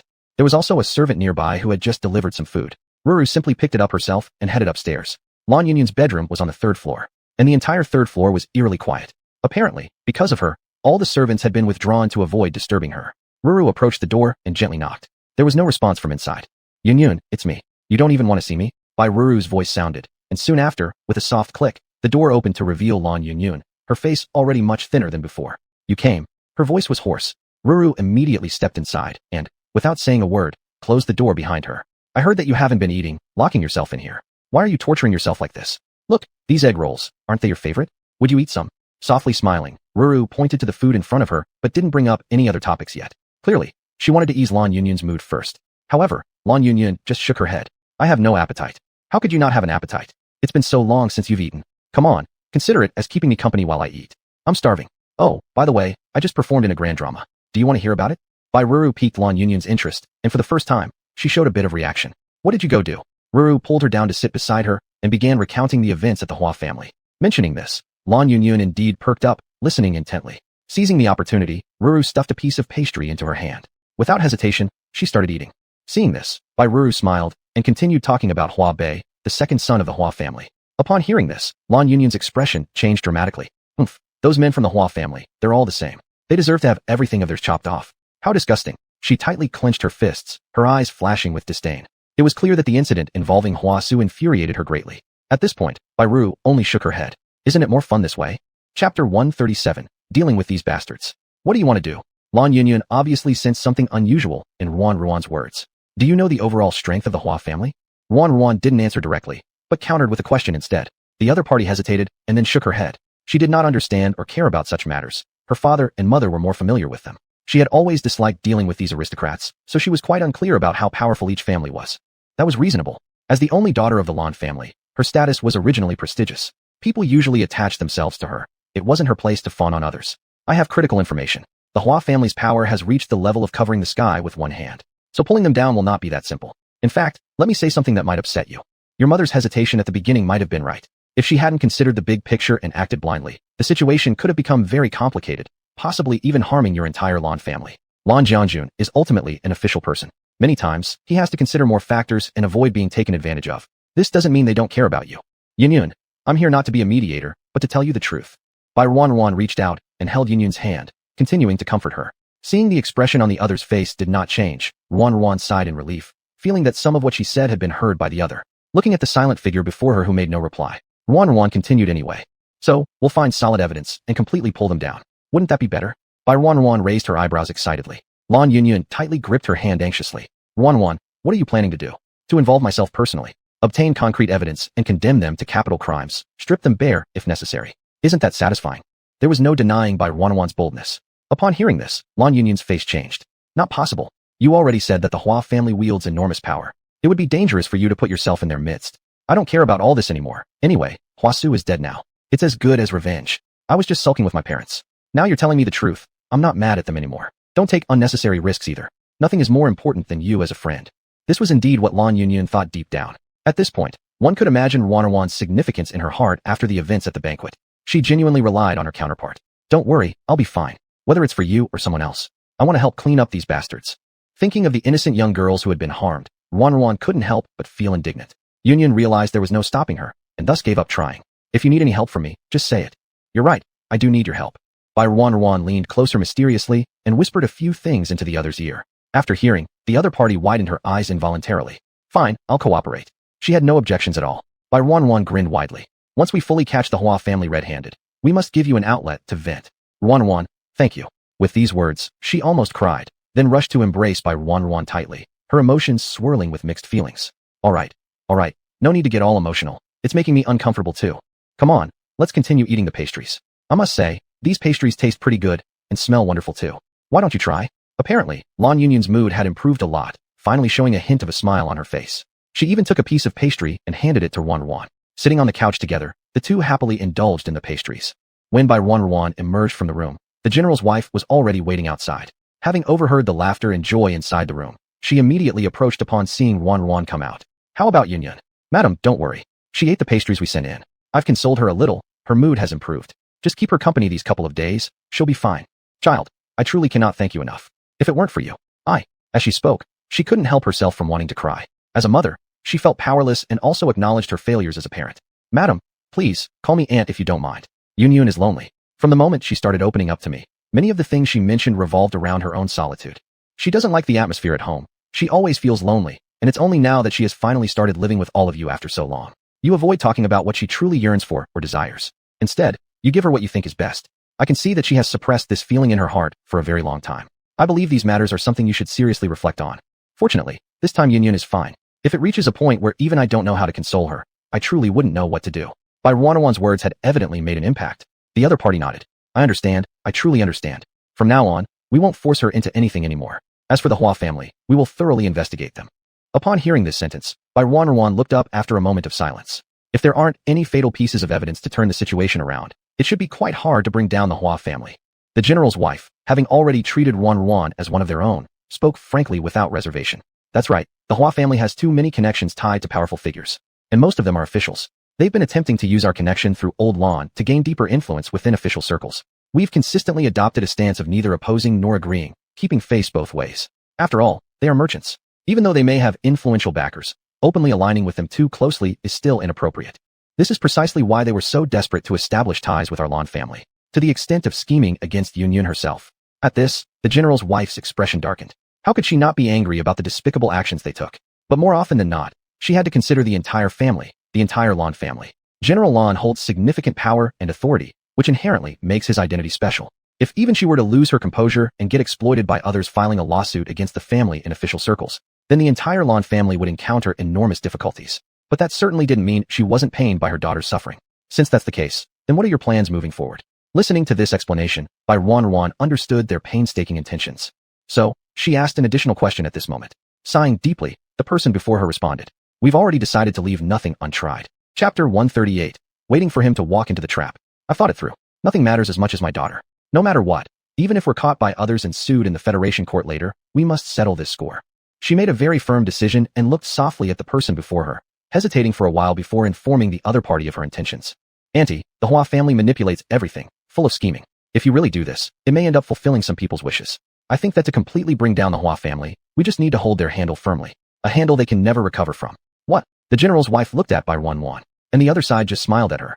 If Auntie trusts me, you can temporarily hold your move. I have also discussed with Yunyun. I said that I will definitely obtain the Hua family's fatal flaw, to help her find justice properly, to reclaim justice for those innocent people. These words were ambiguous, making them hard to understand, but the general's wife knew that Ruan had some plan.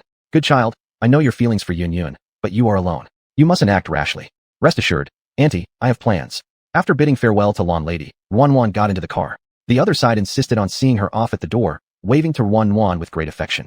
Inside the car, Wan watched as the person in the rearview mirror gradually disappeared, then slowly shifted her gaze. Yun communicates too little with her family. There are too many misunderstandings between them. I can see clearly that the general's wife loves her daughter. It's just that there are too many things beyond their control. Yun is not an unreasonable person. It's just that their interactions have always had problems. I wonder if this time they will be able to understand each other. She muttered to herself, and the training device placed nearby suddenly made a sound. She curiously picked it up, flipped it open, and saw a message from an unknown sender. Miss Wan. Hello, I wonder if you remember me. I am the second young master of the Hua family, Hua Bei. Forgive me for taking the liberty to inquire about your contact details. My original intention was only to make friends with Miss Wan. I hope Miss Wan will give me a chance. A text message revealed Hua Bei's concealed intentions, and Bai Wan curled her lips slightly with disgust after reading it. You fell for it so quickly? She coldly chuckled, and then immediately started replying to the text message. Ah, so it's young Master Hua. Nice to meet you. After finishing the message, Wan added a cute emoticon and sent it over. She promptly closed the message interface and turned to look out the window. Why you? Things seem smoother than expected. If we really bring them down this time, won't you need another 2 years added? Saying this, Wan turned with a smile to look at Hua Yu beside her. He was driving. Hearing these words, his eyelid twitched. Did you actually do that? Of course, I've already put out the word. You can't back out now. You have to cooperate with me. Wan said seriously. He nodded, withdrawing his eyes. It doesn't matter anyway, since I'll take care of everything. If he really dares to act, I'll crush his head barehanded. He didn't say the last part because he subconsciously didn't want to say such bloody words in front of Wan, fearing she might feel uncomfortable. What happens if he acts? And Wan hadn't heard the latter half of the sentence and was still waiting.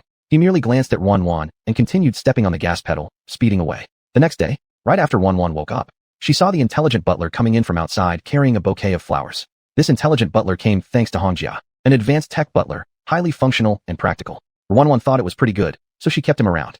However, unexpectedly, this guy came in holding a bouquet of flowers from somewhere. 001. Where did these flowers come from? 001 was the name for the butler. Hearing Wan's question, he mechanically raised his head. Miss Wan, you're awake. This bouquet was delivered by a young man from a flower shop. He said it's for Miss Wan. He clearly explained the origin of the flowers. But Wan strangely moved forward and took the bouquet, pulling out a card from within it. A large bunch of bright red roses, dazzlingly vibrant. On the card, it wasn't anyone else but Hua Bei. The content of the card was also simple. It just briefly mentioned that since this bunch of flowers was fresh and suitable for Wan, he bought it for her, hoping she would like it. Upon seeing this, Wan just scoffed and casually threw the bouquet to the butler standing before her. Get rid of these dirty things. Don't let me see them in the house. Understood. Without a word, the butler set aflame, instantly burning the roses to ashes. Then, he directly put the ash from the burnt flowers into the trash can. Seeing this, Wan gave him a thumbs up, praising his good work. Thank you for your compliment, Miss Wan. Breakfast is ready. Please enjoy it at any time. Good. Also, help me pick out an outfit. Something colorful and pure, suitable for going out. Wan curled her lips slightly. She had specifically investigated Hua Bei's preferences yesterday. He was particularly fond of innocent young girls. And Wan's plan was simple. She would dress in a way that attracted him, to casually increase his feelings towards her, waiting for him to take the bait willingly. Understood. The butler turned and left. Wan entered the dining room and started eating breakfast. Throughout the meal, she ignored everything Hua Bei had done, including yesterday's text message. After giving a simple reply, she didn't respond further despite Hua Bei's obvious attempts to close the distance and start multiple conversations. By now, Hua Bei must be thoroughly confused. At that moment, he leaned on the edge of the pool, staring at the message screen, without receiving any reply for a long time. He frowned and once again confirmed with his assistant beside him. Are you sure the flowers have been delivered? Master, you've asked many times already. The flowers were personally delivered by me. There won't be any issues. And I saw that the intelligent butler received them. So, those flowers will definitely reach Miss Wan. But it's still early now. Perhaps Miss Wan is still resting and hasn't noticed yet. The assistant made excuses on behalf of Hua Bei, who listened and nodded. You're right, that's a possibility. Continue monitoring her activities closely. Wherever she goes, or whatever she does, report back to me. Hua Bei appeared unusually excited. Bai Wan was the most stunning woman he had encountered so far. Even though Hua Ro had warned him time and again, he disregarded it entirely. Chapter 139. What made her most nervous was Shize. The assistant was just about to nod in agreement when he received a message. His eyes lit up instantly, and he quickly stepped forward to report earnestly. Young master, Miss Wan has gone to the residence of Mississippi. What? Miss Wan has set off to visit the elder Mrs. Place right about now, the assistant said with a grin. In no time, Hua Bei disregarded everything around him and stood up abruptly from the pool. Really? Absolutely true. I had a scout nearby keeping watch on her earlier, so every move by Miss Wan is reported back here. Good, very good. Prepare my carriage immediately. I'll change my clothes and head over to the elder sister's place as fast as possible. Hua Bei couldn't wait any longer. He jumped out of the swimming pool and ran back inside with excitement. The assistant followed closely behind, fearing that the young man in front would fall. Master, please slow down. Outside the villa of Huaro, the car carrying Ruan came to a stop. As soon as she got out of the vehicle, she saw Huaro rushing forward anxiously to welcome her. Miss Ruan. Miss Hua, I have come today to discuss matters related to the Lan family. Ruan smiled at the other party. The person in front originally seemed puzzled as to why by Ru_you would come. However, upon hearing this news, they suddenly beamed with joy and warmly welcomed the guest into the house. In the living room, Huaro ordered someone to bring tea and snacks quickly.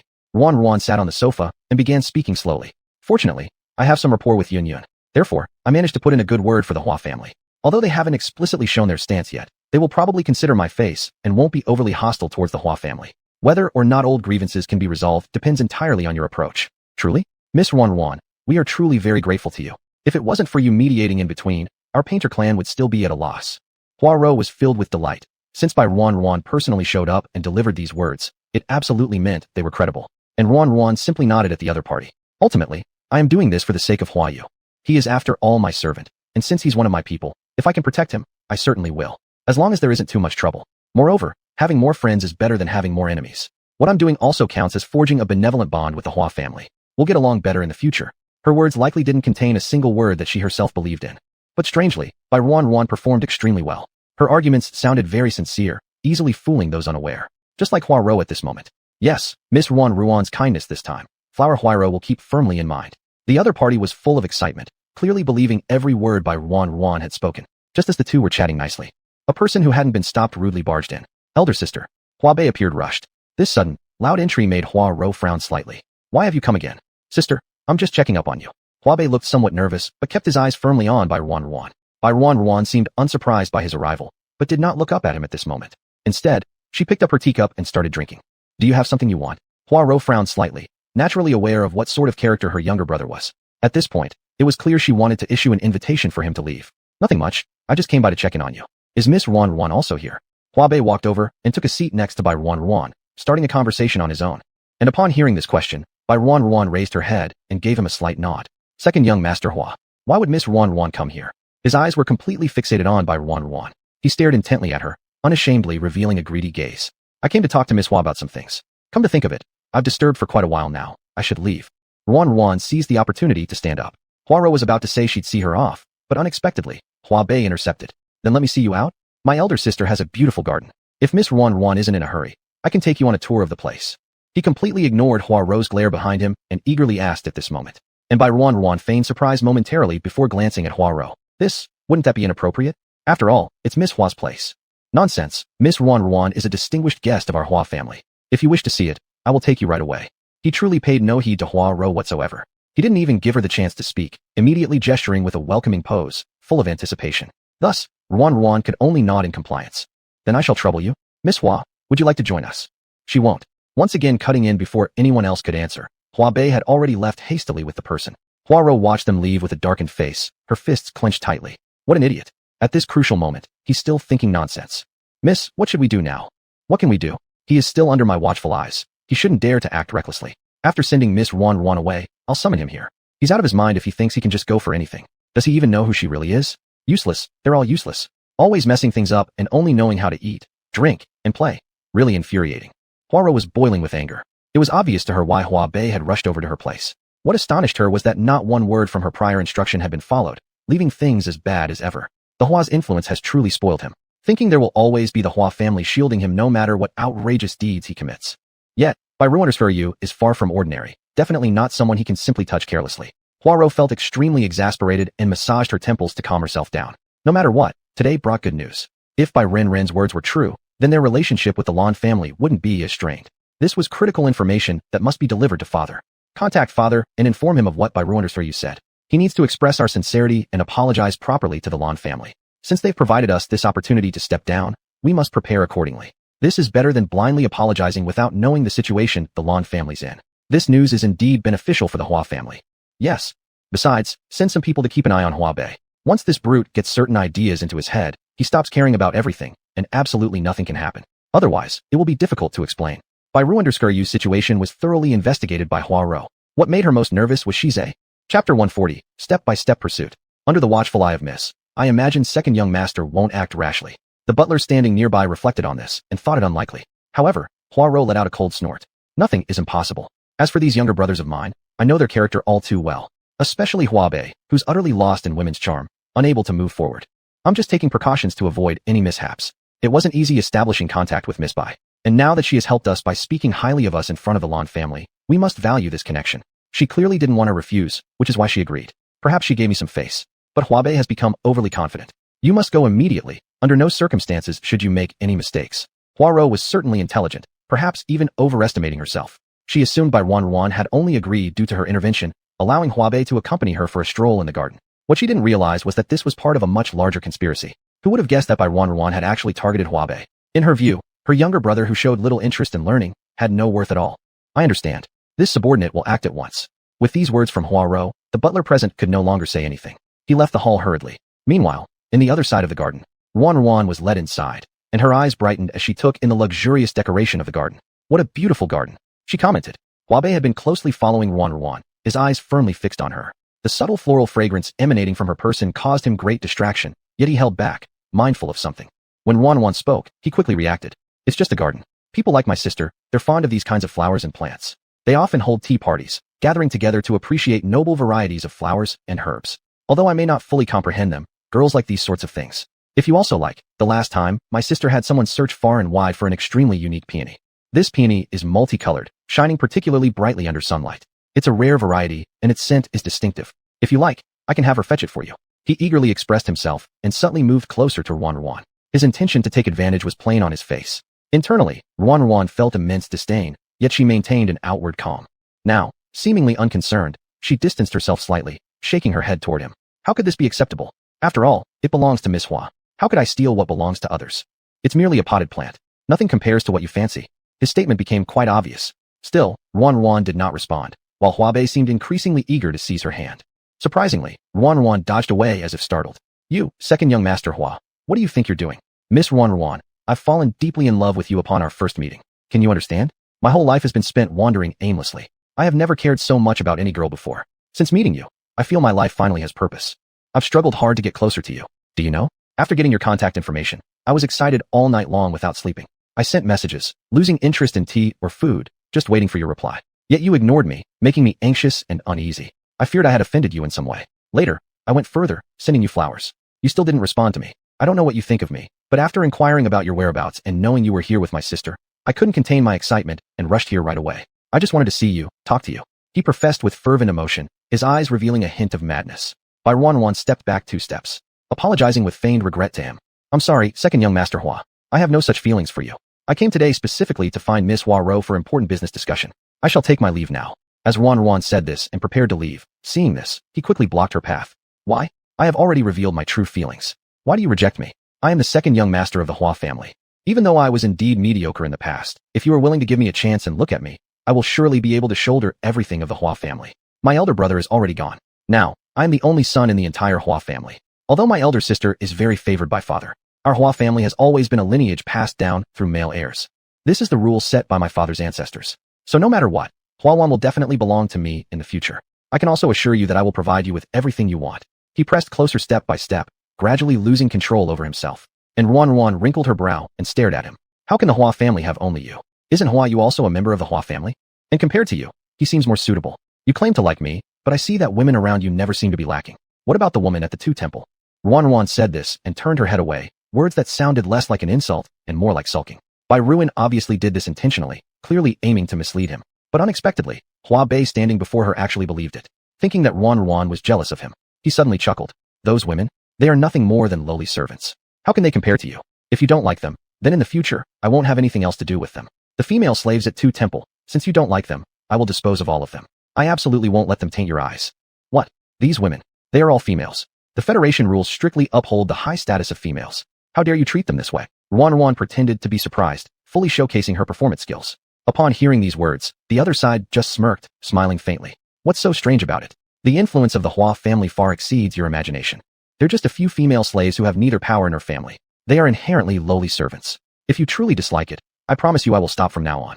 Now, can you agree to be with me? As he spoke, the other side couldn't wait any longer and wanted to grab onto Ruan immediately. And at this moment, Ruan had already been retreating step by step, eventually backing up to the edge of the pond. Chapter 141. Shize arrives. I've already said it. I have no other intentions towards you. Now move aside quickly, or I will call for help. Ruan pretended to be angry and reprimanded the person in front of her. The man before her realized that no matter what he said, his advances were still rejected. For a moment, he couldn't accept this rejection, growing frustrated and enraged.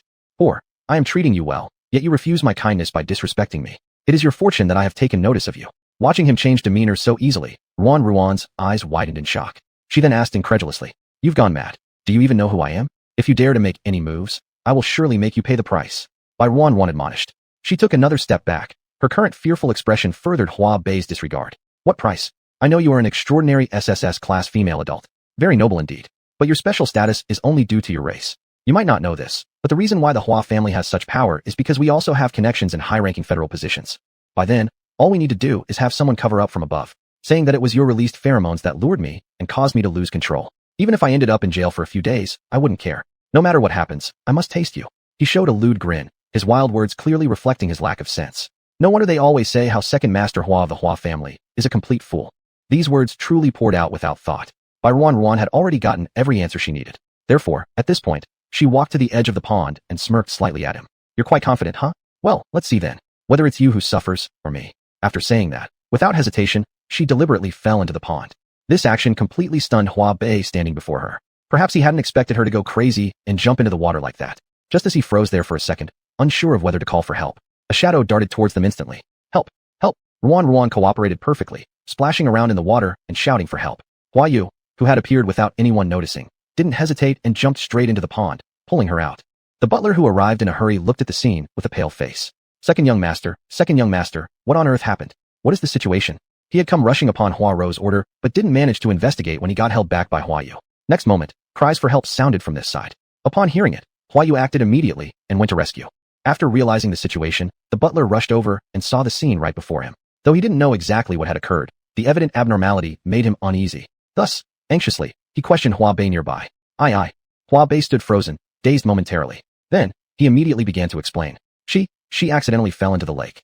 Yes, it was purely accidental. In a rush, he justified himself since everything happened suddenly. At this point, Bai Ruan had already been saved. Flustered by the incident, Hua Rou hurriedly came to, witnessing the scene and changing expression slightly. Miss Ruan. Instead of approaching her, she was intercepted directly by Hua Yu. As Bai Ruan climbed up, she lifted her head and gazed at Hua Rou before her. Her tone carried resentment. Truly an honorable Hua family. I've noted today's event clearly. Let's go. With crucial evidence in hand, Ruan planned a quick retreat. As long as she held the evidence, naturally, they would have a way to fully apprehend the entire Hua family. On the contrary, Hua Rou seemed wise. She too appeared to sense something was off and immediately stopped her. Miss Ruan, could you please tell me clearly what happened? Leaving Hua Jia in such disarray could lead outsiders to misconstrue matters. If something untoward occurred, Miss Ruan, I sincerely request you divulge it entirely. I assure you, under my purview, I can certainly advocate for you. Her speech was firm, yet she remained vigilant, detecting different undertones from these words. After all, this place belonged to the Hua estate. Bai Ruan naturally could not tip them off prematurely. Otherwise, if they seized her, destroying the hard-earned evidence would be detrimental. As Ruan racked her brain about how to respond, a servant rushed from afar. Before he could speak, there was a sudden sound bang. The person who ran over was frightening, but was kicked away by someone, rolling all the way to Hua Rou's feet. Everyone's expression changed instantly. None of them had any idea what had just happened. It wasn't until a distinct figure came into view that everything became clear. His towering figure and cold demeanor stood out sharply. And the moment everyone laid eyes on him, their faces immediately shifted, suddenly filled with anxiety. Upon seeing him, even Ruinsoft's gaze paused momentarily. Following that, her eyes instantly welled up, and she dashed towards him. Shize, whether it was due to being too engrossed in acting or genuine sentiment, the young girl, red-eyed, buried herself into his embrace, starting to cry softly. Shize, travel-worn from afar, was met straight on by this little bundle, lowering his head as he looked down. Her body was damp, her beautiful face red, and her eyes glistening with tears, making him involuntarily furrow his brow. Not even long gone. Are you already going wild? It seemed like he understood something already. At this time, he gently wiped away her tears. However, Ruan wouldn't stop, continuing to bury her face in his chest, crying softly. Having no choice, Shize simply picked her up outright. What happened? Who bullied you? I'd like to hear who dared to bully my person. His tone was incomprehensible, while Huer's glance made people feel an icy chill. Hua Rou's body trembled slightly. She hadn't anticipated that this Yama would show up at her place. Shize, Lord Shize, why have you come? As for me, you haven't answered yet. Who did it? He held the white soft by Ruan close, his voice already revealing some impatience as he asked again. No one responded at the scene, not even daring to make a sound. At this moment, Bai Ruan started filing a complaint. Shize, woo, someone bullied me. Someone took advantage of your absence to bully me. They also hurled nasty insults at me. You must do justice for me. When you were gone, everyone ignored me. I've suffered so much injustice. I feel so miserable. Woo woo woo. Chapter 142. The evidence is in hand. The young girl, who never spoke like this before, when acting, even her complaining words seemed gentle and mild. Byron naturally knew that these words sounded strange. To be honest, she herself could hardly bear it. But she was no fool. A sudden support system, of course, had to be utilized. It was an excellent opportunity to properly punish these people who relied on their influence to bully others. Remember, when Shizei wasn't around just now, their attitudes were still quite rude. Now, with Shizei here, each of them has changed their expressions completely. Is that so? Then your audacity is truly commendable. Shizei was very cooperative as well. He, of course, knew that Ro-Ro's behavior was all an act. If the little girl had really suffered any injustice, she would have already taken action. He also saw through the abnormality of the little girl and thus patiently played along with the opponent. It's not like that. There must be some misunderstanding. Master Shizei, Miss Ro-Ro, there must be some misunderstanding here. Did Hua Bei do something that offended you? If so, I'll immediately ask him to come and apologize to you. Hua Ro urgently explained, then turned around and harshly reprimanded Hua Bei. What are you standing there for? Aren't you going to apologize? You good for nothing. Did you do something again? She was genuinely angry at how incapable he was. Watching the stupid things they've done one after another made her grind her teeth. Hua Bei had been scared stiff. At this moment, he absolutely didn't dare mention what he had said or done. He kept repeating that it was his fault for not supervising properly, which led to Ro-Ro falling into the pool. Seeing that Hua Bei at least had a bit of sense left and wouldn't disclose the secret incident about Yao Zhu, Hua Ro became more relaxed. This matter indeed is our fault. We didn't supervise Miss Ro-Ro properly, leading her to fall into the lake. And please don't be angry, Miss Ro-Ro and Master. We will definitely come over to formally apologize. Is that all? Clearly, Shizei didn't accept these excuses and threw a cold question back. Hua Ro also froze momentarily, glancing at Hua Bei by her side. Since the latter kept nodding, she decided to temporarily believe him. Master Shizei, it's exactly as I said. This matter indeed is our fault, but it's not grave enough to warrant execution, right? We will definitely come to personally apologize later. We hope Master Shizei can forgive us. Their constant resistance and flaunting their identity made it clear that even if Shizei was unhappy and wished to slaughter them all here, in the end, their family would surely use this as leverage against them and turn it around. Shizei has no need to provoke such a situation. Perhaps in confronting the Hua family, he could emerge unscathed. But inevitably, the Hua family would surely bite down hard on the federal government and make even more excessive demands as compensation. Although they harbored fear in their hearts, they knew that Shizei would surely consider deeply and not rashly take action. If that's so, I hope you two can persevere until the end. Shizei coldly lifted his eyelids, holding by Ro-Ro in his arms, and walked away boldly. Only after making sure that Shizei and his entourage finally retreated from the villa, did Hua Ro falter slightly, relaxing and slumping into a nearby cool chair. She abruptly turned her head to look at Hua Bei, suspicion flickering across her face. She stared deeply at him and questioned coldly. You tell me truthfully, what exactly did you do? What exactly did you say? Did you offend by Ro-Ro? So intelligent, she obviously couldn't believe that Hua Bei hadn't done anything. Given by Ro-Ro's significant reaction earlier, and even filing a complaint, Hua Bei must have done something horrifying. I didn't, big sister. I'm your only remaining brother. How can you not trust my words? I truly didn't do anything. Yes, I do have certain feelings for by Ro-Ro, but regardless of how it may be, considering her status, would I possibly dare to force myself upon her? Desperately trying to cover up, defending himself fiercely. Upon hearing this sentence, Hua Ro remained half-believing, staring fixedly at him. Seeing that he didn't seem to be lying, she finally let out a sigh of relief. Best be truthful. If I find out you've done something, don't blame me for being unfriendly. Speaking of which, something else came to Hua Ro's mind. What about words? Did you say anything disrespectful to her? No, nothing. He still shook his head, refusing to admit. After all, those words had been spoken, and at the time, there were only 2 people present. Even if by Ro-Ro filed a complaint, without evidence, what could be done to him? His reluctance to speak clearly showed his fear of Hua Ro, so he dared to keep this event hidden deep within, preserving it as a personal secret. Really nothing at all? Really nothing? Hua Bei's evasive gaze clearly revealed to others that something wasn't quite right. But at this moment, Hua Ro did not press him further. She just told him to scram. After Hua Bei left, Hua Ro called the steward over. Did you know what happened at the scene earlier? Miss, when I arrived, I was delayed by Master Hua Bei for a bit. Then I heard cries for help. By the time I got there, I saw Miss Bai had fallen into the lake. I really don't know anything. This incident feels off to me. There must be something Hua Bei is hiding from me. Furrowing her brows, Hua Ro became increasingly anxious. She didn't know why, but the feeling grew stronger. The steward, hearing this, paused for a moment, then consoled her. Master Hua Bei probably wouldn't joke about something so serious. It's an important matter. If he were truly clear-headed, he wouldn't have tried to touch Miss Bai in the garden either. We still don't know how Miss Bai fell into the lake. Fortunately, they were alone at the scene. No matter what happened, we should insist it was unintentional, and show sincerity. There shouldn't be any problems then. She massaged her temples, growing more irritated as she thought of these things. On the other hand, Bai Wan immediately wiped away her tears after getting in the car and grinned. She pulled out a waterproof voice recorder from her pocket. The evidence is in hand. You risked yourself for this. Shizei's face darkened, showing no emotion. Ruan quickly put on a friendly expression and tugged at his sleeve. Are you angry? He didn't answer, which usually meant his mood wasn't good. I'm not reckless. I already informed Hongjia. Our original plan was once I obtained the evidence, he would immediately bring people over. Then we could leave smoothly. Once I get the evidence and submit it, we can pin a charge on the Hua family. I never intended to confront them head-on anyway. Chapter 143, A Key Witness. You're not completely devoid of intelligence. Shize wasn't as upset. She had seen the little girl's performance just now clearly. She naturally understood Bairoru had her own plan. Hongjia had also told her all about Bairoru's strategy. The young girl was indeed more cautious and intelligent than she had imagined. Seeing that the other party wasn't mad at her, Ruan quickly revealed a smile. She even wanted the other person to praise her some more. Just then, her contact device suddenly rang, interrupting Ruan's words. Shize glanced at it, and then opened the contact device, pressing the Bluetooth button. What is it? His expression remained calm, revealing no emotion on his face. Ruan looked at him expectantly, faintly hearing a woman's voice coming from the Bluetooth. Yes, it was definitely a woman's voice. It wasn't clear what the other side said, but after a brief change in expression, Shize calmly replied, I'll be there right away. After saying this, he disconnected the call. Curious, Ruan couldn't help but ask, who was it? A key witness. There has been an issue on the other side that I need to deal with promptly. Tell Hongjia what you're planning to do next. Don't go off alone taking risks. Contact me if anything happens. He earnestly reminded her, leaving Ruan a bit stunned, slightly unhappy, asking, Are you leaving again? Didn't you just come back? Bairoru herself might not have noticed the heavy reproach in her tone. Shize looked at Bairoru once, then suddenly smirked. Do you miss me? He retorted, teasing her casually with a sharp-tongued remark. This left Bairoru momentarily disarmed. Previously, he had always kept people at arm's length, cold and distant. Toward her too, as if he feared any involvement between them. But now, casual teasing seemed to have become routine for him. It came out of his mouth so easily. Bairoru's face turned red, glaring at the person before her. I do not.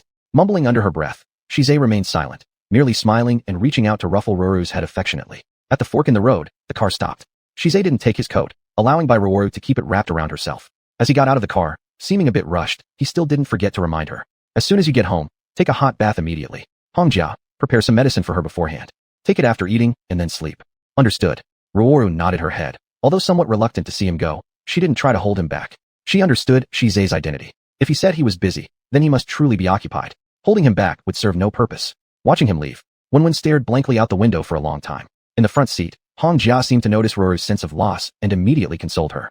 It's not that Captain doesn't want to stay with Miss. It's just that the Captain is always busy, especially recently with the insect army showing signs of unrest. Captain is even busier these days. Even today, he barely managed to make time to return because of concern for Miss Ruru.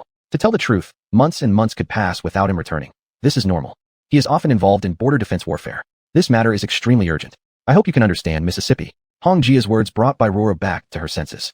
I haven't said anything. I know he's very busy. I don't depend on him. And I also have many things to do, okay? Let's drive home. I'll take a shower and then find Yunyun. We already have evidence in hand. Of course, we should move forward with this. Soon, her emotions were back in order. Hongjia also chuckled a bit, nodding repeatedly in agreement before stepping on the gas pedal and speeding off. Back at home, Wanwan took a hot shower, changed into a fresh set of clothes. And then she encountered Huayu outside. Huayu, where did you go? I haven't seen you around. Wanwan asked as she walked over, only to discover he was covered in blood, having no idea what he'd been up to. I handled a few individuals and took my mother away. Yes, we do need to prepare for that. If we submit the evidence we've collected, the Hua family will surely panic. Once they realize this, if they attempt to harm your mother to threaten us, it would be bad. Is your aunt settled properly? Do you need my help? Wanwan asked, filled with sincerity. Huayu took a step back, seemingly wary of the bloody smell on him bothering Bairuru. Thus, his expression became a little strange. You've already helped me a lot. I may never be able to repay you. Not even 10 or 20 years could possibly repay Bairuru's kindness. If the Hua family really could be pulled down from power, then all that both he and his mother had endured would finally be lifted. He had completely no way to think about how to repay Bairuru, even though he was covered in blood at this moment. Falling into this endless abyss, she still hesitated not a bit and reached out her hand, wanting to pull him up. This feeling was very strange. He could not put it into words in his heart. How did you get so much blood on you? Are you injured? Ruoru saw that the other party didn't answer and asked again immediately. Huayu was stunned for a moment. He opened his mouth but didn't tell the truth. Instead, he lied instinctively. They were hard to deal with. So I got some minor injuries, nothing serious. He was concealing the truth. He actually didn't want Bairoru to know that he had killed people, everyone. He was afraid. Afraid that his dark and horrifying side would be discovered by Bairoru. He was afraid that after his true nature was revealed, he would be mercilessly abandoned. He was actually afraid. He hated this emotion, yet couldn't help it. After the lie came out, he actually felt a kind of indescribable relief. Upon hearing this, Ruoru furrowed her brows. I knew you were injured. How could you possibly handle so many people alone? Next time, if you're going to do something, you need to discuss it with me. No matter what, I can arrange some manpower for you, allowing you to take your mother away safely. As Ruoru said this, she moved forward to show concern, but was dodged by the other person. His guilty eyes darted around everywhere. There's nothing serious. I can handle it myself. After saying this, he hurriedly left. Bairuo looked at his back and sighed softly. This Hua Yu was still the same as before. Never mind. Let things happen gradually. Ruora didn't think much about it. Unbeknownst to her, after Hua Yu left, once he entered the room, without hesitation, he drew the dagger from his waist and plunged it fiercely towards his wrist. His expression remained unchanged, as if everything he was doing was ordinary, nothing extraordinary. Blood flowed down his arm. It seemed like he didn't see it at all. With a blank face, he took the bandage beside him and wrapped it carelessly. After changing into another set of clothes, he finally walked out. Chapter 144, I'll protect you. Just as Soft was about to leave, she happened to see Hua Yu. She turned her head and saw that he had already changed his clothes, with bandages wrapped around his hand. The casual wrapping was rather perfunctory. Seeing this, Soft frowned and moved forward. Have you applied medicine to the wound? It's not very serious. There's nothing to worry about. How can that be? If the wound is not treated properly, it will get infected and inflamed. You come here. Let me apply the medicine for you. Soft's attitude was firm as she directly pulled him and led him into the living room. Then she ran to fetch a large first aid kit, determined to treat his wound. Hua Yu sat blankly on the couch, silently enduring Soft's strong moves while deep in his dark eyes, a gleam of light shone. It's very troublesome if a wound gets infected. Therefore, it must be handled carefully. I've already told you this before, but you refused. Since you are now my bodyguard, you belong to me. You certainly cannot die from an infected wound before our contract ends. So in future, if you're hurt, you must tell me immediately and shouldn't just deal with it casually. Did you hear me? Knowing how special his physical condition was, accumulated injuries made no difference to him, as if he were unaffected. But no matter how good his health was, he couldn't continue treating himself so carelessly like this forever. Something would happen sooner or later. Soft spoke with concern in her tone. Hua Yu sat on the sofa, completely unable to feel the pain from his arm, just looking at Soft. After some time, he nodded. Meanwhile, the young girl was meticulously treating the wound on his arm. It was a deep knife mark, long and profound. It was still bleeding heavily at the moment. Seeing this, Soft's face turned pale. How did it get so severe? Hua Yu didn't answer, but simply glanced at it. Looking at the injured arm, it seemed as though it wasn't even his own. His thoughts were straightforward. He always acted harshly on himself out of fear of being found out. Now, seeing that Soft had no suspicion, he let out a sigh of relief and gave a vague response. Just some minor injuries. Soft's mouth twitched, but she didn't reply. She quickly grabbed the medicinal powder and began helping clean the wound. As the disinfectant sprayed onto the wound, Soft herself felt the pain just by looking at it, but there was no reaction from him. She had complicated feelings inside. Again, she looked at the finger that had broken in front of her moments ago. Now, it appeared to have fully healed. Are you already used to being injured? She asked faintly. Hua Yu didn't hide anything, nodding his head. Ever since I was expelled from the family, every day of the wandering life has been full of injuries. At the start, I was a bit scared. Pain made me feel like life was worse than death. But gradually, I've gotten used to it. For me, these wounds are just like nothing. He replied coldly, as if everything happening now were just relics of the past. There's no need to mention them again. And Soft sniffed, inexplicably feeling sorrowful. Not anymore. You've become my partner. From now on, I will protect you. I won't let you get hurt recklessly. If you trust me, let me know when something happens. All right. His gaze flickered complexly. At this point, it was unclear what he was thinking. After quite a while, he finally agreed. The wound was dealt with. Soft didn't make him accompany her, allowing him to rest well at home. She personally went to find Lan Yunyan. He wanted to say something more, but Soft's stance was pretty resolute, leaving him no choice but to agree. She set off toward the Lan family. Yunyan's mood was evidently much better this time compared to their last meeting. Have you obtained evidence? Surprisingly fast. Yunyan sounded disbelieving. I didn't expect it either. I thought I'd have to wait a few more days, but I never expected that guy to act so rashly. Good thing I always carry a voice recorder, just in case. White Soft handed over the voice recorder. Yunyan took it, listened for a bit, and her expression grew increasingly grim. What beasts? This Huajia really relies on its power to do as they please. Soft, you're right. Before, I didn't realize how far-reaching the influence of the Huajia had become. I thought my parents were just keeping up appearances. Now I understand why they were hard to deal with. However, even if we submit this evidence, I suspect it would still be blocked by them. All they need is to sacrifice one son, and everything will be resolved smoothly. Their ruthlessness when in a pinch, betraying their own people. It seems that nothing matters more than interests. This is truly terrifying. Is it really that bad? If it's just about molesting others, perhaps they might have ways to handle it. But what if it's me? I personally submit this evidence to the Federation. If I make a fuss and bring it straight to the Commander-in-Chief, do you think it will make any difference? Soft took out her small gold medal. Lan Yunyan paused in surprise. I almost forgot about this. This time, I'll show them what it means to mess with the wrong person. Today, I just wanted to let you know that as soon as I submit the evidence, I'll directly file a formal complaint after. The more people who report them, the more attention it will definitely attract. That Wabahuang is absurd beyond belief. Illegally harboring a female is already illegal. Huajia has always turned a blind eye, ignoring everything. This time, they cannot get away clean. Soft. Yunyan started tearing up again. She never expected someone to go so far. To support her repeatedly, again and again. Even at the risk of their own safety. Her nose tingled, and for a moment, she didn't know how to express her feelings. Yes, don't cry. After we resolve this matter, Let's go out for fun and relax. I said everything will pass. The two had made their plans, and events were unfolding as planned. Without hesitation, Soft filed a formal complaint all the way to the headquarters of the federal chief commander, even uploading the evidence. Anus received the young girl's plea and was also quite surprised. Upon learning the details of the situation, his expression shifted slightly. He hadn't expected the Huajia would dare to go so far. He immediately became furious and quickly ordered an investigation. But as soon as the news spread, high-level officials connected to the Huajia appeared immediately. They offered excuses and tried to justify their actions. At the critical moment, General Lan stepped forward without hesitation. He accused Huajia of its misconduct outright. He said that his beloved daughter had almost been assaulted by the eldest son of the Huajia family. This happened right on the day of his daughter's birthday celebration. Their audacity knew no bounds. Once exposed, they conveniently pushed the blame onto a scapegoat to save themselves. But in reality, if not encouraged by the Huajia, how could such a thing have happened? He refused to let go of the Huajia, demanding answers from the commander-in-chief himself. As a respected general, even the commander must show him some respect. Chapter 145. That beast must have concealed something. Two events suddenly intertwined with each other. Those higher-ups immediately came forward one by one to offer all sorts of explanations, continuously speaking well on behalf of the Hua family. General Lan's face was ashen. He had always been aware that the Hua family usually got along well with these individuals. The actions taken by the Hua family initially were clearly also intended to bind him to the same ship. Thus, he hesitated, sparring with them in a match, but never imagined that they would dare to make their moves so dirty and despicable. This was truly what enraged him. After hearing everyone's support, the general commander's face was evidently terrifyingly grim. Bai Ruan is a senior comforter personally appointed by me. Her report should make everyone understand the severity of this matter. Moreover, she has very conclusive evidence in her possession. I know you all have dealings with the Hua family. Regardless of how many benefits they promised you, prior to this, I could turn a blind eye. But if you violate the rules of the Federation headquarters, if you violate my principles, then, regardless of who it is, you will die. Anu's fury instantly caused a number of people to pale. They knelt down one after another, and at this moment dared not defend the Hua family anymore, each kneeling on the ground to prove their innocence. But Anus just gave everyone a cold look. Investigate. Thoroughly investigate until we get to the bottom of this. Once we verify that the Hua family has secretly kept this letter for their own enjoyment, disregarding the Federation headquarters regulations, then arrest them all. Understood.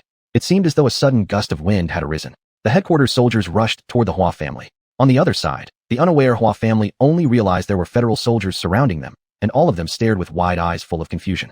What person dares surround the Hua family? The Hua clan hurriedly rushed out. Upon seeing the demeanor of these soldiers, their expressions slightly changed. Master of the Hua family, I have an official order here. Please cooperate with me during the investigation. What order? What crime have we committed to be searched? Master of the Hua family, aren't you aware of your wrongdoing? In my hand, I hold the official order from the Supreme Commander of the Federation headquarters. You see that too, so please cooperate. If you don't cooperate, don't blame me for resorting to violence. The leading soldier merely glanced faintly at those present, his commands clear, as his men started swiftly searching. The entire Hua estate quickly descended into chaos. Father, Hua Ro hurriedly arrived, and upon seeing the state of the Hua family, her expression also subtly shifted.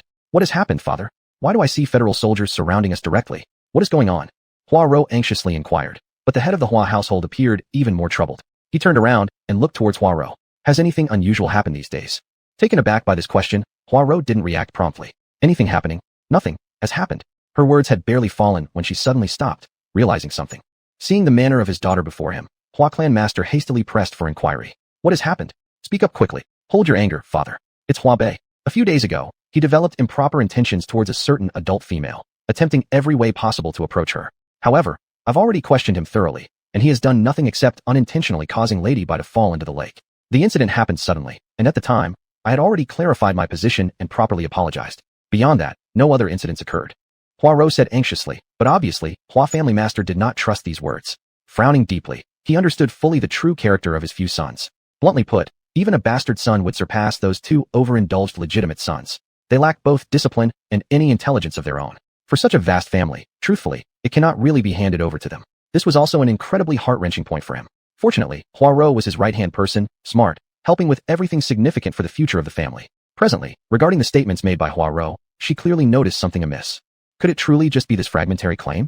It seems impossible. Otherwise, the federal soldiers wouldn't have suddenly come to conduct this investigation. Bring that beast over to me immediately. He was exceedingly astute, and, based on Hua Ro's explanation, already identified some issues. In fact, Hua Ro herself had suspicions, but since Hua Bei insisted on denying, she did not further press him. After all, the incident unfolded abruptly. As long as they stick to this claim, even if other incidents actually occurred, nothing can be pinned on the Hua family.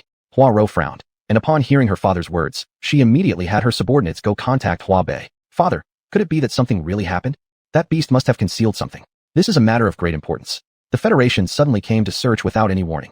I've always been close with those high-level officials in the government, promising them numerous benefits every year. If it was just a minor issue, they would definitely help cover it up. But now even they cannot stop this from happening. Judging by the situation, things must be far beyond what we imagined. I must get to the bottom of this before I can properly handle whatever will happen next. I have already said that nothing can happen to the Hua family. If someone wants to waste all my hard work, I will absolutely kill him first. Unable to hide his anger, Hua clan master's tone caused Hua Ruo to tremble slightly. She had always known her father's character well. As long as it was detrimental to the Hua family, he could indeed abandon anyone without hesitation. Huasu was a solid example of this. She hoped this incident wasn't too severe. Otherwise, no one in their entire Hua family would be able to escape. Let me go? Let me go? How dare you? Do you know who I am? I'm the second young master of the Hua family. Who gave you permission to treat me like this? Let me go? You despicable underlings. Release me immediately. From a distance, Hua Bei, bound securely, struggled fiercely while yelling insults non-stop, showing his usual spoiled demeanor which only made others feel speechless. Hua Ruo tightly knitted her brows as she looked at Hua Bei's struggle, muttering silently inside, calling him an idiot. The whole Hua family estate was surrounded by soldiers. And yet, this fool had been brought over and hadn't realized the situation was wrong. At a time like this, how dare he still make such a racket? He surely doesn't want to live long enough. After struggling for a bit, Hua Bei finally calmed down when he saw his father. He obediently allowed himself to be led forward, though fear showed clearly on his face. Fa, father. Hua clan master glanced at the man before him, and without a word raised his hand and delivered a slap. Everything happened so fast. Hua Bei staggered back 2 steps, and the fear in his eyes became more intense. Father, I don't know what I did wrong to make you angry. Chapter 146, You Go Die. I'm asking you, what exactly did you say, and what did you do? In front of that female named by Wan, did you leave any evidence? The master of the Hua family ignored the other party's inquiry, and instead coldly questioned. Hearing by Wan's name, Hua Bei's expression faltered, and he immediately began to panic-stricken denial. Nothing. I did nothing, said nothing. I simply wasn't paying attention, and she accidentally fell into the lake. That's all. If I'm to be held accountable for my mistakes, I'll take full responsibility. With a loud thud, he knelt down, head raised as he shivered in fear. The Hua family patriarch looked at his son before him with a darkened expression. I've already lost one son, and I don't care if I lose another. I have made it clear, no one, absolutely no one can harm the interests of the Hua family. No one. Now tell me again, what did you do? What did you say? Father, Hua Bei was still harboring a Zhaoxing psychology, attempting to bury all the truths. The Hua family patriarch saw that the person before him still intended to hide the truth. He had now completely lost his last bit of patience. So you go die then. Without hesitation, he extended his hand, drew out a dagger, and slashed towards Hua Bei's neck. Hua Ruo, who witnessed everything, also received quite a shock, and quickly reached out to stop the patriarch's action. Father, please calm your anger. Hua Ruo's intervention wasn't due to much concern about this so-called younger brother. It was because the Hua family is in trouble right now. In non-necessary times, they should not lose more of their own people. If Hua Bei really dies, it won't be good to give an account to the other side afterward. This matter is severe. No matter what, retaining Hua Bei and finding out the exact situation might be the only way to resolve the current big trouble. I know father is upset, but if we kill Hua Bei, the Federation may find it hard to accept it, since they've already sent someone to encircle us, and even issued a search warrant. Then we need to find out the truth more than ever to face them. Father values everything related to the Hua family, but under no circumstances must we let slip any leverage here. Hua Ruo could maintain her composure and reason in such a critical moment. Finally calming down the patriarch's emotions somewhat, he gave a cold snort, threw away the dagger in his hand, and stared intensely at the person before him. Speak, tell everything. If you still refuse to speak, regardless of who tries to persuade, you will die today. Father, spare my life, father. Hua Bei, always being an incapable coward, excelling only in eating, drinking, and playing around, has never gone through anything major like this. Seeing that his father truly intends to take his life, he became scared witless, continuously begging for mercy. What was originally meant to be concealed couldn't remain hidden anymore, and he recounted the situation on that day in detail. Upon hearing these words, Hua Ruo furrowed her brows tightly. She genuinely hadn't expected that this guy would dare to act so outrageously brazenly. Idiot, I clearly warned you at the time to not make any moves on her, and yet you didn't listen at all. Sister, I don't know what happened. It's as if I lost my soul. I really, truly realize my mistake. Sister, please beg father for leniency on my behalf. Don't let him kill me. I swear, I guarantee. At that time, there were just the two of us, no one else present. No one knows what I said. As long as I firmly deny saying or doing anything, they won't have any means against us. Crying, she crawled toward Hua Ruo, incessantly pleading for forgiveness. Hua Ruo also withdrew her foot in disgust, looking down haughtily at the person before her. After hesitating for a while, she still directed her gaze towards Hua Juju by her side. Father, what are your thoughts? If these were the only matters, without proof, the Federation would never send personnel to investigate. The situation isn't simple. It's likely that this fool left some leverage in others' hands. Thinking of this, Hua Juju also tightly clenched his fists, unable to fathom how his illustrious reputation could end up ruined by this beast. While they were speaking, the soldiers conducting the search had already begun to retreat. Of course, There were no issues within the Hua household. The clever Hua Jiuzhu would never leave evidence near himself. Seeing the retreating soldiers, he couldn't help but put on a smile and step forward to inquire. Captain Feng, don't know if your search yielded what you were looking for.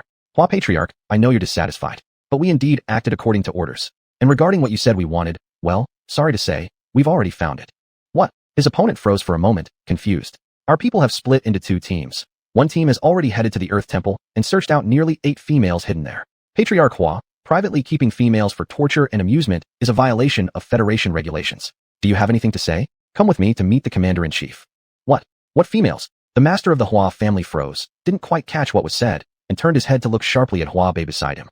Huabei lowered his head, quivering in fear and not daring to speak. And Huaro was also particularly shocked. Hadn't they been instructed to dispose of all those people originally? Did Huabei go back and retrieve them again? What an idiot, truly an idiot.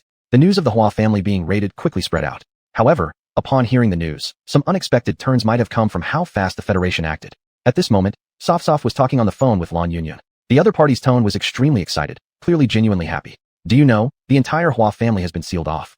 Besides the private imprisonment of females, there are almost 7 or 8 additional charges. Everything has been uncovered. Those who were previously colluding with the Hua family, more or less participated in some way, and now, not a single person in the entire Federation dares to speak up for the Hua family. Even the Commander-in-Chief has become enraged. Using some high-level corruption as an opportunity, he has severely reformed a number of cases. It's rumored that many have been removed from their positions. Currently, the entire Federation is quite bustling. There are countless hot topics on the news without end.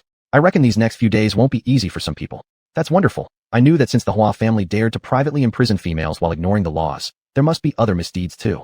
Never thought everything would get exposed so thoroughly. Soft took a sip of her warm drink, feeling rather pleasant. But on the other end of the line, Lan Yunyan suddenly teased. But isn't it strange? Do you have any connections with the Commander-in-Chief? In the past, the Commander-in-Chief never got involved in these things. It was always handled by the management department. Yet, you were able to file a complaint directly to the Commander-in-Chief and surprisingly, despite his countless responsibilities, he still managed to make time to support you. Oh my goodness, little Soft, are you hiding something from me? Chapter 147. How could she be here? Lan Yunyan's words caused by Wan to choke on a mouthful of water. She began coughing violently, her little face turning bright red. Holding the communicator in her hand, she couldn't believe what she had just heard and asked back. What are you talking about, Yunyan? Are you crazy? How dare you even think about putting me and the commander together? She quickly grabbed a tissue from beside her, wiping her mouth, thinking that this matter was truly absurd. The commander was such an exalted figure. They normally had no interaction whatsoever, and she truly admired how far-fetched Lan Yunyan's imagination was. What's so strange about it? The commander is not some old person. He's also in his youth, only slightly older than Shizai. And don't you think men who are a bit older have more masculinity? Yunyan's giggles made by Wan feel uneasy. The image of a news appeared in her mind, and unconsciously, she felt that what Yunyan said seemed quite true. The commander's handsomeness was a rugged kind of attractiveness. Perhaps it was due to the innate aura that came with high position. But there was no way Wan would dare think about him like that. Stop thinking nonsense. Mainly because I am the personally appointed senior comforter by him. My status is equal to his. Also, I submitted evidence personally. So this time the Hua family received a huge setback. It's not for any other reason. Alright, let's not talk about these things anymore. Painter's issues are finally over. Rest well these days, and if you're free, we can go out and take a walk together. Anyway, I'm so bored all alone. Wan spoke and sighed again. Shizai had already been gone for several days. During the holidays, there was no word from him at all, and the messages sent through the communicator were unanswered. When she asked Hongjia, he merely said that this was quite common. There was nothing she could do, so Wan just accepted it. Has Director Shi returned yet? Nope. I wonder what he's busy with. He is after all the captain of Defense Department Squad 1. Many matters require his presence to maintain our current visible peace. There's nothing that can be done about it. However, my mood has been much better these past few days. With him being absent, it's good timing for us two to go shopping. What about this afternoon? It was almost noon now. Wan glanced at the time and suggested it. How about we meet up for lunch instead? Otherwise, I'm eating alone, and it's boring as hell. That works too. Get ready now. I'll drive to pick you up in a while. Alright. The two hung up the phone. Wan immediately hopped off the sofa excitedly, bounding towards her bedroom to change clothes, preparing to go eat out. Today's weather was particularly pleasant. Lan Yunyan had returned to her usual liveliness. After the downfall of the Hua family, she evidently felt relieved. Additionally, during this incident, she had learned many things. She rarely sat down and had a decent conversation with her father and mother. Their sincere apology made all her grievances vanish. After doing this, General Lan and General's wife clearly stopped restricting Lan Yunyan. Their requirements were simple. They only hoped their daughter would be happy. Thus, today's Lan Yunyan was wearing a fiery red short skirt, a rare sight. When Wan came out and saw her, she was shocked. She seldom dressed like this. You look so cool, Yunyan. Ha, I knew you'd say that. Isn't this outfit amazing? I've always wanted to dress like this, but I was always afraid my mom would nag at me. But yesterday, after chatting with them, the barriers between us disappeared. They told me to do whatever I want. Freedom is the most important thing. Lan Yunyun proudly spun around in front of Ruan. Ruan stared, full of admiration. Lan Yunyun couldn't help herself, so she pulled Ruan over. Oh come on, stop staring. If you like, I'll take you shopping later. This shop has some really nice clothes. A lot of styles suit you perfectly. Let's eat first, I'm starving. The two got into the car, and Huayu followed along, sitting in the passenger seat silently, like a ghost.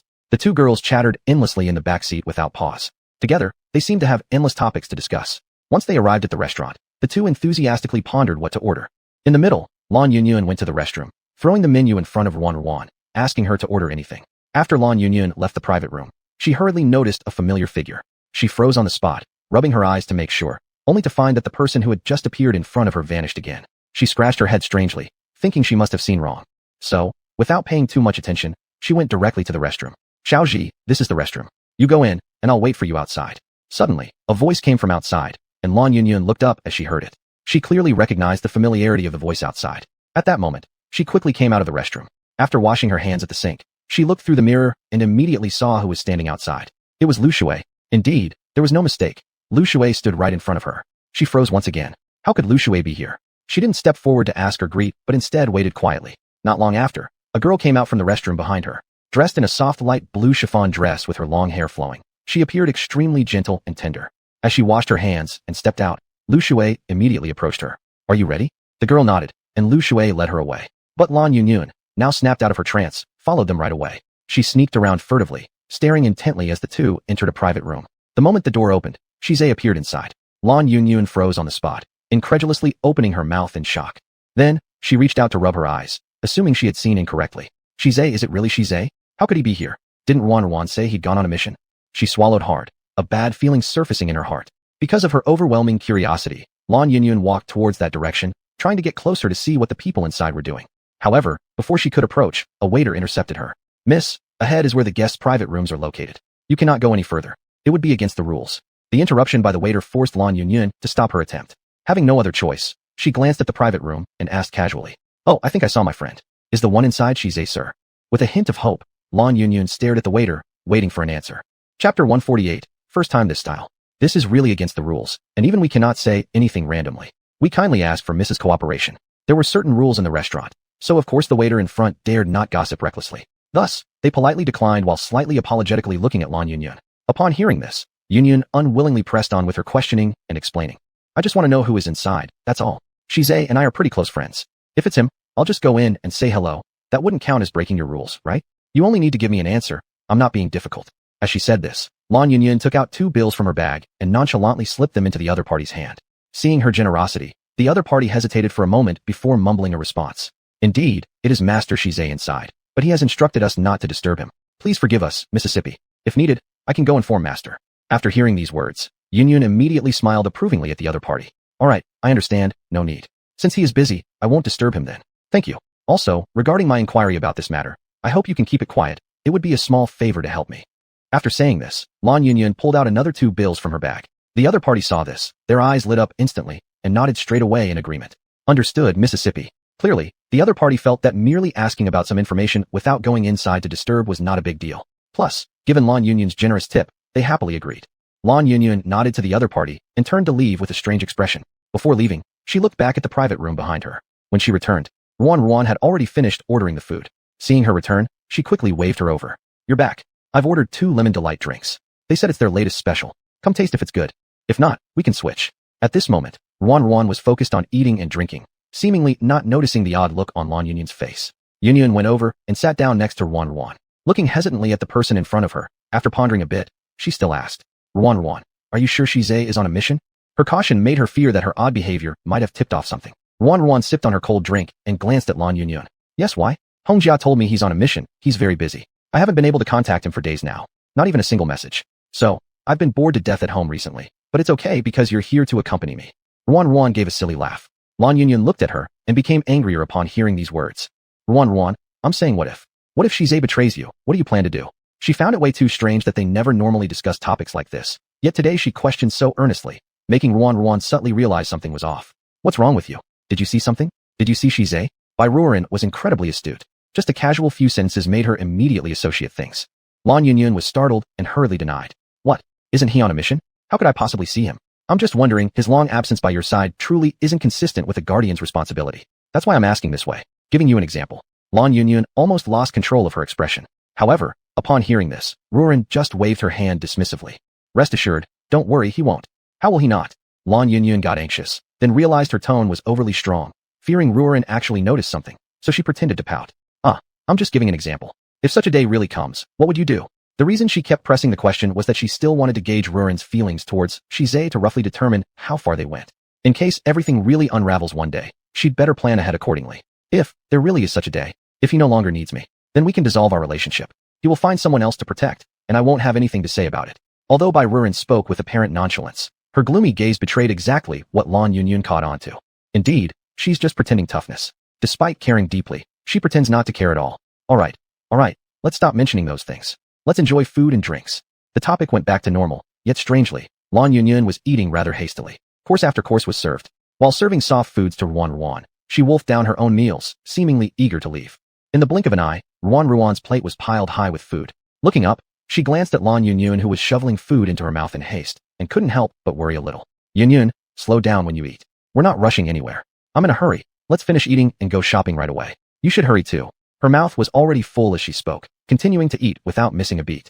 Ruan gave her a puzzled look but could do nothing but speed up her own eating. Half an hour later, the two finally finished their meal.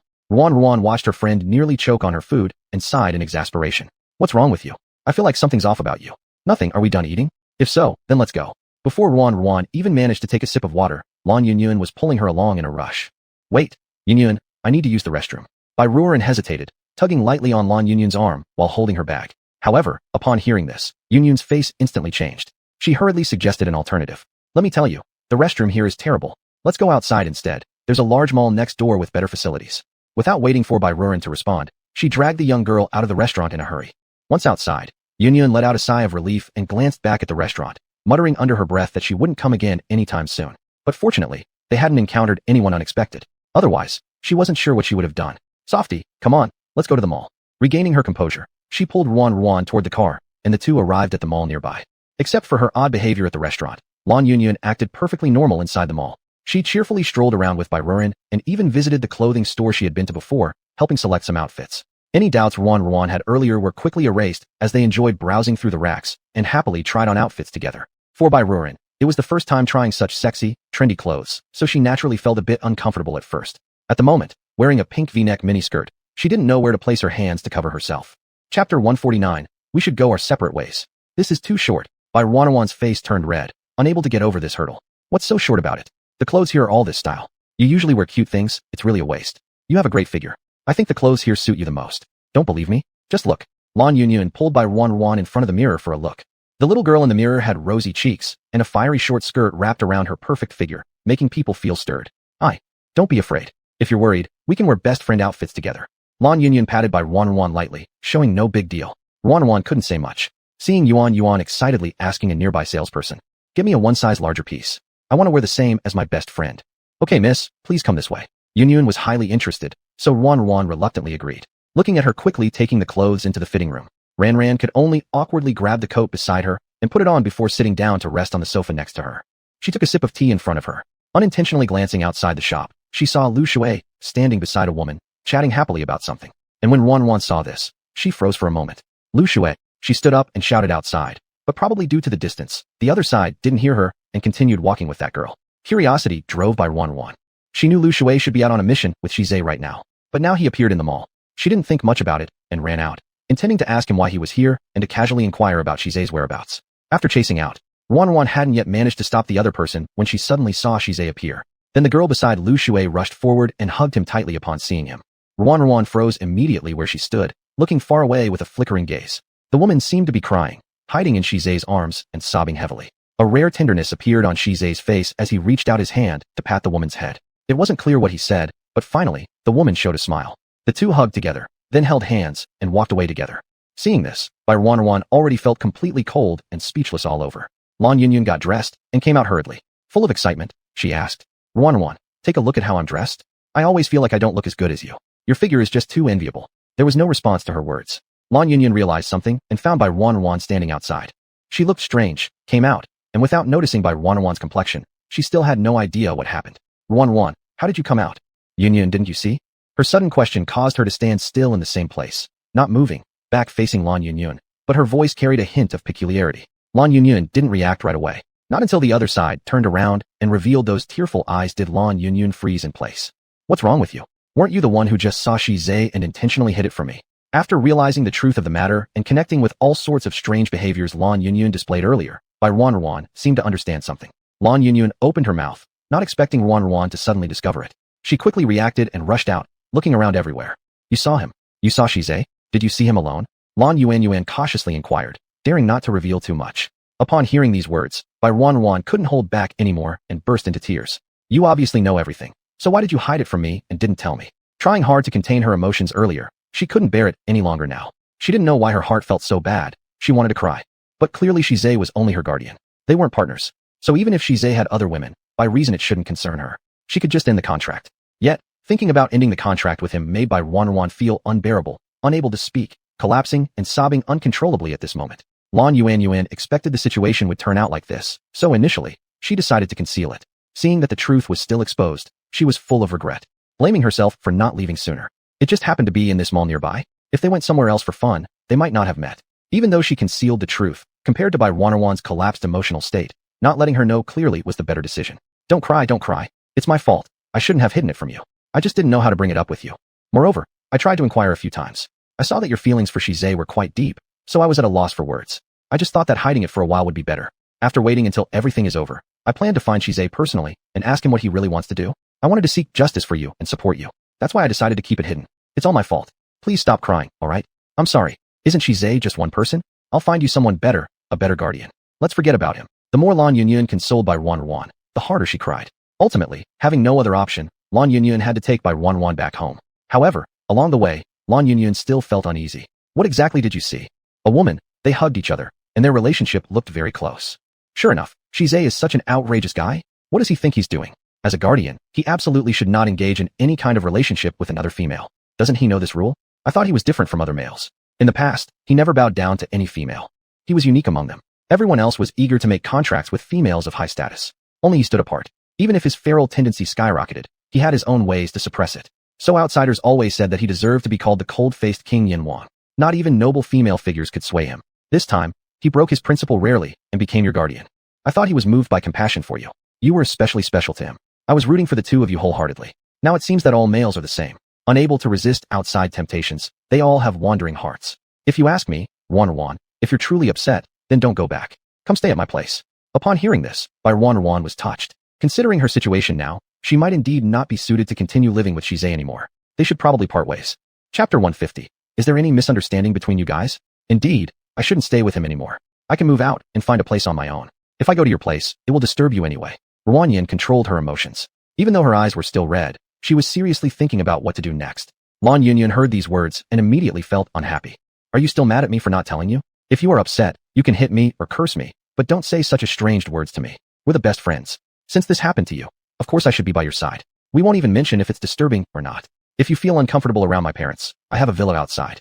We can move there. I've said that I will always stay by your side. Whatever you want to do, I will unconditionally support you and make all arrangements for you as a compensation for my initial concealment. Alright? Looking at Lan Yunyun's sincere and pitiful request, Ruan no longer blamed her. She could understand. Running into something like this suddenly makes it indeed difficult to tell one's good friend. If it had been her, she probably would have concealed it too. She nodded, and only then did Yunyun sigh in relief. Ruan didn't return. Instead, she sent Huayu back to pack up her belongings and bring them over. Huayu wasn't aware of what happened in the middle of the journey because Yunyun feared he might disturb their shopping trip and instructed him to follow from a distance. Thus, he was clueless as to what occurred. Only on the way back, when he overheard the sisters talking, did he guess a bit. Without hesitation, he agreed without asking a single question. He was Ruan's loyal follower who obeyed every command she gave. Hold on. Just as Huayu was about to leave, Lan Yunyun suddenly shouted to stop him. Pack everything up, and under no circumstances let them know where Ruan is when you come back. Avoid any unnecessary trouble. I'll personally teach Ran how to apply for the annulment of the contract. But Shize is a lunatic. If he goes wild outside, and yet cannot bear losing Ruan, many complications could arise. So, until the annulment of the contract is approved, it's best if the two don't see each other. Who knows what he'll do? Do you understand? Lan Yunyun, after all, grew up hearing stories about Shize in Central City. That guy's crazy behavior was no joke. Therefore, she was cautious, making sure everything went smoothly for the contract dissolution. Huayu nodded and left hurriedly. Following Ruan's orders, Huayu began packing incessantly upon returning home. Hongjia noticed his return and curiously approached him for an inquiry. Why are you here alone without Miss Ruan? The man focused on packing, not uttering a word. Feeling strange, Hongjia stepped forward and grabbed his arm. What's going on with you? Answer me. Where's Miss Ruan? Weren't you supposed to accompany her? Why are you here alone now? I can't say. He replied coldly and flatly, expressionless like a block of wood. Hongjia couldn't contain his anger, wanting to ask more. However, the man didn't give him a chance. In a rush, he packed his stuff, grabbed the suitcase, and prepared to leave. Where are you going? Tell me where the miss is. What's going on with you? I'm unclear. I only follow the lady's orders. I can't say, and that's final. Please step aside. His cold and indifferent gaze locked onto Hongjia, maintaining his stoic demeanor. Hongjia got angrier. Just as he pointed at the person to remind him of his identity assigned by himself, the individual seized the opportunity and slipped away, leaving Hongjia standing there feeling bewildered. After the person left completely, Hongjia finally realized something was off. He wiped his hands clean and called Ruanyan's communicator. All 3 calls were hung up. Just when he thought Ruanyan had run into trouble, a message came through from the other side. The items will be delivered to Shize later. You don't need to contact me anymore. These brief 2 sentences utterly burned Hongjia's CPU, metaphor for overloading his brain. Staring blankly for a moment, his pupils widened as if realizing something bad had happened. Thinking no more, Hongjia urgently contacted Shize. Captain, it's bad. Something's happened. What about Ruanyan? No, nothing wrong. No, there should be. But I can't say it. After the deadly guard beside Miss Ruanyan came back, he packed up all of Miss Ruanyan's luggage and left. I asked him a few questions, but he refused to answer, probably because Miss Ruanyan instructed him not to. I tried contacting Miss Ruanyan, but she didn't pick up. She just sent me a message saying that I shouldn't contact her anymore. I feel something is off. There was silence on the other end of the line for a moment. Then, Shize's voice came through again. Did she go out today? Yes, shopping. Hongjia answered truthfully. Shize furrowed his brows as if realizing something. Where is she now? I don't know. Hongjia looked awkward but quickly recovered. I'll check Miss Ruanyan's location immediately. Inside Lan Yunyun's small villa. After Yunyun moved out without permission, her parents called almost immediately. While paying attention to Ruanyan's mood, Yunyun was explaining to her parents. I'm fine, just want to live on my own for a while. You and Dad don't have to worry about me. Understood, I haven't even gone far. I'm still in Central City, stop worrying. I'll come home for dinner when I have time. Understood, bye. After hanging up the communicator, she looked at Ruanyan sitting on the couch. At this moment, the young lady had already taken off her communicator, but the device kept ringing non-stop. Yunyun simply walked over and took a look. Do you want to answer one of these calls? Maybe there's a misunderstanding between you two. Noticing Ruanyan's reluctance to let go, Yunyun spoke a few kind words for Shize. What misunderstanding could there be? If it was hearsay from someone else, perhaps I wouldn't believe it. But I saw it with my own eyes. That girl embracing him. I've never seen him so gentle before. Since it's like this, the contract should have been terminated earlier. At this point, Ruanyan directly turned off her communicator. Yunyun, teach me how to apply for the termination of the contract. I want to submit it early and then send him the agreement. Let's dissolve it soon so we don't hold him back. She herself didn't realize the sarcastic undertones in her words. Lan Yunyun looked helplessly at by Ruanyan's twisted demeanor. Chapter 151. I hate him. Ruan. Believe me, I am extremely supportive of you. Whatever decision you make, I will support it. But seeing your face so sorrowful makes me feel heartbroken for you. I don't want you to be this troubled. When clearly you're reluctant and can't express it, perhaps you should reconsider again. Regardless of anything, at least figure out the truth first. If all of this is just a misunderstanding, isn't that regrettable? I think you should call him and clarify everything. If the facts are truly as they seem, then surely this contract needs to be terminated. But if the facts aren't like that, Lan Yunyun lost her initial resolve. If only Ruan hadn't looked so conflicted and heartbroken, she wouldn't have allowed the person in front of her to deliberate further. If it weren't about someone who mattered so much, ending the contract would be straightforward. It's not like it's a huge deal. But evidently, Ruru and Shize's relationship wasn't so simple. I saw it with my own eyes. Why bother asking any more questions? And what identity do I even have to ask? He has every right to find his partner. After all, I'm merely his guardian. Forget it, let it be. You can just teach me how to draft the dissolution of the contract. Ruru refused Lan Yunyun's suggestion, maybe because she lacked the courage, or perhaps due to the deep sadness making her not wanting to pursue it any further. Seeing this, Yunyun didn't force her anymore. So, she simply grabbed the communicator and opened the panel directly. In the personal panel, directly open the official guardian contract section. In there, directly submit an application for dissolution. Just report the reason, and usually within 3 workdays, you'll receive an answer. Logically, if the proposer applies for the termination, it should succeed, rarely being contested. Ruoru listened to Yunyun's explanation and nodded. She opened the panel, hesitated for a moment, then asked one last question. If I propose the termination here, will it affect him? Technically, yes, but if you specially note a peaceful resolution, the official side won't investigate. Good. She nodded and followed Yunyun's steps to submit the dissolution. Yet, in the end, she still made a note requesting a peaceful termination. Up to this point, she didn't wish to involve Shize anymore. Looking at her behavior showing reluctance to involve the other party, Lan Yunyun knew she was still emotionally attached inside. After submitting the application, Ruoru simply turned off the communicator. I'm fine, Yunyun, really no problem. It's not such a big deal. I thought it through. Tomorrow I'll go out and find myself a place to stay. I can't keep relying on you like this. Besides, I'm officially employed now. I have an identity and a salary. Don't underestimate me. Ruoru had changed her earlier depressive mood, as if transforming into someone else entirely. But Lan Yunyun sensed something was off. Are you sure you're okay? Fine. Talking out of both sides of her mouth. Lan Yunyun wore an expression that implied, I understand completely. Thinking for a while, she suggested, if you're not feeling good, I'll join you in a drink. There's a private stash of fine wines in my villa. Previously, I always liked visiting bars and got acquainted with many winery owners. To curry favor with me, they kept sending various kinds of fine wines. Since I rarely live here, I only take them out occasionally to sample a glass or two. Today, all of them are yours. Drink up if you're feeling down. Before, I once tried it. After drinking, all troubles disappeared. How does that sound? She batted her big eyes and looked at Ruoru beside her. Knowing Ruoru held a grudge in her heart needing release, drinking to vent was indeed a great idea. Let's drink. Ruoru immediately agreed. She truly felt stifled inside, and hearing Yunyun's proposal led her to accept without hesitation.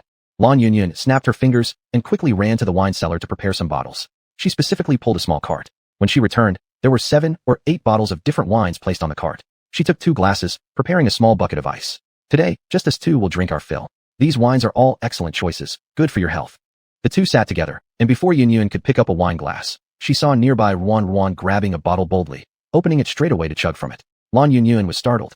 Her movements paused. You're skipping the glass? Just drink it like this, your wine tastes really good. Holding her wine bottle, Ruoru took just a sip and immediately frowned, her entire little face wrinkling from the burn. Despite this, she stubbornly praised the taste of the wine. Clearly, she'd never drunk alcohol before. Just a few sips later, her whole face turned red instantly. Yunyun couldn't help but laugh at her expression. You're pretending to be a wine connoisseur, but clearly you've never even tasted alcohol. You should take it slow. This liquor won't harm your body, but drinking too fast can make you drunk easily. Such a fine thing should be savored. I'm not drunk, it's delicious. Let's clink glasses. Ruoru stubbornly held the bottle and insisted on drinking together with Yunyun. Yunyun had no choice but to go along with her antics. In no time, they had finished more than half a bottle of alcohol. Though Yunyun had some tolerance for liquor, she was unaffected by this amount, while Ruoru was already visibly tipsy. He's a liar. The sudden outburst startled Yunyun. Ruo, you've had too much. He's been lying to me all along. He hates me, so why did he become my guardian? Was it because I forced him? But why wouldn't he just tell me? What about his gentleness later? Was it all fake? Were all those acts completely false? I should have known that he's a total liar, and if he deceives me once, there will definitely be a second time. You shouldn't have believed him either. I hate him. White Ruoru continued venting her frustrations, grabbing onto Yunyun as she went on incessantly. With no other choice, Yunyun could only hold her hand and keep nodding in agreement. That's right, he is repulsive. It's okay, let's stay far away from him from now on. There are countless capable and handsome males across the galaxy. He's not the only one. Sure, he's special, but hypocritical like that. He doesn't deserve you at all. Don't worry, your sister has some skills.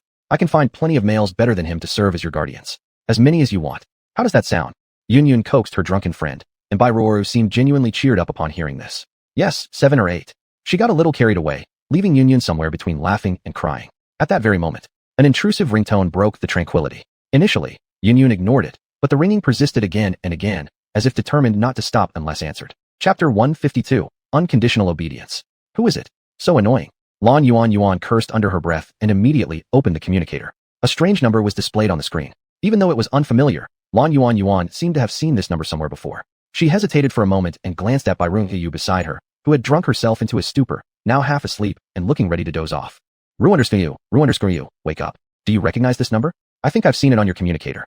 The man reached over to shake the dazed Yu awake, but the girl showed no signs of regaining consciousness. With no other choice, she ended the call. For some unknown reason, a voice inside her head kept telling her not to miss this call. However, the moment she hung up, the call came through again.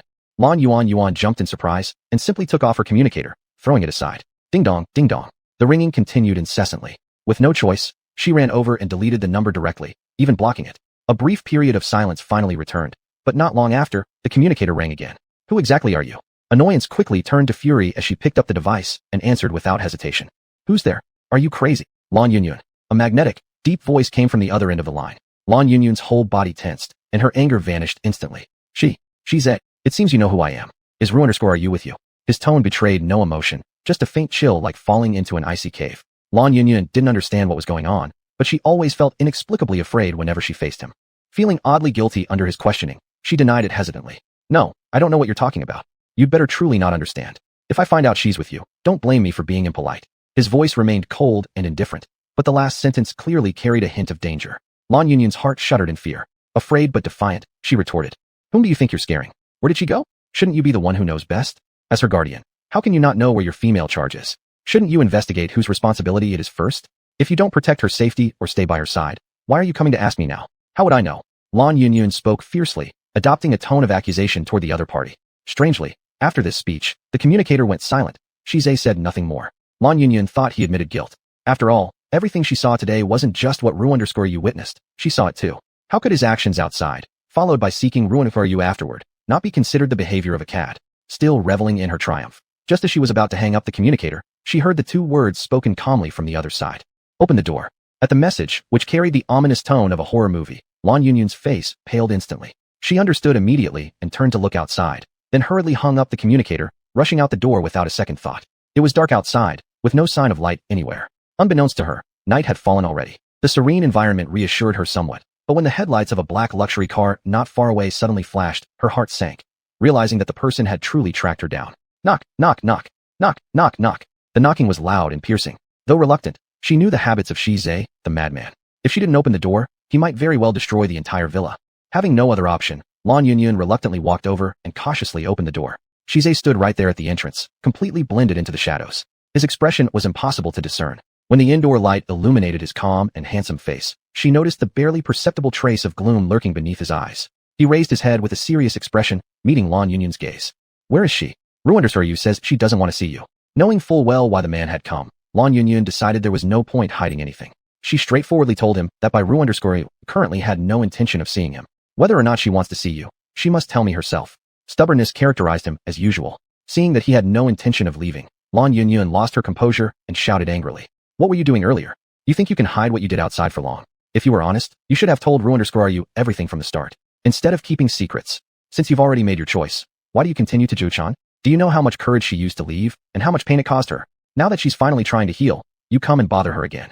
What exactly do you want to do? Considering both parties' faces, Yunyun didn't directly mention the events of today. She believed that as intelligent people, they would understand her words. Yunyun, where did you go? Let's keep drinking. A soft voice came from behind, calm and composed. Lan Yunyun turned her head to look at Ru_you, who lay on the sofa, shouting her name drunkenly. Shize similarly noticed the thoroughly drunk little girl. His eyebrows furrowed as he completely ignored the present Lan Yunyun, brushing past her and entering the house. Seeing his rudeness, Yunyun sighed, wanting to stop him, but was held back by Red Armor who had just arrived. Why you hurry up and stop him? Lan Yunyun was quite dissatisfied and shouted upstairs. Quickly, a figure flashed before her eyes, and Huayu appeared beside by Ru_you, his large silhouette blocking Shize. Shize's steps stopped, his gaze landing on the man before him. Soft bodyguard, he murmured, not taking the other person seriously at all. Move aside. Huayu remained unmoved. With a flicker of an eyelid, he stared intently at Shize before him. The lady commands, unconditional obedience. The moment his words fell, the energy fluctuation around Shize surged towards Huayu. Huayu lifted his head and deeply absorbed the energy shock. He only stumbled back 3 or 4 steps, remaining steadfast in his position. Seeing this, Red Armor couldn't help but open his mouth. This guy has gotten stronger again. How is that possible? Whoever it is, the team captain shouldn't be standing like that. This guy really is like a monster. I'm so curious, what is his body made of? Even after witnessing Huayu's powerful build once more, Red Armor still couldn't help but marvel. Chapter 153. I have already terminated the contract. The two faced each other.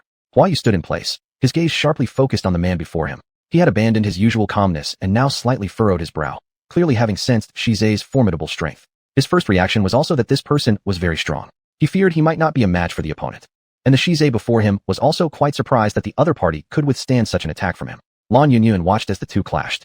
Huayu blocked Shize's attack, but was evidently no match for Shize. So at a crucial moment, she quickly came forward. Alright, stop fighting. Shize, Ran is here of her own accord, not forced by anyone. She chose to stay herself. Everything is her own decision. Even if you want to take her back, you should ask what she thinks. Surely you're not going to force her.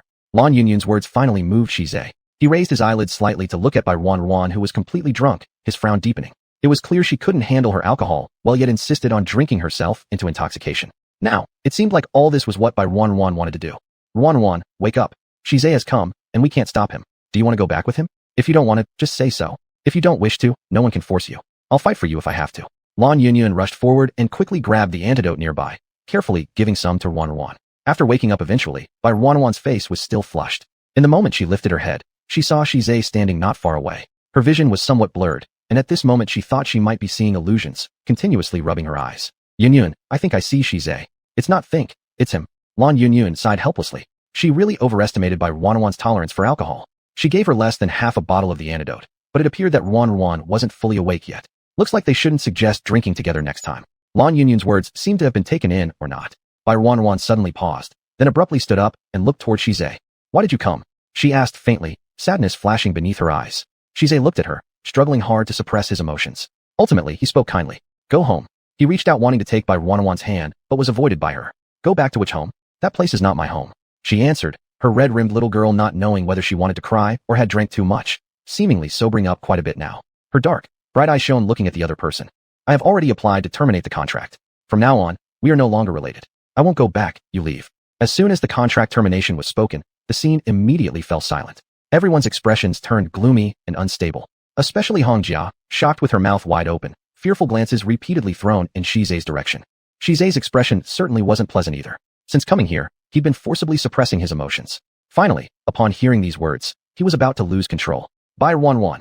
He suddenly shouted the little girl's name. His sudden fierce voice startled Wanwan, tears streaming down her face as she instinctively stepped back. She looked even more pitiful at the person in front of her. What now? Aren't you going to kill me? The young lady got upset, yelling at the other person. At the critical moment, Huayu walked up, completely shielding Bai Wanwan, watching the face of Shize protectively. He knew he couldn't defeat the other party, but if Bai Wanwan needed it, he would stand forth without hesitation. Hong Jia was already trembling beside them. What are we supposed to do? What are we supposed to do? You're shouting for nothing. What does it have to do with you? Lan Yunyun rolled her eyes. Hong Jia wanted to cry without tears. Ever since we've had Miss Wanwan, Captain's mood has stabilized quite a bit. Now there's trouble between Soft Wan and Soft Ran, and when we return, it seems none of us will get off easy. Miss Lan, you be the good person. Tell us what's going on. Why did Miss Wanwan suddenly? You're asking me? Lan Yunyun looked at Hong Jia who had begged earnestly, feeling extremely annoyed. What use is asking me? You ask yourselves. Ask Shize. Let him consider carefully what he has done. People who should not be provoked, do not provoke. If you do end up provoking them, don't blame others for making such choices. Lan Yunyun snorted, leaving Hong Jia thoroughly confused. Just as things were deadlocked, Shize's communicator suddenly rang. He glanced at it with a grim expression and ultimately clicked to accept the call. Shize's face darkened as he listened to the call, and after a brief moment, he ended it and glanced at Bai Wanwan. If you're not in a good mood, I'll give you some time to clear your mind. With that, he turned and walked away. Hong Jia looked between her captain and Bai Wanwan, never expecting the captain to simply walk away like this. She hurried to follow him, having no other choice. As the group left the villa, silence instantly enveloped the entire hall. The moment they left, Wanwan swayed unsteadily, nearly falling forward. Fortunately, Huayu reacted quickly and caught her. Who is that guy? Who? He gives you time to clear your mind without even a single explanation. I can't believe Shize would be like this. All the positive things we heard about him before are complete nonsense. His behavior, wanting everything but giving nothing, is utterly disgusting. Wanwan, let me tell you, you must never be soft on him again. Just this scene today is enough to show what kind of person he is. We have to change everything. In the future, don't give him another chance. Don't even see him. I'll take you right now to replace your communicator, and we'll move somewhere he can never find us. He's really made me furious. Lan Yunyun was faster to react than Bai Wanwan. Standing there, she ranted loudly. Clearly, Shize's reactions and actions had raised doubts. He may have chosen the woman outside over her. Wanwan lowered her head and wandered absent-mindedly to the sofa, sitting down. She stopped crying but instead gazed blankly ahead, lost in thought. Lan Yunyun knew how distressed she was and signaled to Huayu to leave so she could console her alone. On the other side, Shize got into the car and looked down at his communicator, his voice cold. Go to Area A. Captain, are you just going to leave Miss Wanwan here? It seemed like Miss Wanwan was quite sad. Aren't you going to do anything at all? Hong Jia understood Shize's feelings for Bai Wanwan, which was why she spoke up. Shize lifted his gaze, looking out the window. It's not the right time yet. Telling her the truth would only involve her. Chapter 154, You've changed. He was slightly annoyed and took another deep look at the villa not far away. Finally, he had no choice but to lower his gaze and give an order.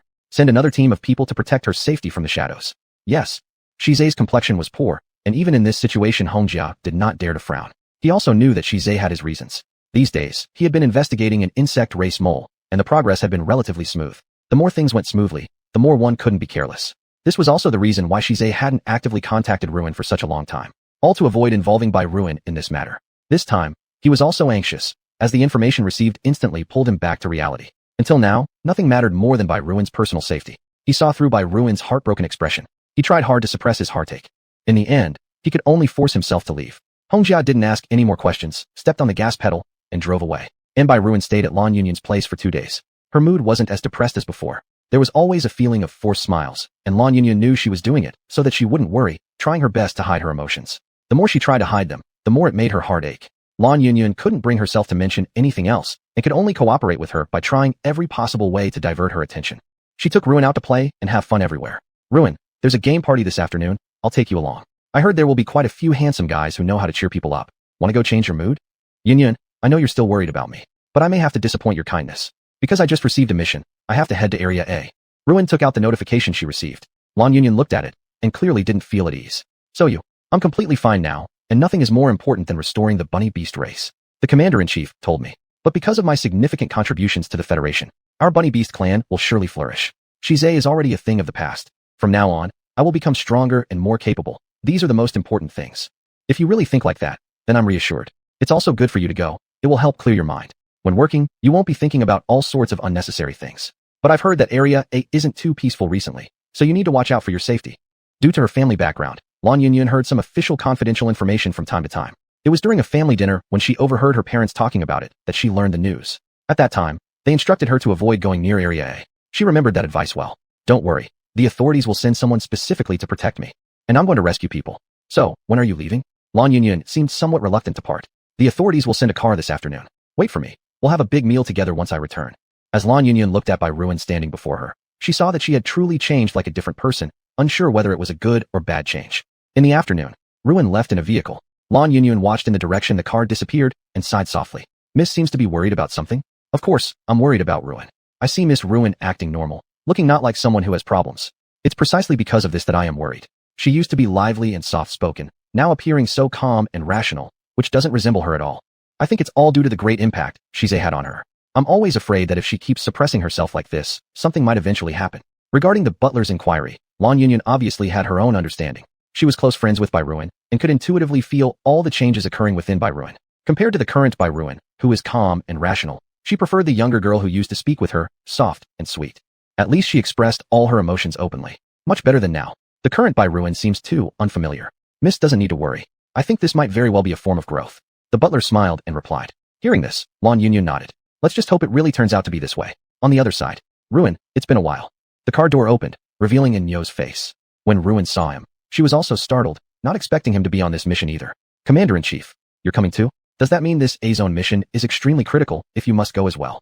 The wife of the executive officer in Area A was assimilated by the insect tribe, and it wasn't until yesterday, after she killed someone, that any abnormalities were detected. This means that the insect race personnel invading this time absolutely cannot be underestimated. They have already developed a certain level of intelligence, comparable to the beast races. Since it's a major issue, naturally I must take the field personally, to avoid any accidents. Saying that, he handed over a file. Bai Ruin took it, and began to look at it carefully. Then she followed up with some crucial questions. And Nyo's looked at Bai Ruin in front of him, answered one by one, and couldn't help but sigh. You seem to have changed a lot. What? Rarely do I see you looking so calm. In my memory, Bai Ruin is a very lively and cheerful girl. I've heard that you requested to make contact with Shize for a contract. What did he do to hurt you? Ruin paused momentarily, then smiled faintly. Not at all. If it's not suitable, dissolve the contract. It's better for both parties. Moreover, I'm an official person now. According to your suggestion before, if I can give great contributions, reviving my bunny beast race won't be difficult either. Sometimes my race should also be able to be included in the Federation's genealogy, shouldn't it? The so-called genealogy refers to the entire Interstellar Federation's racial ranking list. Currently, the top few are all bloodlines with top-tier abilities. For example, Shize's White Tiger clan. It ranks in the top 3. Such a ranking signifies status within this galaxy. And Bai Ruin, solely based on her special rare race, combined with her unique pacifying ability, truly found in Nyo's words credible.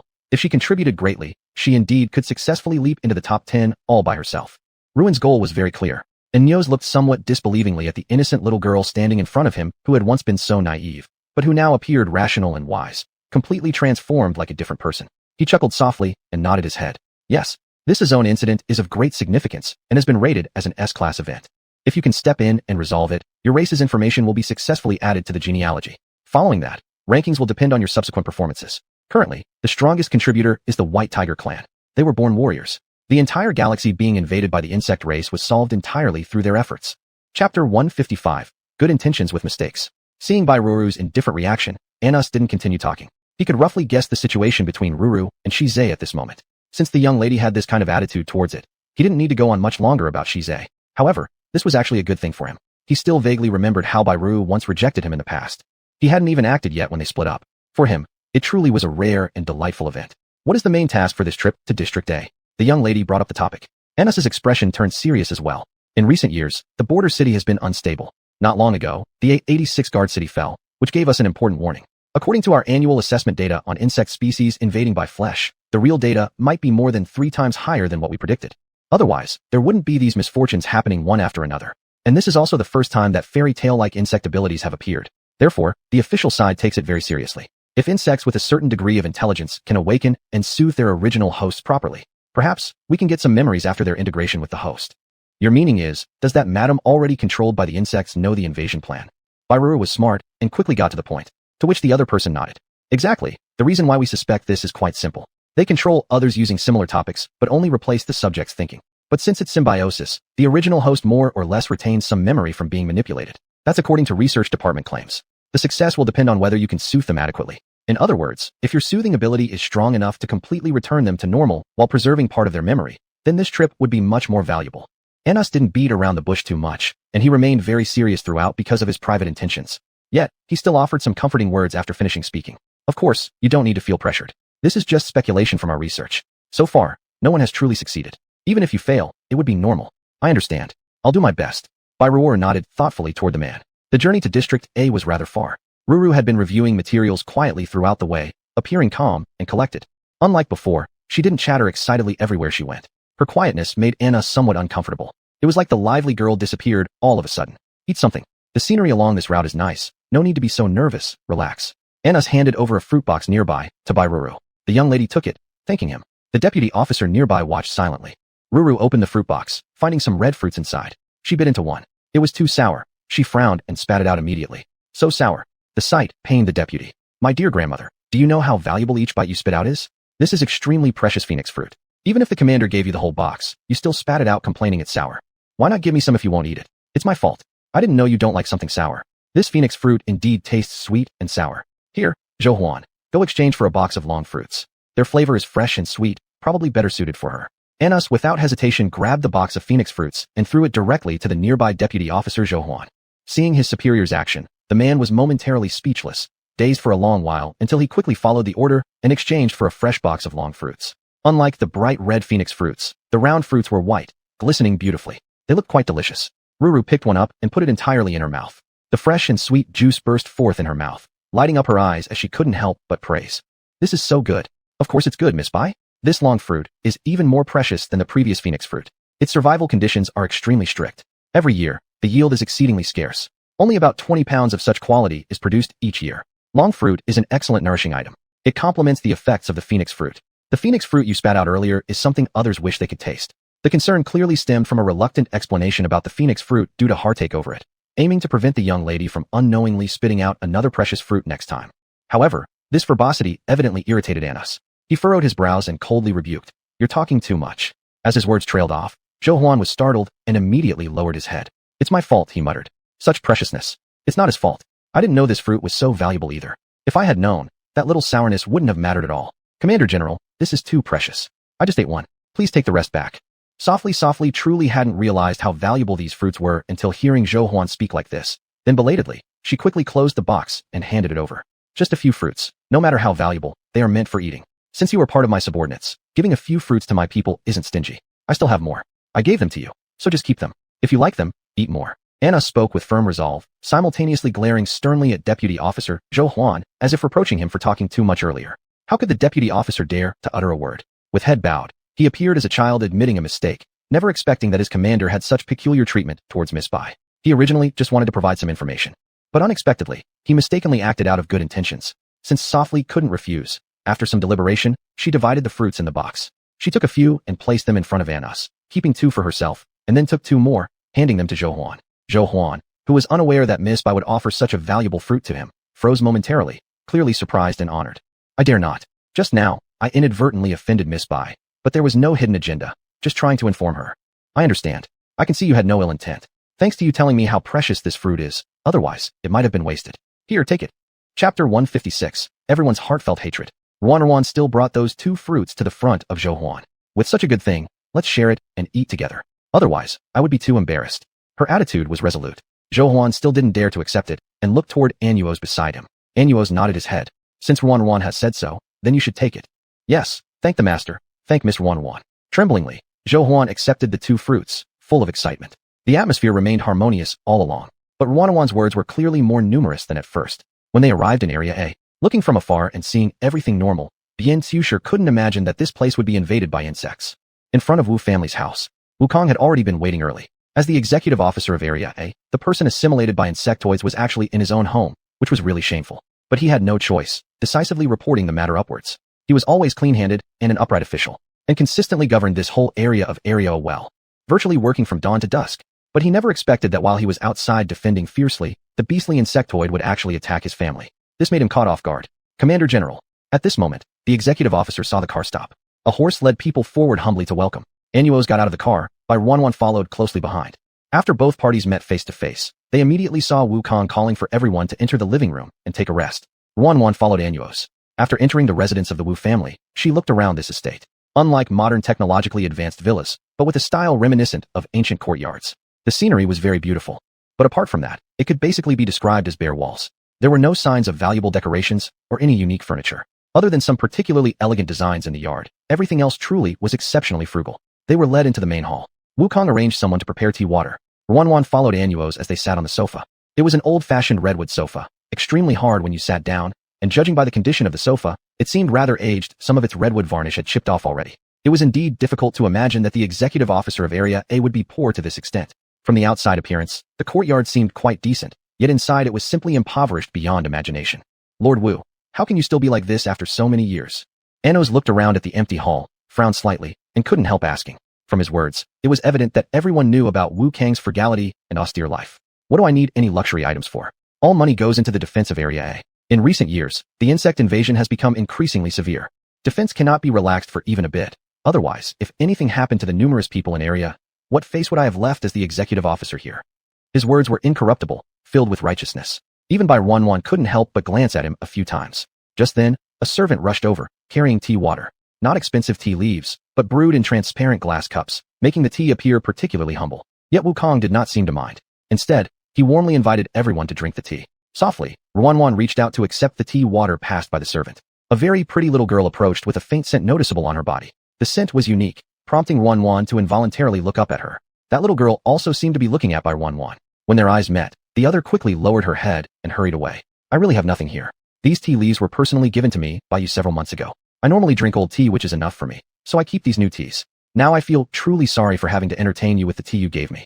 Wukong spoke apologetically to Anuos. The aroma of the tea water was familiar, a kind of common white tea, something Anuos naturally recognized. He smiled helplessly. There are not many officials as clean-handed as Lord Wu in the entire government. This is why I have always trusted your administration of Area A. You've always set an example with your actions. With you here, the people of Area A have never suffered harm. General, please don't say that. I devoted all my efforts guarding against those beasts. Yet who would have thought that the one involved in trouble would be my wife? How could I defend without protecting the people around me? I'm guilty of 10,000 deaths. As the topic arose, Wukong was also filled with remorse, his complexion darkening slightly. Please don't say that. This isn't something you wished for. Moreover, it's precisely because you've devoted so much of your energy to the people of Area A that those beasts found an opportunity to exploit. It's not your fault. Rest assured, headquarters will definitely handle this matter seriously. This person beside me is Miss Bai Ruanwan. She's the sole senior Anfu pacification specialist in the Federation. With her here, this insect assimilation incident won't be as difficult. Anuos formally introduced Ruanwan. Upon hearing her name, Bai Ruanwan raised her head and nodded at Wukong before her. Mr. Wu, hello. Miss Bai, hello. Even at such a young age, Miss Bai is already a senior pacification specialist. Her skills must indeed be remarkable. The other side looked full of anticipation at Bai Ruanwan, seemingly very delighted. There's no doubt about her abilities. But first, we need to take a look at your wife's condition. If Ruanwan can successfully pacify her, restoring all her sanity while preserving the memory from the original assimilation, then we might obtain some confidential intelligence, giving us early knowledge of the insect's conspiracy. When Anuos spoke up to this point, his expression became serious as well. The insectoids were everyone's deep-seated hatred. If they could be rooted out entirely, there wouldn't be so many victims. Yes, I will fully cooperate. Ever since Mrs. Wu started acting strangely, she personally killed one of the maidservants by her side. That maid was part of the dowry when she married me. I can confidently confirm their relationship. It has always been good. They grew up together since childhood. That day, I came back from an external patrol, only to hear news of a major issue at home. When I returned, I saw my wife killing that maid in the courtyard with her own hands. Her entire eyeballs were pitch black, her face maintaining an eerie smile. Clearly, these were signs of infection by the insectoids. After noticing, I immediately had her restrained. Chapter 157. What's wrong? Wukong recounted everything that had happened, piece by piece. Ruanwan sat to the side, watching him carefully. The more she observed, the more she felt something was off. No, it was extremely wrong. But for a moment, she couldn't pinpoint what exactly. What wasn't right? Oh, she remembered. When he talked about these events, he was too calm. This was supposed to be a heart-wrenching situation involving his own wife. Yet his demeanor remained cold and distant, showing no signs of grief or anger. It was as if he were simply reciting pre-prepared statements. That was the feeling. Bai Ruren narrowed her eyes, realizing how unsettling this suspicion might be. This man before her was Wu Kong, the executive officer of District A. According to the original data provided by Anas, this Wu Kong was a very incorruptible, just, and responsible executive officer. From the day he assumed office, District A had run smoothly. But recently, there was a sudden attempt on his family. He didn't hide anything, nor did he fear responsibility falling onto him. He persisted in reporting it. This alone showed that this man should be an upright character. If he was truly righteous, then why did his words feel so strange? Ruan shook her head and decided to set these thoughts aside for now. It didn't serve any purpose to dwell on them at this point. At the moment, she's upstairs. She is my wife. Even though she's been infested by alien insectoids, I can't help but feel pity for her, so I've locked her in the room upstairs. After I reported the situation to the authorities, I have eagerly awaited the arrival of a pacification specialist. But I knew that the Federation's headquarters has limited capabilities with their pacifiers. I almost gave up hope, but surprisingly, Commander actually brought along a senior pacification specialist this time. I'm truly grateful. Only at this moment did his emotions show some fluctuation. However, his emphasis seemed to lie on the fact that a senior pacifier was present. He appeared particularly eager regarding Ruan's identity, making her feel quite baffled. Let's take you upstairs first. Ruan spoke at this moment. The other party nodded, saying it was appropriate. After hesitating for a bit, he stood up. Thinking further, he added another warning. Ever since Mrs. Wu was altered by the alien parasites, her condition has been unlike others. Apart from the one incident where she killed someone, her behavior has otherwise been normal. Therefore, Miss Bai, you must be extra careful.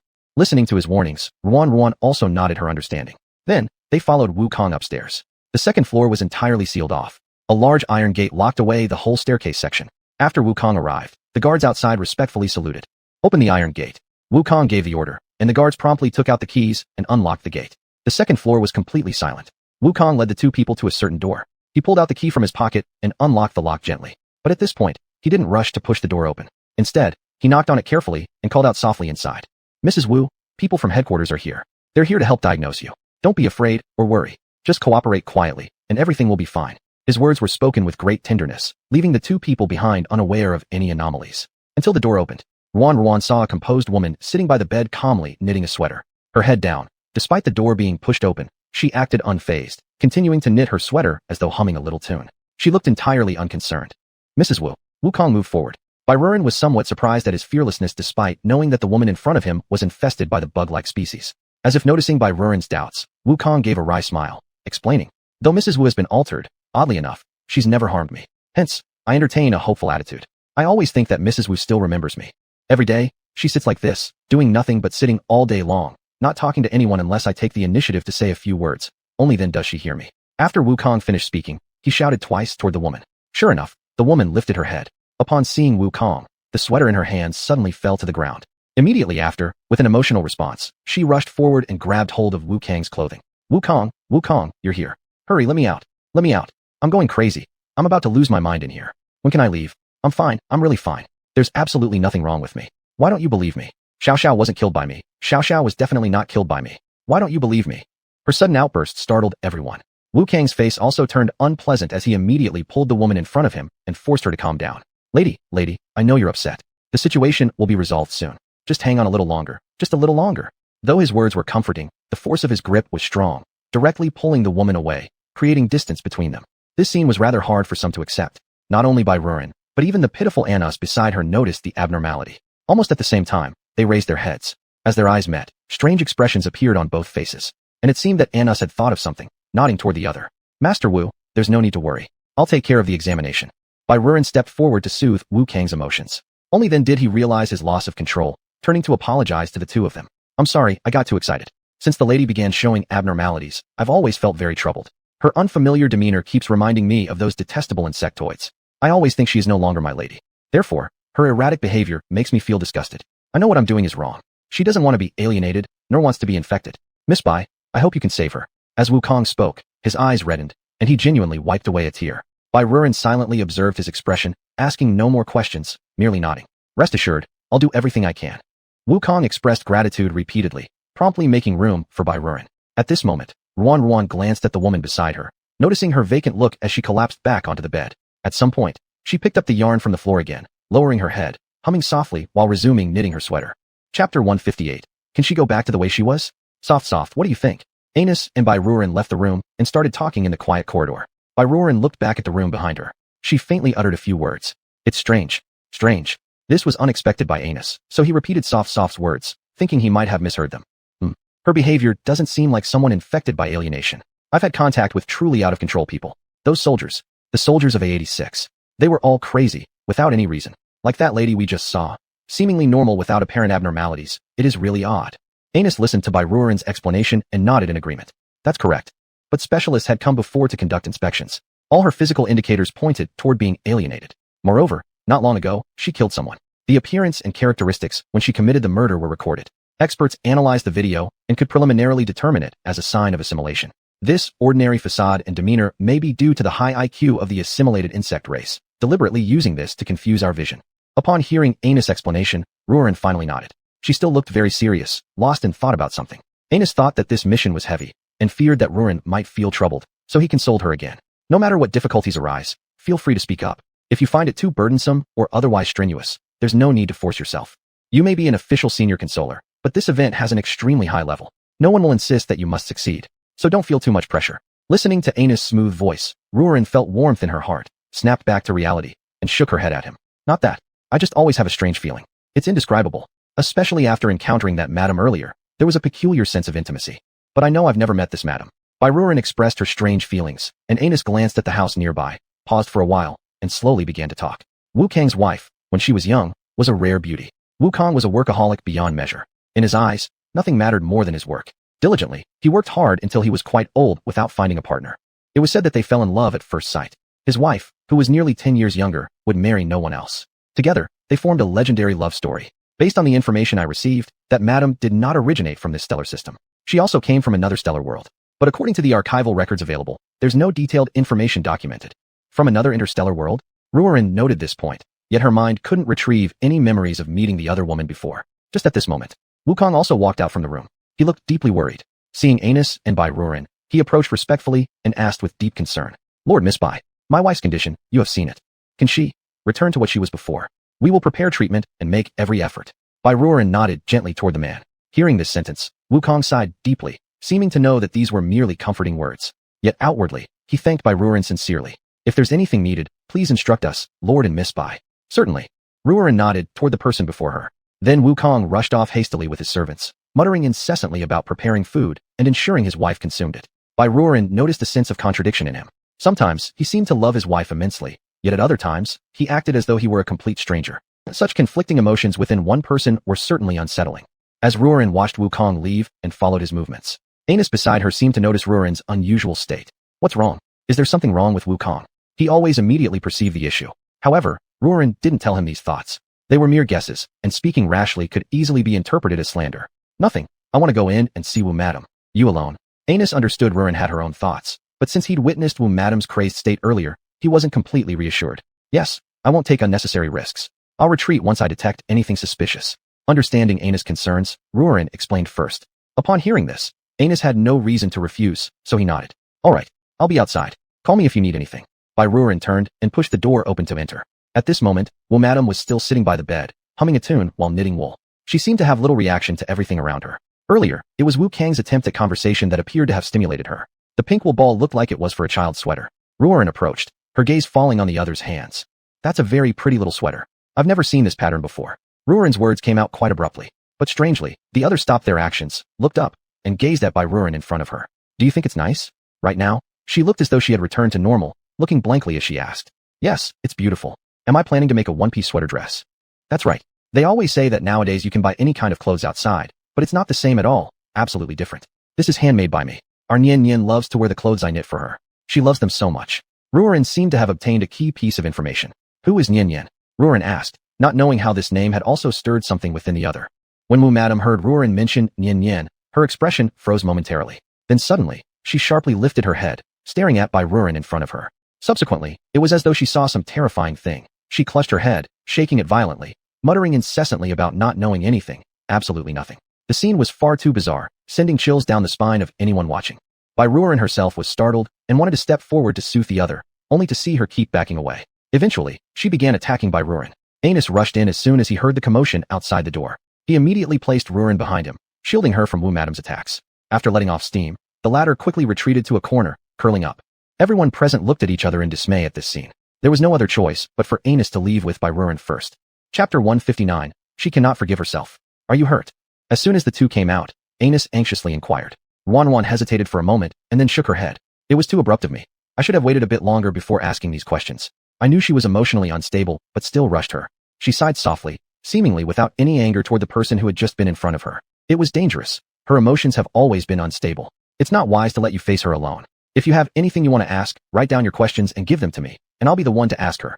Anus thought this was a pretty good plan. Upon hearing this, Wan laughed. How could that work? What I'm looking for isn't just her answers. I need her reactions too. Even though she got really excited earlier, she didn't hurt me at all. In fact, she threw a soft yarn ball at me. I think her original intent wasn't to harm me. There's something hidden here. Why did Mrs. Wu suddenly lose control? Her body has traces of insect species aura, but it doesn't seem very strong. The main point is, she didn't appear to lose control completely. Rather, she seemed more like someone with mental illness, entirely out of her mind. Wan frowned, whispering and thinking deeply. Anus, standing nearby, listened attentively. Although he found it strange, the fact that Wan could observe so much in such a short time clearly showed how capable this young girl was.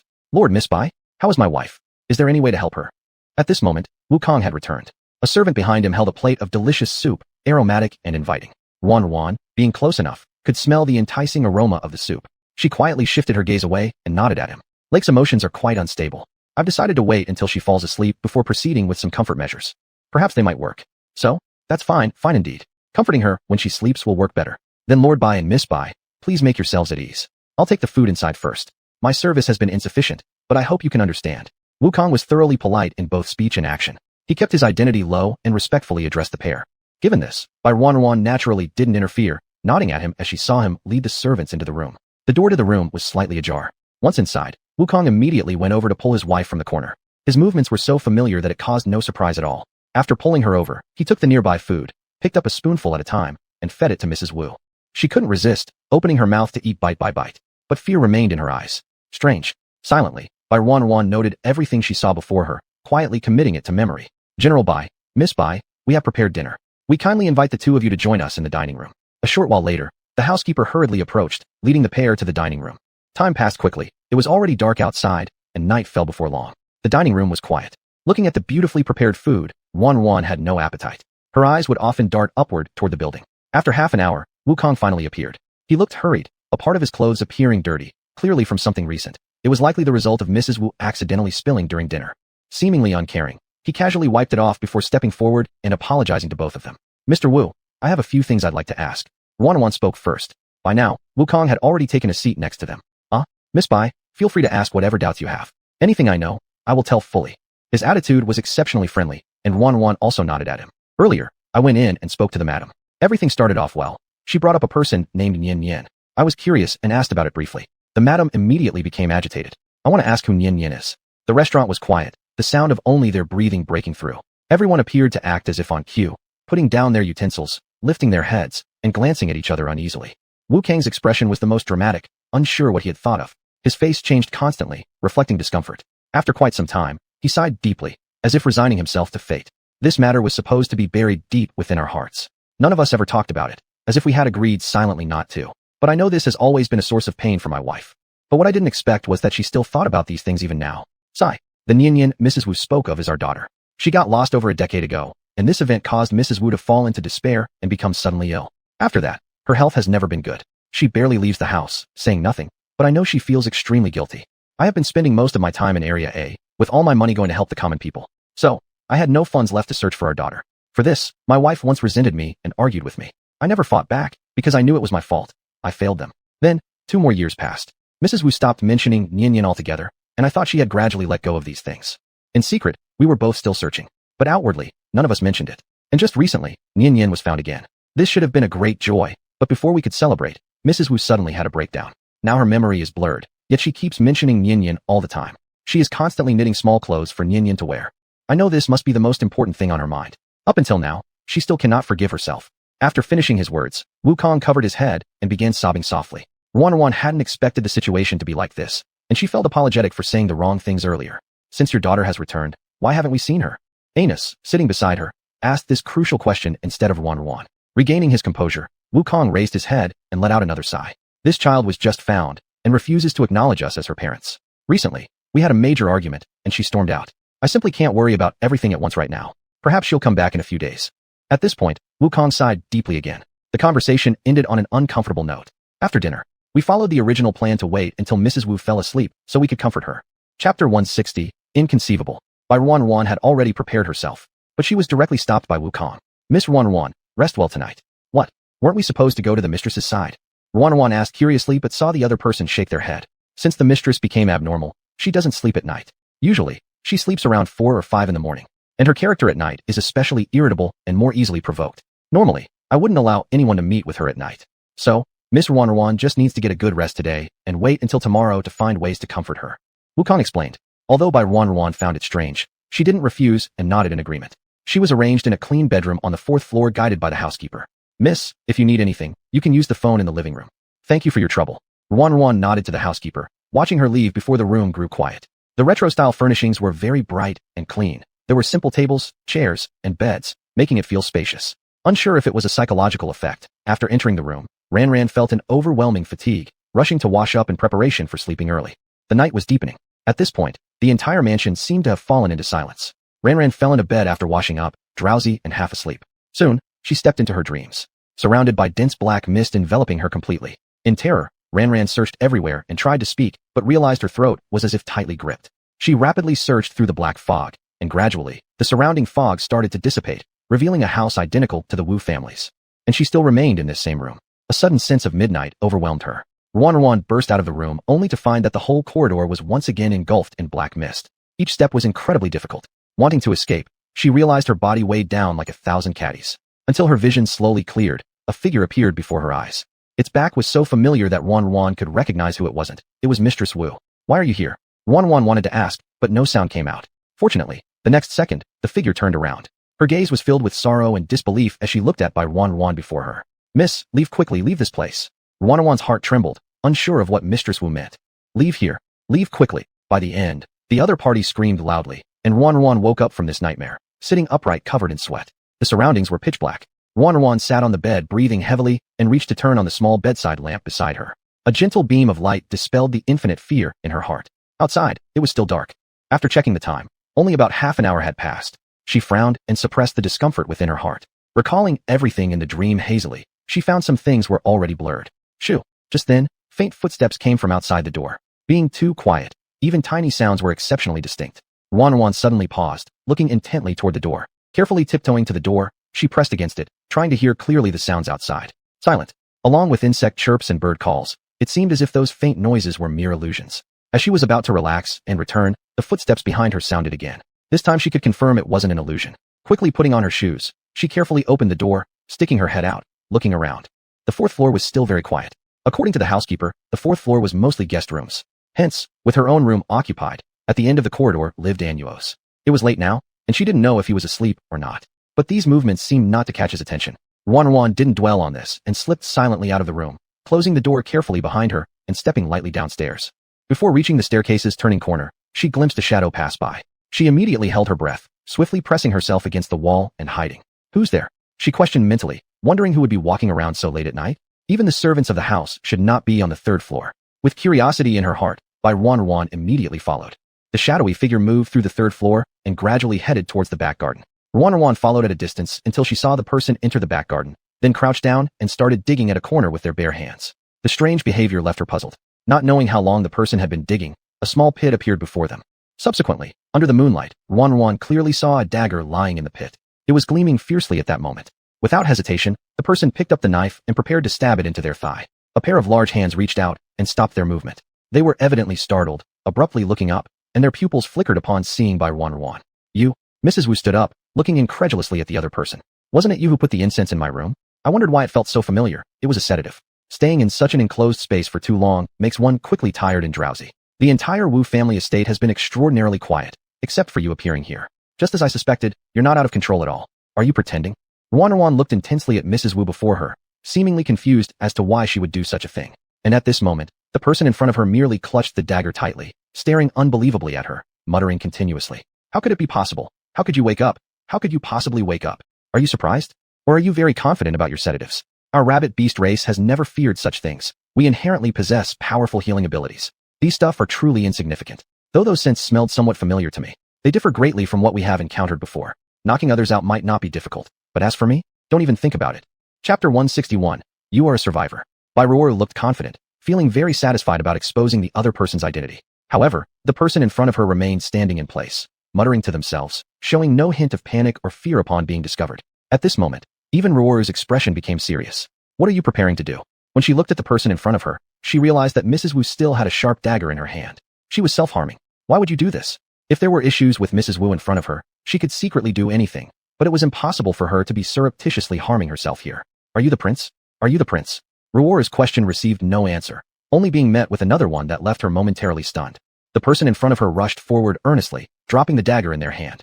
They grabbed by Ruoru's hand and began examining her carefully. Her features, almost unrecognizable.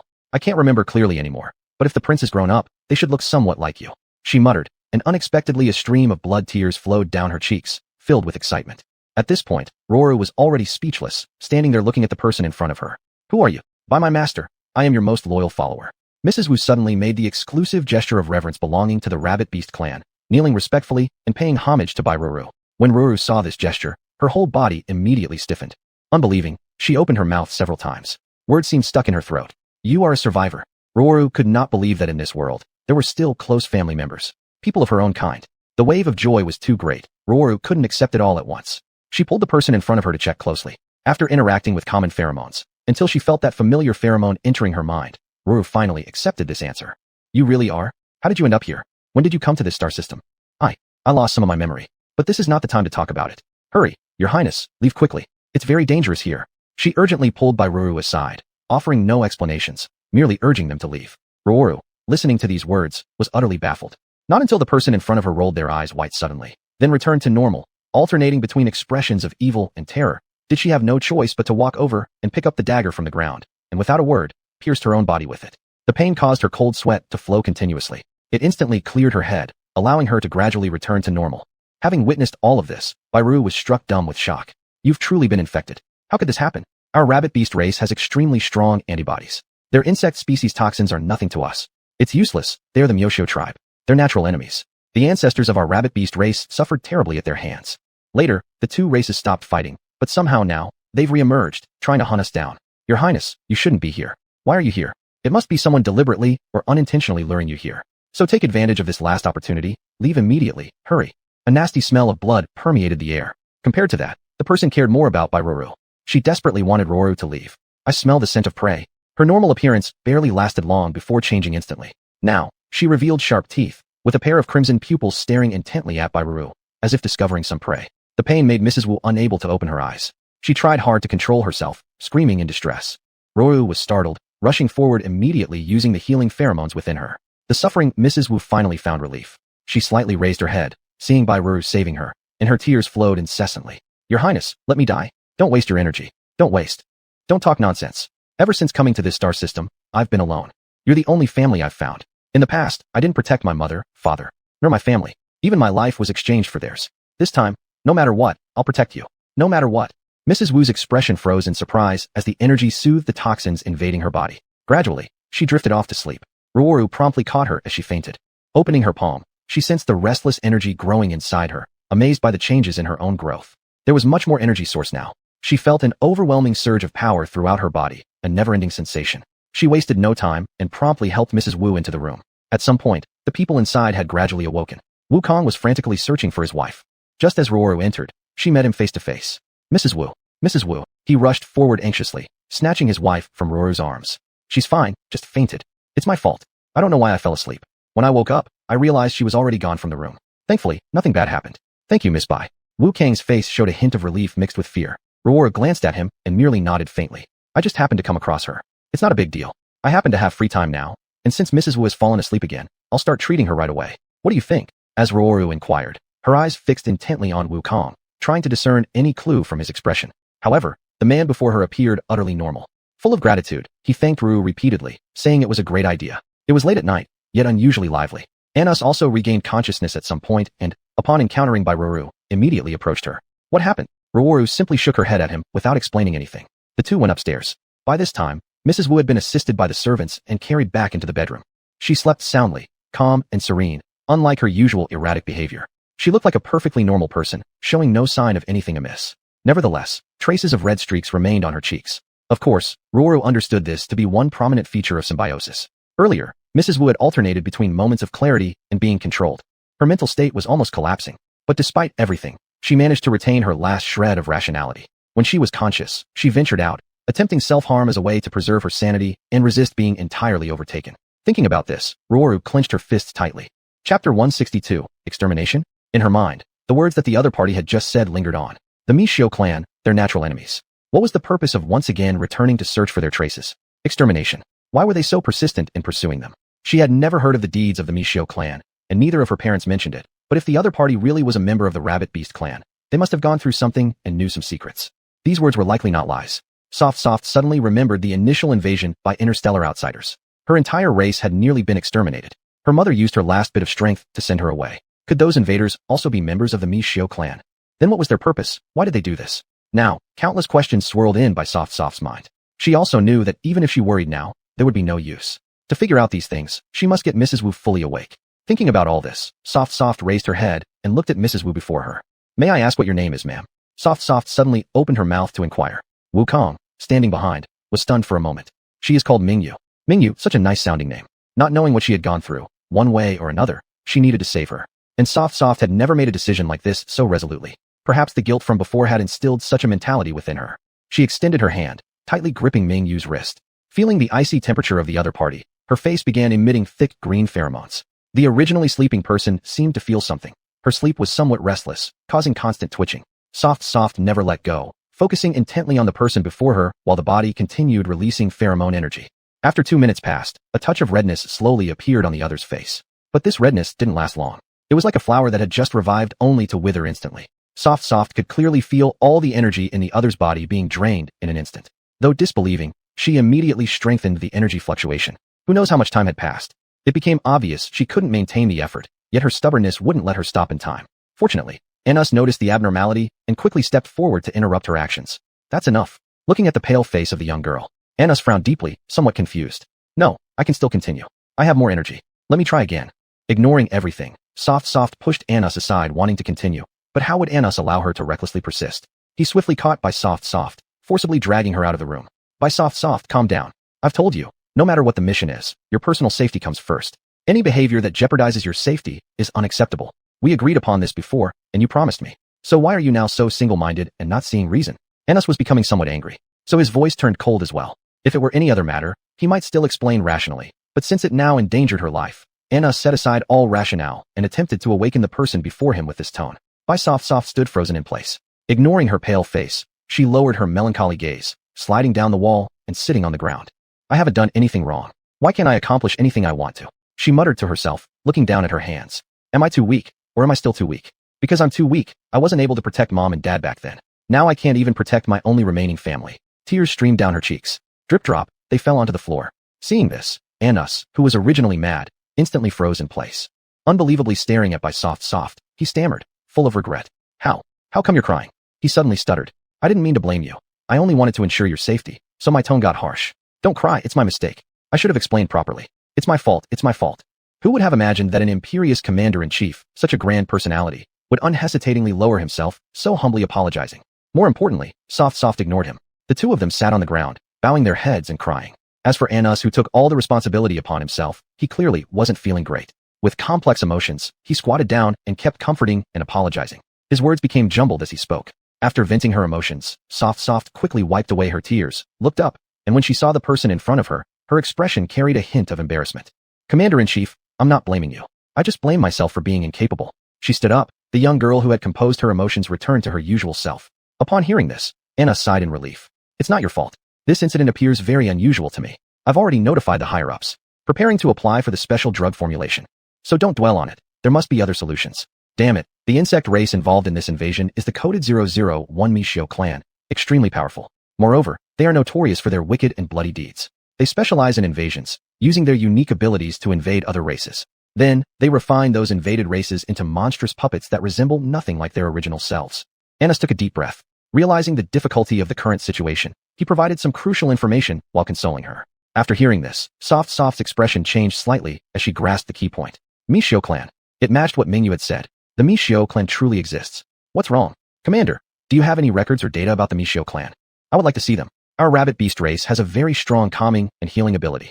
And just now, through Mingyu, I could clearly sense that there was something within her body continuously assimilating and absorbing my energy. That's why my energy became ineffective. I want to review their records to figure out where exactly the problem lies. Soft gave a good excuse. And it wasn't even a lie since everything she said was true. Without hesitation, Anus tapped on his communicator and sent by Soft a complete package of confidential information about the Michio clan. You're one of us. I'll grant you access to the high-level resource database at the Federation headquarters. Any records regarding encounters with the Michio clan will be documented there. You can view anything you need. Anus directly granted the permission. Even by Soft didn't expect it. Therefore, she sincerely expressed her gratitude again. Chapter 163, Unusual Energy. The sky was just beginning to lighten. Bai Ruan sat in a chair in the outer courtyard, opening her communicator to review the information that Anus had sent moments ago. The data was scarce, only 2 pages. There were evidently very few detailed descriptions of the Mio family. After being categorized as 001, the Mio clan was identified as a unique insect race. They possessed intelligence on par with the orcs. Some descendants of the insect race even exhibited extraordinarily high IQs, capable of manipulating the orcs entirely. They had special abilities, able to assimilate and replace other races' genes, transforming into those races to blend into crowds and become extremely hard to detect. Even more so, they took great pleasure in playing with others' minds. The orc race pursued powerful bloodlines, craving the integration of such powerful bloodlines to birth higher-level offspring. However, they had a fatal weakness. Their lifespans were exceedingly short. Generally, 1 week constituted a cycle, and their entire lives encompassed only 10 cycles. Due to this fatal flaw, 100 years ago, the Mio clan never achieved success as one of the top 10 formidable insect groups. Until 20 years ago, the Mio clan reappeared once more. Their bodies had transformed into a special kind of energy, sustaining their lifespan by absorbing the life force of orcs. Upon discovery, the entire Federation was shocked. This resulted in an intense 3-year battle involving the Mio clan. Their specialized energy was not yet perfected. The absorbed life essence could sustain their lives for some time. But shortly after absorption, their bodies would grow extremely weak. Furthermore, the strong-blooded orc warriors of the Federation were their natural enemies. During this prolonged 3-year war, the Mio clan met utter defeat. Yet, the orc race was also exhausted. Since then, the Mio clan leaped to the forefront as the 001 insect group, labeled as extremely dangerous.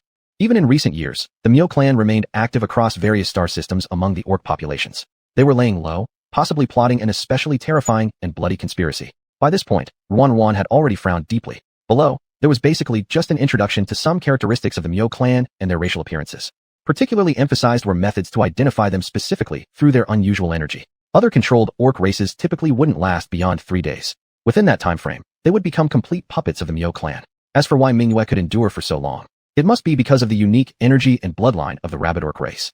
Could it be they have been relentlessly pursuing the rabbit orc clan to the point of trying to exterminate them because the rabbit orcs are a threat to them? At this thought, Ruan's eyes brightened. If this were true, then everything would make sense. The rabbit orc clan may lack powerful offensive means, but its unique bloodline and energy are precisely what suppressed them. The toxins and energies they created didn't affect the rabbit orcs. Whenever the rabbit orcs acted, perhaps everything they schemed would fall apart. Thinking about this, Ruan felt her heart tremble. If this was the case, Wei Mingyue would definitely be saved. But how? What's the plan? She kept flipping through the documents, discovering no further significant information, and could only close it with a solemn face. Her energy was too weak. Many things she hadn't gotten the chance to learn yet. Her mother had not taught her. Her current energy might not even reach 1/10,000th of her mother's, nor that of the elders or her sisters within the clan. Ruan, our energy as the rabbit orc clan grows continuously. You will naturally become formidable as you grow up. And to completely unlock all the energy in your body. Never mind. With dad and mom around, you don't need to go that far. Reaching that stage is very difficult and quite painful.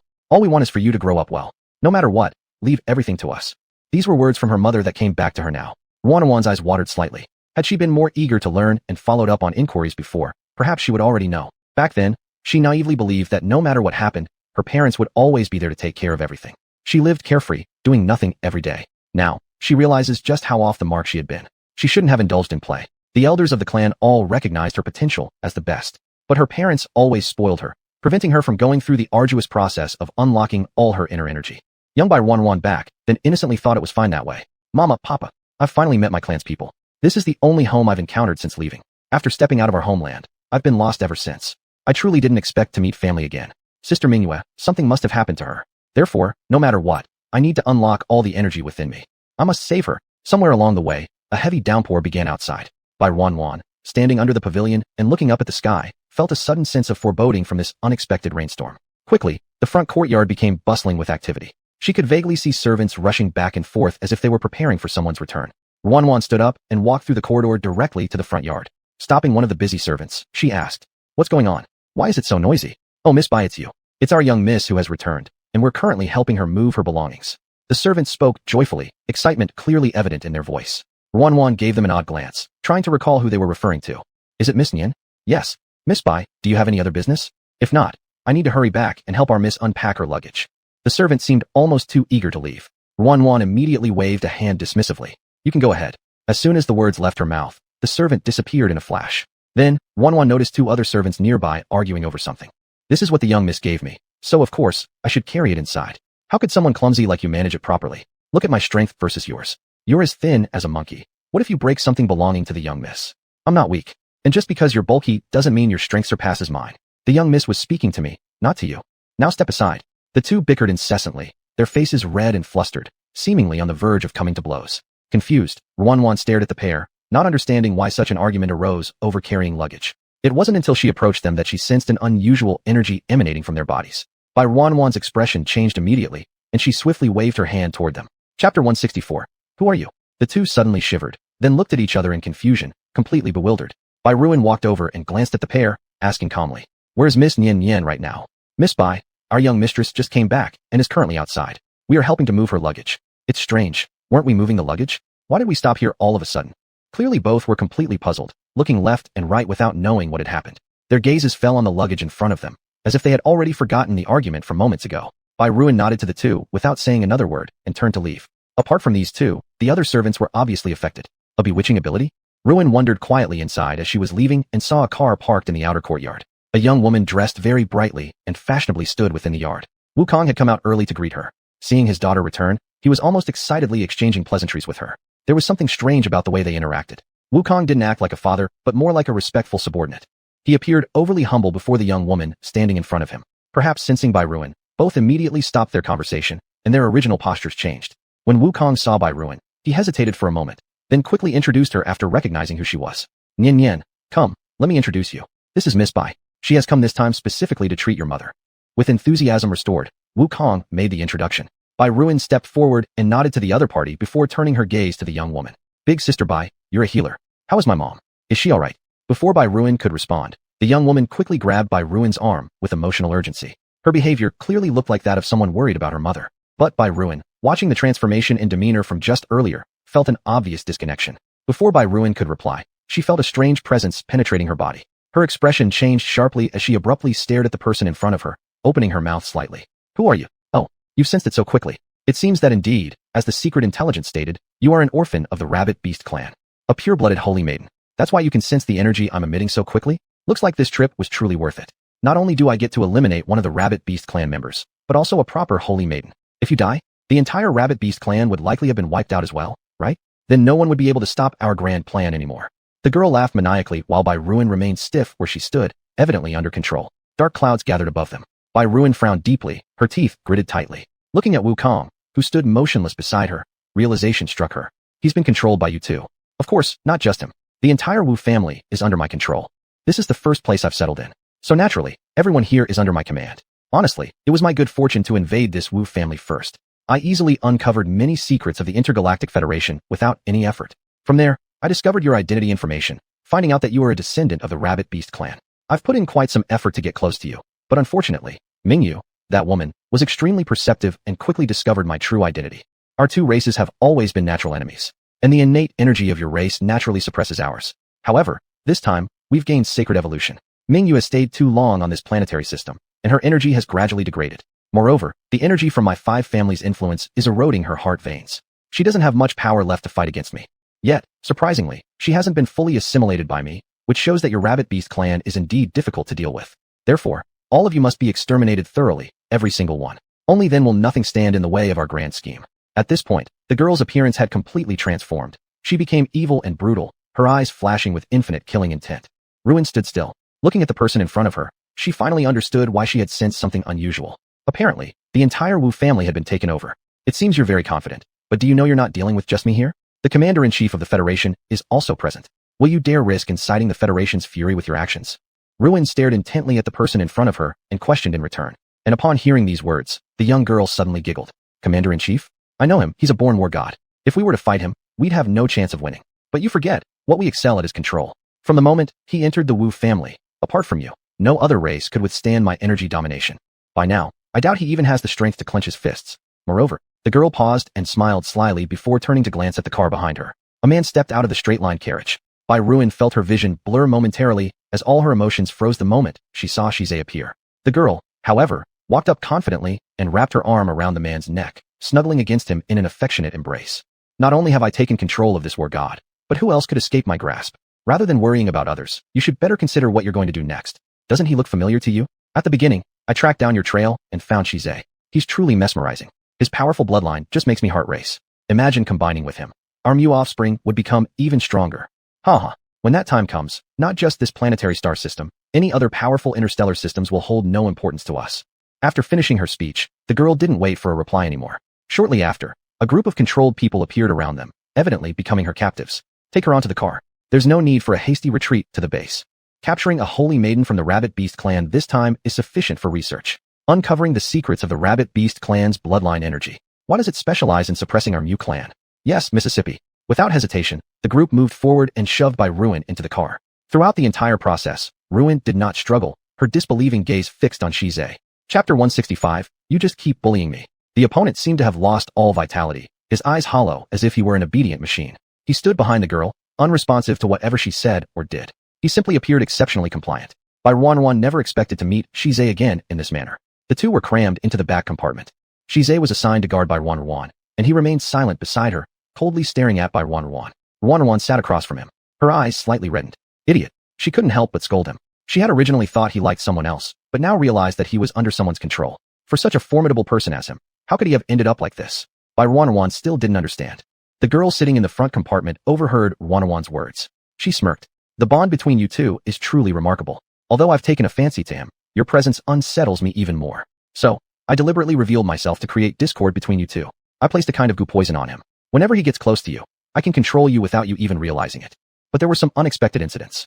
Men, these lowly creatures, no matter how strong their bloodline or martial prowess, can easily gain sympathy by pretending to be weak women. And then they can be controlled without them knowing. Shizei is no exception. If not for his face and excellent bloodline appealing to me, he wouldn't even have the privilege of being near me. Judging by your expression, you still seem to care about him. What a pity. Within my control, no matter what you say or do, he'll remain indifferent. His eyes will only see me. It's the formidable power of our Misho clan. The girl grinned triumphantly and reached out to touch Shizei's neck. Come here. Her soft lips called out to Shizei. However, the imagined obedience did not occur. Surprise flitted across the girl's face. She became clearly angry and shouted another command. I told you to come here. Still, nothing happened. At this point, Ruin noticed something amiss. She put away her sorrowful look and looked intently at Shizei. The girl remained unaware, thinking Shizei was making one last stand of resistance against her orders, so she stretched out with annoyance to pull at the man's collar. Unexpectedly, Shizei suddenly reached out with his large hand and grabbed her wrist. The girl's pupils widened sharply. When she raised her head, Shizei's gaze was already fixed on her face. You really think you can treat me like a dog? After saying this, he forcefully broke the girl's arm without hesitation. Aawaya. Pain made the girl scream uncontrollably. The car screeched to a halt. Terrified, the girl yanked open the door and tumbled out. Ow, how is this possible? Stop him, kill him. The previously arrogant girl had completely lost her composure. All that was left was disbelief and fear. Shizei also calmly got out of the car. Just as the girl finished speaking, all the people surrounding instantly returned to normal, ripping off their masks. Captain, I was almost suffocated. Finally, we're taking action. Hongjiao wiped sweat from his forehead. The masks had been unbearably hot. To implement this plan, they'd been in disguise since the start. After secretly investigating the location of their base, Shizei immediately sent out the signal for operation. With perfect coordination among the team, they managed to turn the situation around swiftly. Due to her broken arm, the girl's internal energy was rapidly draining, leaving her unable to fight and trying to escape instead. Lu Shuei was quick to react, kicking her foot out to firmly press the girl down. Why so haughty earlier and now running away? Do you actually think we fell victim to your schemes? Sometimes confidence is good, but not too much, is it? Do you really think you can capture our captain and control him? You're using a counter strategy, don't you know, young lady? Dreaming of controlling the whole galaxy? Go study some more first. Otherwise, you just embarrass yourself. Lu Shuei mocked cruelly. This moment, Shizei ignored the girl and turned to look at Ruin inside the car. Looking at the man before her, Ruin could not say a word. Without a second thought, Shizei walked forward and picked Ruin up horizontally. The people nearby immediately turned their heads away, voluntarily closing their eyes to avoid the scene. Let me go. Realizing the situation, Ruin started struggling right away. Shizei looked at her with a helpless expression. Of course you were pretending. She couldn't control you, but you insisted on getting into this car anyway. Do you have any idea how dangerous that was? Shizei furrowed his brows, as if he had already seen through all of Ruin's actions. Ruin was scolded without mercy and felt deeply wronged. She suddenly pushed Shizei in front of her, managing to struggle free from his embrace. What does it have to do with you? We're even now. She raised her head stubbornly, both aggrieved and angry. When Shize heard Wanwan mention, even again, his expression immediately darkened. You are not allowed to say such things. Why can't I say it? Whatever there is between you and that woman, I don't care about any of it. Anyway, you've never regarded me as someone close to you. You haven't told me anything. Even everything happening right now is your plan, yet you never told me a word. What am I to you? I mean nothing. So what I do has anything to do with you. At that moment, putting everything aside, Wanwan turned around to leave. Shize quickly reached out and pulled her back, firmly embracing her into his arms. What I consider you as something that can just be discarded and erased whenever you like. Absolutely not possible. Shize, what are you doing? Let me go? Let me go right now. You thug, release me. Wanwan struggled while trying to push the man in front of her away. However, this man's strength was terrifying. No matter how Wanwan struggled, he remained completely motionless. In the end, furious, Wanwan bit down hard on his shoulder. But even so, despite tasting blood, she didn't feel him loosen his grip by even a fraction. Ultimately powerless, she slowly let go and buried her head in his chest, sobbing uncontrollably. You just know how to bully me. Upon hearing her cries, Shize finally released her. He felt guilty, exasperated, and could only try to placate her gently. Chapter 166. This was a very terrifying matter. It's my fault. You can beat me or scold me. I didn't tell you these things because I was afraid you would worry and get involved. So, normally such a strong person, at this moment appeared extremely at a loss when explaining. Hongjia nearby was very anxious, so he went up to explain together with the girl softly. Miss, you really shouldn't blame the captain. This plan came suddenly. Even I wasn't informed initially. Later, I came to know about the captain's plan. As for not telling you, it's because the Mishio clan has always been looking for your whereabouts. If we told you about this, you might have been dragged into it. We also realized that the Mishio people were quite unpredictable, and their abilities were very bizarre. Keeping away from you was also for protection. And the interaction with that woman earlier was all part of the captain's plan. Even the contact with her was actually carried out by Lu Shui in disguise. So the person you saw at the mall was actually not the captain. The captain hates interacting with females the most. I'm sure you knew that before. Apart from you, I've never seen him being special to anyone else. So miss, please don't be angry with the captain. If you're mad, please don't misunderstand him. Hongxia explained hastily, even sneaking a peek at Shize's expression in the middle. Seeing Shize look approvingly at him, he became more enthusiastic and kept praising Shize on his behalf. The girl's emotions clearly calmed down significantly. She lowered her head without saying anything, but obviously she was no longer angry. Squad 1, how is the situation? At this time, the communicator suddenly rang. Everyone put on a serious face. Shize turned on the communicator and immediately reported the progress. No problem. The base has already sent people for investigation. A total of 15 members of the Mishio clan have been captured. The leader of your group, please bring him back to headquarters immediately. Understood. Shize replied to the message and immediately turned off the communication. The girl nearby was surprised by the voice on the other end of the communicator. Does the commander-in-chief also know about this? He found out today. I contacted him temporarily and informed him of the plan. So there was such an ambush operation. Shize explained slowly. When the girl heard this, she was speechless. It seems only she didn't know. Don't be angry. After you came to Wu family, you obviously sensed something was wrong, but they haven't discovered as much as you did. Not informing you was because I understand you and know your plans. So, I directly informed the commander-in-chief. Let him cooperate, which can better align with your plan and mine, quickly capturing them together. Shize explained beside her. The girl just huffed and said nothing, but she also knew that the plan had succeeded. His original intention was for safety reasons. Thinking of this, the girl was not as angry anymore. The group prepared to drive back. The captured girl was bound tightly and angrily. These Soirin clan individuals are all deceivers, insidious and treacherous. That should describe you people. The girl was furious, shouting insults. Softly sitting next to Shize, Shize didn't care about the girl's curses at all, and very actively took out a thermal cup he carried, opened it, poured warm water, and handed it to the young girl. With both hands, the girl received it and took a sip. The action was so natural. The girl looked at this scene, gnashing her teeth in hatred. Cheater, big cheater. Young lady, let me tell you, men are all big cheats. He was not like this in front of me. He was completely obedient, mesmerized and confused by me. You should think carefully if some of the things he said to you weren't intentionally hidden from you.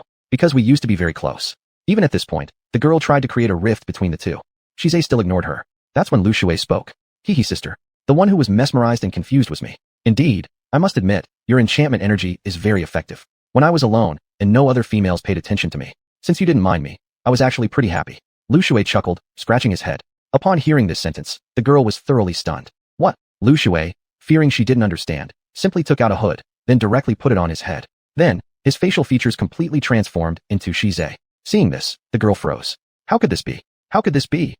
She started screaming again, finding her too loud. Shize wasted no words, throwing a punch straight at her. Seeing this scene, Softly was shocked.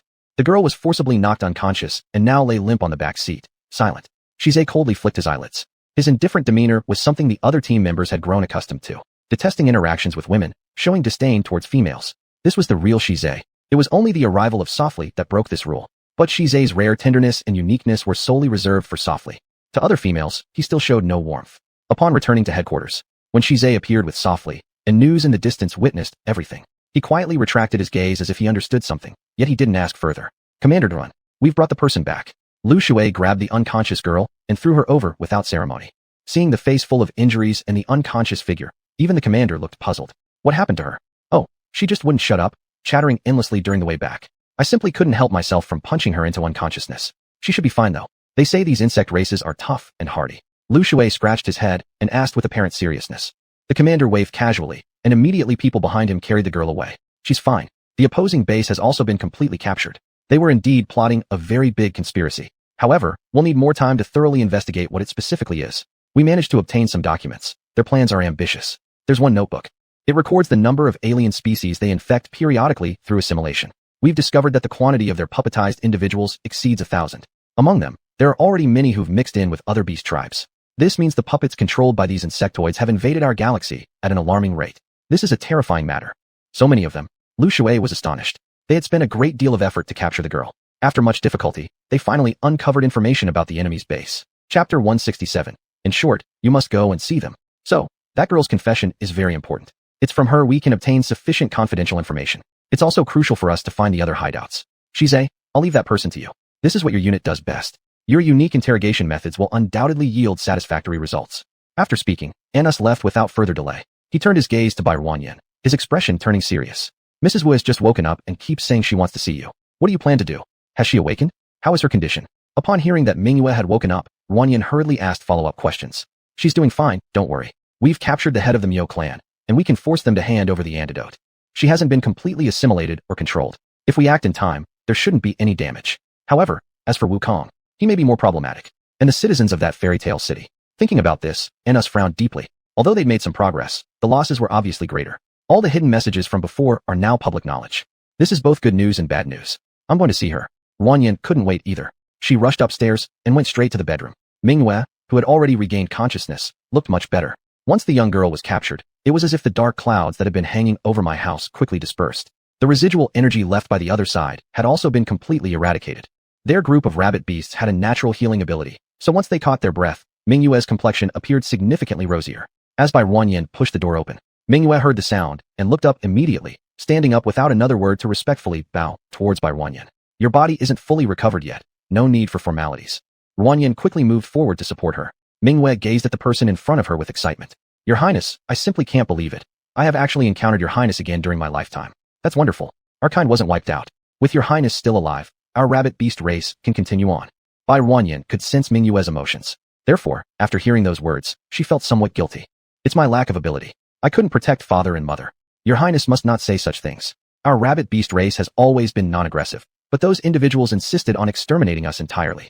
They invaded us. They destroyed everything we had. All faults should be placed on them. Neither the king nor the queen, nor your Highness yourself, bear any blame. The fault lies only with them. Fortunately, your Highness is still alive, which is excellent. I imagine it's not just me. Our companions would definitely be happy too. Mingyue revealed a radiant smile, but when Ruanyan heard this statement, she paused, quickly reacting. Not just you. Do you mean there are other compatriots? Bai Ruanyan was rather surprised. It was a tremendous piece of news. Mingyue nodded, then shook her head. They're not compatriots of our own race. Of our own compatriots, I don't know if there are any others left. I only know I am a survivor. Somehow, I was transferred to this interstellar planet, and even memories regarding that period are blurred. But I am aware of my identity. Yet, being alone, I don't know how to ensure the survival of the rabbit beast race. Thus, I haven't taken action. My body was damaged by the Mi family, and thus unable to bear offspring. Therefore, there's no way for me to carry on the lineage of the rabbit beast race. Fortunately, there's your Highness. With your Highness here, our meeting with those people will definitely be welcomed. Mingyue murmured, while Ruanyan listened with confusion. Sister Mingyue, who exactly are those people you refer to? I don't understand what you're saying. Bai Ruanyan brought Mingyue's attention back. The latter slightly apologized as she looked at Ruanyan. I apologize, I didn't explain clearly. Thinking back, you were quite young back then, so perhaps you don't remember. In my memory, the king and queen had a century-old friendship with a family. They are the Crowler family, whose true forms are the ferocious silver moon wolves. The relationship between the wolf king and queen of old and the king and queen was exceptionally close. Because the wolf queen had difficulties giving birth, they invited the king and queen over. The queen personally acted, saving the life of the wolf queen, who bore the silver moon wolf king's first child. He is the current heir. His name is Prince Dracula. At the time, all of you were young, and both families agreed to establish a special guardianship pact for you two. You would support each other and grow together. If feelings arose between you two, you would join forces. However, the king and queen ultimately never lived to see your adulthood, your highness. Our rabbit beast race was invaded. At that time, the Silver Moon Wolf family had moved away, and our messages were intercepted by the invaders. We failed to inform the Silver Moon Wolf King in time, so we didn't get their help. So much time has passed. We don't know if they know what happened to the king and queen. But now that your highness is still here, we can seek help from the Silver Moon Wolf clan. As long as the original protection pact still stands, they will surely give your highness a hand. The restoration of the rabbit beast race would be much easier then. Miyu provided a great deal of information. This was all new to Ruanyan. Her father and mother had never told her these things. She always knew that their rabbit beast race lived in peace with the world, enjoying every day. She had no idea that they had formed an alliance with such a powerful race. Your highness, the Silver Moon Wolf Queen must have something of the queen's. I vaguely remember the queen saying that the rabbit beasts were living in turbulent times. She had this premonition that something might happen. Therefore, she specifically asked someone to send an item to the Wolf Queen earlier. She also instructed us subordinates that, if one day the rabbit beasts truly encountered great calamity, we must let your highness go and find them, to receive their protection or for other purposes. In any case, we must go see them. I don't have much information, and with the loss of part of my memory, I'm not sure which important events are missing. However, I will do my best to assist your highness. Mingyue's expression was serious. In the past, she had been dazed and unaware of her own destiny. She waited for her life to end. Now it's different. She sees hope and realizes she has more value beyond herself. Therefore, she seemed more eager. Ruanyan received too much information and hadn't fully processed it yet. But she understood that her mother seemed to have made many arrangements. And now, she met Mingyue by sheer luck. Perhaps, the truth could be found. Chapter 168. She's deliberately disguising. Perhaps, she really could change the fate of the Rabbit Beast clan. Your Highness, the Silver Moon Wolf King clan is on this interstellar planet. With their formidable combat strength, they have already occupied a territory on the interstellar planet. If we truly have their protection, reviving our clan will certainly succeed. Seeing that Bai Ruan did not speak, Mingyue thought the other party was still hesitating, so she became anxious at once. Mingyue's sister, Bai Ruan quickly reached out to steady her. Seeing her complexion, which had barely recovered, pale again, Bai Ruan could only console her. This matter is of great importance. Moreover, so much time has passed. Even if the two families were once very close friends and old family allies, things are different now. What the two clans care about most are interests. In the past, our two clans were in an absolutely balanced position. But what about now? Our clan was exterminated, leaving only you and me struggling to survive. Just the two of us. How can we compare with their enormous family? What can we give them? Nothing. We might have been valuable back then, but not necessarily now. Therefore, we cannot blindly seek help. At least, don't reveal our purpose on our faces. No one likes that. Ruan's words made Mingyue stunned as she looked at the young girl wrapped in the shadow of the queen, her eyes welling up red instantly. Your Highness. For a brief moment, she truly thought the queen had returned. She considered it insufficiently comprehensive indeed, and also because of urgency, she was eagerly seeking solutions. After being consoled by Ruan, she realized that what she said all made sense. A strong family may show pity and charity towards a ruined family that offers no benefits, but they would never damage their own interests for someone else's sake. People live for their own interests. This is an unchanging truth. All right, the most important thing now is for you to recuperate first. As for other matters, we'll discuss them later. If Mother really has something on that Wolf Queen, we will definitely pay a visit. But we have no reason to expect their help. All right, I'll follow your Highness's decision. Mingyue nodded, finally listening obediently and leaning back on the bed to rest. Softly watched as the other fell asleep, and then carefully came out of the room. Red Armor was waiting outside. Miss, why are you here alone? Where's Huayu? Why didn't he come with you? This mission is too dangerous. Fortunately, we're all here. Otherwise, letting Miss go into such a perilous situation by herself, how would we feel? Red Armor approached and asked about Huayu's whereabouts. Ruan waved her hand. It's not his business. This time I'm here on duty with Commander. It was originally work, but having the Commander around ensures no one can approach me. This was an accident, and it was my own idea. Upon hearing this, Red Armor couldn't argue further. Ruan looked around. Not seeing Shizai, she asked. Where is he? He's interrogating the leader of the Mishio clan. Is that so? I also have something I'd like to ask that person. Can you take me there? Ruan lifted her head and looked at Red Armor. He paused, somewhat surprised that Ruan would make such a request. Well, let me check with the captain first. I'll go with you. Understanding these were the rules, it was only right to ask, so Ruan readily agreed without hesitation. Unexpectedly, Red Armor stood rooted to the spot upon hearing this, his expression more complex than ever. What's wrong? Is there anything particularly troubling? Well, Captain might use some methods during the interrogation that may make Miss uncomfortable. So, how about this? Miss, you wait here while I go ask first. If it's okay, I'll bring you over. Red Armor proposed a solution. He truly didn't want Ruan to witness a bloody scene. But at this moment, Bai Ruan wasn't concerned at all. It's just an interrogation. What discomfort is there? You're underestimating me too much. I've been here for so long, seen plenty of things already. Don't think I'm so fragile. Let's go together. Why waste time going back and forth? Without another word, Ruan insisted on following along. Having no choice, Red Armor had to reluctantly lead the way to the Wu family dungeon. Kill me, kill me. I know nothing. I know nothing. At this moment, inside the cell, the formerly confident and arrogant girl had completely collapsed. She was mentally disturbed, trembling all over. Shize, who sat right opposite her, had an emotionless face. Indifferently, he twirled an exquisite dagger in his hand. I have no interest in killing people. I am only interested in the intelligence you refuse to divulge. Therefore, I won't let you die. His voice was so cold, as if the devil was whispering, making one's hair stand on end. Crazy, you're crazy. All of your beastman race are insane. Let me go, let me go. The girl had already started screaming uncontrollably in terror. Ruan, who happened to hear it just as she came in, froze for a moment. Through the glass window, she could clearly see Shize interrogating inside. She saw him calmly take out a long needle without any expression on his face. He measured its size, and then raised a smirk. An interesting idea suddenly came to my mind. Inserting this needle through your left eye and out your right should be quite fascinating, don't you think? Upon hearing these words, the girl fainted directly, and Ruan also experienced an accelerated heartbeat. Watching Shize before her, she felt an unprecedented sense of unfamiliarity. Captain! Red Armor noticed by Ruan's mood at the crucial moment and quickly shouted for help inside. After hearing the commotion, Shize turned around. Seeing Ruan had come here, his expression immediately changed, and he frowned as he strode out of the cage. The people behind immediately and swiftly covered the unconscious girl with a black cloth. Throughout this process, Shize did not need to say a word. Just a glance was enough to make them understand instantly. Who allowed you to bring her here? In a grave tone, this question was evidently directed at Red Armor. Red Armor stiffened on the spot, showing a helpless expression. It's me who wanted to come. I have some things I want to ask that leader. He said he would check with your intention first, so I followed him straight away. Ruan looked up, her small, round face looking a little pale. Indeed, she still wasn't used to such bloody places. Even though she was acting very calm now, it was still evident that she was deliberately putting on a disguise. Chapter 169, Never Let Go When Encountered. He stepped forward naturally, holding the soft little hand, and then gave an order to the Red Armor beside him. Take the person to the back hall for questioning. After saying that, he didn't hesitate a bit, leaving the dungeon with Softy in tow. The stifling and humid environment along with the faint smell of blood vanished without a trace as they left. After coming out, Softy's complexion became a bit more relaxed. She had been to dungeons like that before, but those were relatively clean cages without bloody torture tools or prisoners. Witnessing it firsthand now, the impact was still quite strong. She endured the feeling silently, adjusting herself. Suddenly, Shize turned and left. Before Softy could react, she saw him come over with a pink thermos. He opened the cup and handed it over. Softy took it, looked inside at the green little fruit floating in it, and strangely drank a sip. The fresh taste relieved her nausea. Its sour yet sweet flavor made her lower her guard, drinking it with relish.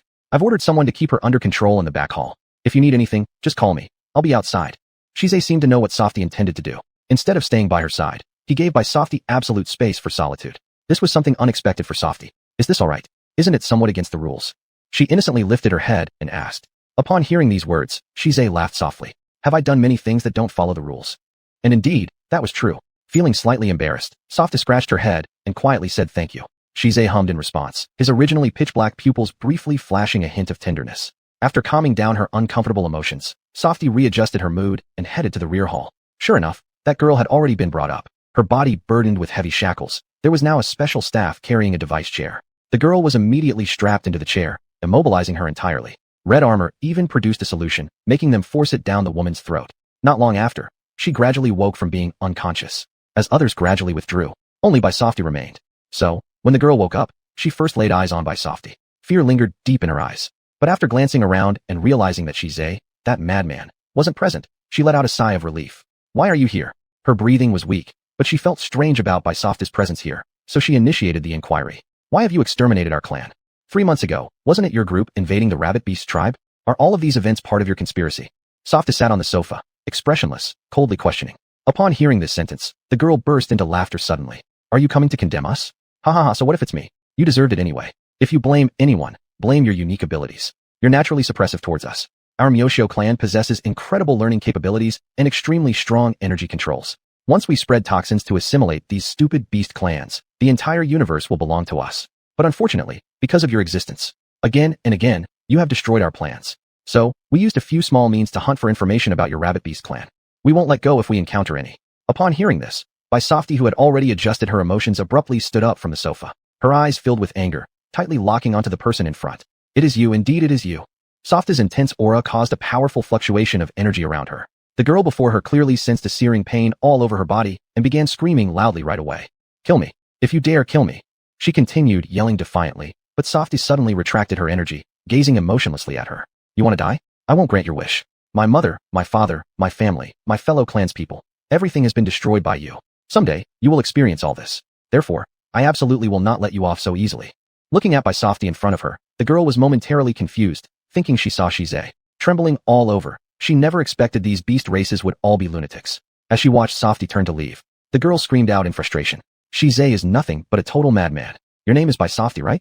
The last survivor of your clan. Do you really think you can rely on him to revive your rabbit beast race? Let me tell you, with his cruel methods, if he can treat me like this, one day he will do the same to you. Maybe not. He keeps you by his side just to find the whereabouts of our Myoshio clan. After all, as long as you're here, the Myoshio clan will come looking. He's taking full advantage of this fact. So, you and I are equally pitiful. No, you are even more pitiful than me. You're nothing but a tool. She loudly vented her anger, but was startled to see by Softy standing expressionless in the same spot. She momentarily panicked. You don't believe me? Why would I believe a murderer who wiped out my family? Taking advantage? I'd love to know what you plan to do next after saying these things. He won't let you die, and neither will I. So you'll only live in a worse condition than death.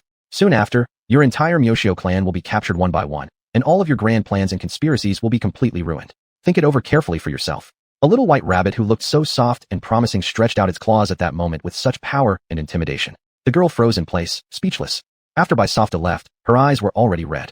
Shize, standing outside at that moment, was smoking a cigarette. When he heard some commotion, he instinctively extinguished it. Furrowing his brows, he approached. Softy stood before him, her head lowered, tears streaming uncontrollably from her eyes. Without a word, he extended his hand to wipe away the young girl's tears. Lost more pearls. That sentence instantly stopped Softy's tears. Angry, she raised her head and stared at the person in front of her. Shize gazed at her. Her soft little face still appeared irresistibly squishable even when she was furiously upset. What do you plan to do with her? Softy recomposed herself, wiping away her tears. She is very valuable. Before she spits everything out, she obviously cannot die. If you hate her so much, once we've squeezed every bit of information out of her, I'll let you kill her yourself. His tone was lethargic and deep, yet filled with immense indulgence. Chapter 170. Go and say a proper goodbye. No, you can handle it.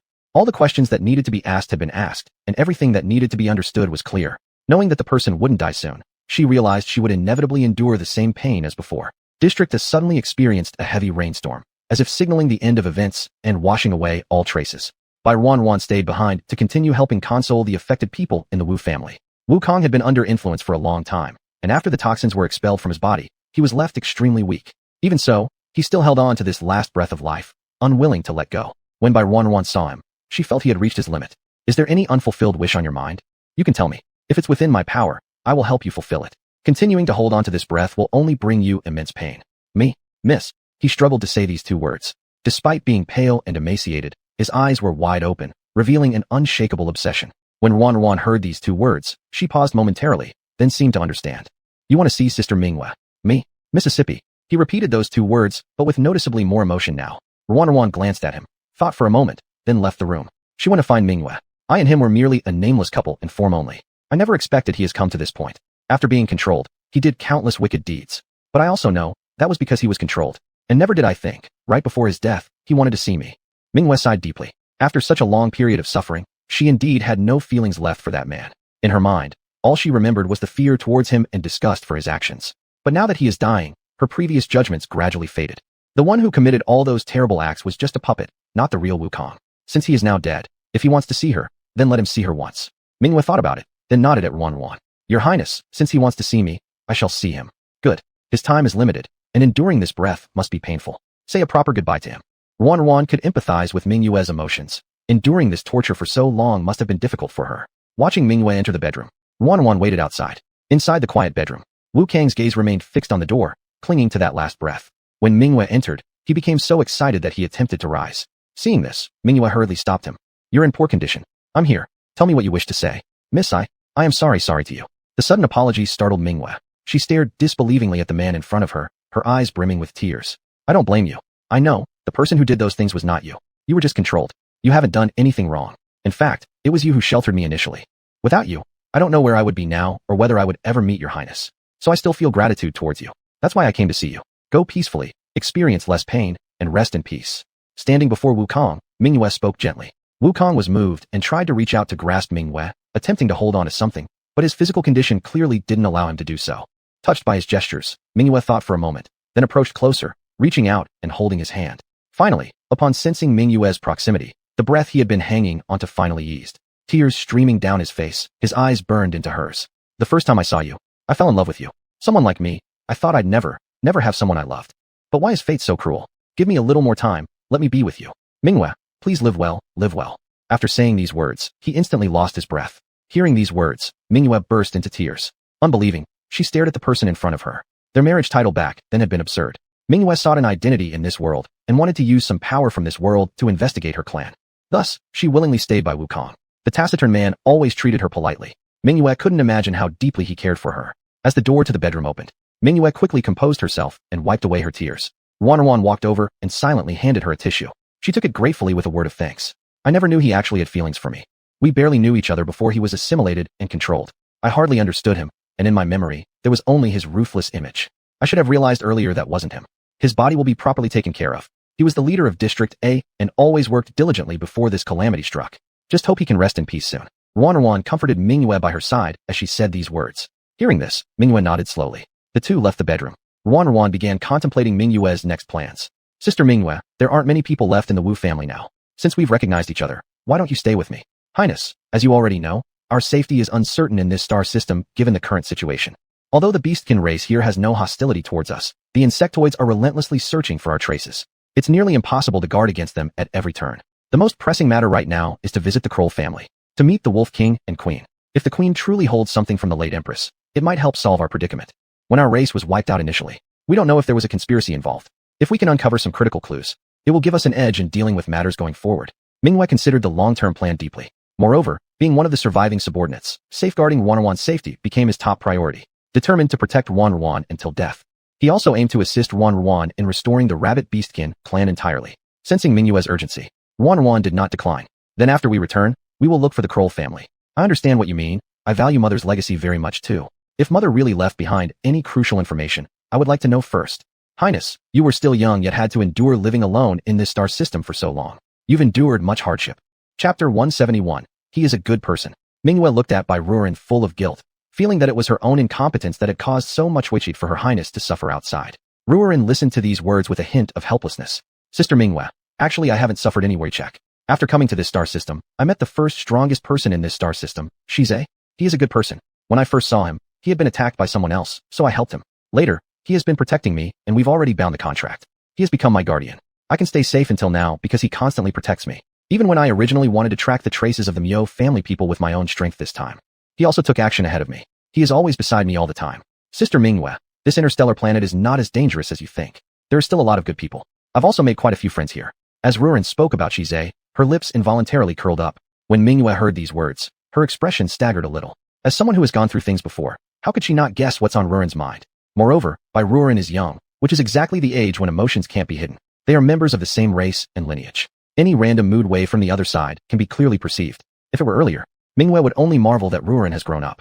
As long as Ruan likes it, then it can follow her. A princess of a big clan, a darling on the hearts of the king and queen. No matter what kind of male, if it really is someone Ruan likes, just grab them directly. But it's different now. The destruction of the race. The most precious energy bloodline flows in Ruan's body. This interstellar planet is true or false, who knows? Ruan is young, very likely to be deceived. It might be peeping on Ruan's bloodline.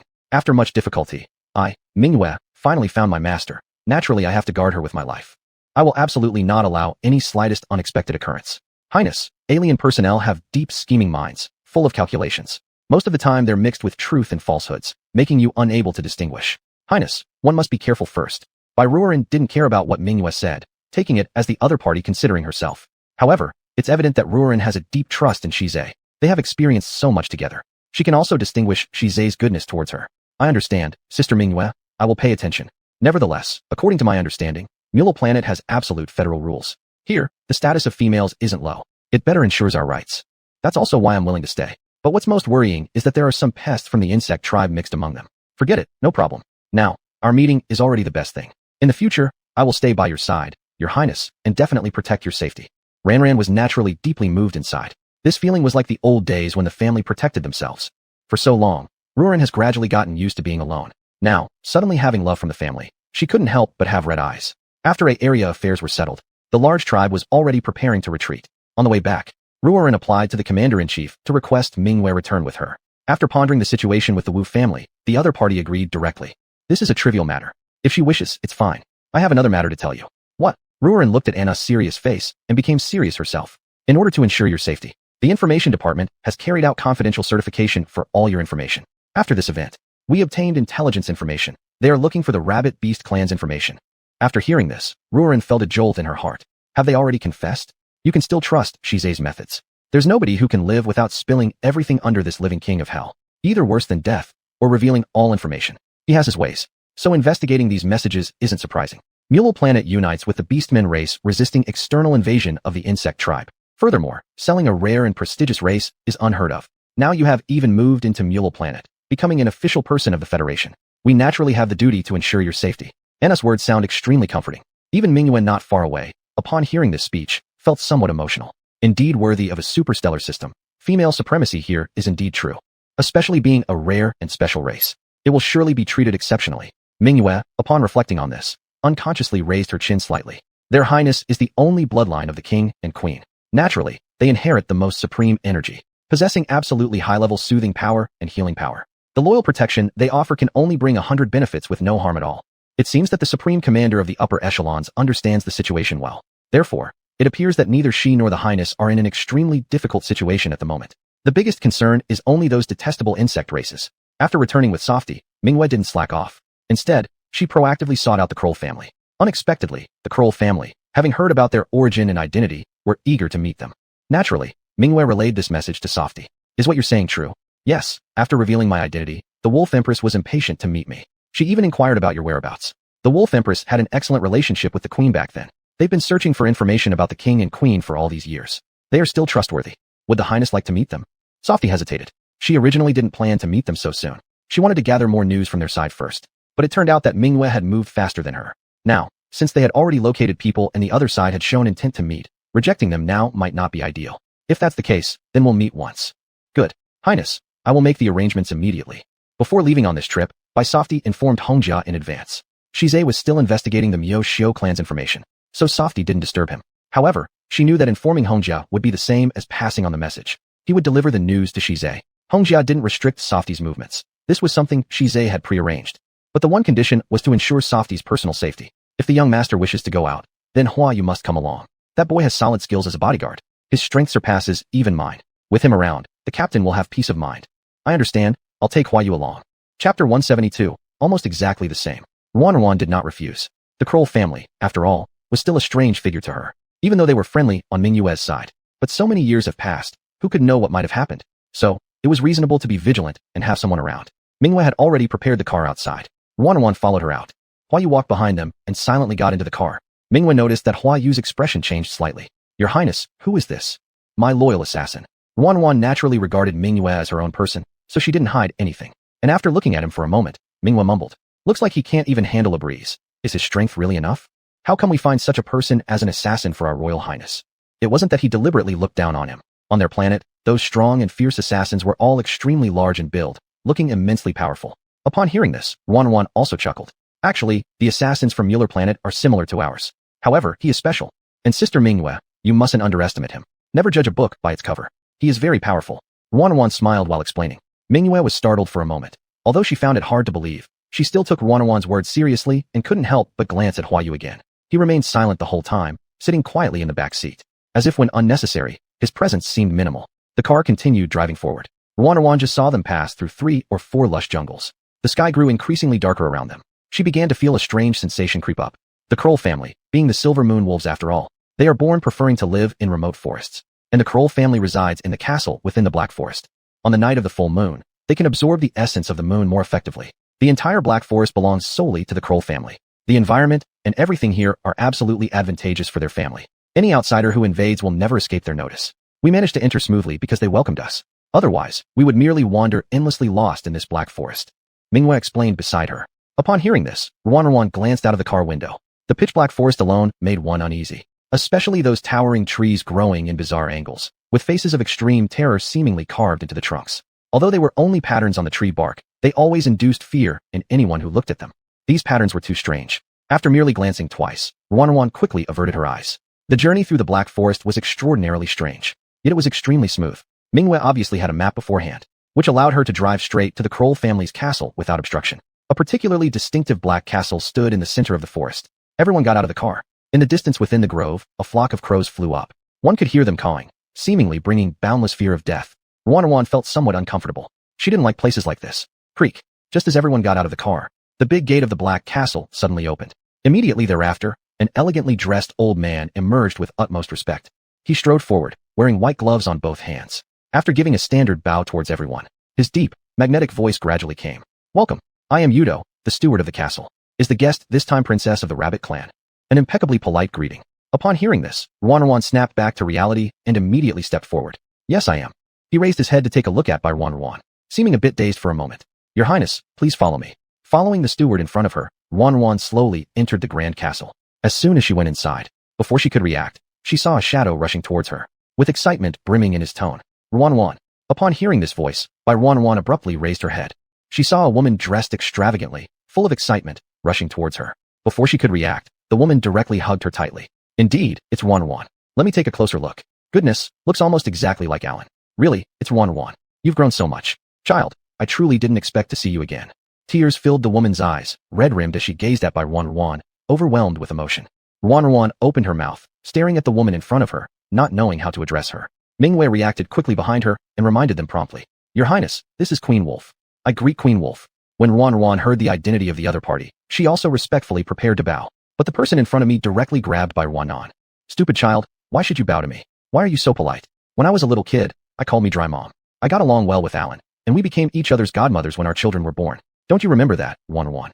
The rich woman in front of her couldn't stop crying as she recalled the past. Looking at Ruan now, she loved her even more.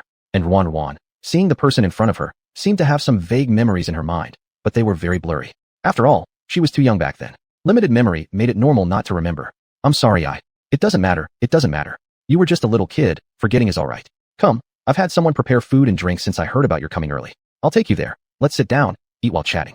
It must be said that the Wolf Queen was incredibly warm-hearted. She took the girl's hand and led her to the reception room. At this moment, the listening table was already filled with all sorts of exquisite pastries. The servants next to them kept bringing dishes one after another. Ruan never expected the Wolf Queen to be so enthusiastic. "I remember you used to love eating these, so I quickly arranged for them to be prepared. It's incredible how time has passed. Come, try it. Does it still taste like before?" Ruan reached out to take the cookie offered by the rich woman. She looked at the wealthy lady, feeling extremely embarrassed. Dry Mom. "I'm sorry, I can barely remember. I know everything. Poor child, you've gone through so much alone. If I had told you earlier about our existence, perhaps you would have come to find us sooner. But fortunately, it's not too late. Child, tell me about your mother and your father." The woman stopped speaking here because she could no longer bear it, only looking lovingly at Ruan. And Ruan could only lower her head. "It's the insect race. The news received recently points to the Miyoshio clan, but whether there are larger conspiracies or others behind them is still unknown." Chapter 173, The Only Daughter. Annoying brat. As Ruan's words faded, the Wolf Empress before their eyes also flew into a rage. Ruan herself was subdued by her emotions and simply froze, forgetting to respond. "I and Alan were close friends. She had a kind heart, and your race's purity is the most touching I've ever seen. No matter what race one belongs to, as long as they came seeking help, she would always intervene. I was always worried back then, so I also advised her not to trust everyone, to avoid bringing disaster upon herself. The desires of beastmen are beyond measure. This world isn't full of good people only. But Alan always said that since your clan had the ability to save lives, if you ignored someone in need, it would be against your race's command. I knew how kind-hearted they were, and I knew I couldn't stop her. Yet, I never expected she'd still fall prey to treachery." After hearing these words, Ruan also lowered her head. The Wolf Empress then gently grabbed Ruan's hand out of concern. "Ruan, there's only you left now. In the future, your godmother will protect you. You should move in with us. Then I can take care of you.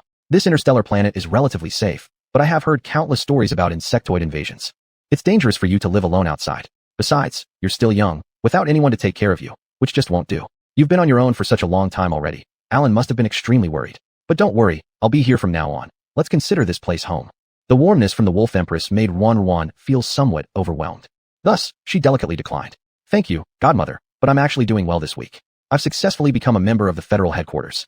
And there are even people around me who protect my safety, so you don't need to worry too much.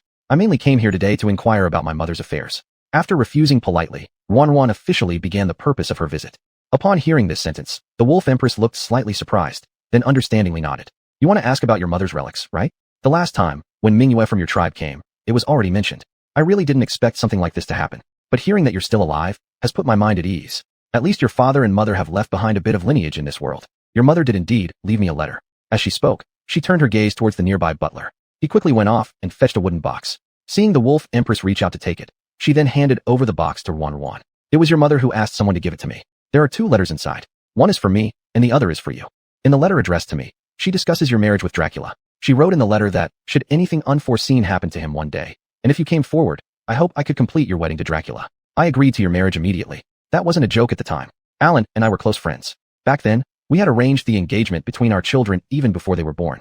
However, since you were both too young, although the engagement was established, it wasn't discussed much further. We were planning to wait until you both grew up to finalize it. Later, during our turbulent journeys, the wolf tribe moved away from its original home planet and came here. My contact with her gradually ceased. I originally thought it was due to the busyness of life. Now I realize Here, the wolf empress took a deep breath and didn't continue speaking. But when Wan heard the word engagement, she was completely stunned. It wasn't until she eagerly opened the letter that she snapped out of it. Inside was undoubtedly her mother's handwriting. My dear daughter, Wan. By the time you read this letter, things may have already taken an extremely bad turn. I might be powerless to ensure your safety forever. These times aren't peaceful, and I vaguely sense something may happen. You are my only daughter.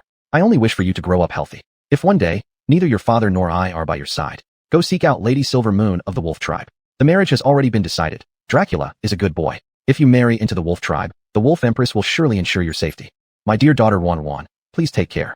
The letter was very short. Wan's eyes had already begun to redden upon reading this. She truly hadn't expected to see another letter from her mother, in which it seemed her mother had some foreboding feeling. Despite everything, she ensured her own fallback plan. Back then, when the entire clan faced utter calamity, she risked everything with her father and clansmen to send her away. The Wolf Empress, seeing Wan's emotional state, immediately approached with a tissue. Dear child, all will pass. From now on, I will take the place of Alan and look after you well. She carefully wiped away her soft tears. At this moment, Soft seemed to have found a reliance, and she threw herself into the arms of the Wolf Empress, crying her heart out. Auntie, I miss my mom a little. Good child, you've really suffered. Then she patted Soft's back, her face full of sympathy. Finally, Bairoru's emotions were soothed. Then she looked around unhappily. Didn't I say that Soft would come over today, and told that young fellow Dracula to stay at home and wait properly? Why hasn't he come yet? Go quickly, and bring that boy down for me. When Soft heard this, her body stiffened. She opened her mouth as if she wanted to say something, but the Wolf Empress seemed to have anticipated it. I know, the suddenness of the marriage proposal is inappropriate. To be honest, Ran, you have grown up to be so poised and beautiful. It's really my son who is reaching too high, so you can carefully consider the wedding ceremony.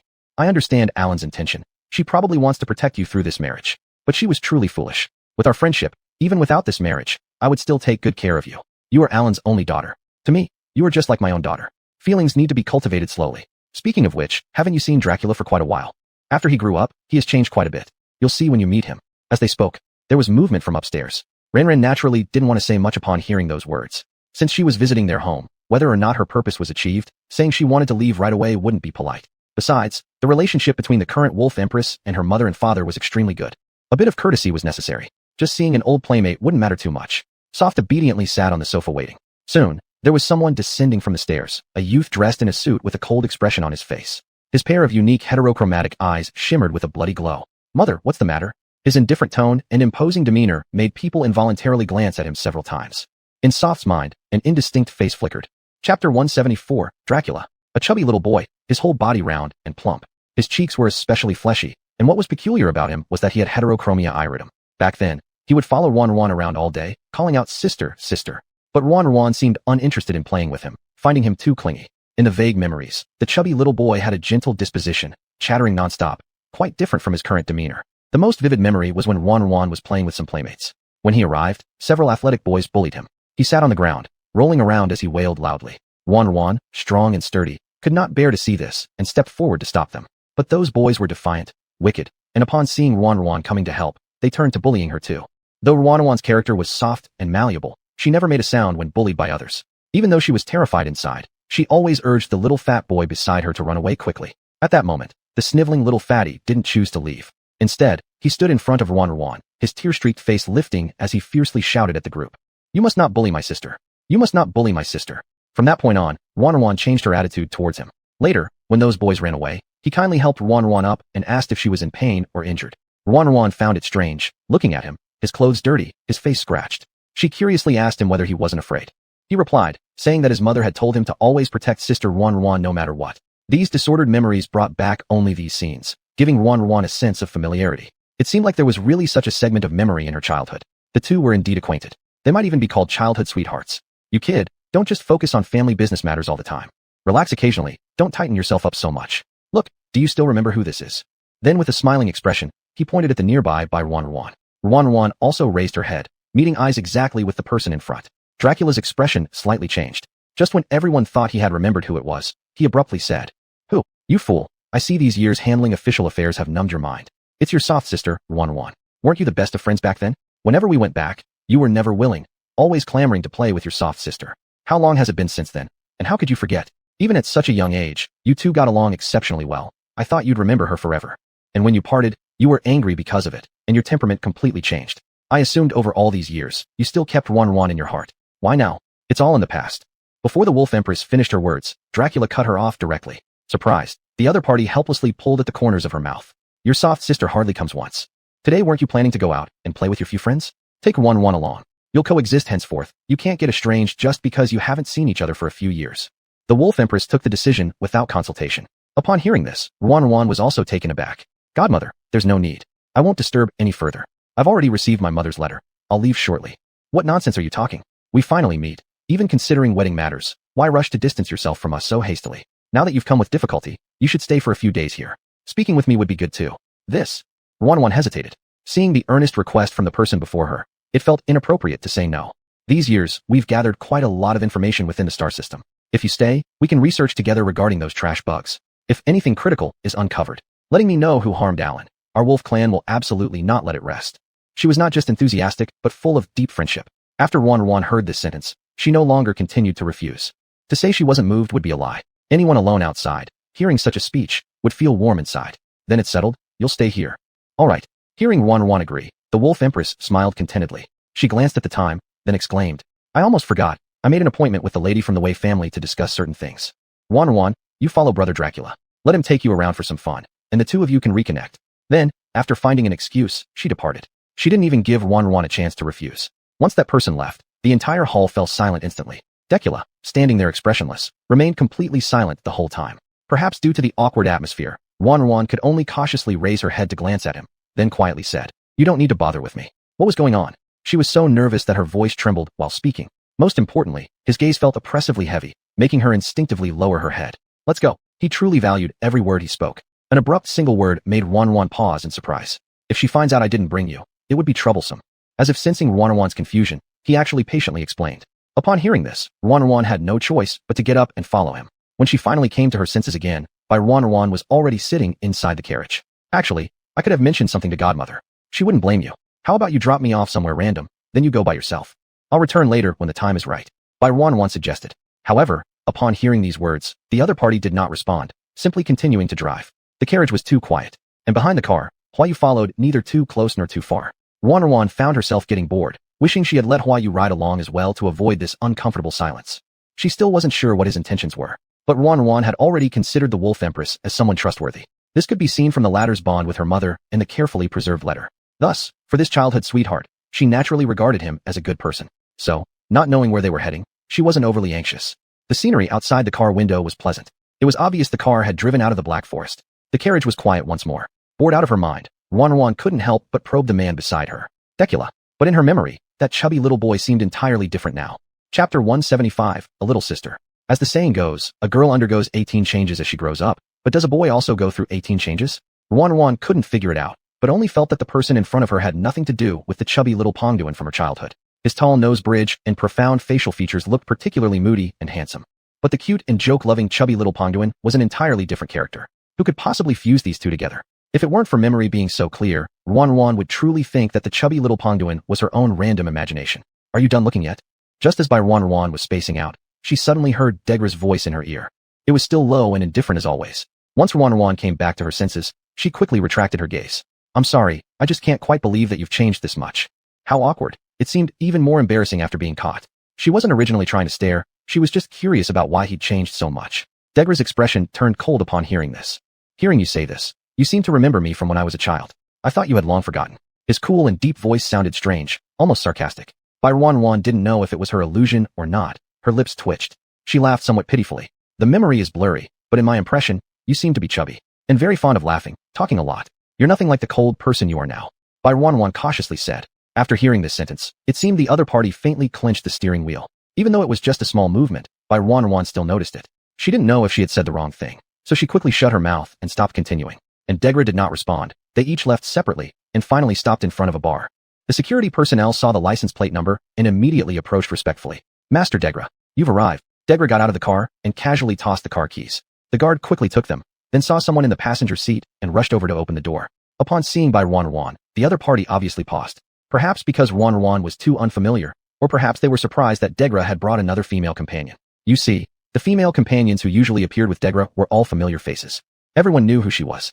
This unfamiliar woman was radiant and petite, clearly more beautiful than the previous female companion. Though surprised and curious, these underlings have no right to inquire too much. All they need to do is park the car properly for these noble young masters. And by Ruan obviously also noticed the security guard's expression. She didn't ask, just looked up at the bar sign in front of her. Bar, stay close. It could be dangerous if you get lost. Just as these words echoed in her ears, she saw him walk into the bar. Before Ruan could react, she hurriedly followed. Wait, why are we going to a bar? Her question hadn't even finished when she already followed Degra into the bar. Inside the bar, the atmosphere was lively, and the dynamic music made her eardrums hurt.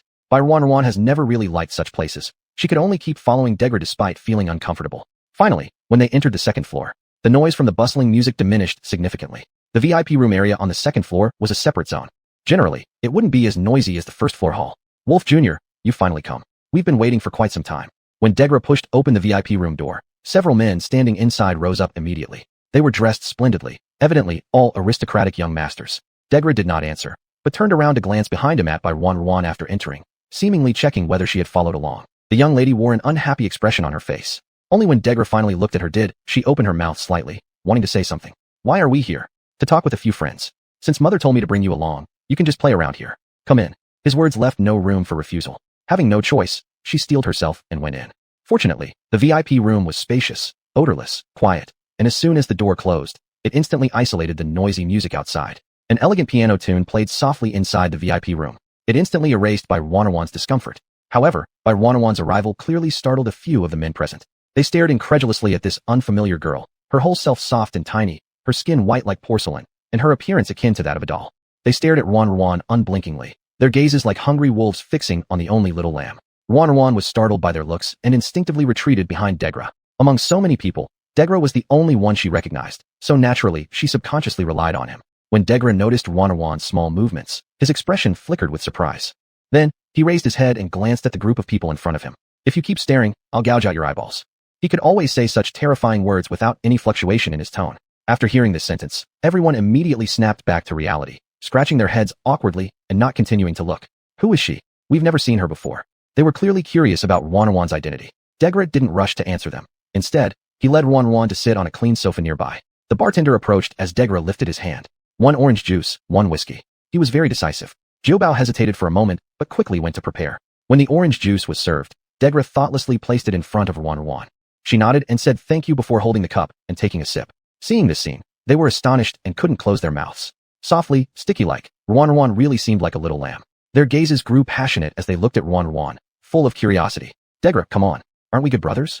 Why don't you introduce her? Someone eagerly stepped forward, begging loudly for Degra to introduce her. Degra furrowed his brows slightly, glancing at Ruan beside him.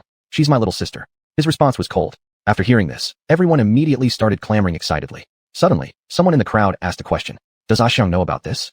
No one knew who had asked it, but everyone paused after hearing the inquiry. How can it be? Although Xiang has her eyes on our Wolf Jr. and behaves like a crazy woman, Wolf Jr. has never expressed his intentions toward her. Besides, this is Wolf Jr.'s sister. Chapter 176. All of this was arranged by Wolf Jr. We've known young Master Wolf for so long. When did he have a sister? If you know, I certainly don't. One of them brought up the key topic, leaving everyone momentarily stunned. Then they reacted and all looked at Dracula.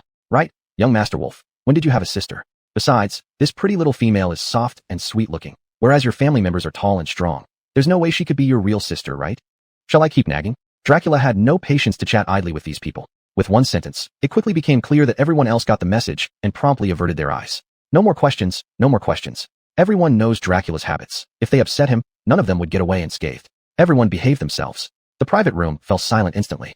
Ruan still sat next to drinking her juice. A few of them seemed very curious about Ruan and very kindly passed a fruit platter in front of her. Eat some fruit. These are specially supplied imported fruits. Many girls like them. You should try them too. Thank you. A white-haired young man came over politely and handed her the fruits. Ruan raised her head, took a glance at him, and thanked the person in front of her. Upon hearing her voice, they felt as if their bones were going numb. They couldn't believe there could be such a small, soft-sounding young female in the world. You're welcome. Ha, you're welcome. Suddenly, the white-haired boy stood there grinning foolishly for no apparent reason. Seeing his ridiculous state, others shook their heads. It was no wonder. Even the rest of them found it surprising to encounter a young female like Ruan, not to mention how gentle and beautiful she was when speaking. As several of them began to lose themselves, Dracula really couldn't stand it anymore. He frowned, tapping on the sofa beside him. Are we done or not? At his word, the others immediately composed themselves. Is the delivery location confirmed yet? He asked about the serious matter, which sobered everyone up immediately. Not quite there yet. All arrangements are ready. If they dare show up, we'll definitely catch them accurately. They were very confident. One of them walked to the bar counter and grabbed a bottle of premium whiskey. He poured himself a glass without asking. To tell the truth though, after the last incident, they seem to have wised up and learned to use some tactics. But it doesn't help. Informants are everywhere. It's not easy for them to escape our eyes. We mustn't be overly complacent either. Whitehair's remark didn't win any approval. Dracula barely lifted his gaze slightly. Their numbers aren't insignificant. With that statement, everyone else was shocked again. How could that be? I've thoroughly investigated already. There are only a dozen people on their side. They're using feints to move large forces elsewhere just to distract us. Thus, the number of personnel here is exceptionally sparse. I sensed there should be no less than 50 of them when I entered. Dracula ignored Whitehair's previous remarks, instead coldly reminding everyone. This comment startled everyone present. 50 people? Where did they find so many hands? That can't be right. I've clearly already investigated. Whitehair was full of astonishment. The nearby Redhair also hesitated for a moment. Really? Brother Wolf. Redhair wasn't rash. He knew well that Dracula wouldn't make random comments. The manager of the first floor area might have been bribed. We discovered that some of their personnel had disguised themselves as hotel service staff. It's normal you didn't notice. They're well camouflaged and hard to detect. If it weren't for that manager's foul body odor, I wouldn't have noticed it either. With those words, others' expressions relaxed somewhat. That was indeed not their fault. Who could have known that even the manager of the first floor was subverted? The private room fell silent briefly. Soon enough, noise erupted from outside. The expressions of several individuals turned slightly joyful. Before long, the door to the private room was pushed open. A man whose face was swollen black and blue was dragged in forcefully. The leader was an extremely spirited and handsome-looking girl. What are you guys doing in here, getting drunk while the job awaits? If I hadn't seen them, they'd be gone already. The girl's appearance left everyone momentarily astonished. Subsequently, everyone stood up. Aseong, how did you come here? Your little scheme doesn't need my guess. I happen to be free today, so I came to see how your plan was going. Never expected that as soon as I came in, the other side's delivery person got caught red-handed by me. And I even looked around carefully. I didn't see any of you guys' figures. I was still wondering, at such a critical time, how come all of you were absent? The woman said this while walking quite naturally towards Dracula's direction. Then she sat directly beside him. She picked up the wine glass on the table without hesitation and took a sip. Hearing her account, the others weren't surprised either. All of this was arranged by young Master Wolf. Do you really think these guys could escape? Giving them false hope is just a way to see if they've got anyone else involved on their side. But it looks like your action was quicker. You captured them straight away. It's not a problem though. This is just one step omitted. Whitehair spoke up at this moment. Upon hearing it was Dracula's arrangement, the woman revealed a smile. I knew it. Besides Lord Dracula, which one of you has such wit? After laughing cheerfully, she turned to speak to Dracula, but unintentionally glanced at Ruan in the corner. Her movements and expressions both paused for a moment. Who is this young lady? Is she the companion of any of you? Aseong turned back and noticed Whitehair's group. All of them froze. There was no escaping this. Indeed, they couldn't escape it. Fortunately, Whitehair reacted quickly, stepping forward fast and smoothly introducing. Sister Aseong, you came late. Forgot to introduce, this is Brother Wolf's guest. His younger sister. After saying this, Whitehair also looked at Ruan. As if noticing everyone's gazes, Ruan immediately stood up and introduced herself very friendly. Hello, my name is Ruan. Just call me Soft. She seemed truly obedient and well-behaved. Soft, what a cute name. Whitehair couldn't help but let out an exclamation of surprise. Others at the scene also wanted to say something until they noticed Aseong's expression turning slightly off. Then they became a little restrained, gradually falling quiet. A short pause, then Aseong approached, looking at Soft with a somewhat strange smile. Chapter 177, Captured the Leader. Sister, how come I've never heard you say that? Yak. Yao is Dracula's name, but such an intimate name, few people dare to call him by it. Dracula doesn't like being too close with others, so he doesn't really like others calling his name. Everyone knows his habits, so no one dares to mention this. Except for Aseong. She always likes to push boundaries. There's a lot you don't know about. Sure enough, Dracula furrowed his brows slightly and spoke coldly. He looked at Ruan and saw that the young girl was drinking her juice cleanly all by herself and had eaten most of the fruit plate. So he asked, are you hungry? Ruan had been watching them talking before suddenly Dracula showed concern for her, which left her momentarily speechless. No, not hungry. Don't eat too many fruits.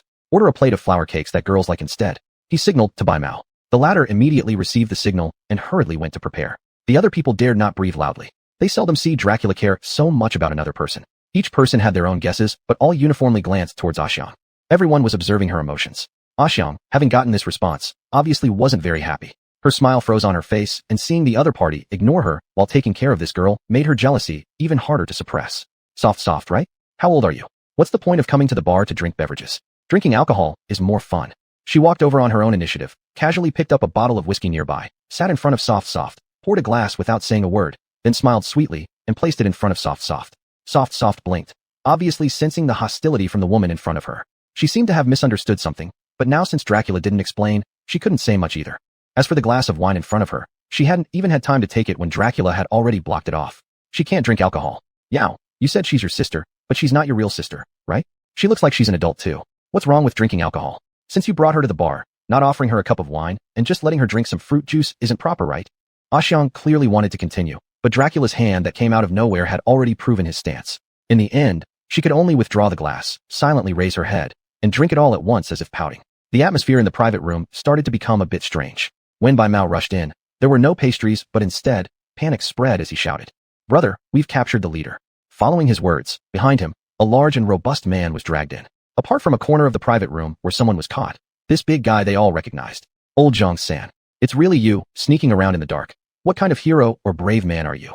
The captured big man clearly wasn't convinced, after entering together, venting frustration. The others completely ignored him. Bai Mao seized the opportunity and kicked the man a foot. "Shut up, quickly tell us the transaction location of those goods. You know, if you fall into our hands and don't cooperate, what kind of consequences await you?" Bai Mao grinned and pulled out a silver-white dagger. The pattern of the skull on it caused the large man to pause in expression. Ghost skull. Many people in the line of work have seen this. The owner of this ghost skull dagger is known for a spectacular bone-stripping skill. It will let you suffer various pains without dying until every good place in your body is gone, making you finally pass out from pain. His methods are incredibly cruel. You guys want to do what? Don't come near. Don't come near. Underground casino. When Soft Soft was brought here, she was still somewhat confused. Big brother, really bring Sister Soft Soft along? Can a young girl like her come to a place like this? What if she gets scared? Bai Mao and others effortlessly got the address and arrived promptly. But Soft Soft was also brought by Dracula, leaving Bai Mao somewhat worried. Dracula did not respond, only giving the other person a deep glance. He was baffled by the look, while beside him Hong Mao walked over and shook his head. "Idiot. We're here to find people, not to cause trouble. Think with your brain." After speaking, everyone moved in unison inside, leaving Bai Mao standing confused in the wind. "Wrong calculation. Hey, isn't this Wolf Jr.? How do you grace us with your presence? This is my small territory." Dressed provocatively, the female rabbit hostess of the underground casino wore a sexy outfit. Her purple curly hair highlighted her allure to the extreme. Upon seeing a familiar face, she approached with a beaming smile. Although she called out the name of young Master Wolf, she didn't go near to provoke him, as if fully aware of his nature. Thus, her flirtatious manner was directed at the red-haired man standing beside her instead. "Boss Ziyun, it's good to see you again."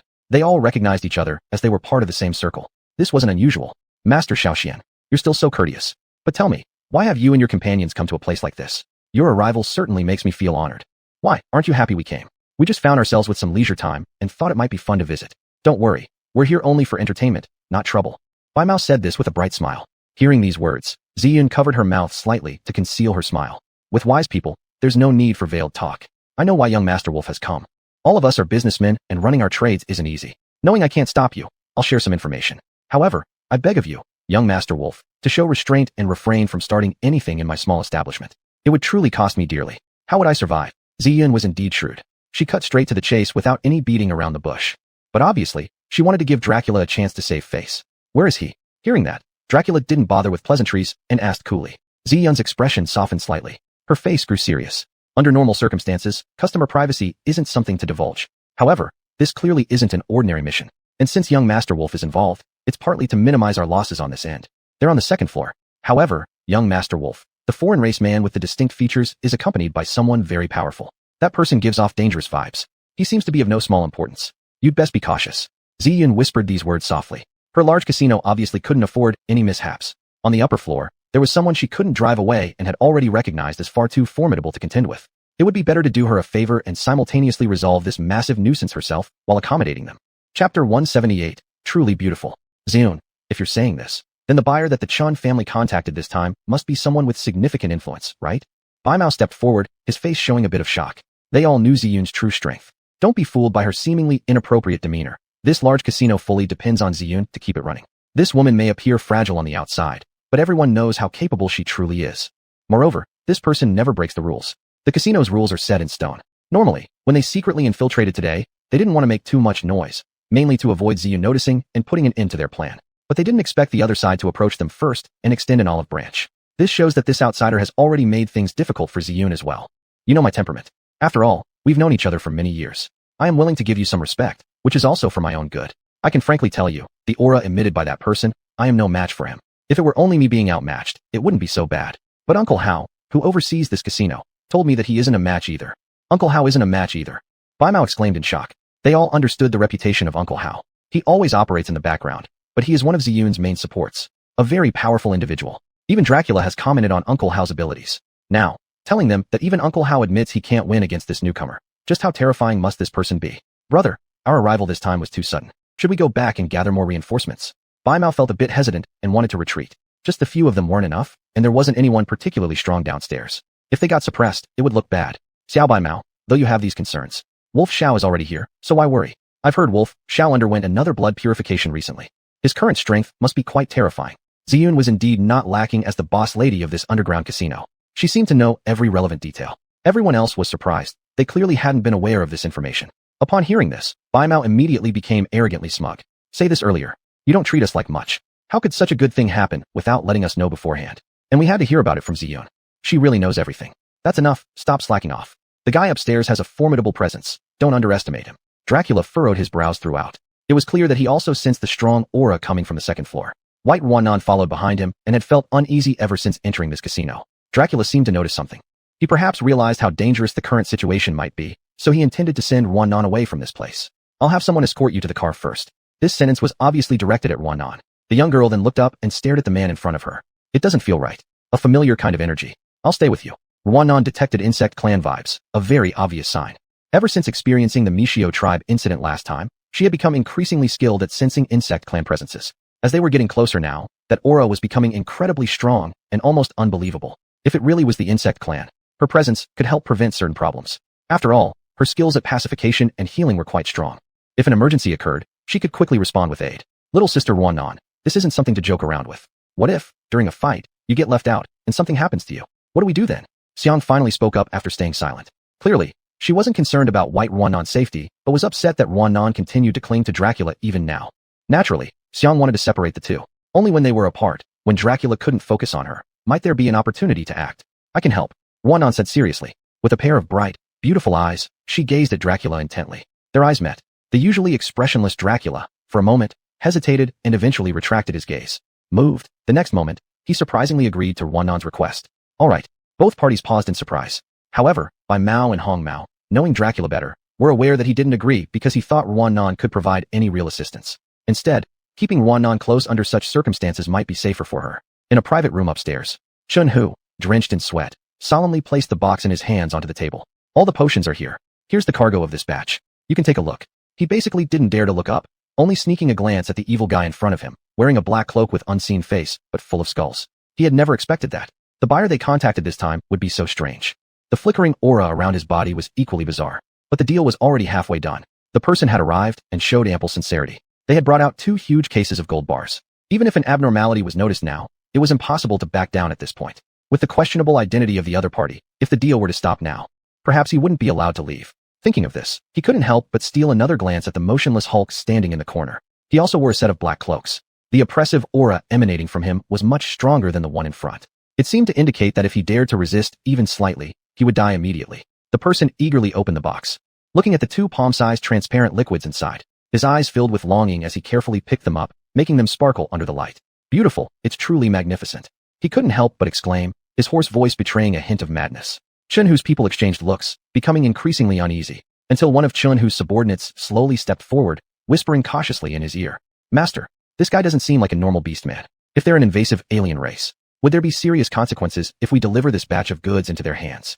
These words from the subordinate had clearly crossed Chun Hu's mind. A drop of sweat from his forehead fell, now glaring furiously at the person beside him. As if saying nonsense, was he the only one who knew? Master Chun, this is my offer. Due to your sincerity, I am very satisfied. Moreover, these 2 potions have extremely high purity, so I added half the price, hoping you were pleased. Chapter 179. The Genetic Agent with Code A86. Chun Hu, who was originally hesitating and unsure of the other party's identity, suddenly brightened up when he saw their generosity, as they took out another small box of gold bars. With a grin, Chun Hu stretched out his hand to take them and pulled out a small gold bar, rubbing it between his fingers while feeling its heavy weight. Businessmen come and go. Since you've paid your money, I will certainly provide you with good quality goods. May our cooperation be pleasant. Chun Hu chuckled, and his previous unease disappeared completely. The hooded figure in front of him also let out a low laugh. Young Master Chun is an extremely straightforward person. You are the kind of person destined for great achievements. And since we have the fortune to cooperate, I believe that if there is an opportunity to continue working together, it will undoubtedly lead to mutual benefits. We are not short on resources. We have a lot. As long as you can supply me with sufficient quantities, I can double, even triple the price. The cloaked man pointed at the gold bars in front of him, as though they meant nothing. He was equally generous in terms of pricing during subsequent transactions. Chun-Hu paused slightly upon hearing about the double price, and his heart skipped a beat. Just from this single transaction, he had already made quite a bit of profit. If the price were doubled, it would only take a short time before their Chun family status could be secured. Then those detestable people of the wolf tribe would surely look up to him with respect. Blinded by greed, Chun-Hu immediately agreed without hesitation. No problem. Our Chun family is also studying genetic agents. If you need them, we can sign a contract to ensure long-term cooperation. Just as Chun-Hu was getting excited, the other party shook their head. No, what I need isn't your Chun family's agent. It's the genetic agent marked with the code A86. It must belong to this series grade. Everything else, we're not interested in. These words caused Chun-Hu to freeze in place. Sir, this batch of goods is something we've forcibly acquired. Are you aware? Our researchers at the Chun family are no less capable. This genetic agent's formula and ingredients are even more expensive for us. Why do you? You don't need to worry about the reasons. All you need to know is that I only want this series agent. I've received some of your Chun family's products before. They didn't pass inspection. So, if you wish for a long-term cooperation, the next time we meet, the deal must involve this series again. Otherwise, our cooperation cannot continue. The black-cloaked man's firm stance left Chun-Hu feeling somewhat stuck. Chun-Hu usually enjoyed underhanded tactics, but also knew well that Dracula wasn't someone to be easily provoked. This time, he managed to get this batch of goods amidst chaos. Making sure it couldn't be traced back to him, he intended to make a hefty profit. But surely he couldn't keep going after their cargo day after day. Sir, this is truly putting me in a tough spot. 3 times. Triple the price. If you still find it difficult, I can offer 5 times the original amount. All I require is for you to bring the goods promptly each time for our deals. Once again, the higher price left Chun-Hu with absolutely no reason to decline. Staring in surprise at the person in front of him, he stood up in excitement. All right, I accept. You accept? What are you accepting with? Before Chun-Hu could finish his sentence, the door to the private room beside him burst open suddenly. In an instant, the bodyguards behind the cloaked man stepped forward immediately. Their killing intent flickered subtly, yet the cloaked man himself casually patted them. They then moved aside silently, standing off to one side. His gaze fell upon Dracula and his group. On the other hand, Chun-Hu's situation clearly wasn't so good, his complexion alternating between green and white. Dracula, how did you end up here? He widened his eyes, seemingly having already guessed that their plan had been discovered. Therefore, his expression appeared grim. If you think you can trade our goods secretly, it'll happen only if one remains unaware oneself. Don't you understand this simple truth? Dracula showed no interest in the panic-stricken demeanor of the person in front of him. He simply glanced coldly. Realizing his fault, Chun-Hu looked around nervously, but the deal had already been completed. He could firmly claim that he didn't know anything, since the goods had already changed hands. Even if they knew now, so what? Thinking of this, his face regained some composure. What exactly am I doing? I haven't done anything at all. I came here just to discuss work with my client. And as for you all, you trespassed into my private room uninvited. Isn't that improper? Suddenly changing his attitude and rhetoric, his shameless behavior ignited White Fur's anger. What nonsense are you spouting to Lord Jr.? Do you really think what your people have done will remain unnoticed? If I didn't have some evidence in my hands, would I dare to come here? He reprimanded this way. Hearing this, Chun-Hu was startled for a moment and then hurriedly sought help from the black-robed man beside him. Boss, I agreed to cooperate with you. Just given the situation at hand, I wonder if the boss could lend a hand to solve this issue. Unwilling to offend Dracula, the cunning Chun-Hu turned to the person beside him for help. He obviously knew the exceptional capabilities of this black-robed man, so he intended to seize this opportunity to find a backer. But the other party was no fool. His gaze shifted toward Dracula and already guessed his identity. Thus, at this moment, he did not respond to the nearby person's words, but stepped forward with a more respectful demeanor. This gentleman must be young Master Dracula, he inquired. Subsequently, he clapped his hands, and just like that, the black-robed man beside him vanished with astonishing speed. Before anyone realized his movement, the door to the private room had already been tightly shut off, isolating everything from the outside world. Complete silence descended upon the entire private room, and as everyone witnessed the speed of the black-cloaked bodyguard, their expressions turned peculiar. Too fast. Hardly anyone had time to react before the action had taken place. This alone was enough proof of how superior his speed truly was. Among all present, none could match it. With such speed, his strength certainly wouldn't fall short either. No wonder this black-robed man brought only one companion. Even with just this bodyguard, his safety wasn't compromised in the slightest. Young Master Dracula, please take a seat over here. The black-robed man maintained an amiable attitude. Yet Chun-Hu, observing this sudden change in demeanor, still couldn't comprehend. Boss, we are business partners, while this guy is my archenemy. How can you show such hospitality to him? Chun-Hu hadn't finished speaking when suddenly he was flung away in a flash. None present had seen clearly who made the move. All they saw was Chun-Hu crashing heavily to the ground, unconscious the next second. The atmosphere in the private room grew even stranger. Meanwhile, the black-robed man chuckled slyly. One who relies on others' might. There's no need to keep him around. Chapter 180. Why is this woman different? He smiled and spoke in a friendly manner as he looked kindly at everyone. This mysterious man in black robes wore a ghost face mask on his head. His voice was gentle but unusually neutral, giving no hint of his age. His sudden move against Chun, who clearly showed friendliness. Now, his cooperation target had shifted from Chun, who to Dracula. It was evident that he knew who the true owner of this gene agent was. Before, he could settle for second best. But now, since the real person had arrived, he naturally wanted to request cooperation with utmost sincerity. Who are you? What is your identity? Dracula obviously wouldn't give him any face. This person radiated uncontainable evil energy. He definitely wasn't an ordinary beast man. And with such dress code appearing here, it made him all the more mysterious and strange. An outsider. Perhaps an unfriendly outsider. Master Dracula is curious about my identity. I can disclose it and show my sincerity. He then continued. But most importantly, I hope to cooperate with Master Dracula. Saying this, he took the box beside the table and carefully opened it. A86 gene agent. I'm sure it's from Master Dracula's family. No matter the price, I'll buy it. The price I gave Chung Wu was this much. He stretched out his hand to draw a number in the air. I thought the real boss was him. Now I understand. He's just a scammer. So, to show my sincerity, I can increase the price I offered him by 50%. What extravagant gesture. All the people present were astonished and furrowed their brows when they saw him blinklessly offering a high enough price. A merchant doesn't get up without profit. Even a small amount must be carefully calculated. After all, money is the life of merchants. This guy in front seemed not to care about the price at all. All he cared about was the goods. This batch of goods is not for sale.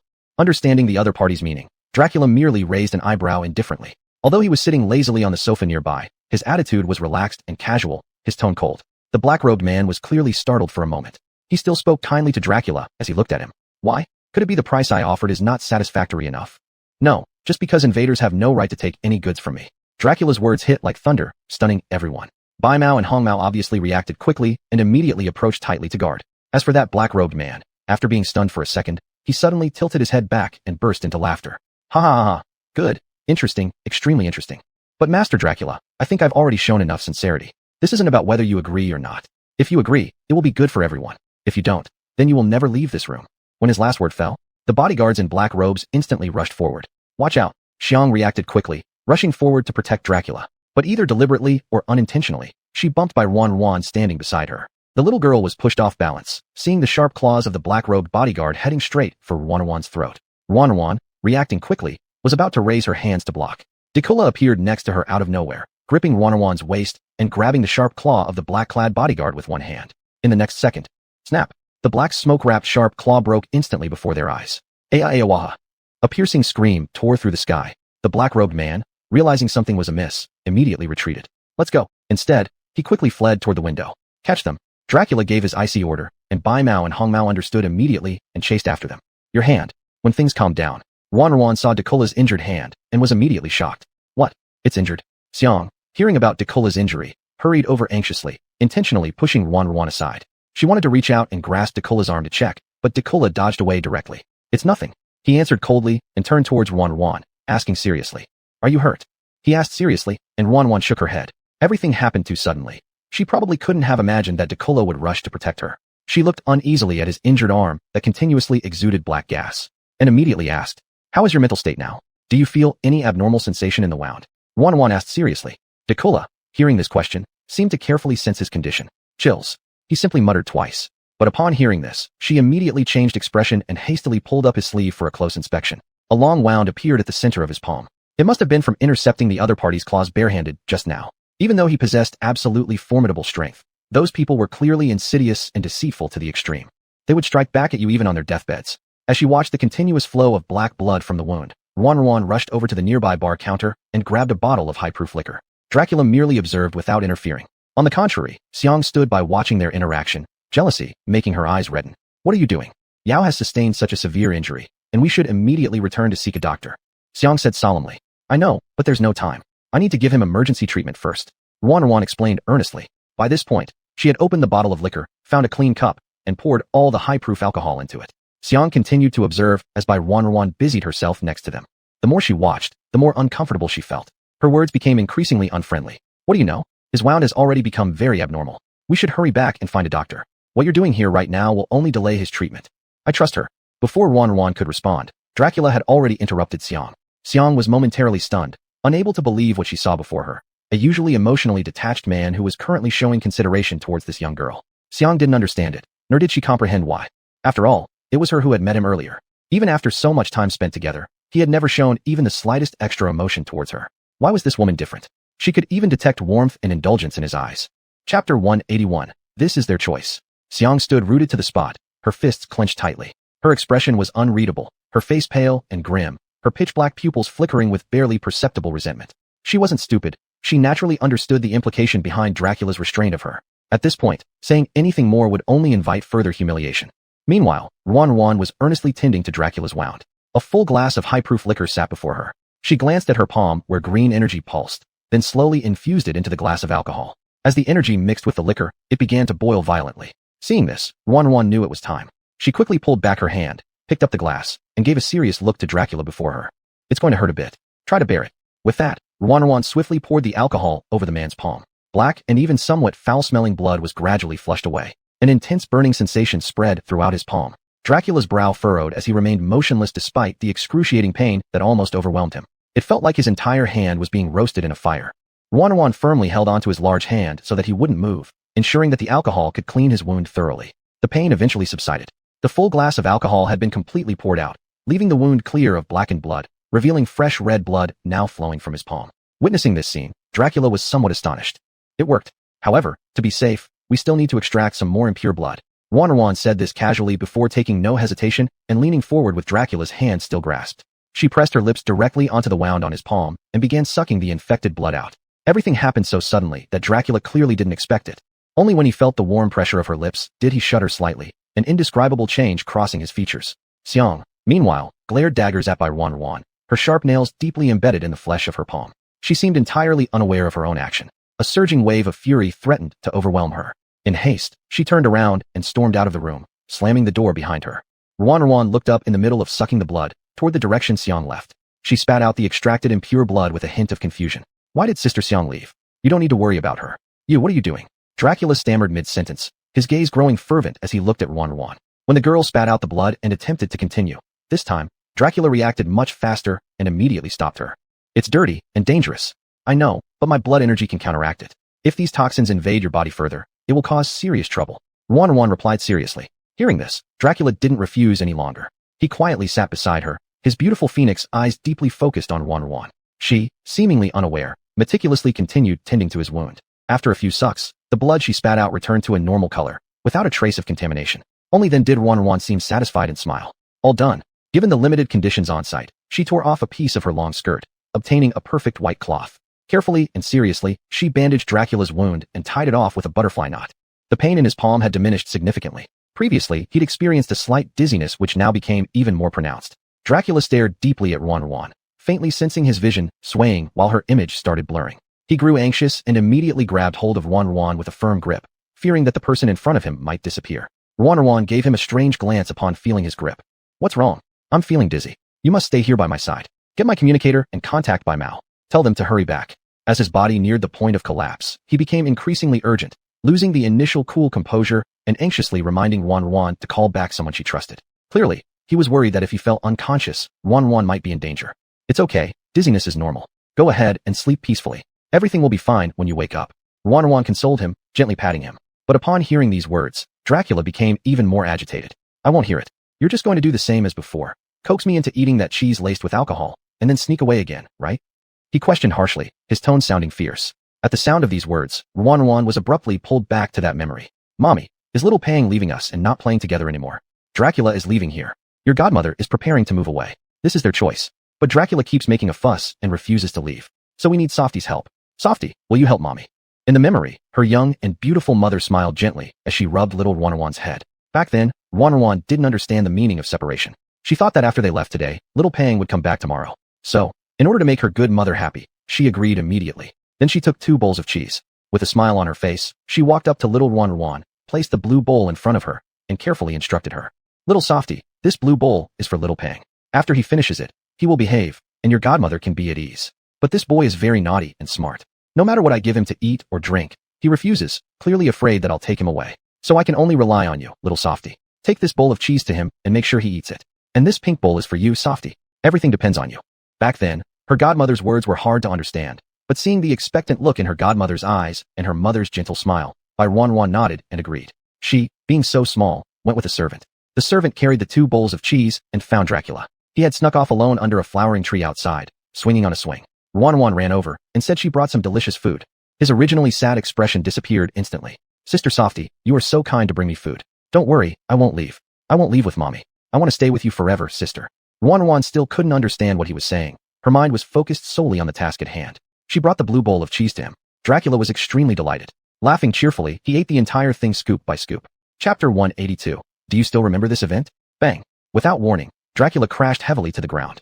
He struggled to raise his head and looked at the little girl in front of him, seemingly incredulous, or perhaps heartbroken. He made an effort to stretch out his hand to grab something, but failed to get hold of anything. Seeing Dracula faint all of a sudden, Ruan was also terrified. She rushed forward immediately, calling out anxiously. Xiaopeng, what's wrong with you? What's wrong with you? Don't go, please don't go. Dracula, seeing Ruan approach, tightly grabbed onto her clothes with both hands. At a critical moment, the Wolf Queen appeared. Looking at the prepared food that the young master had already eaten, she could not help but feel pleased. Young man, guarding against me like guarding against something else entirely, I tell you, without using some trickery, I really couldn't handle you. Just go to sleep quietly and let go of your younger sister Ruan because you have wasted enough time. It's only appropriate that you understand these things. She may not have expected the determination of this young man to be so strong. I don't want to. He stubbornly endured, but clearly the effect of the drug was very potent, and before long, he completely passed out. Seeing this, she breathed a heavy sigh of relief. Who would have thought that this kid was so reluctant that we almost had a mishap? Thankfully, my medicine proved quite effective. The Wolf Queen gave a bitter smile as she said this sentence, clearly speaking to Ruan's mother, who stood nearby. You are truly incredible. Should have explained properly to the child instead of creating such a fuss.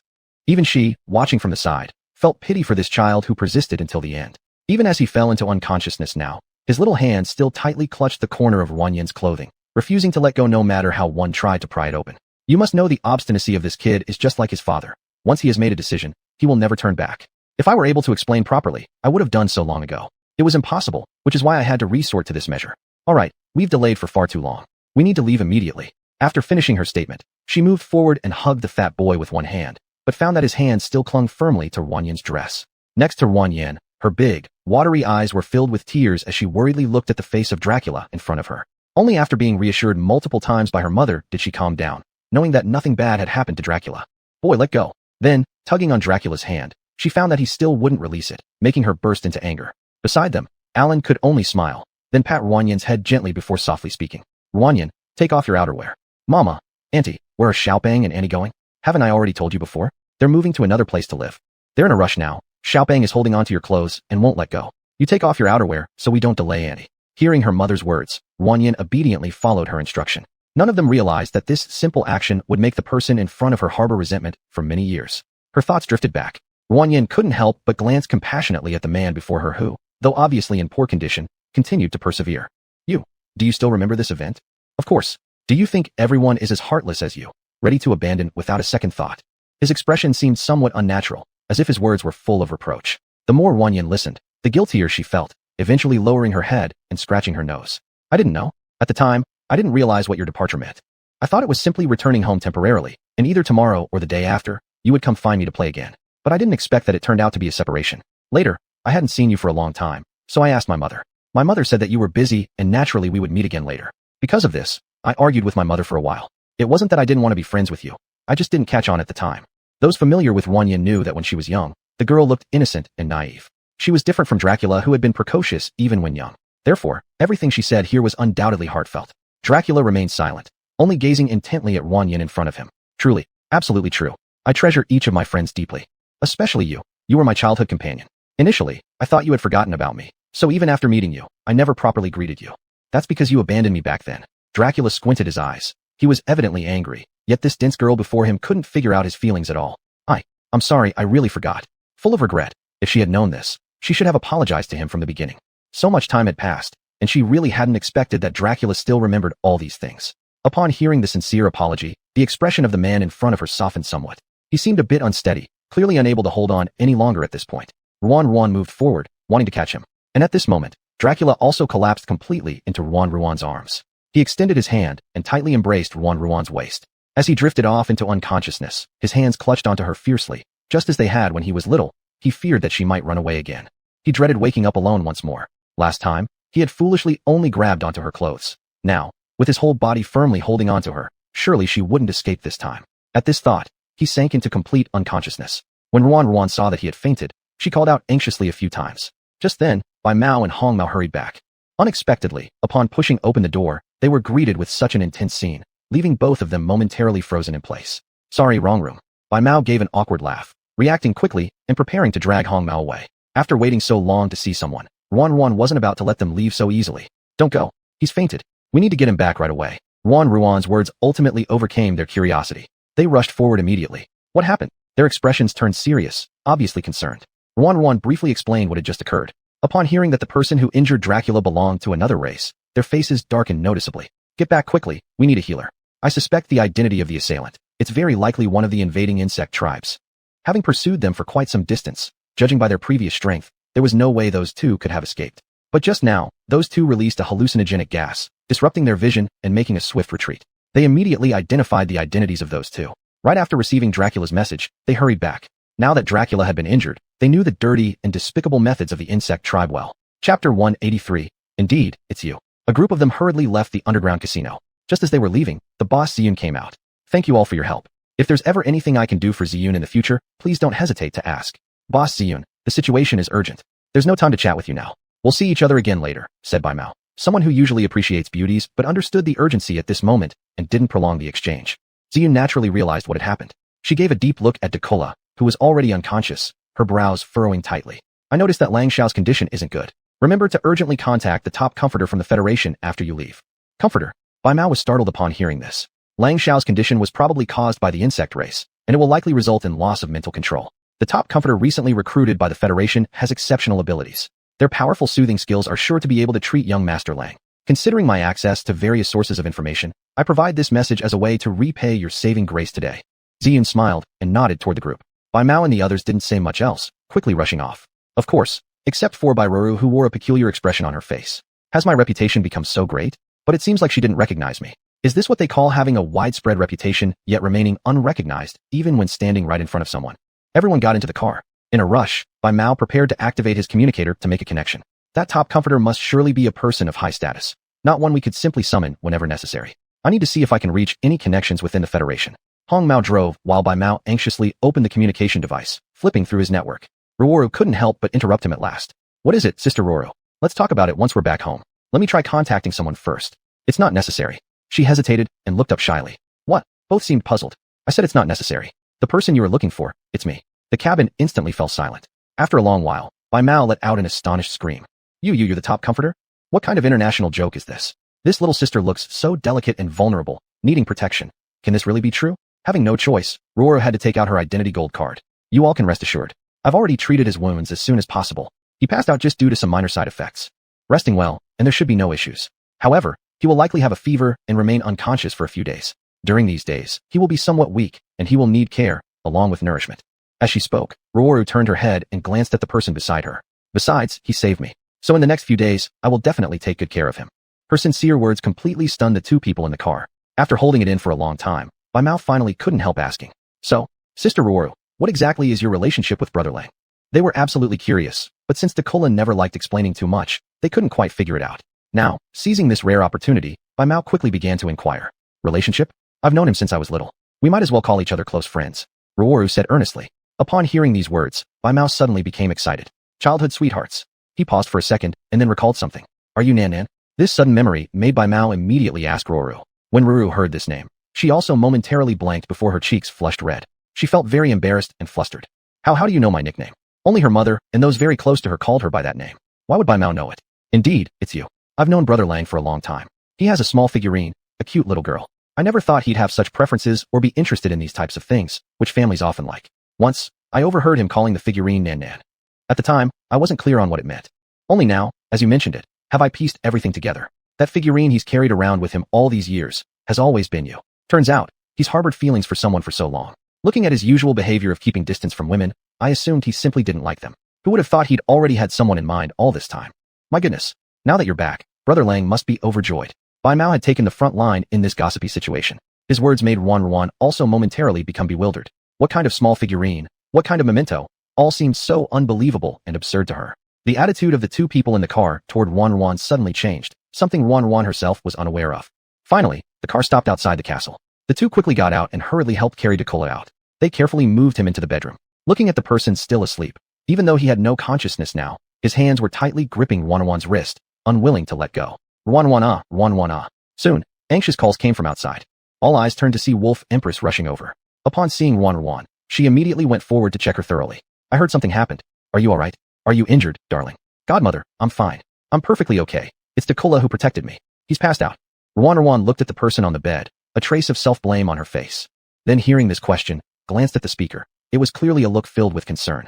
How is he? He has just passed out and may feel a little weak for the next few days. But as a precaution, we can invite a doctor to take a look. Rwan said. And indeed, a doctor had already been brought along. Hearing Rwan's explanation, the doctor immediately instructed the assistant to begin checking. Once they learned the same result as Rwan had mentioned, they sighed in relief and began to act less concerned. He's tough-skinned and muscular. As long as there are no fatal injuries, everything should be fine. Your safety is the most important thing. We were supposed to let this young man take you out for a good time, but I never expected he would bring you to such a dangerous place. Fortunately, you're safe. If it were you who got hurt, I'd make sure he'd pay for it. Since he's unconscious right now, I'll give him a break. But once he recovers, I will settle the score with him. Chapter 184. He absolutely refuses to back down. Godmother, it's really not his fault. Only Rwan had truly listened to the other party's words. Afraid that the Queen of Wolves in front of her would blame Dracula, she hurriedly defended him. He was already considering my safety. The one who suggested I not go inside is me because I acted on my own due to curiosity. Later, when we met with danger, he was the first to shield me from harm. He didn't do anything wrong. Naturally, what was novel for Rwan was how she spoke up so passionately for her son, and she faintly sensed a little something brewing. So at this point, she laughed heartily. Good. Since our Rwan has said it, then I believe it. You don't need to be overly remorseful, as a man should protect her. If he hadn't protected you well, then that would be called incompetence. Young people, you can continue your chat. I have some other matters to attend to. Then with a smile on her face, she looked at Rwan, and when leaving, she took along Bai Mao and Hong Mao as if she were worried they might interrupt the time alone between her son and Rwan. Bai Mao and Hong Mao obviously understood the Wolf Queen's intentions as well, obediently following her departure. The room fell quiet instantly. Rwan cast an anxious glance at Dracula, who was in a deep slumber. She wanted to leave to prepare some medicinal meals, but found him gripping her hand tightly. No matter how she struggled, she couldn't break free. Having no other option, Rwan assigned the task to one of Chun Bali's servants. Miss, is there any instruction? I will give you a recipe. You let the kitchen prepare it. Boil a nourishing soup. Rwan explained while jotting down a recipe beside her. Remember, this soup must simmer for 3 hours, and only the most concentrated bowl needs to be taken. Once done, bring it over. After repeated instructions, the servant nodded and immediately left with the recipe. The house was eerily quiet, hearing only Dracula's steady breathing. Bai Ruan was restricted in movement. Tired after standing for so long, she could only sit near him on the bed. She sat close enough to see Dracula's remarkably handsome face clearly. Frankly speaking, until now, she still felt somewhat incredulous. The plump little guy in her memory had undergone such tremendous changes.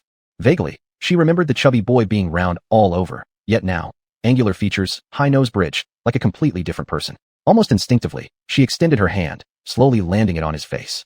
Feeling his temperature and the smooth texture, Bai Ruan gave a small exclamation. His skin was genuinely excellent. His eyes, nose, mouth, all seemed naturally perfect. Completely unlike how he was when they were young. As Bai Ruan lost herself in thought, the man lying on the bed suddenly opened his eyes. For eyes locked, Bai Ruan seeing his deep, black pupils made her freeze on the spot. When she realized what was happening and tried to withdraw her hand, he snatched it away. Taking advantage of me while I am unconscious? His hoarse voice echoed over, clearly showing weakness. Yet, at this moment, he managed to open a jest. Ruan's cheeks turned red to the back of her ears. Struggling with great difficulty, she finally distanced herself from him. I didn't. She anxiously denied it. Dracula, however, relished the flustered expressions of the young girl and curled the corner of his lips. If you didn't, why are you running so far away? He questioned her. As if in the spacious bedroom, the little girl before him had become his prey, with no escape possible. Ruan remained speechless under his questioning, choosing not to respond. If you've woken up and your spirit seems okay, then rest well. I'll step out first. She discovered the situation where she obviously dominated during their childhood was gone. Now, the oppressive presence this man exuded whenever and wherever was incredibly strong, making one feel astounded. With even the slightest carelessness, it felt like falling into his carefully prepared trap.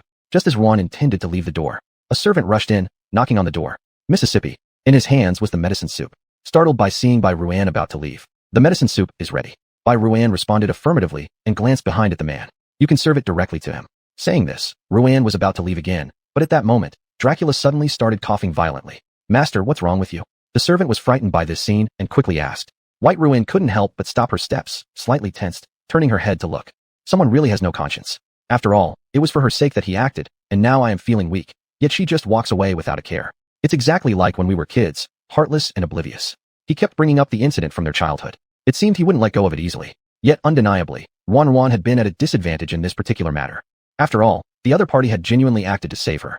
Feeling helpless, She hesitated for a moment before stepping inside. You're almost fully recovered. You simply need some rest now. Drink this herbal soup every day as prescribed, and your health will bounce back soon. I can't even gather the strength right now.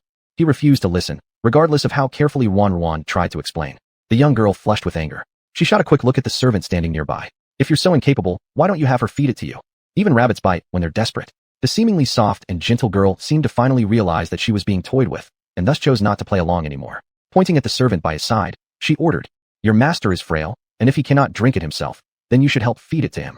A perfectly reasonable command caused the servant to abruptly drop to her knees. She was only a humble servant. Well aware of Dracula's preferences, knowing he generally did not allow women near him, this command from Ruan frightened her witless. "What are you doing?"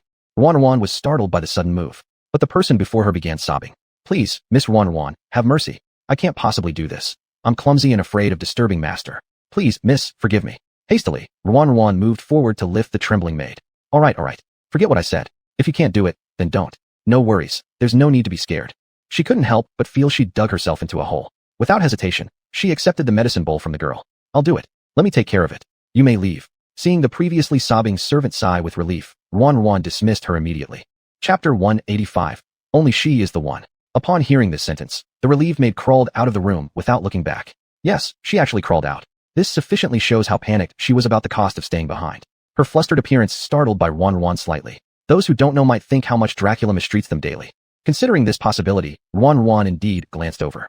And Dracula seemed to instantly read her thoughts from Ruan's eyes and immediately sat up straight. "I haven't done anything. I just don't like them getting close to me usually, so I seem stricter. Besides, the Federation does not allow random harm to females. Although they are of low status and are maids in the house, they earn high salaries, and no one ever abuses them."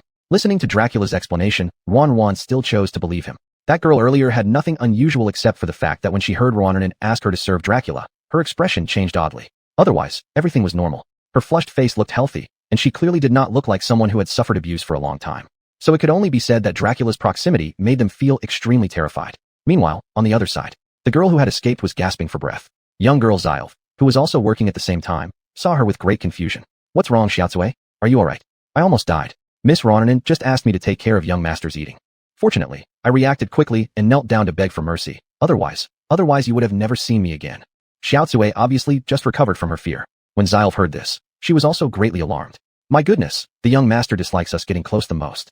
Back then, Xiaofeng wanted to climb to a higher branch, wanting to ally with the wolf clan to become the mistress of this castle. As a result, she was directly thrown out by the young master and became completely unemployed.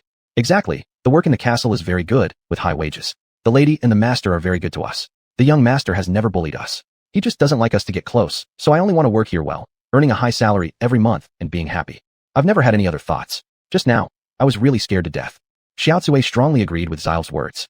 They had been in the castle long enough to understand this, never thinking what they shouldn't, just like the situation now. All right, you're clever, so since you refused in time, there's nothing to worry about. But speaking of which, that Nian miss is quite special. I've never seen any other female by the young master's side. Only she is the only one."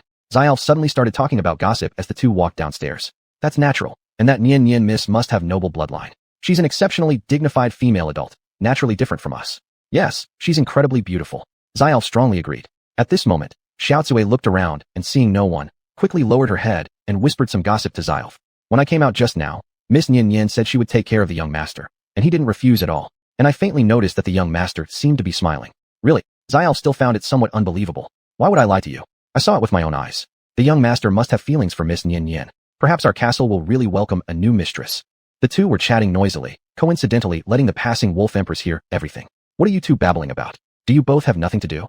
Her sudden appearance frightened the two greatly. Mistress. Scared like this? Did you do something wrong?"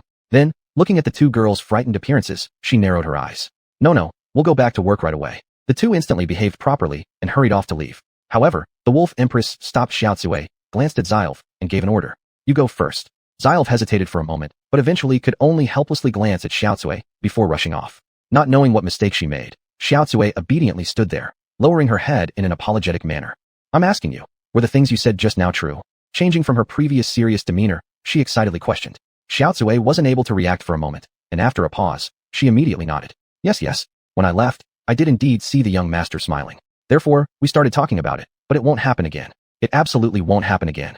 I'm not blaming you. If it's true, I'm happy that you mentioned it. Tell me more, did that boy really smile? How are their relations now? Tell me carefully." Then, Obviously having her own little thoughts, she seemed particularly proactive at this moment.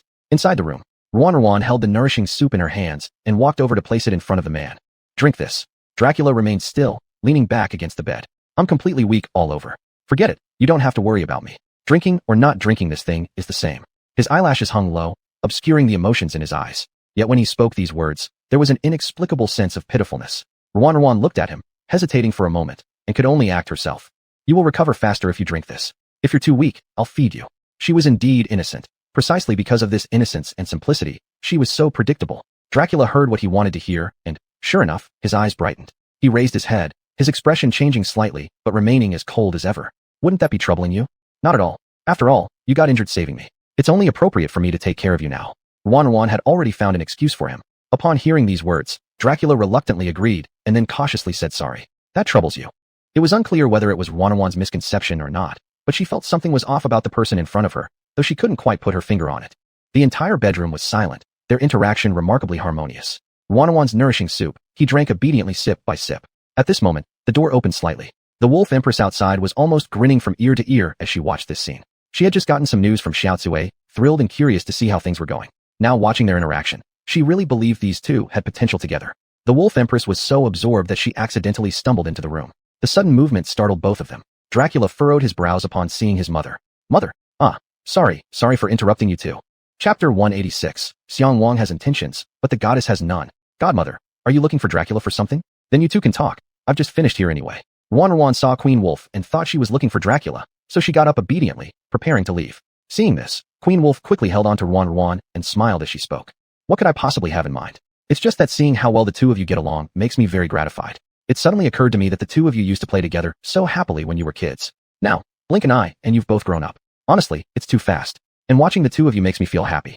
I think if Alan were here, she would feel the same way. The words had reached this point. Clearly Queen Wolf no longer wanted to hide her intentions. She liked Ruan ever since she made a pact with her close friend Alan to let their two children become married, even though there were many twists and turns. But presumably the wishes of the two remained the same. Besides, Alan had once also entrusted her with something. Previously, Queen Wolf worried about being too abrupt, but now seeing the good relationship between the two, she felt it was time to bring it up. She took Ruan's little hand and walked over to Dracula, taking his hand as well and placing them together. You two had a prearranged marriage contract when you were younger. Even though a lot of time has passed, I'm not being old-fashioned. I just think the two of you were meant to be together. Whether it is my original intention or Alan's wish, or even the two of you, I feel it is all very logical. Today, I'll just come out and say it. The two of you. Do you have anything to say regarding your marriage? This was too sudden. It left no room for preparation at all. Ruan was also stunned on the spot, not knowing why, but upon hearing the mention of this marriage, she instantly thought of Shizai.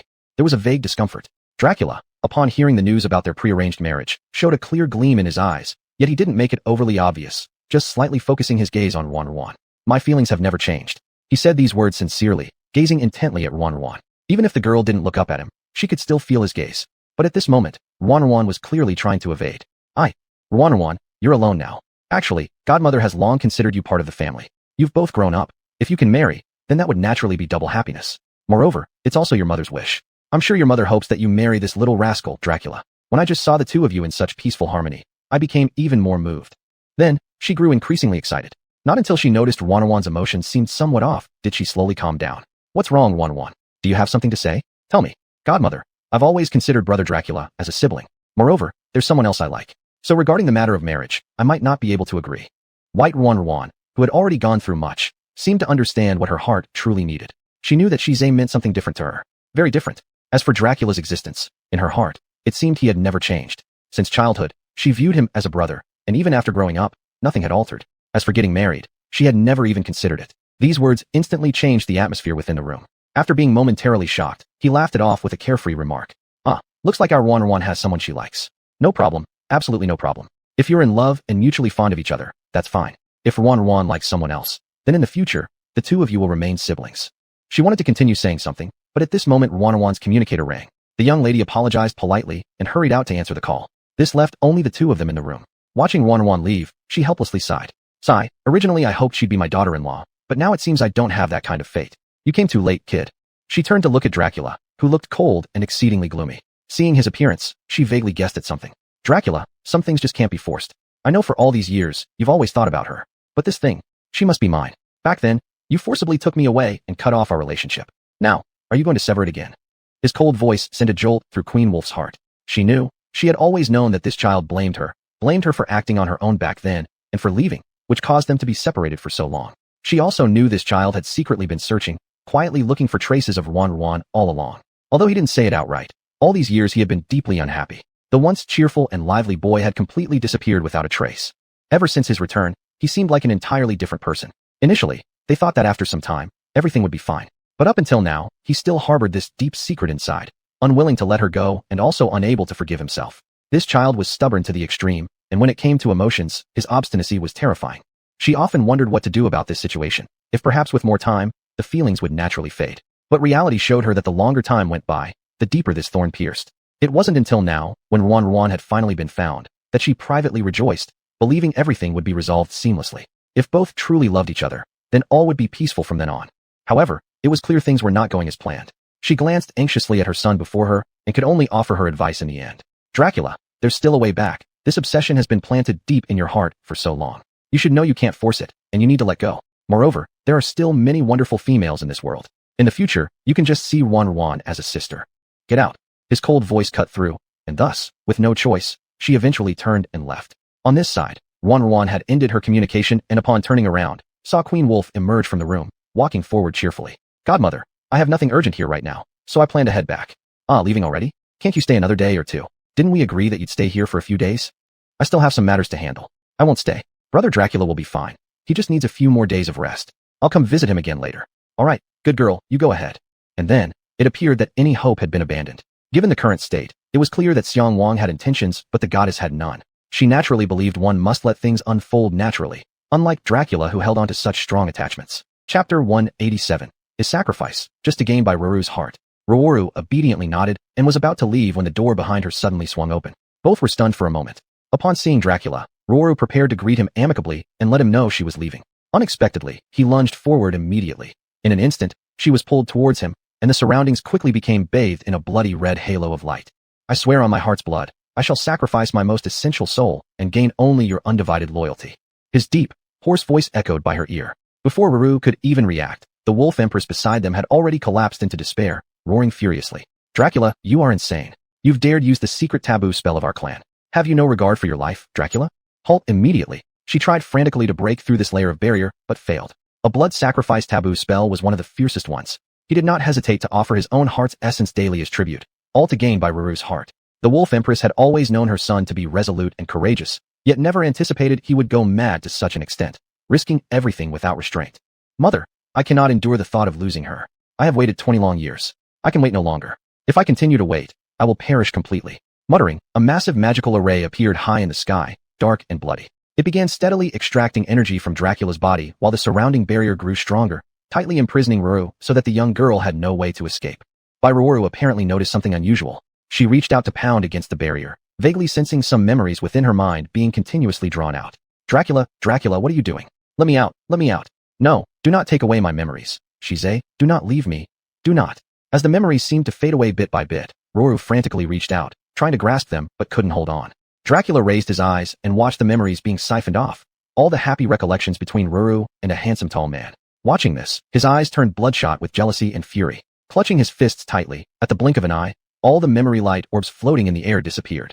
In this same instant, Ruru's previously terrified pupils instantly transformed into confusion. The sacrifice succeeded. Dracula violently spat out a mouthful of blood.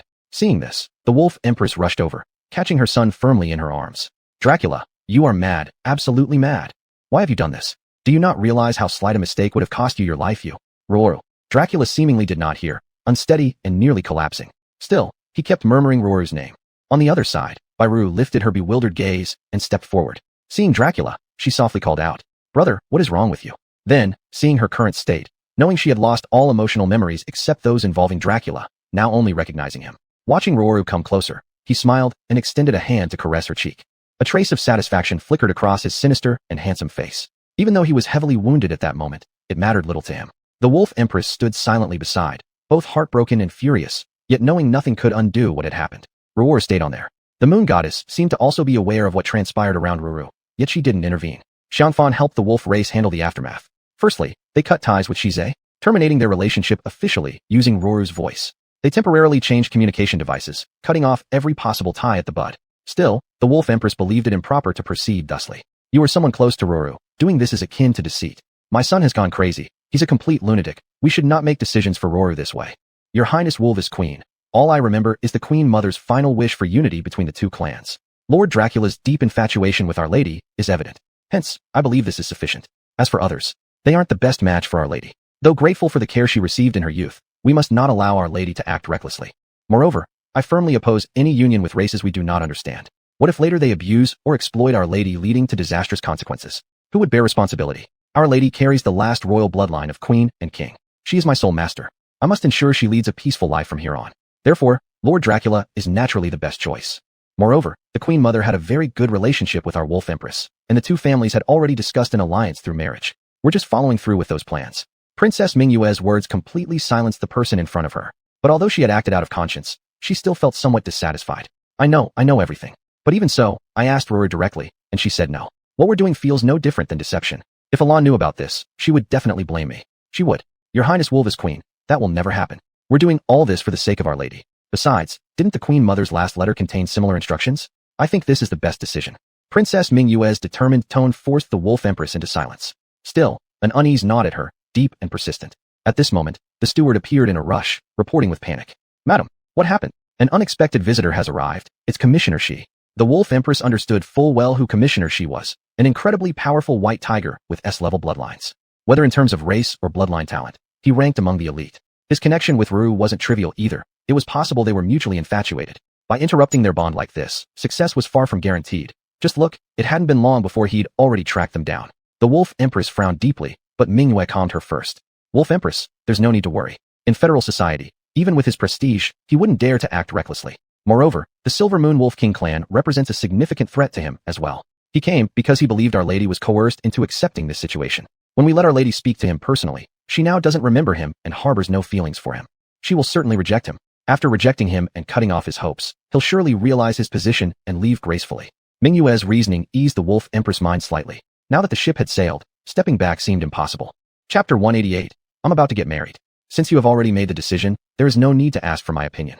Anyway, once the arrow has been shot, there is no turning back. I just hope this decision is the right one. Queen Wolf sighed softly. Mingyue seemed to know that she was uneasy, so she immediately offered comfort. Your Highness, Queen Wolf, rest assured, I will take full responsibility for this matter.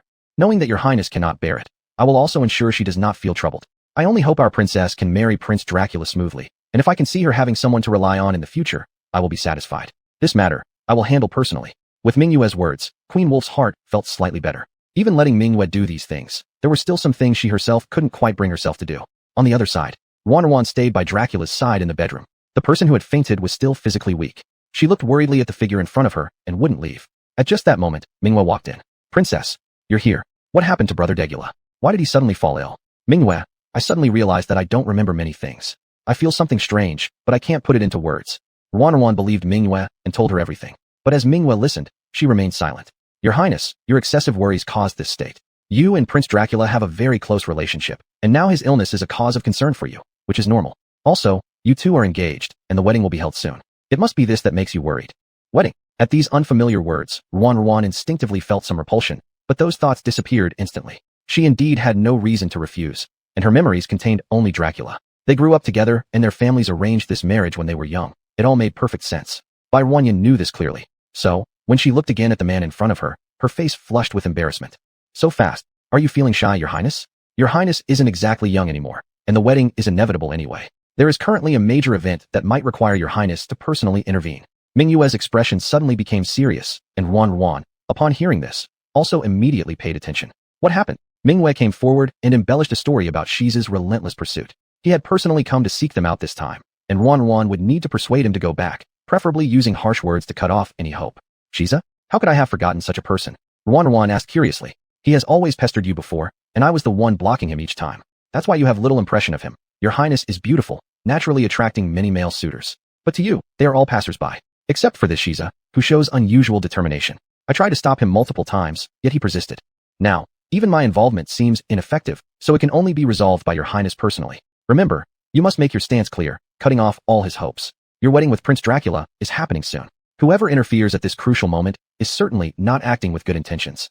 Mingyue's words registered deeply in Ruan's mind. Combined with Mingyue's exaggerated account, She instantly developed a dislike for this vague figure in her memory. So it's like this.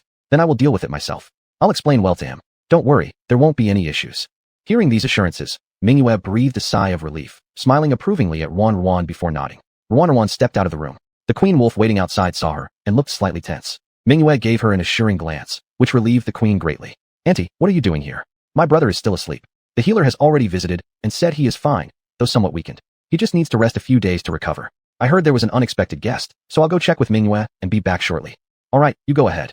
Rest assured, someone will be watching over Dracula. All right. The obedient Ruan followed Mingyue out, leaving the wolf queen gazing after her retreating figure with unfathomable emotions. At just that moment, the door pushed open. Upon hearing the sound, the wolf queen turned her head and met Dracula's dim eyes directly. You've woken up? How's your body feeling? Seeing her son awake, being a mother and not worrying would have been unnatural. Thus, the wolf queen hurriedly inquired. Dracula seemed unconcerned about his own health. He simply looked at the soft departing figure from before, his tone filled with unease. You said? Would she remember? She shouldn't, right? My blood sacrifice has already succeeded. She will completely forget other men, except me, except for me. The deranged murmuring froze the wolf queen in place. Why must you do this? What? Seeing her son like this, all she could feel was anguish. Dracula did not answer, and as he passed by, it was clear that his thoughts were already taken away by her. Meanwhile, Ruan arrived outside the castle. Looking at the large force in front of her, she was utterly shocked. Mingyue, how did they bring so many people? Shiza is high-ranking and wields immense power, stopping at nothing to achieve his goals. This time, it's likely he brought such a large group to try and take the princess back. To be honest, even Mingyue was slightly shocked upon seeing so many people. She couldn't believe Shiza had gone to such lengths. At this moment, there was nothing else to do but keep up the deception. And upon hearing this, Ruan frowned slightly. But thinking about what needed to be done, she steeled herself and stepped forward confidently. Lord Shiza? She called out. Shiza, who had been waiting for so long, finally saw the girl come out, only for his face to instantly stiffen when he heard her call him Lord. What did you call me? He suddenly asked, staring deeply at her with eyes making her uncomfortable. Ruan didn't dare to look directly at him. Instead, she instinctively felt danger from the man in front of her, realizing why Mingyue said he was difficult to deal with. But no matter what, things needed to be clarified today. This repeated entanglement wasn't going anywhere. Thinking this, the young girl seemed to gather courage, stepped forward, and began earnestly speaking. We've known each other for some time now, and I think sometimes it's better if we're more subtle in our words. However, with you, I think it's necessary to make things clearer. I'm about to get married to Brother Dracula. Chapter 189. Is this your answer? Ruan seemed not to notice the strange atmosphere around her when she spoke. Yet, she steeled herself and poured out every word from her heart. Brother Dracula and I are childhood sweethearts. We've known each other since we were young. Our parents from both families have met. When we were little, we made a betrothal pact which was to be completed once we grew up. I truly appreciate all the care you've given me over time, but now I've found my place in life. I hope that you will also find your happiness soon. Let's part ways amicably. At this point, Ruan subconsciously placed her hand over her heart as an uncomfortable sensation washed over her. Why did it suddenly feel so hard to breathe? It felt so uneasy speaking these words. But they were the ones that should be said. Are these your true feelings, or are you being coerced into saying them? Shize had maintained a cold face throughout without any visible emotion. Coerced? No one is coercing me. These were the exact words I intended to tell you. Ruan thought the person in front of her acted strangely, but she couldn't quite put her finger on it. Then he suddenly lost his temper. So, you're telling me you plan to lead me on, and then leave. Is this your answer? Looking at his face swollen with veins due to anger, Ruan took a step back in fear. Just at this moment, a pair of large hands grasped Ruan's waist. Before the girl could react, a familiar and pleasant voice sounded beside her ear. You scared her. Dracula's appearance gave Ruan an inexplicable sense of relief, yet what mattered more to her was why this man in front was so angry. So, she wanted to say something else, but Dracula stopped her directly. Just leave this to me. Everything you needed to say has already been spoken. Go rest. How did you come back? Your body hasn't fully recovered. You're still weak. The doctor said you need good rest. How could you leave the bed? In her speech, there was nothing but concern for the man before her eyes. And Dracula, affectionately, patted the girl's head. No worries, I can handle it. I promise you, after handling this, I will go back and rest well. Alright. Hearing those doting words, Ruan finally nodded to leave. Before she walked away, she couldn't help but take another look at Shize, examining him secretly. His complexion looked terribly unpleasant, dark and oppressive. His expression, although terrifying, evoked even more pity in her heart. Yes, just pity. Mingyue led Ruan away from the scene. On the way back, the little girl remained silent. Mingyue assumed Ruan was still frightened, so she tried to comfort her. It's not like that. Sister Mingyue, I feel heavy-hearted and deeply saddened inside. I don't understand why such emotions arise within me. But looking at Shize just now, I somehow felt like I forgot something. Sister Mingyue, isn't my relationship with him simply a casual acquaintance? She had finally noticed the anomaly. At this point, she sought the most trusted person she knew for help. Upon hearing these words, Mingyue was somewhat surprised. After all, Dracula's blood sacrifice ritual was extremely powerful. Once that period of memory was erased, there would be no way to bring it back. Yet Ruan was experiencing certain feelings towards that man, despite having absolutely no memory of the events. Of course, Minghua wouldn't say anything. From the start, she planned to keep the whole matter concealed forever. There's definitely nothing wrong. It's just like I told you. Perhaps you feel upset because you see him as pitiable. After all, unattainable desires are sorrowful. Although he appears aloof and high and mighty, I've heard his family doesn't favor him much, making him also someone worthy of compassion. Minghua desperately tried to mend the situation, offering excuses that seemed flawless to Ruan. Ultimately, Ruan decided to let it go. Your Highness, right now, the most important thing is the upcoming wedding. Prince Dakula mentioned that we must prepare well for it these days. Tomorrow, I'll take you out to relax and maybe purchase some things, dresses, jewelry. Prince Dakula says everything will be arranged based on what you like. This clearly shows how genuinely caring Prince Dakula is towards you. Minghua deftly shifted the conversation topic to the wedding, and upon hearing about the wedding, Ruan became slightly excited. Did he really say that? To be honest, I can barely imagine myself getting married already. Oh yes, I must invite my good friends to the wedding. Among the stars, I have a few close friends. They should be able to be invited, right? Certainly. Whatever Lord Dakula said, follows your wishes. Minghua smiled, as they continued walking back without further mentioning anything related to Shizai. Soon enough, Ruan returned to her former cheerful self. At this moment, however, things outside the castle were far from harmonious. What did you do to her? Shizai lifted his gaze to assess the man in front of him. His eyes revealed no attempt to hide the murderous intent within them. I thought Ruan made it already clear enough to you. Dakula and I are childhood sweethearts, and the engagement was determined long ago by both families. Isn't it only natural that I am her steadfast choice? I don't believe you. Shizai's face darkened as he slowly drew his weapon, pointing it at the man before him. What did you do to her? Captain, we cannot act impulsively. The red-armored soldier behind him, realizing the situation was spiraling out of control, quickly intervened. The other party is the Silver Moon Wolf King clan, with special privileges. If we fight, it could very well spark a war. Moreover, the one who said they wanted to sever ties was Miss Ruan herself. She wasn't coerced. Even if the matter escalates into conflict, the authorities will not care. Captain, let's return for now. If there's something wrong with the lady, we can investigate gradually, but acting rashly now is inappropriate. Though Red Armor's words held reason, Shizai couldn't shake the image of Ruan's terrified expression. Finally, he slowly lowered his weapon. Dakula, seemingly having anticipated such a scenario, merely smirked with lips curled. Captain Shizai, then I won't see you off. I'll be quite busy these few days, but on the wedding day, Captain, do come and raise a cup for our joyous occasion. Before he finished speaking, a powerful energy surged straight towards him. Unprepared for the attack, Dakula was flung back and slammed heavily onto the ground. Your Highness. The knights and soldiers standing behind immediately rushed forward at the sight. Dakula violently spat out blood. His injuries hadn't fully healed, so even this simple strike proved too much for him. Now, he felt as though all his internal organs were about to burst. I'm fine, step back. Chapter 190, Breaking the Blood Sacrifice.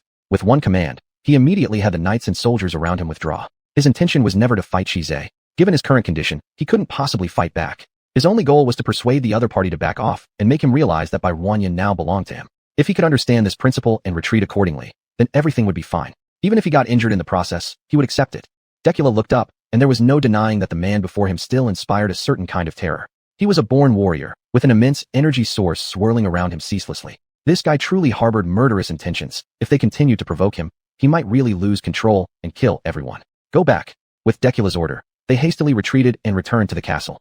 The moment the castle gates closed, Hongjia also turned to Shizai beside him. Captain. He still stood in place, but his gaze was fixed intently on what lay ahead.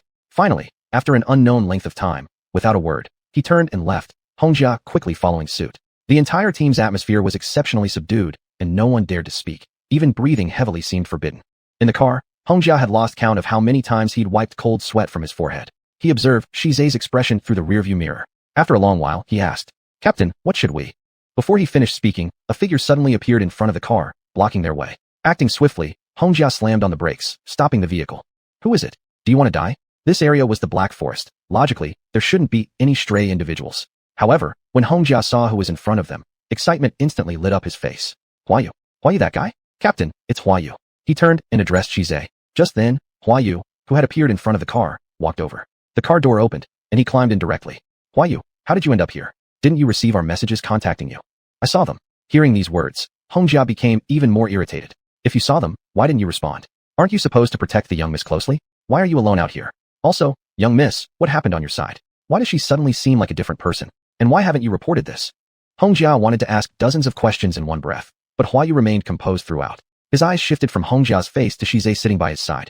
You've also noticed something unusual. Following this statement, Shizai slightly raised his gaze. What do you mean? You should have already visited the young miss by now. You should have noticed her abnormality as well. He answered calmly, lightly tapping his fingertips against the car seat, as if recalling something. Everyone, including me, except for that wolf. All males who had any emotional connection with her, she has completely forgotten. Hua Yu's single sentence struck Hongjia like a thunderclap, leaving him wide-eyed. What? How could this be possible? Memory loss. What secret technique can cause memory loss? I've never heard of anything like this. Hearing this, Hua Yu also shook his head. I don't know either. I've been following the young miss all along, but this werewolf clan's castle is very hard to infiltrate. Last night, I finally found an opportunity to sneak in. When I saw the young miss, she was extremely shocked, and even quite resistant. Recalling this, Hua Yu also lapsed into thought. The night was eerily quiet. After bathing luxuriously, Ran Ran returned to her bedroom. Just as she was preparing to take care of her skincare routine, she suddenly heard some noise from outside the window. Startled, she slowly approached the window, and just as she pulled open the curtain, she saw Hua Yu burst in. Hua Yu? She was startled. How did you get here? This isn't somewhere you should be able to come. Her distant tone made Hua Yu feel somewhat strange. What? You're my servant and should stick to your duties. Your behavior is too rash and inappropriate. Each word was an accusation, distancing their relationship instantly. Her unfamiliar manner naturally alerted Hua Yu to the anomaly. In his memory, the gentle, sweet, and cute girl would never say such things to him. She certainly wouldn't treat him like a subordinate, considering what she once said herself. But now, everything had changed completely. Listening to these words, Hongjia also began to sense something wasn't right. By saying so, it seems true. When the young miss spoke earlier, I thought someone else had taken over her body. Shizai did not speak, but silently opened the communication link. In moments, a row of information appeared on the panel. The Silver Moon Wolf King's clan actually has a blood sacrifice. He narrowed his eyes as he glanced at the data displayed above. Beneath it surged overwhelming anger. How dare they? Captain, so what do we do now? The young miss had her memories erased. Even if we risk our lives to keep her here, she would only think that we're disturbing her. Hongjia furrowed his brows, feeling as though the situation had entered a dead loop. As for Hua Yu, he pointed at the panel. Stimulus. What does that mean? Hongjia inquired. Hua Yu didn't give a direct answer, but instead looked toward Shizai beside him. His pitch-black pupils settled on the other person, and after a brief pondering, he slowly spoke. You are the one she values most. She loves you, and originally I thought I might have a chance. But now it seems clear that you must be the chosen son by heaven. The bond between you two is deep. Only you can personally act, stimulate her, to break this sacrifice. There's no other way. At that moment, the car was quiet, with no one initiating conversation. However, regarding Hua Yu's statement, Hongjia knew that Shizai approved of it. The next day, Ran Ran seemed very excited, cheerfully dressing up and preparing to go shopping. Decula's injuries hadn't healed yet, especially from yesterday when he forcefully endured that attack from Shizai. Now, he could only rest quietly, and even more so, refuse to move under any circumstances. In fact, Decula had used revealing the truth to Ran Ran as a threat to get her to control him. I will remember you, don't worry. If I see pretty clothes, I'll buy them for you. You just listen to me like you would your godmother, and rest well at home. Ran Ran stretched out her small hand and patted the injured Decula before her. He immediately grasped it, placing it near his lips, lightly kissing it. Be careful when you go out. If anything happens, make sure to inform me. I've left a team of elite soldiers to protect your safety. Have some fun. Even though Decula's intimate behavior made Ran Ran feel somewhat uncomfortable, remembering his status, she obediently accepted it. Chapter 191, Learned a Lesson. The wealth accumulated by the Silver Moon Wolf King clan is unimaginable. They took this wedding banquet very seriously. So, the Wolf Queen who accompanied Ruan Yin on her outing brought along more than a dozen servants. The reason being quite simple. With so many purchases to be made, they were needed to carry things behind her. Hearing this, the young girl was momentarily too shocked to speak. The Wolf Queen was in a good mood. Although this marriage arrangement was very nerve-wracking, she looked forward to it and was even joyful. There's a special auction today. I've seen the jewels inside, and they would suit you perfectly. Top-notch high-end jewelry looks best on young people. In a bit, your godmother will take you there. Buy whatever you like, and don't worry about money. On their way out, the Wolf Queen eagerly picked up an auction list, revealing the treasures of the auction session clearly listed. Ruan Yin reached out to take it, feeling dazzled by the intricate designs of various luxurious jewelry, which were obviously worth a fortune. She remained silent, while the Wolf Queen noticed the girl's emotions and couldn't help but inquire. What's wrong? You seem somewhat upset. Today, little Djurla should have come with you. After all, when it comes to big events like marriage, how could he as the groom not show up? But that boy has no sense of priorities. He injured himself, and the doctors insisted he needs rest, so I had to replace him. Don't worry, this trip is for buying beautiful clothes and jewelry. As for wedding dresses and other formal wear later on, let that boy accompany you to try them on, alright? Listening to the words of the Wolf Queen, Ruan Yin felt even worse. Godmother, it's not that. It's just that I feel you're all too kind to me, and I'm at a loss for how to repay you. Since Mom and Dad passed away, I've had no family around me anymore. Meeting you feels like finding my family again, and I am really happy. The young girl became so moved, she began to well up with tears in her eyes. The Wolf Queen froze upon hearing these words, and she showed a bitter smile. If Ruan Yin knew that they had erased some of her important memories, perhaps she wouldn't say these words now. Because of this, the Wolf Queen always felt extremely guilty, thus striving to be extra nice to Ruan Yin, as if doing so would alleviate a fraction of her guilt. That's enough talking about this. Today we're supposed to enjoy ourselves shopping, so why cry suddenly? From now on, we're family, and we'll always stay together. We'll investigate the matter regarding your parents thoroughly. Until then, We should be cheerful, since soon you'll become a bride. Crying isn't becoming. After being consoled, Ruan Yin also revealed a smile. The Wolf Queen immediately engaged Ruan Yin in discussions about jewelry. Since the auction was taking place at 5 o'clock in the evening, she led Ruan Yin first to buy various types of clothing. By 5 in the evening, a luxury Maybach car stopped outside the auction house. When they came out, they saw numerous high-end cars already parked around. This auction has drawn quite a stir. It's bound to attract many influential figures from our circles, but it doesn't matter, because what we lack least is money. Whatever you set your sights on, we'll get them all. As soon as the Wolf Queen finished speaking, a mocking voice came from afar. Goodness, who might this be? Isn't this Mrs. Keela? Keela is the surname of the Silver Moon Wolf King clan. Out and about, noble women within the same circle are well aware of the Wolf Queen's identity. However, among them are a few who match their status, but look down on others, much like the current Madame Lebeut. The two had some grudges before, so whenever they met, they'd subtly mock and compare each other. I thought you wouldn't bother coming to auctions like this one. A woman appeared in front of them, appearing quite young and dressed extravagantly. She walked over elegantly wearing a particularly attractive cheongsam, chipao. After all, this level of jewelry isn't suitable for someone of our status, rather it suits the youth better. But Mrs. Keela, it's surprising that you haven't found a mate for your son for so long. Unlike me, though young, I've been busy with my undutiful son finding a partner and producing a chubby grandson. I'm home every day playing with him and very happy. Here, seeing such an auction, I immediately brought my daughter-in-law to check it out. The things young people like, how can I, as the mother-in-law, be stingy about it? Since she has given birth to our family's heir. Oops, forgive me for talking too much. I know very well that your son never listens to you, and I intentionally said this just to make you unhappy. You don't mind, when I'm happy, I talk a lot. You know this, considering our years of friendship. Such a taunting feeling. The person in front was clearly deliberately saying these words to irritate Godmother. Ruan observed everything the person in front did and began to feel slightly unhappy. But the Wolf Queen simply smiled as if it didn't matter. In the past, she would have definitely had an ugly look on her face and directly confronted the person, but things were different now. She casually held Ruan's little hand. Yes, my useless son has such lofty eyes that not just any quality could please him. And besides, talking about marriage is so unpredictable sometimes. Look at this, my son has been betrothed since childhood, and now their time has come. They are planning to hold the wedding soon. This here is my future daughter-in-law, Ruan. She proudly raised her chin, comparing brides. Nothing beats showing off bloodline and abilities. Ruan belonged to the special rabbit beast clan. The most rare and high-end lineage, possessing unique, soothing abilities. Would the old thing before her dare to compare? Her son's partner was only a tiny fox spirit. What good thing could it be? Hearing the Wolf Queen's words, the other party seemed somewhat surprised, thus immediately directing their gaze towards Ruan. And Ruan showed no fear. Upon sensing the gaze directed at her, she confidently smiled at the woman before her. Madam, hello. Before the person could speak, her impatient daughter-in-law beside her spoke up. The auction is about to start, let's go inside directly. Her words interrupted the other side. The woman named Lebeut couldn't keep up her dignity and had to scurry away. Well, we'll leave first then. After speaking, she turned around without looking back. Seeing all this, the Wolf Queen burst into laughter. Look at her, it's been such a long time since I've seen her so frustrated. Normally, she's just a bully, but now she finally got a lesson. Chapter 192, His Betrayal. Godmother, do you have a bad relationship with that person? Ruan's innocent question made it seem as if there were indeed some deep grievances between the two. The Wolf Empress shook her head after hearing this. There's no major enmity. It's just that we both like to compare ourselves to each other. The Degula bloodline has awakened twice, making him very outstanding. Plus, he keeps himself clean and free from any females appearing around him. This old man set his sights on my son. He has a young daughter who is rather capricious and did something to catch Degula's eye. Then she insisted on forming a pact with Degula. However, my son would never listen to someone else's commands, so he directly refused. Afterward, since her pride couldn't bear it, she often picked fights with me in various ways, comparing all kinds of things to tell me how great their family was, and that our refusal was definitely my loss. For this reason, I found it quite amusing, and amidst the playful tussles, we came to know each other. Both walked further inside while talking. The auction was about to begin, with the esteemed guests entering the venue one by one holding their invitations. Ruan obediently followed closely by the side of the Wolf Empress. Not far away, Stelia seemed to have noticed by Ruin.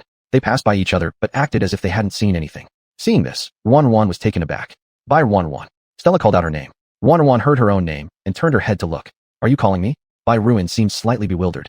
Stella, seeing the other's expression, felt even more strange.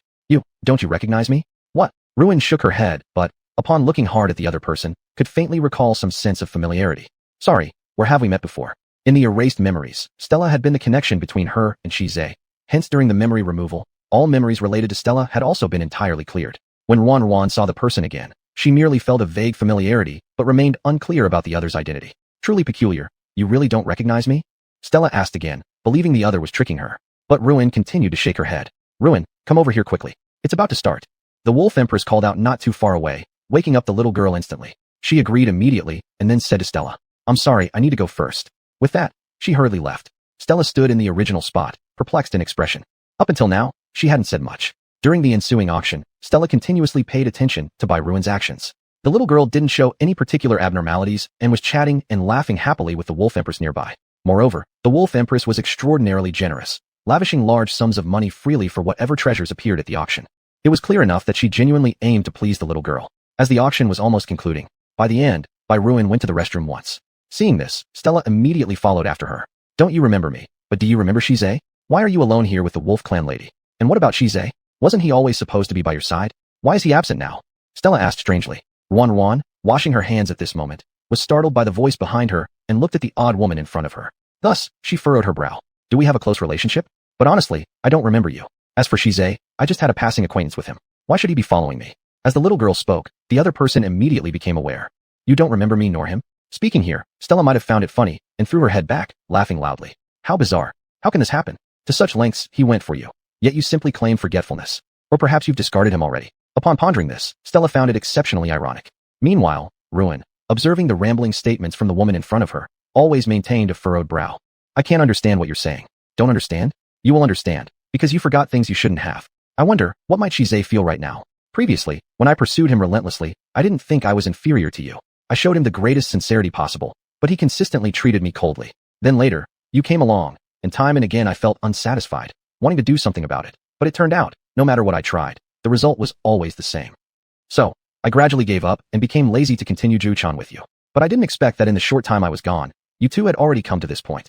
You forgot him? That's truly laughable. Her words were like a story. Ruan felt inexplicably familiar with them, yet she couldn't recall why. Especially when the other mentioned Shize, she vaguely felt uneasy and wanted to leave immediately. However, before she could move, a sudden explosion was heard from outside. Following that, a thick fog arose around them. What's happening? Godmother, godmother. Byruin heard the commotion and was immediately scared to go outside. Suddenly, a large hand stretched out from behind her and pulled her directly over. Everything happened too quickly, and before Ruin could resist, she felt her body become light, and then she fainted completely. When she opened her eyes again, the surroundings had become very quiet. Darkness enveloped her. As Byruin tried to move, she distinctly felt her hands and feet bound. Who's there? Is anyone there? Where am I? Where am I? She tried shouting a few times. Suddenly, the light above turned on. The beam shone straight at her, causing her to instinctively squint her eyes. After adapting for a while, she looked toward the source of the light. Shize's tall figure stood in front of her. He was engulfed in shadows, making it impossible to discern his emotions. And as Byruin recognized him, her entire body stiffened. It's you. What do you want? Why did you bring me here? Ruin was terrified, but despite her efforts to struggle, she found herself unable to move, leaving her only option to soften her tone. I know, you've always been pursuing me, and I haven't agreed because I have a fiancé. He and I grew up together since childhood, and we had an arranged marriage pact from early on. You are Lord Shize. Please, don't act impulsively, please don't. Receiving no response, the figure remained shrouded in darkness, unclear in his actions. Chapter 193, I know nothing. Gradually, Byruin caught a whiff of an aroma. She lifted her head curiously and saw the other party holding a dagger, expressionless as he sharpened it. Upon seeing this, Byruin stiffened all over. Was he going to kill her? This was her first thought. Byruin's speech began to falter. Please, surely you're not going to destroy something just because you can't have it. Let me tell you, that kind of thinking is wrong. You're so handsome and so powerful. Why must it be me? There are so many other outstanding women in this world. If you look for them, you'll definitely find someone. Please, let me live. Leave me alone. If it really doesn't work, I'll introduce you to someone. I'll help you find one. Is that okay? Fear gripped the young girl, making her entire body tremble. Seemingly in the darkness, Shize chuckled softly at these words. At hearing this laugh, Ruan felt a flicker of hope arise. Since there were still emotions, eyes not unblinking like a serial killer, it meant there was still a chance. With this thought, Ruan struggled to inch closer to him. Spare my life. As long as you let me go, I will agree to whatever you say. The little girl was clearly starting to use tricks. Thinking as long as he agreed to let her go, she could temporarily promise his requests. This would be acceptable. At least she'd preserve her life. Promise anything? At hearing these words, Shize raised his eyebrows with interest. Seeing his response, Ruan immediately smiled. Yes, whatever it is, I'll promise. Silence. After saying this, the entire room became extraordinarily quiet. Until the next second, Shize swiftly took off his outer coat, revealing a white shirt which couldn't fully conceal his chiseled muscles. Byruin was momentarily dazed by what she saw. Watching his movements to take off the clothes, her cheeks flushed red, instantly misinterpreting his actions. No, not so fast. This place is dirty and messy. We can't do this here. Or, maybe you could change your request. She tried her best to please him. Her fear-driven, yet timid demeanor made her look quite adorable. Didn't I even say anything yet? What did you think? Shize observed her frightened look and felt a peculiar sense of ease. In the past, only she flirted with him. Now switching roles, it seemed she had this side too. Ruanran froze on the spot at his question, embarrassed, and didn't reply. Next, she heard Shize pulling a chair out and sat down in front of her. In the next second, a snap sounded out. Her handcuffs binding her hands and feet were immediately undone. For a moment, Ruanran was taken aback and numbly looked up at him. Get up. How come you're not moving? Didn't you say you'd do whatever I asked? Seeing her remain motionless, Shize's voice grew deeper. Startled, Ruanran shot up quickly. It was likely because she'd been bound for too long. Her legs and feet were tingling. Upon standing abruptly, her balance wavered, and she fell straight toward Shize. He swiftly reached out to catch her. Staring wide-eyed without feeling any pain, Ruanran lifted her head to look at the man before her. A pair of deep pupils, as if ready to suck her in. Stiffening completely, she nestled rigidly in his arms, not daring to move. You're quite good at throwing yourself at people, haven't changed much from before. Shize suddenly curled his lips and teased her. After hearing this, Ruanran mumbled under her breath. He wasn't as savage as she had imagined, and until now, he hadn't harmed her. Gradually, Ruanran relaxed somewhat. She leaned into his embrace carelessly. Today I met a strange woman. She seemed familiar, but I couldn't recall her right away. She said some weird things to me. And you, I feel weird around you too. She said that I forgot about her and also forgot about you. I'm very curious, what exactly was our relationship before? I heard from Mingyue that we were just acquaintances, and that you've always been Jochon me persistently. But to be honest, every time I see you, I feel discomfort here. Ruanran lightly placed her hand over her heart. Listening to these words, Shize remained silent, but his expression noticeably turned odd. His eyes revealed tenderness, reluctance, and sorrow. Seeing this, Ruanran felt her heart twist painfully again. So strange, it's really so strange. Clearly Dracula is supposed to be my fiancé, yet I always feel distant from him. As for you, every time I meet you, I feel uneasy. You tricked me here, but you haven't hurt me. Have I truly forgotten you? What was our relationship before? She asked, seeking answers. Do you really want to know? His breath was so warm, so flirtatious, yet not at all repulsive. Nodding her head lightly but firmly, she stared intently into his eyes. Shize pressed his lips together for a moment. The next second, he suddenly leaned in and firmly captured her soft lips. This sudden move was too abrupt to process. Startled, her eyes widened with shock. She didn't push him away. In fact, this feeling made her inexplicably joyful. Yes, joyful. Why had she become so peculiar? The instant they broke apart, the amorous aura between them had reached its peak. Her expression dazed. She looked at him with blushed cheeks. It was a relationship like this, understand? You said you wanted me to have your child, but I lied to you, saying you were too young, which caused you to be angry for a long time. It's always been you teasing me. Now that I've finally fallen deeply for you, you want to walk away casually and forget everything about us. Is that fair? His raspy voice was filled with deep sorrow. As these words sunk in, fragments of memories seemed to flash through her mind. But the very next second, she clutched her head in pain. It hurts. I can't remember. Why can't I recall any of it? My mind doesn't hold those memories. It hurts. She tried hard to retrieve the lost recollections, but each attempt left her in unbearable pain, forcing her to abandon the effort. Watching her contort her face in anguish, Shize felt an immediate surge of heartache as he quickly held her tight. Stop thinking about it. The blood sacrifice ritual of the Wolf clan was a dark secret art. The price he would pay was significant. Hence, this was nothing short of a colossal cage, imprisoning Ruanran completely, offering her no chance of retreat. Shize realized deep down, he still couldn't go through with it. If stimulating her memory meant causing her such suffering, then he'd rather not pursue it. Gasping for air, Ruanran gradually came back to herself from her agony, shrinking entirely into Shize's embrace. I'm sorry, I just can't remember anything. Chapter 194. I've been alone for a long time already. If you can't remember, then don't bother. He reached out to cover Ruanran's eyes gently, his tone particularly tender. And at the very moment she felt the tangible warmth of the man, Ruanran's heartbeat seemed to slow down half a beat. She slowly extended her hand and moved the big hand covering her eyes. Still lost in the pain, Ruanran just blankly stared at him. Why? If you brought me here, wasn't it to tell me the truth? Now you seem not to care that much. I'm a bit confused. She shook her head, feeling the matter was complicated, very complicated, and hard to understand. Shize let out a light chuckle after hearing these words. Only now do you realize that I want to tell you the truth, instead of killing you to silence you? His words made Ruanran blush immediately. I was wrong. She hurriedly apologized. There's no need to say all this. I have never blamed you. The scene grew warm for a while, until Ruanran's communicator went off, breaking the warm atmosphere. Answer it. Shize actively handed over the communicator. Ruanran carefully looked at the other side for a moment, and, seeing he indeed wasn't stopping her, chose to answer. Ruanran, where are you right now? Finally, I've managed to contact you. Are you alright? Tell me your position quickly. The worried voice of Auntie came through from the communicator. Ruanran opened her mouth, and at this instant, she actually wasn't so desperate to leave anymore.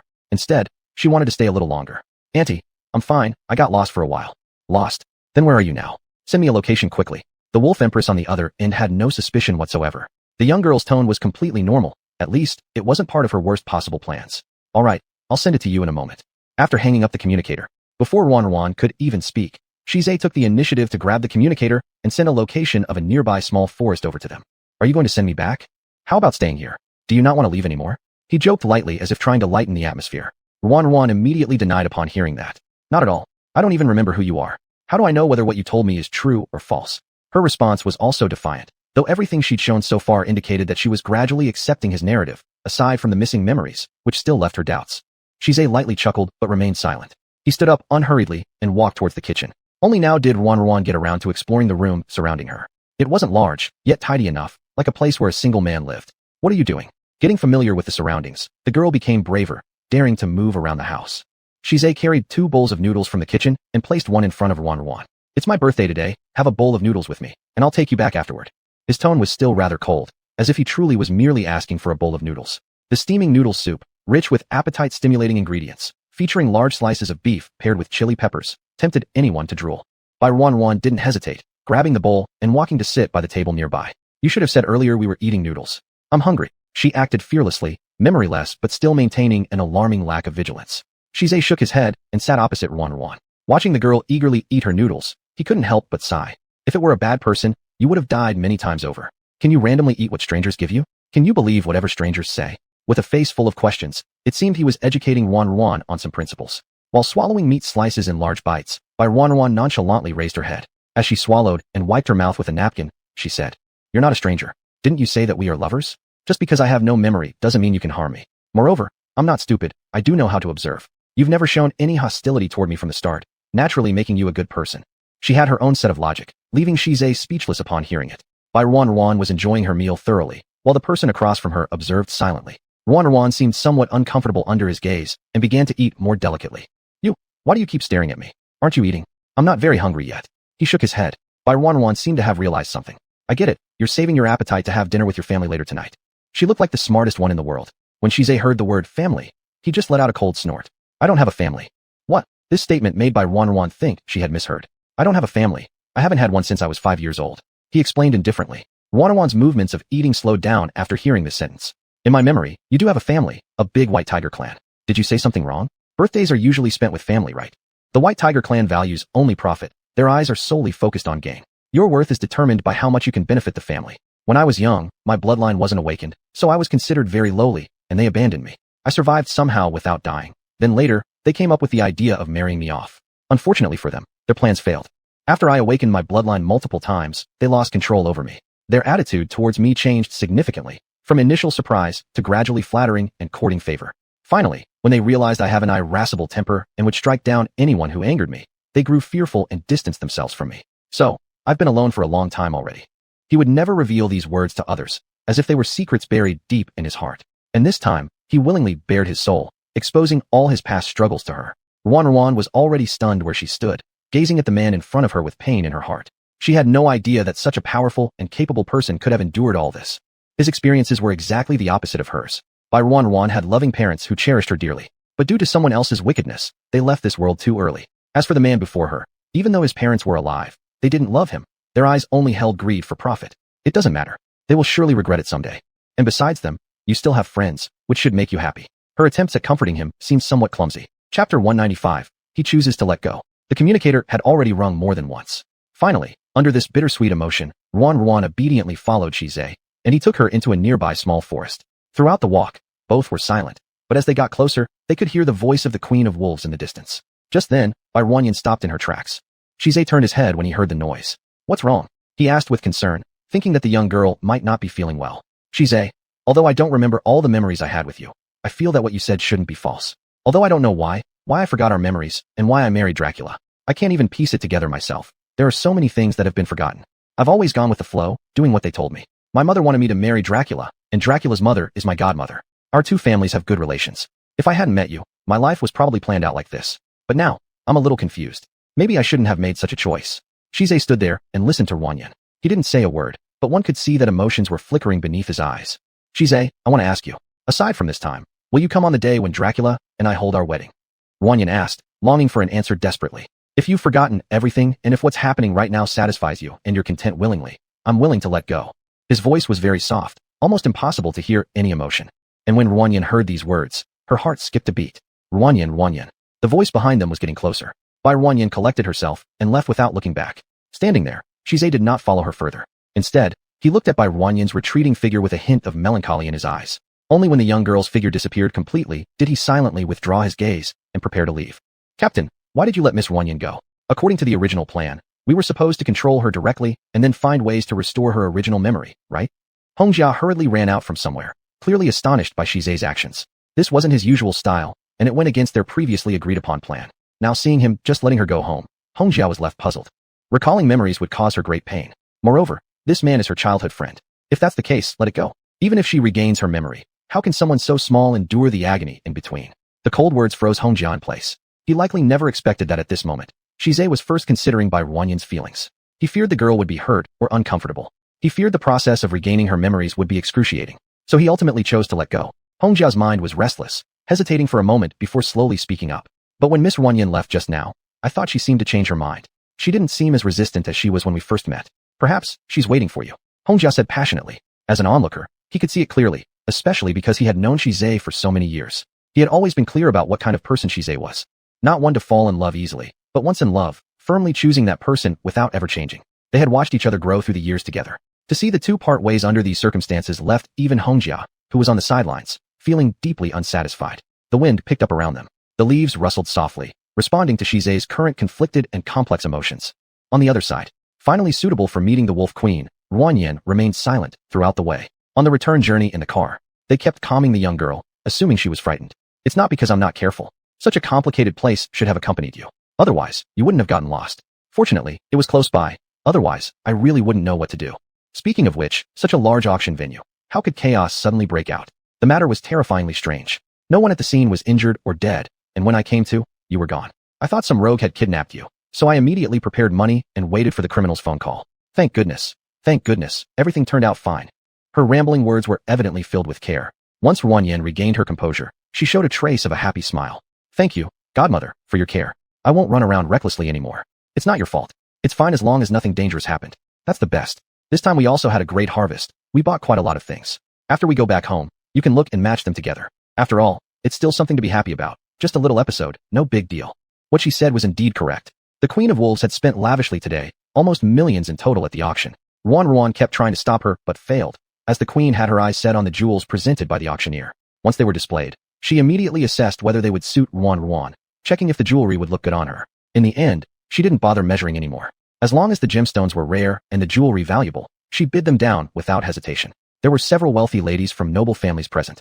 Yet compared to the Queen of Wolves, they paled in comparison. No one dared to argue with her, knowing that it would only bring trouble and gain nothing. Thinking about everything done for her, Ruan felt somewhat guilty. She originally had words she wanted to say, but now couldn't figure out how to open her mouth. After returning to the castle, she kindly arranged for someone to prepare hot water for a bath, so Ruan could have a good soak and get an early rest. After saying goodbye to the Queen of Wolves, Ruan stood in the hall and asked the nearby steward, "Where is Brother Dracula now?" In reply to Miss, "Master, he's in his bedroom right now. He needs peace and quiet. The head lady has already given a strict command. Absolutely forbidden for him to wander outside." "I see." Ruan nodded. Just as she was about to go upstairs, a group of servants holding large and small bags of various items couldn't help but ask, "Miss, what should we do with these things?" "Take them directly to the bedroom." Ruan answered quickly without even glancing at the items before rushing upstairs. The third floor's main family zone was especially quiet. At this hour, there were no longer other servants walking around here. Chapter 196, We Can't Get Married. Ruan took a deep breath, mentally preparing herself at the bedroom door before finally mustering the courage to knock. "Come in." A cool voice came from inside. Ruan pushed the door open. Decula, who was lying on the bed recuperating, immediately brightened up upon seeing Ruan. He moved with slight excitement, trying to get up, and his face showed unusual joy. "Ruan, how did you come here? Don't move, your body is still very weak. You should rest properly." Ruan quickly stopped his movement, and Decula complied obediently, lying back down, struggling to suppress the smile on his face. "It's so late, yet you've come to see me. I'm really happy." He openly expressed his emotions. Since their engagement had been confirmed, his previous cold demeanor seemed to have completely disappeared. He couldn't wait to tell Ruan everything he felt. It was precisely this eagerness that made Ruan feel strange and uncomfortable. There should be no emotional foundation between them. He had no memory of feelings except for one small segment from childhood. All other times were a perfect blank. For so many years, they hadn't met due to their prior marriage contract, an arrangement by their two families which brought them together. What should have been a normal choice? In comparison to Shiza's lost memories, the person before her showed no emotional fluctuations during their interactions. Yet with Shiza, she experienced heartache and happiness because of some words or actions. She knew that if she didn't consciously remind herself, if she had really forgotten someone very important, it would matter greatly. "What's wrong? Why have you suddenly gone quiet after coming in?" Ruan silence caused Decula some panic, and the smile on his face gradually faded. Decula, I have something I want to say to you. Go ahead. He seemed to be listening very seriously, though his tightly clenched fists betrayed his nervousness. To say it this way might be very irresponsible and unfair to you. But I must say it, I don't love you. I can clearly sense it. I do not love you. So, we cannot get married. As these words were spoken, he froze completely, and Ruan bowed her head out of guilt and self-reproach. I'm really sorry. I know saying this will definitely hurt you. But, I think I've forgotten someone very important. Everyone has told me that Shizo was just a passerby, just an ordinary stranger. Could that truly be the case? Of course it is. Before Ruan could finish speaking, he had already interrupted emotionally. With red eyes, he desperately grabbed Ruan as if trying to cling on to something. Ruan, we've missed too many years. That you temporarily lack feelings for me is understandable. But we still have a long life ahead. We can nurture our feelings. Whatever ritual or anything else you need, I can give you. I can woo you, start from the beginning, getting to know each other, meeting, falling in love. All those processes can happen again. Just give me a chance, please. He held Ruan's hands tightly against his chest, trying to beg earnestly. Ruan looked at him, making an effort to feel her own emotions.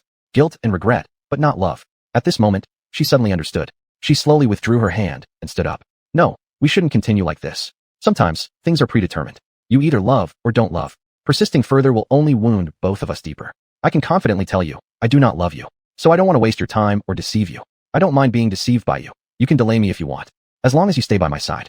Ruan, I've already missed too much. If I hadn't left then, if I hadn't eaten that food you gave me, perhaps everything would have ended differently. It's unfair, it's fate's injustice to me. Why? Why do you still choose even though you've lost your memory? Can't you just give me one more chance?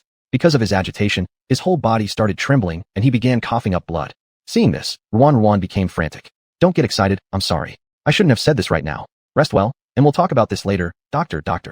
She hurriedly tried to go out and call for a doctor. Yet, she was still forcibly pulled back. I want your answer, just your answer. Tell me, will you give me one more chance? Decula, the heir of the noble and aloof wolf clan, at this very moment, humbly begged, and a tear slid down his face.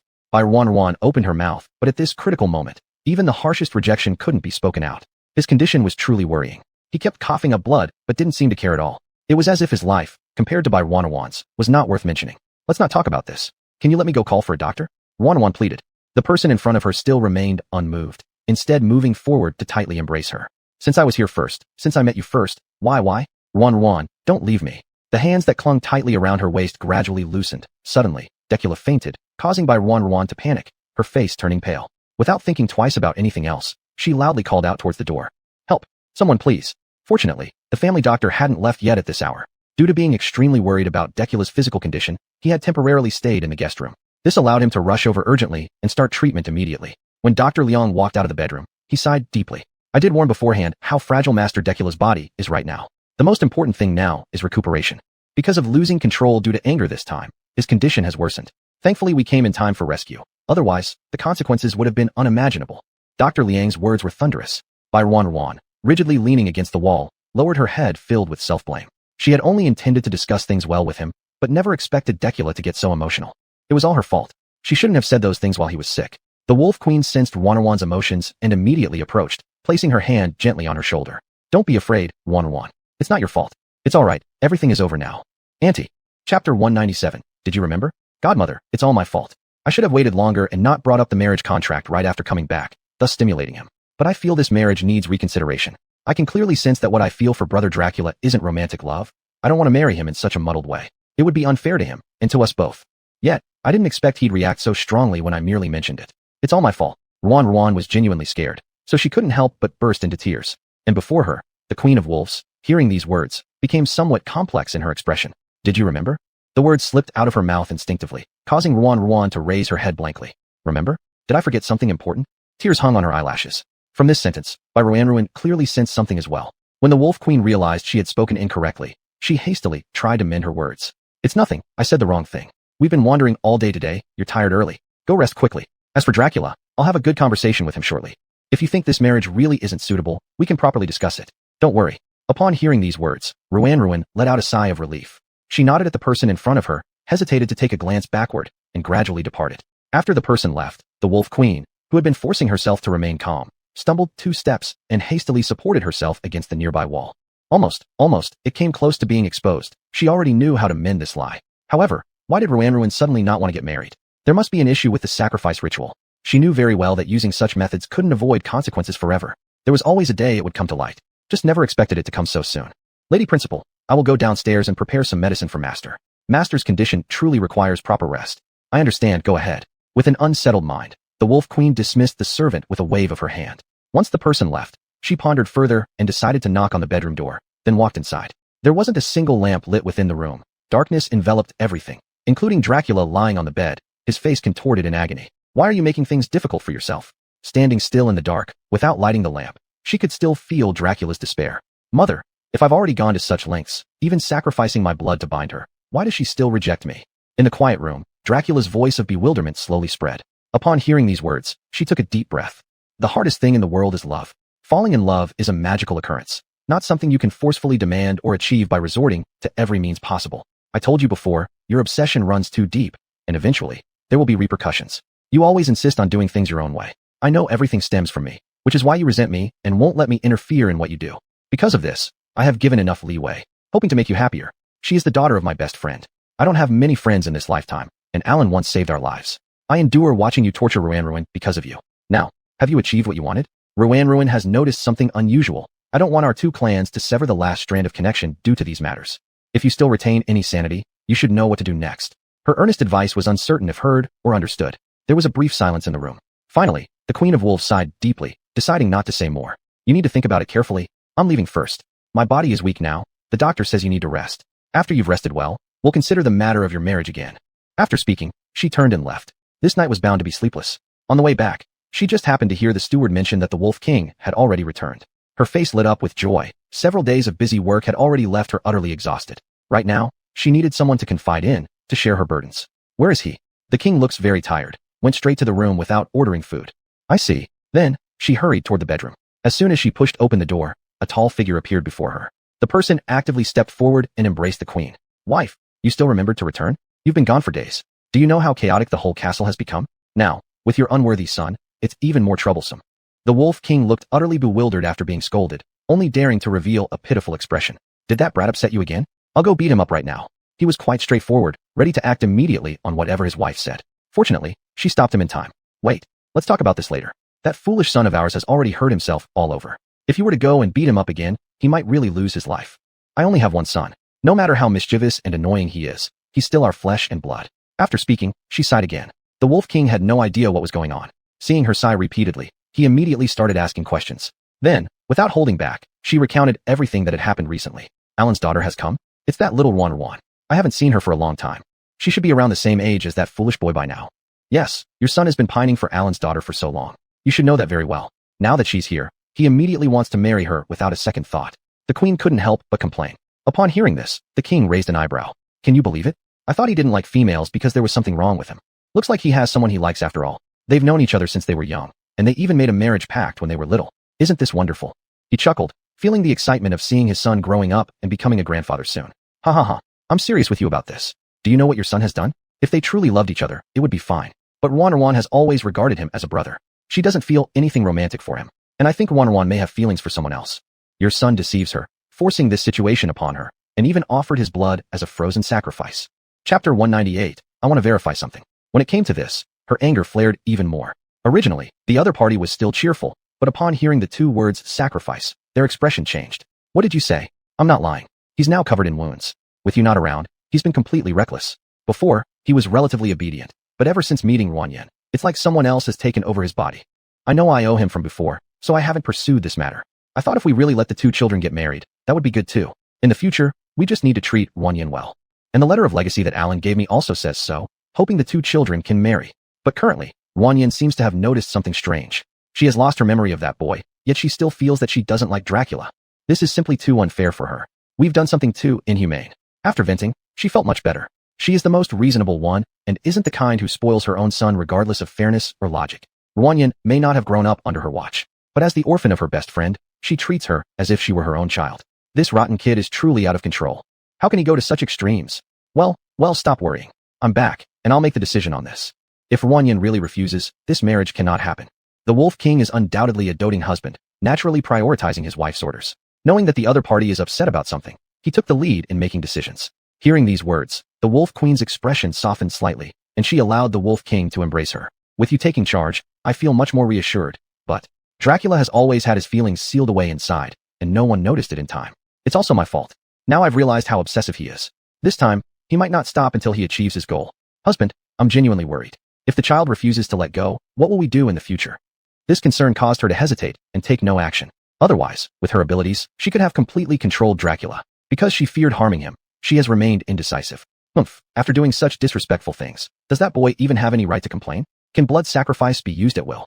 Were it not for his relatively good behavior all these years, I would have sealed all his energy and locked him in the underground dungeon to reflect properly for a few years.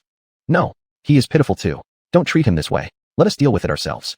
The two lay on the sofa, discussing their next move. Suddenly, there came a hurried knock at the door outside, disrupting their private time. The Wolf King was obviously displeased. Recently, being busy with work, he frequently wasn't home. Now, returning with a tired body, he naturally wanted to be intimate with his dear wife. At this hour, which servant without eyes dared to interrupt their privacy?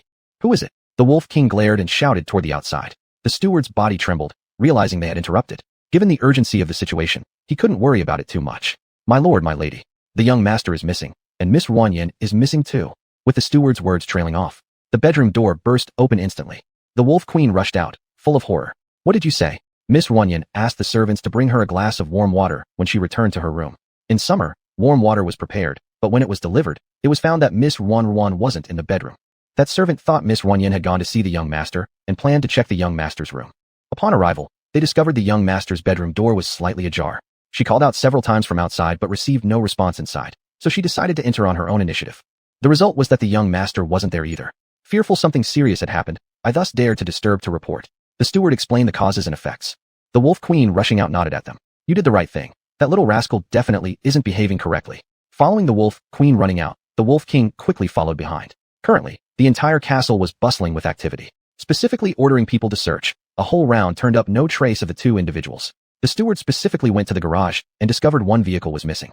Upon hearing this news, the Wolf Queen staggered a couple of steps and almost fainted. The Wolf King quickly caught her beside her. Wife, you go look fast. He's gone crazy, he's a lunatic. He is obstinate and crazy, not stopping until he achieves his goal. He acted this way definitely because last night when Wanyan mentioned to him that she didn't want to get married, unable to accept it right away, he took Wanyan away. You must go find them, and under no circumstances should you let him harm Wanyan. The agitated Wolf Queen tightly clutched the Wolf King's hand. Upon receiving the order, the Wolf King did not dare delay. Wife, relax and don't be upset. I'll go look for them right away and surely find that boy. Please don't get angry. Your health isn't good. You have to remember that. Don't worry about me. Hurry up. Big brother Dracula, where are we going? At this moment, in the car, Wanyan sat in the front seat, curiously turning her head to ask. Originally, she had been feeling guilty for the pain she caused him. But then unexpectedly, he suddenly came looking for her, asking if she had time to go out for a stroll and chat. Wanyan considered his wounds. But he said they were nothing serious and there were certain things he needed to say tonight. After much deliberation, Wanyan agreed. Now, they had been driving for 10 minutes without him saying a word, just focusing on driving. Wanyan felt uneasy inside and decided to speak first. I'm taking you somewhere. I want to verify something. He answered indifferently, still not revealing any emotions. Wanyan found it strange, but didn't say much more, obediently nodding. Finally, the car stopped. Looking far into the distance, they saw a small lake. There was a boat on the lake. She looked around curiously. Dracula got out of the car first, then walked over and opened the door for her. Before the little girl could figure out what was happening, she saw him already holding Wanyan's hand, leading her towards the little boat. They got onto the boat. Wanyan looked at the bright surroundings, curious. So late. Why are there lights everywhere here? In a small boat. It's a place I used to like coming to. When my mood was bad, I would come here to row. Chapter 199. This isn't love, it's a sickness. It seemed that the topic brought up by Wanwan finally sparked a little interest in him. When he began to explain, his gaze looked longingly at the lake, as if lost in reminiscence. Do you remember? Remember what? Wanwan turned her head to look at him. When we were kids, we once played by a lake and met some older children. They insisted that the lake was their secret base and thought we disturbed them, so they forced us to leave. I was timid back then. Seeing those tall, intimidating kids made me want to leave in fear. But you were different. You were never afraid of such things. You refused to leave, and even told them that they were being unreasonable. They got angry and tried to hit you. I panicked, thinking they'd actually hit you, so I protected you with all my strength. Little did I know, you weren't scared either, you fought back with them. In the end, it was me who got hurt. Somehow, I was pushed into the lake. Not knowing how to swim, I struggled desperately. The moment you saw this, without hesitation, you jumped in to rescue me. Thankfully, our lives are strong. We managed to climb out of the water. Since then, I felt like you were a god existing within me. I secretly swore that I would marry you one day. Wan, do you think that if I hadn't left back then, all endings would have been different? We've known each other since childhood. You took the initiative to protect me, and I took the initiative to protect you too. Our relationship has always been good. It's only because during these decades, the gap without meeting each other, that someone else took advantage of it. Everything changed. His words gradually became filled with desolation and ended with regret. Wan looked at him, unsure how to respond. for some of the things he said might upset him. But at this point, she was curious and wanted to ask for answers. Ask whatever you want. I know you wanna, but are worried about making me too emotional. I'm prepared now. This time, we must be completely honest. So go ahead and ask freely. He seemed to understand the young girl's embarrassment and gave her a kind reminder. Upon hearing this, Ruan exhaled a breath of relief. Can I really ask? I actually want to inquire whether I truly forgot something. Are Shize and I more than just acquaintances? Yes. This time, he didn't deny it. At hearing these words, Ruan's pupils widened in shock. She stumbled backward a couple of steps, as if her entire worldview had collapsed. How could it be? How could it be like this? Clearly, I don't have any memory of it. I can't remember why it's like this. Ruan mumbled under her breath. However, Dracula standing in front of her smiled, though his smile was tinged with bitterness. It's me who sealed your memories. I thought that if I did this, you could belong entirely to me. Your memory wasn't damaged, yet you still claimed that you didn't love me. I wonder why exactly. And I also wonder how much you and this man named Shize love each other. He muttered strangely, lowering his head, while the boat drifted slowly toward the center of the lake. Ruan had not fully comprehended the meaning of his words when suddenly, another voice came from nearby. Dracula, what are you planning to do? Upon hearing the voice, Ruan abruptly turned her head around to see Shize not far away. Shize, you. The young girl attempted to rush forward, but the boat swayed suddenly. Dracula beside her immediately grabbed hold of her. Ruan, you mustn't move recklessly. This lake is home to the red-mouthed fish I've raised. They love gnawing on human flesh and are extremely bloodthirsty. If you fall in, you'll get viciously bitten. With your delicate skin, getting even one bite will hurt terribly. Though calm in expression, his words were chillingly cold. Ruan stared at the man before her, and fear showed plainly on her face. You, what are you going to do? Do you hate me? No, I don't hate you. I love you. Deeply, passionately. That's why I don't want to hurt you at all. Why can't you choose me and instead insist on choosing him? Ruan, do you understand? I love you so much that I'm willing to do anything for you, even die for you. And him? Would he do the same? I don't need either of you to die for me. Dracula, are you crazy? Why are you doing this? What do you really want to do? Ruan angrily broke free and kept her distance. She glared furiously at the person before her, thinking he was utterly mad. Yet Dracula, after being scolded thus, didn't seem to lose his temper. His eyes remained fixed on Shize. Shize, you've seen it with your own eyes. Currently, Ruan and I are on this boat. I'll count to 10. After that, she and I will both fall into the lake. I've already said I'm willing to die alongside her. But can you say the same? My goal is simple. If you don't want to watch her drown right before your eyes, then come swim over within these 10 counts and pull this boat back. If you do so, I'll let go of my grip. Otherwise, I'd rather die in this lake together with her than hand her over to someone unworthy like you. Isn't this also a form of possession? He grinned widely, his smile both deranged and frenzied. Upon realizing his plan, Ruan became instantly panicked. Shize, don't listen to a word he says. Don't do it. Just leave. This has nothing to do with you. Go away.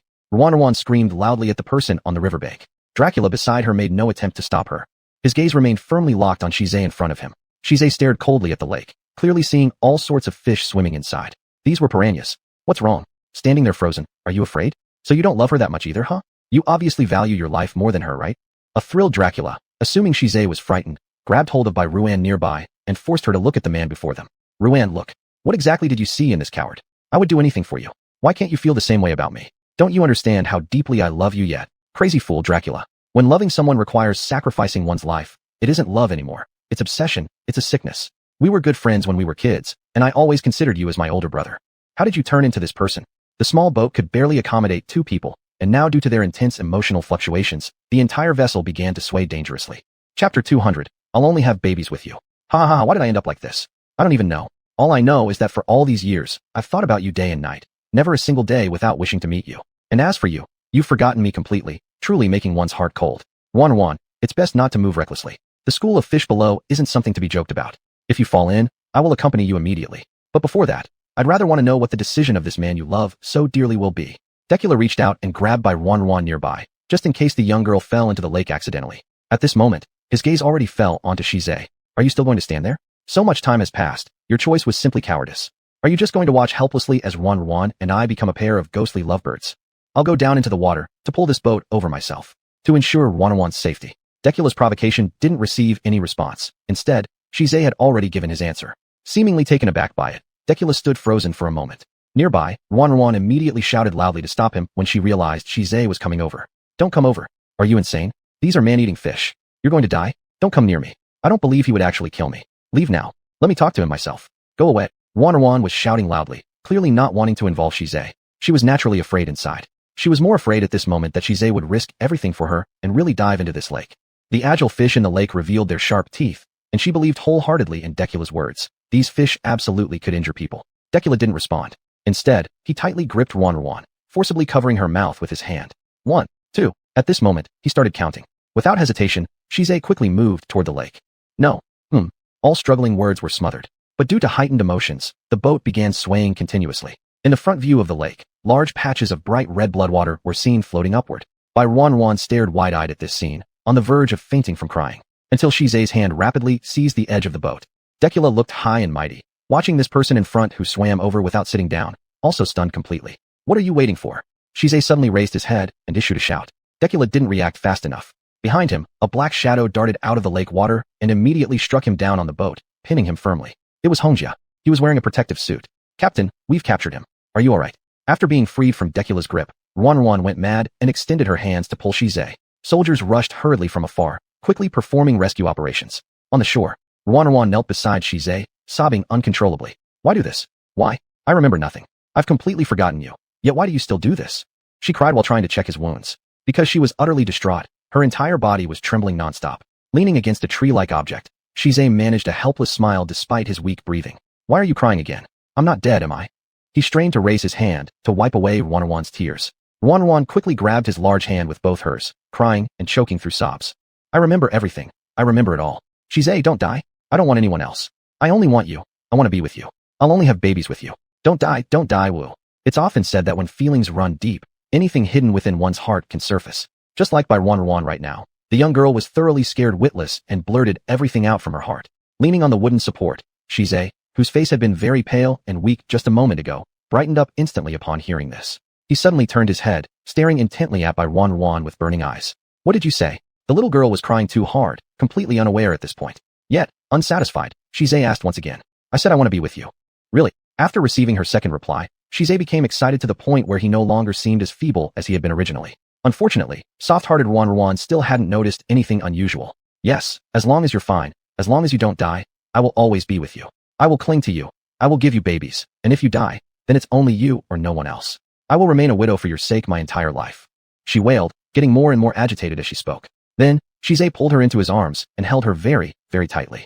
I've recorded all these words, so you must not go back on them. His deep voice and strong embrace gradually stopped Ruan's crying. The young girl glanced at him strangely. She noticed that his face was no longer as pale as it had been, and there was even a faint flush, but curiously her gaze fell on his legs. You? Miss, Captain Shize has the bloodline of a once-in-a-millennium white tiger divine beast. If those creatures just bite once, they explode instantly. They don't dare come near the captain. Hongjia proudly spoke up beside her. Perhaps feeling sorry for how hard Bai Ruan had cried, he decided to tell her the truth. But by now, Bai Ruan still hadn't reacted, wiping tears from her face and pointing strangely toward the lake. But I saw so much blood earlier. It clearly wasn't fake. The red blood that surfaced was very startling. That was precisely why she'd been terrified. That's the blood of those beasts. One of them bit the captain, and when the white tiger divine blood flowed out, none of the creatures in the lake could escape. As soon as they touched it, they would burst immediately. That's why there was a large amount of red blood surfacing. Decula miscalculated. He didn't know how powerful the captain is. Of course, we didn't know what tactics the captain would use either. Beforehand, the captain ordered us that, no matter what demands the opponent made, he'd comply with them. So this time the captain also had good luck. Hongjia chuckled, praising his own captain heartily. He couldn't help but lavish compliments generously. Finally, Bai Ruan understood everything. It was only now that she cautiously lifted Shize's clothes with half belief and half doubt. Sure enough, there were wounds on his legs, but his legs hadn't been severed. At first, she thought that after swimming through that lake, his lower body might have been bitten off. Chapter 201. No longer any relation from now on. She sighed in relief, then suddenly stood up as well. You're fine? Why did you deceive me? Pretending to be on the brink of death. Angrily, she reached out her foot and gave him a strong kick. But because he had a leg injury, this kick landed on Shize's arm instead. Ouch, what a cruel girl. You didn't say that just now. You were crying and shouting that you wanted to marry me, and if I died, you would stay a widow for me. So why are you unhappy now that nothing happened to me? Who wants to marry you? Who wants to be with you? That was nonsense. Besides, I lost my memory, don't you know? I don't recognize you. The young girl became irritable and deliberately teased him, standing up as if she was about to leave. Shize quickly pulled her back and tightly wrapped his arms around her. That won't do. I've already remembered those words. And don't think I don't know you've recovered your memory. Hugged tightly in his embrace, unable to struggle free, Soft blushed upon hearing his words. Actually, while on the ship, she had suffered a shock which gradually restored the memories that were originally sealed away. That was why when she saw him injured, she got so emotionally agitated, almost crying herself dead. Beside them, Red Armor quietly left, leaving the two alone. It was eerily quiet around. Ranran stayed obediently in his arms, wrapping her hands around his waist too. I really thought you were dying this time. I was so afraid. When my memory disappeared, I felt such panic. You seemed so familiar, but I just couldn't recall. Fortunately nothing happened. Thankfully, you're still here. Soft buried her head in Shize's chest, muttering softly, feeling like something had been regained after being lost. It's my fault, and there won't be a next time. Members of the Silver Moon Wolf King clan also arrived. The Wolf Empress rushed over, searching for Soft immediately. Soft, are you alright? Are you injured? I'm fine, godmother. Soft shook her head, her emotions slightly strange. Though she didn't blame these people for what happened, she still felt uncomfortable, especially for everything Dracula had done. I've heard about the matter. It was my fault for not disciplining him properly, and my wavering attitude enabled him. In fact, from the beginning, I should have consistently opposed their union. My compassion clouded my judgment. First, I could see that he truly liked you, and thinking of our family pact, I silently agreed. Then, once the events unfolded, I realized I couldn't undo them. All I could think was to treat you better in the future, but I never imagined how unfair it was to you. Now that everything has come to light, this is his deserved retribution. From now on, I'll send him elsewhere for proper recuperation. This time, his actions were utterly sinful. Fortunately, you ignored it. Otherwise, I wouldn't have the face to meet your mother. Godmother, you haven't made any mistakes. Also, both you have treated me very kindly. As for Dracula, I don't hate him, perhaps to end the long-standing bond between us. However, from now on, there will no longer be any connection between him and I. In the future, perhaps I can no longer maintain close contact with you. I understand, my dear child. This is indeed an injustice we caused. As long as you're safe and sound, Godmother will be at ease. If anything happens in the future, come to me, alright? Finally, Soft bid her farewell reluctantly. They all left. Dracula was taken away. Understanding that he had completely failed, Dracula remained silent throughout the process. Even on departure, he still looked deeply at Soft. On the way back, the Wolf Empress couldn't help but cry. The Wolf King embraced her comfortingly beside her. It's all my fault. If I had disciplined Dracula well from the start, this would not have happened. No worries, there's still time. Dracula possesses exceptional talent and is the heir of the Wolf clan. Starting today, I'll educate him properly. We have time, don't worry. It seemed that this matter was finally settled. Soft also returned home. But this time when she went back, she specially summoned Mingyue. Mingyue, knowing all matters had been exposed, knelt down on the ground. The grand hall was brightly lit. Please punish me, my lord. Mingyue, do you know why I trust you so much? Soft didn't rebuke immediately, but asked an unexpected question. Hearing this, Mingyue paused, looking up with an expression touched by emotion. With one hand and one foot, now only you and I remain. You treat me as a high-up prince, but I never think that way. I don't consider you a servant. I see you as a sister, as family, as kin. That's why I would trust unconditionally. I always firmly believe that our blood is the same, so we are each other's closest relatives. What I can't accept the most is that my relative conspired with others to scheme against me. Ranran's tone was so light, as if it hadn't stirred up any emotions at all. It was completely recounting a story unrelated to herself. Prince, I've realized my mistake. I thought this choice would be the best indirectly. I just wanted Prince to work less hard. If we were to join in marriage with the Wolf clan, then develop according to what Queen told us to do. I saw Prince living in solitude and only wanted to do something for you. Prince, I know my actions have already let you down immensely. I no longer have the right to stay by your side. Today, I will completely bring myself to an end. After she finished speaking, she quickly pulled out the dagger from her waist. Ranran's eyes flickered, and Huayu, standing beside her, moved swiftly to seize her arm, causing the dagger to fall on the ground. Let her go. Ranran stepped forward. Huayu immediately released her hand and stepped back. And Ranran then pulled Mingyue up. You still don't understand my words? We are mutually dependent, the only remaining relatives. Do you think I would take your life? Prince, but I've made too many mistakes. This time I almost put Prince in danger. I really have no face. I understand, you did it for my good, wanting to follow mother's last wish. But Sister Mingyue, I don't like being arranged. I've grown up, I can walk my own path now. I can also rely on my abilities, and one day, I will avenge the Rabbit Beast clan. Do you understand? Prince, I understand. Ranran sighed in relief, pulling Mingyue to sit beside her. That's good then, there's nothing more to worry about. In the first place, she didn't plan to make things this way. She merely wanted Mingyue to understand her thoughts. Chapter 202, The Course of Action. Your Highness, if you wish to take a more perilous path, I have little reason to stop you. In you, I see a particularly unique spirit. However, before this, I believe your Highness still needs to focus on your own strength. Only then can you ensure your safety at critical moments. Mingyue suddenly spoke up, surprising by Wanyan. Sister Mingyue, isn't our rabbit beast race mainly focused on healing? We don't have strong bloodlines. Our attack capabilities can barely improve. I once tried entering an academy for practice.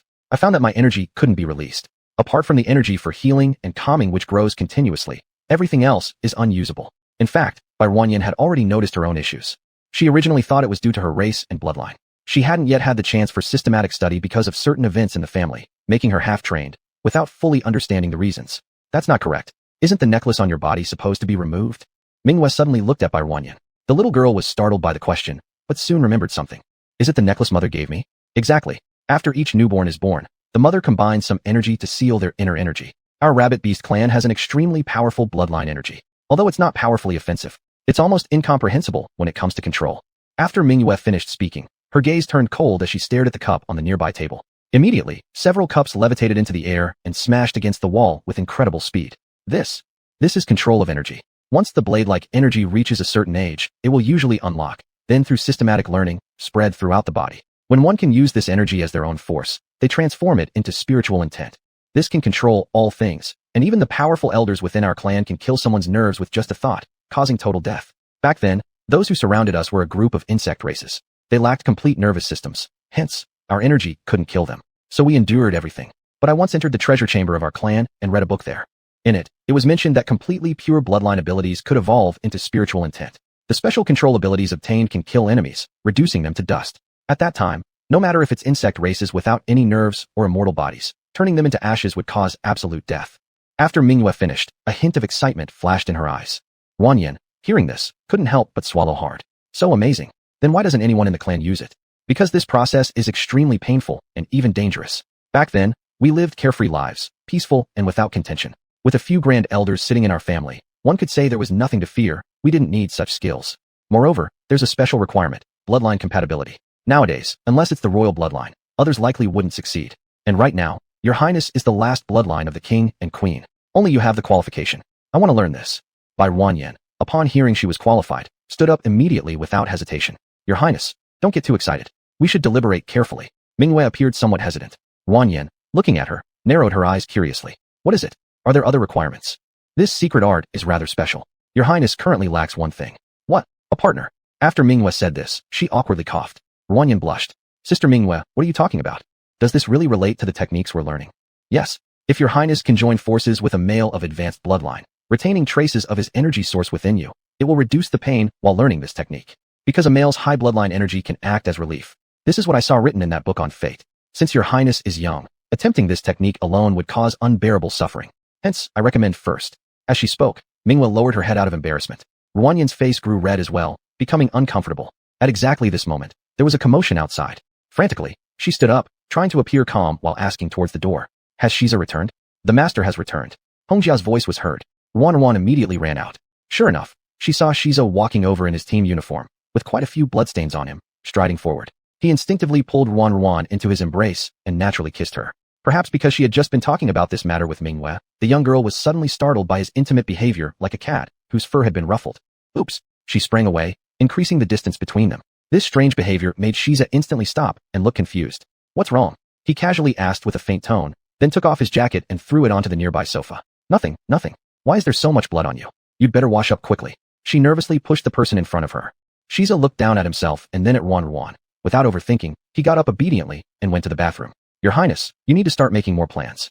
Lord Shiza has deep affection for you. While things are like this, everything should be smooth sailing. If Your Highness has anything unclear, I can teach you thoroughly. Mingyue's all-inclusive attitude caused by Wanyan to feel even more unable to bear her comments. That's enough, Mingyue sister. Please don't say these things anymore. It's embarrassing. I'll think it through carefully myself, but please don't say any more.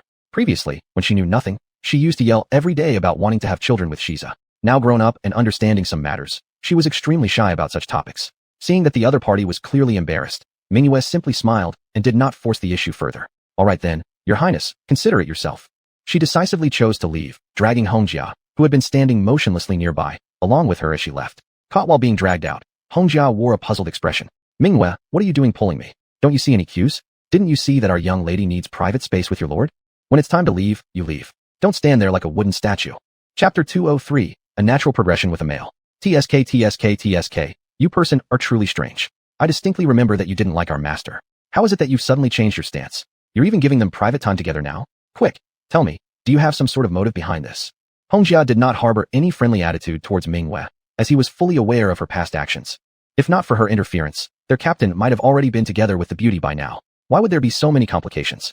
Idiot. Frustrated by the relentless questioning, Mingyue let out a humph in irritation and hurled an insult directly at Hongjia. Why are you cursing me? Infuriated, Hongjia pursued the matter relentlessly without letting go.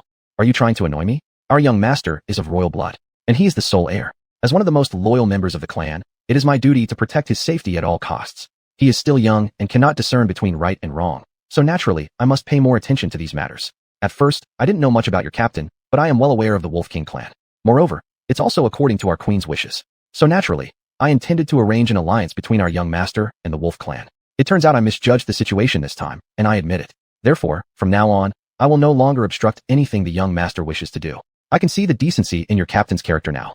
This is a chance to make up for my earlier mistakes by promoting this union. If such a simple logic escapes you, then you deserve to be called out. Why wouldn't I reprimand you? With this tirade from Mingyue, Hongjia was left speechless, feeling awkward. The atmosphere between the two became somewhat peculiar. Hongjia, embarrassed, scratched his nose sheepishly. Hey, sorry about that. I misjudged your intentions thinking you had issues with our captain like before. Forgive me. Let me treat you to dinner. As straightforward as steel, Hongjia knew nothing of how to flatter women. His whole world revolved around missions following Shiza. Now recognizing Mingyue's unhappiness, he could only think of offering dinner as a way to make amends. Mingyue gave him a side-eye glance, rolled her eyes, and turned to leave. Not hearing her consent or refusal, Hongjia quickly got agitated. Hey, did you hear if you'll come or not? Absolutely not. In the distance came Mingyue's harsh refusal. Left scratching his head alone at the spot, Hongjia looked rather frustrated and crestfallen. Why does offering a meal turn into anger? He couldn't figure it out, feeling confused, and thus ended up feeling rather disheartened inside. On the other side, Ruan lay soaking in the bathtub, her eyes glinting as they moved about. She kept replaying what Mingyue had just said earlier. The more she thought about it, the less she understood what to do next. After hesitating for a moment, she decided to call her communicator, contacting Lan Yunyun. Ruan, long time no see. What made you reach out to me? Yunyun, I wanted to ask you something. Ruan's voice was very low, sounding a bit odd. From the other end, Lan Yunyun swiftly detected something off in her friend's tone. What's going on? Tell me, have you and Shiza possibly made significant progress? What?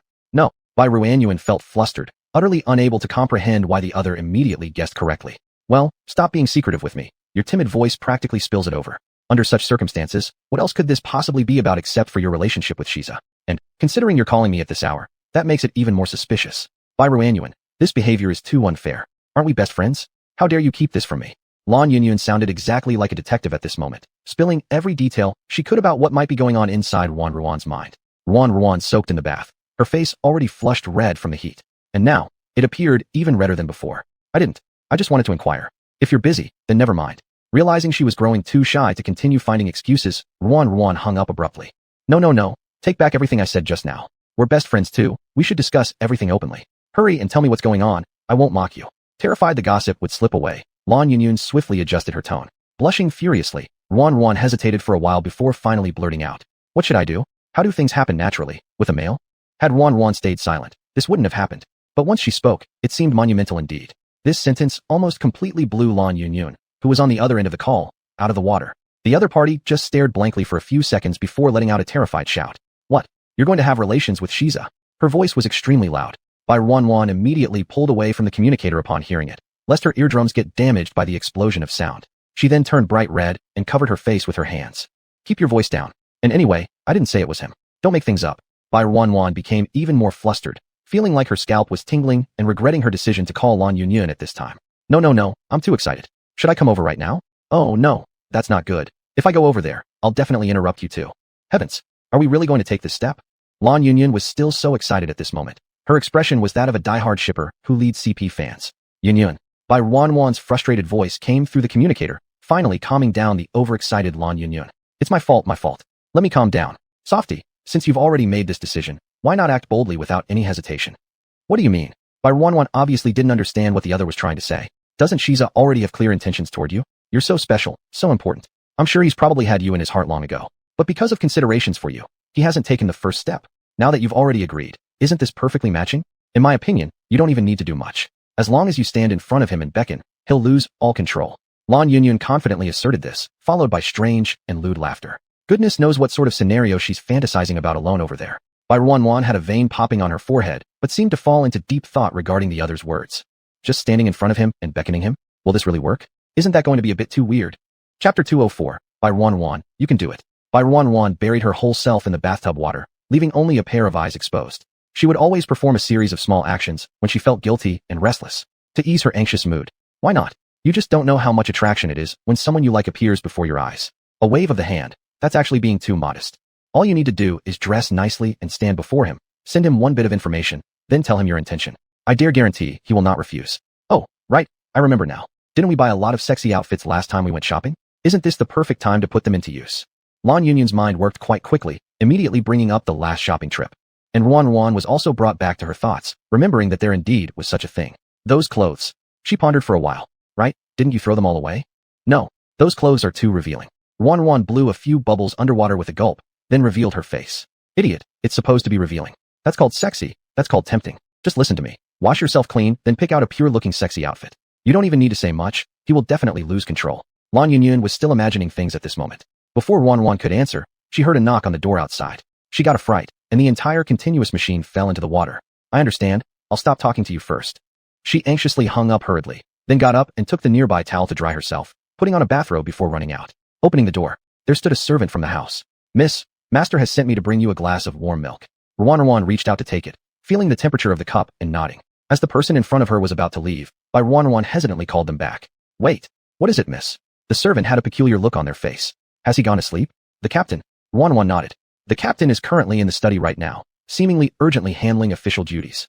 Good, I understand. Closing the door, Rwan ran over and placed the milk aside, then rushed to the adjacent wardrobe to start looking through the clothes. The clothes purchased last time had not been opened yet. They were now all stacked in a cabinet. She quickly began searching through them. All sorts of cool and sexy outfits for trendy young women. It can be said that the amount of fabric used was pitifully little. She hesitated but finally picked a white miniskirt from among them. It had a V-neckline, a large back exposure, an ultra-short pleated skirt below, and the outside was made of a special chiffon that was longer than the lining and could completely cover the snow-white thighs. When moving, the fine sequins on the chiffon would shimmer with the lady's movements. One might say extremely sexy. Just looking at these garments made Rwan's nose feel hot.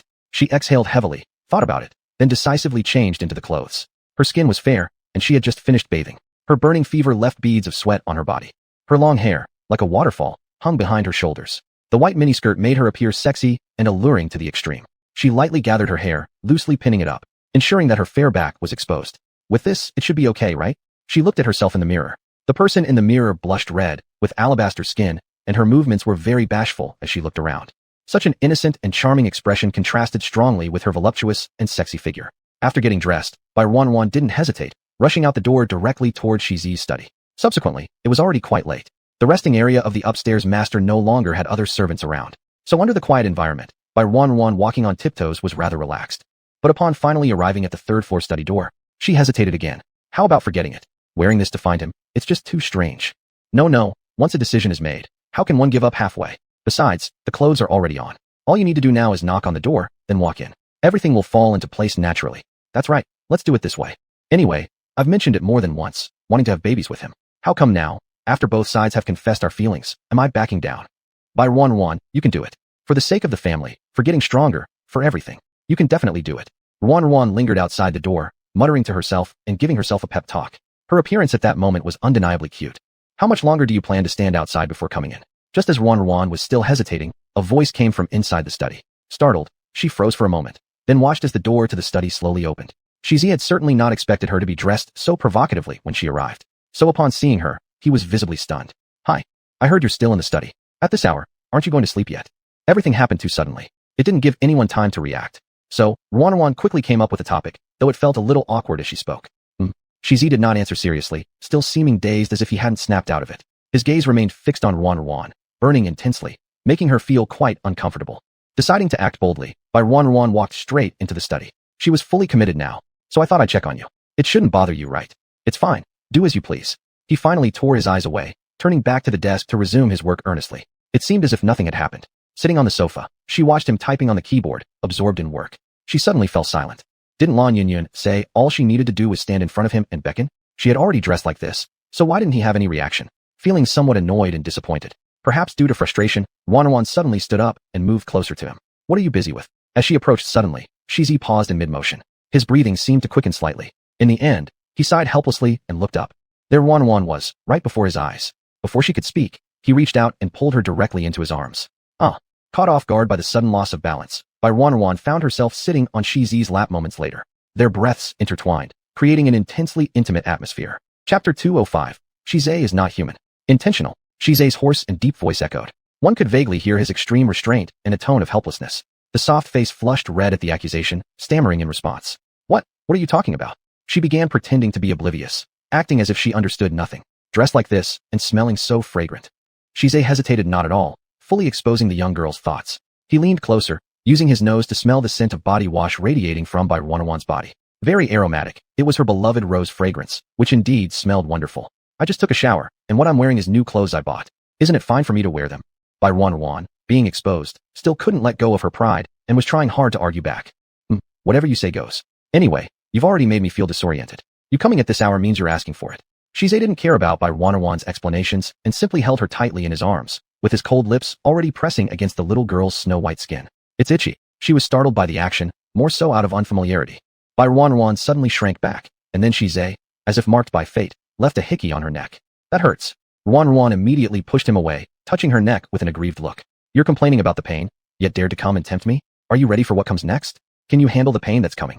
His voice remained sexy and husky, but one could feel how fast his breathing had become, hot with fervor, as if he had reached his limit in self-control.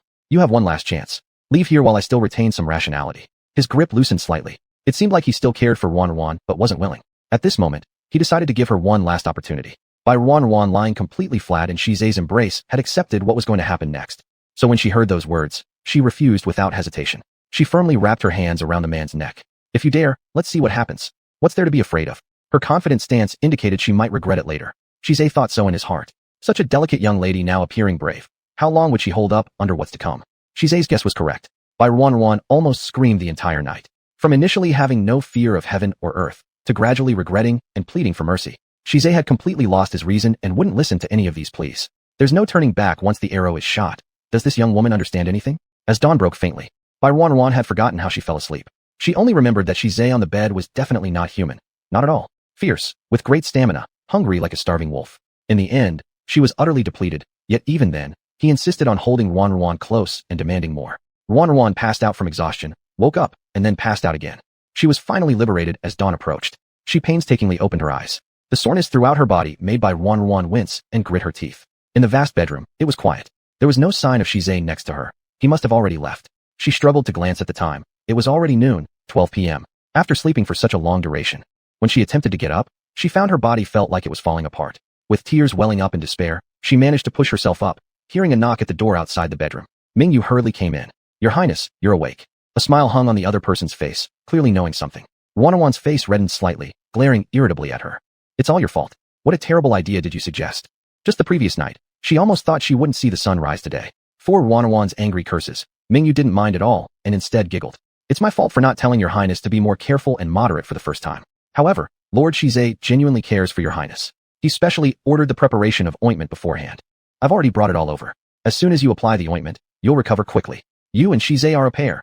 Wanwan, upon hearing these words, wouldn't accept it. Clearly, she was genuinely upset.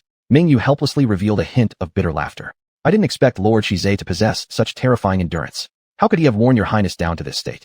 Most importantly, why? Your Highness, did you dress that way and deliberately provoke him? Isn't that just inviting trouble? With your attractiveness to Mr. Shizai, there was absolutely no need for you to take it this far. Mingyu spoke earnestly. Wanwan, on the other hand, was completely stunned in place.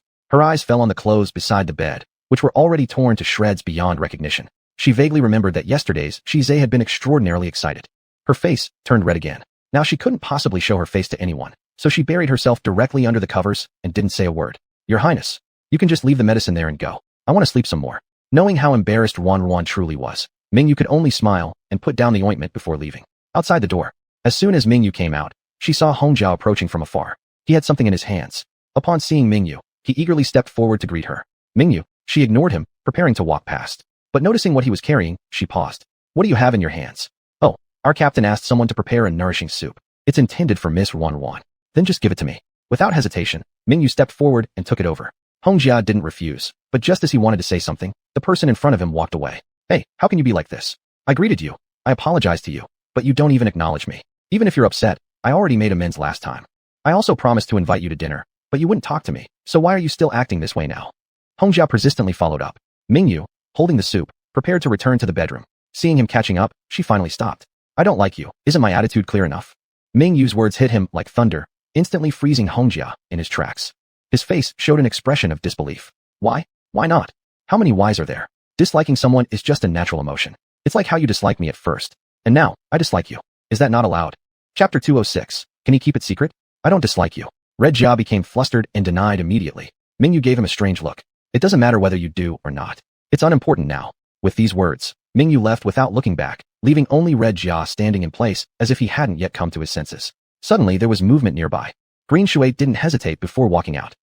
That's not because I was intentionally eavesdropping. I just happened to pass by, so let's say I didn't hear anything. Already in a bad mood, Red Jia grew even more irritated at Green Shui's odd statement. What am I supposed to feel guilty about when I haven't done anything? He was defiant. and Green Shui wasn't willing to indulge him. Don't fool around. For the past 2 days, you've been distracted, and everyone can see that you're interested in Miss Ruan's sidekick, Mingyu. We've refrained from talking about it in front of you, giving you face. Now that you've upset her, why are you still being stubborn? I simply can't bear to watch anymore. As an onlooker, Green Shui clearly saw everything. Upon hearing this, a look of disbelief instantly appeared on Red Jia's face. You're making things up. Her, me? It's impossible for us to be connected, no matter how far we stretch our arms. Seeing that the other party was still being stubborn, Green Shui walked forward and looked the person up and down. If you really have nothing to hide, then why did you act like a lost soul when Sister Mingyu said she disliked you and didn't want to deal with you? Look at your face. It's sour like a fish that has rotted for dozens of days. Only you haven't noticed. All of us have seen it. If you don't believe me, you can ask Huang Tu and the others. Green Shui's words made the other person fall silent again. This time, Red Jia did not argue back, but turned and left. Watching his departing figure, Green Shui scratched his chin and chuckled. Who would have thought it? Iron Straight male Red Jia also has a springtime. That's not right. Why don't I have one? The situation seemed to gradually get on track. Bai Ruoren began learning the secret technique that Mingyu had discovered. After the energy source was unleashed, both her comprehension and energy fluctuations reached top-tier levels. Almost mastering it within a day, her learning speed was astonishing. Sister Mingyu, does this mean I have succeeded? Of course. At first glance, the key method stated that royal bloodline is the crucial point for success, but I didn't expect it to be so terrifying. Back then, I too tried to learn it, intending to use my power to avenge our kind. But I failed. Fortunately, now there is your highness here. Listening to Mingyu's words, Bai Ruoren walked to the window and looked at the scarlet-streaked sky outside. In the past few days, I increasingly feel unease. It seems something is about to happen. Time flies so fast. Since coming to this planet, it's almost been half a year already. The sense of crisis is getting stronger and stronger. Perhaps soon, we will face an impending fierce battle. Ruan's words resonated with Mingyu as well. She glanced out the window and sighed softly. The sudden anomalies are very suspicious. However, the authorities seem intent on concealing something, and we don't know what's happening. Even you, your highness, are kept uninformed. Ruan shook her head. This phenomenon began a week ago. At the time, everyone on the planet was panicked, but the authorities quickly provided an explanation, stating that it was merely a celestial anomaly with no major concern. However, the authorities' actions grew increasingly frequent, establishing protective evacuation shelters. Under various pretexts, they relocated large numbers of civilians into these shelters. Just this single event alone already smelled off. Naturally, this included Bai Ruoren. She hadn't seen Shizai for quite some time either. She only knew that he left early and returned late, sometimes with blood all over him. He always said there was nothing serious, comforting Bai Ruoren while trying to hide the truth. But could he conceal the truth if he wanted to? Just then, a loud roar echoed in their ears. Suddenly, a huge mushroom cloud appeared in the sky. Everything happened abruptly, and the earth and heavens began to shake. Following that, Bai Ruoren distinctly heard the unrest outside. Suddenly, the room door was pushed open. Both parties were momentarily startled. Red Jia rushed in and quickly grabbed hold of Bai Ruoren and Mingyu. Hurry, go quickly. Red Jia, what's going on? What's happened outside? Despite curiosity, Ruan didn't delay, quickly following Red Jia as they escaped outside. The Mueller planet is under siege. In the interstellar battlefield, war has already begun. The damn bugs have returned. This time, they seem to have reached some kind of agreement, determined to devour the entire Mueller planet. It's no longer safe here. I was ordered by the captain to bring you to safety immediately. What? The war has already begun? What about Shizai? Where is he now? Ruan's expression changed upon hearing this, and she quickly asked. The captain is on the battlefield right now. Don't worry, miss. I will safely escort you to the shelter. Hong Jia thought that Bai Ruoren was worried, so he made a promise. But Ruan shook her head. He is alone on the battlefield while wanting to send me to the shelter. I won't go. I also want to go to the battlefield. No way. Before Mingyu could persuade her, Hong Jia rejected it first. The situation on the battlefield is extremely perilous. I know you're concerned for the captain, but going now might not be much help for him. It could even make him worry about you. Miss Ruan, I understand that you possess formidable soothing and healing abilities. One day, the battlefield will need your help, but now is not the time. Therefore, you should follow the captain's arrangement. His words made Ruan deep in thought. She hesitated for a moment and uncertainly glanced at him. Are all these words true? Will he find me when he needs me? Yes, the captain said that. He knows you wish to come help. So he specifically instructed me to tell you to remain calm and patient. When we need you, someone will be sent over right away. With Hong Jia's repeated assurance, Ruan finally believed what he said. All right, since that's the case, I'll follow his arrangements. Seeing that he had finally calmed down the person in front of him, Hong Jia let out a sigh of relief. When he accepted this mission before coming, the captain gave specific instructions. He must complete it. Otherwise, there would be no point in returning. He had thought through various arguments and explanations along the way, all to ensure that Bai Ruoren would successfully go to the shelter. Fortunately, he succeeded this time. Now he could smoothly return and report back. Chapter 207. Interest comes first. When the group emerged, they found that the city center had already descended into chaos. All sorts of buildings were abandoned, their doors smashed, and the items inside plundered clean. It was a perfect vision of an impending apocalypse. Fortunately, the authorities arrived in time to immediately stop the riot and informed everyone that they could take refuge. After things were under control, people calmed down and obediently followed the official instructions to head towards shelters in various areas. This time, Ruan went to shelter number 1. With a higher grade, its facilities were complete. Clearly, most of the people entering here had some connections, and their identities were certainly not ordinary. Miss, this is the replacement identity card I have prepared for you. With this identity card, you can obtain food within the shelter. Just be patient and stay here for a few days. Everything will soon return to normal. Hongjia handed over the prepared identity card. Ruan accepted it with a thank you. Hongjia, as she saw the person before her about to leave, Ruan still reached out to stop him. Please make sure to tell Shizai when you go back, that no matter what, if there's any place where he needs me, he must come find me. I can fight alongside him anytime. There was no panic or retreat on her young face, only firmness. In that moment, Hongjia was moved. He had known Shizai for many years, but never had he seen anyone treat his captain like this. The young girl before him was the first. A person who had been abandoned by her family, a solitary figure standing at the peak, was now a strong individual. And yet, someone was willing to say that they would fight side by side with him. Hongjia smiled. Thinking about telling Shizai about this matter, he believed the other party would surely be delighted. All right, I'll definitely pass on these words. Hongjia left. Ruan gently withdrew her gaze, her face showing some worry. Your Highness, there will be nothing wrong. Shizai's strength is the strongest I've ever seen. I imagine he still has many more cards up his sleeve. A strong fighter like him won't meet harm so easily. Moreover, since he has made such arrangements, they must serve a purpose. Your Highness should just focus on recuperating. Mingwei, you don't understand. I am genuinely worried, uncontrollably worried. I know he's amazing, but aren't those fierce insect races equally powerful? But as you said, since he has arranged it, I will listen. I just hope everything goes smoothly for him. The two spoke for a while. Just then, the inspector at the entrance of the shelter urged them on upon seeing the pair. Do the two of you over there have identity cards? Come over quickly for inspection and entry. If you do not have identity cards, please proceed to other shelters and hurry up. We do, we're coming. Upon hearing the call, Mingwei immediately pulled Wan Yuan over. She took out both their identity cards. The officer, upon seeing them, brightened up. Is that Miss Ruan? He cautiously asked one sentence. Ruan paused for a second, then nodded accordingly. Oh, then you don't need to queue up for inspection, just enter directly. Someone, please guide Miss Ruan to room in Zone 1 of Shelter Number 1. Immediately came the order, and the attitude was respectfully formal. At that point, the two stood stunned, unsure how to react. On the other hand, people lining up in the long queue began chattering animatedly. Who is she? Isn't it said that Shelter Number 1 enforces strict rules and procedures must be followed? I've pulled so many strings, donated so many resources, and received not a single benefit, still having to patiently queue here. How can that woman cut in line and even secure a room in Zone 1? Most of these insiders, to a certain extent, knew a bit of news. Shelters were established rather hastily, hence only Shelter Number 1 was somewhat well equipped. Zone 1, in total, had only about 20 rooms. Inside, every facility was provided, making it the best available lodging throughout the shelter. Many accustomed to living comfortably, now faced hardship and did not adapt well to poor living conditions, trying every possible way to secure a room in Zone 1. But despite all their efforts, these inspectors remained steadfast like stone, unswayed by any temptation. Therefore, resentment was mounting among the crowd waiting in the long queues. Now being interrupted by someone cutting in line and seizing a room, they instantly vented all their grievances onto the two individuals. That's right. Give us a reasonable explanation. Why should she get such special treatment? I'm going to file a complaint. Complain. With one person taking the lead, others joined in too. Ruan was caught off guard by a sudden barrage of insults and didn't know how to react. Fortunately, Mingwei quickly stepped in front of her, shielding her with her body, then scanned the crowd with a cold gaze. It seemed like she was waiting for these unruly citizens to disrespect the princess again, at which point she would intervene immediately. Silence. The inspectors were prompt and forceful. Witnessing the sudden uprising, they instantly grabbed their weapons and rushed out. I dare anyone to make another sound. If you have any objections, you can choose to file a complaint directly.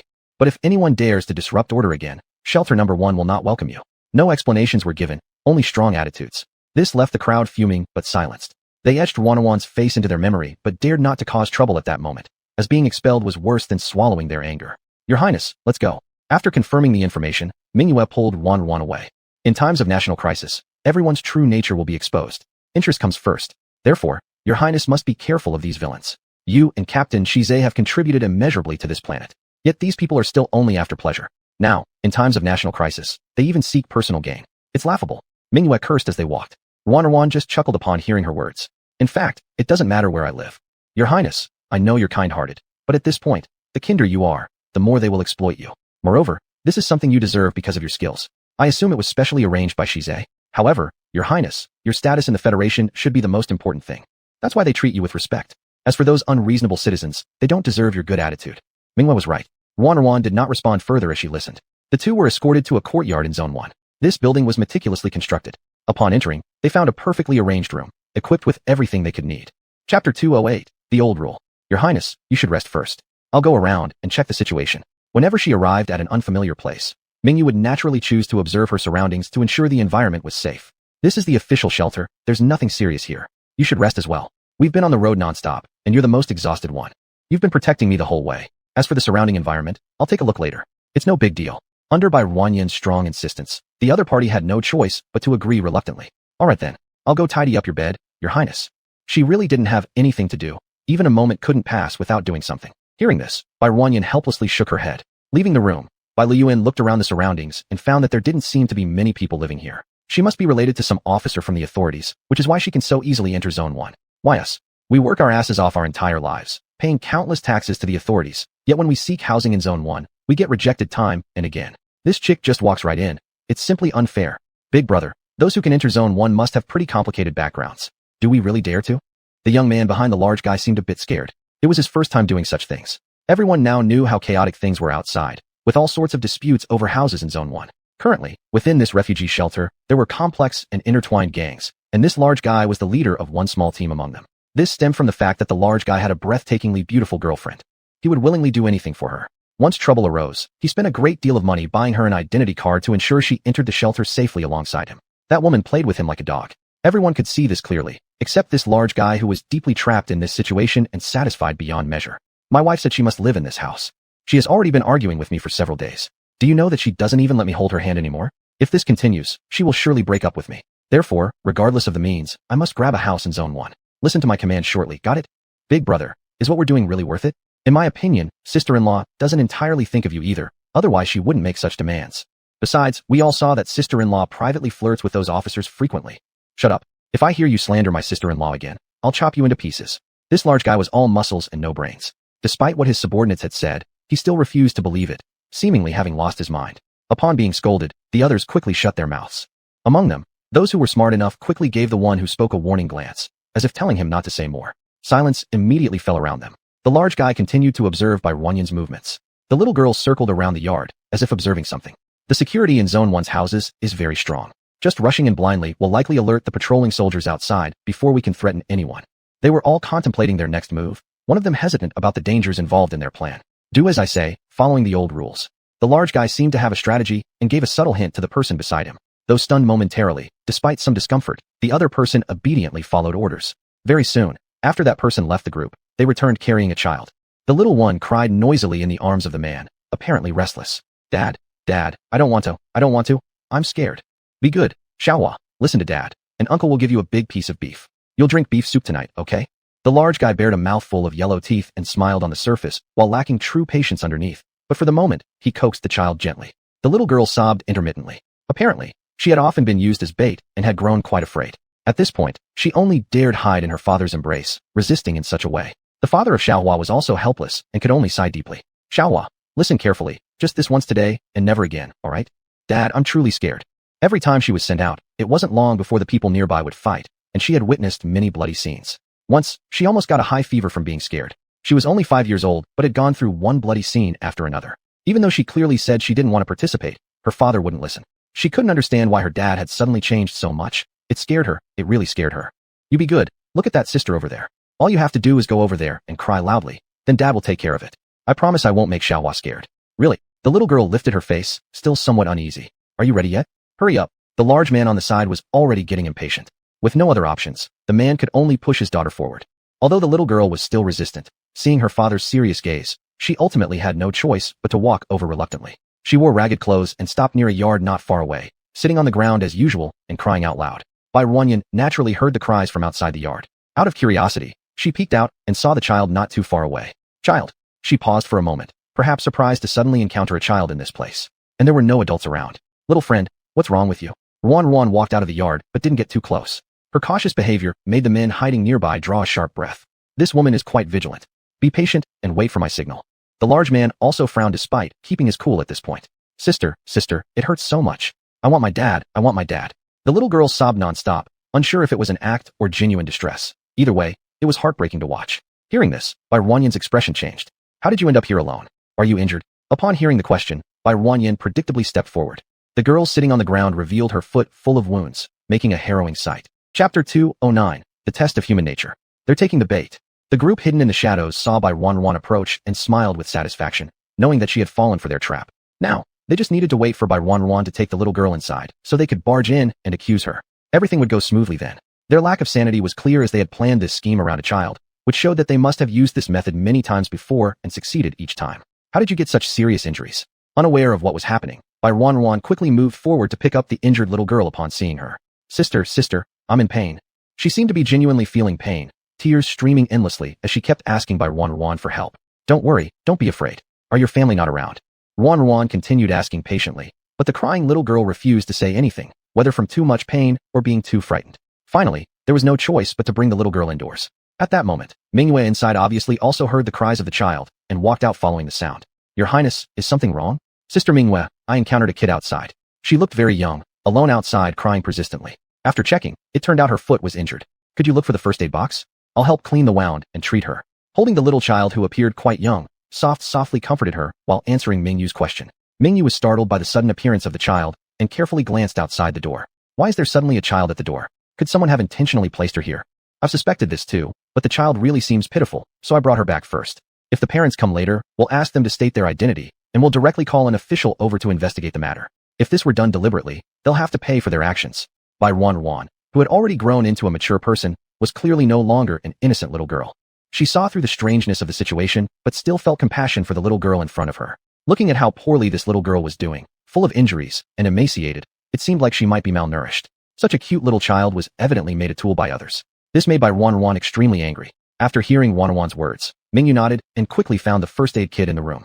Sitting on the couch, the little girl named Xiaohua stopped crying and started eating snacks given by Bai Wanwan.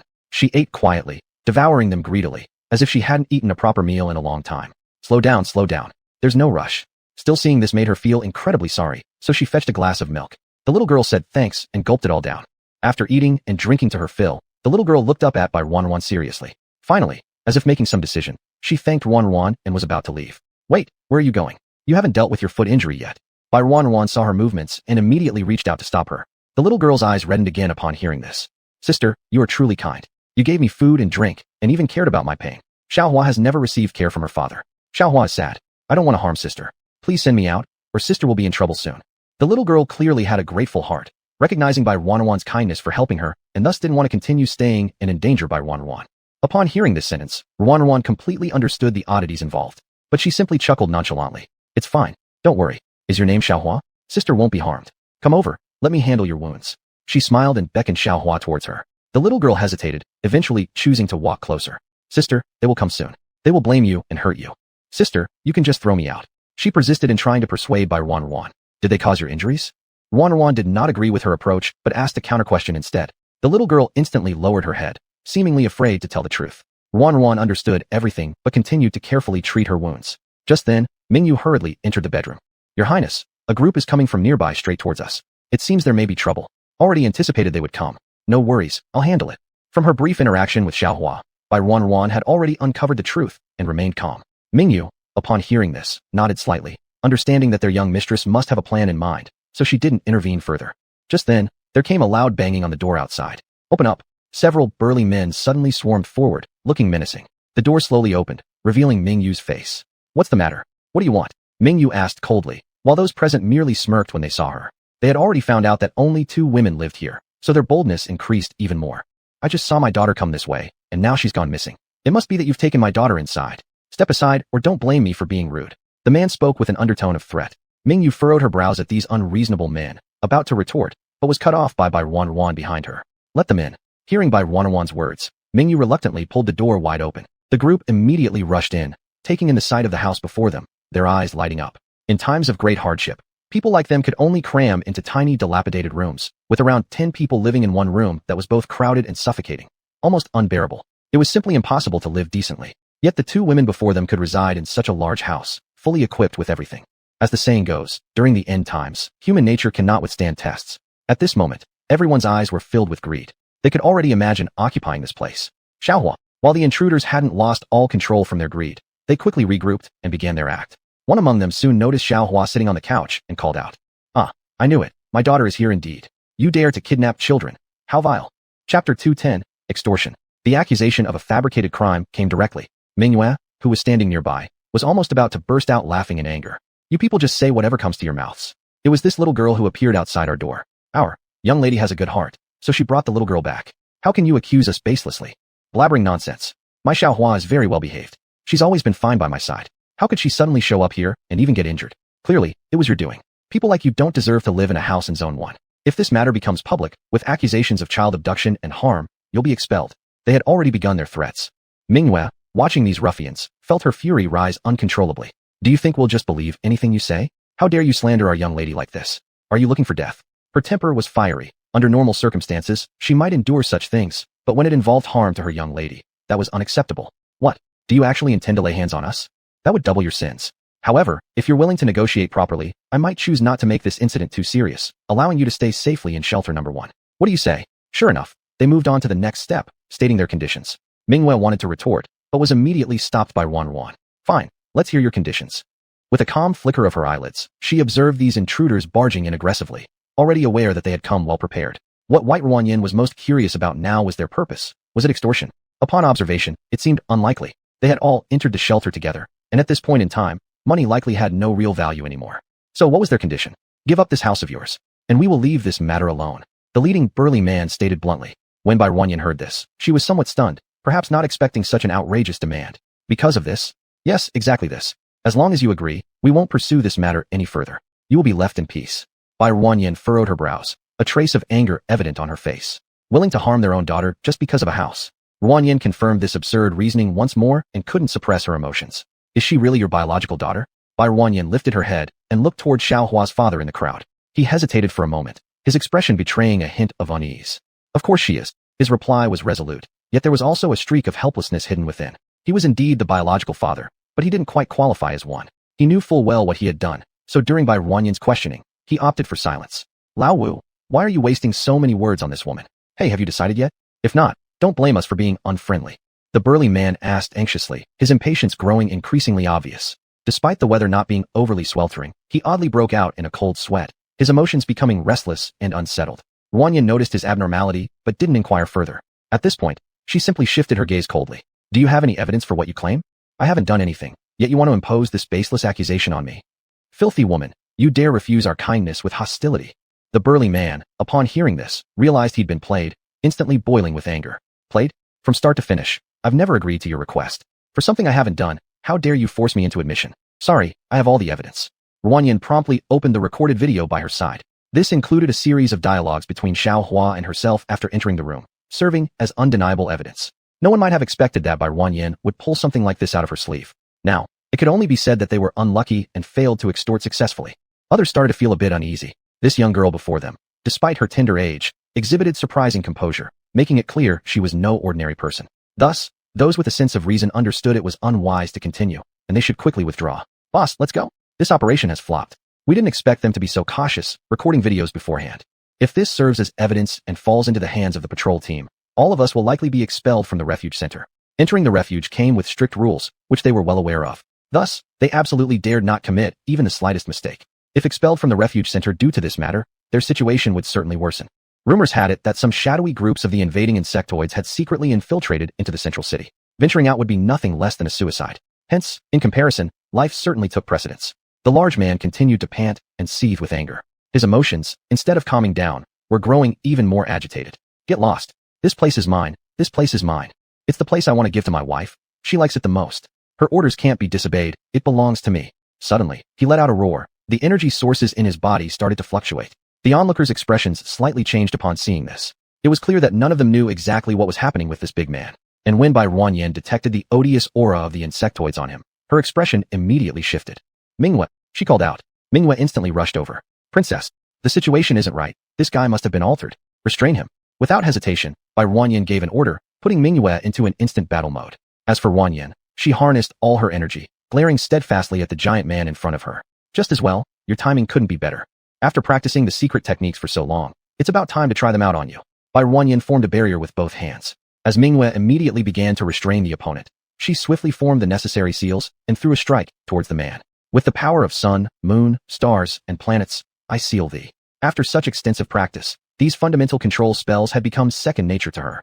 When the others around noticed the powerful flow of energy emanating from Ruan's body, their faces were etched with fear. They hadn't expected to provoke such a formidable being. None could clearly see how Wanyan made her move. Before their very eyes, the previously berserk giant man suddenly froze in place. An invisible energy surrounded him, completely immobilizing his movements. Simultaneously, the man started transforming at an alarming speed. His human skin peeled off bit by bit, revealing himself as a monstrously repugnant creature underneath. Chapter 211. I'll join you. The trunk was pitch black but had extremely sharp edges, and there seemed to be a pair of octopus-like tentacles at the back, sticky and disgusting, emitting a foul smell. The whole face of the big man was replaced by a series of holes, and inside these holes were sharp teeth. Alien, nauseating, terrifying. After the transformation, the big man completely turned into something unrecognizable. When the others around saw this scene, they all let out screams of fear. They scrambled like hell, trying to crawl out of the house. The controlled big man couldn't move, but the tentacles behind him got the opportunity, quickly heading toward the people leaving. A viscous black tentacle instantly grabbed someone's ankle and quickly pulled it towards its main body. He wants to swallow. Ruan noticed his intention and immediately unleashed energy to form a wind slash, directly splitting the disgusting tentacle. Snap! The severed tentacle fell on the ground and instantly turned into a pile of black bugs that crawled around quickly. The sight made one's scalp tingle, and the big man with the severed tentacle also seemed to feel the pain and began howling madly. Ruan showed no mercy either, directly binding him and tossing him into her energy formation. Looking at the fully processed big man, Ruan smiled faintly. Sister Minghua, look at my energy formation. Isn't it much more refined? Yes, Your Highness, you are absolutely the smartest I've ever seen. In such a short time, you can use the energy formation so skillfully. And this energy fluctuation is stronger than half a month ago. At least, online, it can bind 5 people. Haha, that's great. Since she started practicing with Minghua and mobilized all the energy sources, Ran became crazy about this feeling of getting stronger. She personally captured an insect race mutation with ease, overpowering the opponent using the big man's capabilities. The feeling was simply insane. What's happening? The loud noise eventually attracted the patrol team. Minghua stepped forward and immediately explained the situation. Everyone's expression changed slightly upon hearing. Report to the captain, there's an insect mutation here. There's an insect mutation here. They didn't waste any time, quickly reporting to the superiors. In no time, a group hurried over. Ruan immediately noticed Jing and among the crowd. She froze for a moment. It had been a long time since she last saw him. Who would have thought they'd meet here? He seemed to notice her as well. His expression flickered slightly before lowering his eyes. Their leader was a tall and robust man. He glanced at the situation on the scene, receiving explanations from the subordinates next to him, and nodded. Miss Bai, could you please step aside so we can learn some information? The incident happened in my vicinity, and naturally, I will cooperate. Ruan nodded. The group left. Bai Ruan was then taken to the military office of the refugee camp. There were only 2 people in the entire room. My name is Zhao Shua, and I am the overall person in charge of the refugee camp in this area. Zhao Shua poured a cup of hot red tea from the side and handed it to Ruan. The little girl took it, saying thank you. Captain Zhao, just ask anything. I will fully cooperate. Ruan nodded to the other party. Can't do that. Miss Bai is a top-level Enfushur, soothing master, of the official headquarters. In principle, I should call you adult. His attitude was respectful, clearly already knowing Bai Ruanyuan's identity. Ruanyuan just smiled faintly without saying much. Is the situation at the refuge very bad? She asked first. The other party paused momentarily, then nodded. The reason we established the refuge is because the situation outside has already become very bad. But internally, why are large numbers of military personnel entering? Because those damn insects cannot be stopped from invading. We're afraid that even within our internal refuges, they exist. Just like that person earlier. He was a prime example. It's just that I never imagined the situation had worsened this drastically. Fortunately, Miss Bai intervened in time. Had it been anyone else, things would have likely been uncontrollable. As he spoke, he sighed quietly. When Ruanyuan heard these words, she was also astonished. The interstellar battlefield has already begun. Could it be that things inside are also this dire? She found it inconceivable, and considering the current situation, these apparent peace was just a facade. Behind it, there would be a greater storm. That's correct. Precisely due to this, the review process inside is extremely strict, but we remain unable to prevent them entirely. Now, the only way is to hold our ground and control the situation. But you also know, with just us, it's not that easy. He shook his head, a tinge of reluctance in his eyes. All of this happened too suddenly. This was undoubtedly the biggest crisis in the history of their Merle planet. If they could survive this time, perhaps all of them would live. On the contrary, if they couldn't endure, there would be only one outcome. Death. How many anomalies have been discovered so far? Ruan hesitated for a moment, then finally asked. The other party seemed to understand Ruan's meaning, hesitating for a while before responding. According to the statistics so far, it has reached over 1,000. What? Each shelter can only accommodate tens of thousands of people. If there are already more than 1,000 cases of abnormalities, doesn't this prove that there are even more undetected ones? The number should be even more terrifying. That's correct. This time we've invited Dr. Jing'an. He has made significant breakthroughs in researching treatment serums, so we've invited him to help combat these abnormalities. But it's like trying to put out a fire with a cup of water. At the mention of Jing'an, Ruan was slightly surprised. She didn't expect that Jing'an had achieved so much by now. They hadn't been in touch for a long time. Wan had originally wondered about the reason, but it turned out he had been silently working on all of this. I'll join you. After hesitating for a moment, Wan finally spoke up. Since she couldn't go to the front line, where Shize was supporting everything, she would take responsibility for the rear. Wan made up her mind. However, upon hearing this sentence, the other party immediately rejected it. No, I have the highest order requiring that you, miss, do not get involved. Your safety must be ensured. The other party was a bit surprised at Wan's decision, but considering the order, still rejected it. What order? How come I don't know about it? Wan frowned and cautiously asked. Is it because of Shize? The other party remained silent, implying an acknowledgement. Chapter 212. This is human skin. Your stuttering already says it all. He's still worrying about me, even while fighting enemies on the battlefield, insisting on keeping an eye on me. You don't need to worry about him. Since I am an official member of the authority, given the current situation in the shelter, there's no excuse for turning a blind eye. Yes. The other party didn't dare to say much, but took a deep look at Bairuru. He felt that she was very different. In this time of great crisis, she wasn't like those people who only cared about their own survival and indulgence. Instead, she bravely stood up when it mattered. It seemed that this Miss Bai was braver than imagined. Zhao Shua's impression of her greatly improved. Meanwhile, Bairuru was lost in thought, as if considering how to deal with the situation next. Has the giant man who underwent the mutation been captured? Yes. This person was once a famous rich merchant in the central city. His name was Lu Dahai. A few months ago, he squandered his fortune and secretly joined certain forces, infiltrating the dark side. He also had a group of followers. Among them were some desperate criminals, who had washed their identities and hidden deeply. The woman who applied to enter the shelter with him has a simple background. She was Lu Dahai's lover. Most of the gang have already been captured, except for that woman. So I've sent some personnel to find and contain her. Admittedly, Zhao Shua was an excellent squad leader. With these operations, he stayed sharp-minded and rational, leaving no room for complaints. Sitting nearby, Bairuru nodded. She couldn't just sit around waiting, so she stood up and said, Then let's go check together. I suspect the key lies in that woman. When I controlled Lu Dahai, he kept shouting about a woman. It must be her. This happened suddenly, so we must prepare carefully and ensure nobody escapes. Bairuru raised a crucial concern. Zhao Shua didn't delay either, quickly taking Ruru with him to investigate. They came to the residence area of the civilians. A few soldiers had surrounded the house inside and out. As Zhao Shua arrived, the captain of the small team immediately came over. Captain, how's the situation? Did you catch her? Zhao Shua assumed it was a sure thing, so his mood hadn't fluctuated much. However, upon hearing the question, the small team leader lowered his head in silence, beads of cold sweat rolling down his forehead. Seeing this wasn't right, Zhao Shua's expression turned grim instantly. A single woman, whose identity information has been fully exposed, hasn't been caught yet. There was already anger in his words. It's not what you think. Captain, according to intelligence, we soon locked onto her location, but we were too slow. Now in the entire house, there's only. What only? Stop being indecisive. Just moments before he was boasting confidently in front of Bairuru. Now he felt irritable, even showing impatience. There's only one layer of human skin. With difficulty, the person blurted it out, clearly having a hard time. It was as if whatever was inside was truly disgusting. After everyone heard, they all froze for a moment. But Bairuru reacted quickly and promptly stepped forward. Where is the human skin now? Take me to see it. The individual clearly didn't know Bairuru's identity, so he merely looked at Zhao Shua. This is Miss Bai, the top enforcer from the federal authority. Her power ranks above mine. Please follow Miss Bai's instructions. Yes, Miss Bai, please come in. Here, take this. A clean mask was delivered very carefully by the person. Softly reaching out to receive it, Ruru gave a polite, thank you. The scene inside is somewhat nauseating. If Miss Bai finds it unbearable, then leave quickly.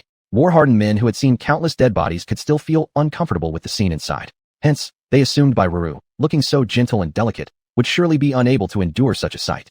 So, they offered a precautionary reminder in advance. I can manage. No problem. Ruru smiled at the other person and followed the guide into the house, where she saw, indeed, a bloody patch of human skin piled up in the center of the living room. Even for Bairuru, the impact was significant. Yet, she merely wrinkled her eyebrows slightly, not displaying any exaggerated surprise. Instead, she seemed to be observing the layer of human skin on the ground attentively. After a brief moment, she actually approached for a closer inspection. Miss, the little captain watching was nearly scared stiff. Softly regaining her senses, Ruru glanced at the people around her. Do you have gloves?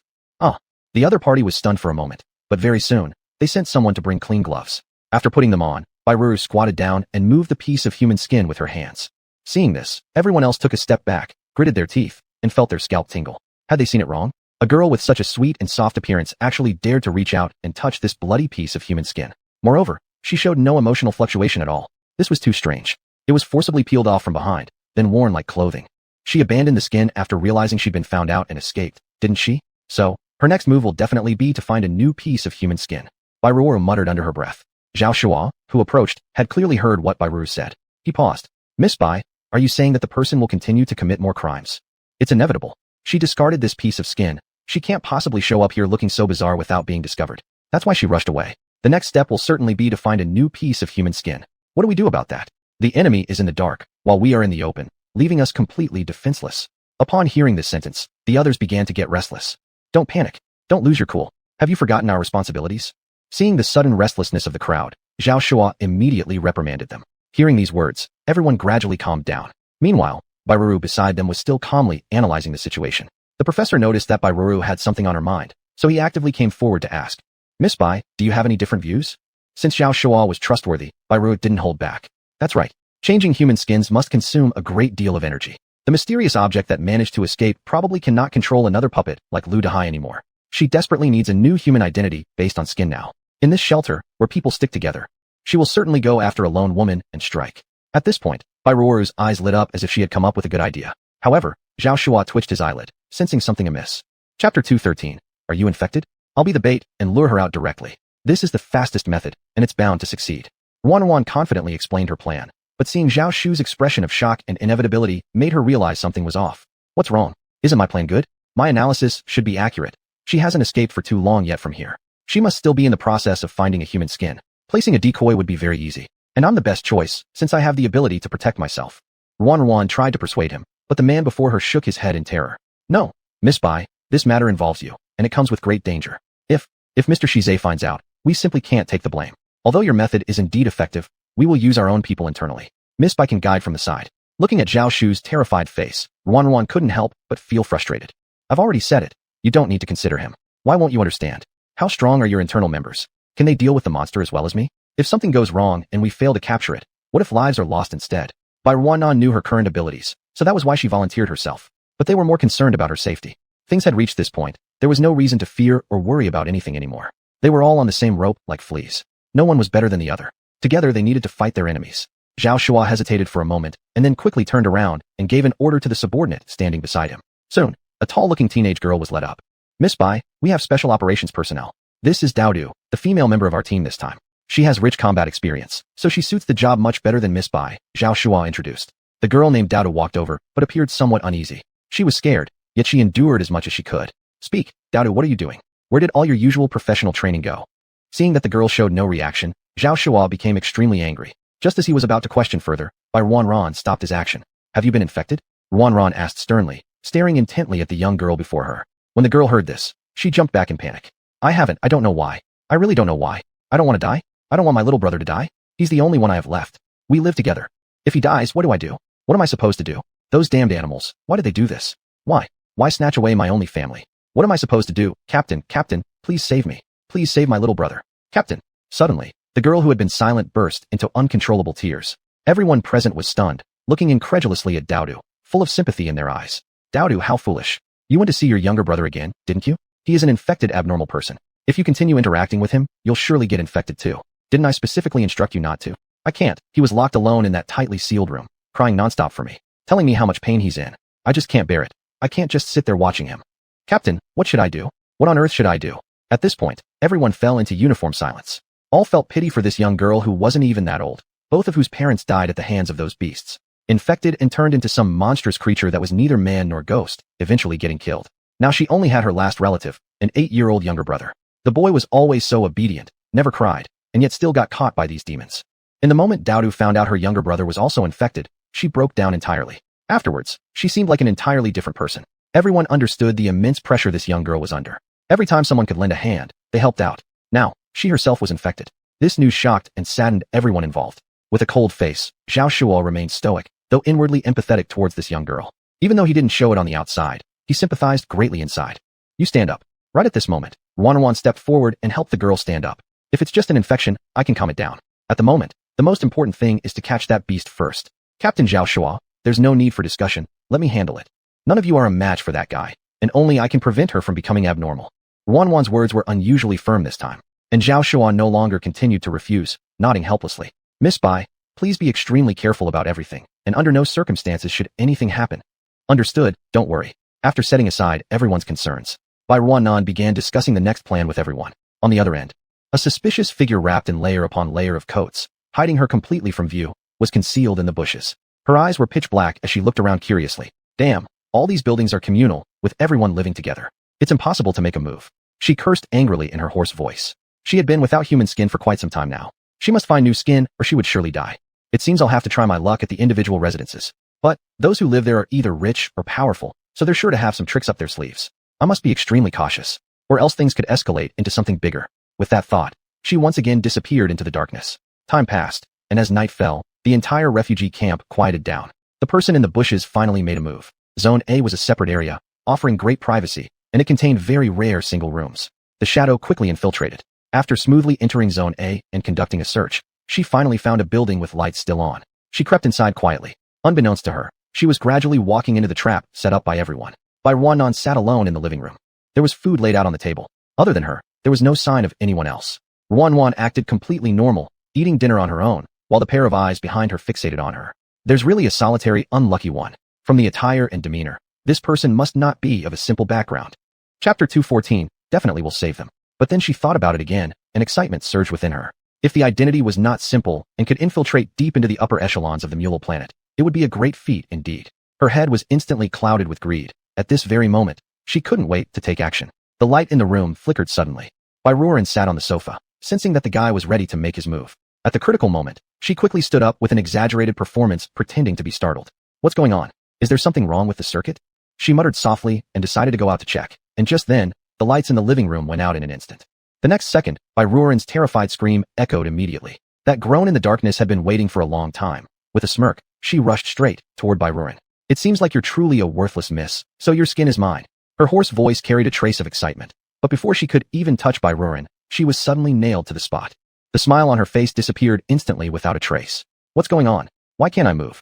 The shadow began to panic, wanting to retreat at once and flee by burrowing underground, but found that the energy within her body could not be utilized. At the same time, the lights in the hall were restored instantly. The moment brightness appeared, she immediately saw Ruan standing in front of her, smiling as she sized her up. Indeed, you're easily lured out. So casual. My guess was right. You're pretty anxious, needing to find a new skin, or else you might die.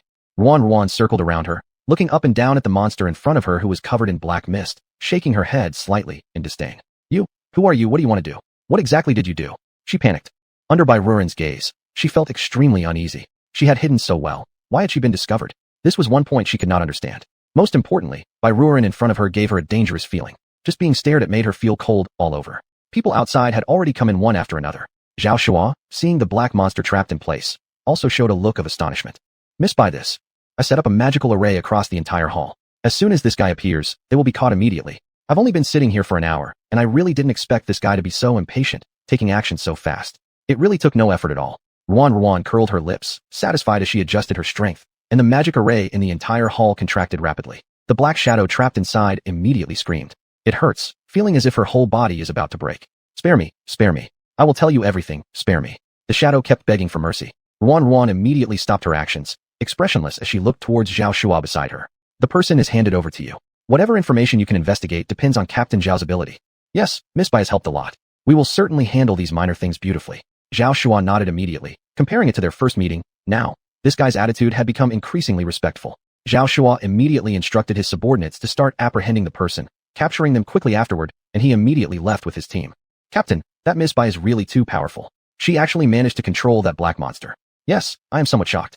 However, Miss Bai was originally rated as a rare SSS-level female with special racial traits, and her abilities are outstanding as well. She indeed deserves the SSS level. Such a person we can only please, never offend. Besides, since she can interact with us without arrogance and help me without fear of injury, just this one point is enough for us to admire her. Illuminated by the change in mood, along with his subordinates surrounding him, they were similarly awestruck. Everyone in their hearts was stunned. The next day, Zhao Shua was still busy investigating key information regarding the insect invasion, and at this time, he learned that Daodu's younger brother seemed unable to hold on any longer. What? Wasn't he fine all along? All the drugs that could be used have been used, and his body has developed resistance. Without further treatment, he won't last much longer. If it were us, maybe the duration we could endure would be longer, given our physical condition. However, Daodu's younger brother is just an 8-year-old child. An 8-year-old child enduring this long is already quite remarkable. He must be both in pain and exhausted. Today, when I went to see him, he was talking to Daodu through the glass.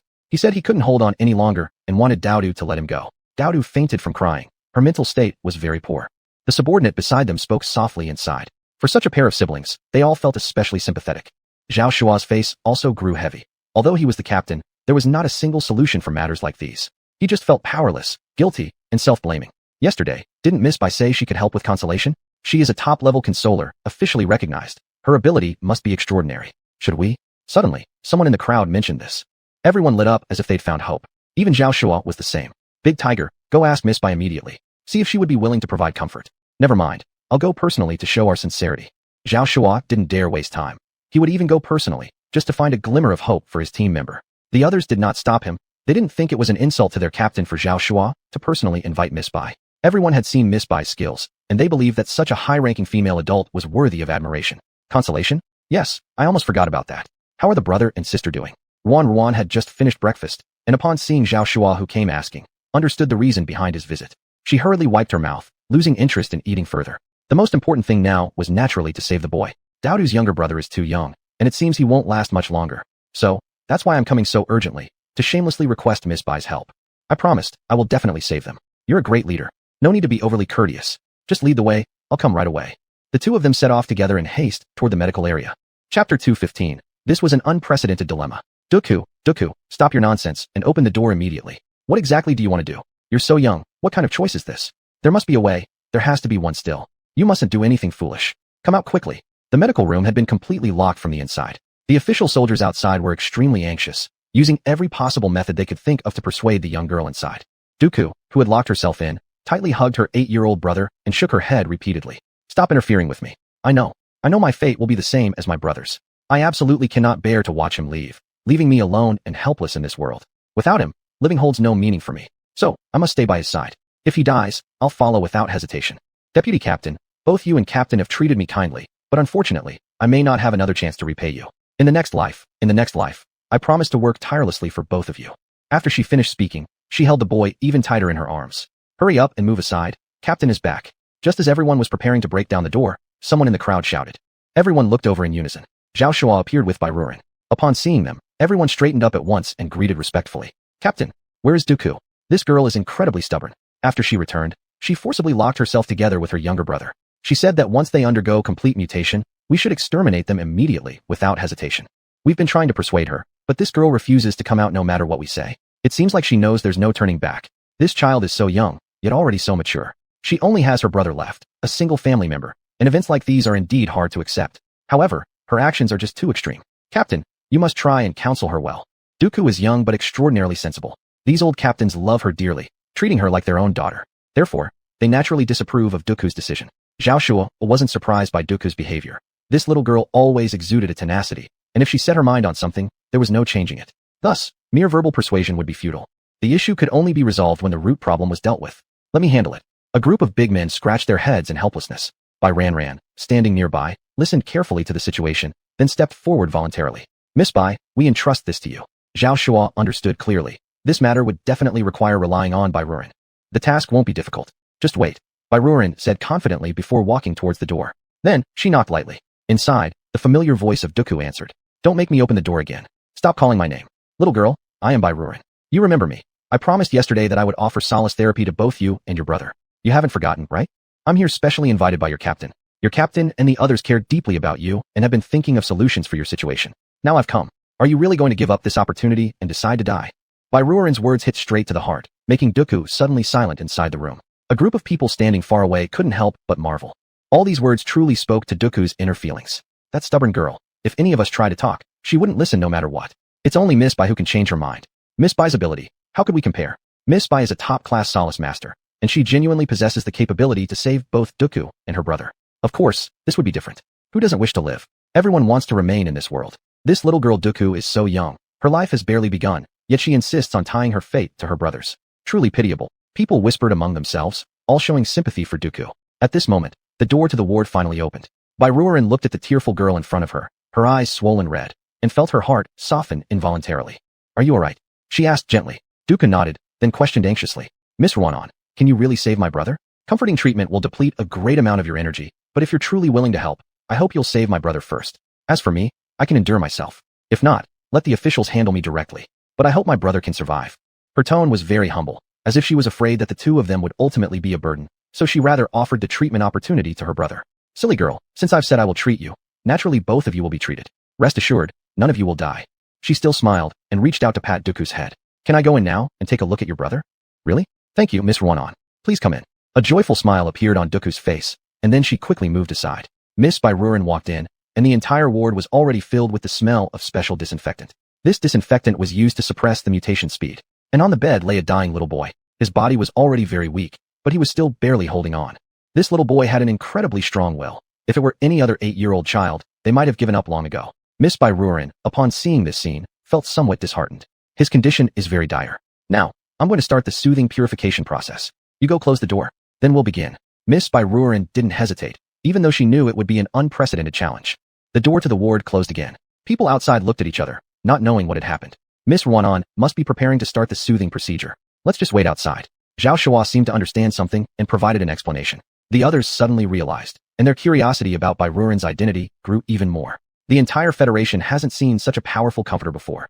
That's right, never in history has someone like her appeared. Where exactly does Miss Ruanan come from?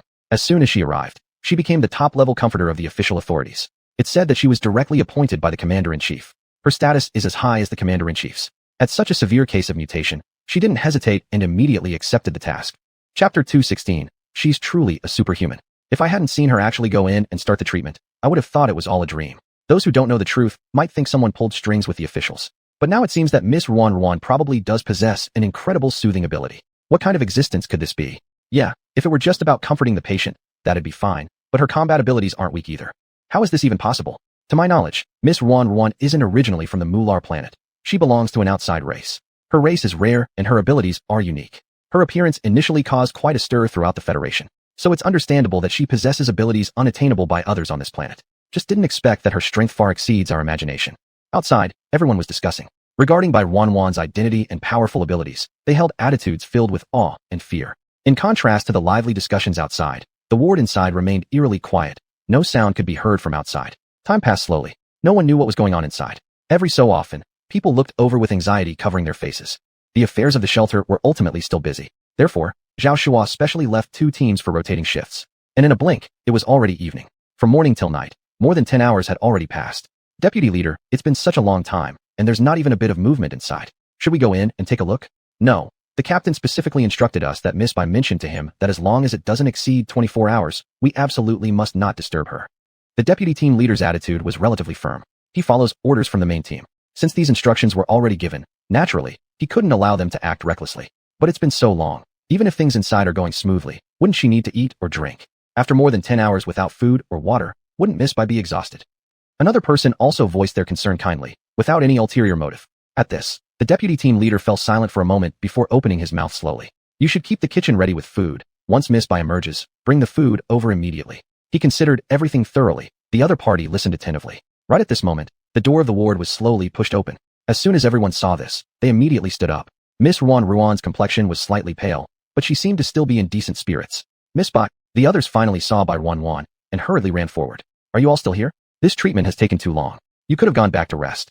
Ruan stretched lazily, moving her body. We have shifts arranged here. In order to prevent accidents, we'll remain outside. Miss Bai, we're unsure about the situation.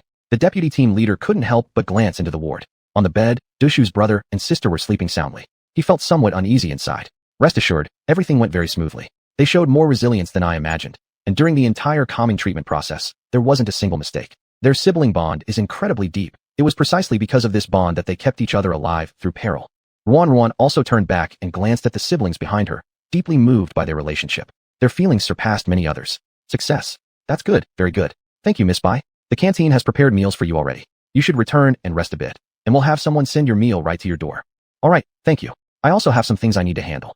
Bai Ruan retracted the smile on her face, replaced it with a look of gravity. Just before leaving, she inquired, "Oh, where's Captain Zhao Shua? Have him come see me shortly. I have something I want to tell him. And is Dr. Jing'an also around here? Bring him along too." Ruan briefly commanded and rushed off. The deputy team leader outside didn't know what happened, but seeing Bai Ruan's anxious expression, he didn't dare delay anything. After Ruan left, he quickly ordered someone to notify General Team Zhao Shua. And when he walked into the ward, looking at the brother and sister whose physical abnormalities had completely disappeared, he sighed heavily. Miss Bai, she really is a superhuman. Only hearing stories might make one feel vague and incredulous, but facing the true facts head-on gave him a sense of just how enormous the impact truly was. On the other side, after urgently returning, Bai Ruan hastily took out her communicator and began to contact Shizhe rapidly. The moment the communication line connected, her entire body relaxed.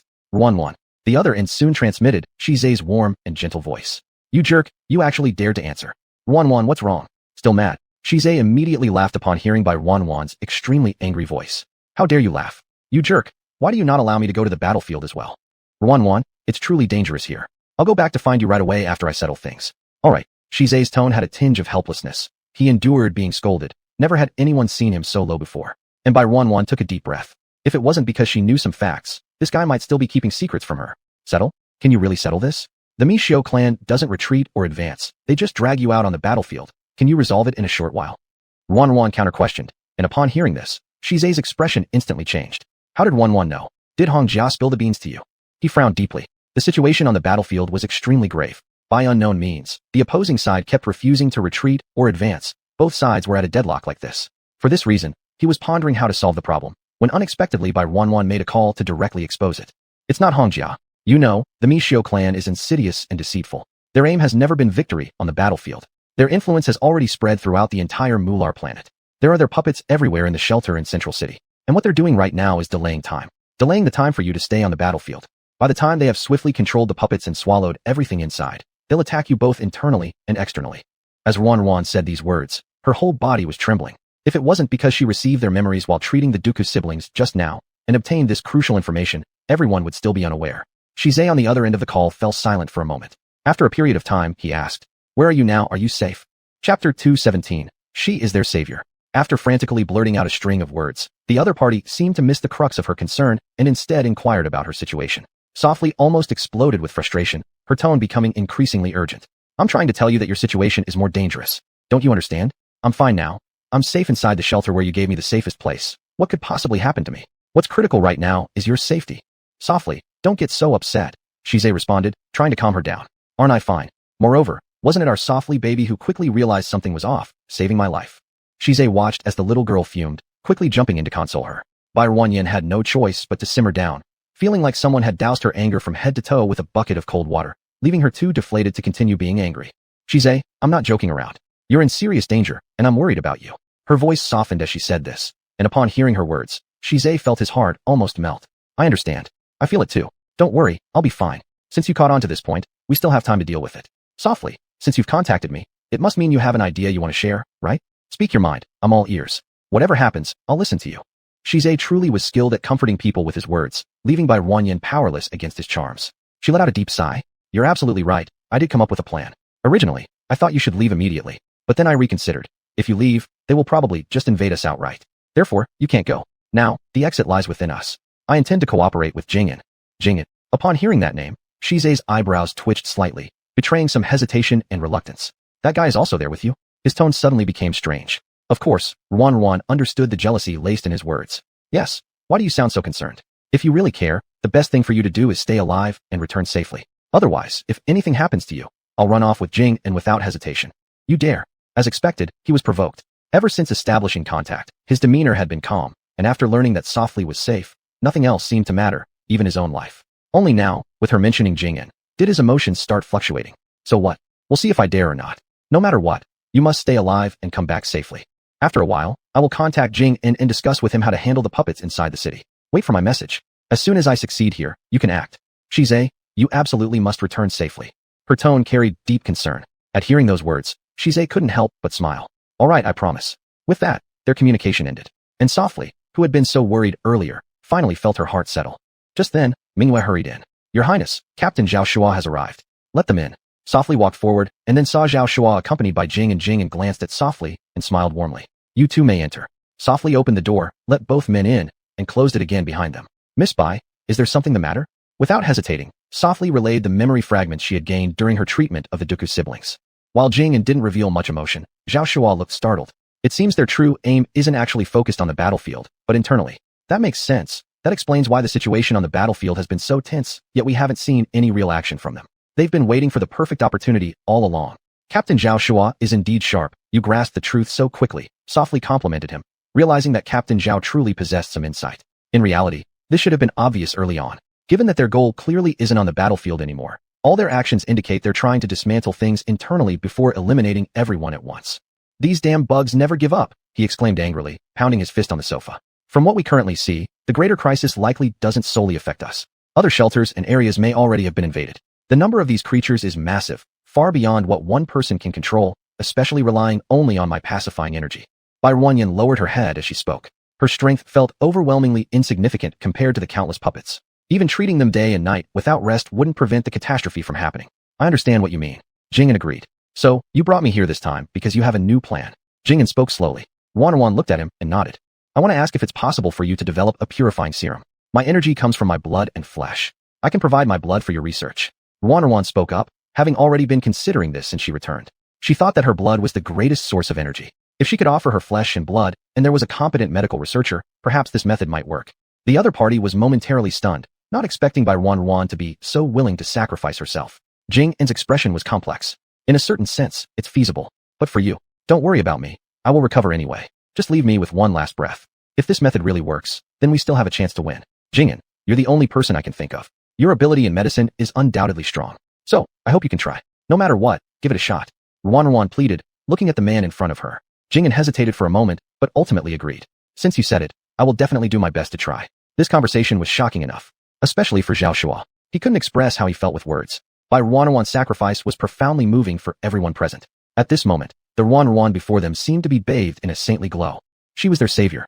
Captain Zhao, you'll need to help pass this message along to the other shelters. But remember, this information must only be given to our own people. Under no circumstances can these messages fall into the hands of those puppets or the insect race. You must ensure that the person is truly one of us.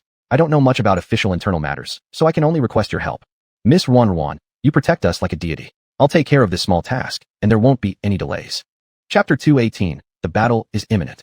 After Zhao Shua hurriedly left, there was only Jing'an and Bai Ru in the room. It's been a long time since I've seen you. Where have you been during this period?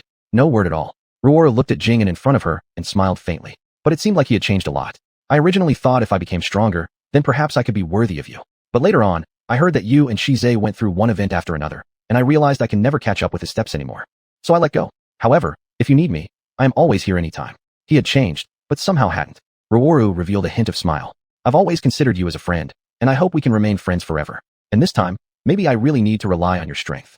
As they began talking about serious matters, Shize's expression also grew solemn. I wonder if your method is feasible. He frowned, carefully analyzing. Whether or not it's feasible, we must try. So, I hope you can help me. Ruoru's words made it impossible for the other party to refuse. So, after a brief moment of silence, he finally spoke up.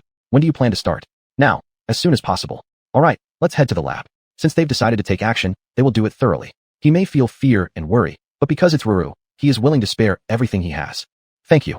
At this point, the message Ruoru entrusted had already been distributed to various shelters. All the overall managers were insiders. Upon learning the news, everyone's faces turned quite unpleasant. I assume all of you have received the message.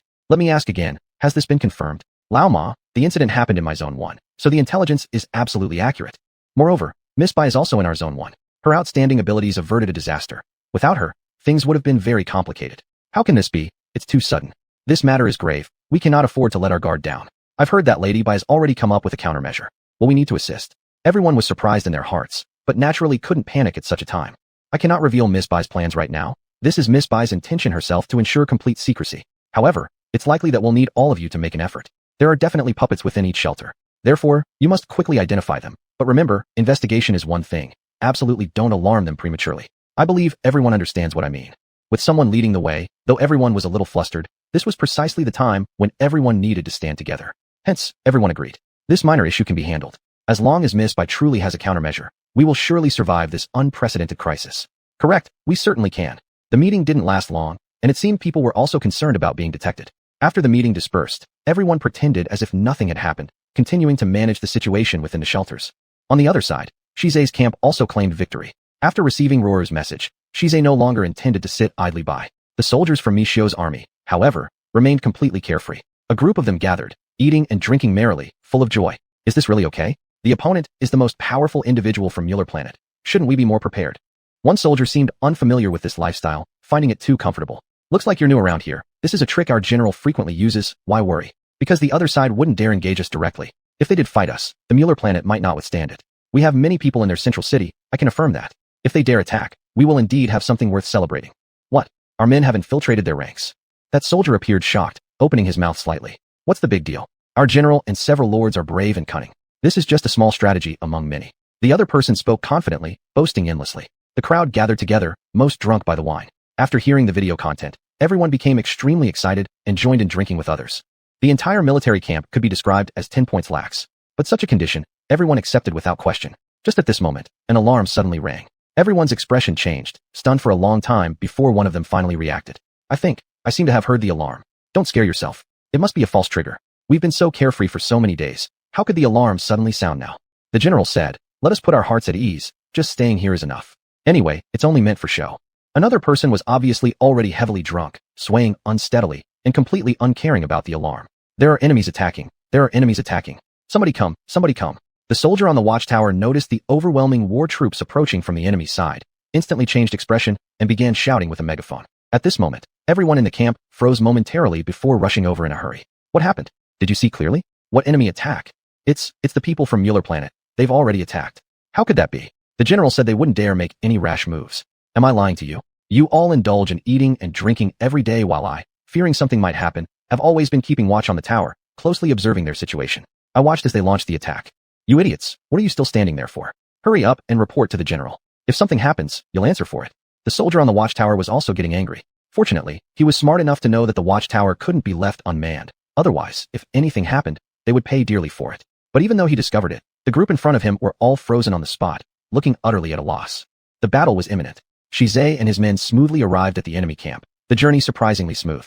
These guys on the other side were truly overconfident, thinking they had absolute qualifications, and thus didn't fear the war at all. Chapter 219, we will meet again. Thus, not a single person blocked their way the entire journey, clearly showing just how arrogant they were. General, something bad has happened. Finally reacting, a group of soldiers rushed to report the news. The lead general, who was sound asleep in the tent, woke up irritably upon hearing the commotion. What's all the racket out there? General, it's bad. Shizei actually brought people to attack us. The soldier reported with fear. The general paused, then burst into sudden laughter. What did you say? Really? Shizei really brought an army to attack. He revealed a satisfied smile and slammed his hand on the table as he stood up. Good. The high command has always ordered me to engage him, so I've been stationed here, but it seems they've been hesitant until now.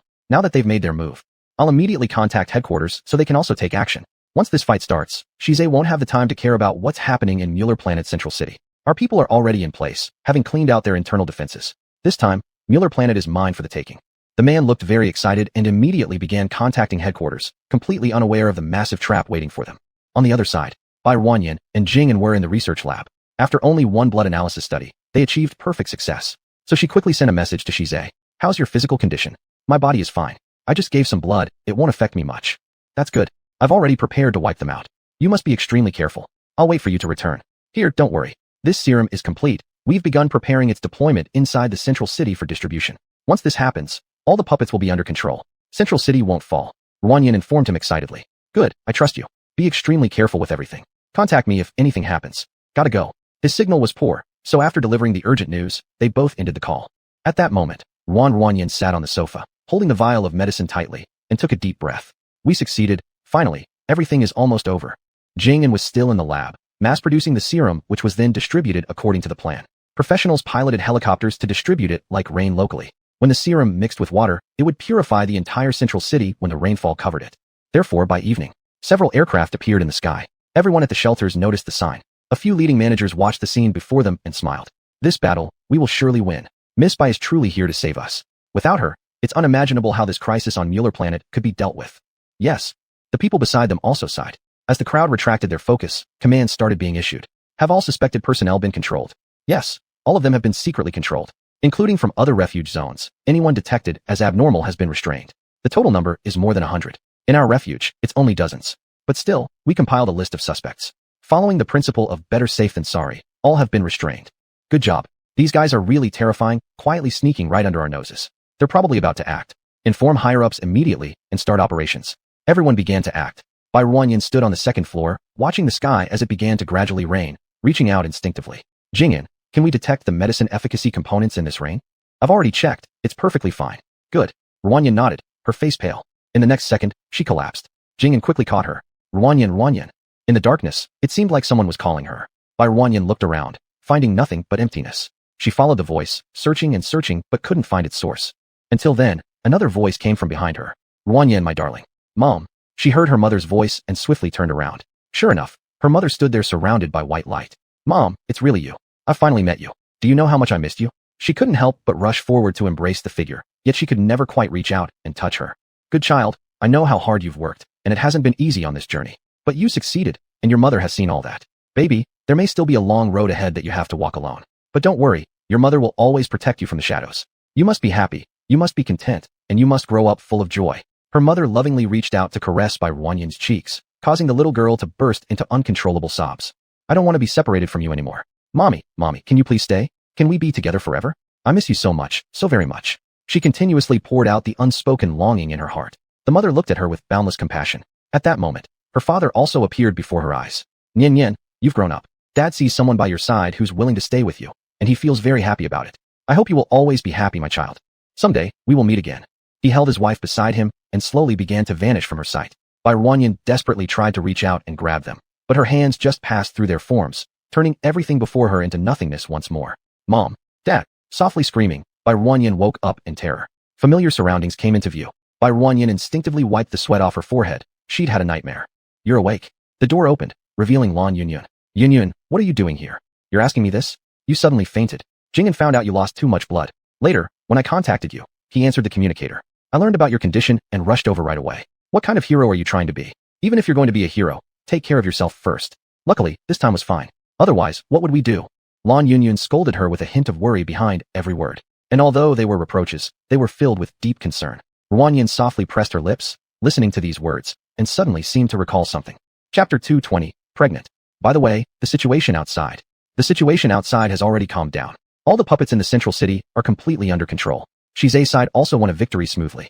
The Misho clan, learning that their plan was ruined, were angry and ashamed, and wanted to self-destruct in an attempt to take us with them. Fortunately, Shize discovered it in time and directly removed his head. As for those of the Misho clan, other followers, they have all fled in disorder. Now, the federal headquarters is urgently rounding up all those involved who have been caught. Your serum was very useful, but you used too much of your blood, which is too dangerous. Shize also learned about this matter. He is rushing back hastily, worried about you. Lan Yunyun informed Soft of the specific situation. Bai Runrun couldn't help but touch her eyebrows after listening, still feeling exhausted, but obviously much better. She looked at the drip beside her. It should have given her an emergency infusion. I'm fine, just a little weak. I'll be good after resting for 2 days. But, for the Mular planet and everyone else, we only have one chance. So I must gamble. But now everything is fine, which is the best ending. Soft smiled faintly, but thinking about Shize's side still made her feel somewhat scared. You haven't said much more, right? What? Lan Yunyun didn't react immediately. Shize, he's a lunatic. If you say too much, he will definitely go crazy. Bai Ruan answered anxiously. After hearing this, Lan Yunyun couldn't help but laugh out loud. I thought you really fear nothing in heaven or on earth. Why are you worried that Shize will punish you now? That's different. He's someone I truly am quite afraid of. Ruan rubbed her nose nervously. Lan Yunyun then sat by with a grin, her eyes scrutinizing Ruan from top to bottom. What's with that look? It makes me uneasy. I mean to tell you, you don't need to worry that Shize will harm you because you hold a pretty powerful trump card. Lan Yunyun left her words half finished, teasing. Soft furrowed her brows upon hearing this. What do you mean? Of course, congratulations to you, you're pregnant. Saying this, Lan Yunyun giggled again and cast a fervent gaze towards Bai Ruanuskaryu's belly. Could it possibly be from that one time? Shize is so powerful, hitting it on the first try? Since I helped bring this about, the child must acknowledge me as its godmother when it's born, right? Lan Yunyun rambled on by herself. She completely missed Bai Runrun becoming petrified where she stood. In disbelief, she reached to cover her belly, then looked up. What did you say? What? Dumbfounded with happiness. You're having a baby. You are currently very weak. Fortunately, it was discovered in time, otherwise you went through such dangerous things. However, you're lucky. Jing'an was nearby. He urgently gave you an infusion, instantly replenishing the void in your body. If it had been delayed even a bit longer, this baby might not have been saved. The child is only 2 months old, exactly when nutrients are needed the most. Truly fortunate. Lan Yunyun explained and softly sighed. Ruan, who finally accepted this fact, rose with joy. Am I really carrying a baby? Yes. Tremendously moved, Bai Runrun held her belly tightly with tears welling up in her eyes, trying to regain composure from this good news. Look at how happy you are. So from now on, you can no longer be reckless. Come, eat something first. You just woke up and need to replenish your nutrition. Lan Yunyun picked up the lunchbox nearby. Inside was chicken soup she had personally stewed for 4 hours, full of flavor. She added all kinds of nourishing herbs. This bowl of chicken soup was full of nutrients. Soft calmed down slightly, obediently sat down, and took the chicken soup. Without hesitation, she drank mouthful after mouthful, knowing it was good for the baby inside. Bang! At that moment, the door was suddenly pushed open. Shize, covered in dust, appeared before their eyes. The 2 people in the room got a shock, and Lan Yunyun quickly turned around, intending to scold whoever was so rough, but she quietly shut her mouth upon seeing Shize. Mr. Shize, you've returned. After all the trouble Miss Lan went through to come over and take care of Soft, there are some things I want to say to her alone. The other party abruptly expressed thanks without any change of expression on his face, icy cold as ever. Lan Yunyun internally complained, understanding the implied dismissal, and decided not to stay long. Then I shall go back. I'll visit you another time, soft. Also, remember to reveal your trump card if things go south.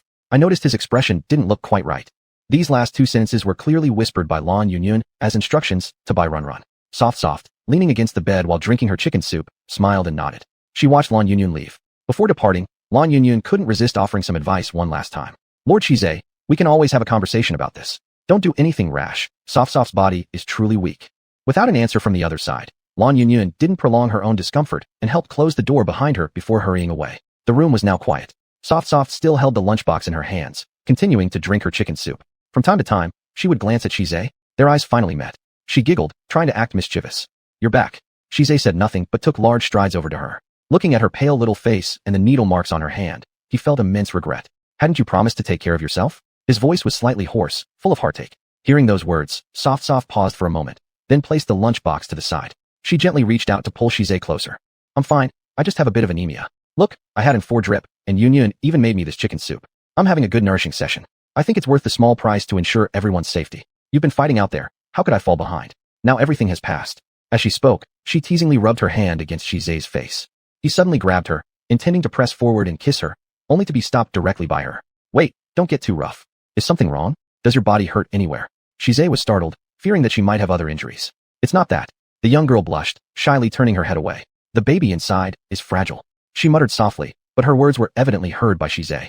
He froze, disbelief etched across his face. What did you say, Soft? Overwhelmed with excitement, he pulled her delicate hand toward him, looking earnestly into her eyes. Chapter 221. Return to the planet. Hey, be more careful. Don't be so clumsy. The doctor said that the baby in your belly is still very fragile during these early months. If you're not careful, it could miscarry.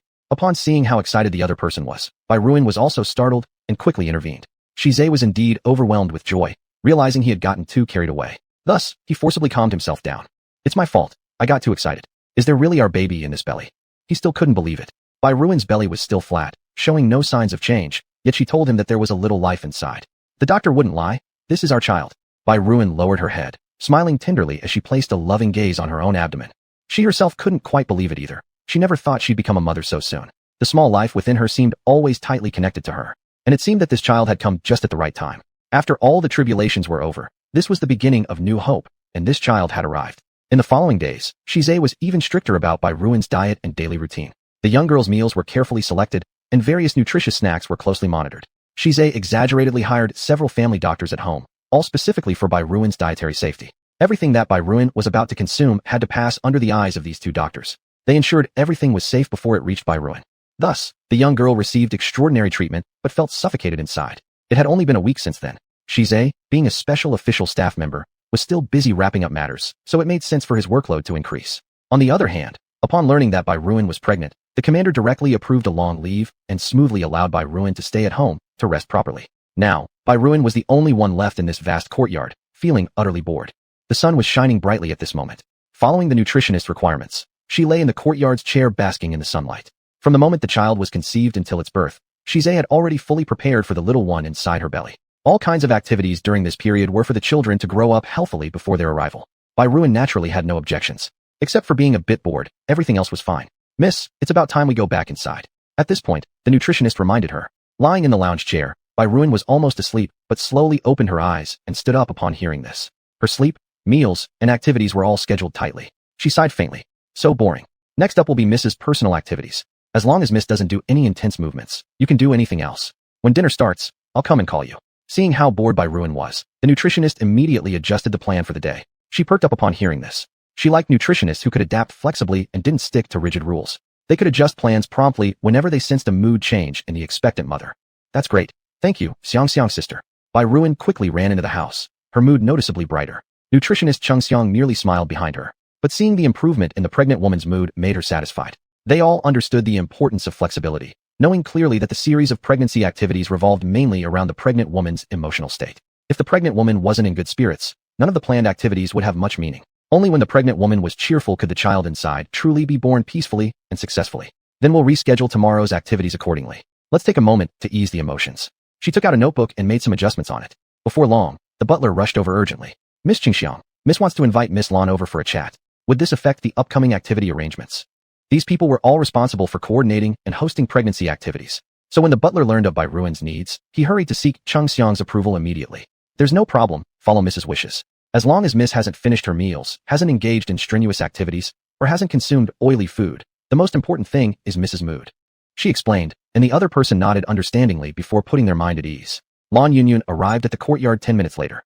The two of them had met just 2 weeks ago, but seeing each other again now filled them both with excitement. Ruan, it's so difficult to see you. I've heard that Shize really went all out for your safety, inviting many professionals to take care of you during your pregnancy, and even organizing activities to keep your mood pleasant so the baby inside can be born safely. That's so typical of him. Only he could go this far. Lan Yunyun said this while reaching out to touch Ruan's belly gently. Actually, these activities are quite interesting. It's just a bit boring at times. But the nutritionist is a great person. She noticed I wasn't in high spirits and gave me some free time right away. So I called you as soon as possible, because you're the only one who can come over and keep me company. No problem. I brought lots of games this time specifically to cheer you up. The two young ladies chatted happily together, filling the entire hall with their laughter and joy. Meanwhile, Mingyu was busy packing her things in the room. After preparing her luggage, she pulled open the door only to find Hong Jia standing outside.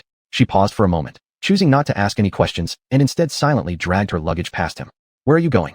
Hong Jia saw that she didn't want to talk to him, but instead of getting angry, he followed behind her habitually, asking various things.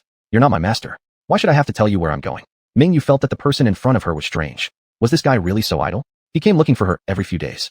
Now that you're working in our captain's house, naturally you belong to the captain. Since I'm one of his trusted subordinates, I can certainly inquire on his behalf. Hong Jia gave a reason.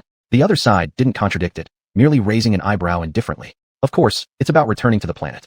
I know how well Lord Shize has treated my Mississippi. After the war ended, he immediately led people to exterminate the invaders who targeted our mother. Chapter 222. Failed.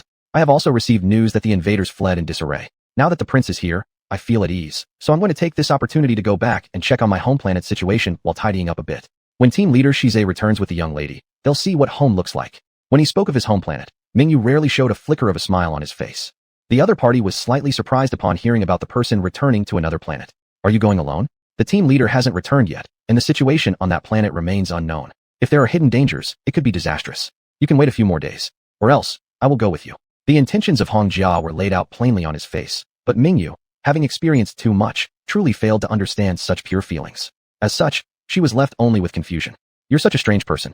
Why do you always follow me around? I am the only member of my race by my prince's side, and my prince represents all my hopes. My loyalty to my prince can absolutely be attested to by heaven and earth. Is it necessary for you to doubt me time and again?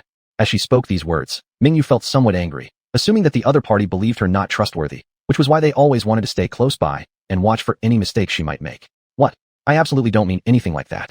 I just think it wouldn't be safe for you to go back alone. My safety has nothing to do with you, does it? I don't know either, but I just can't set my mind at ease. Why won't you let me go alone? As Mingyu pressed forward step by step, Hong Jia, retreating continuously, lost control in the heat of the moment and blurted out the truth without any regard. Because I like you. Upon saying this, silence immediately enveloped the scene. Even Mingyu, who had previously held an aggressive stance, froze in place. She looked incredulously at the person in front of her, her expression complicated. Are you talking nonsense? Thinking she must have heard wrong or that the other party was teasing her, her gaze turned cold. I don't know why. Ever since meeting Miss Mingyu, my entire heart has been taken up by Miss Mingyu. I even find myself involuntarily concerned about whether Miss Mingyu needs anything. That's why I can't help but seek out Miss Mingyu every time. He seemed to have no fear now, pouring out all his heartfelt words recklessly. Are you joking? No, absolutely not. Everything I just said is true from my heart. Hong Jia explained eagerly, his face turning red as well. He was originally a rough man, so his bashful appearance, with flushed cheeks, looked truly peculiar right now. Mingyu remained silent, but her mood was clearly complex. I've already married someone, being a wife for many years. My age is much older than yours. Do you know what your words mean? Mingyu furrowed her brows. In her eyes, the person in front of her was no different from a child similar in age to her prince. Yet she, Mingyu, was far older than her prince by over a decade. Frankly speaking, she had never thought about getting involved with kids like them. Hong Jia's words truly made one sigh deeply. I don't care about those things. Seemingly afraid Mingyu would reject him, Hong Jia quickly declared his stance. This isn't something you care about or not that decides. Don't say these words anymore. I'm about to return to my home planet. Please step aside. Indeed, she still had the same cold attitude, refusing others at a distance. Hong Jia had considered the consequences before saying those words. Perhaps after this, Mingyu would never pay attention to him again, or they wouldn't even be able to speak normally. But he didn't want her to misunderstand him anymore, and in this last chance, he wanted to express all his attitudes and emotions toward her, yet ultimately failed.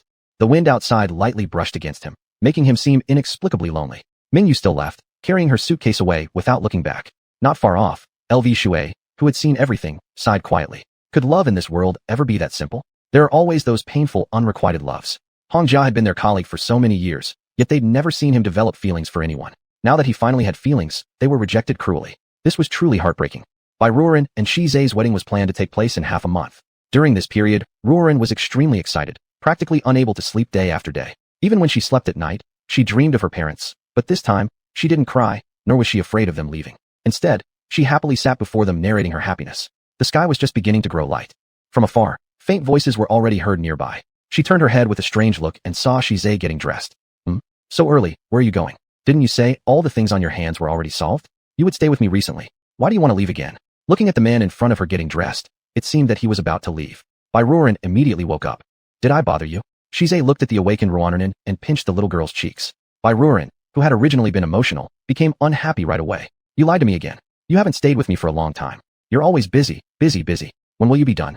She turned her face aside and deliberately ignored him. Shi Zhe looked at Bai Ruoren, who was pouting like a little bun, and his whole heart almost melted. Are you mad? Indeed, those fortune tellers are right. During pregnancy, emotions fluctuate the most easily. But still, you look very cute. He smiled as he spoke and showed no sign of being annoyed by Ruoren's unreasonable mood swing. Bai Ruoren continued ignoring him. She was indeed quick-tempered, but one could see that it was due to indulgence from a certain person. Don't be mad. Today, I'm not on a mission. Instead, I plan to take you somewhere. I intended to go ahead and check out the situation before taking you. Unexpectedly, I disturbed you. Shi Zhe hurriedly explained, stepping forward and pulling Ruoren's little hand to kiss it against his lips. Going out to play? Are you taking me out? Hearing they were going somewhere together, Ruoren felt better right away. Shi Zhe couldn't help but laugh, nodding. Yes, I'm taking you out to play. Then wait for me. I'll be ready soon. Being able to go out made Bai Ruoren naturally happy. She had been stuck indoors feeling bored. Having this opportunity now clearly excited her. No need to rush. We have plenty of time. It's not going anywhere. Shi Zhe watched Ruoren's lively state and revealed a satisfied smile on his face. After the two brushed their teeth and washed their faces, they had breakfast. Chapter 223, Grand Finale. From beginning to end, Bai Ruoren's emotions were exceptionally excited. Not until she was brought into the military base and saw the enormous spaceship in front of her did she freeze on the spot.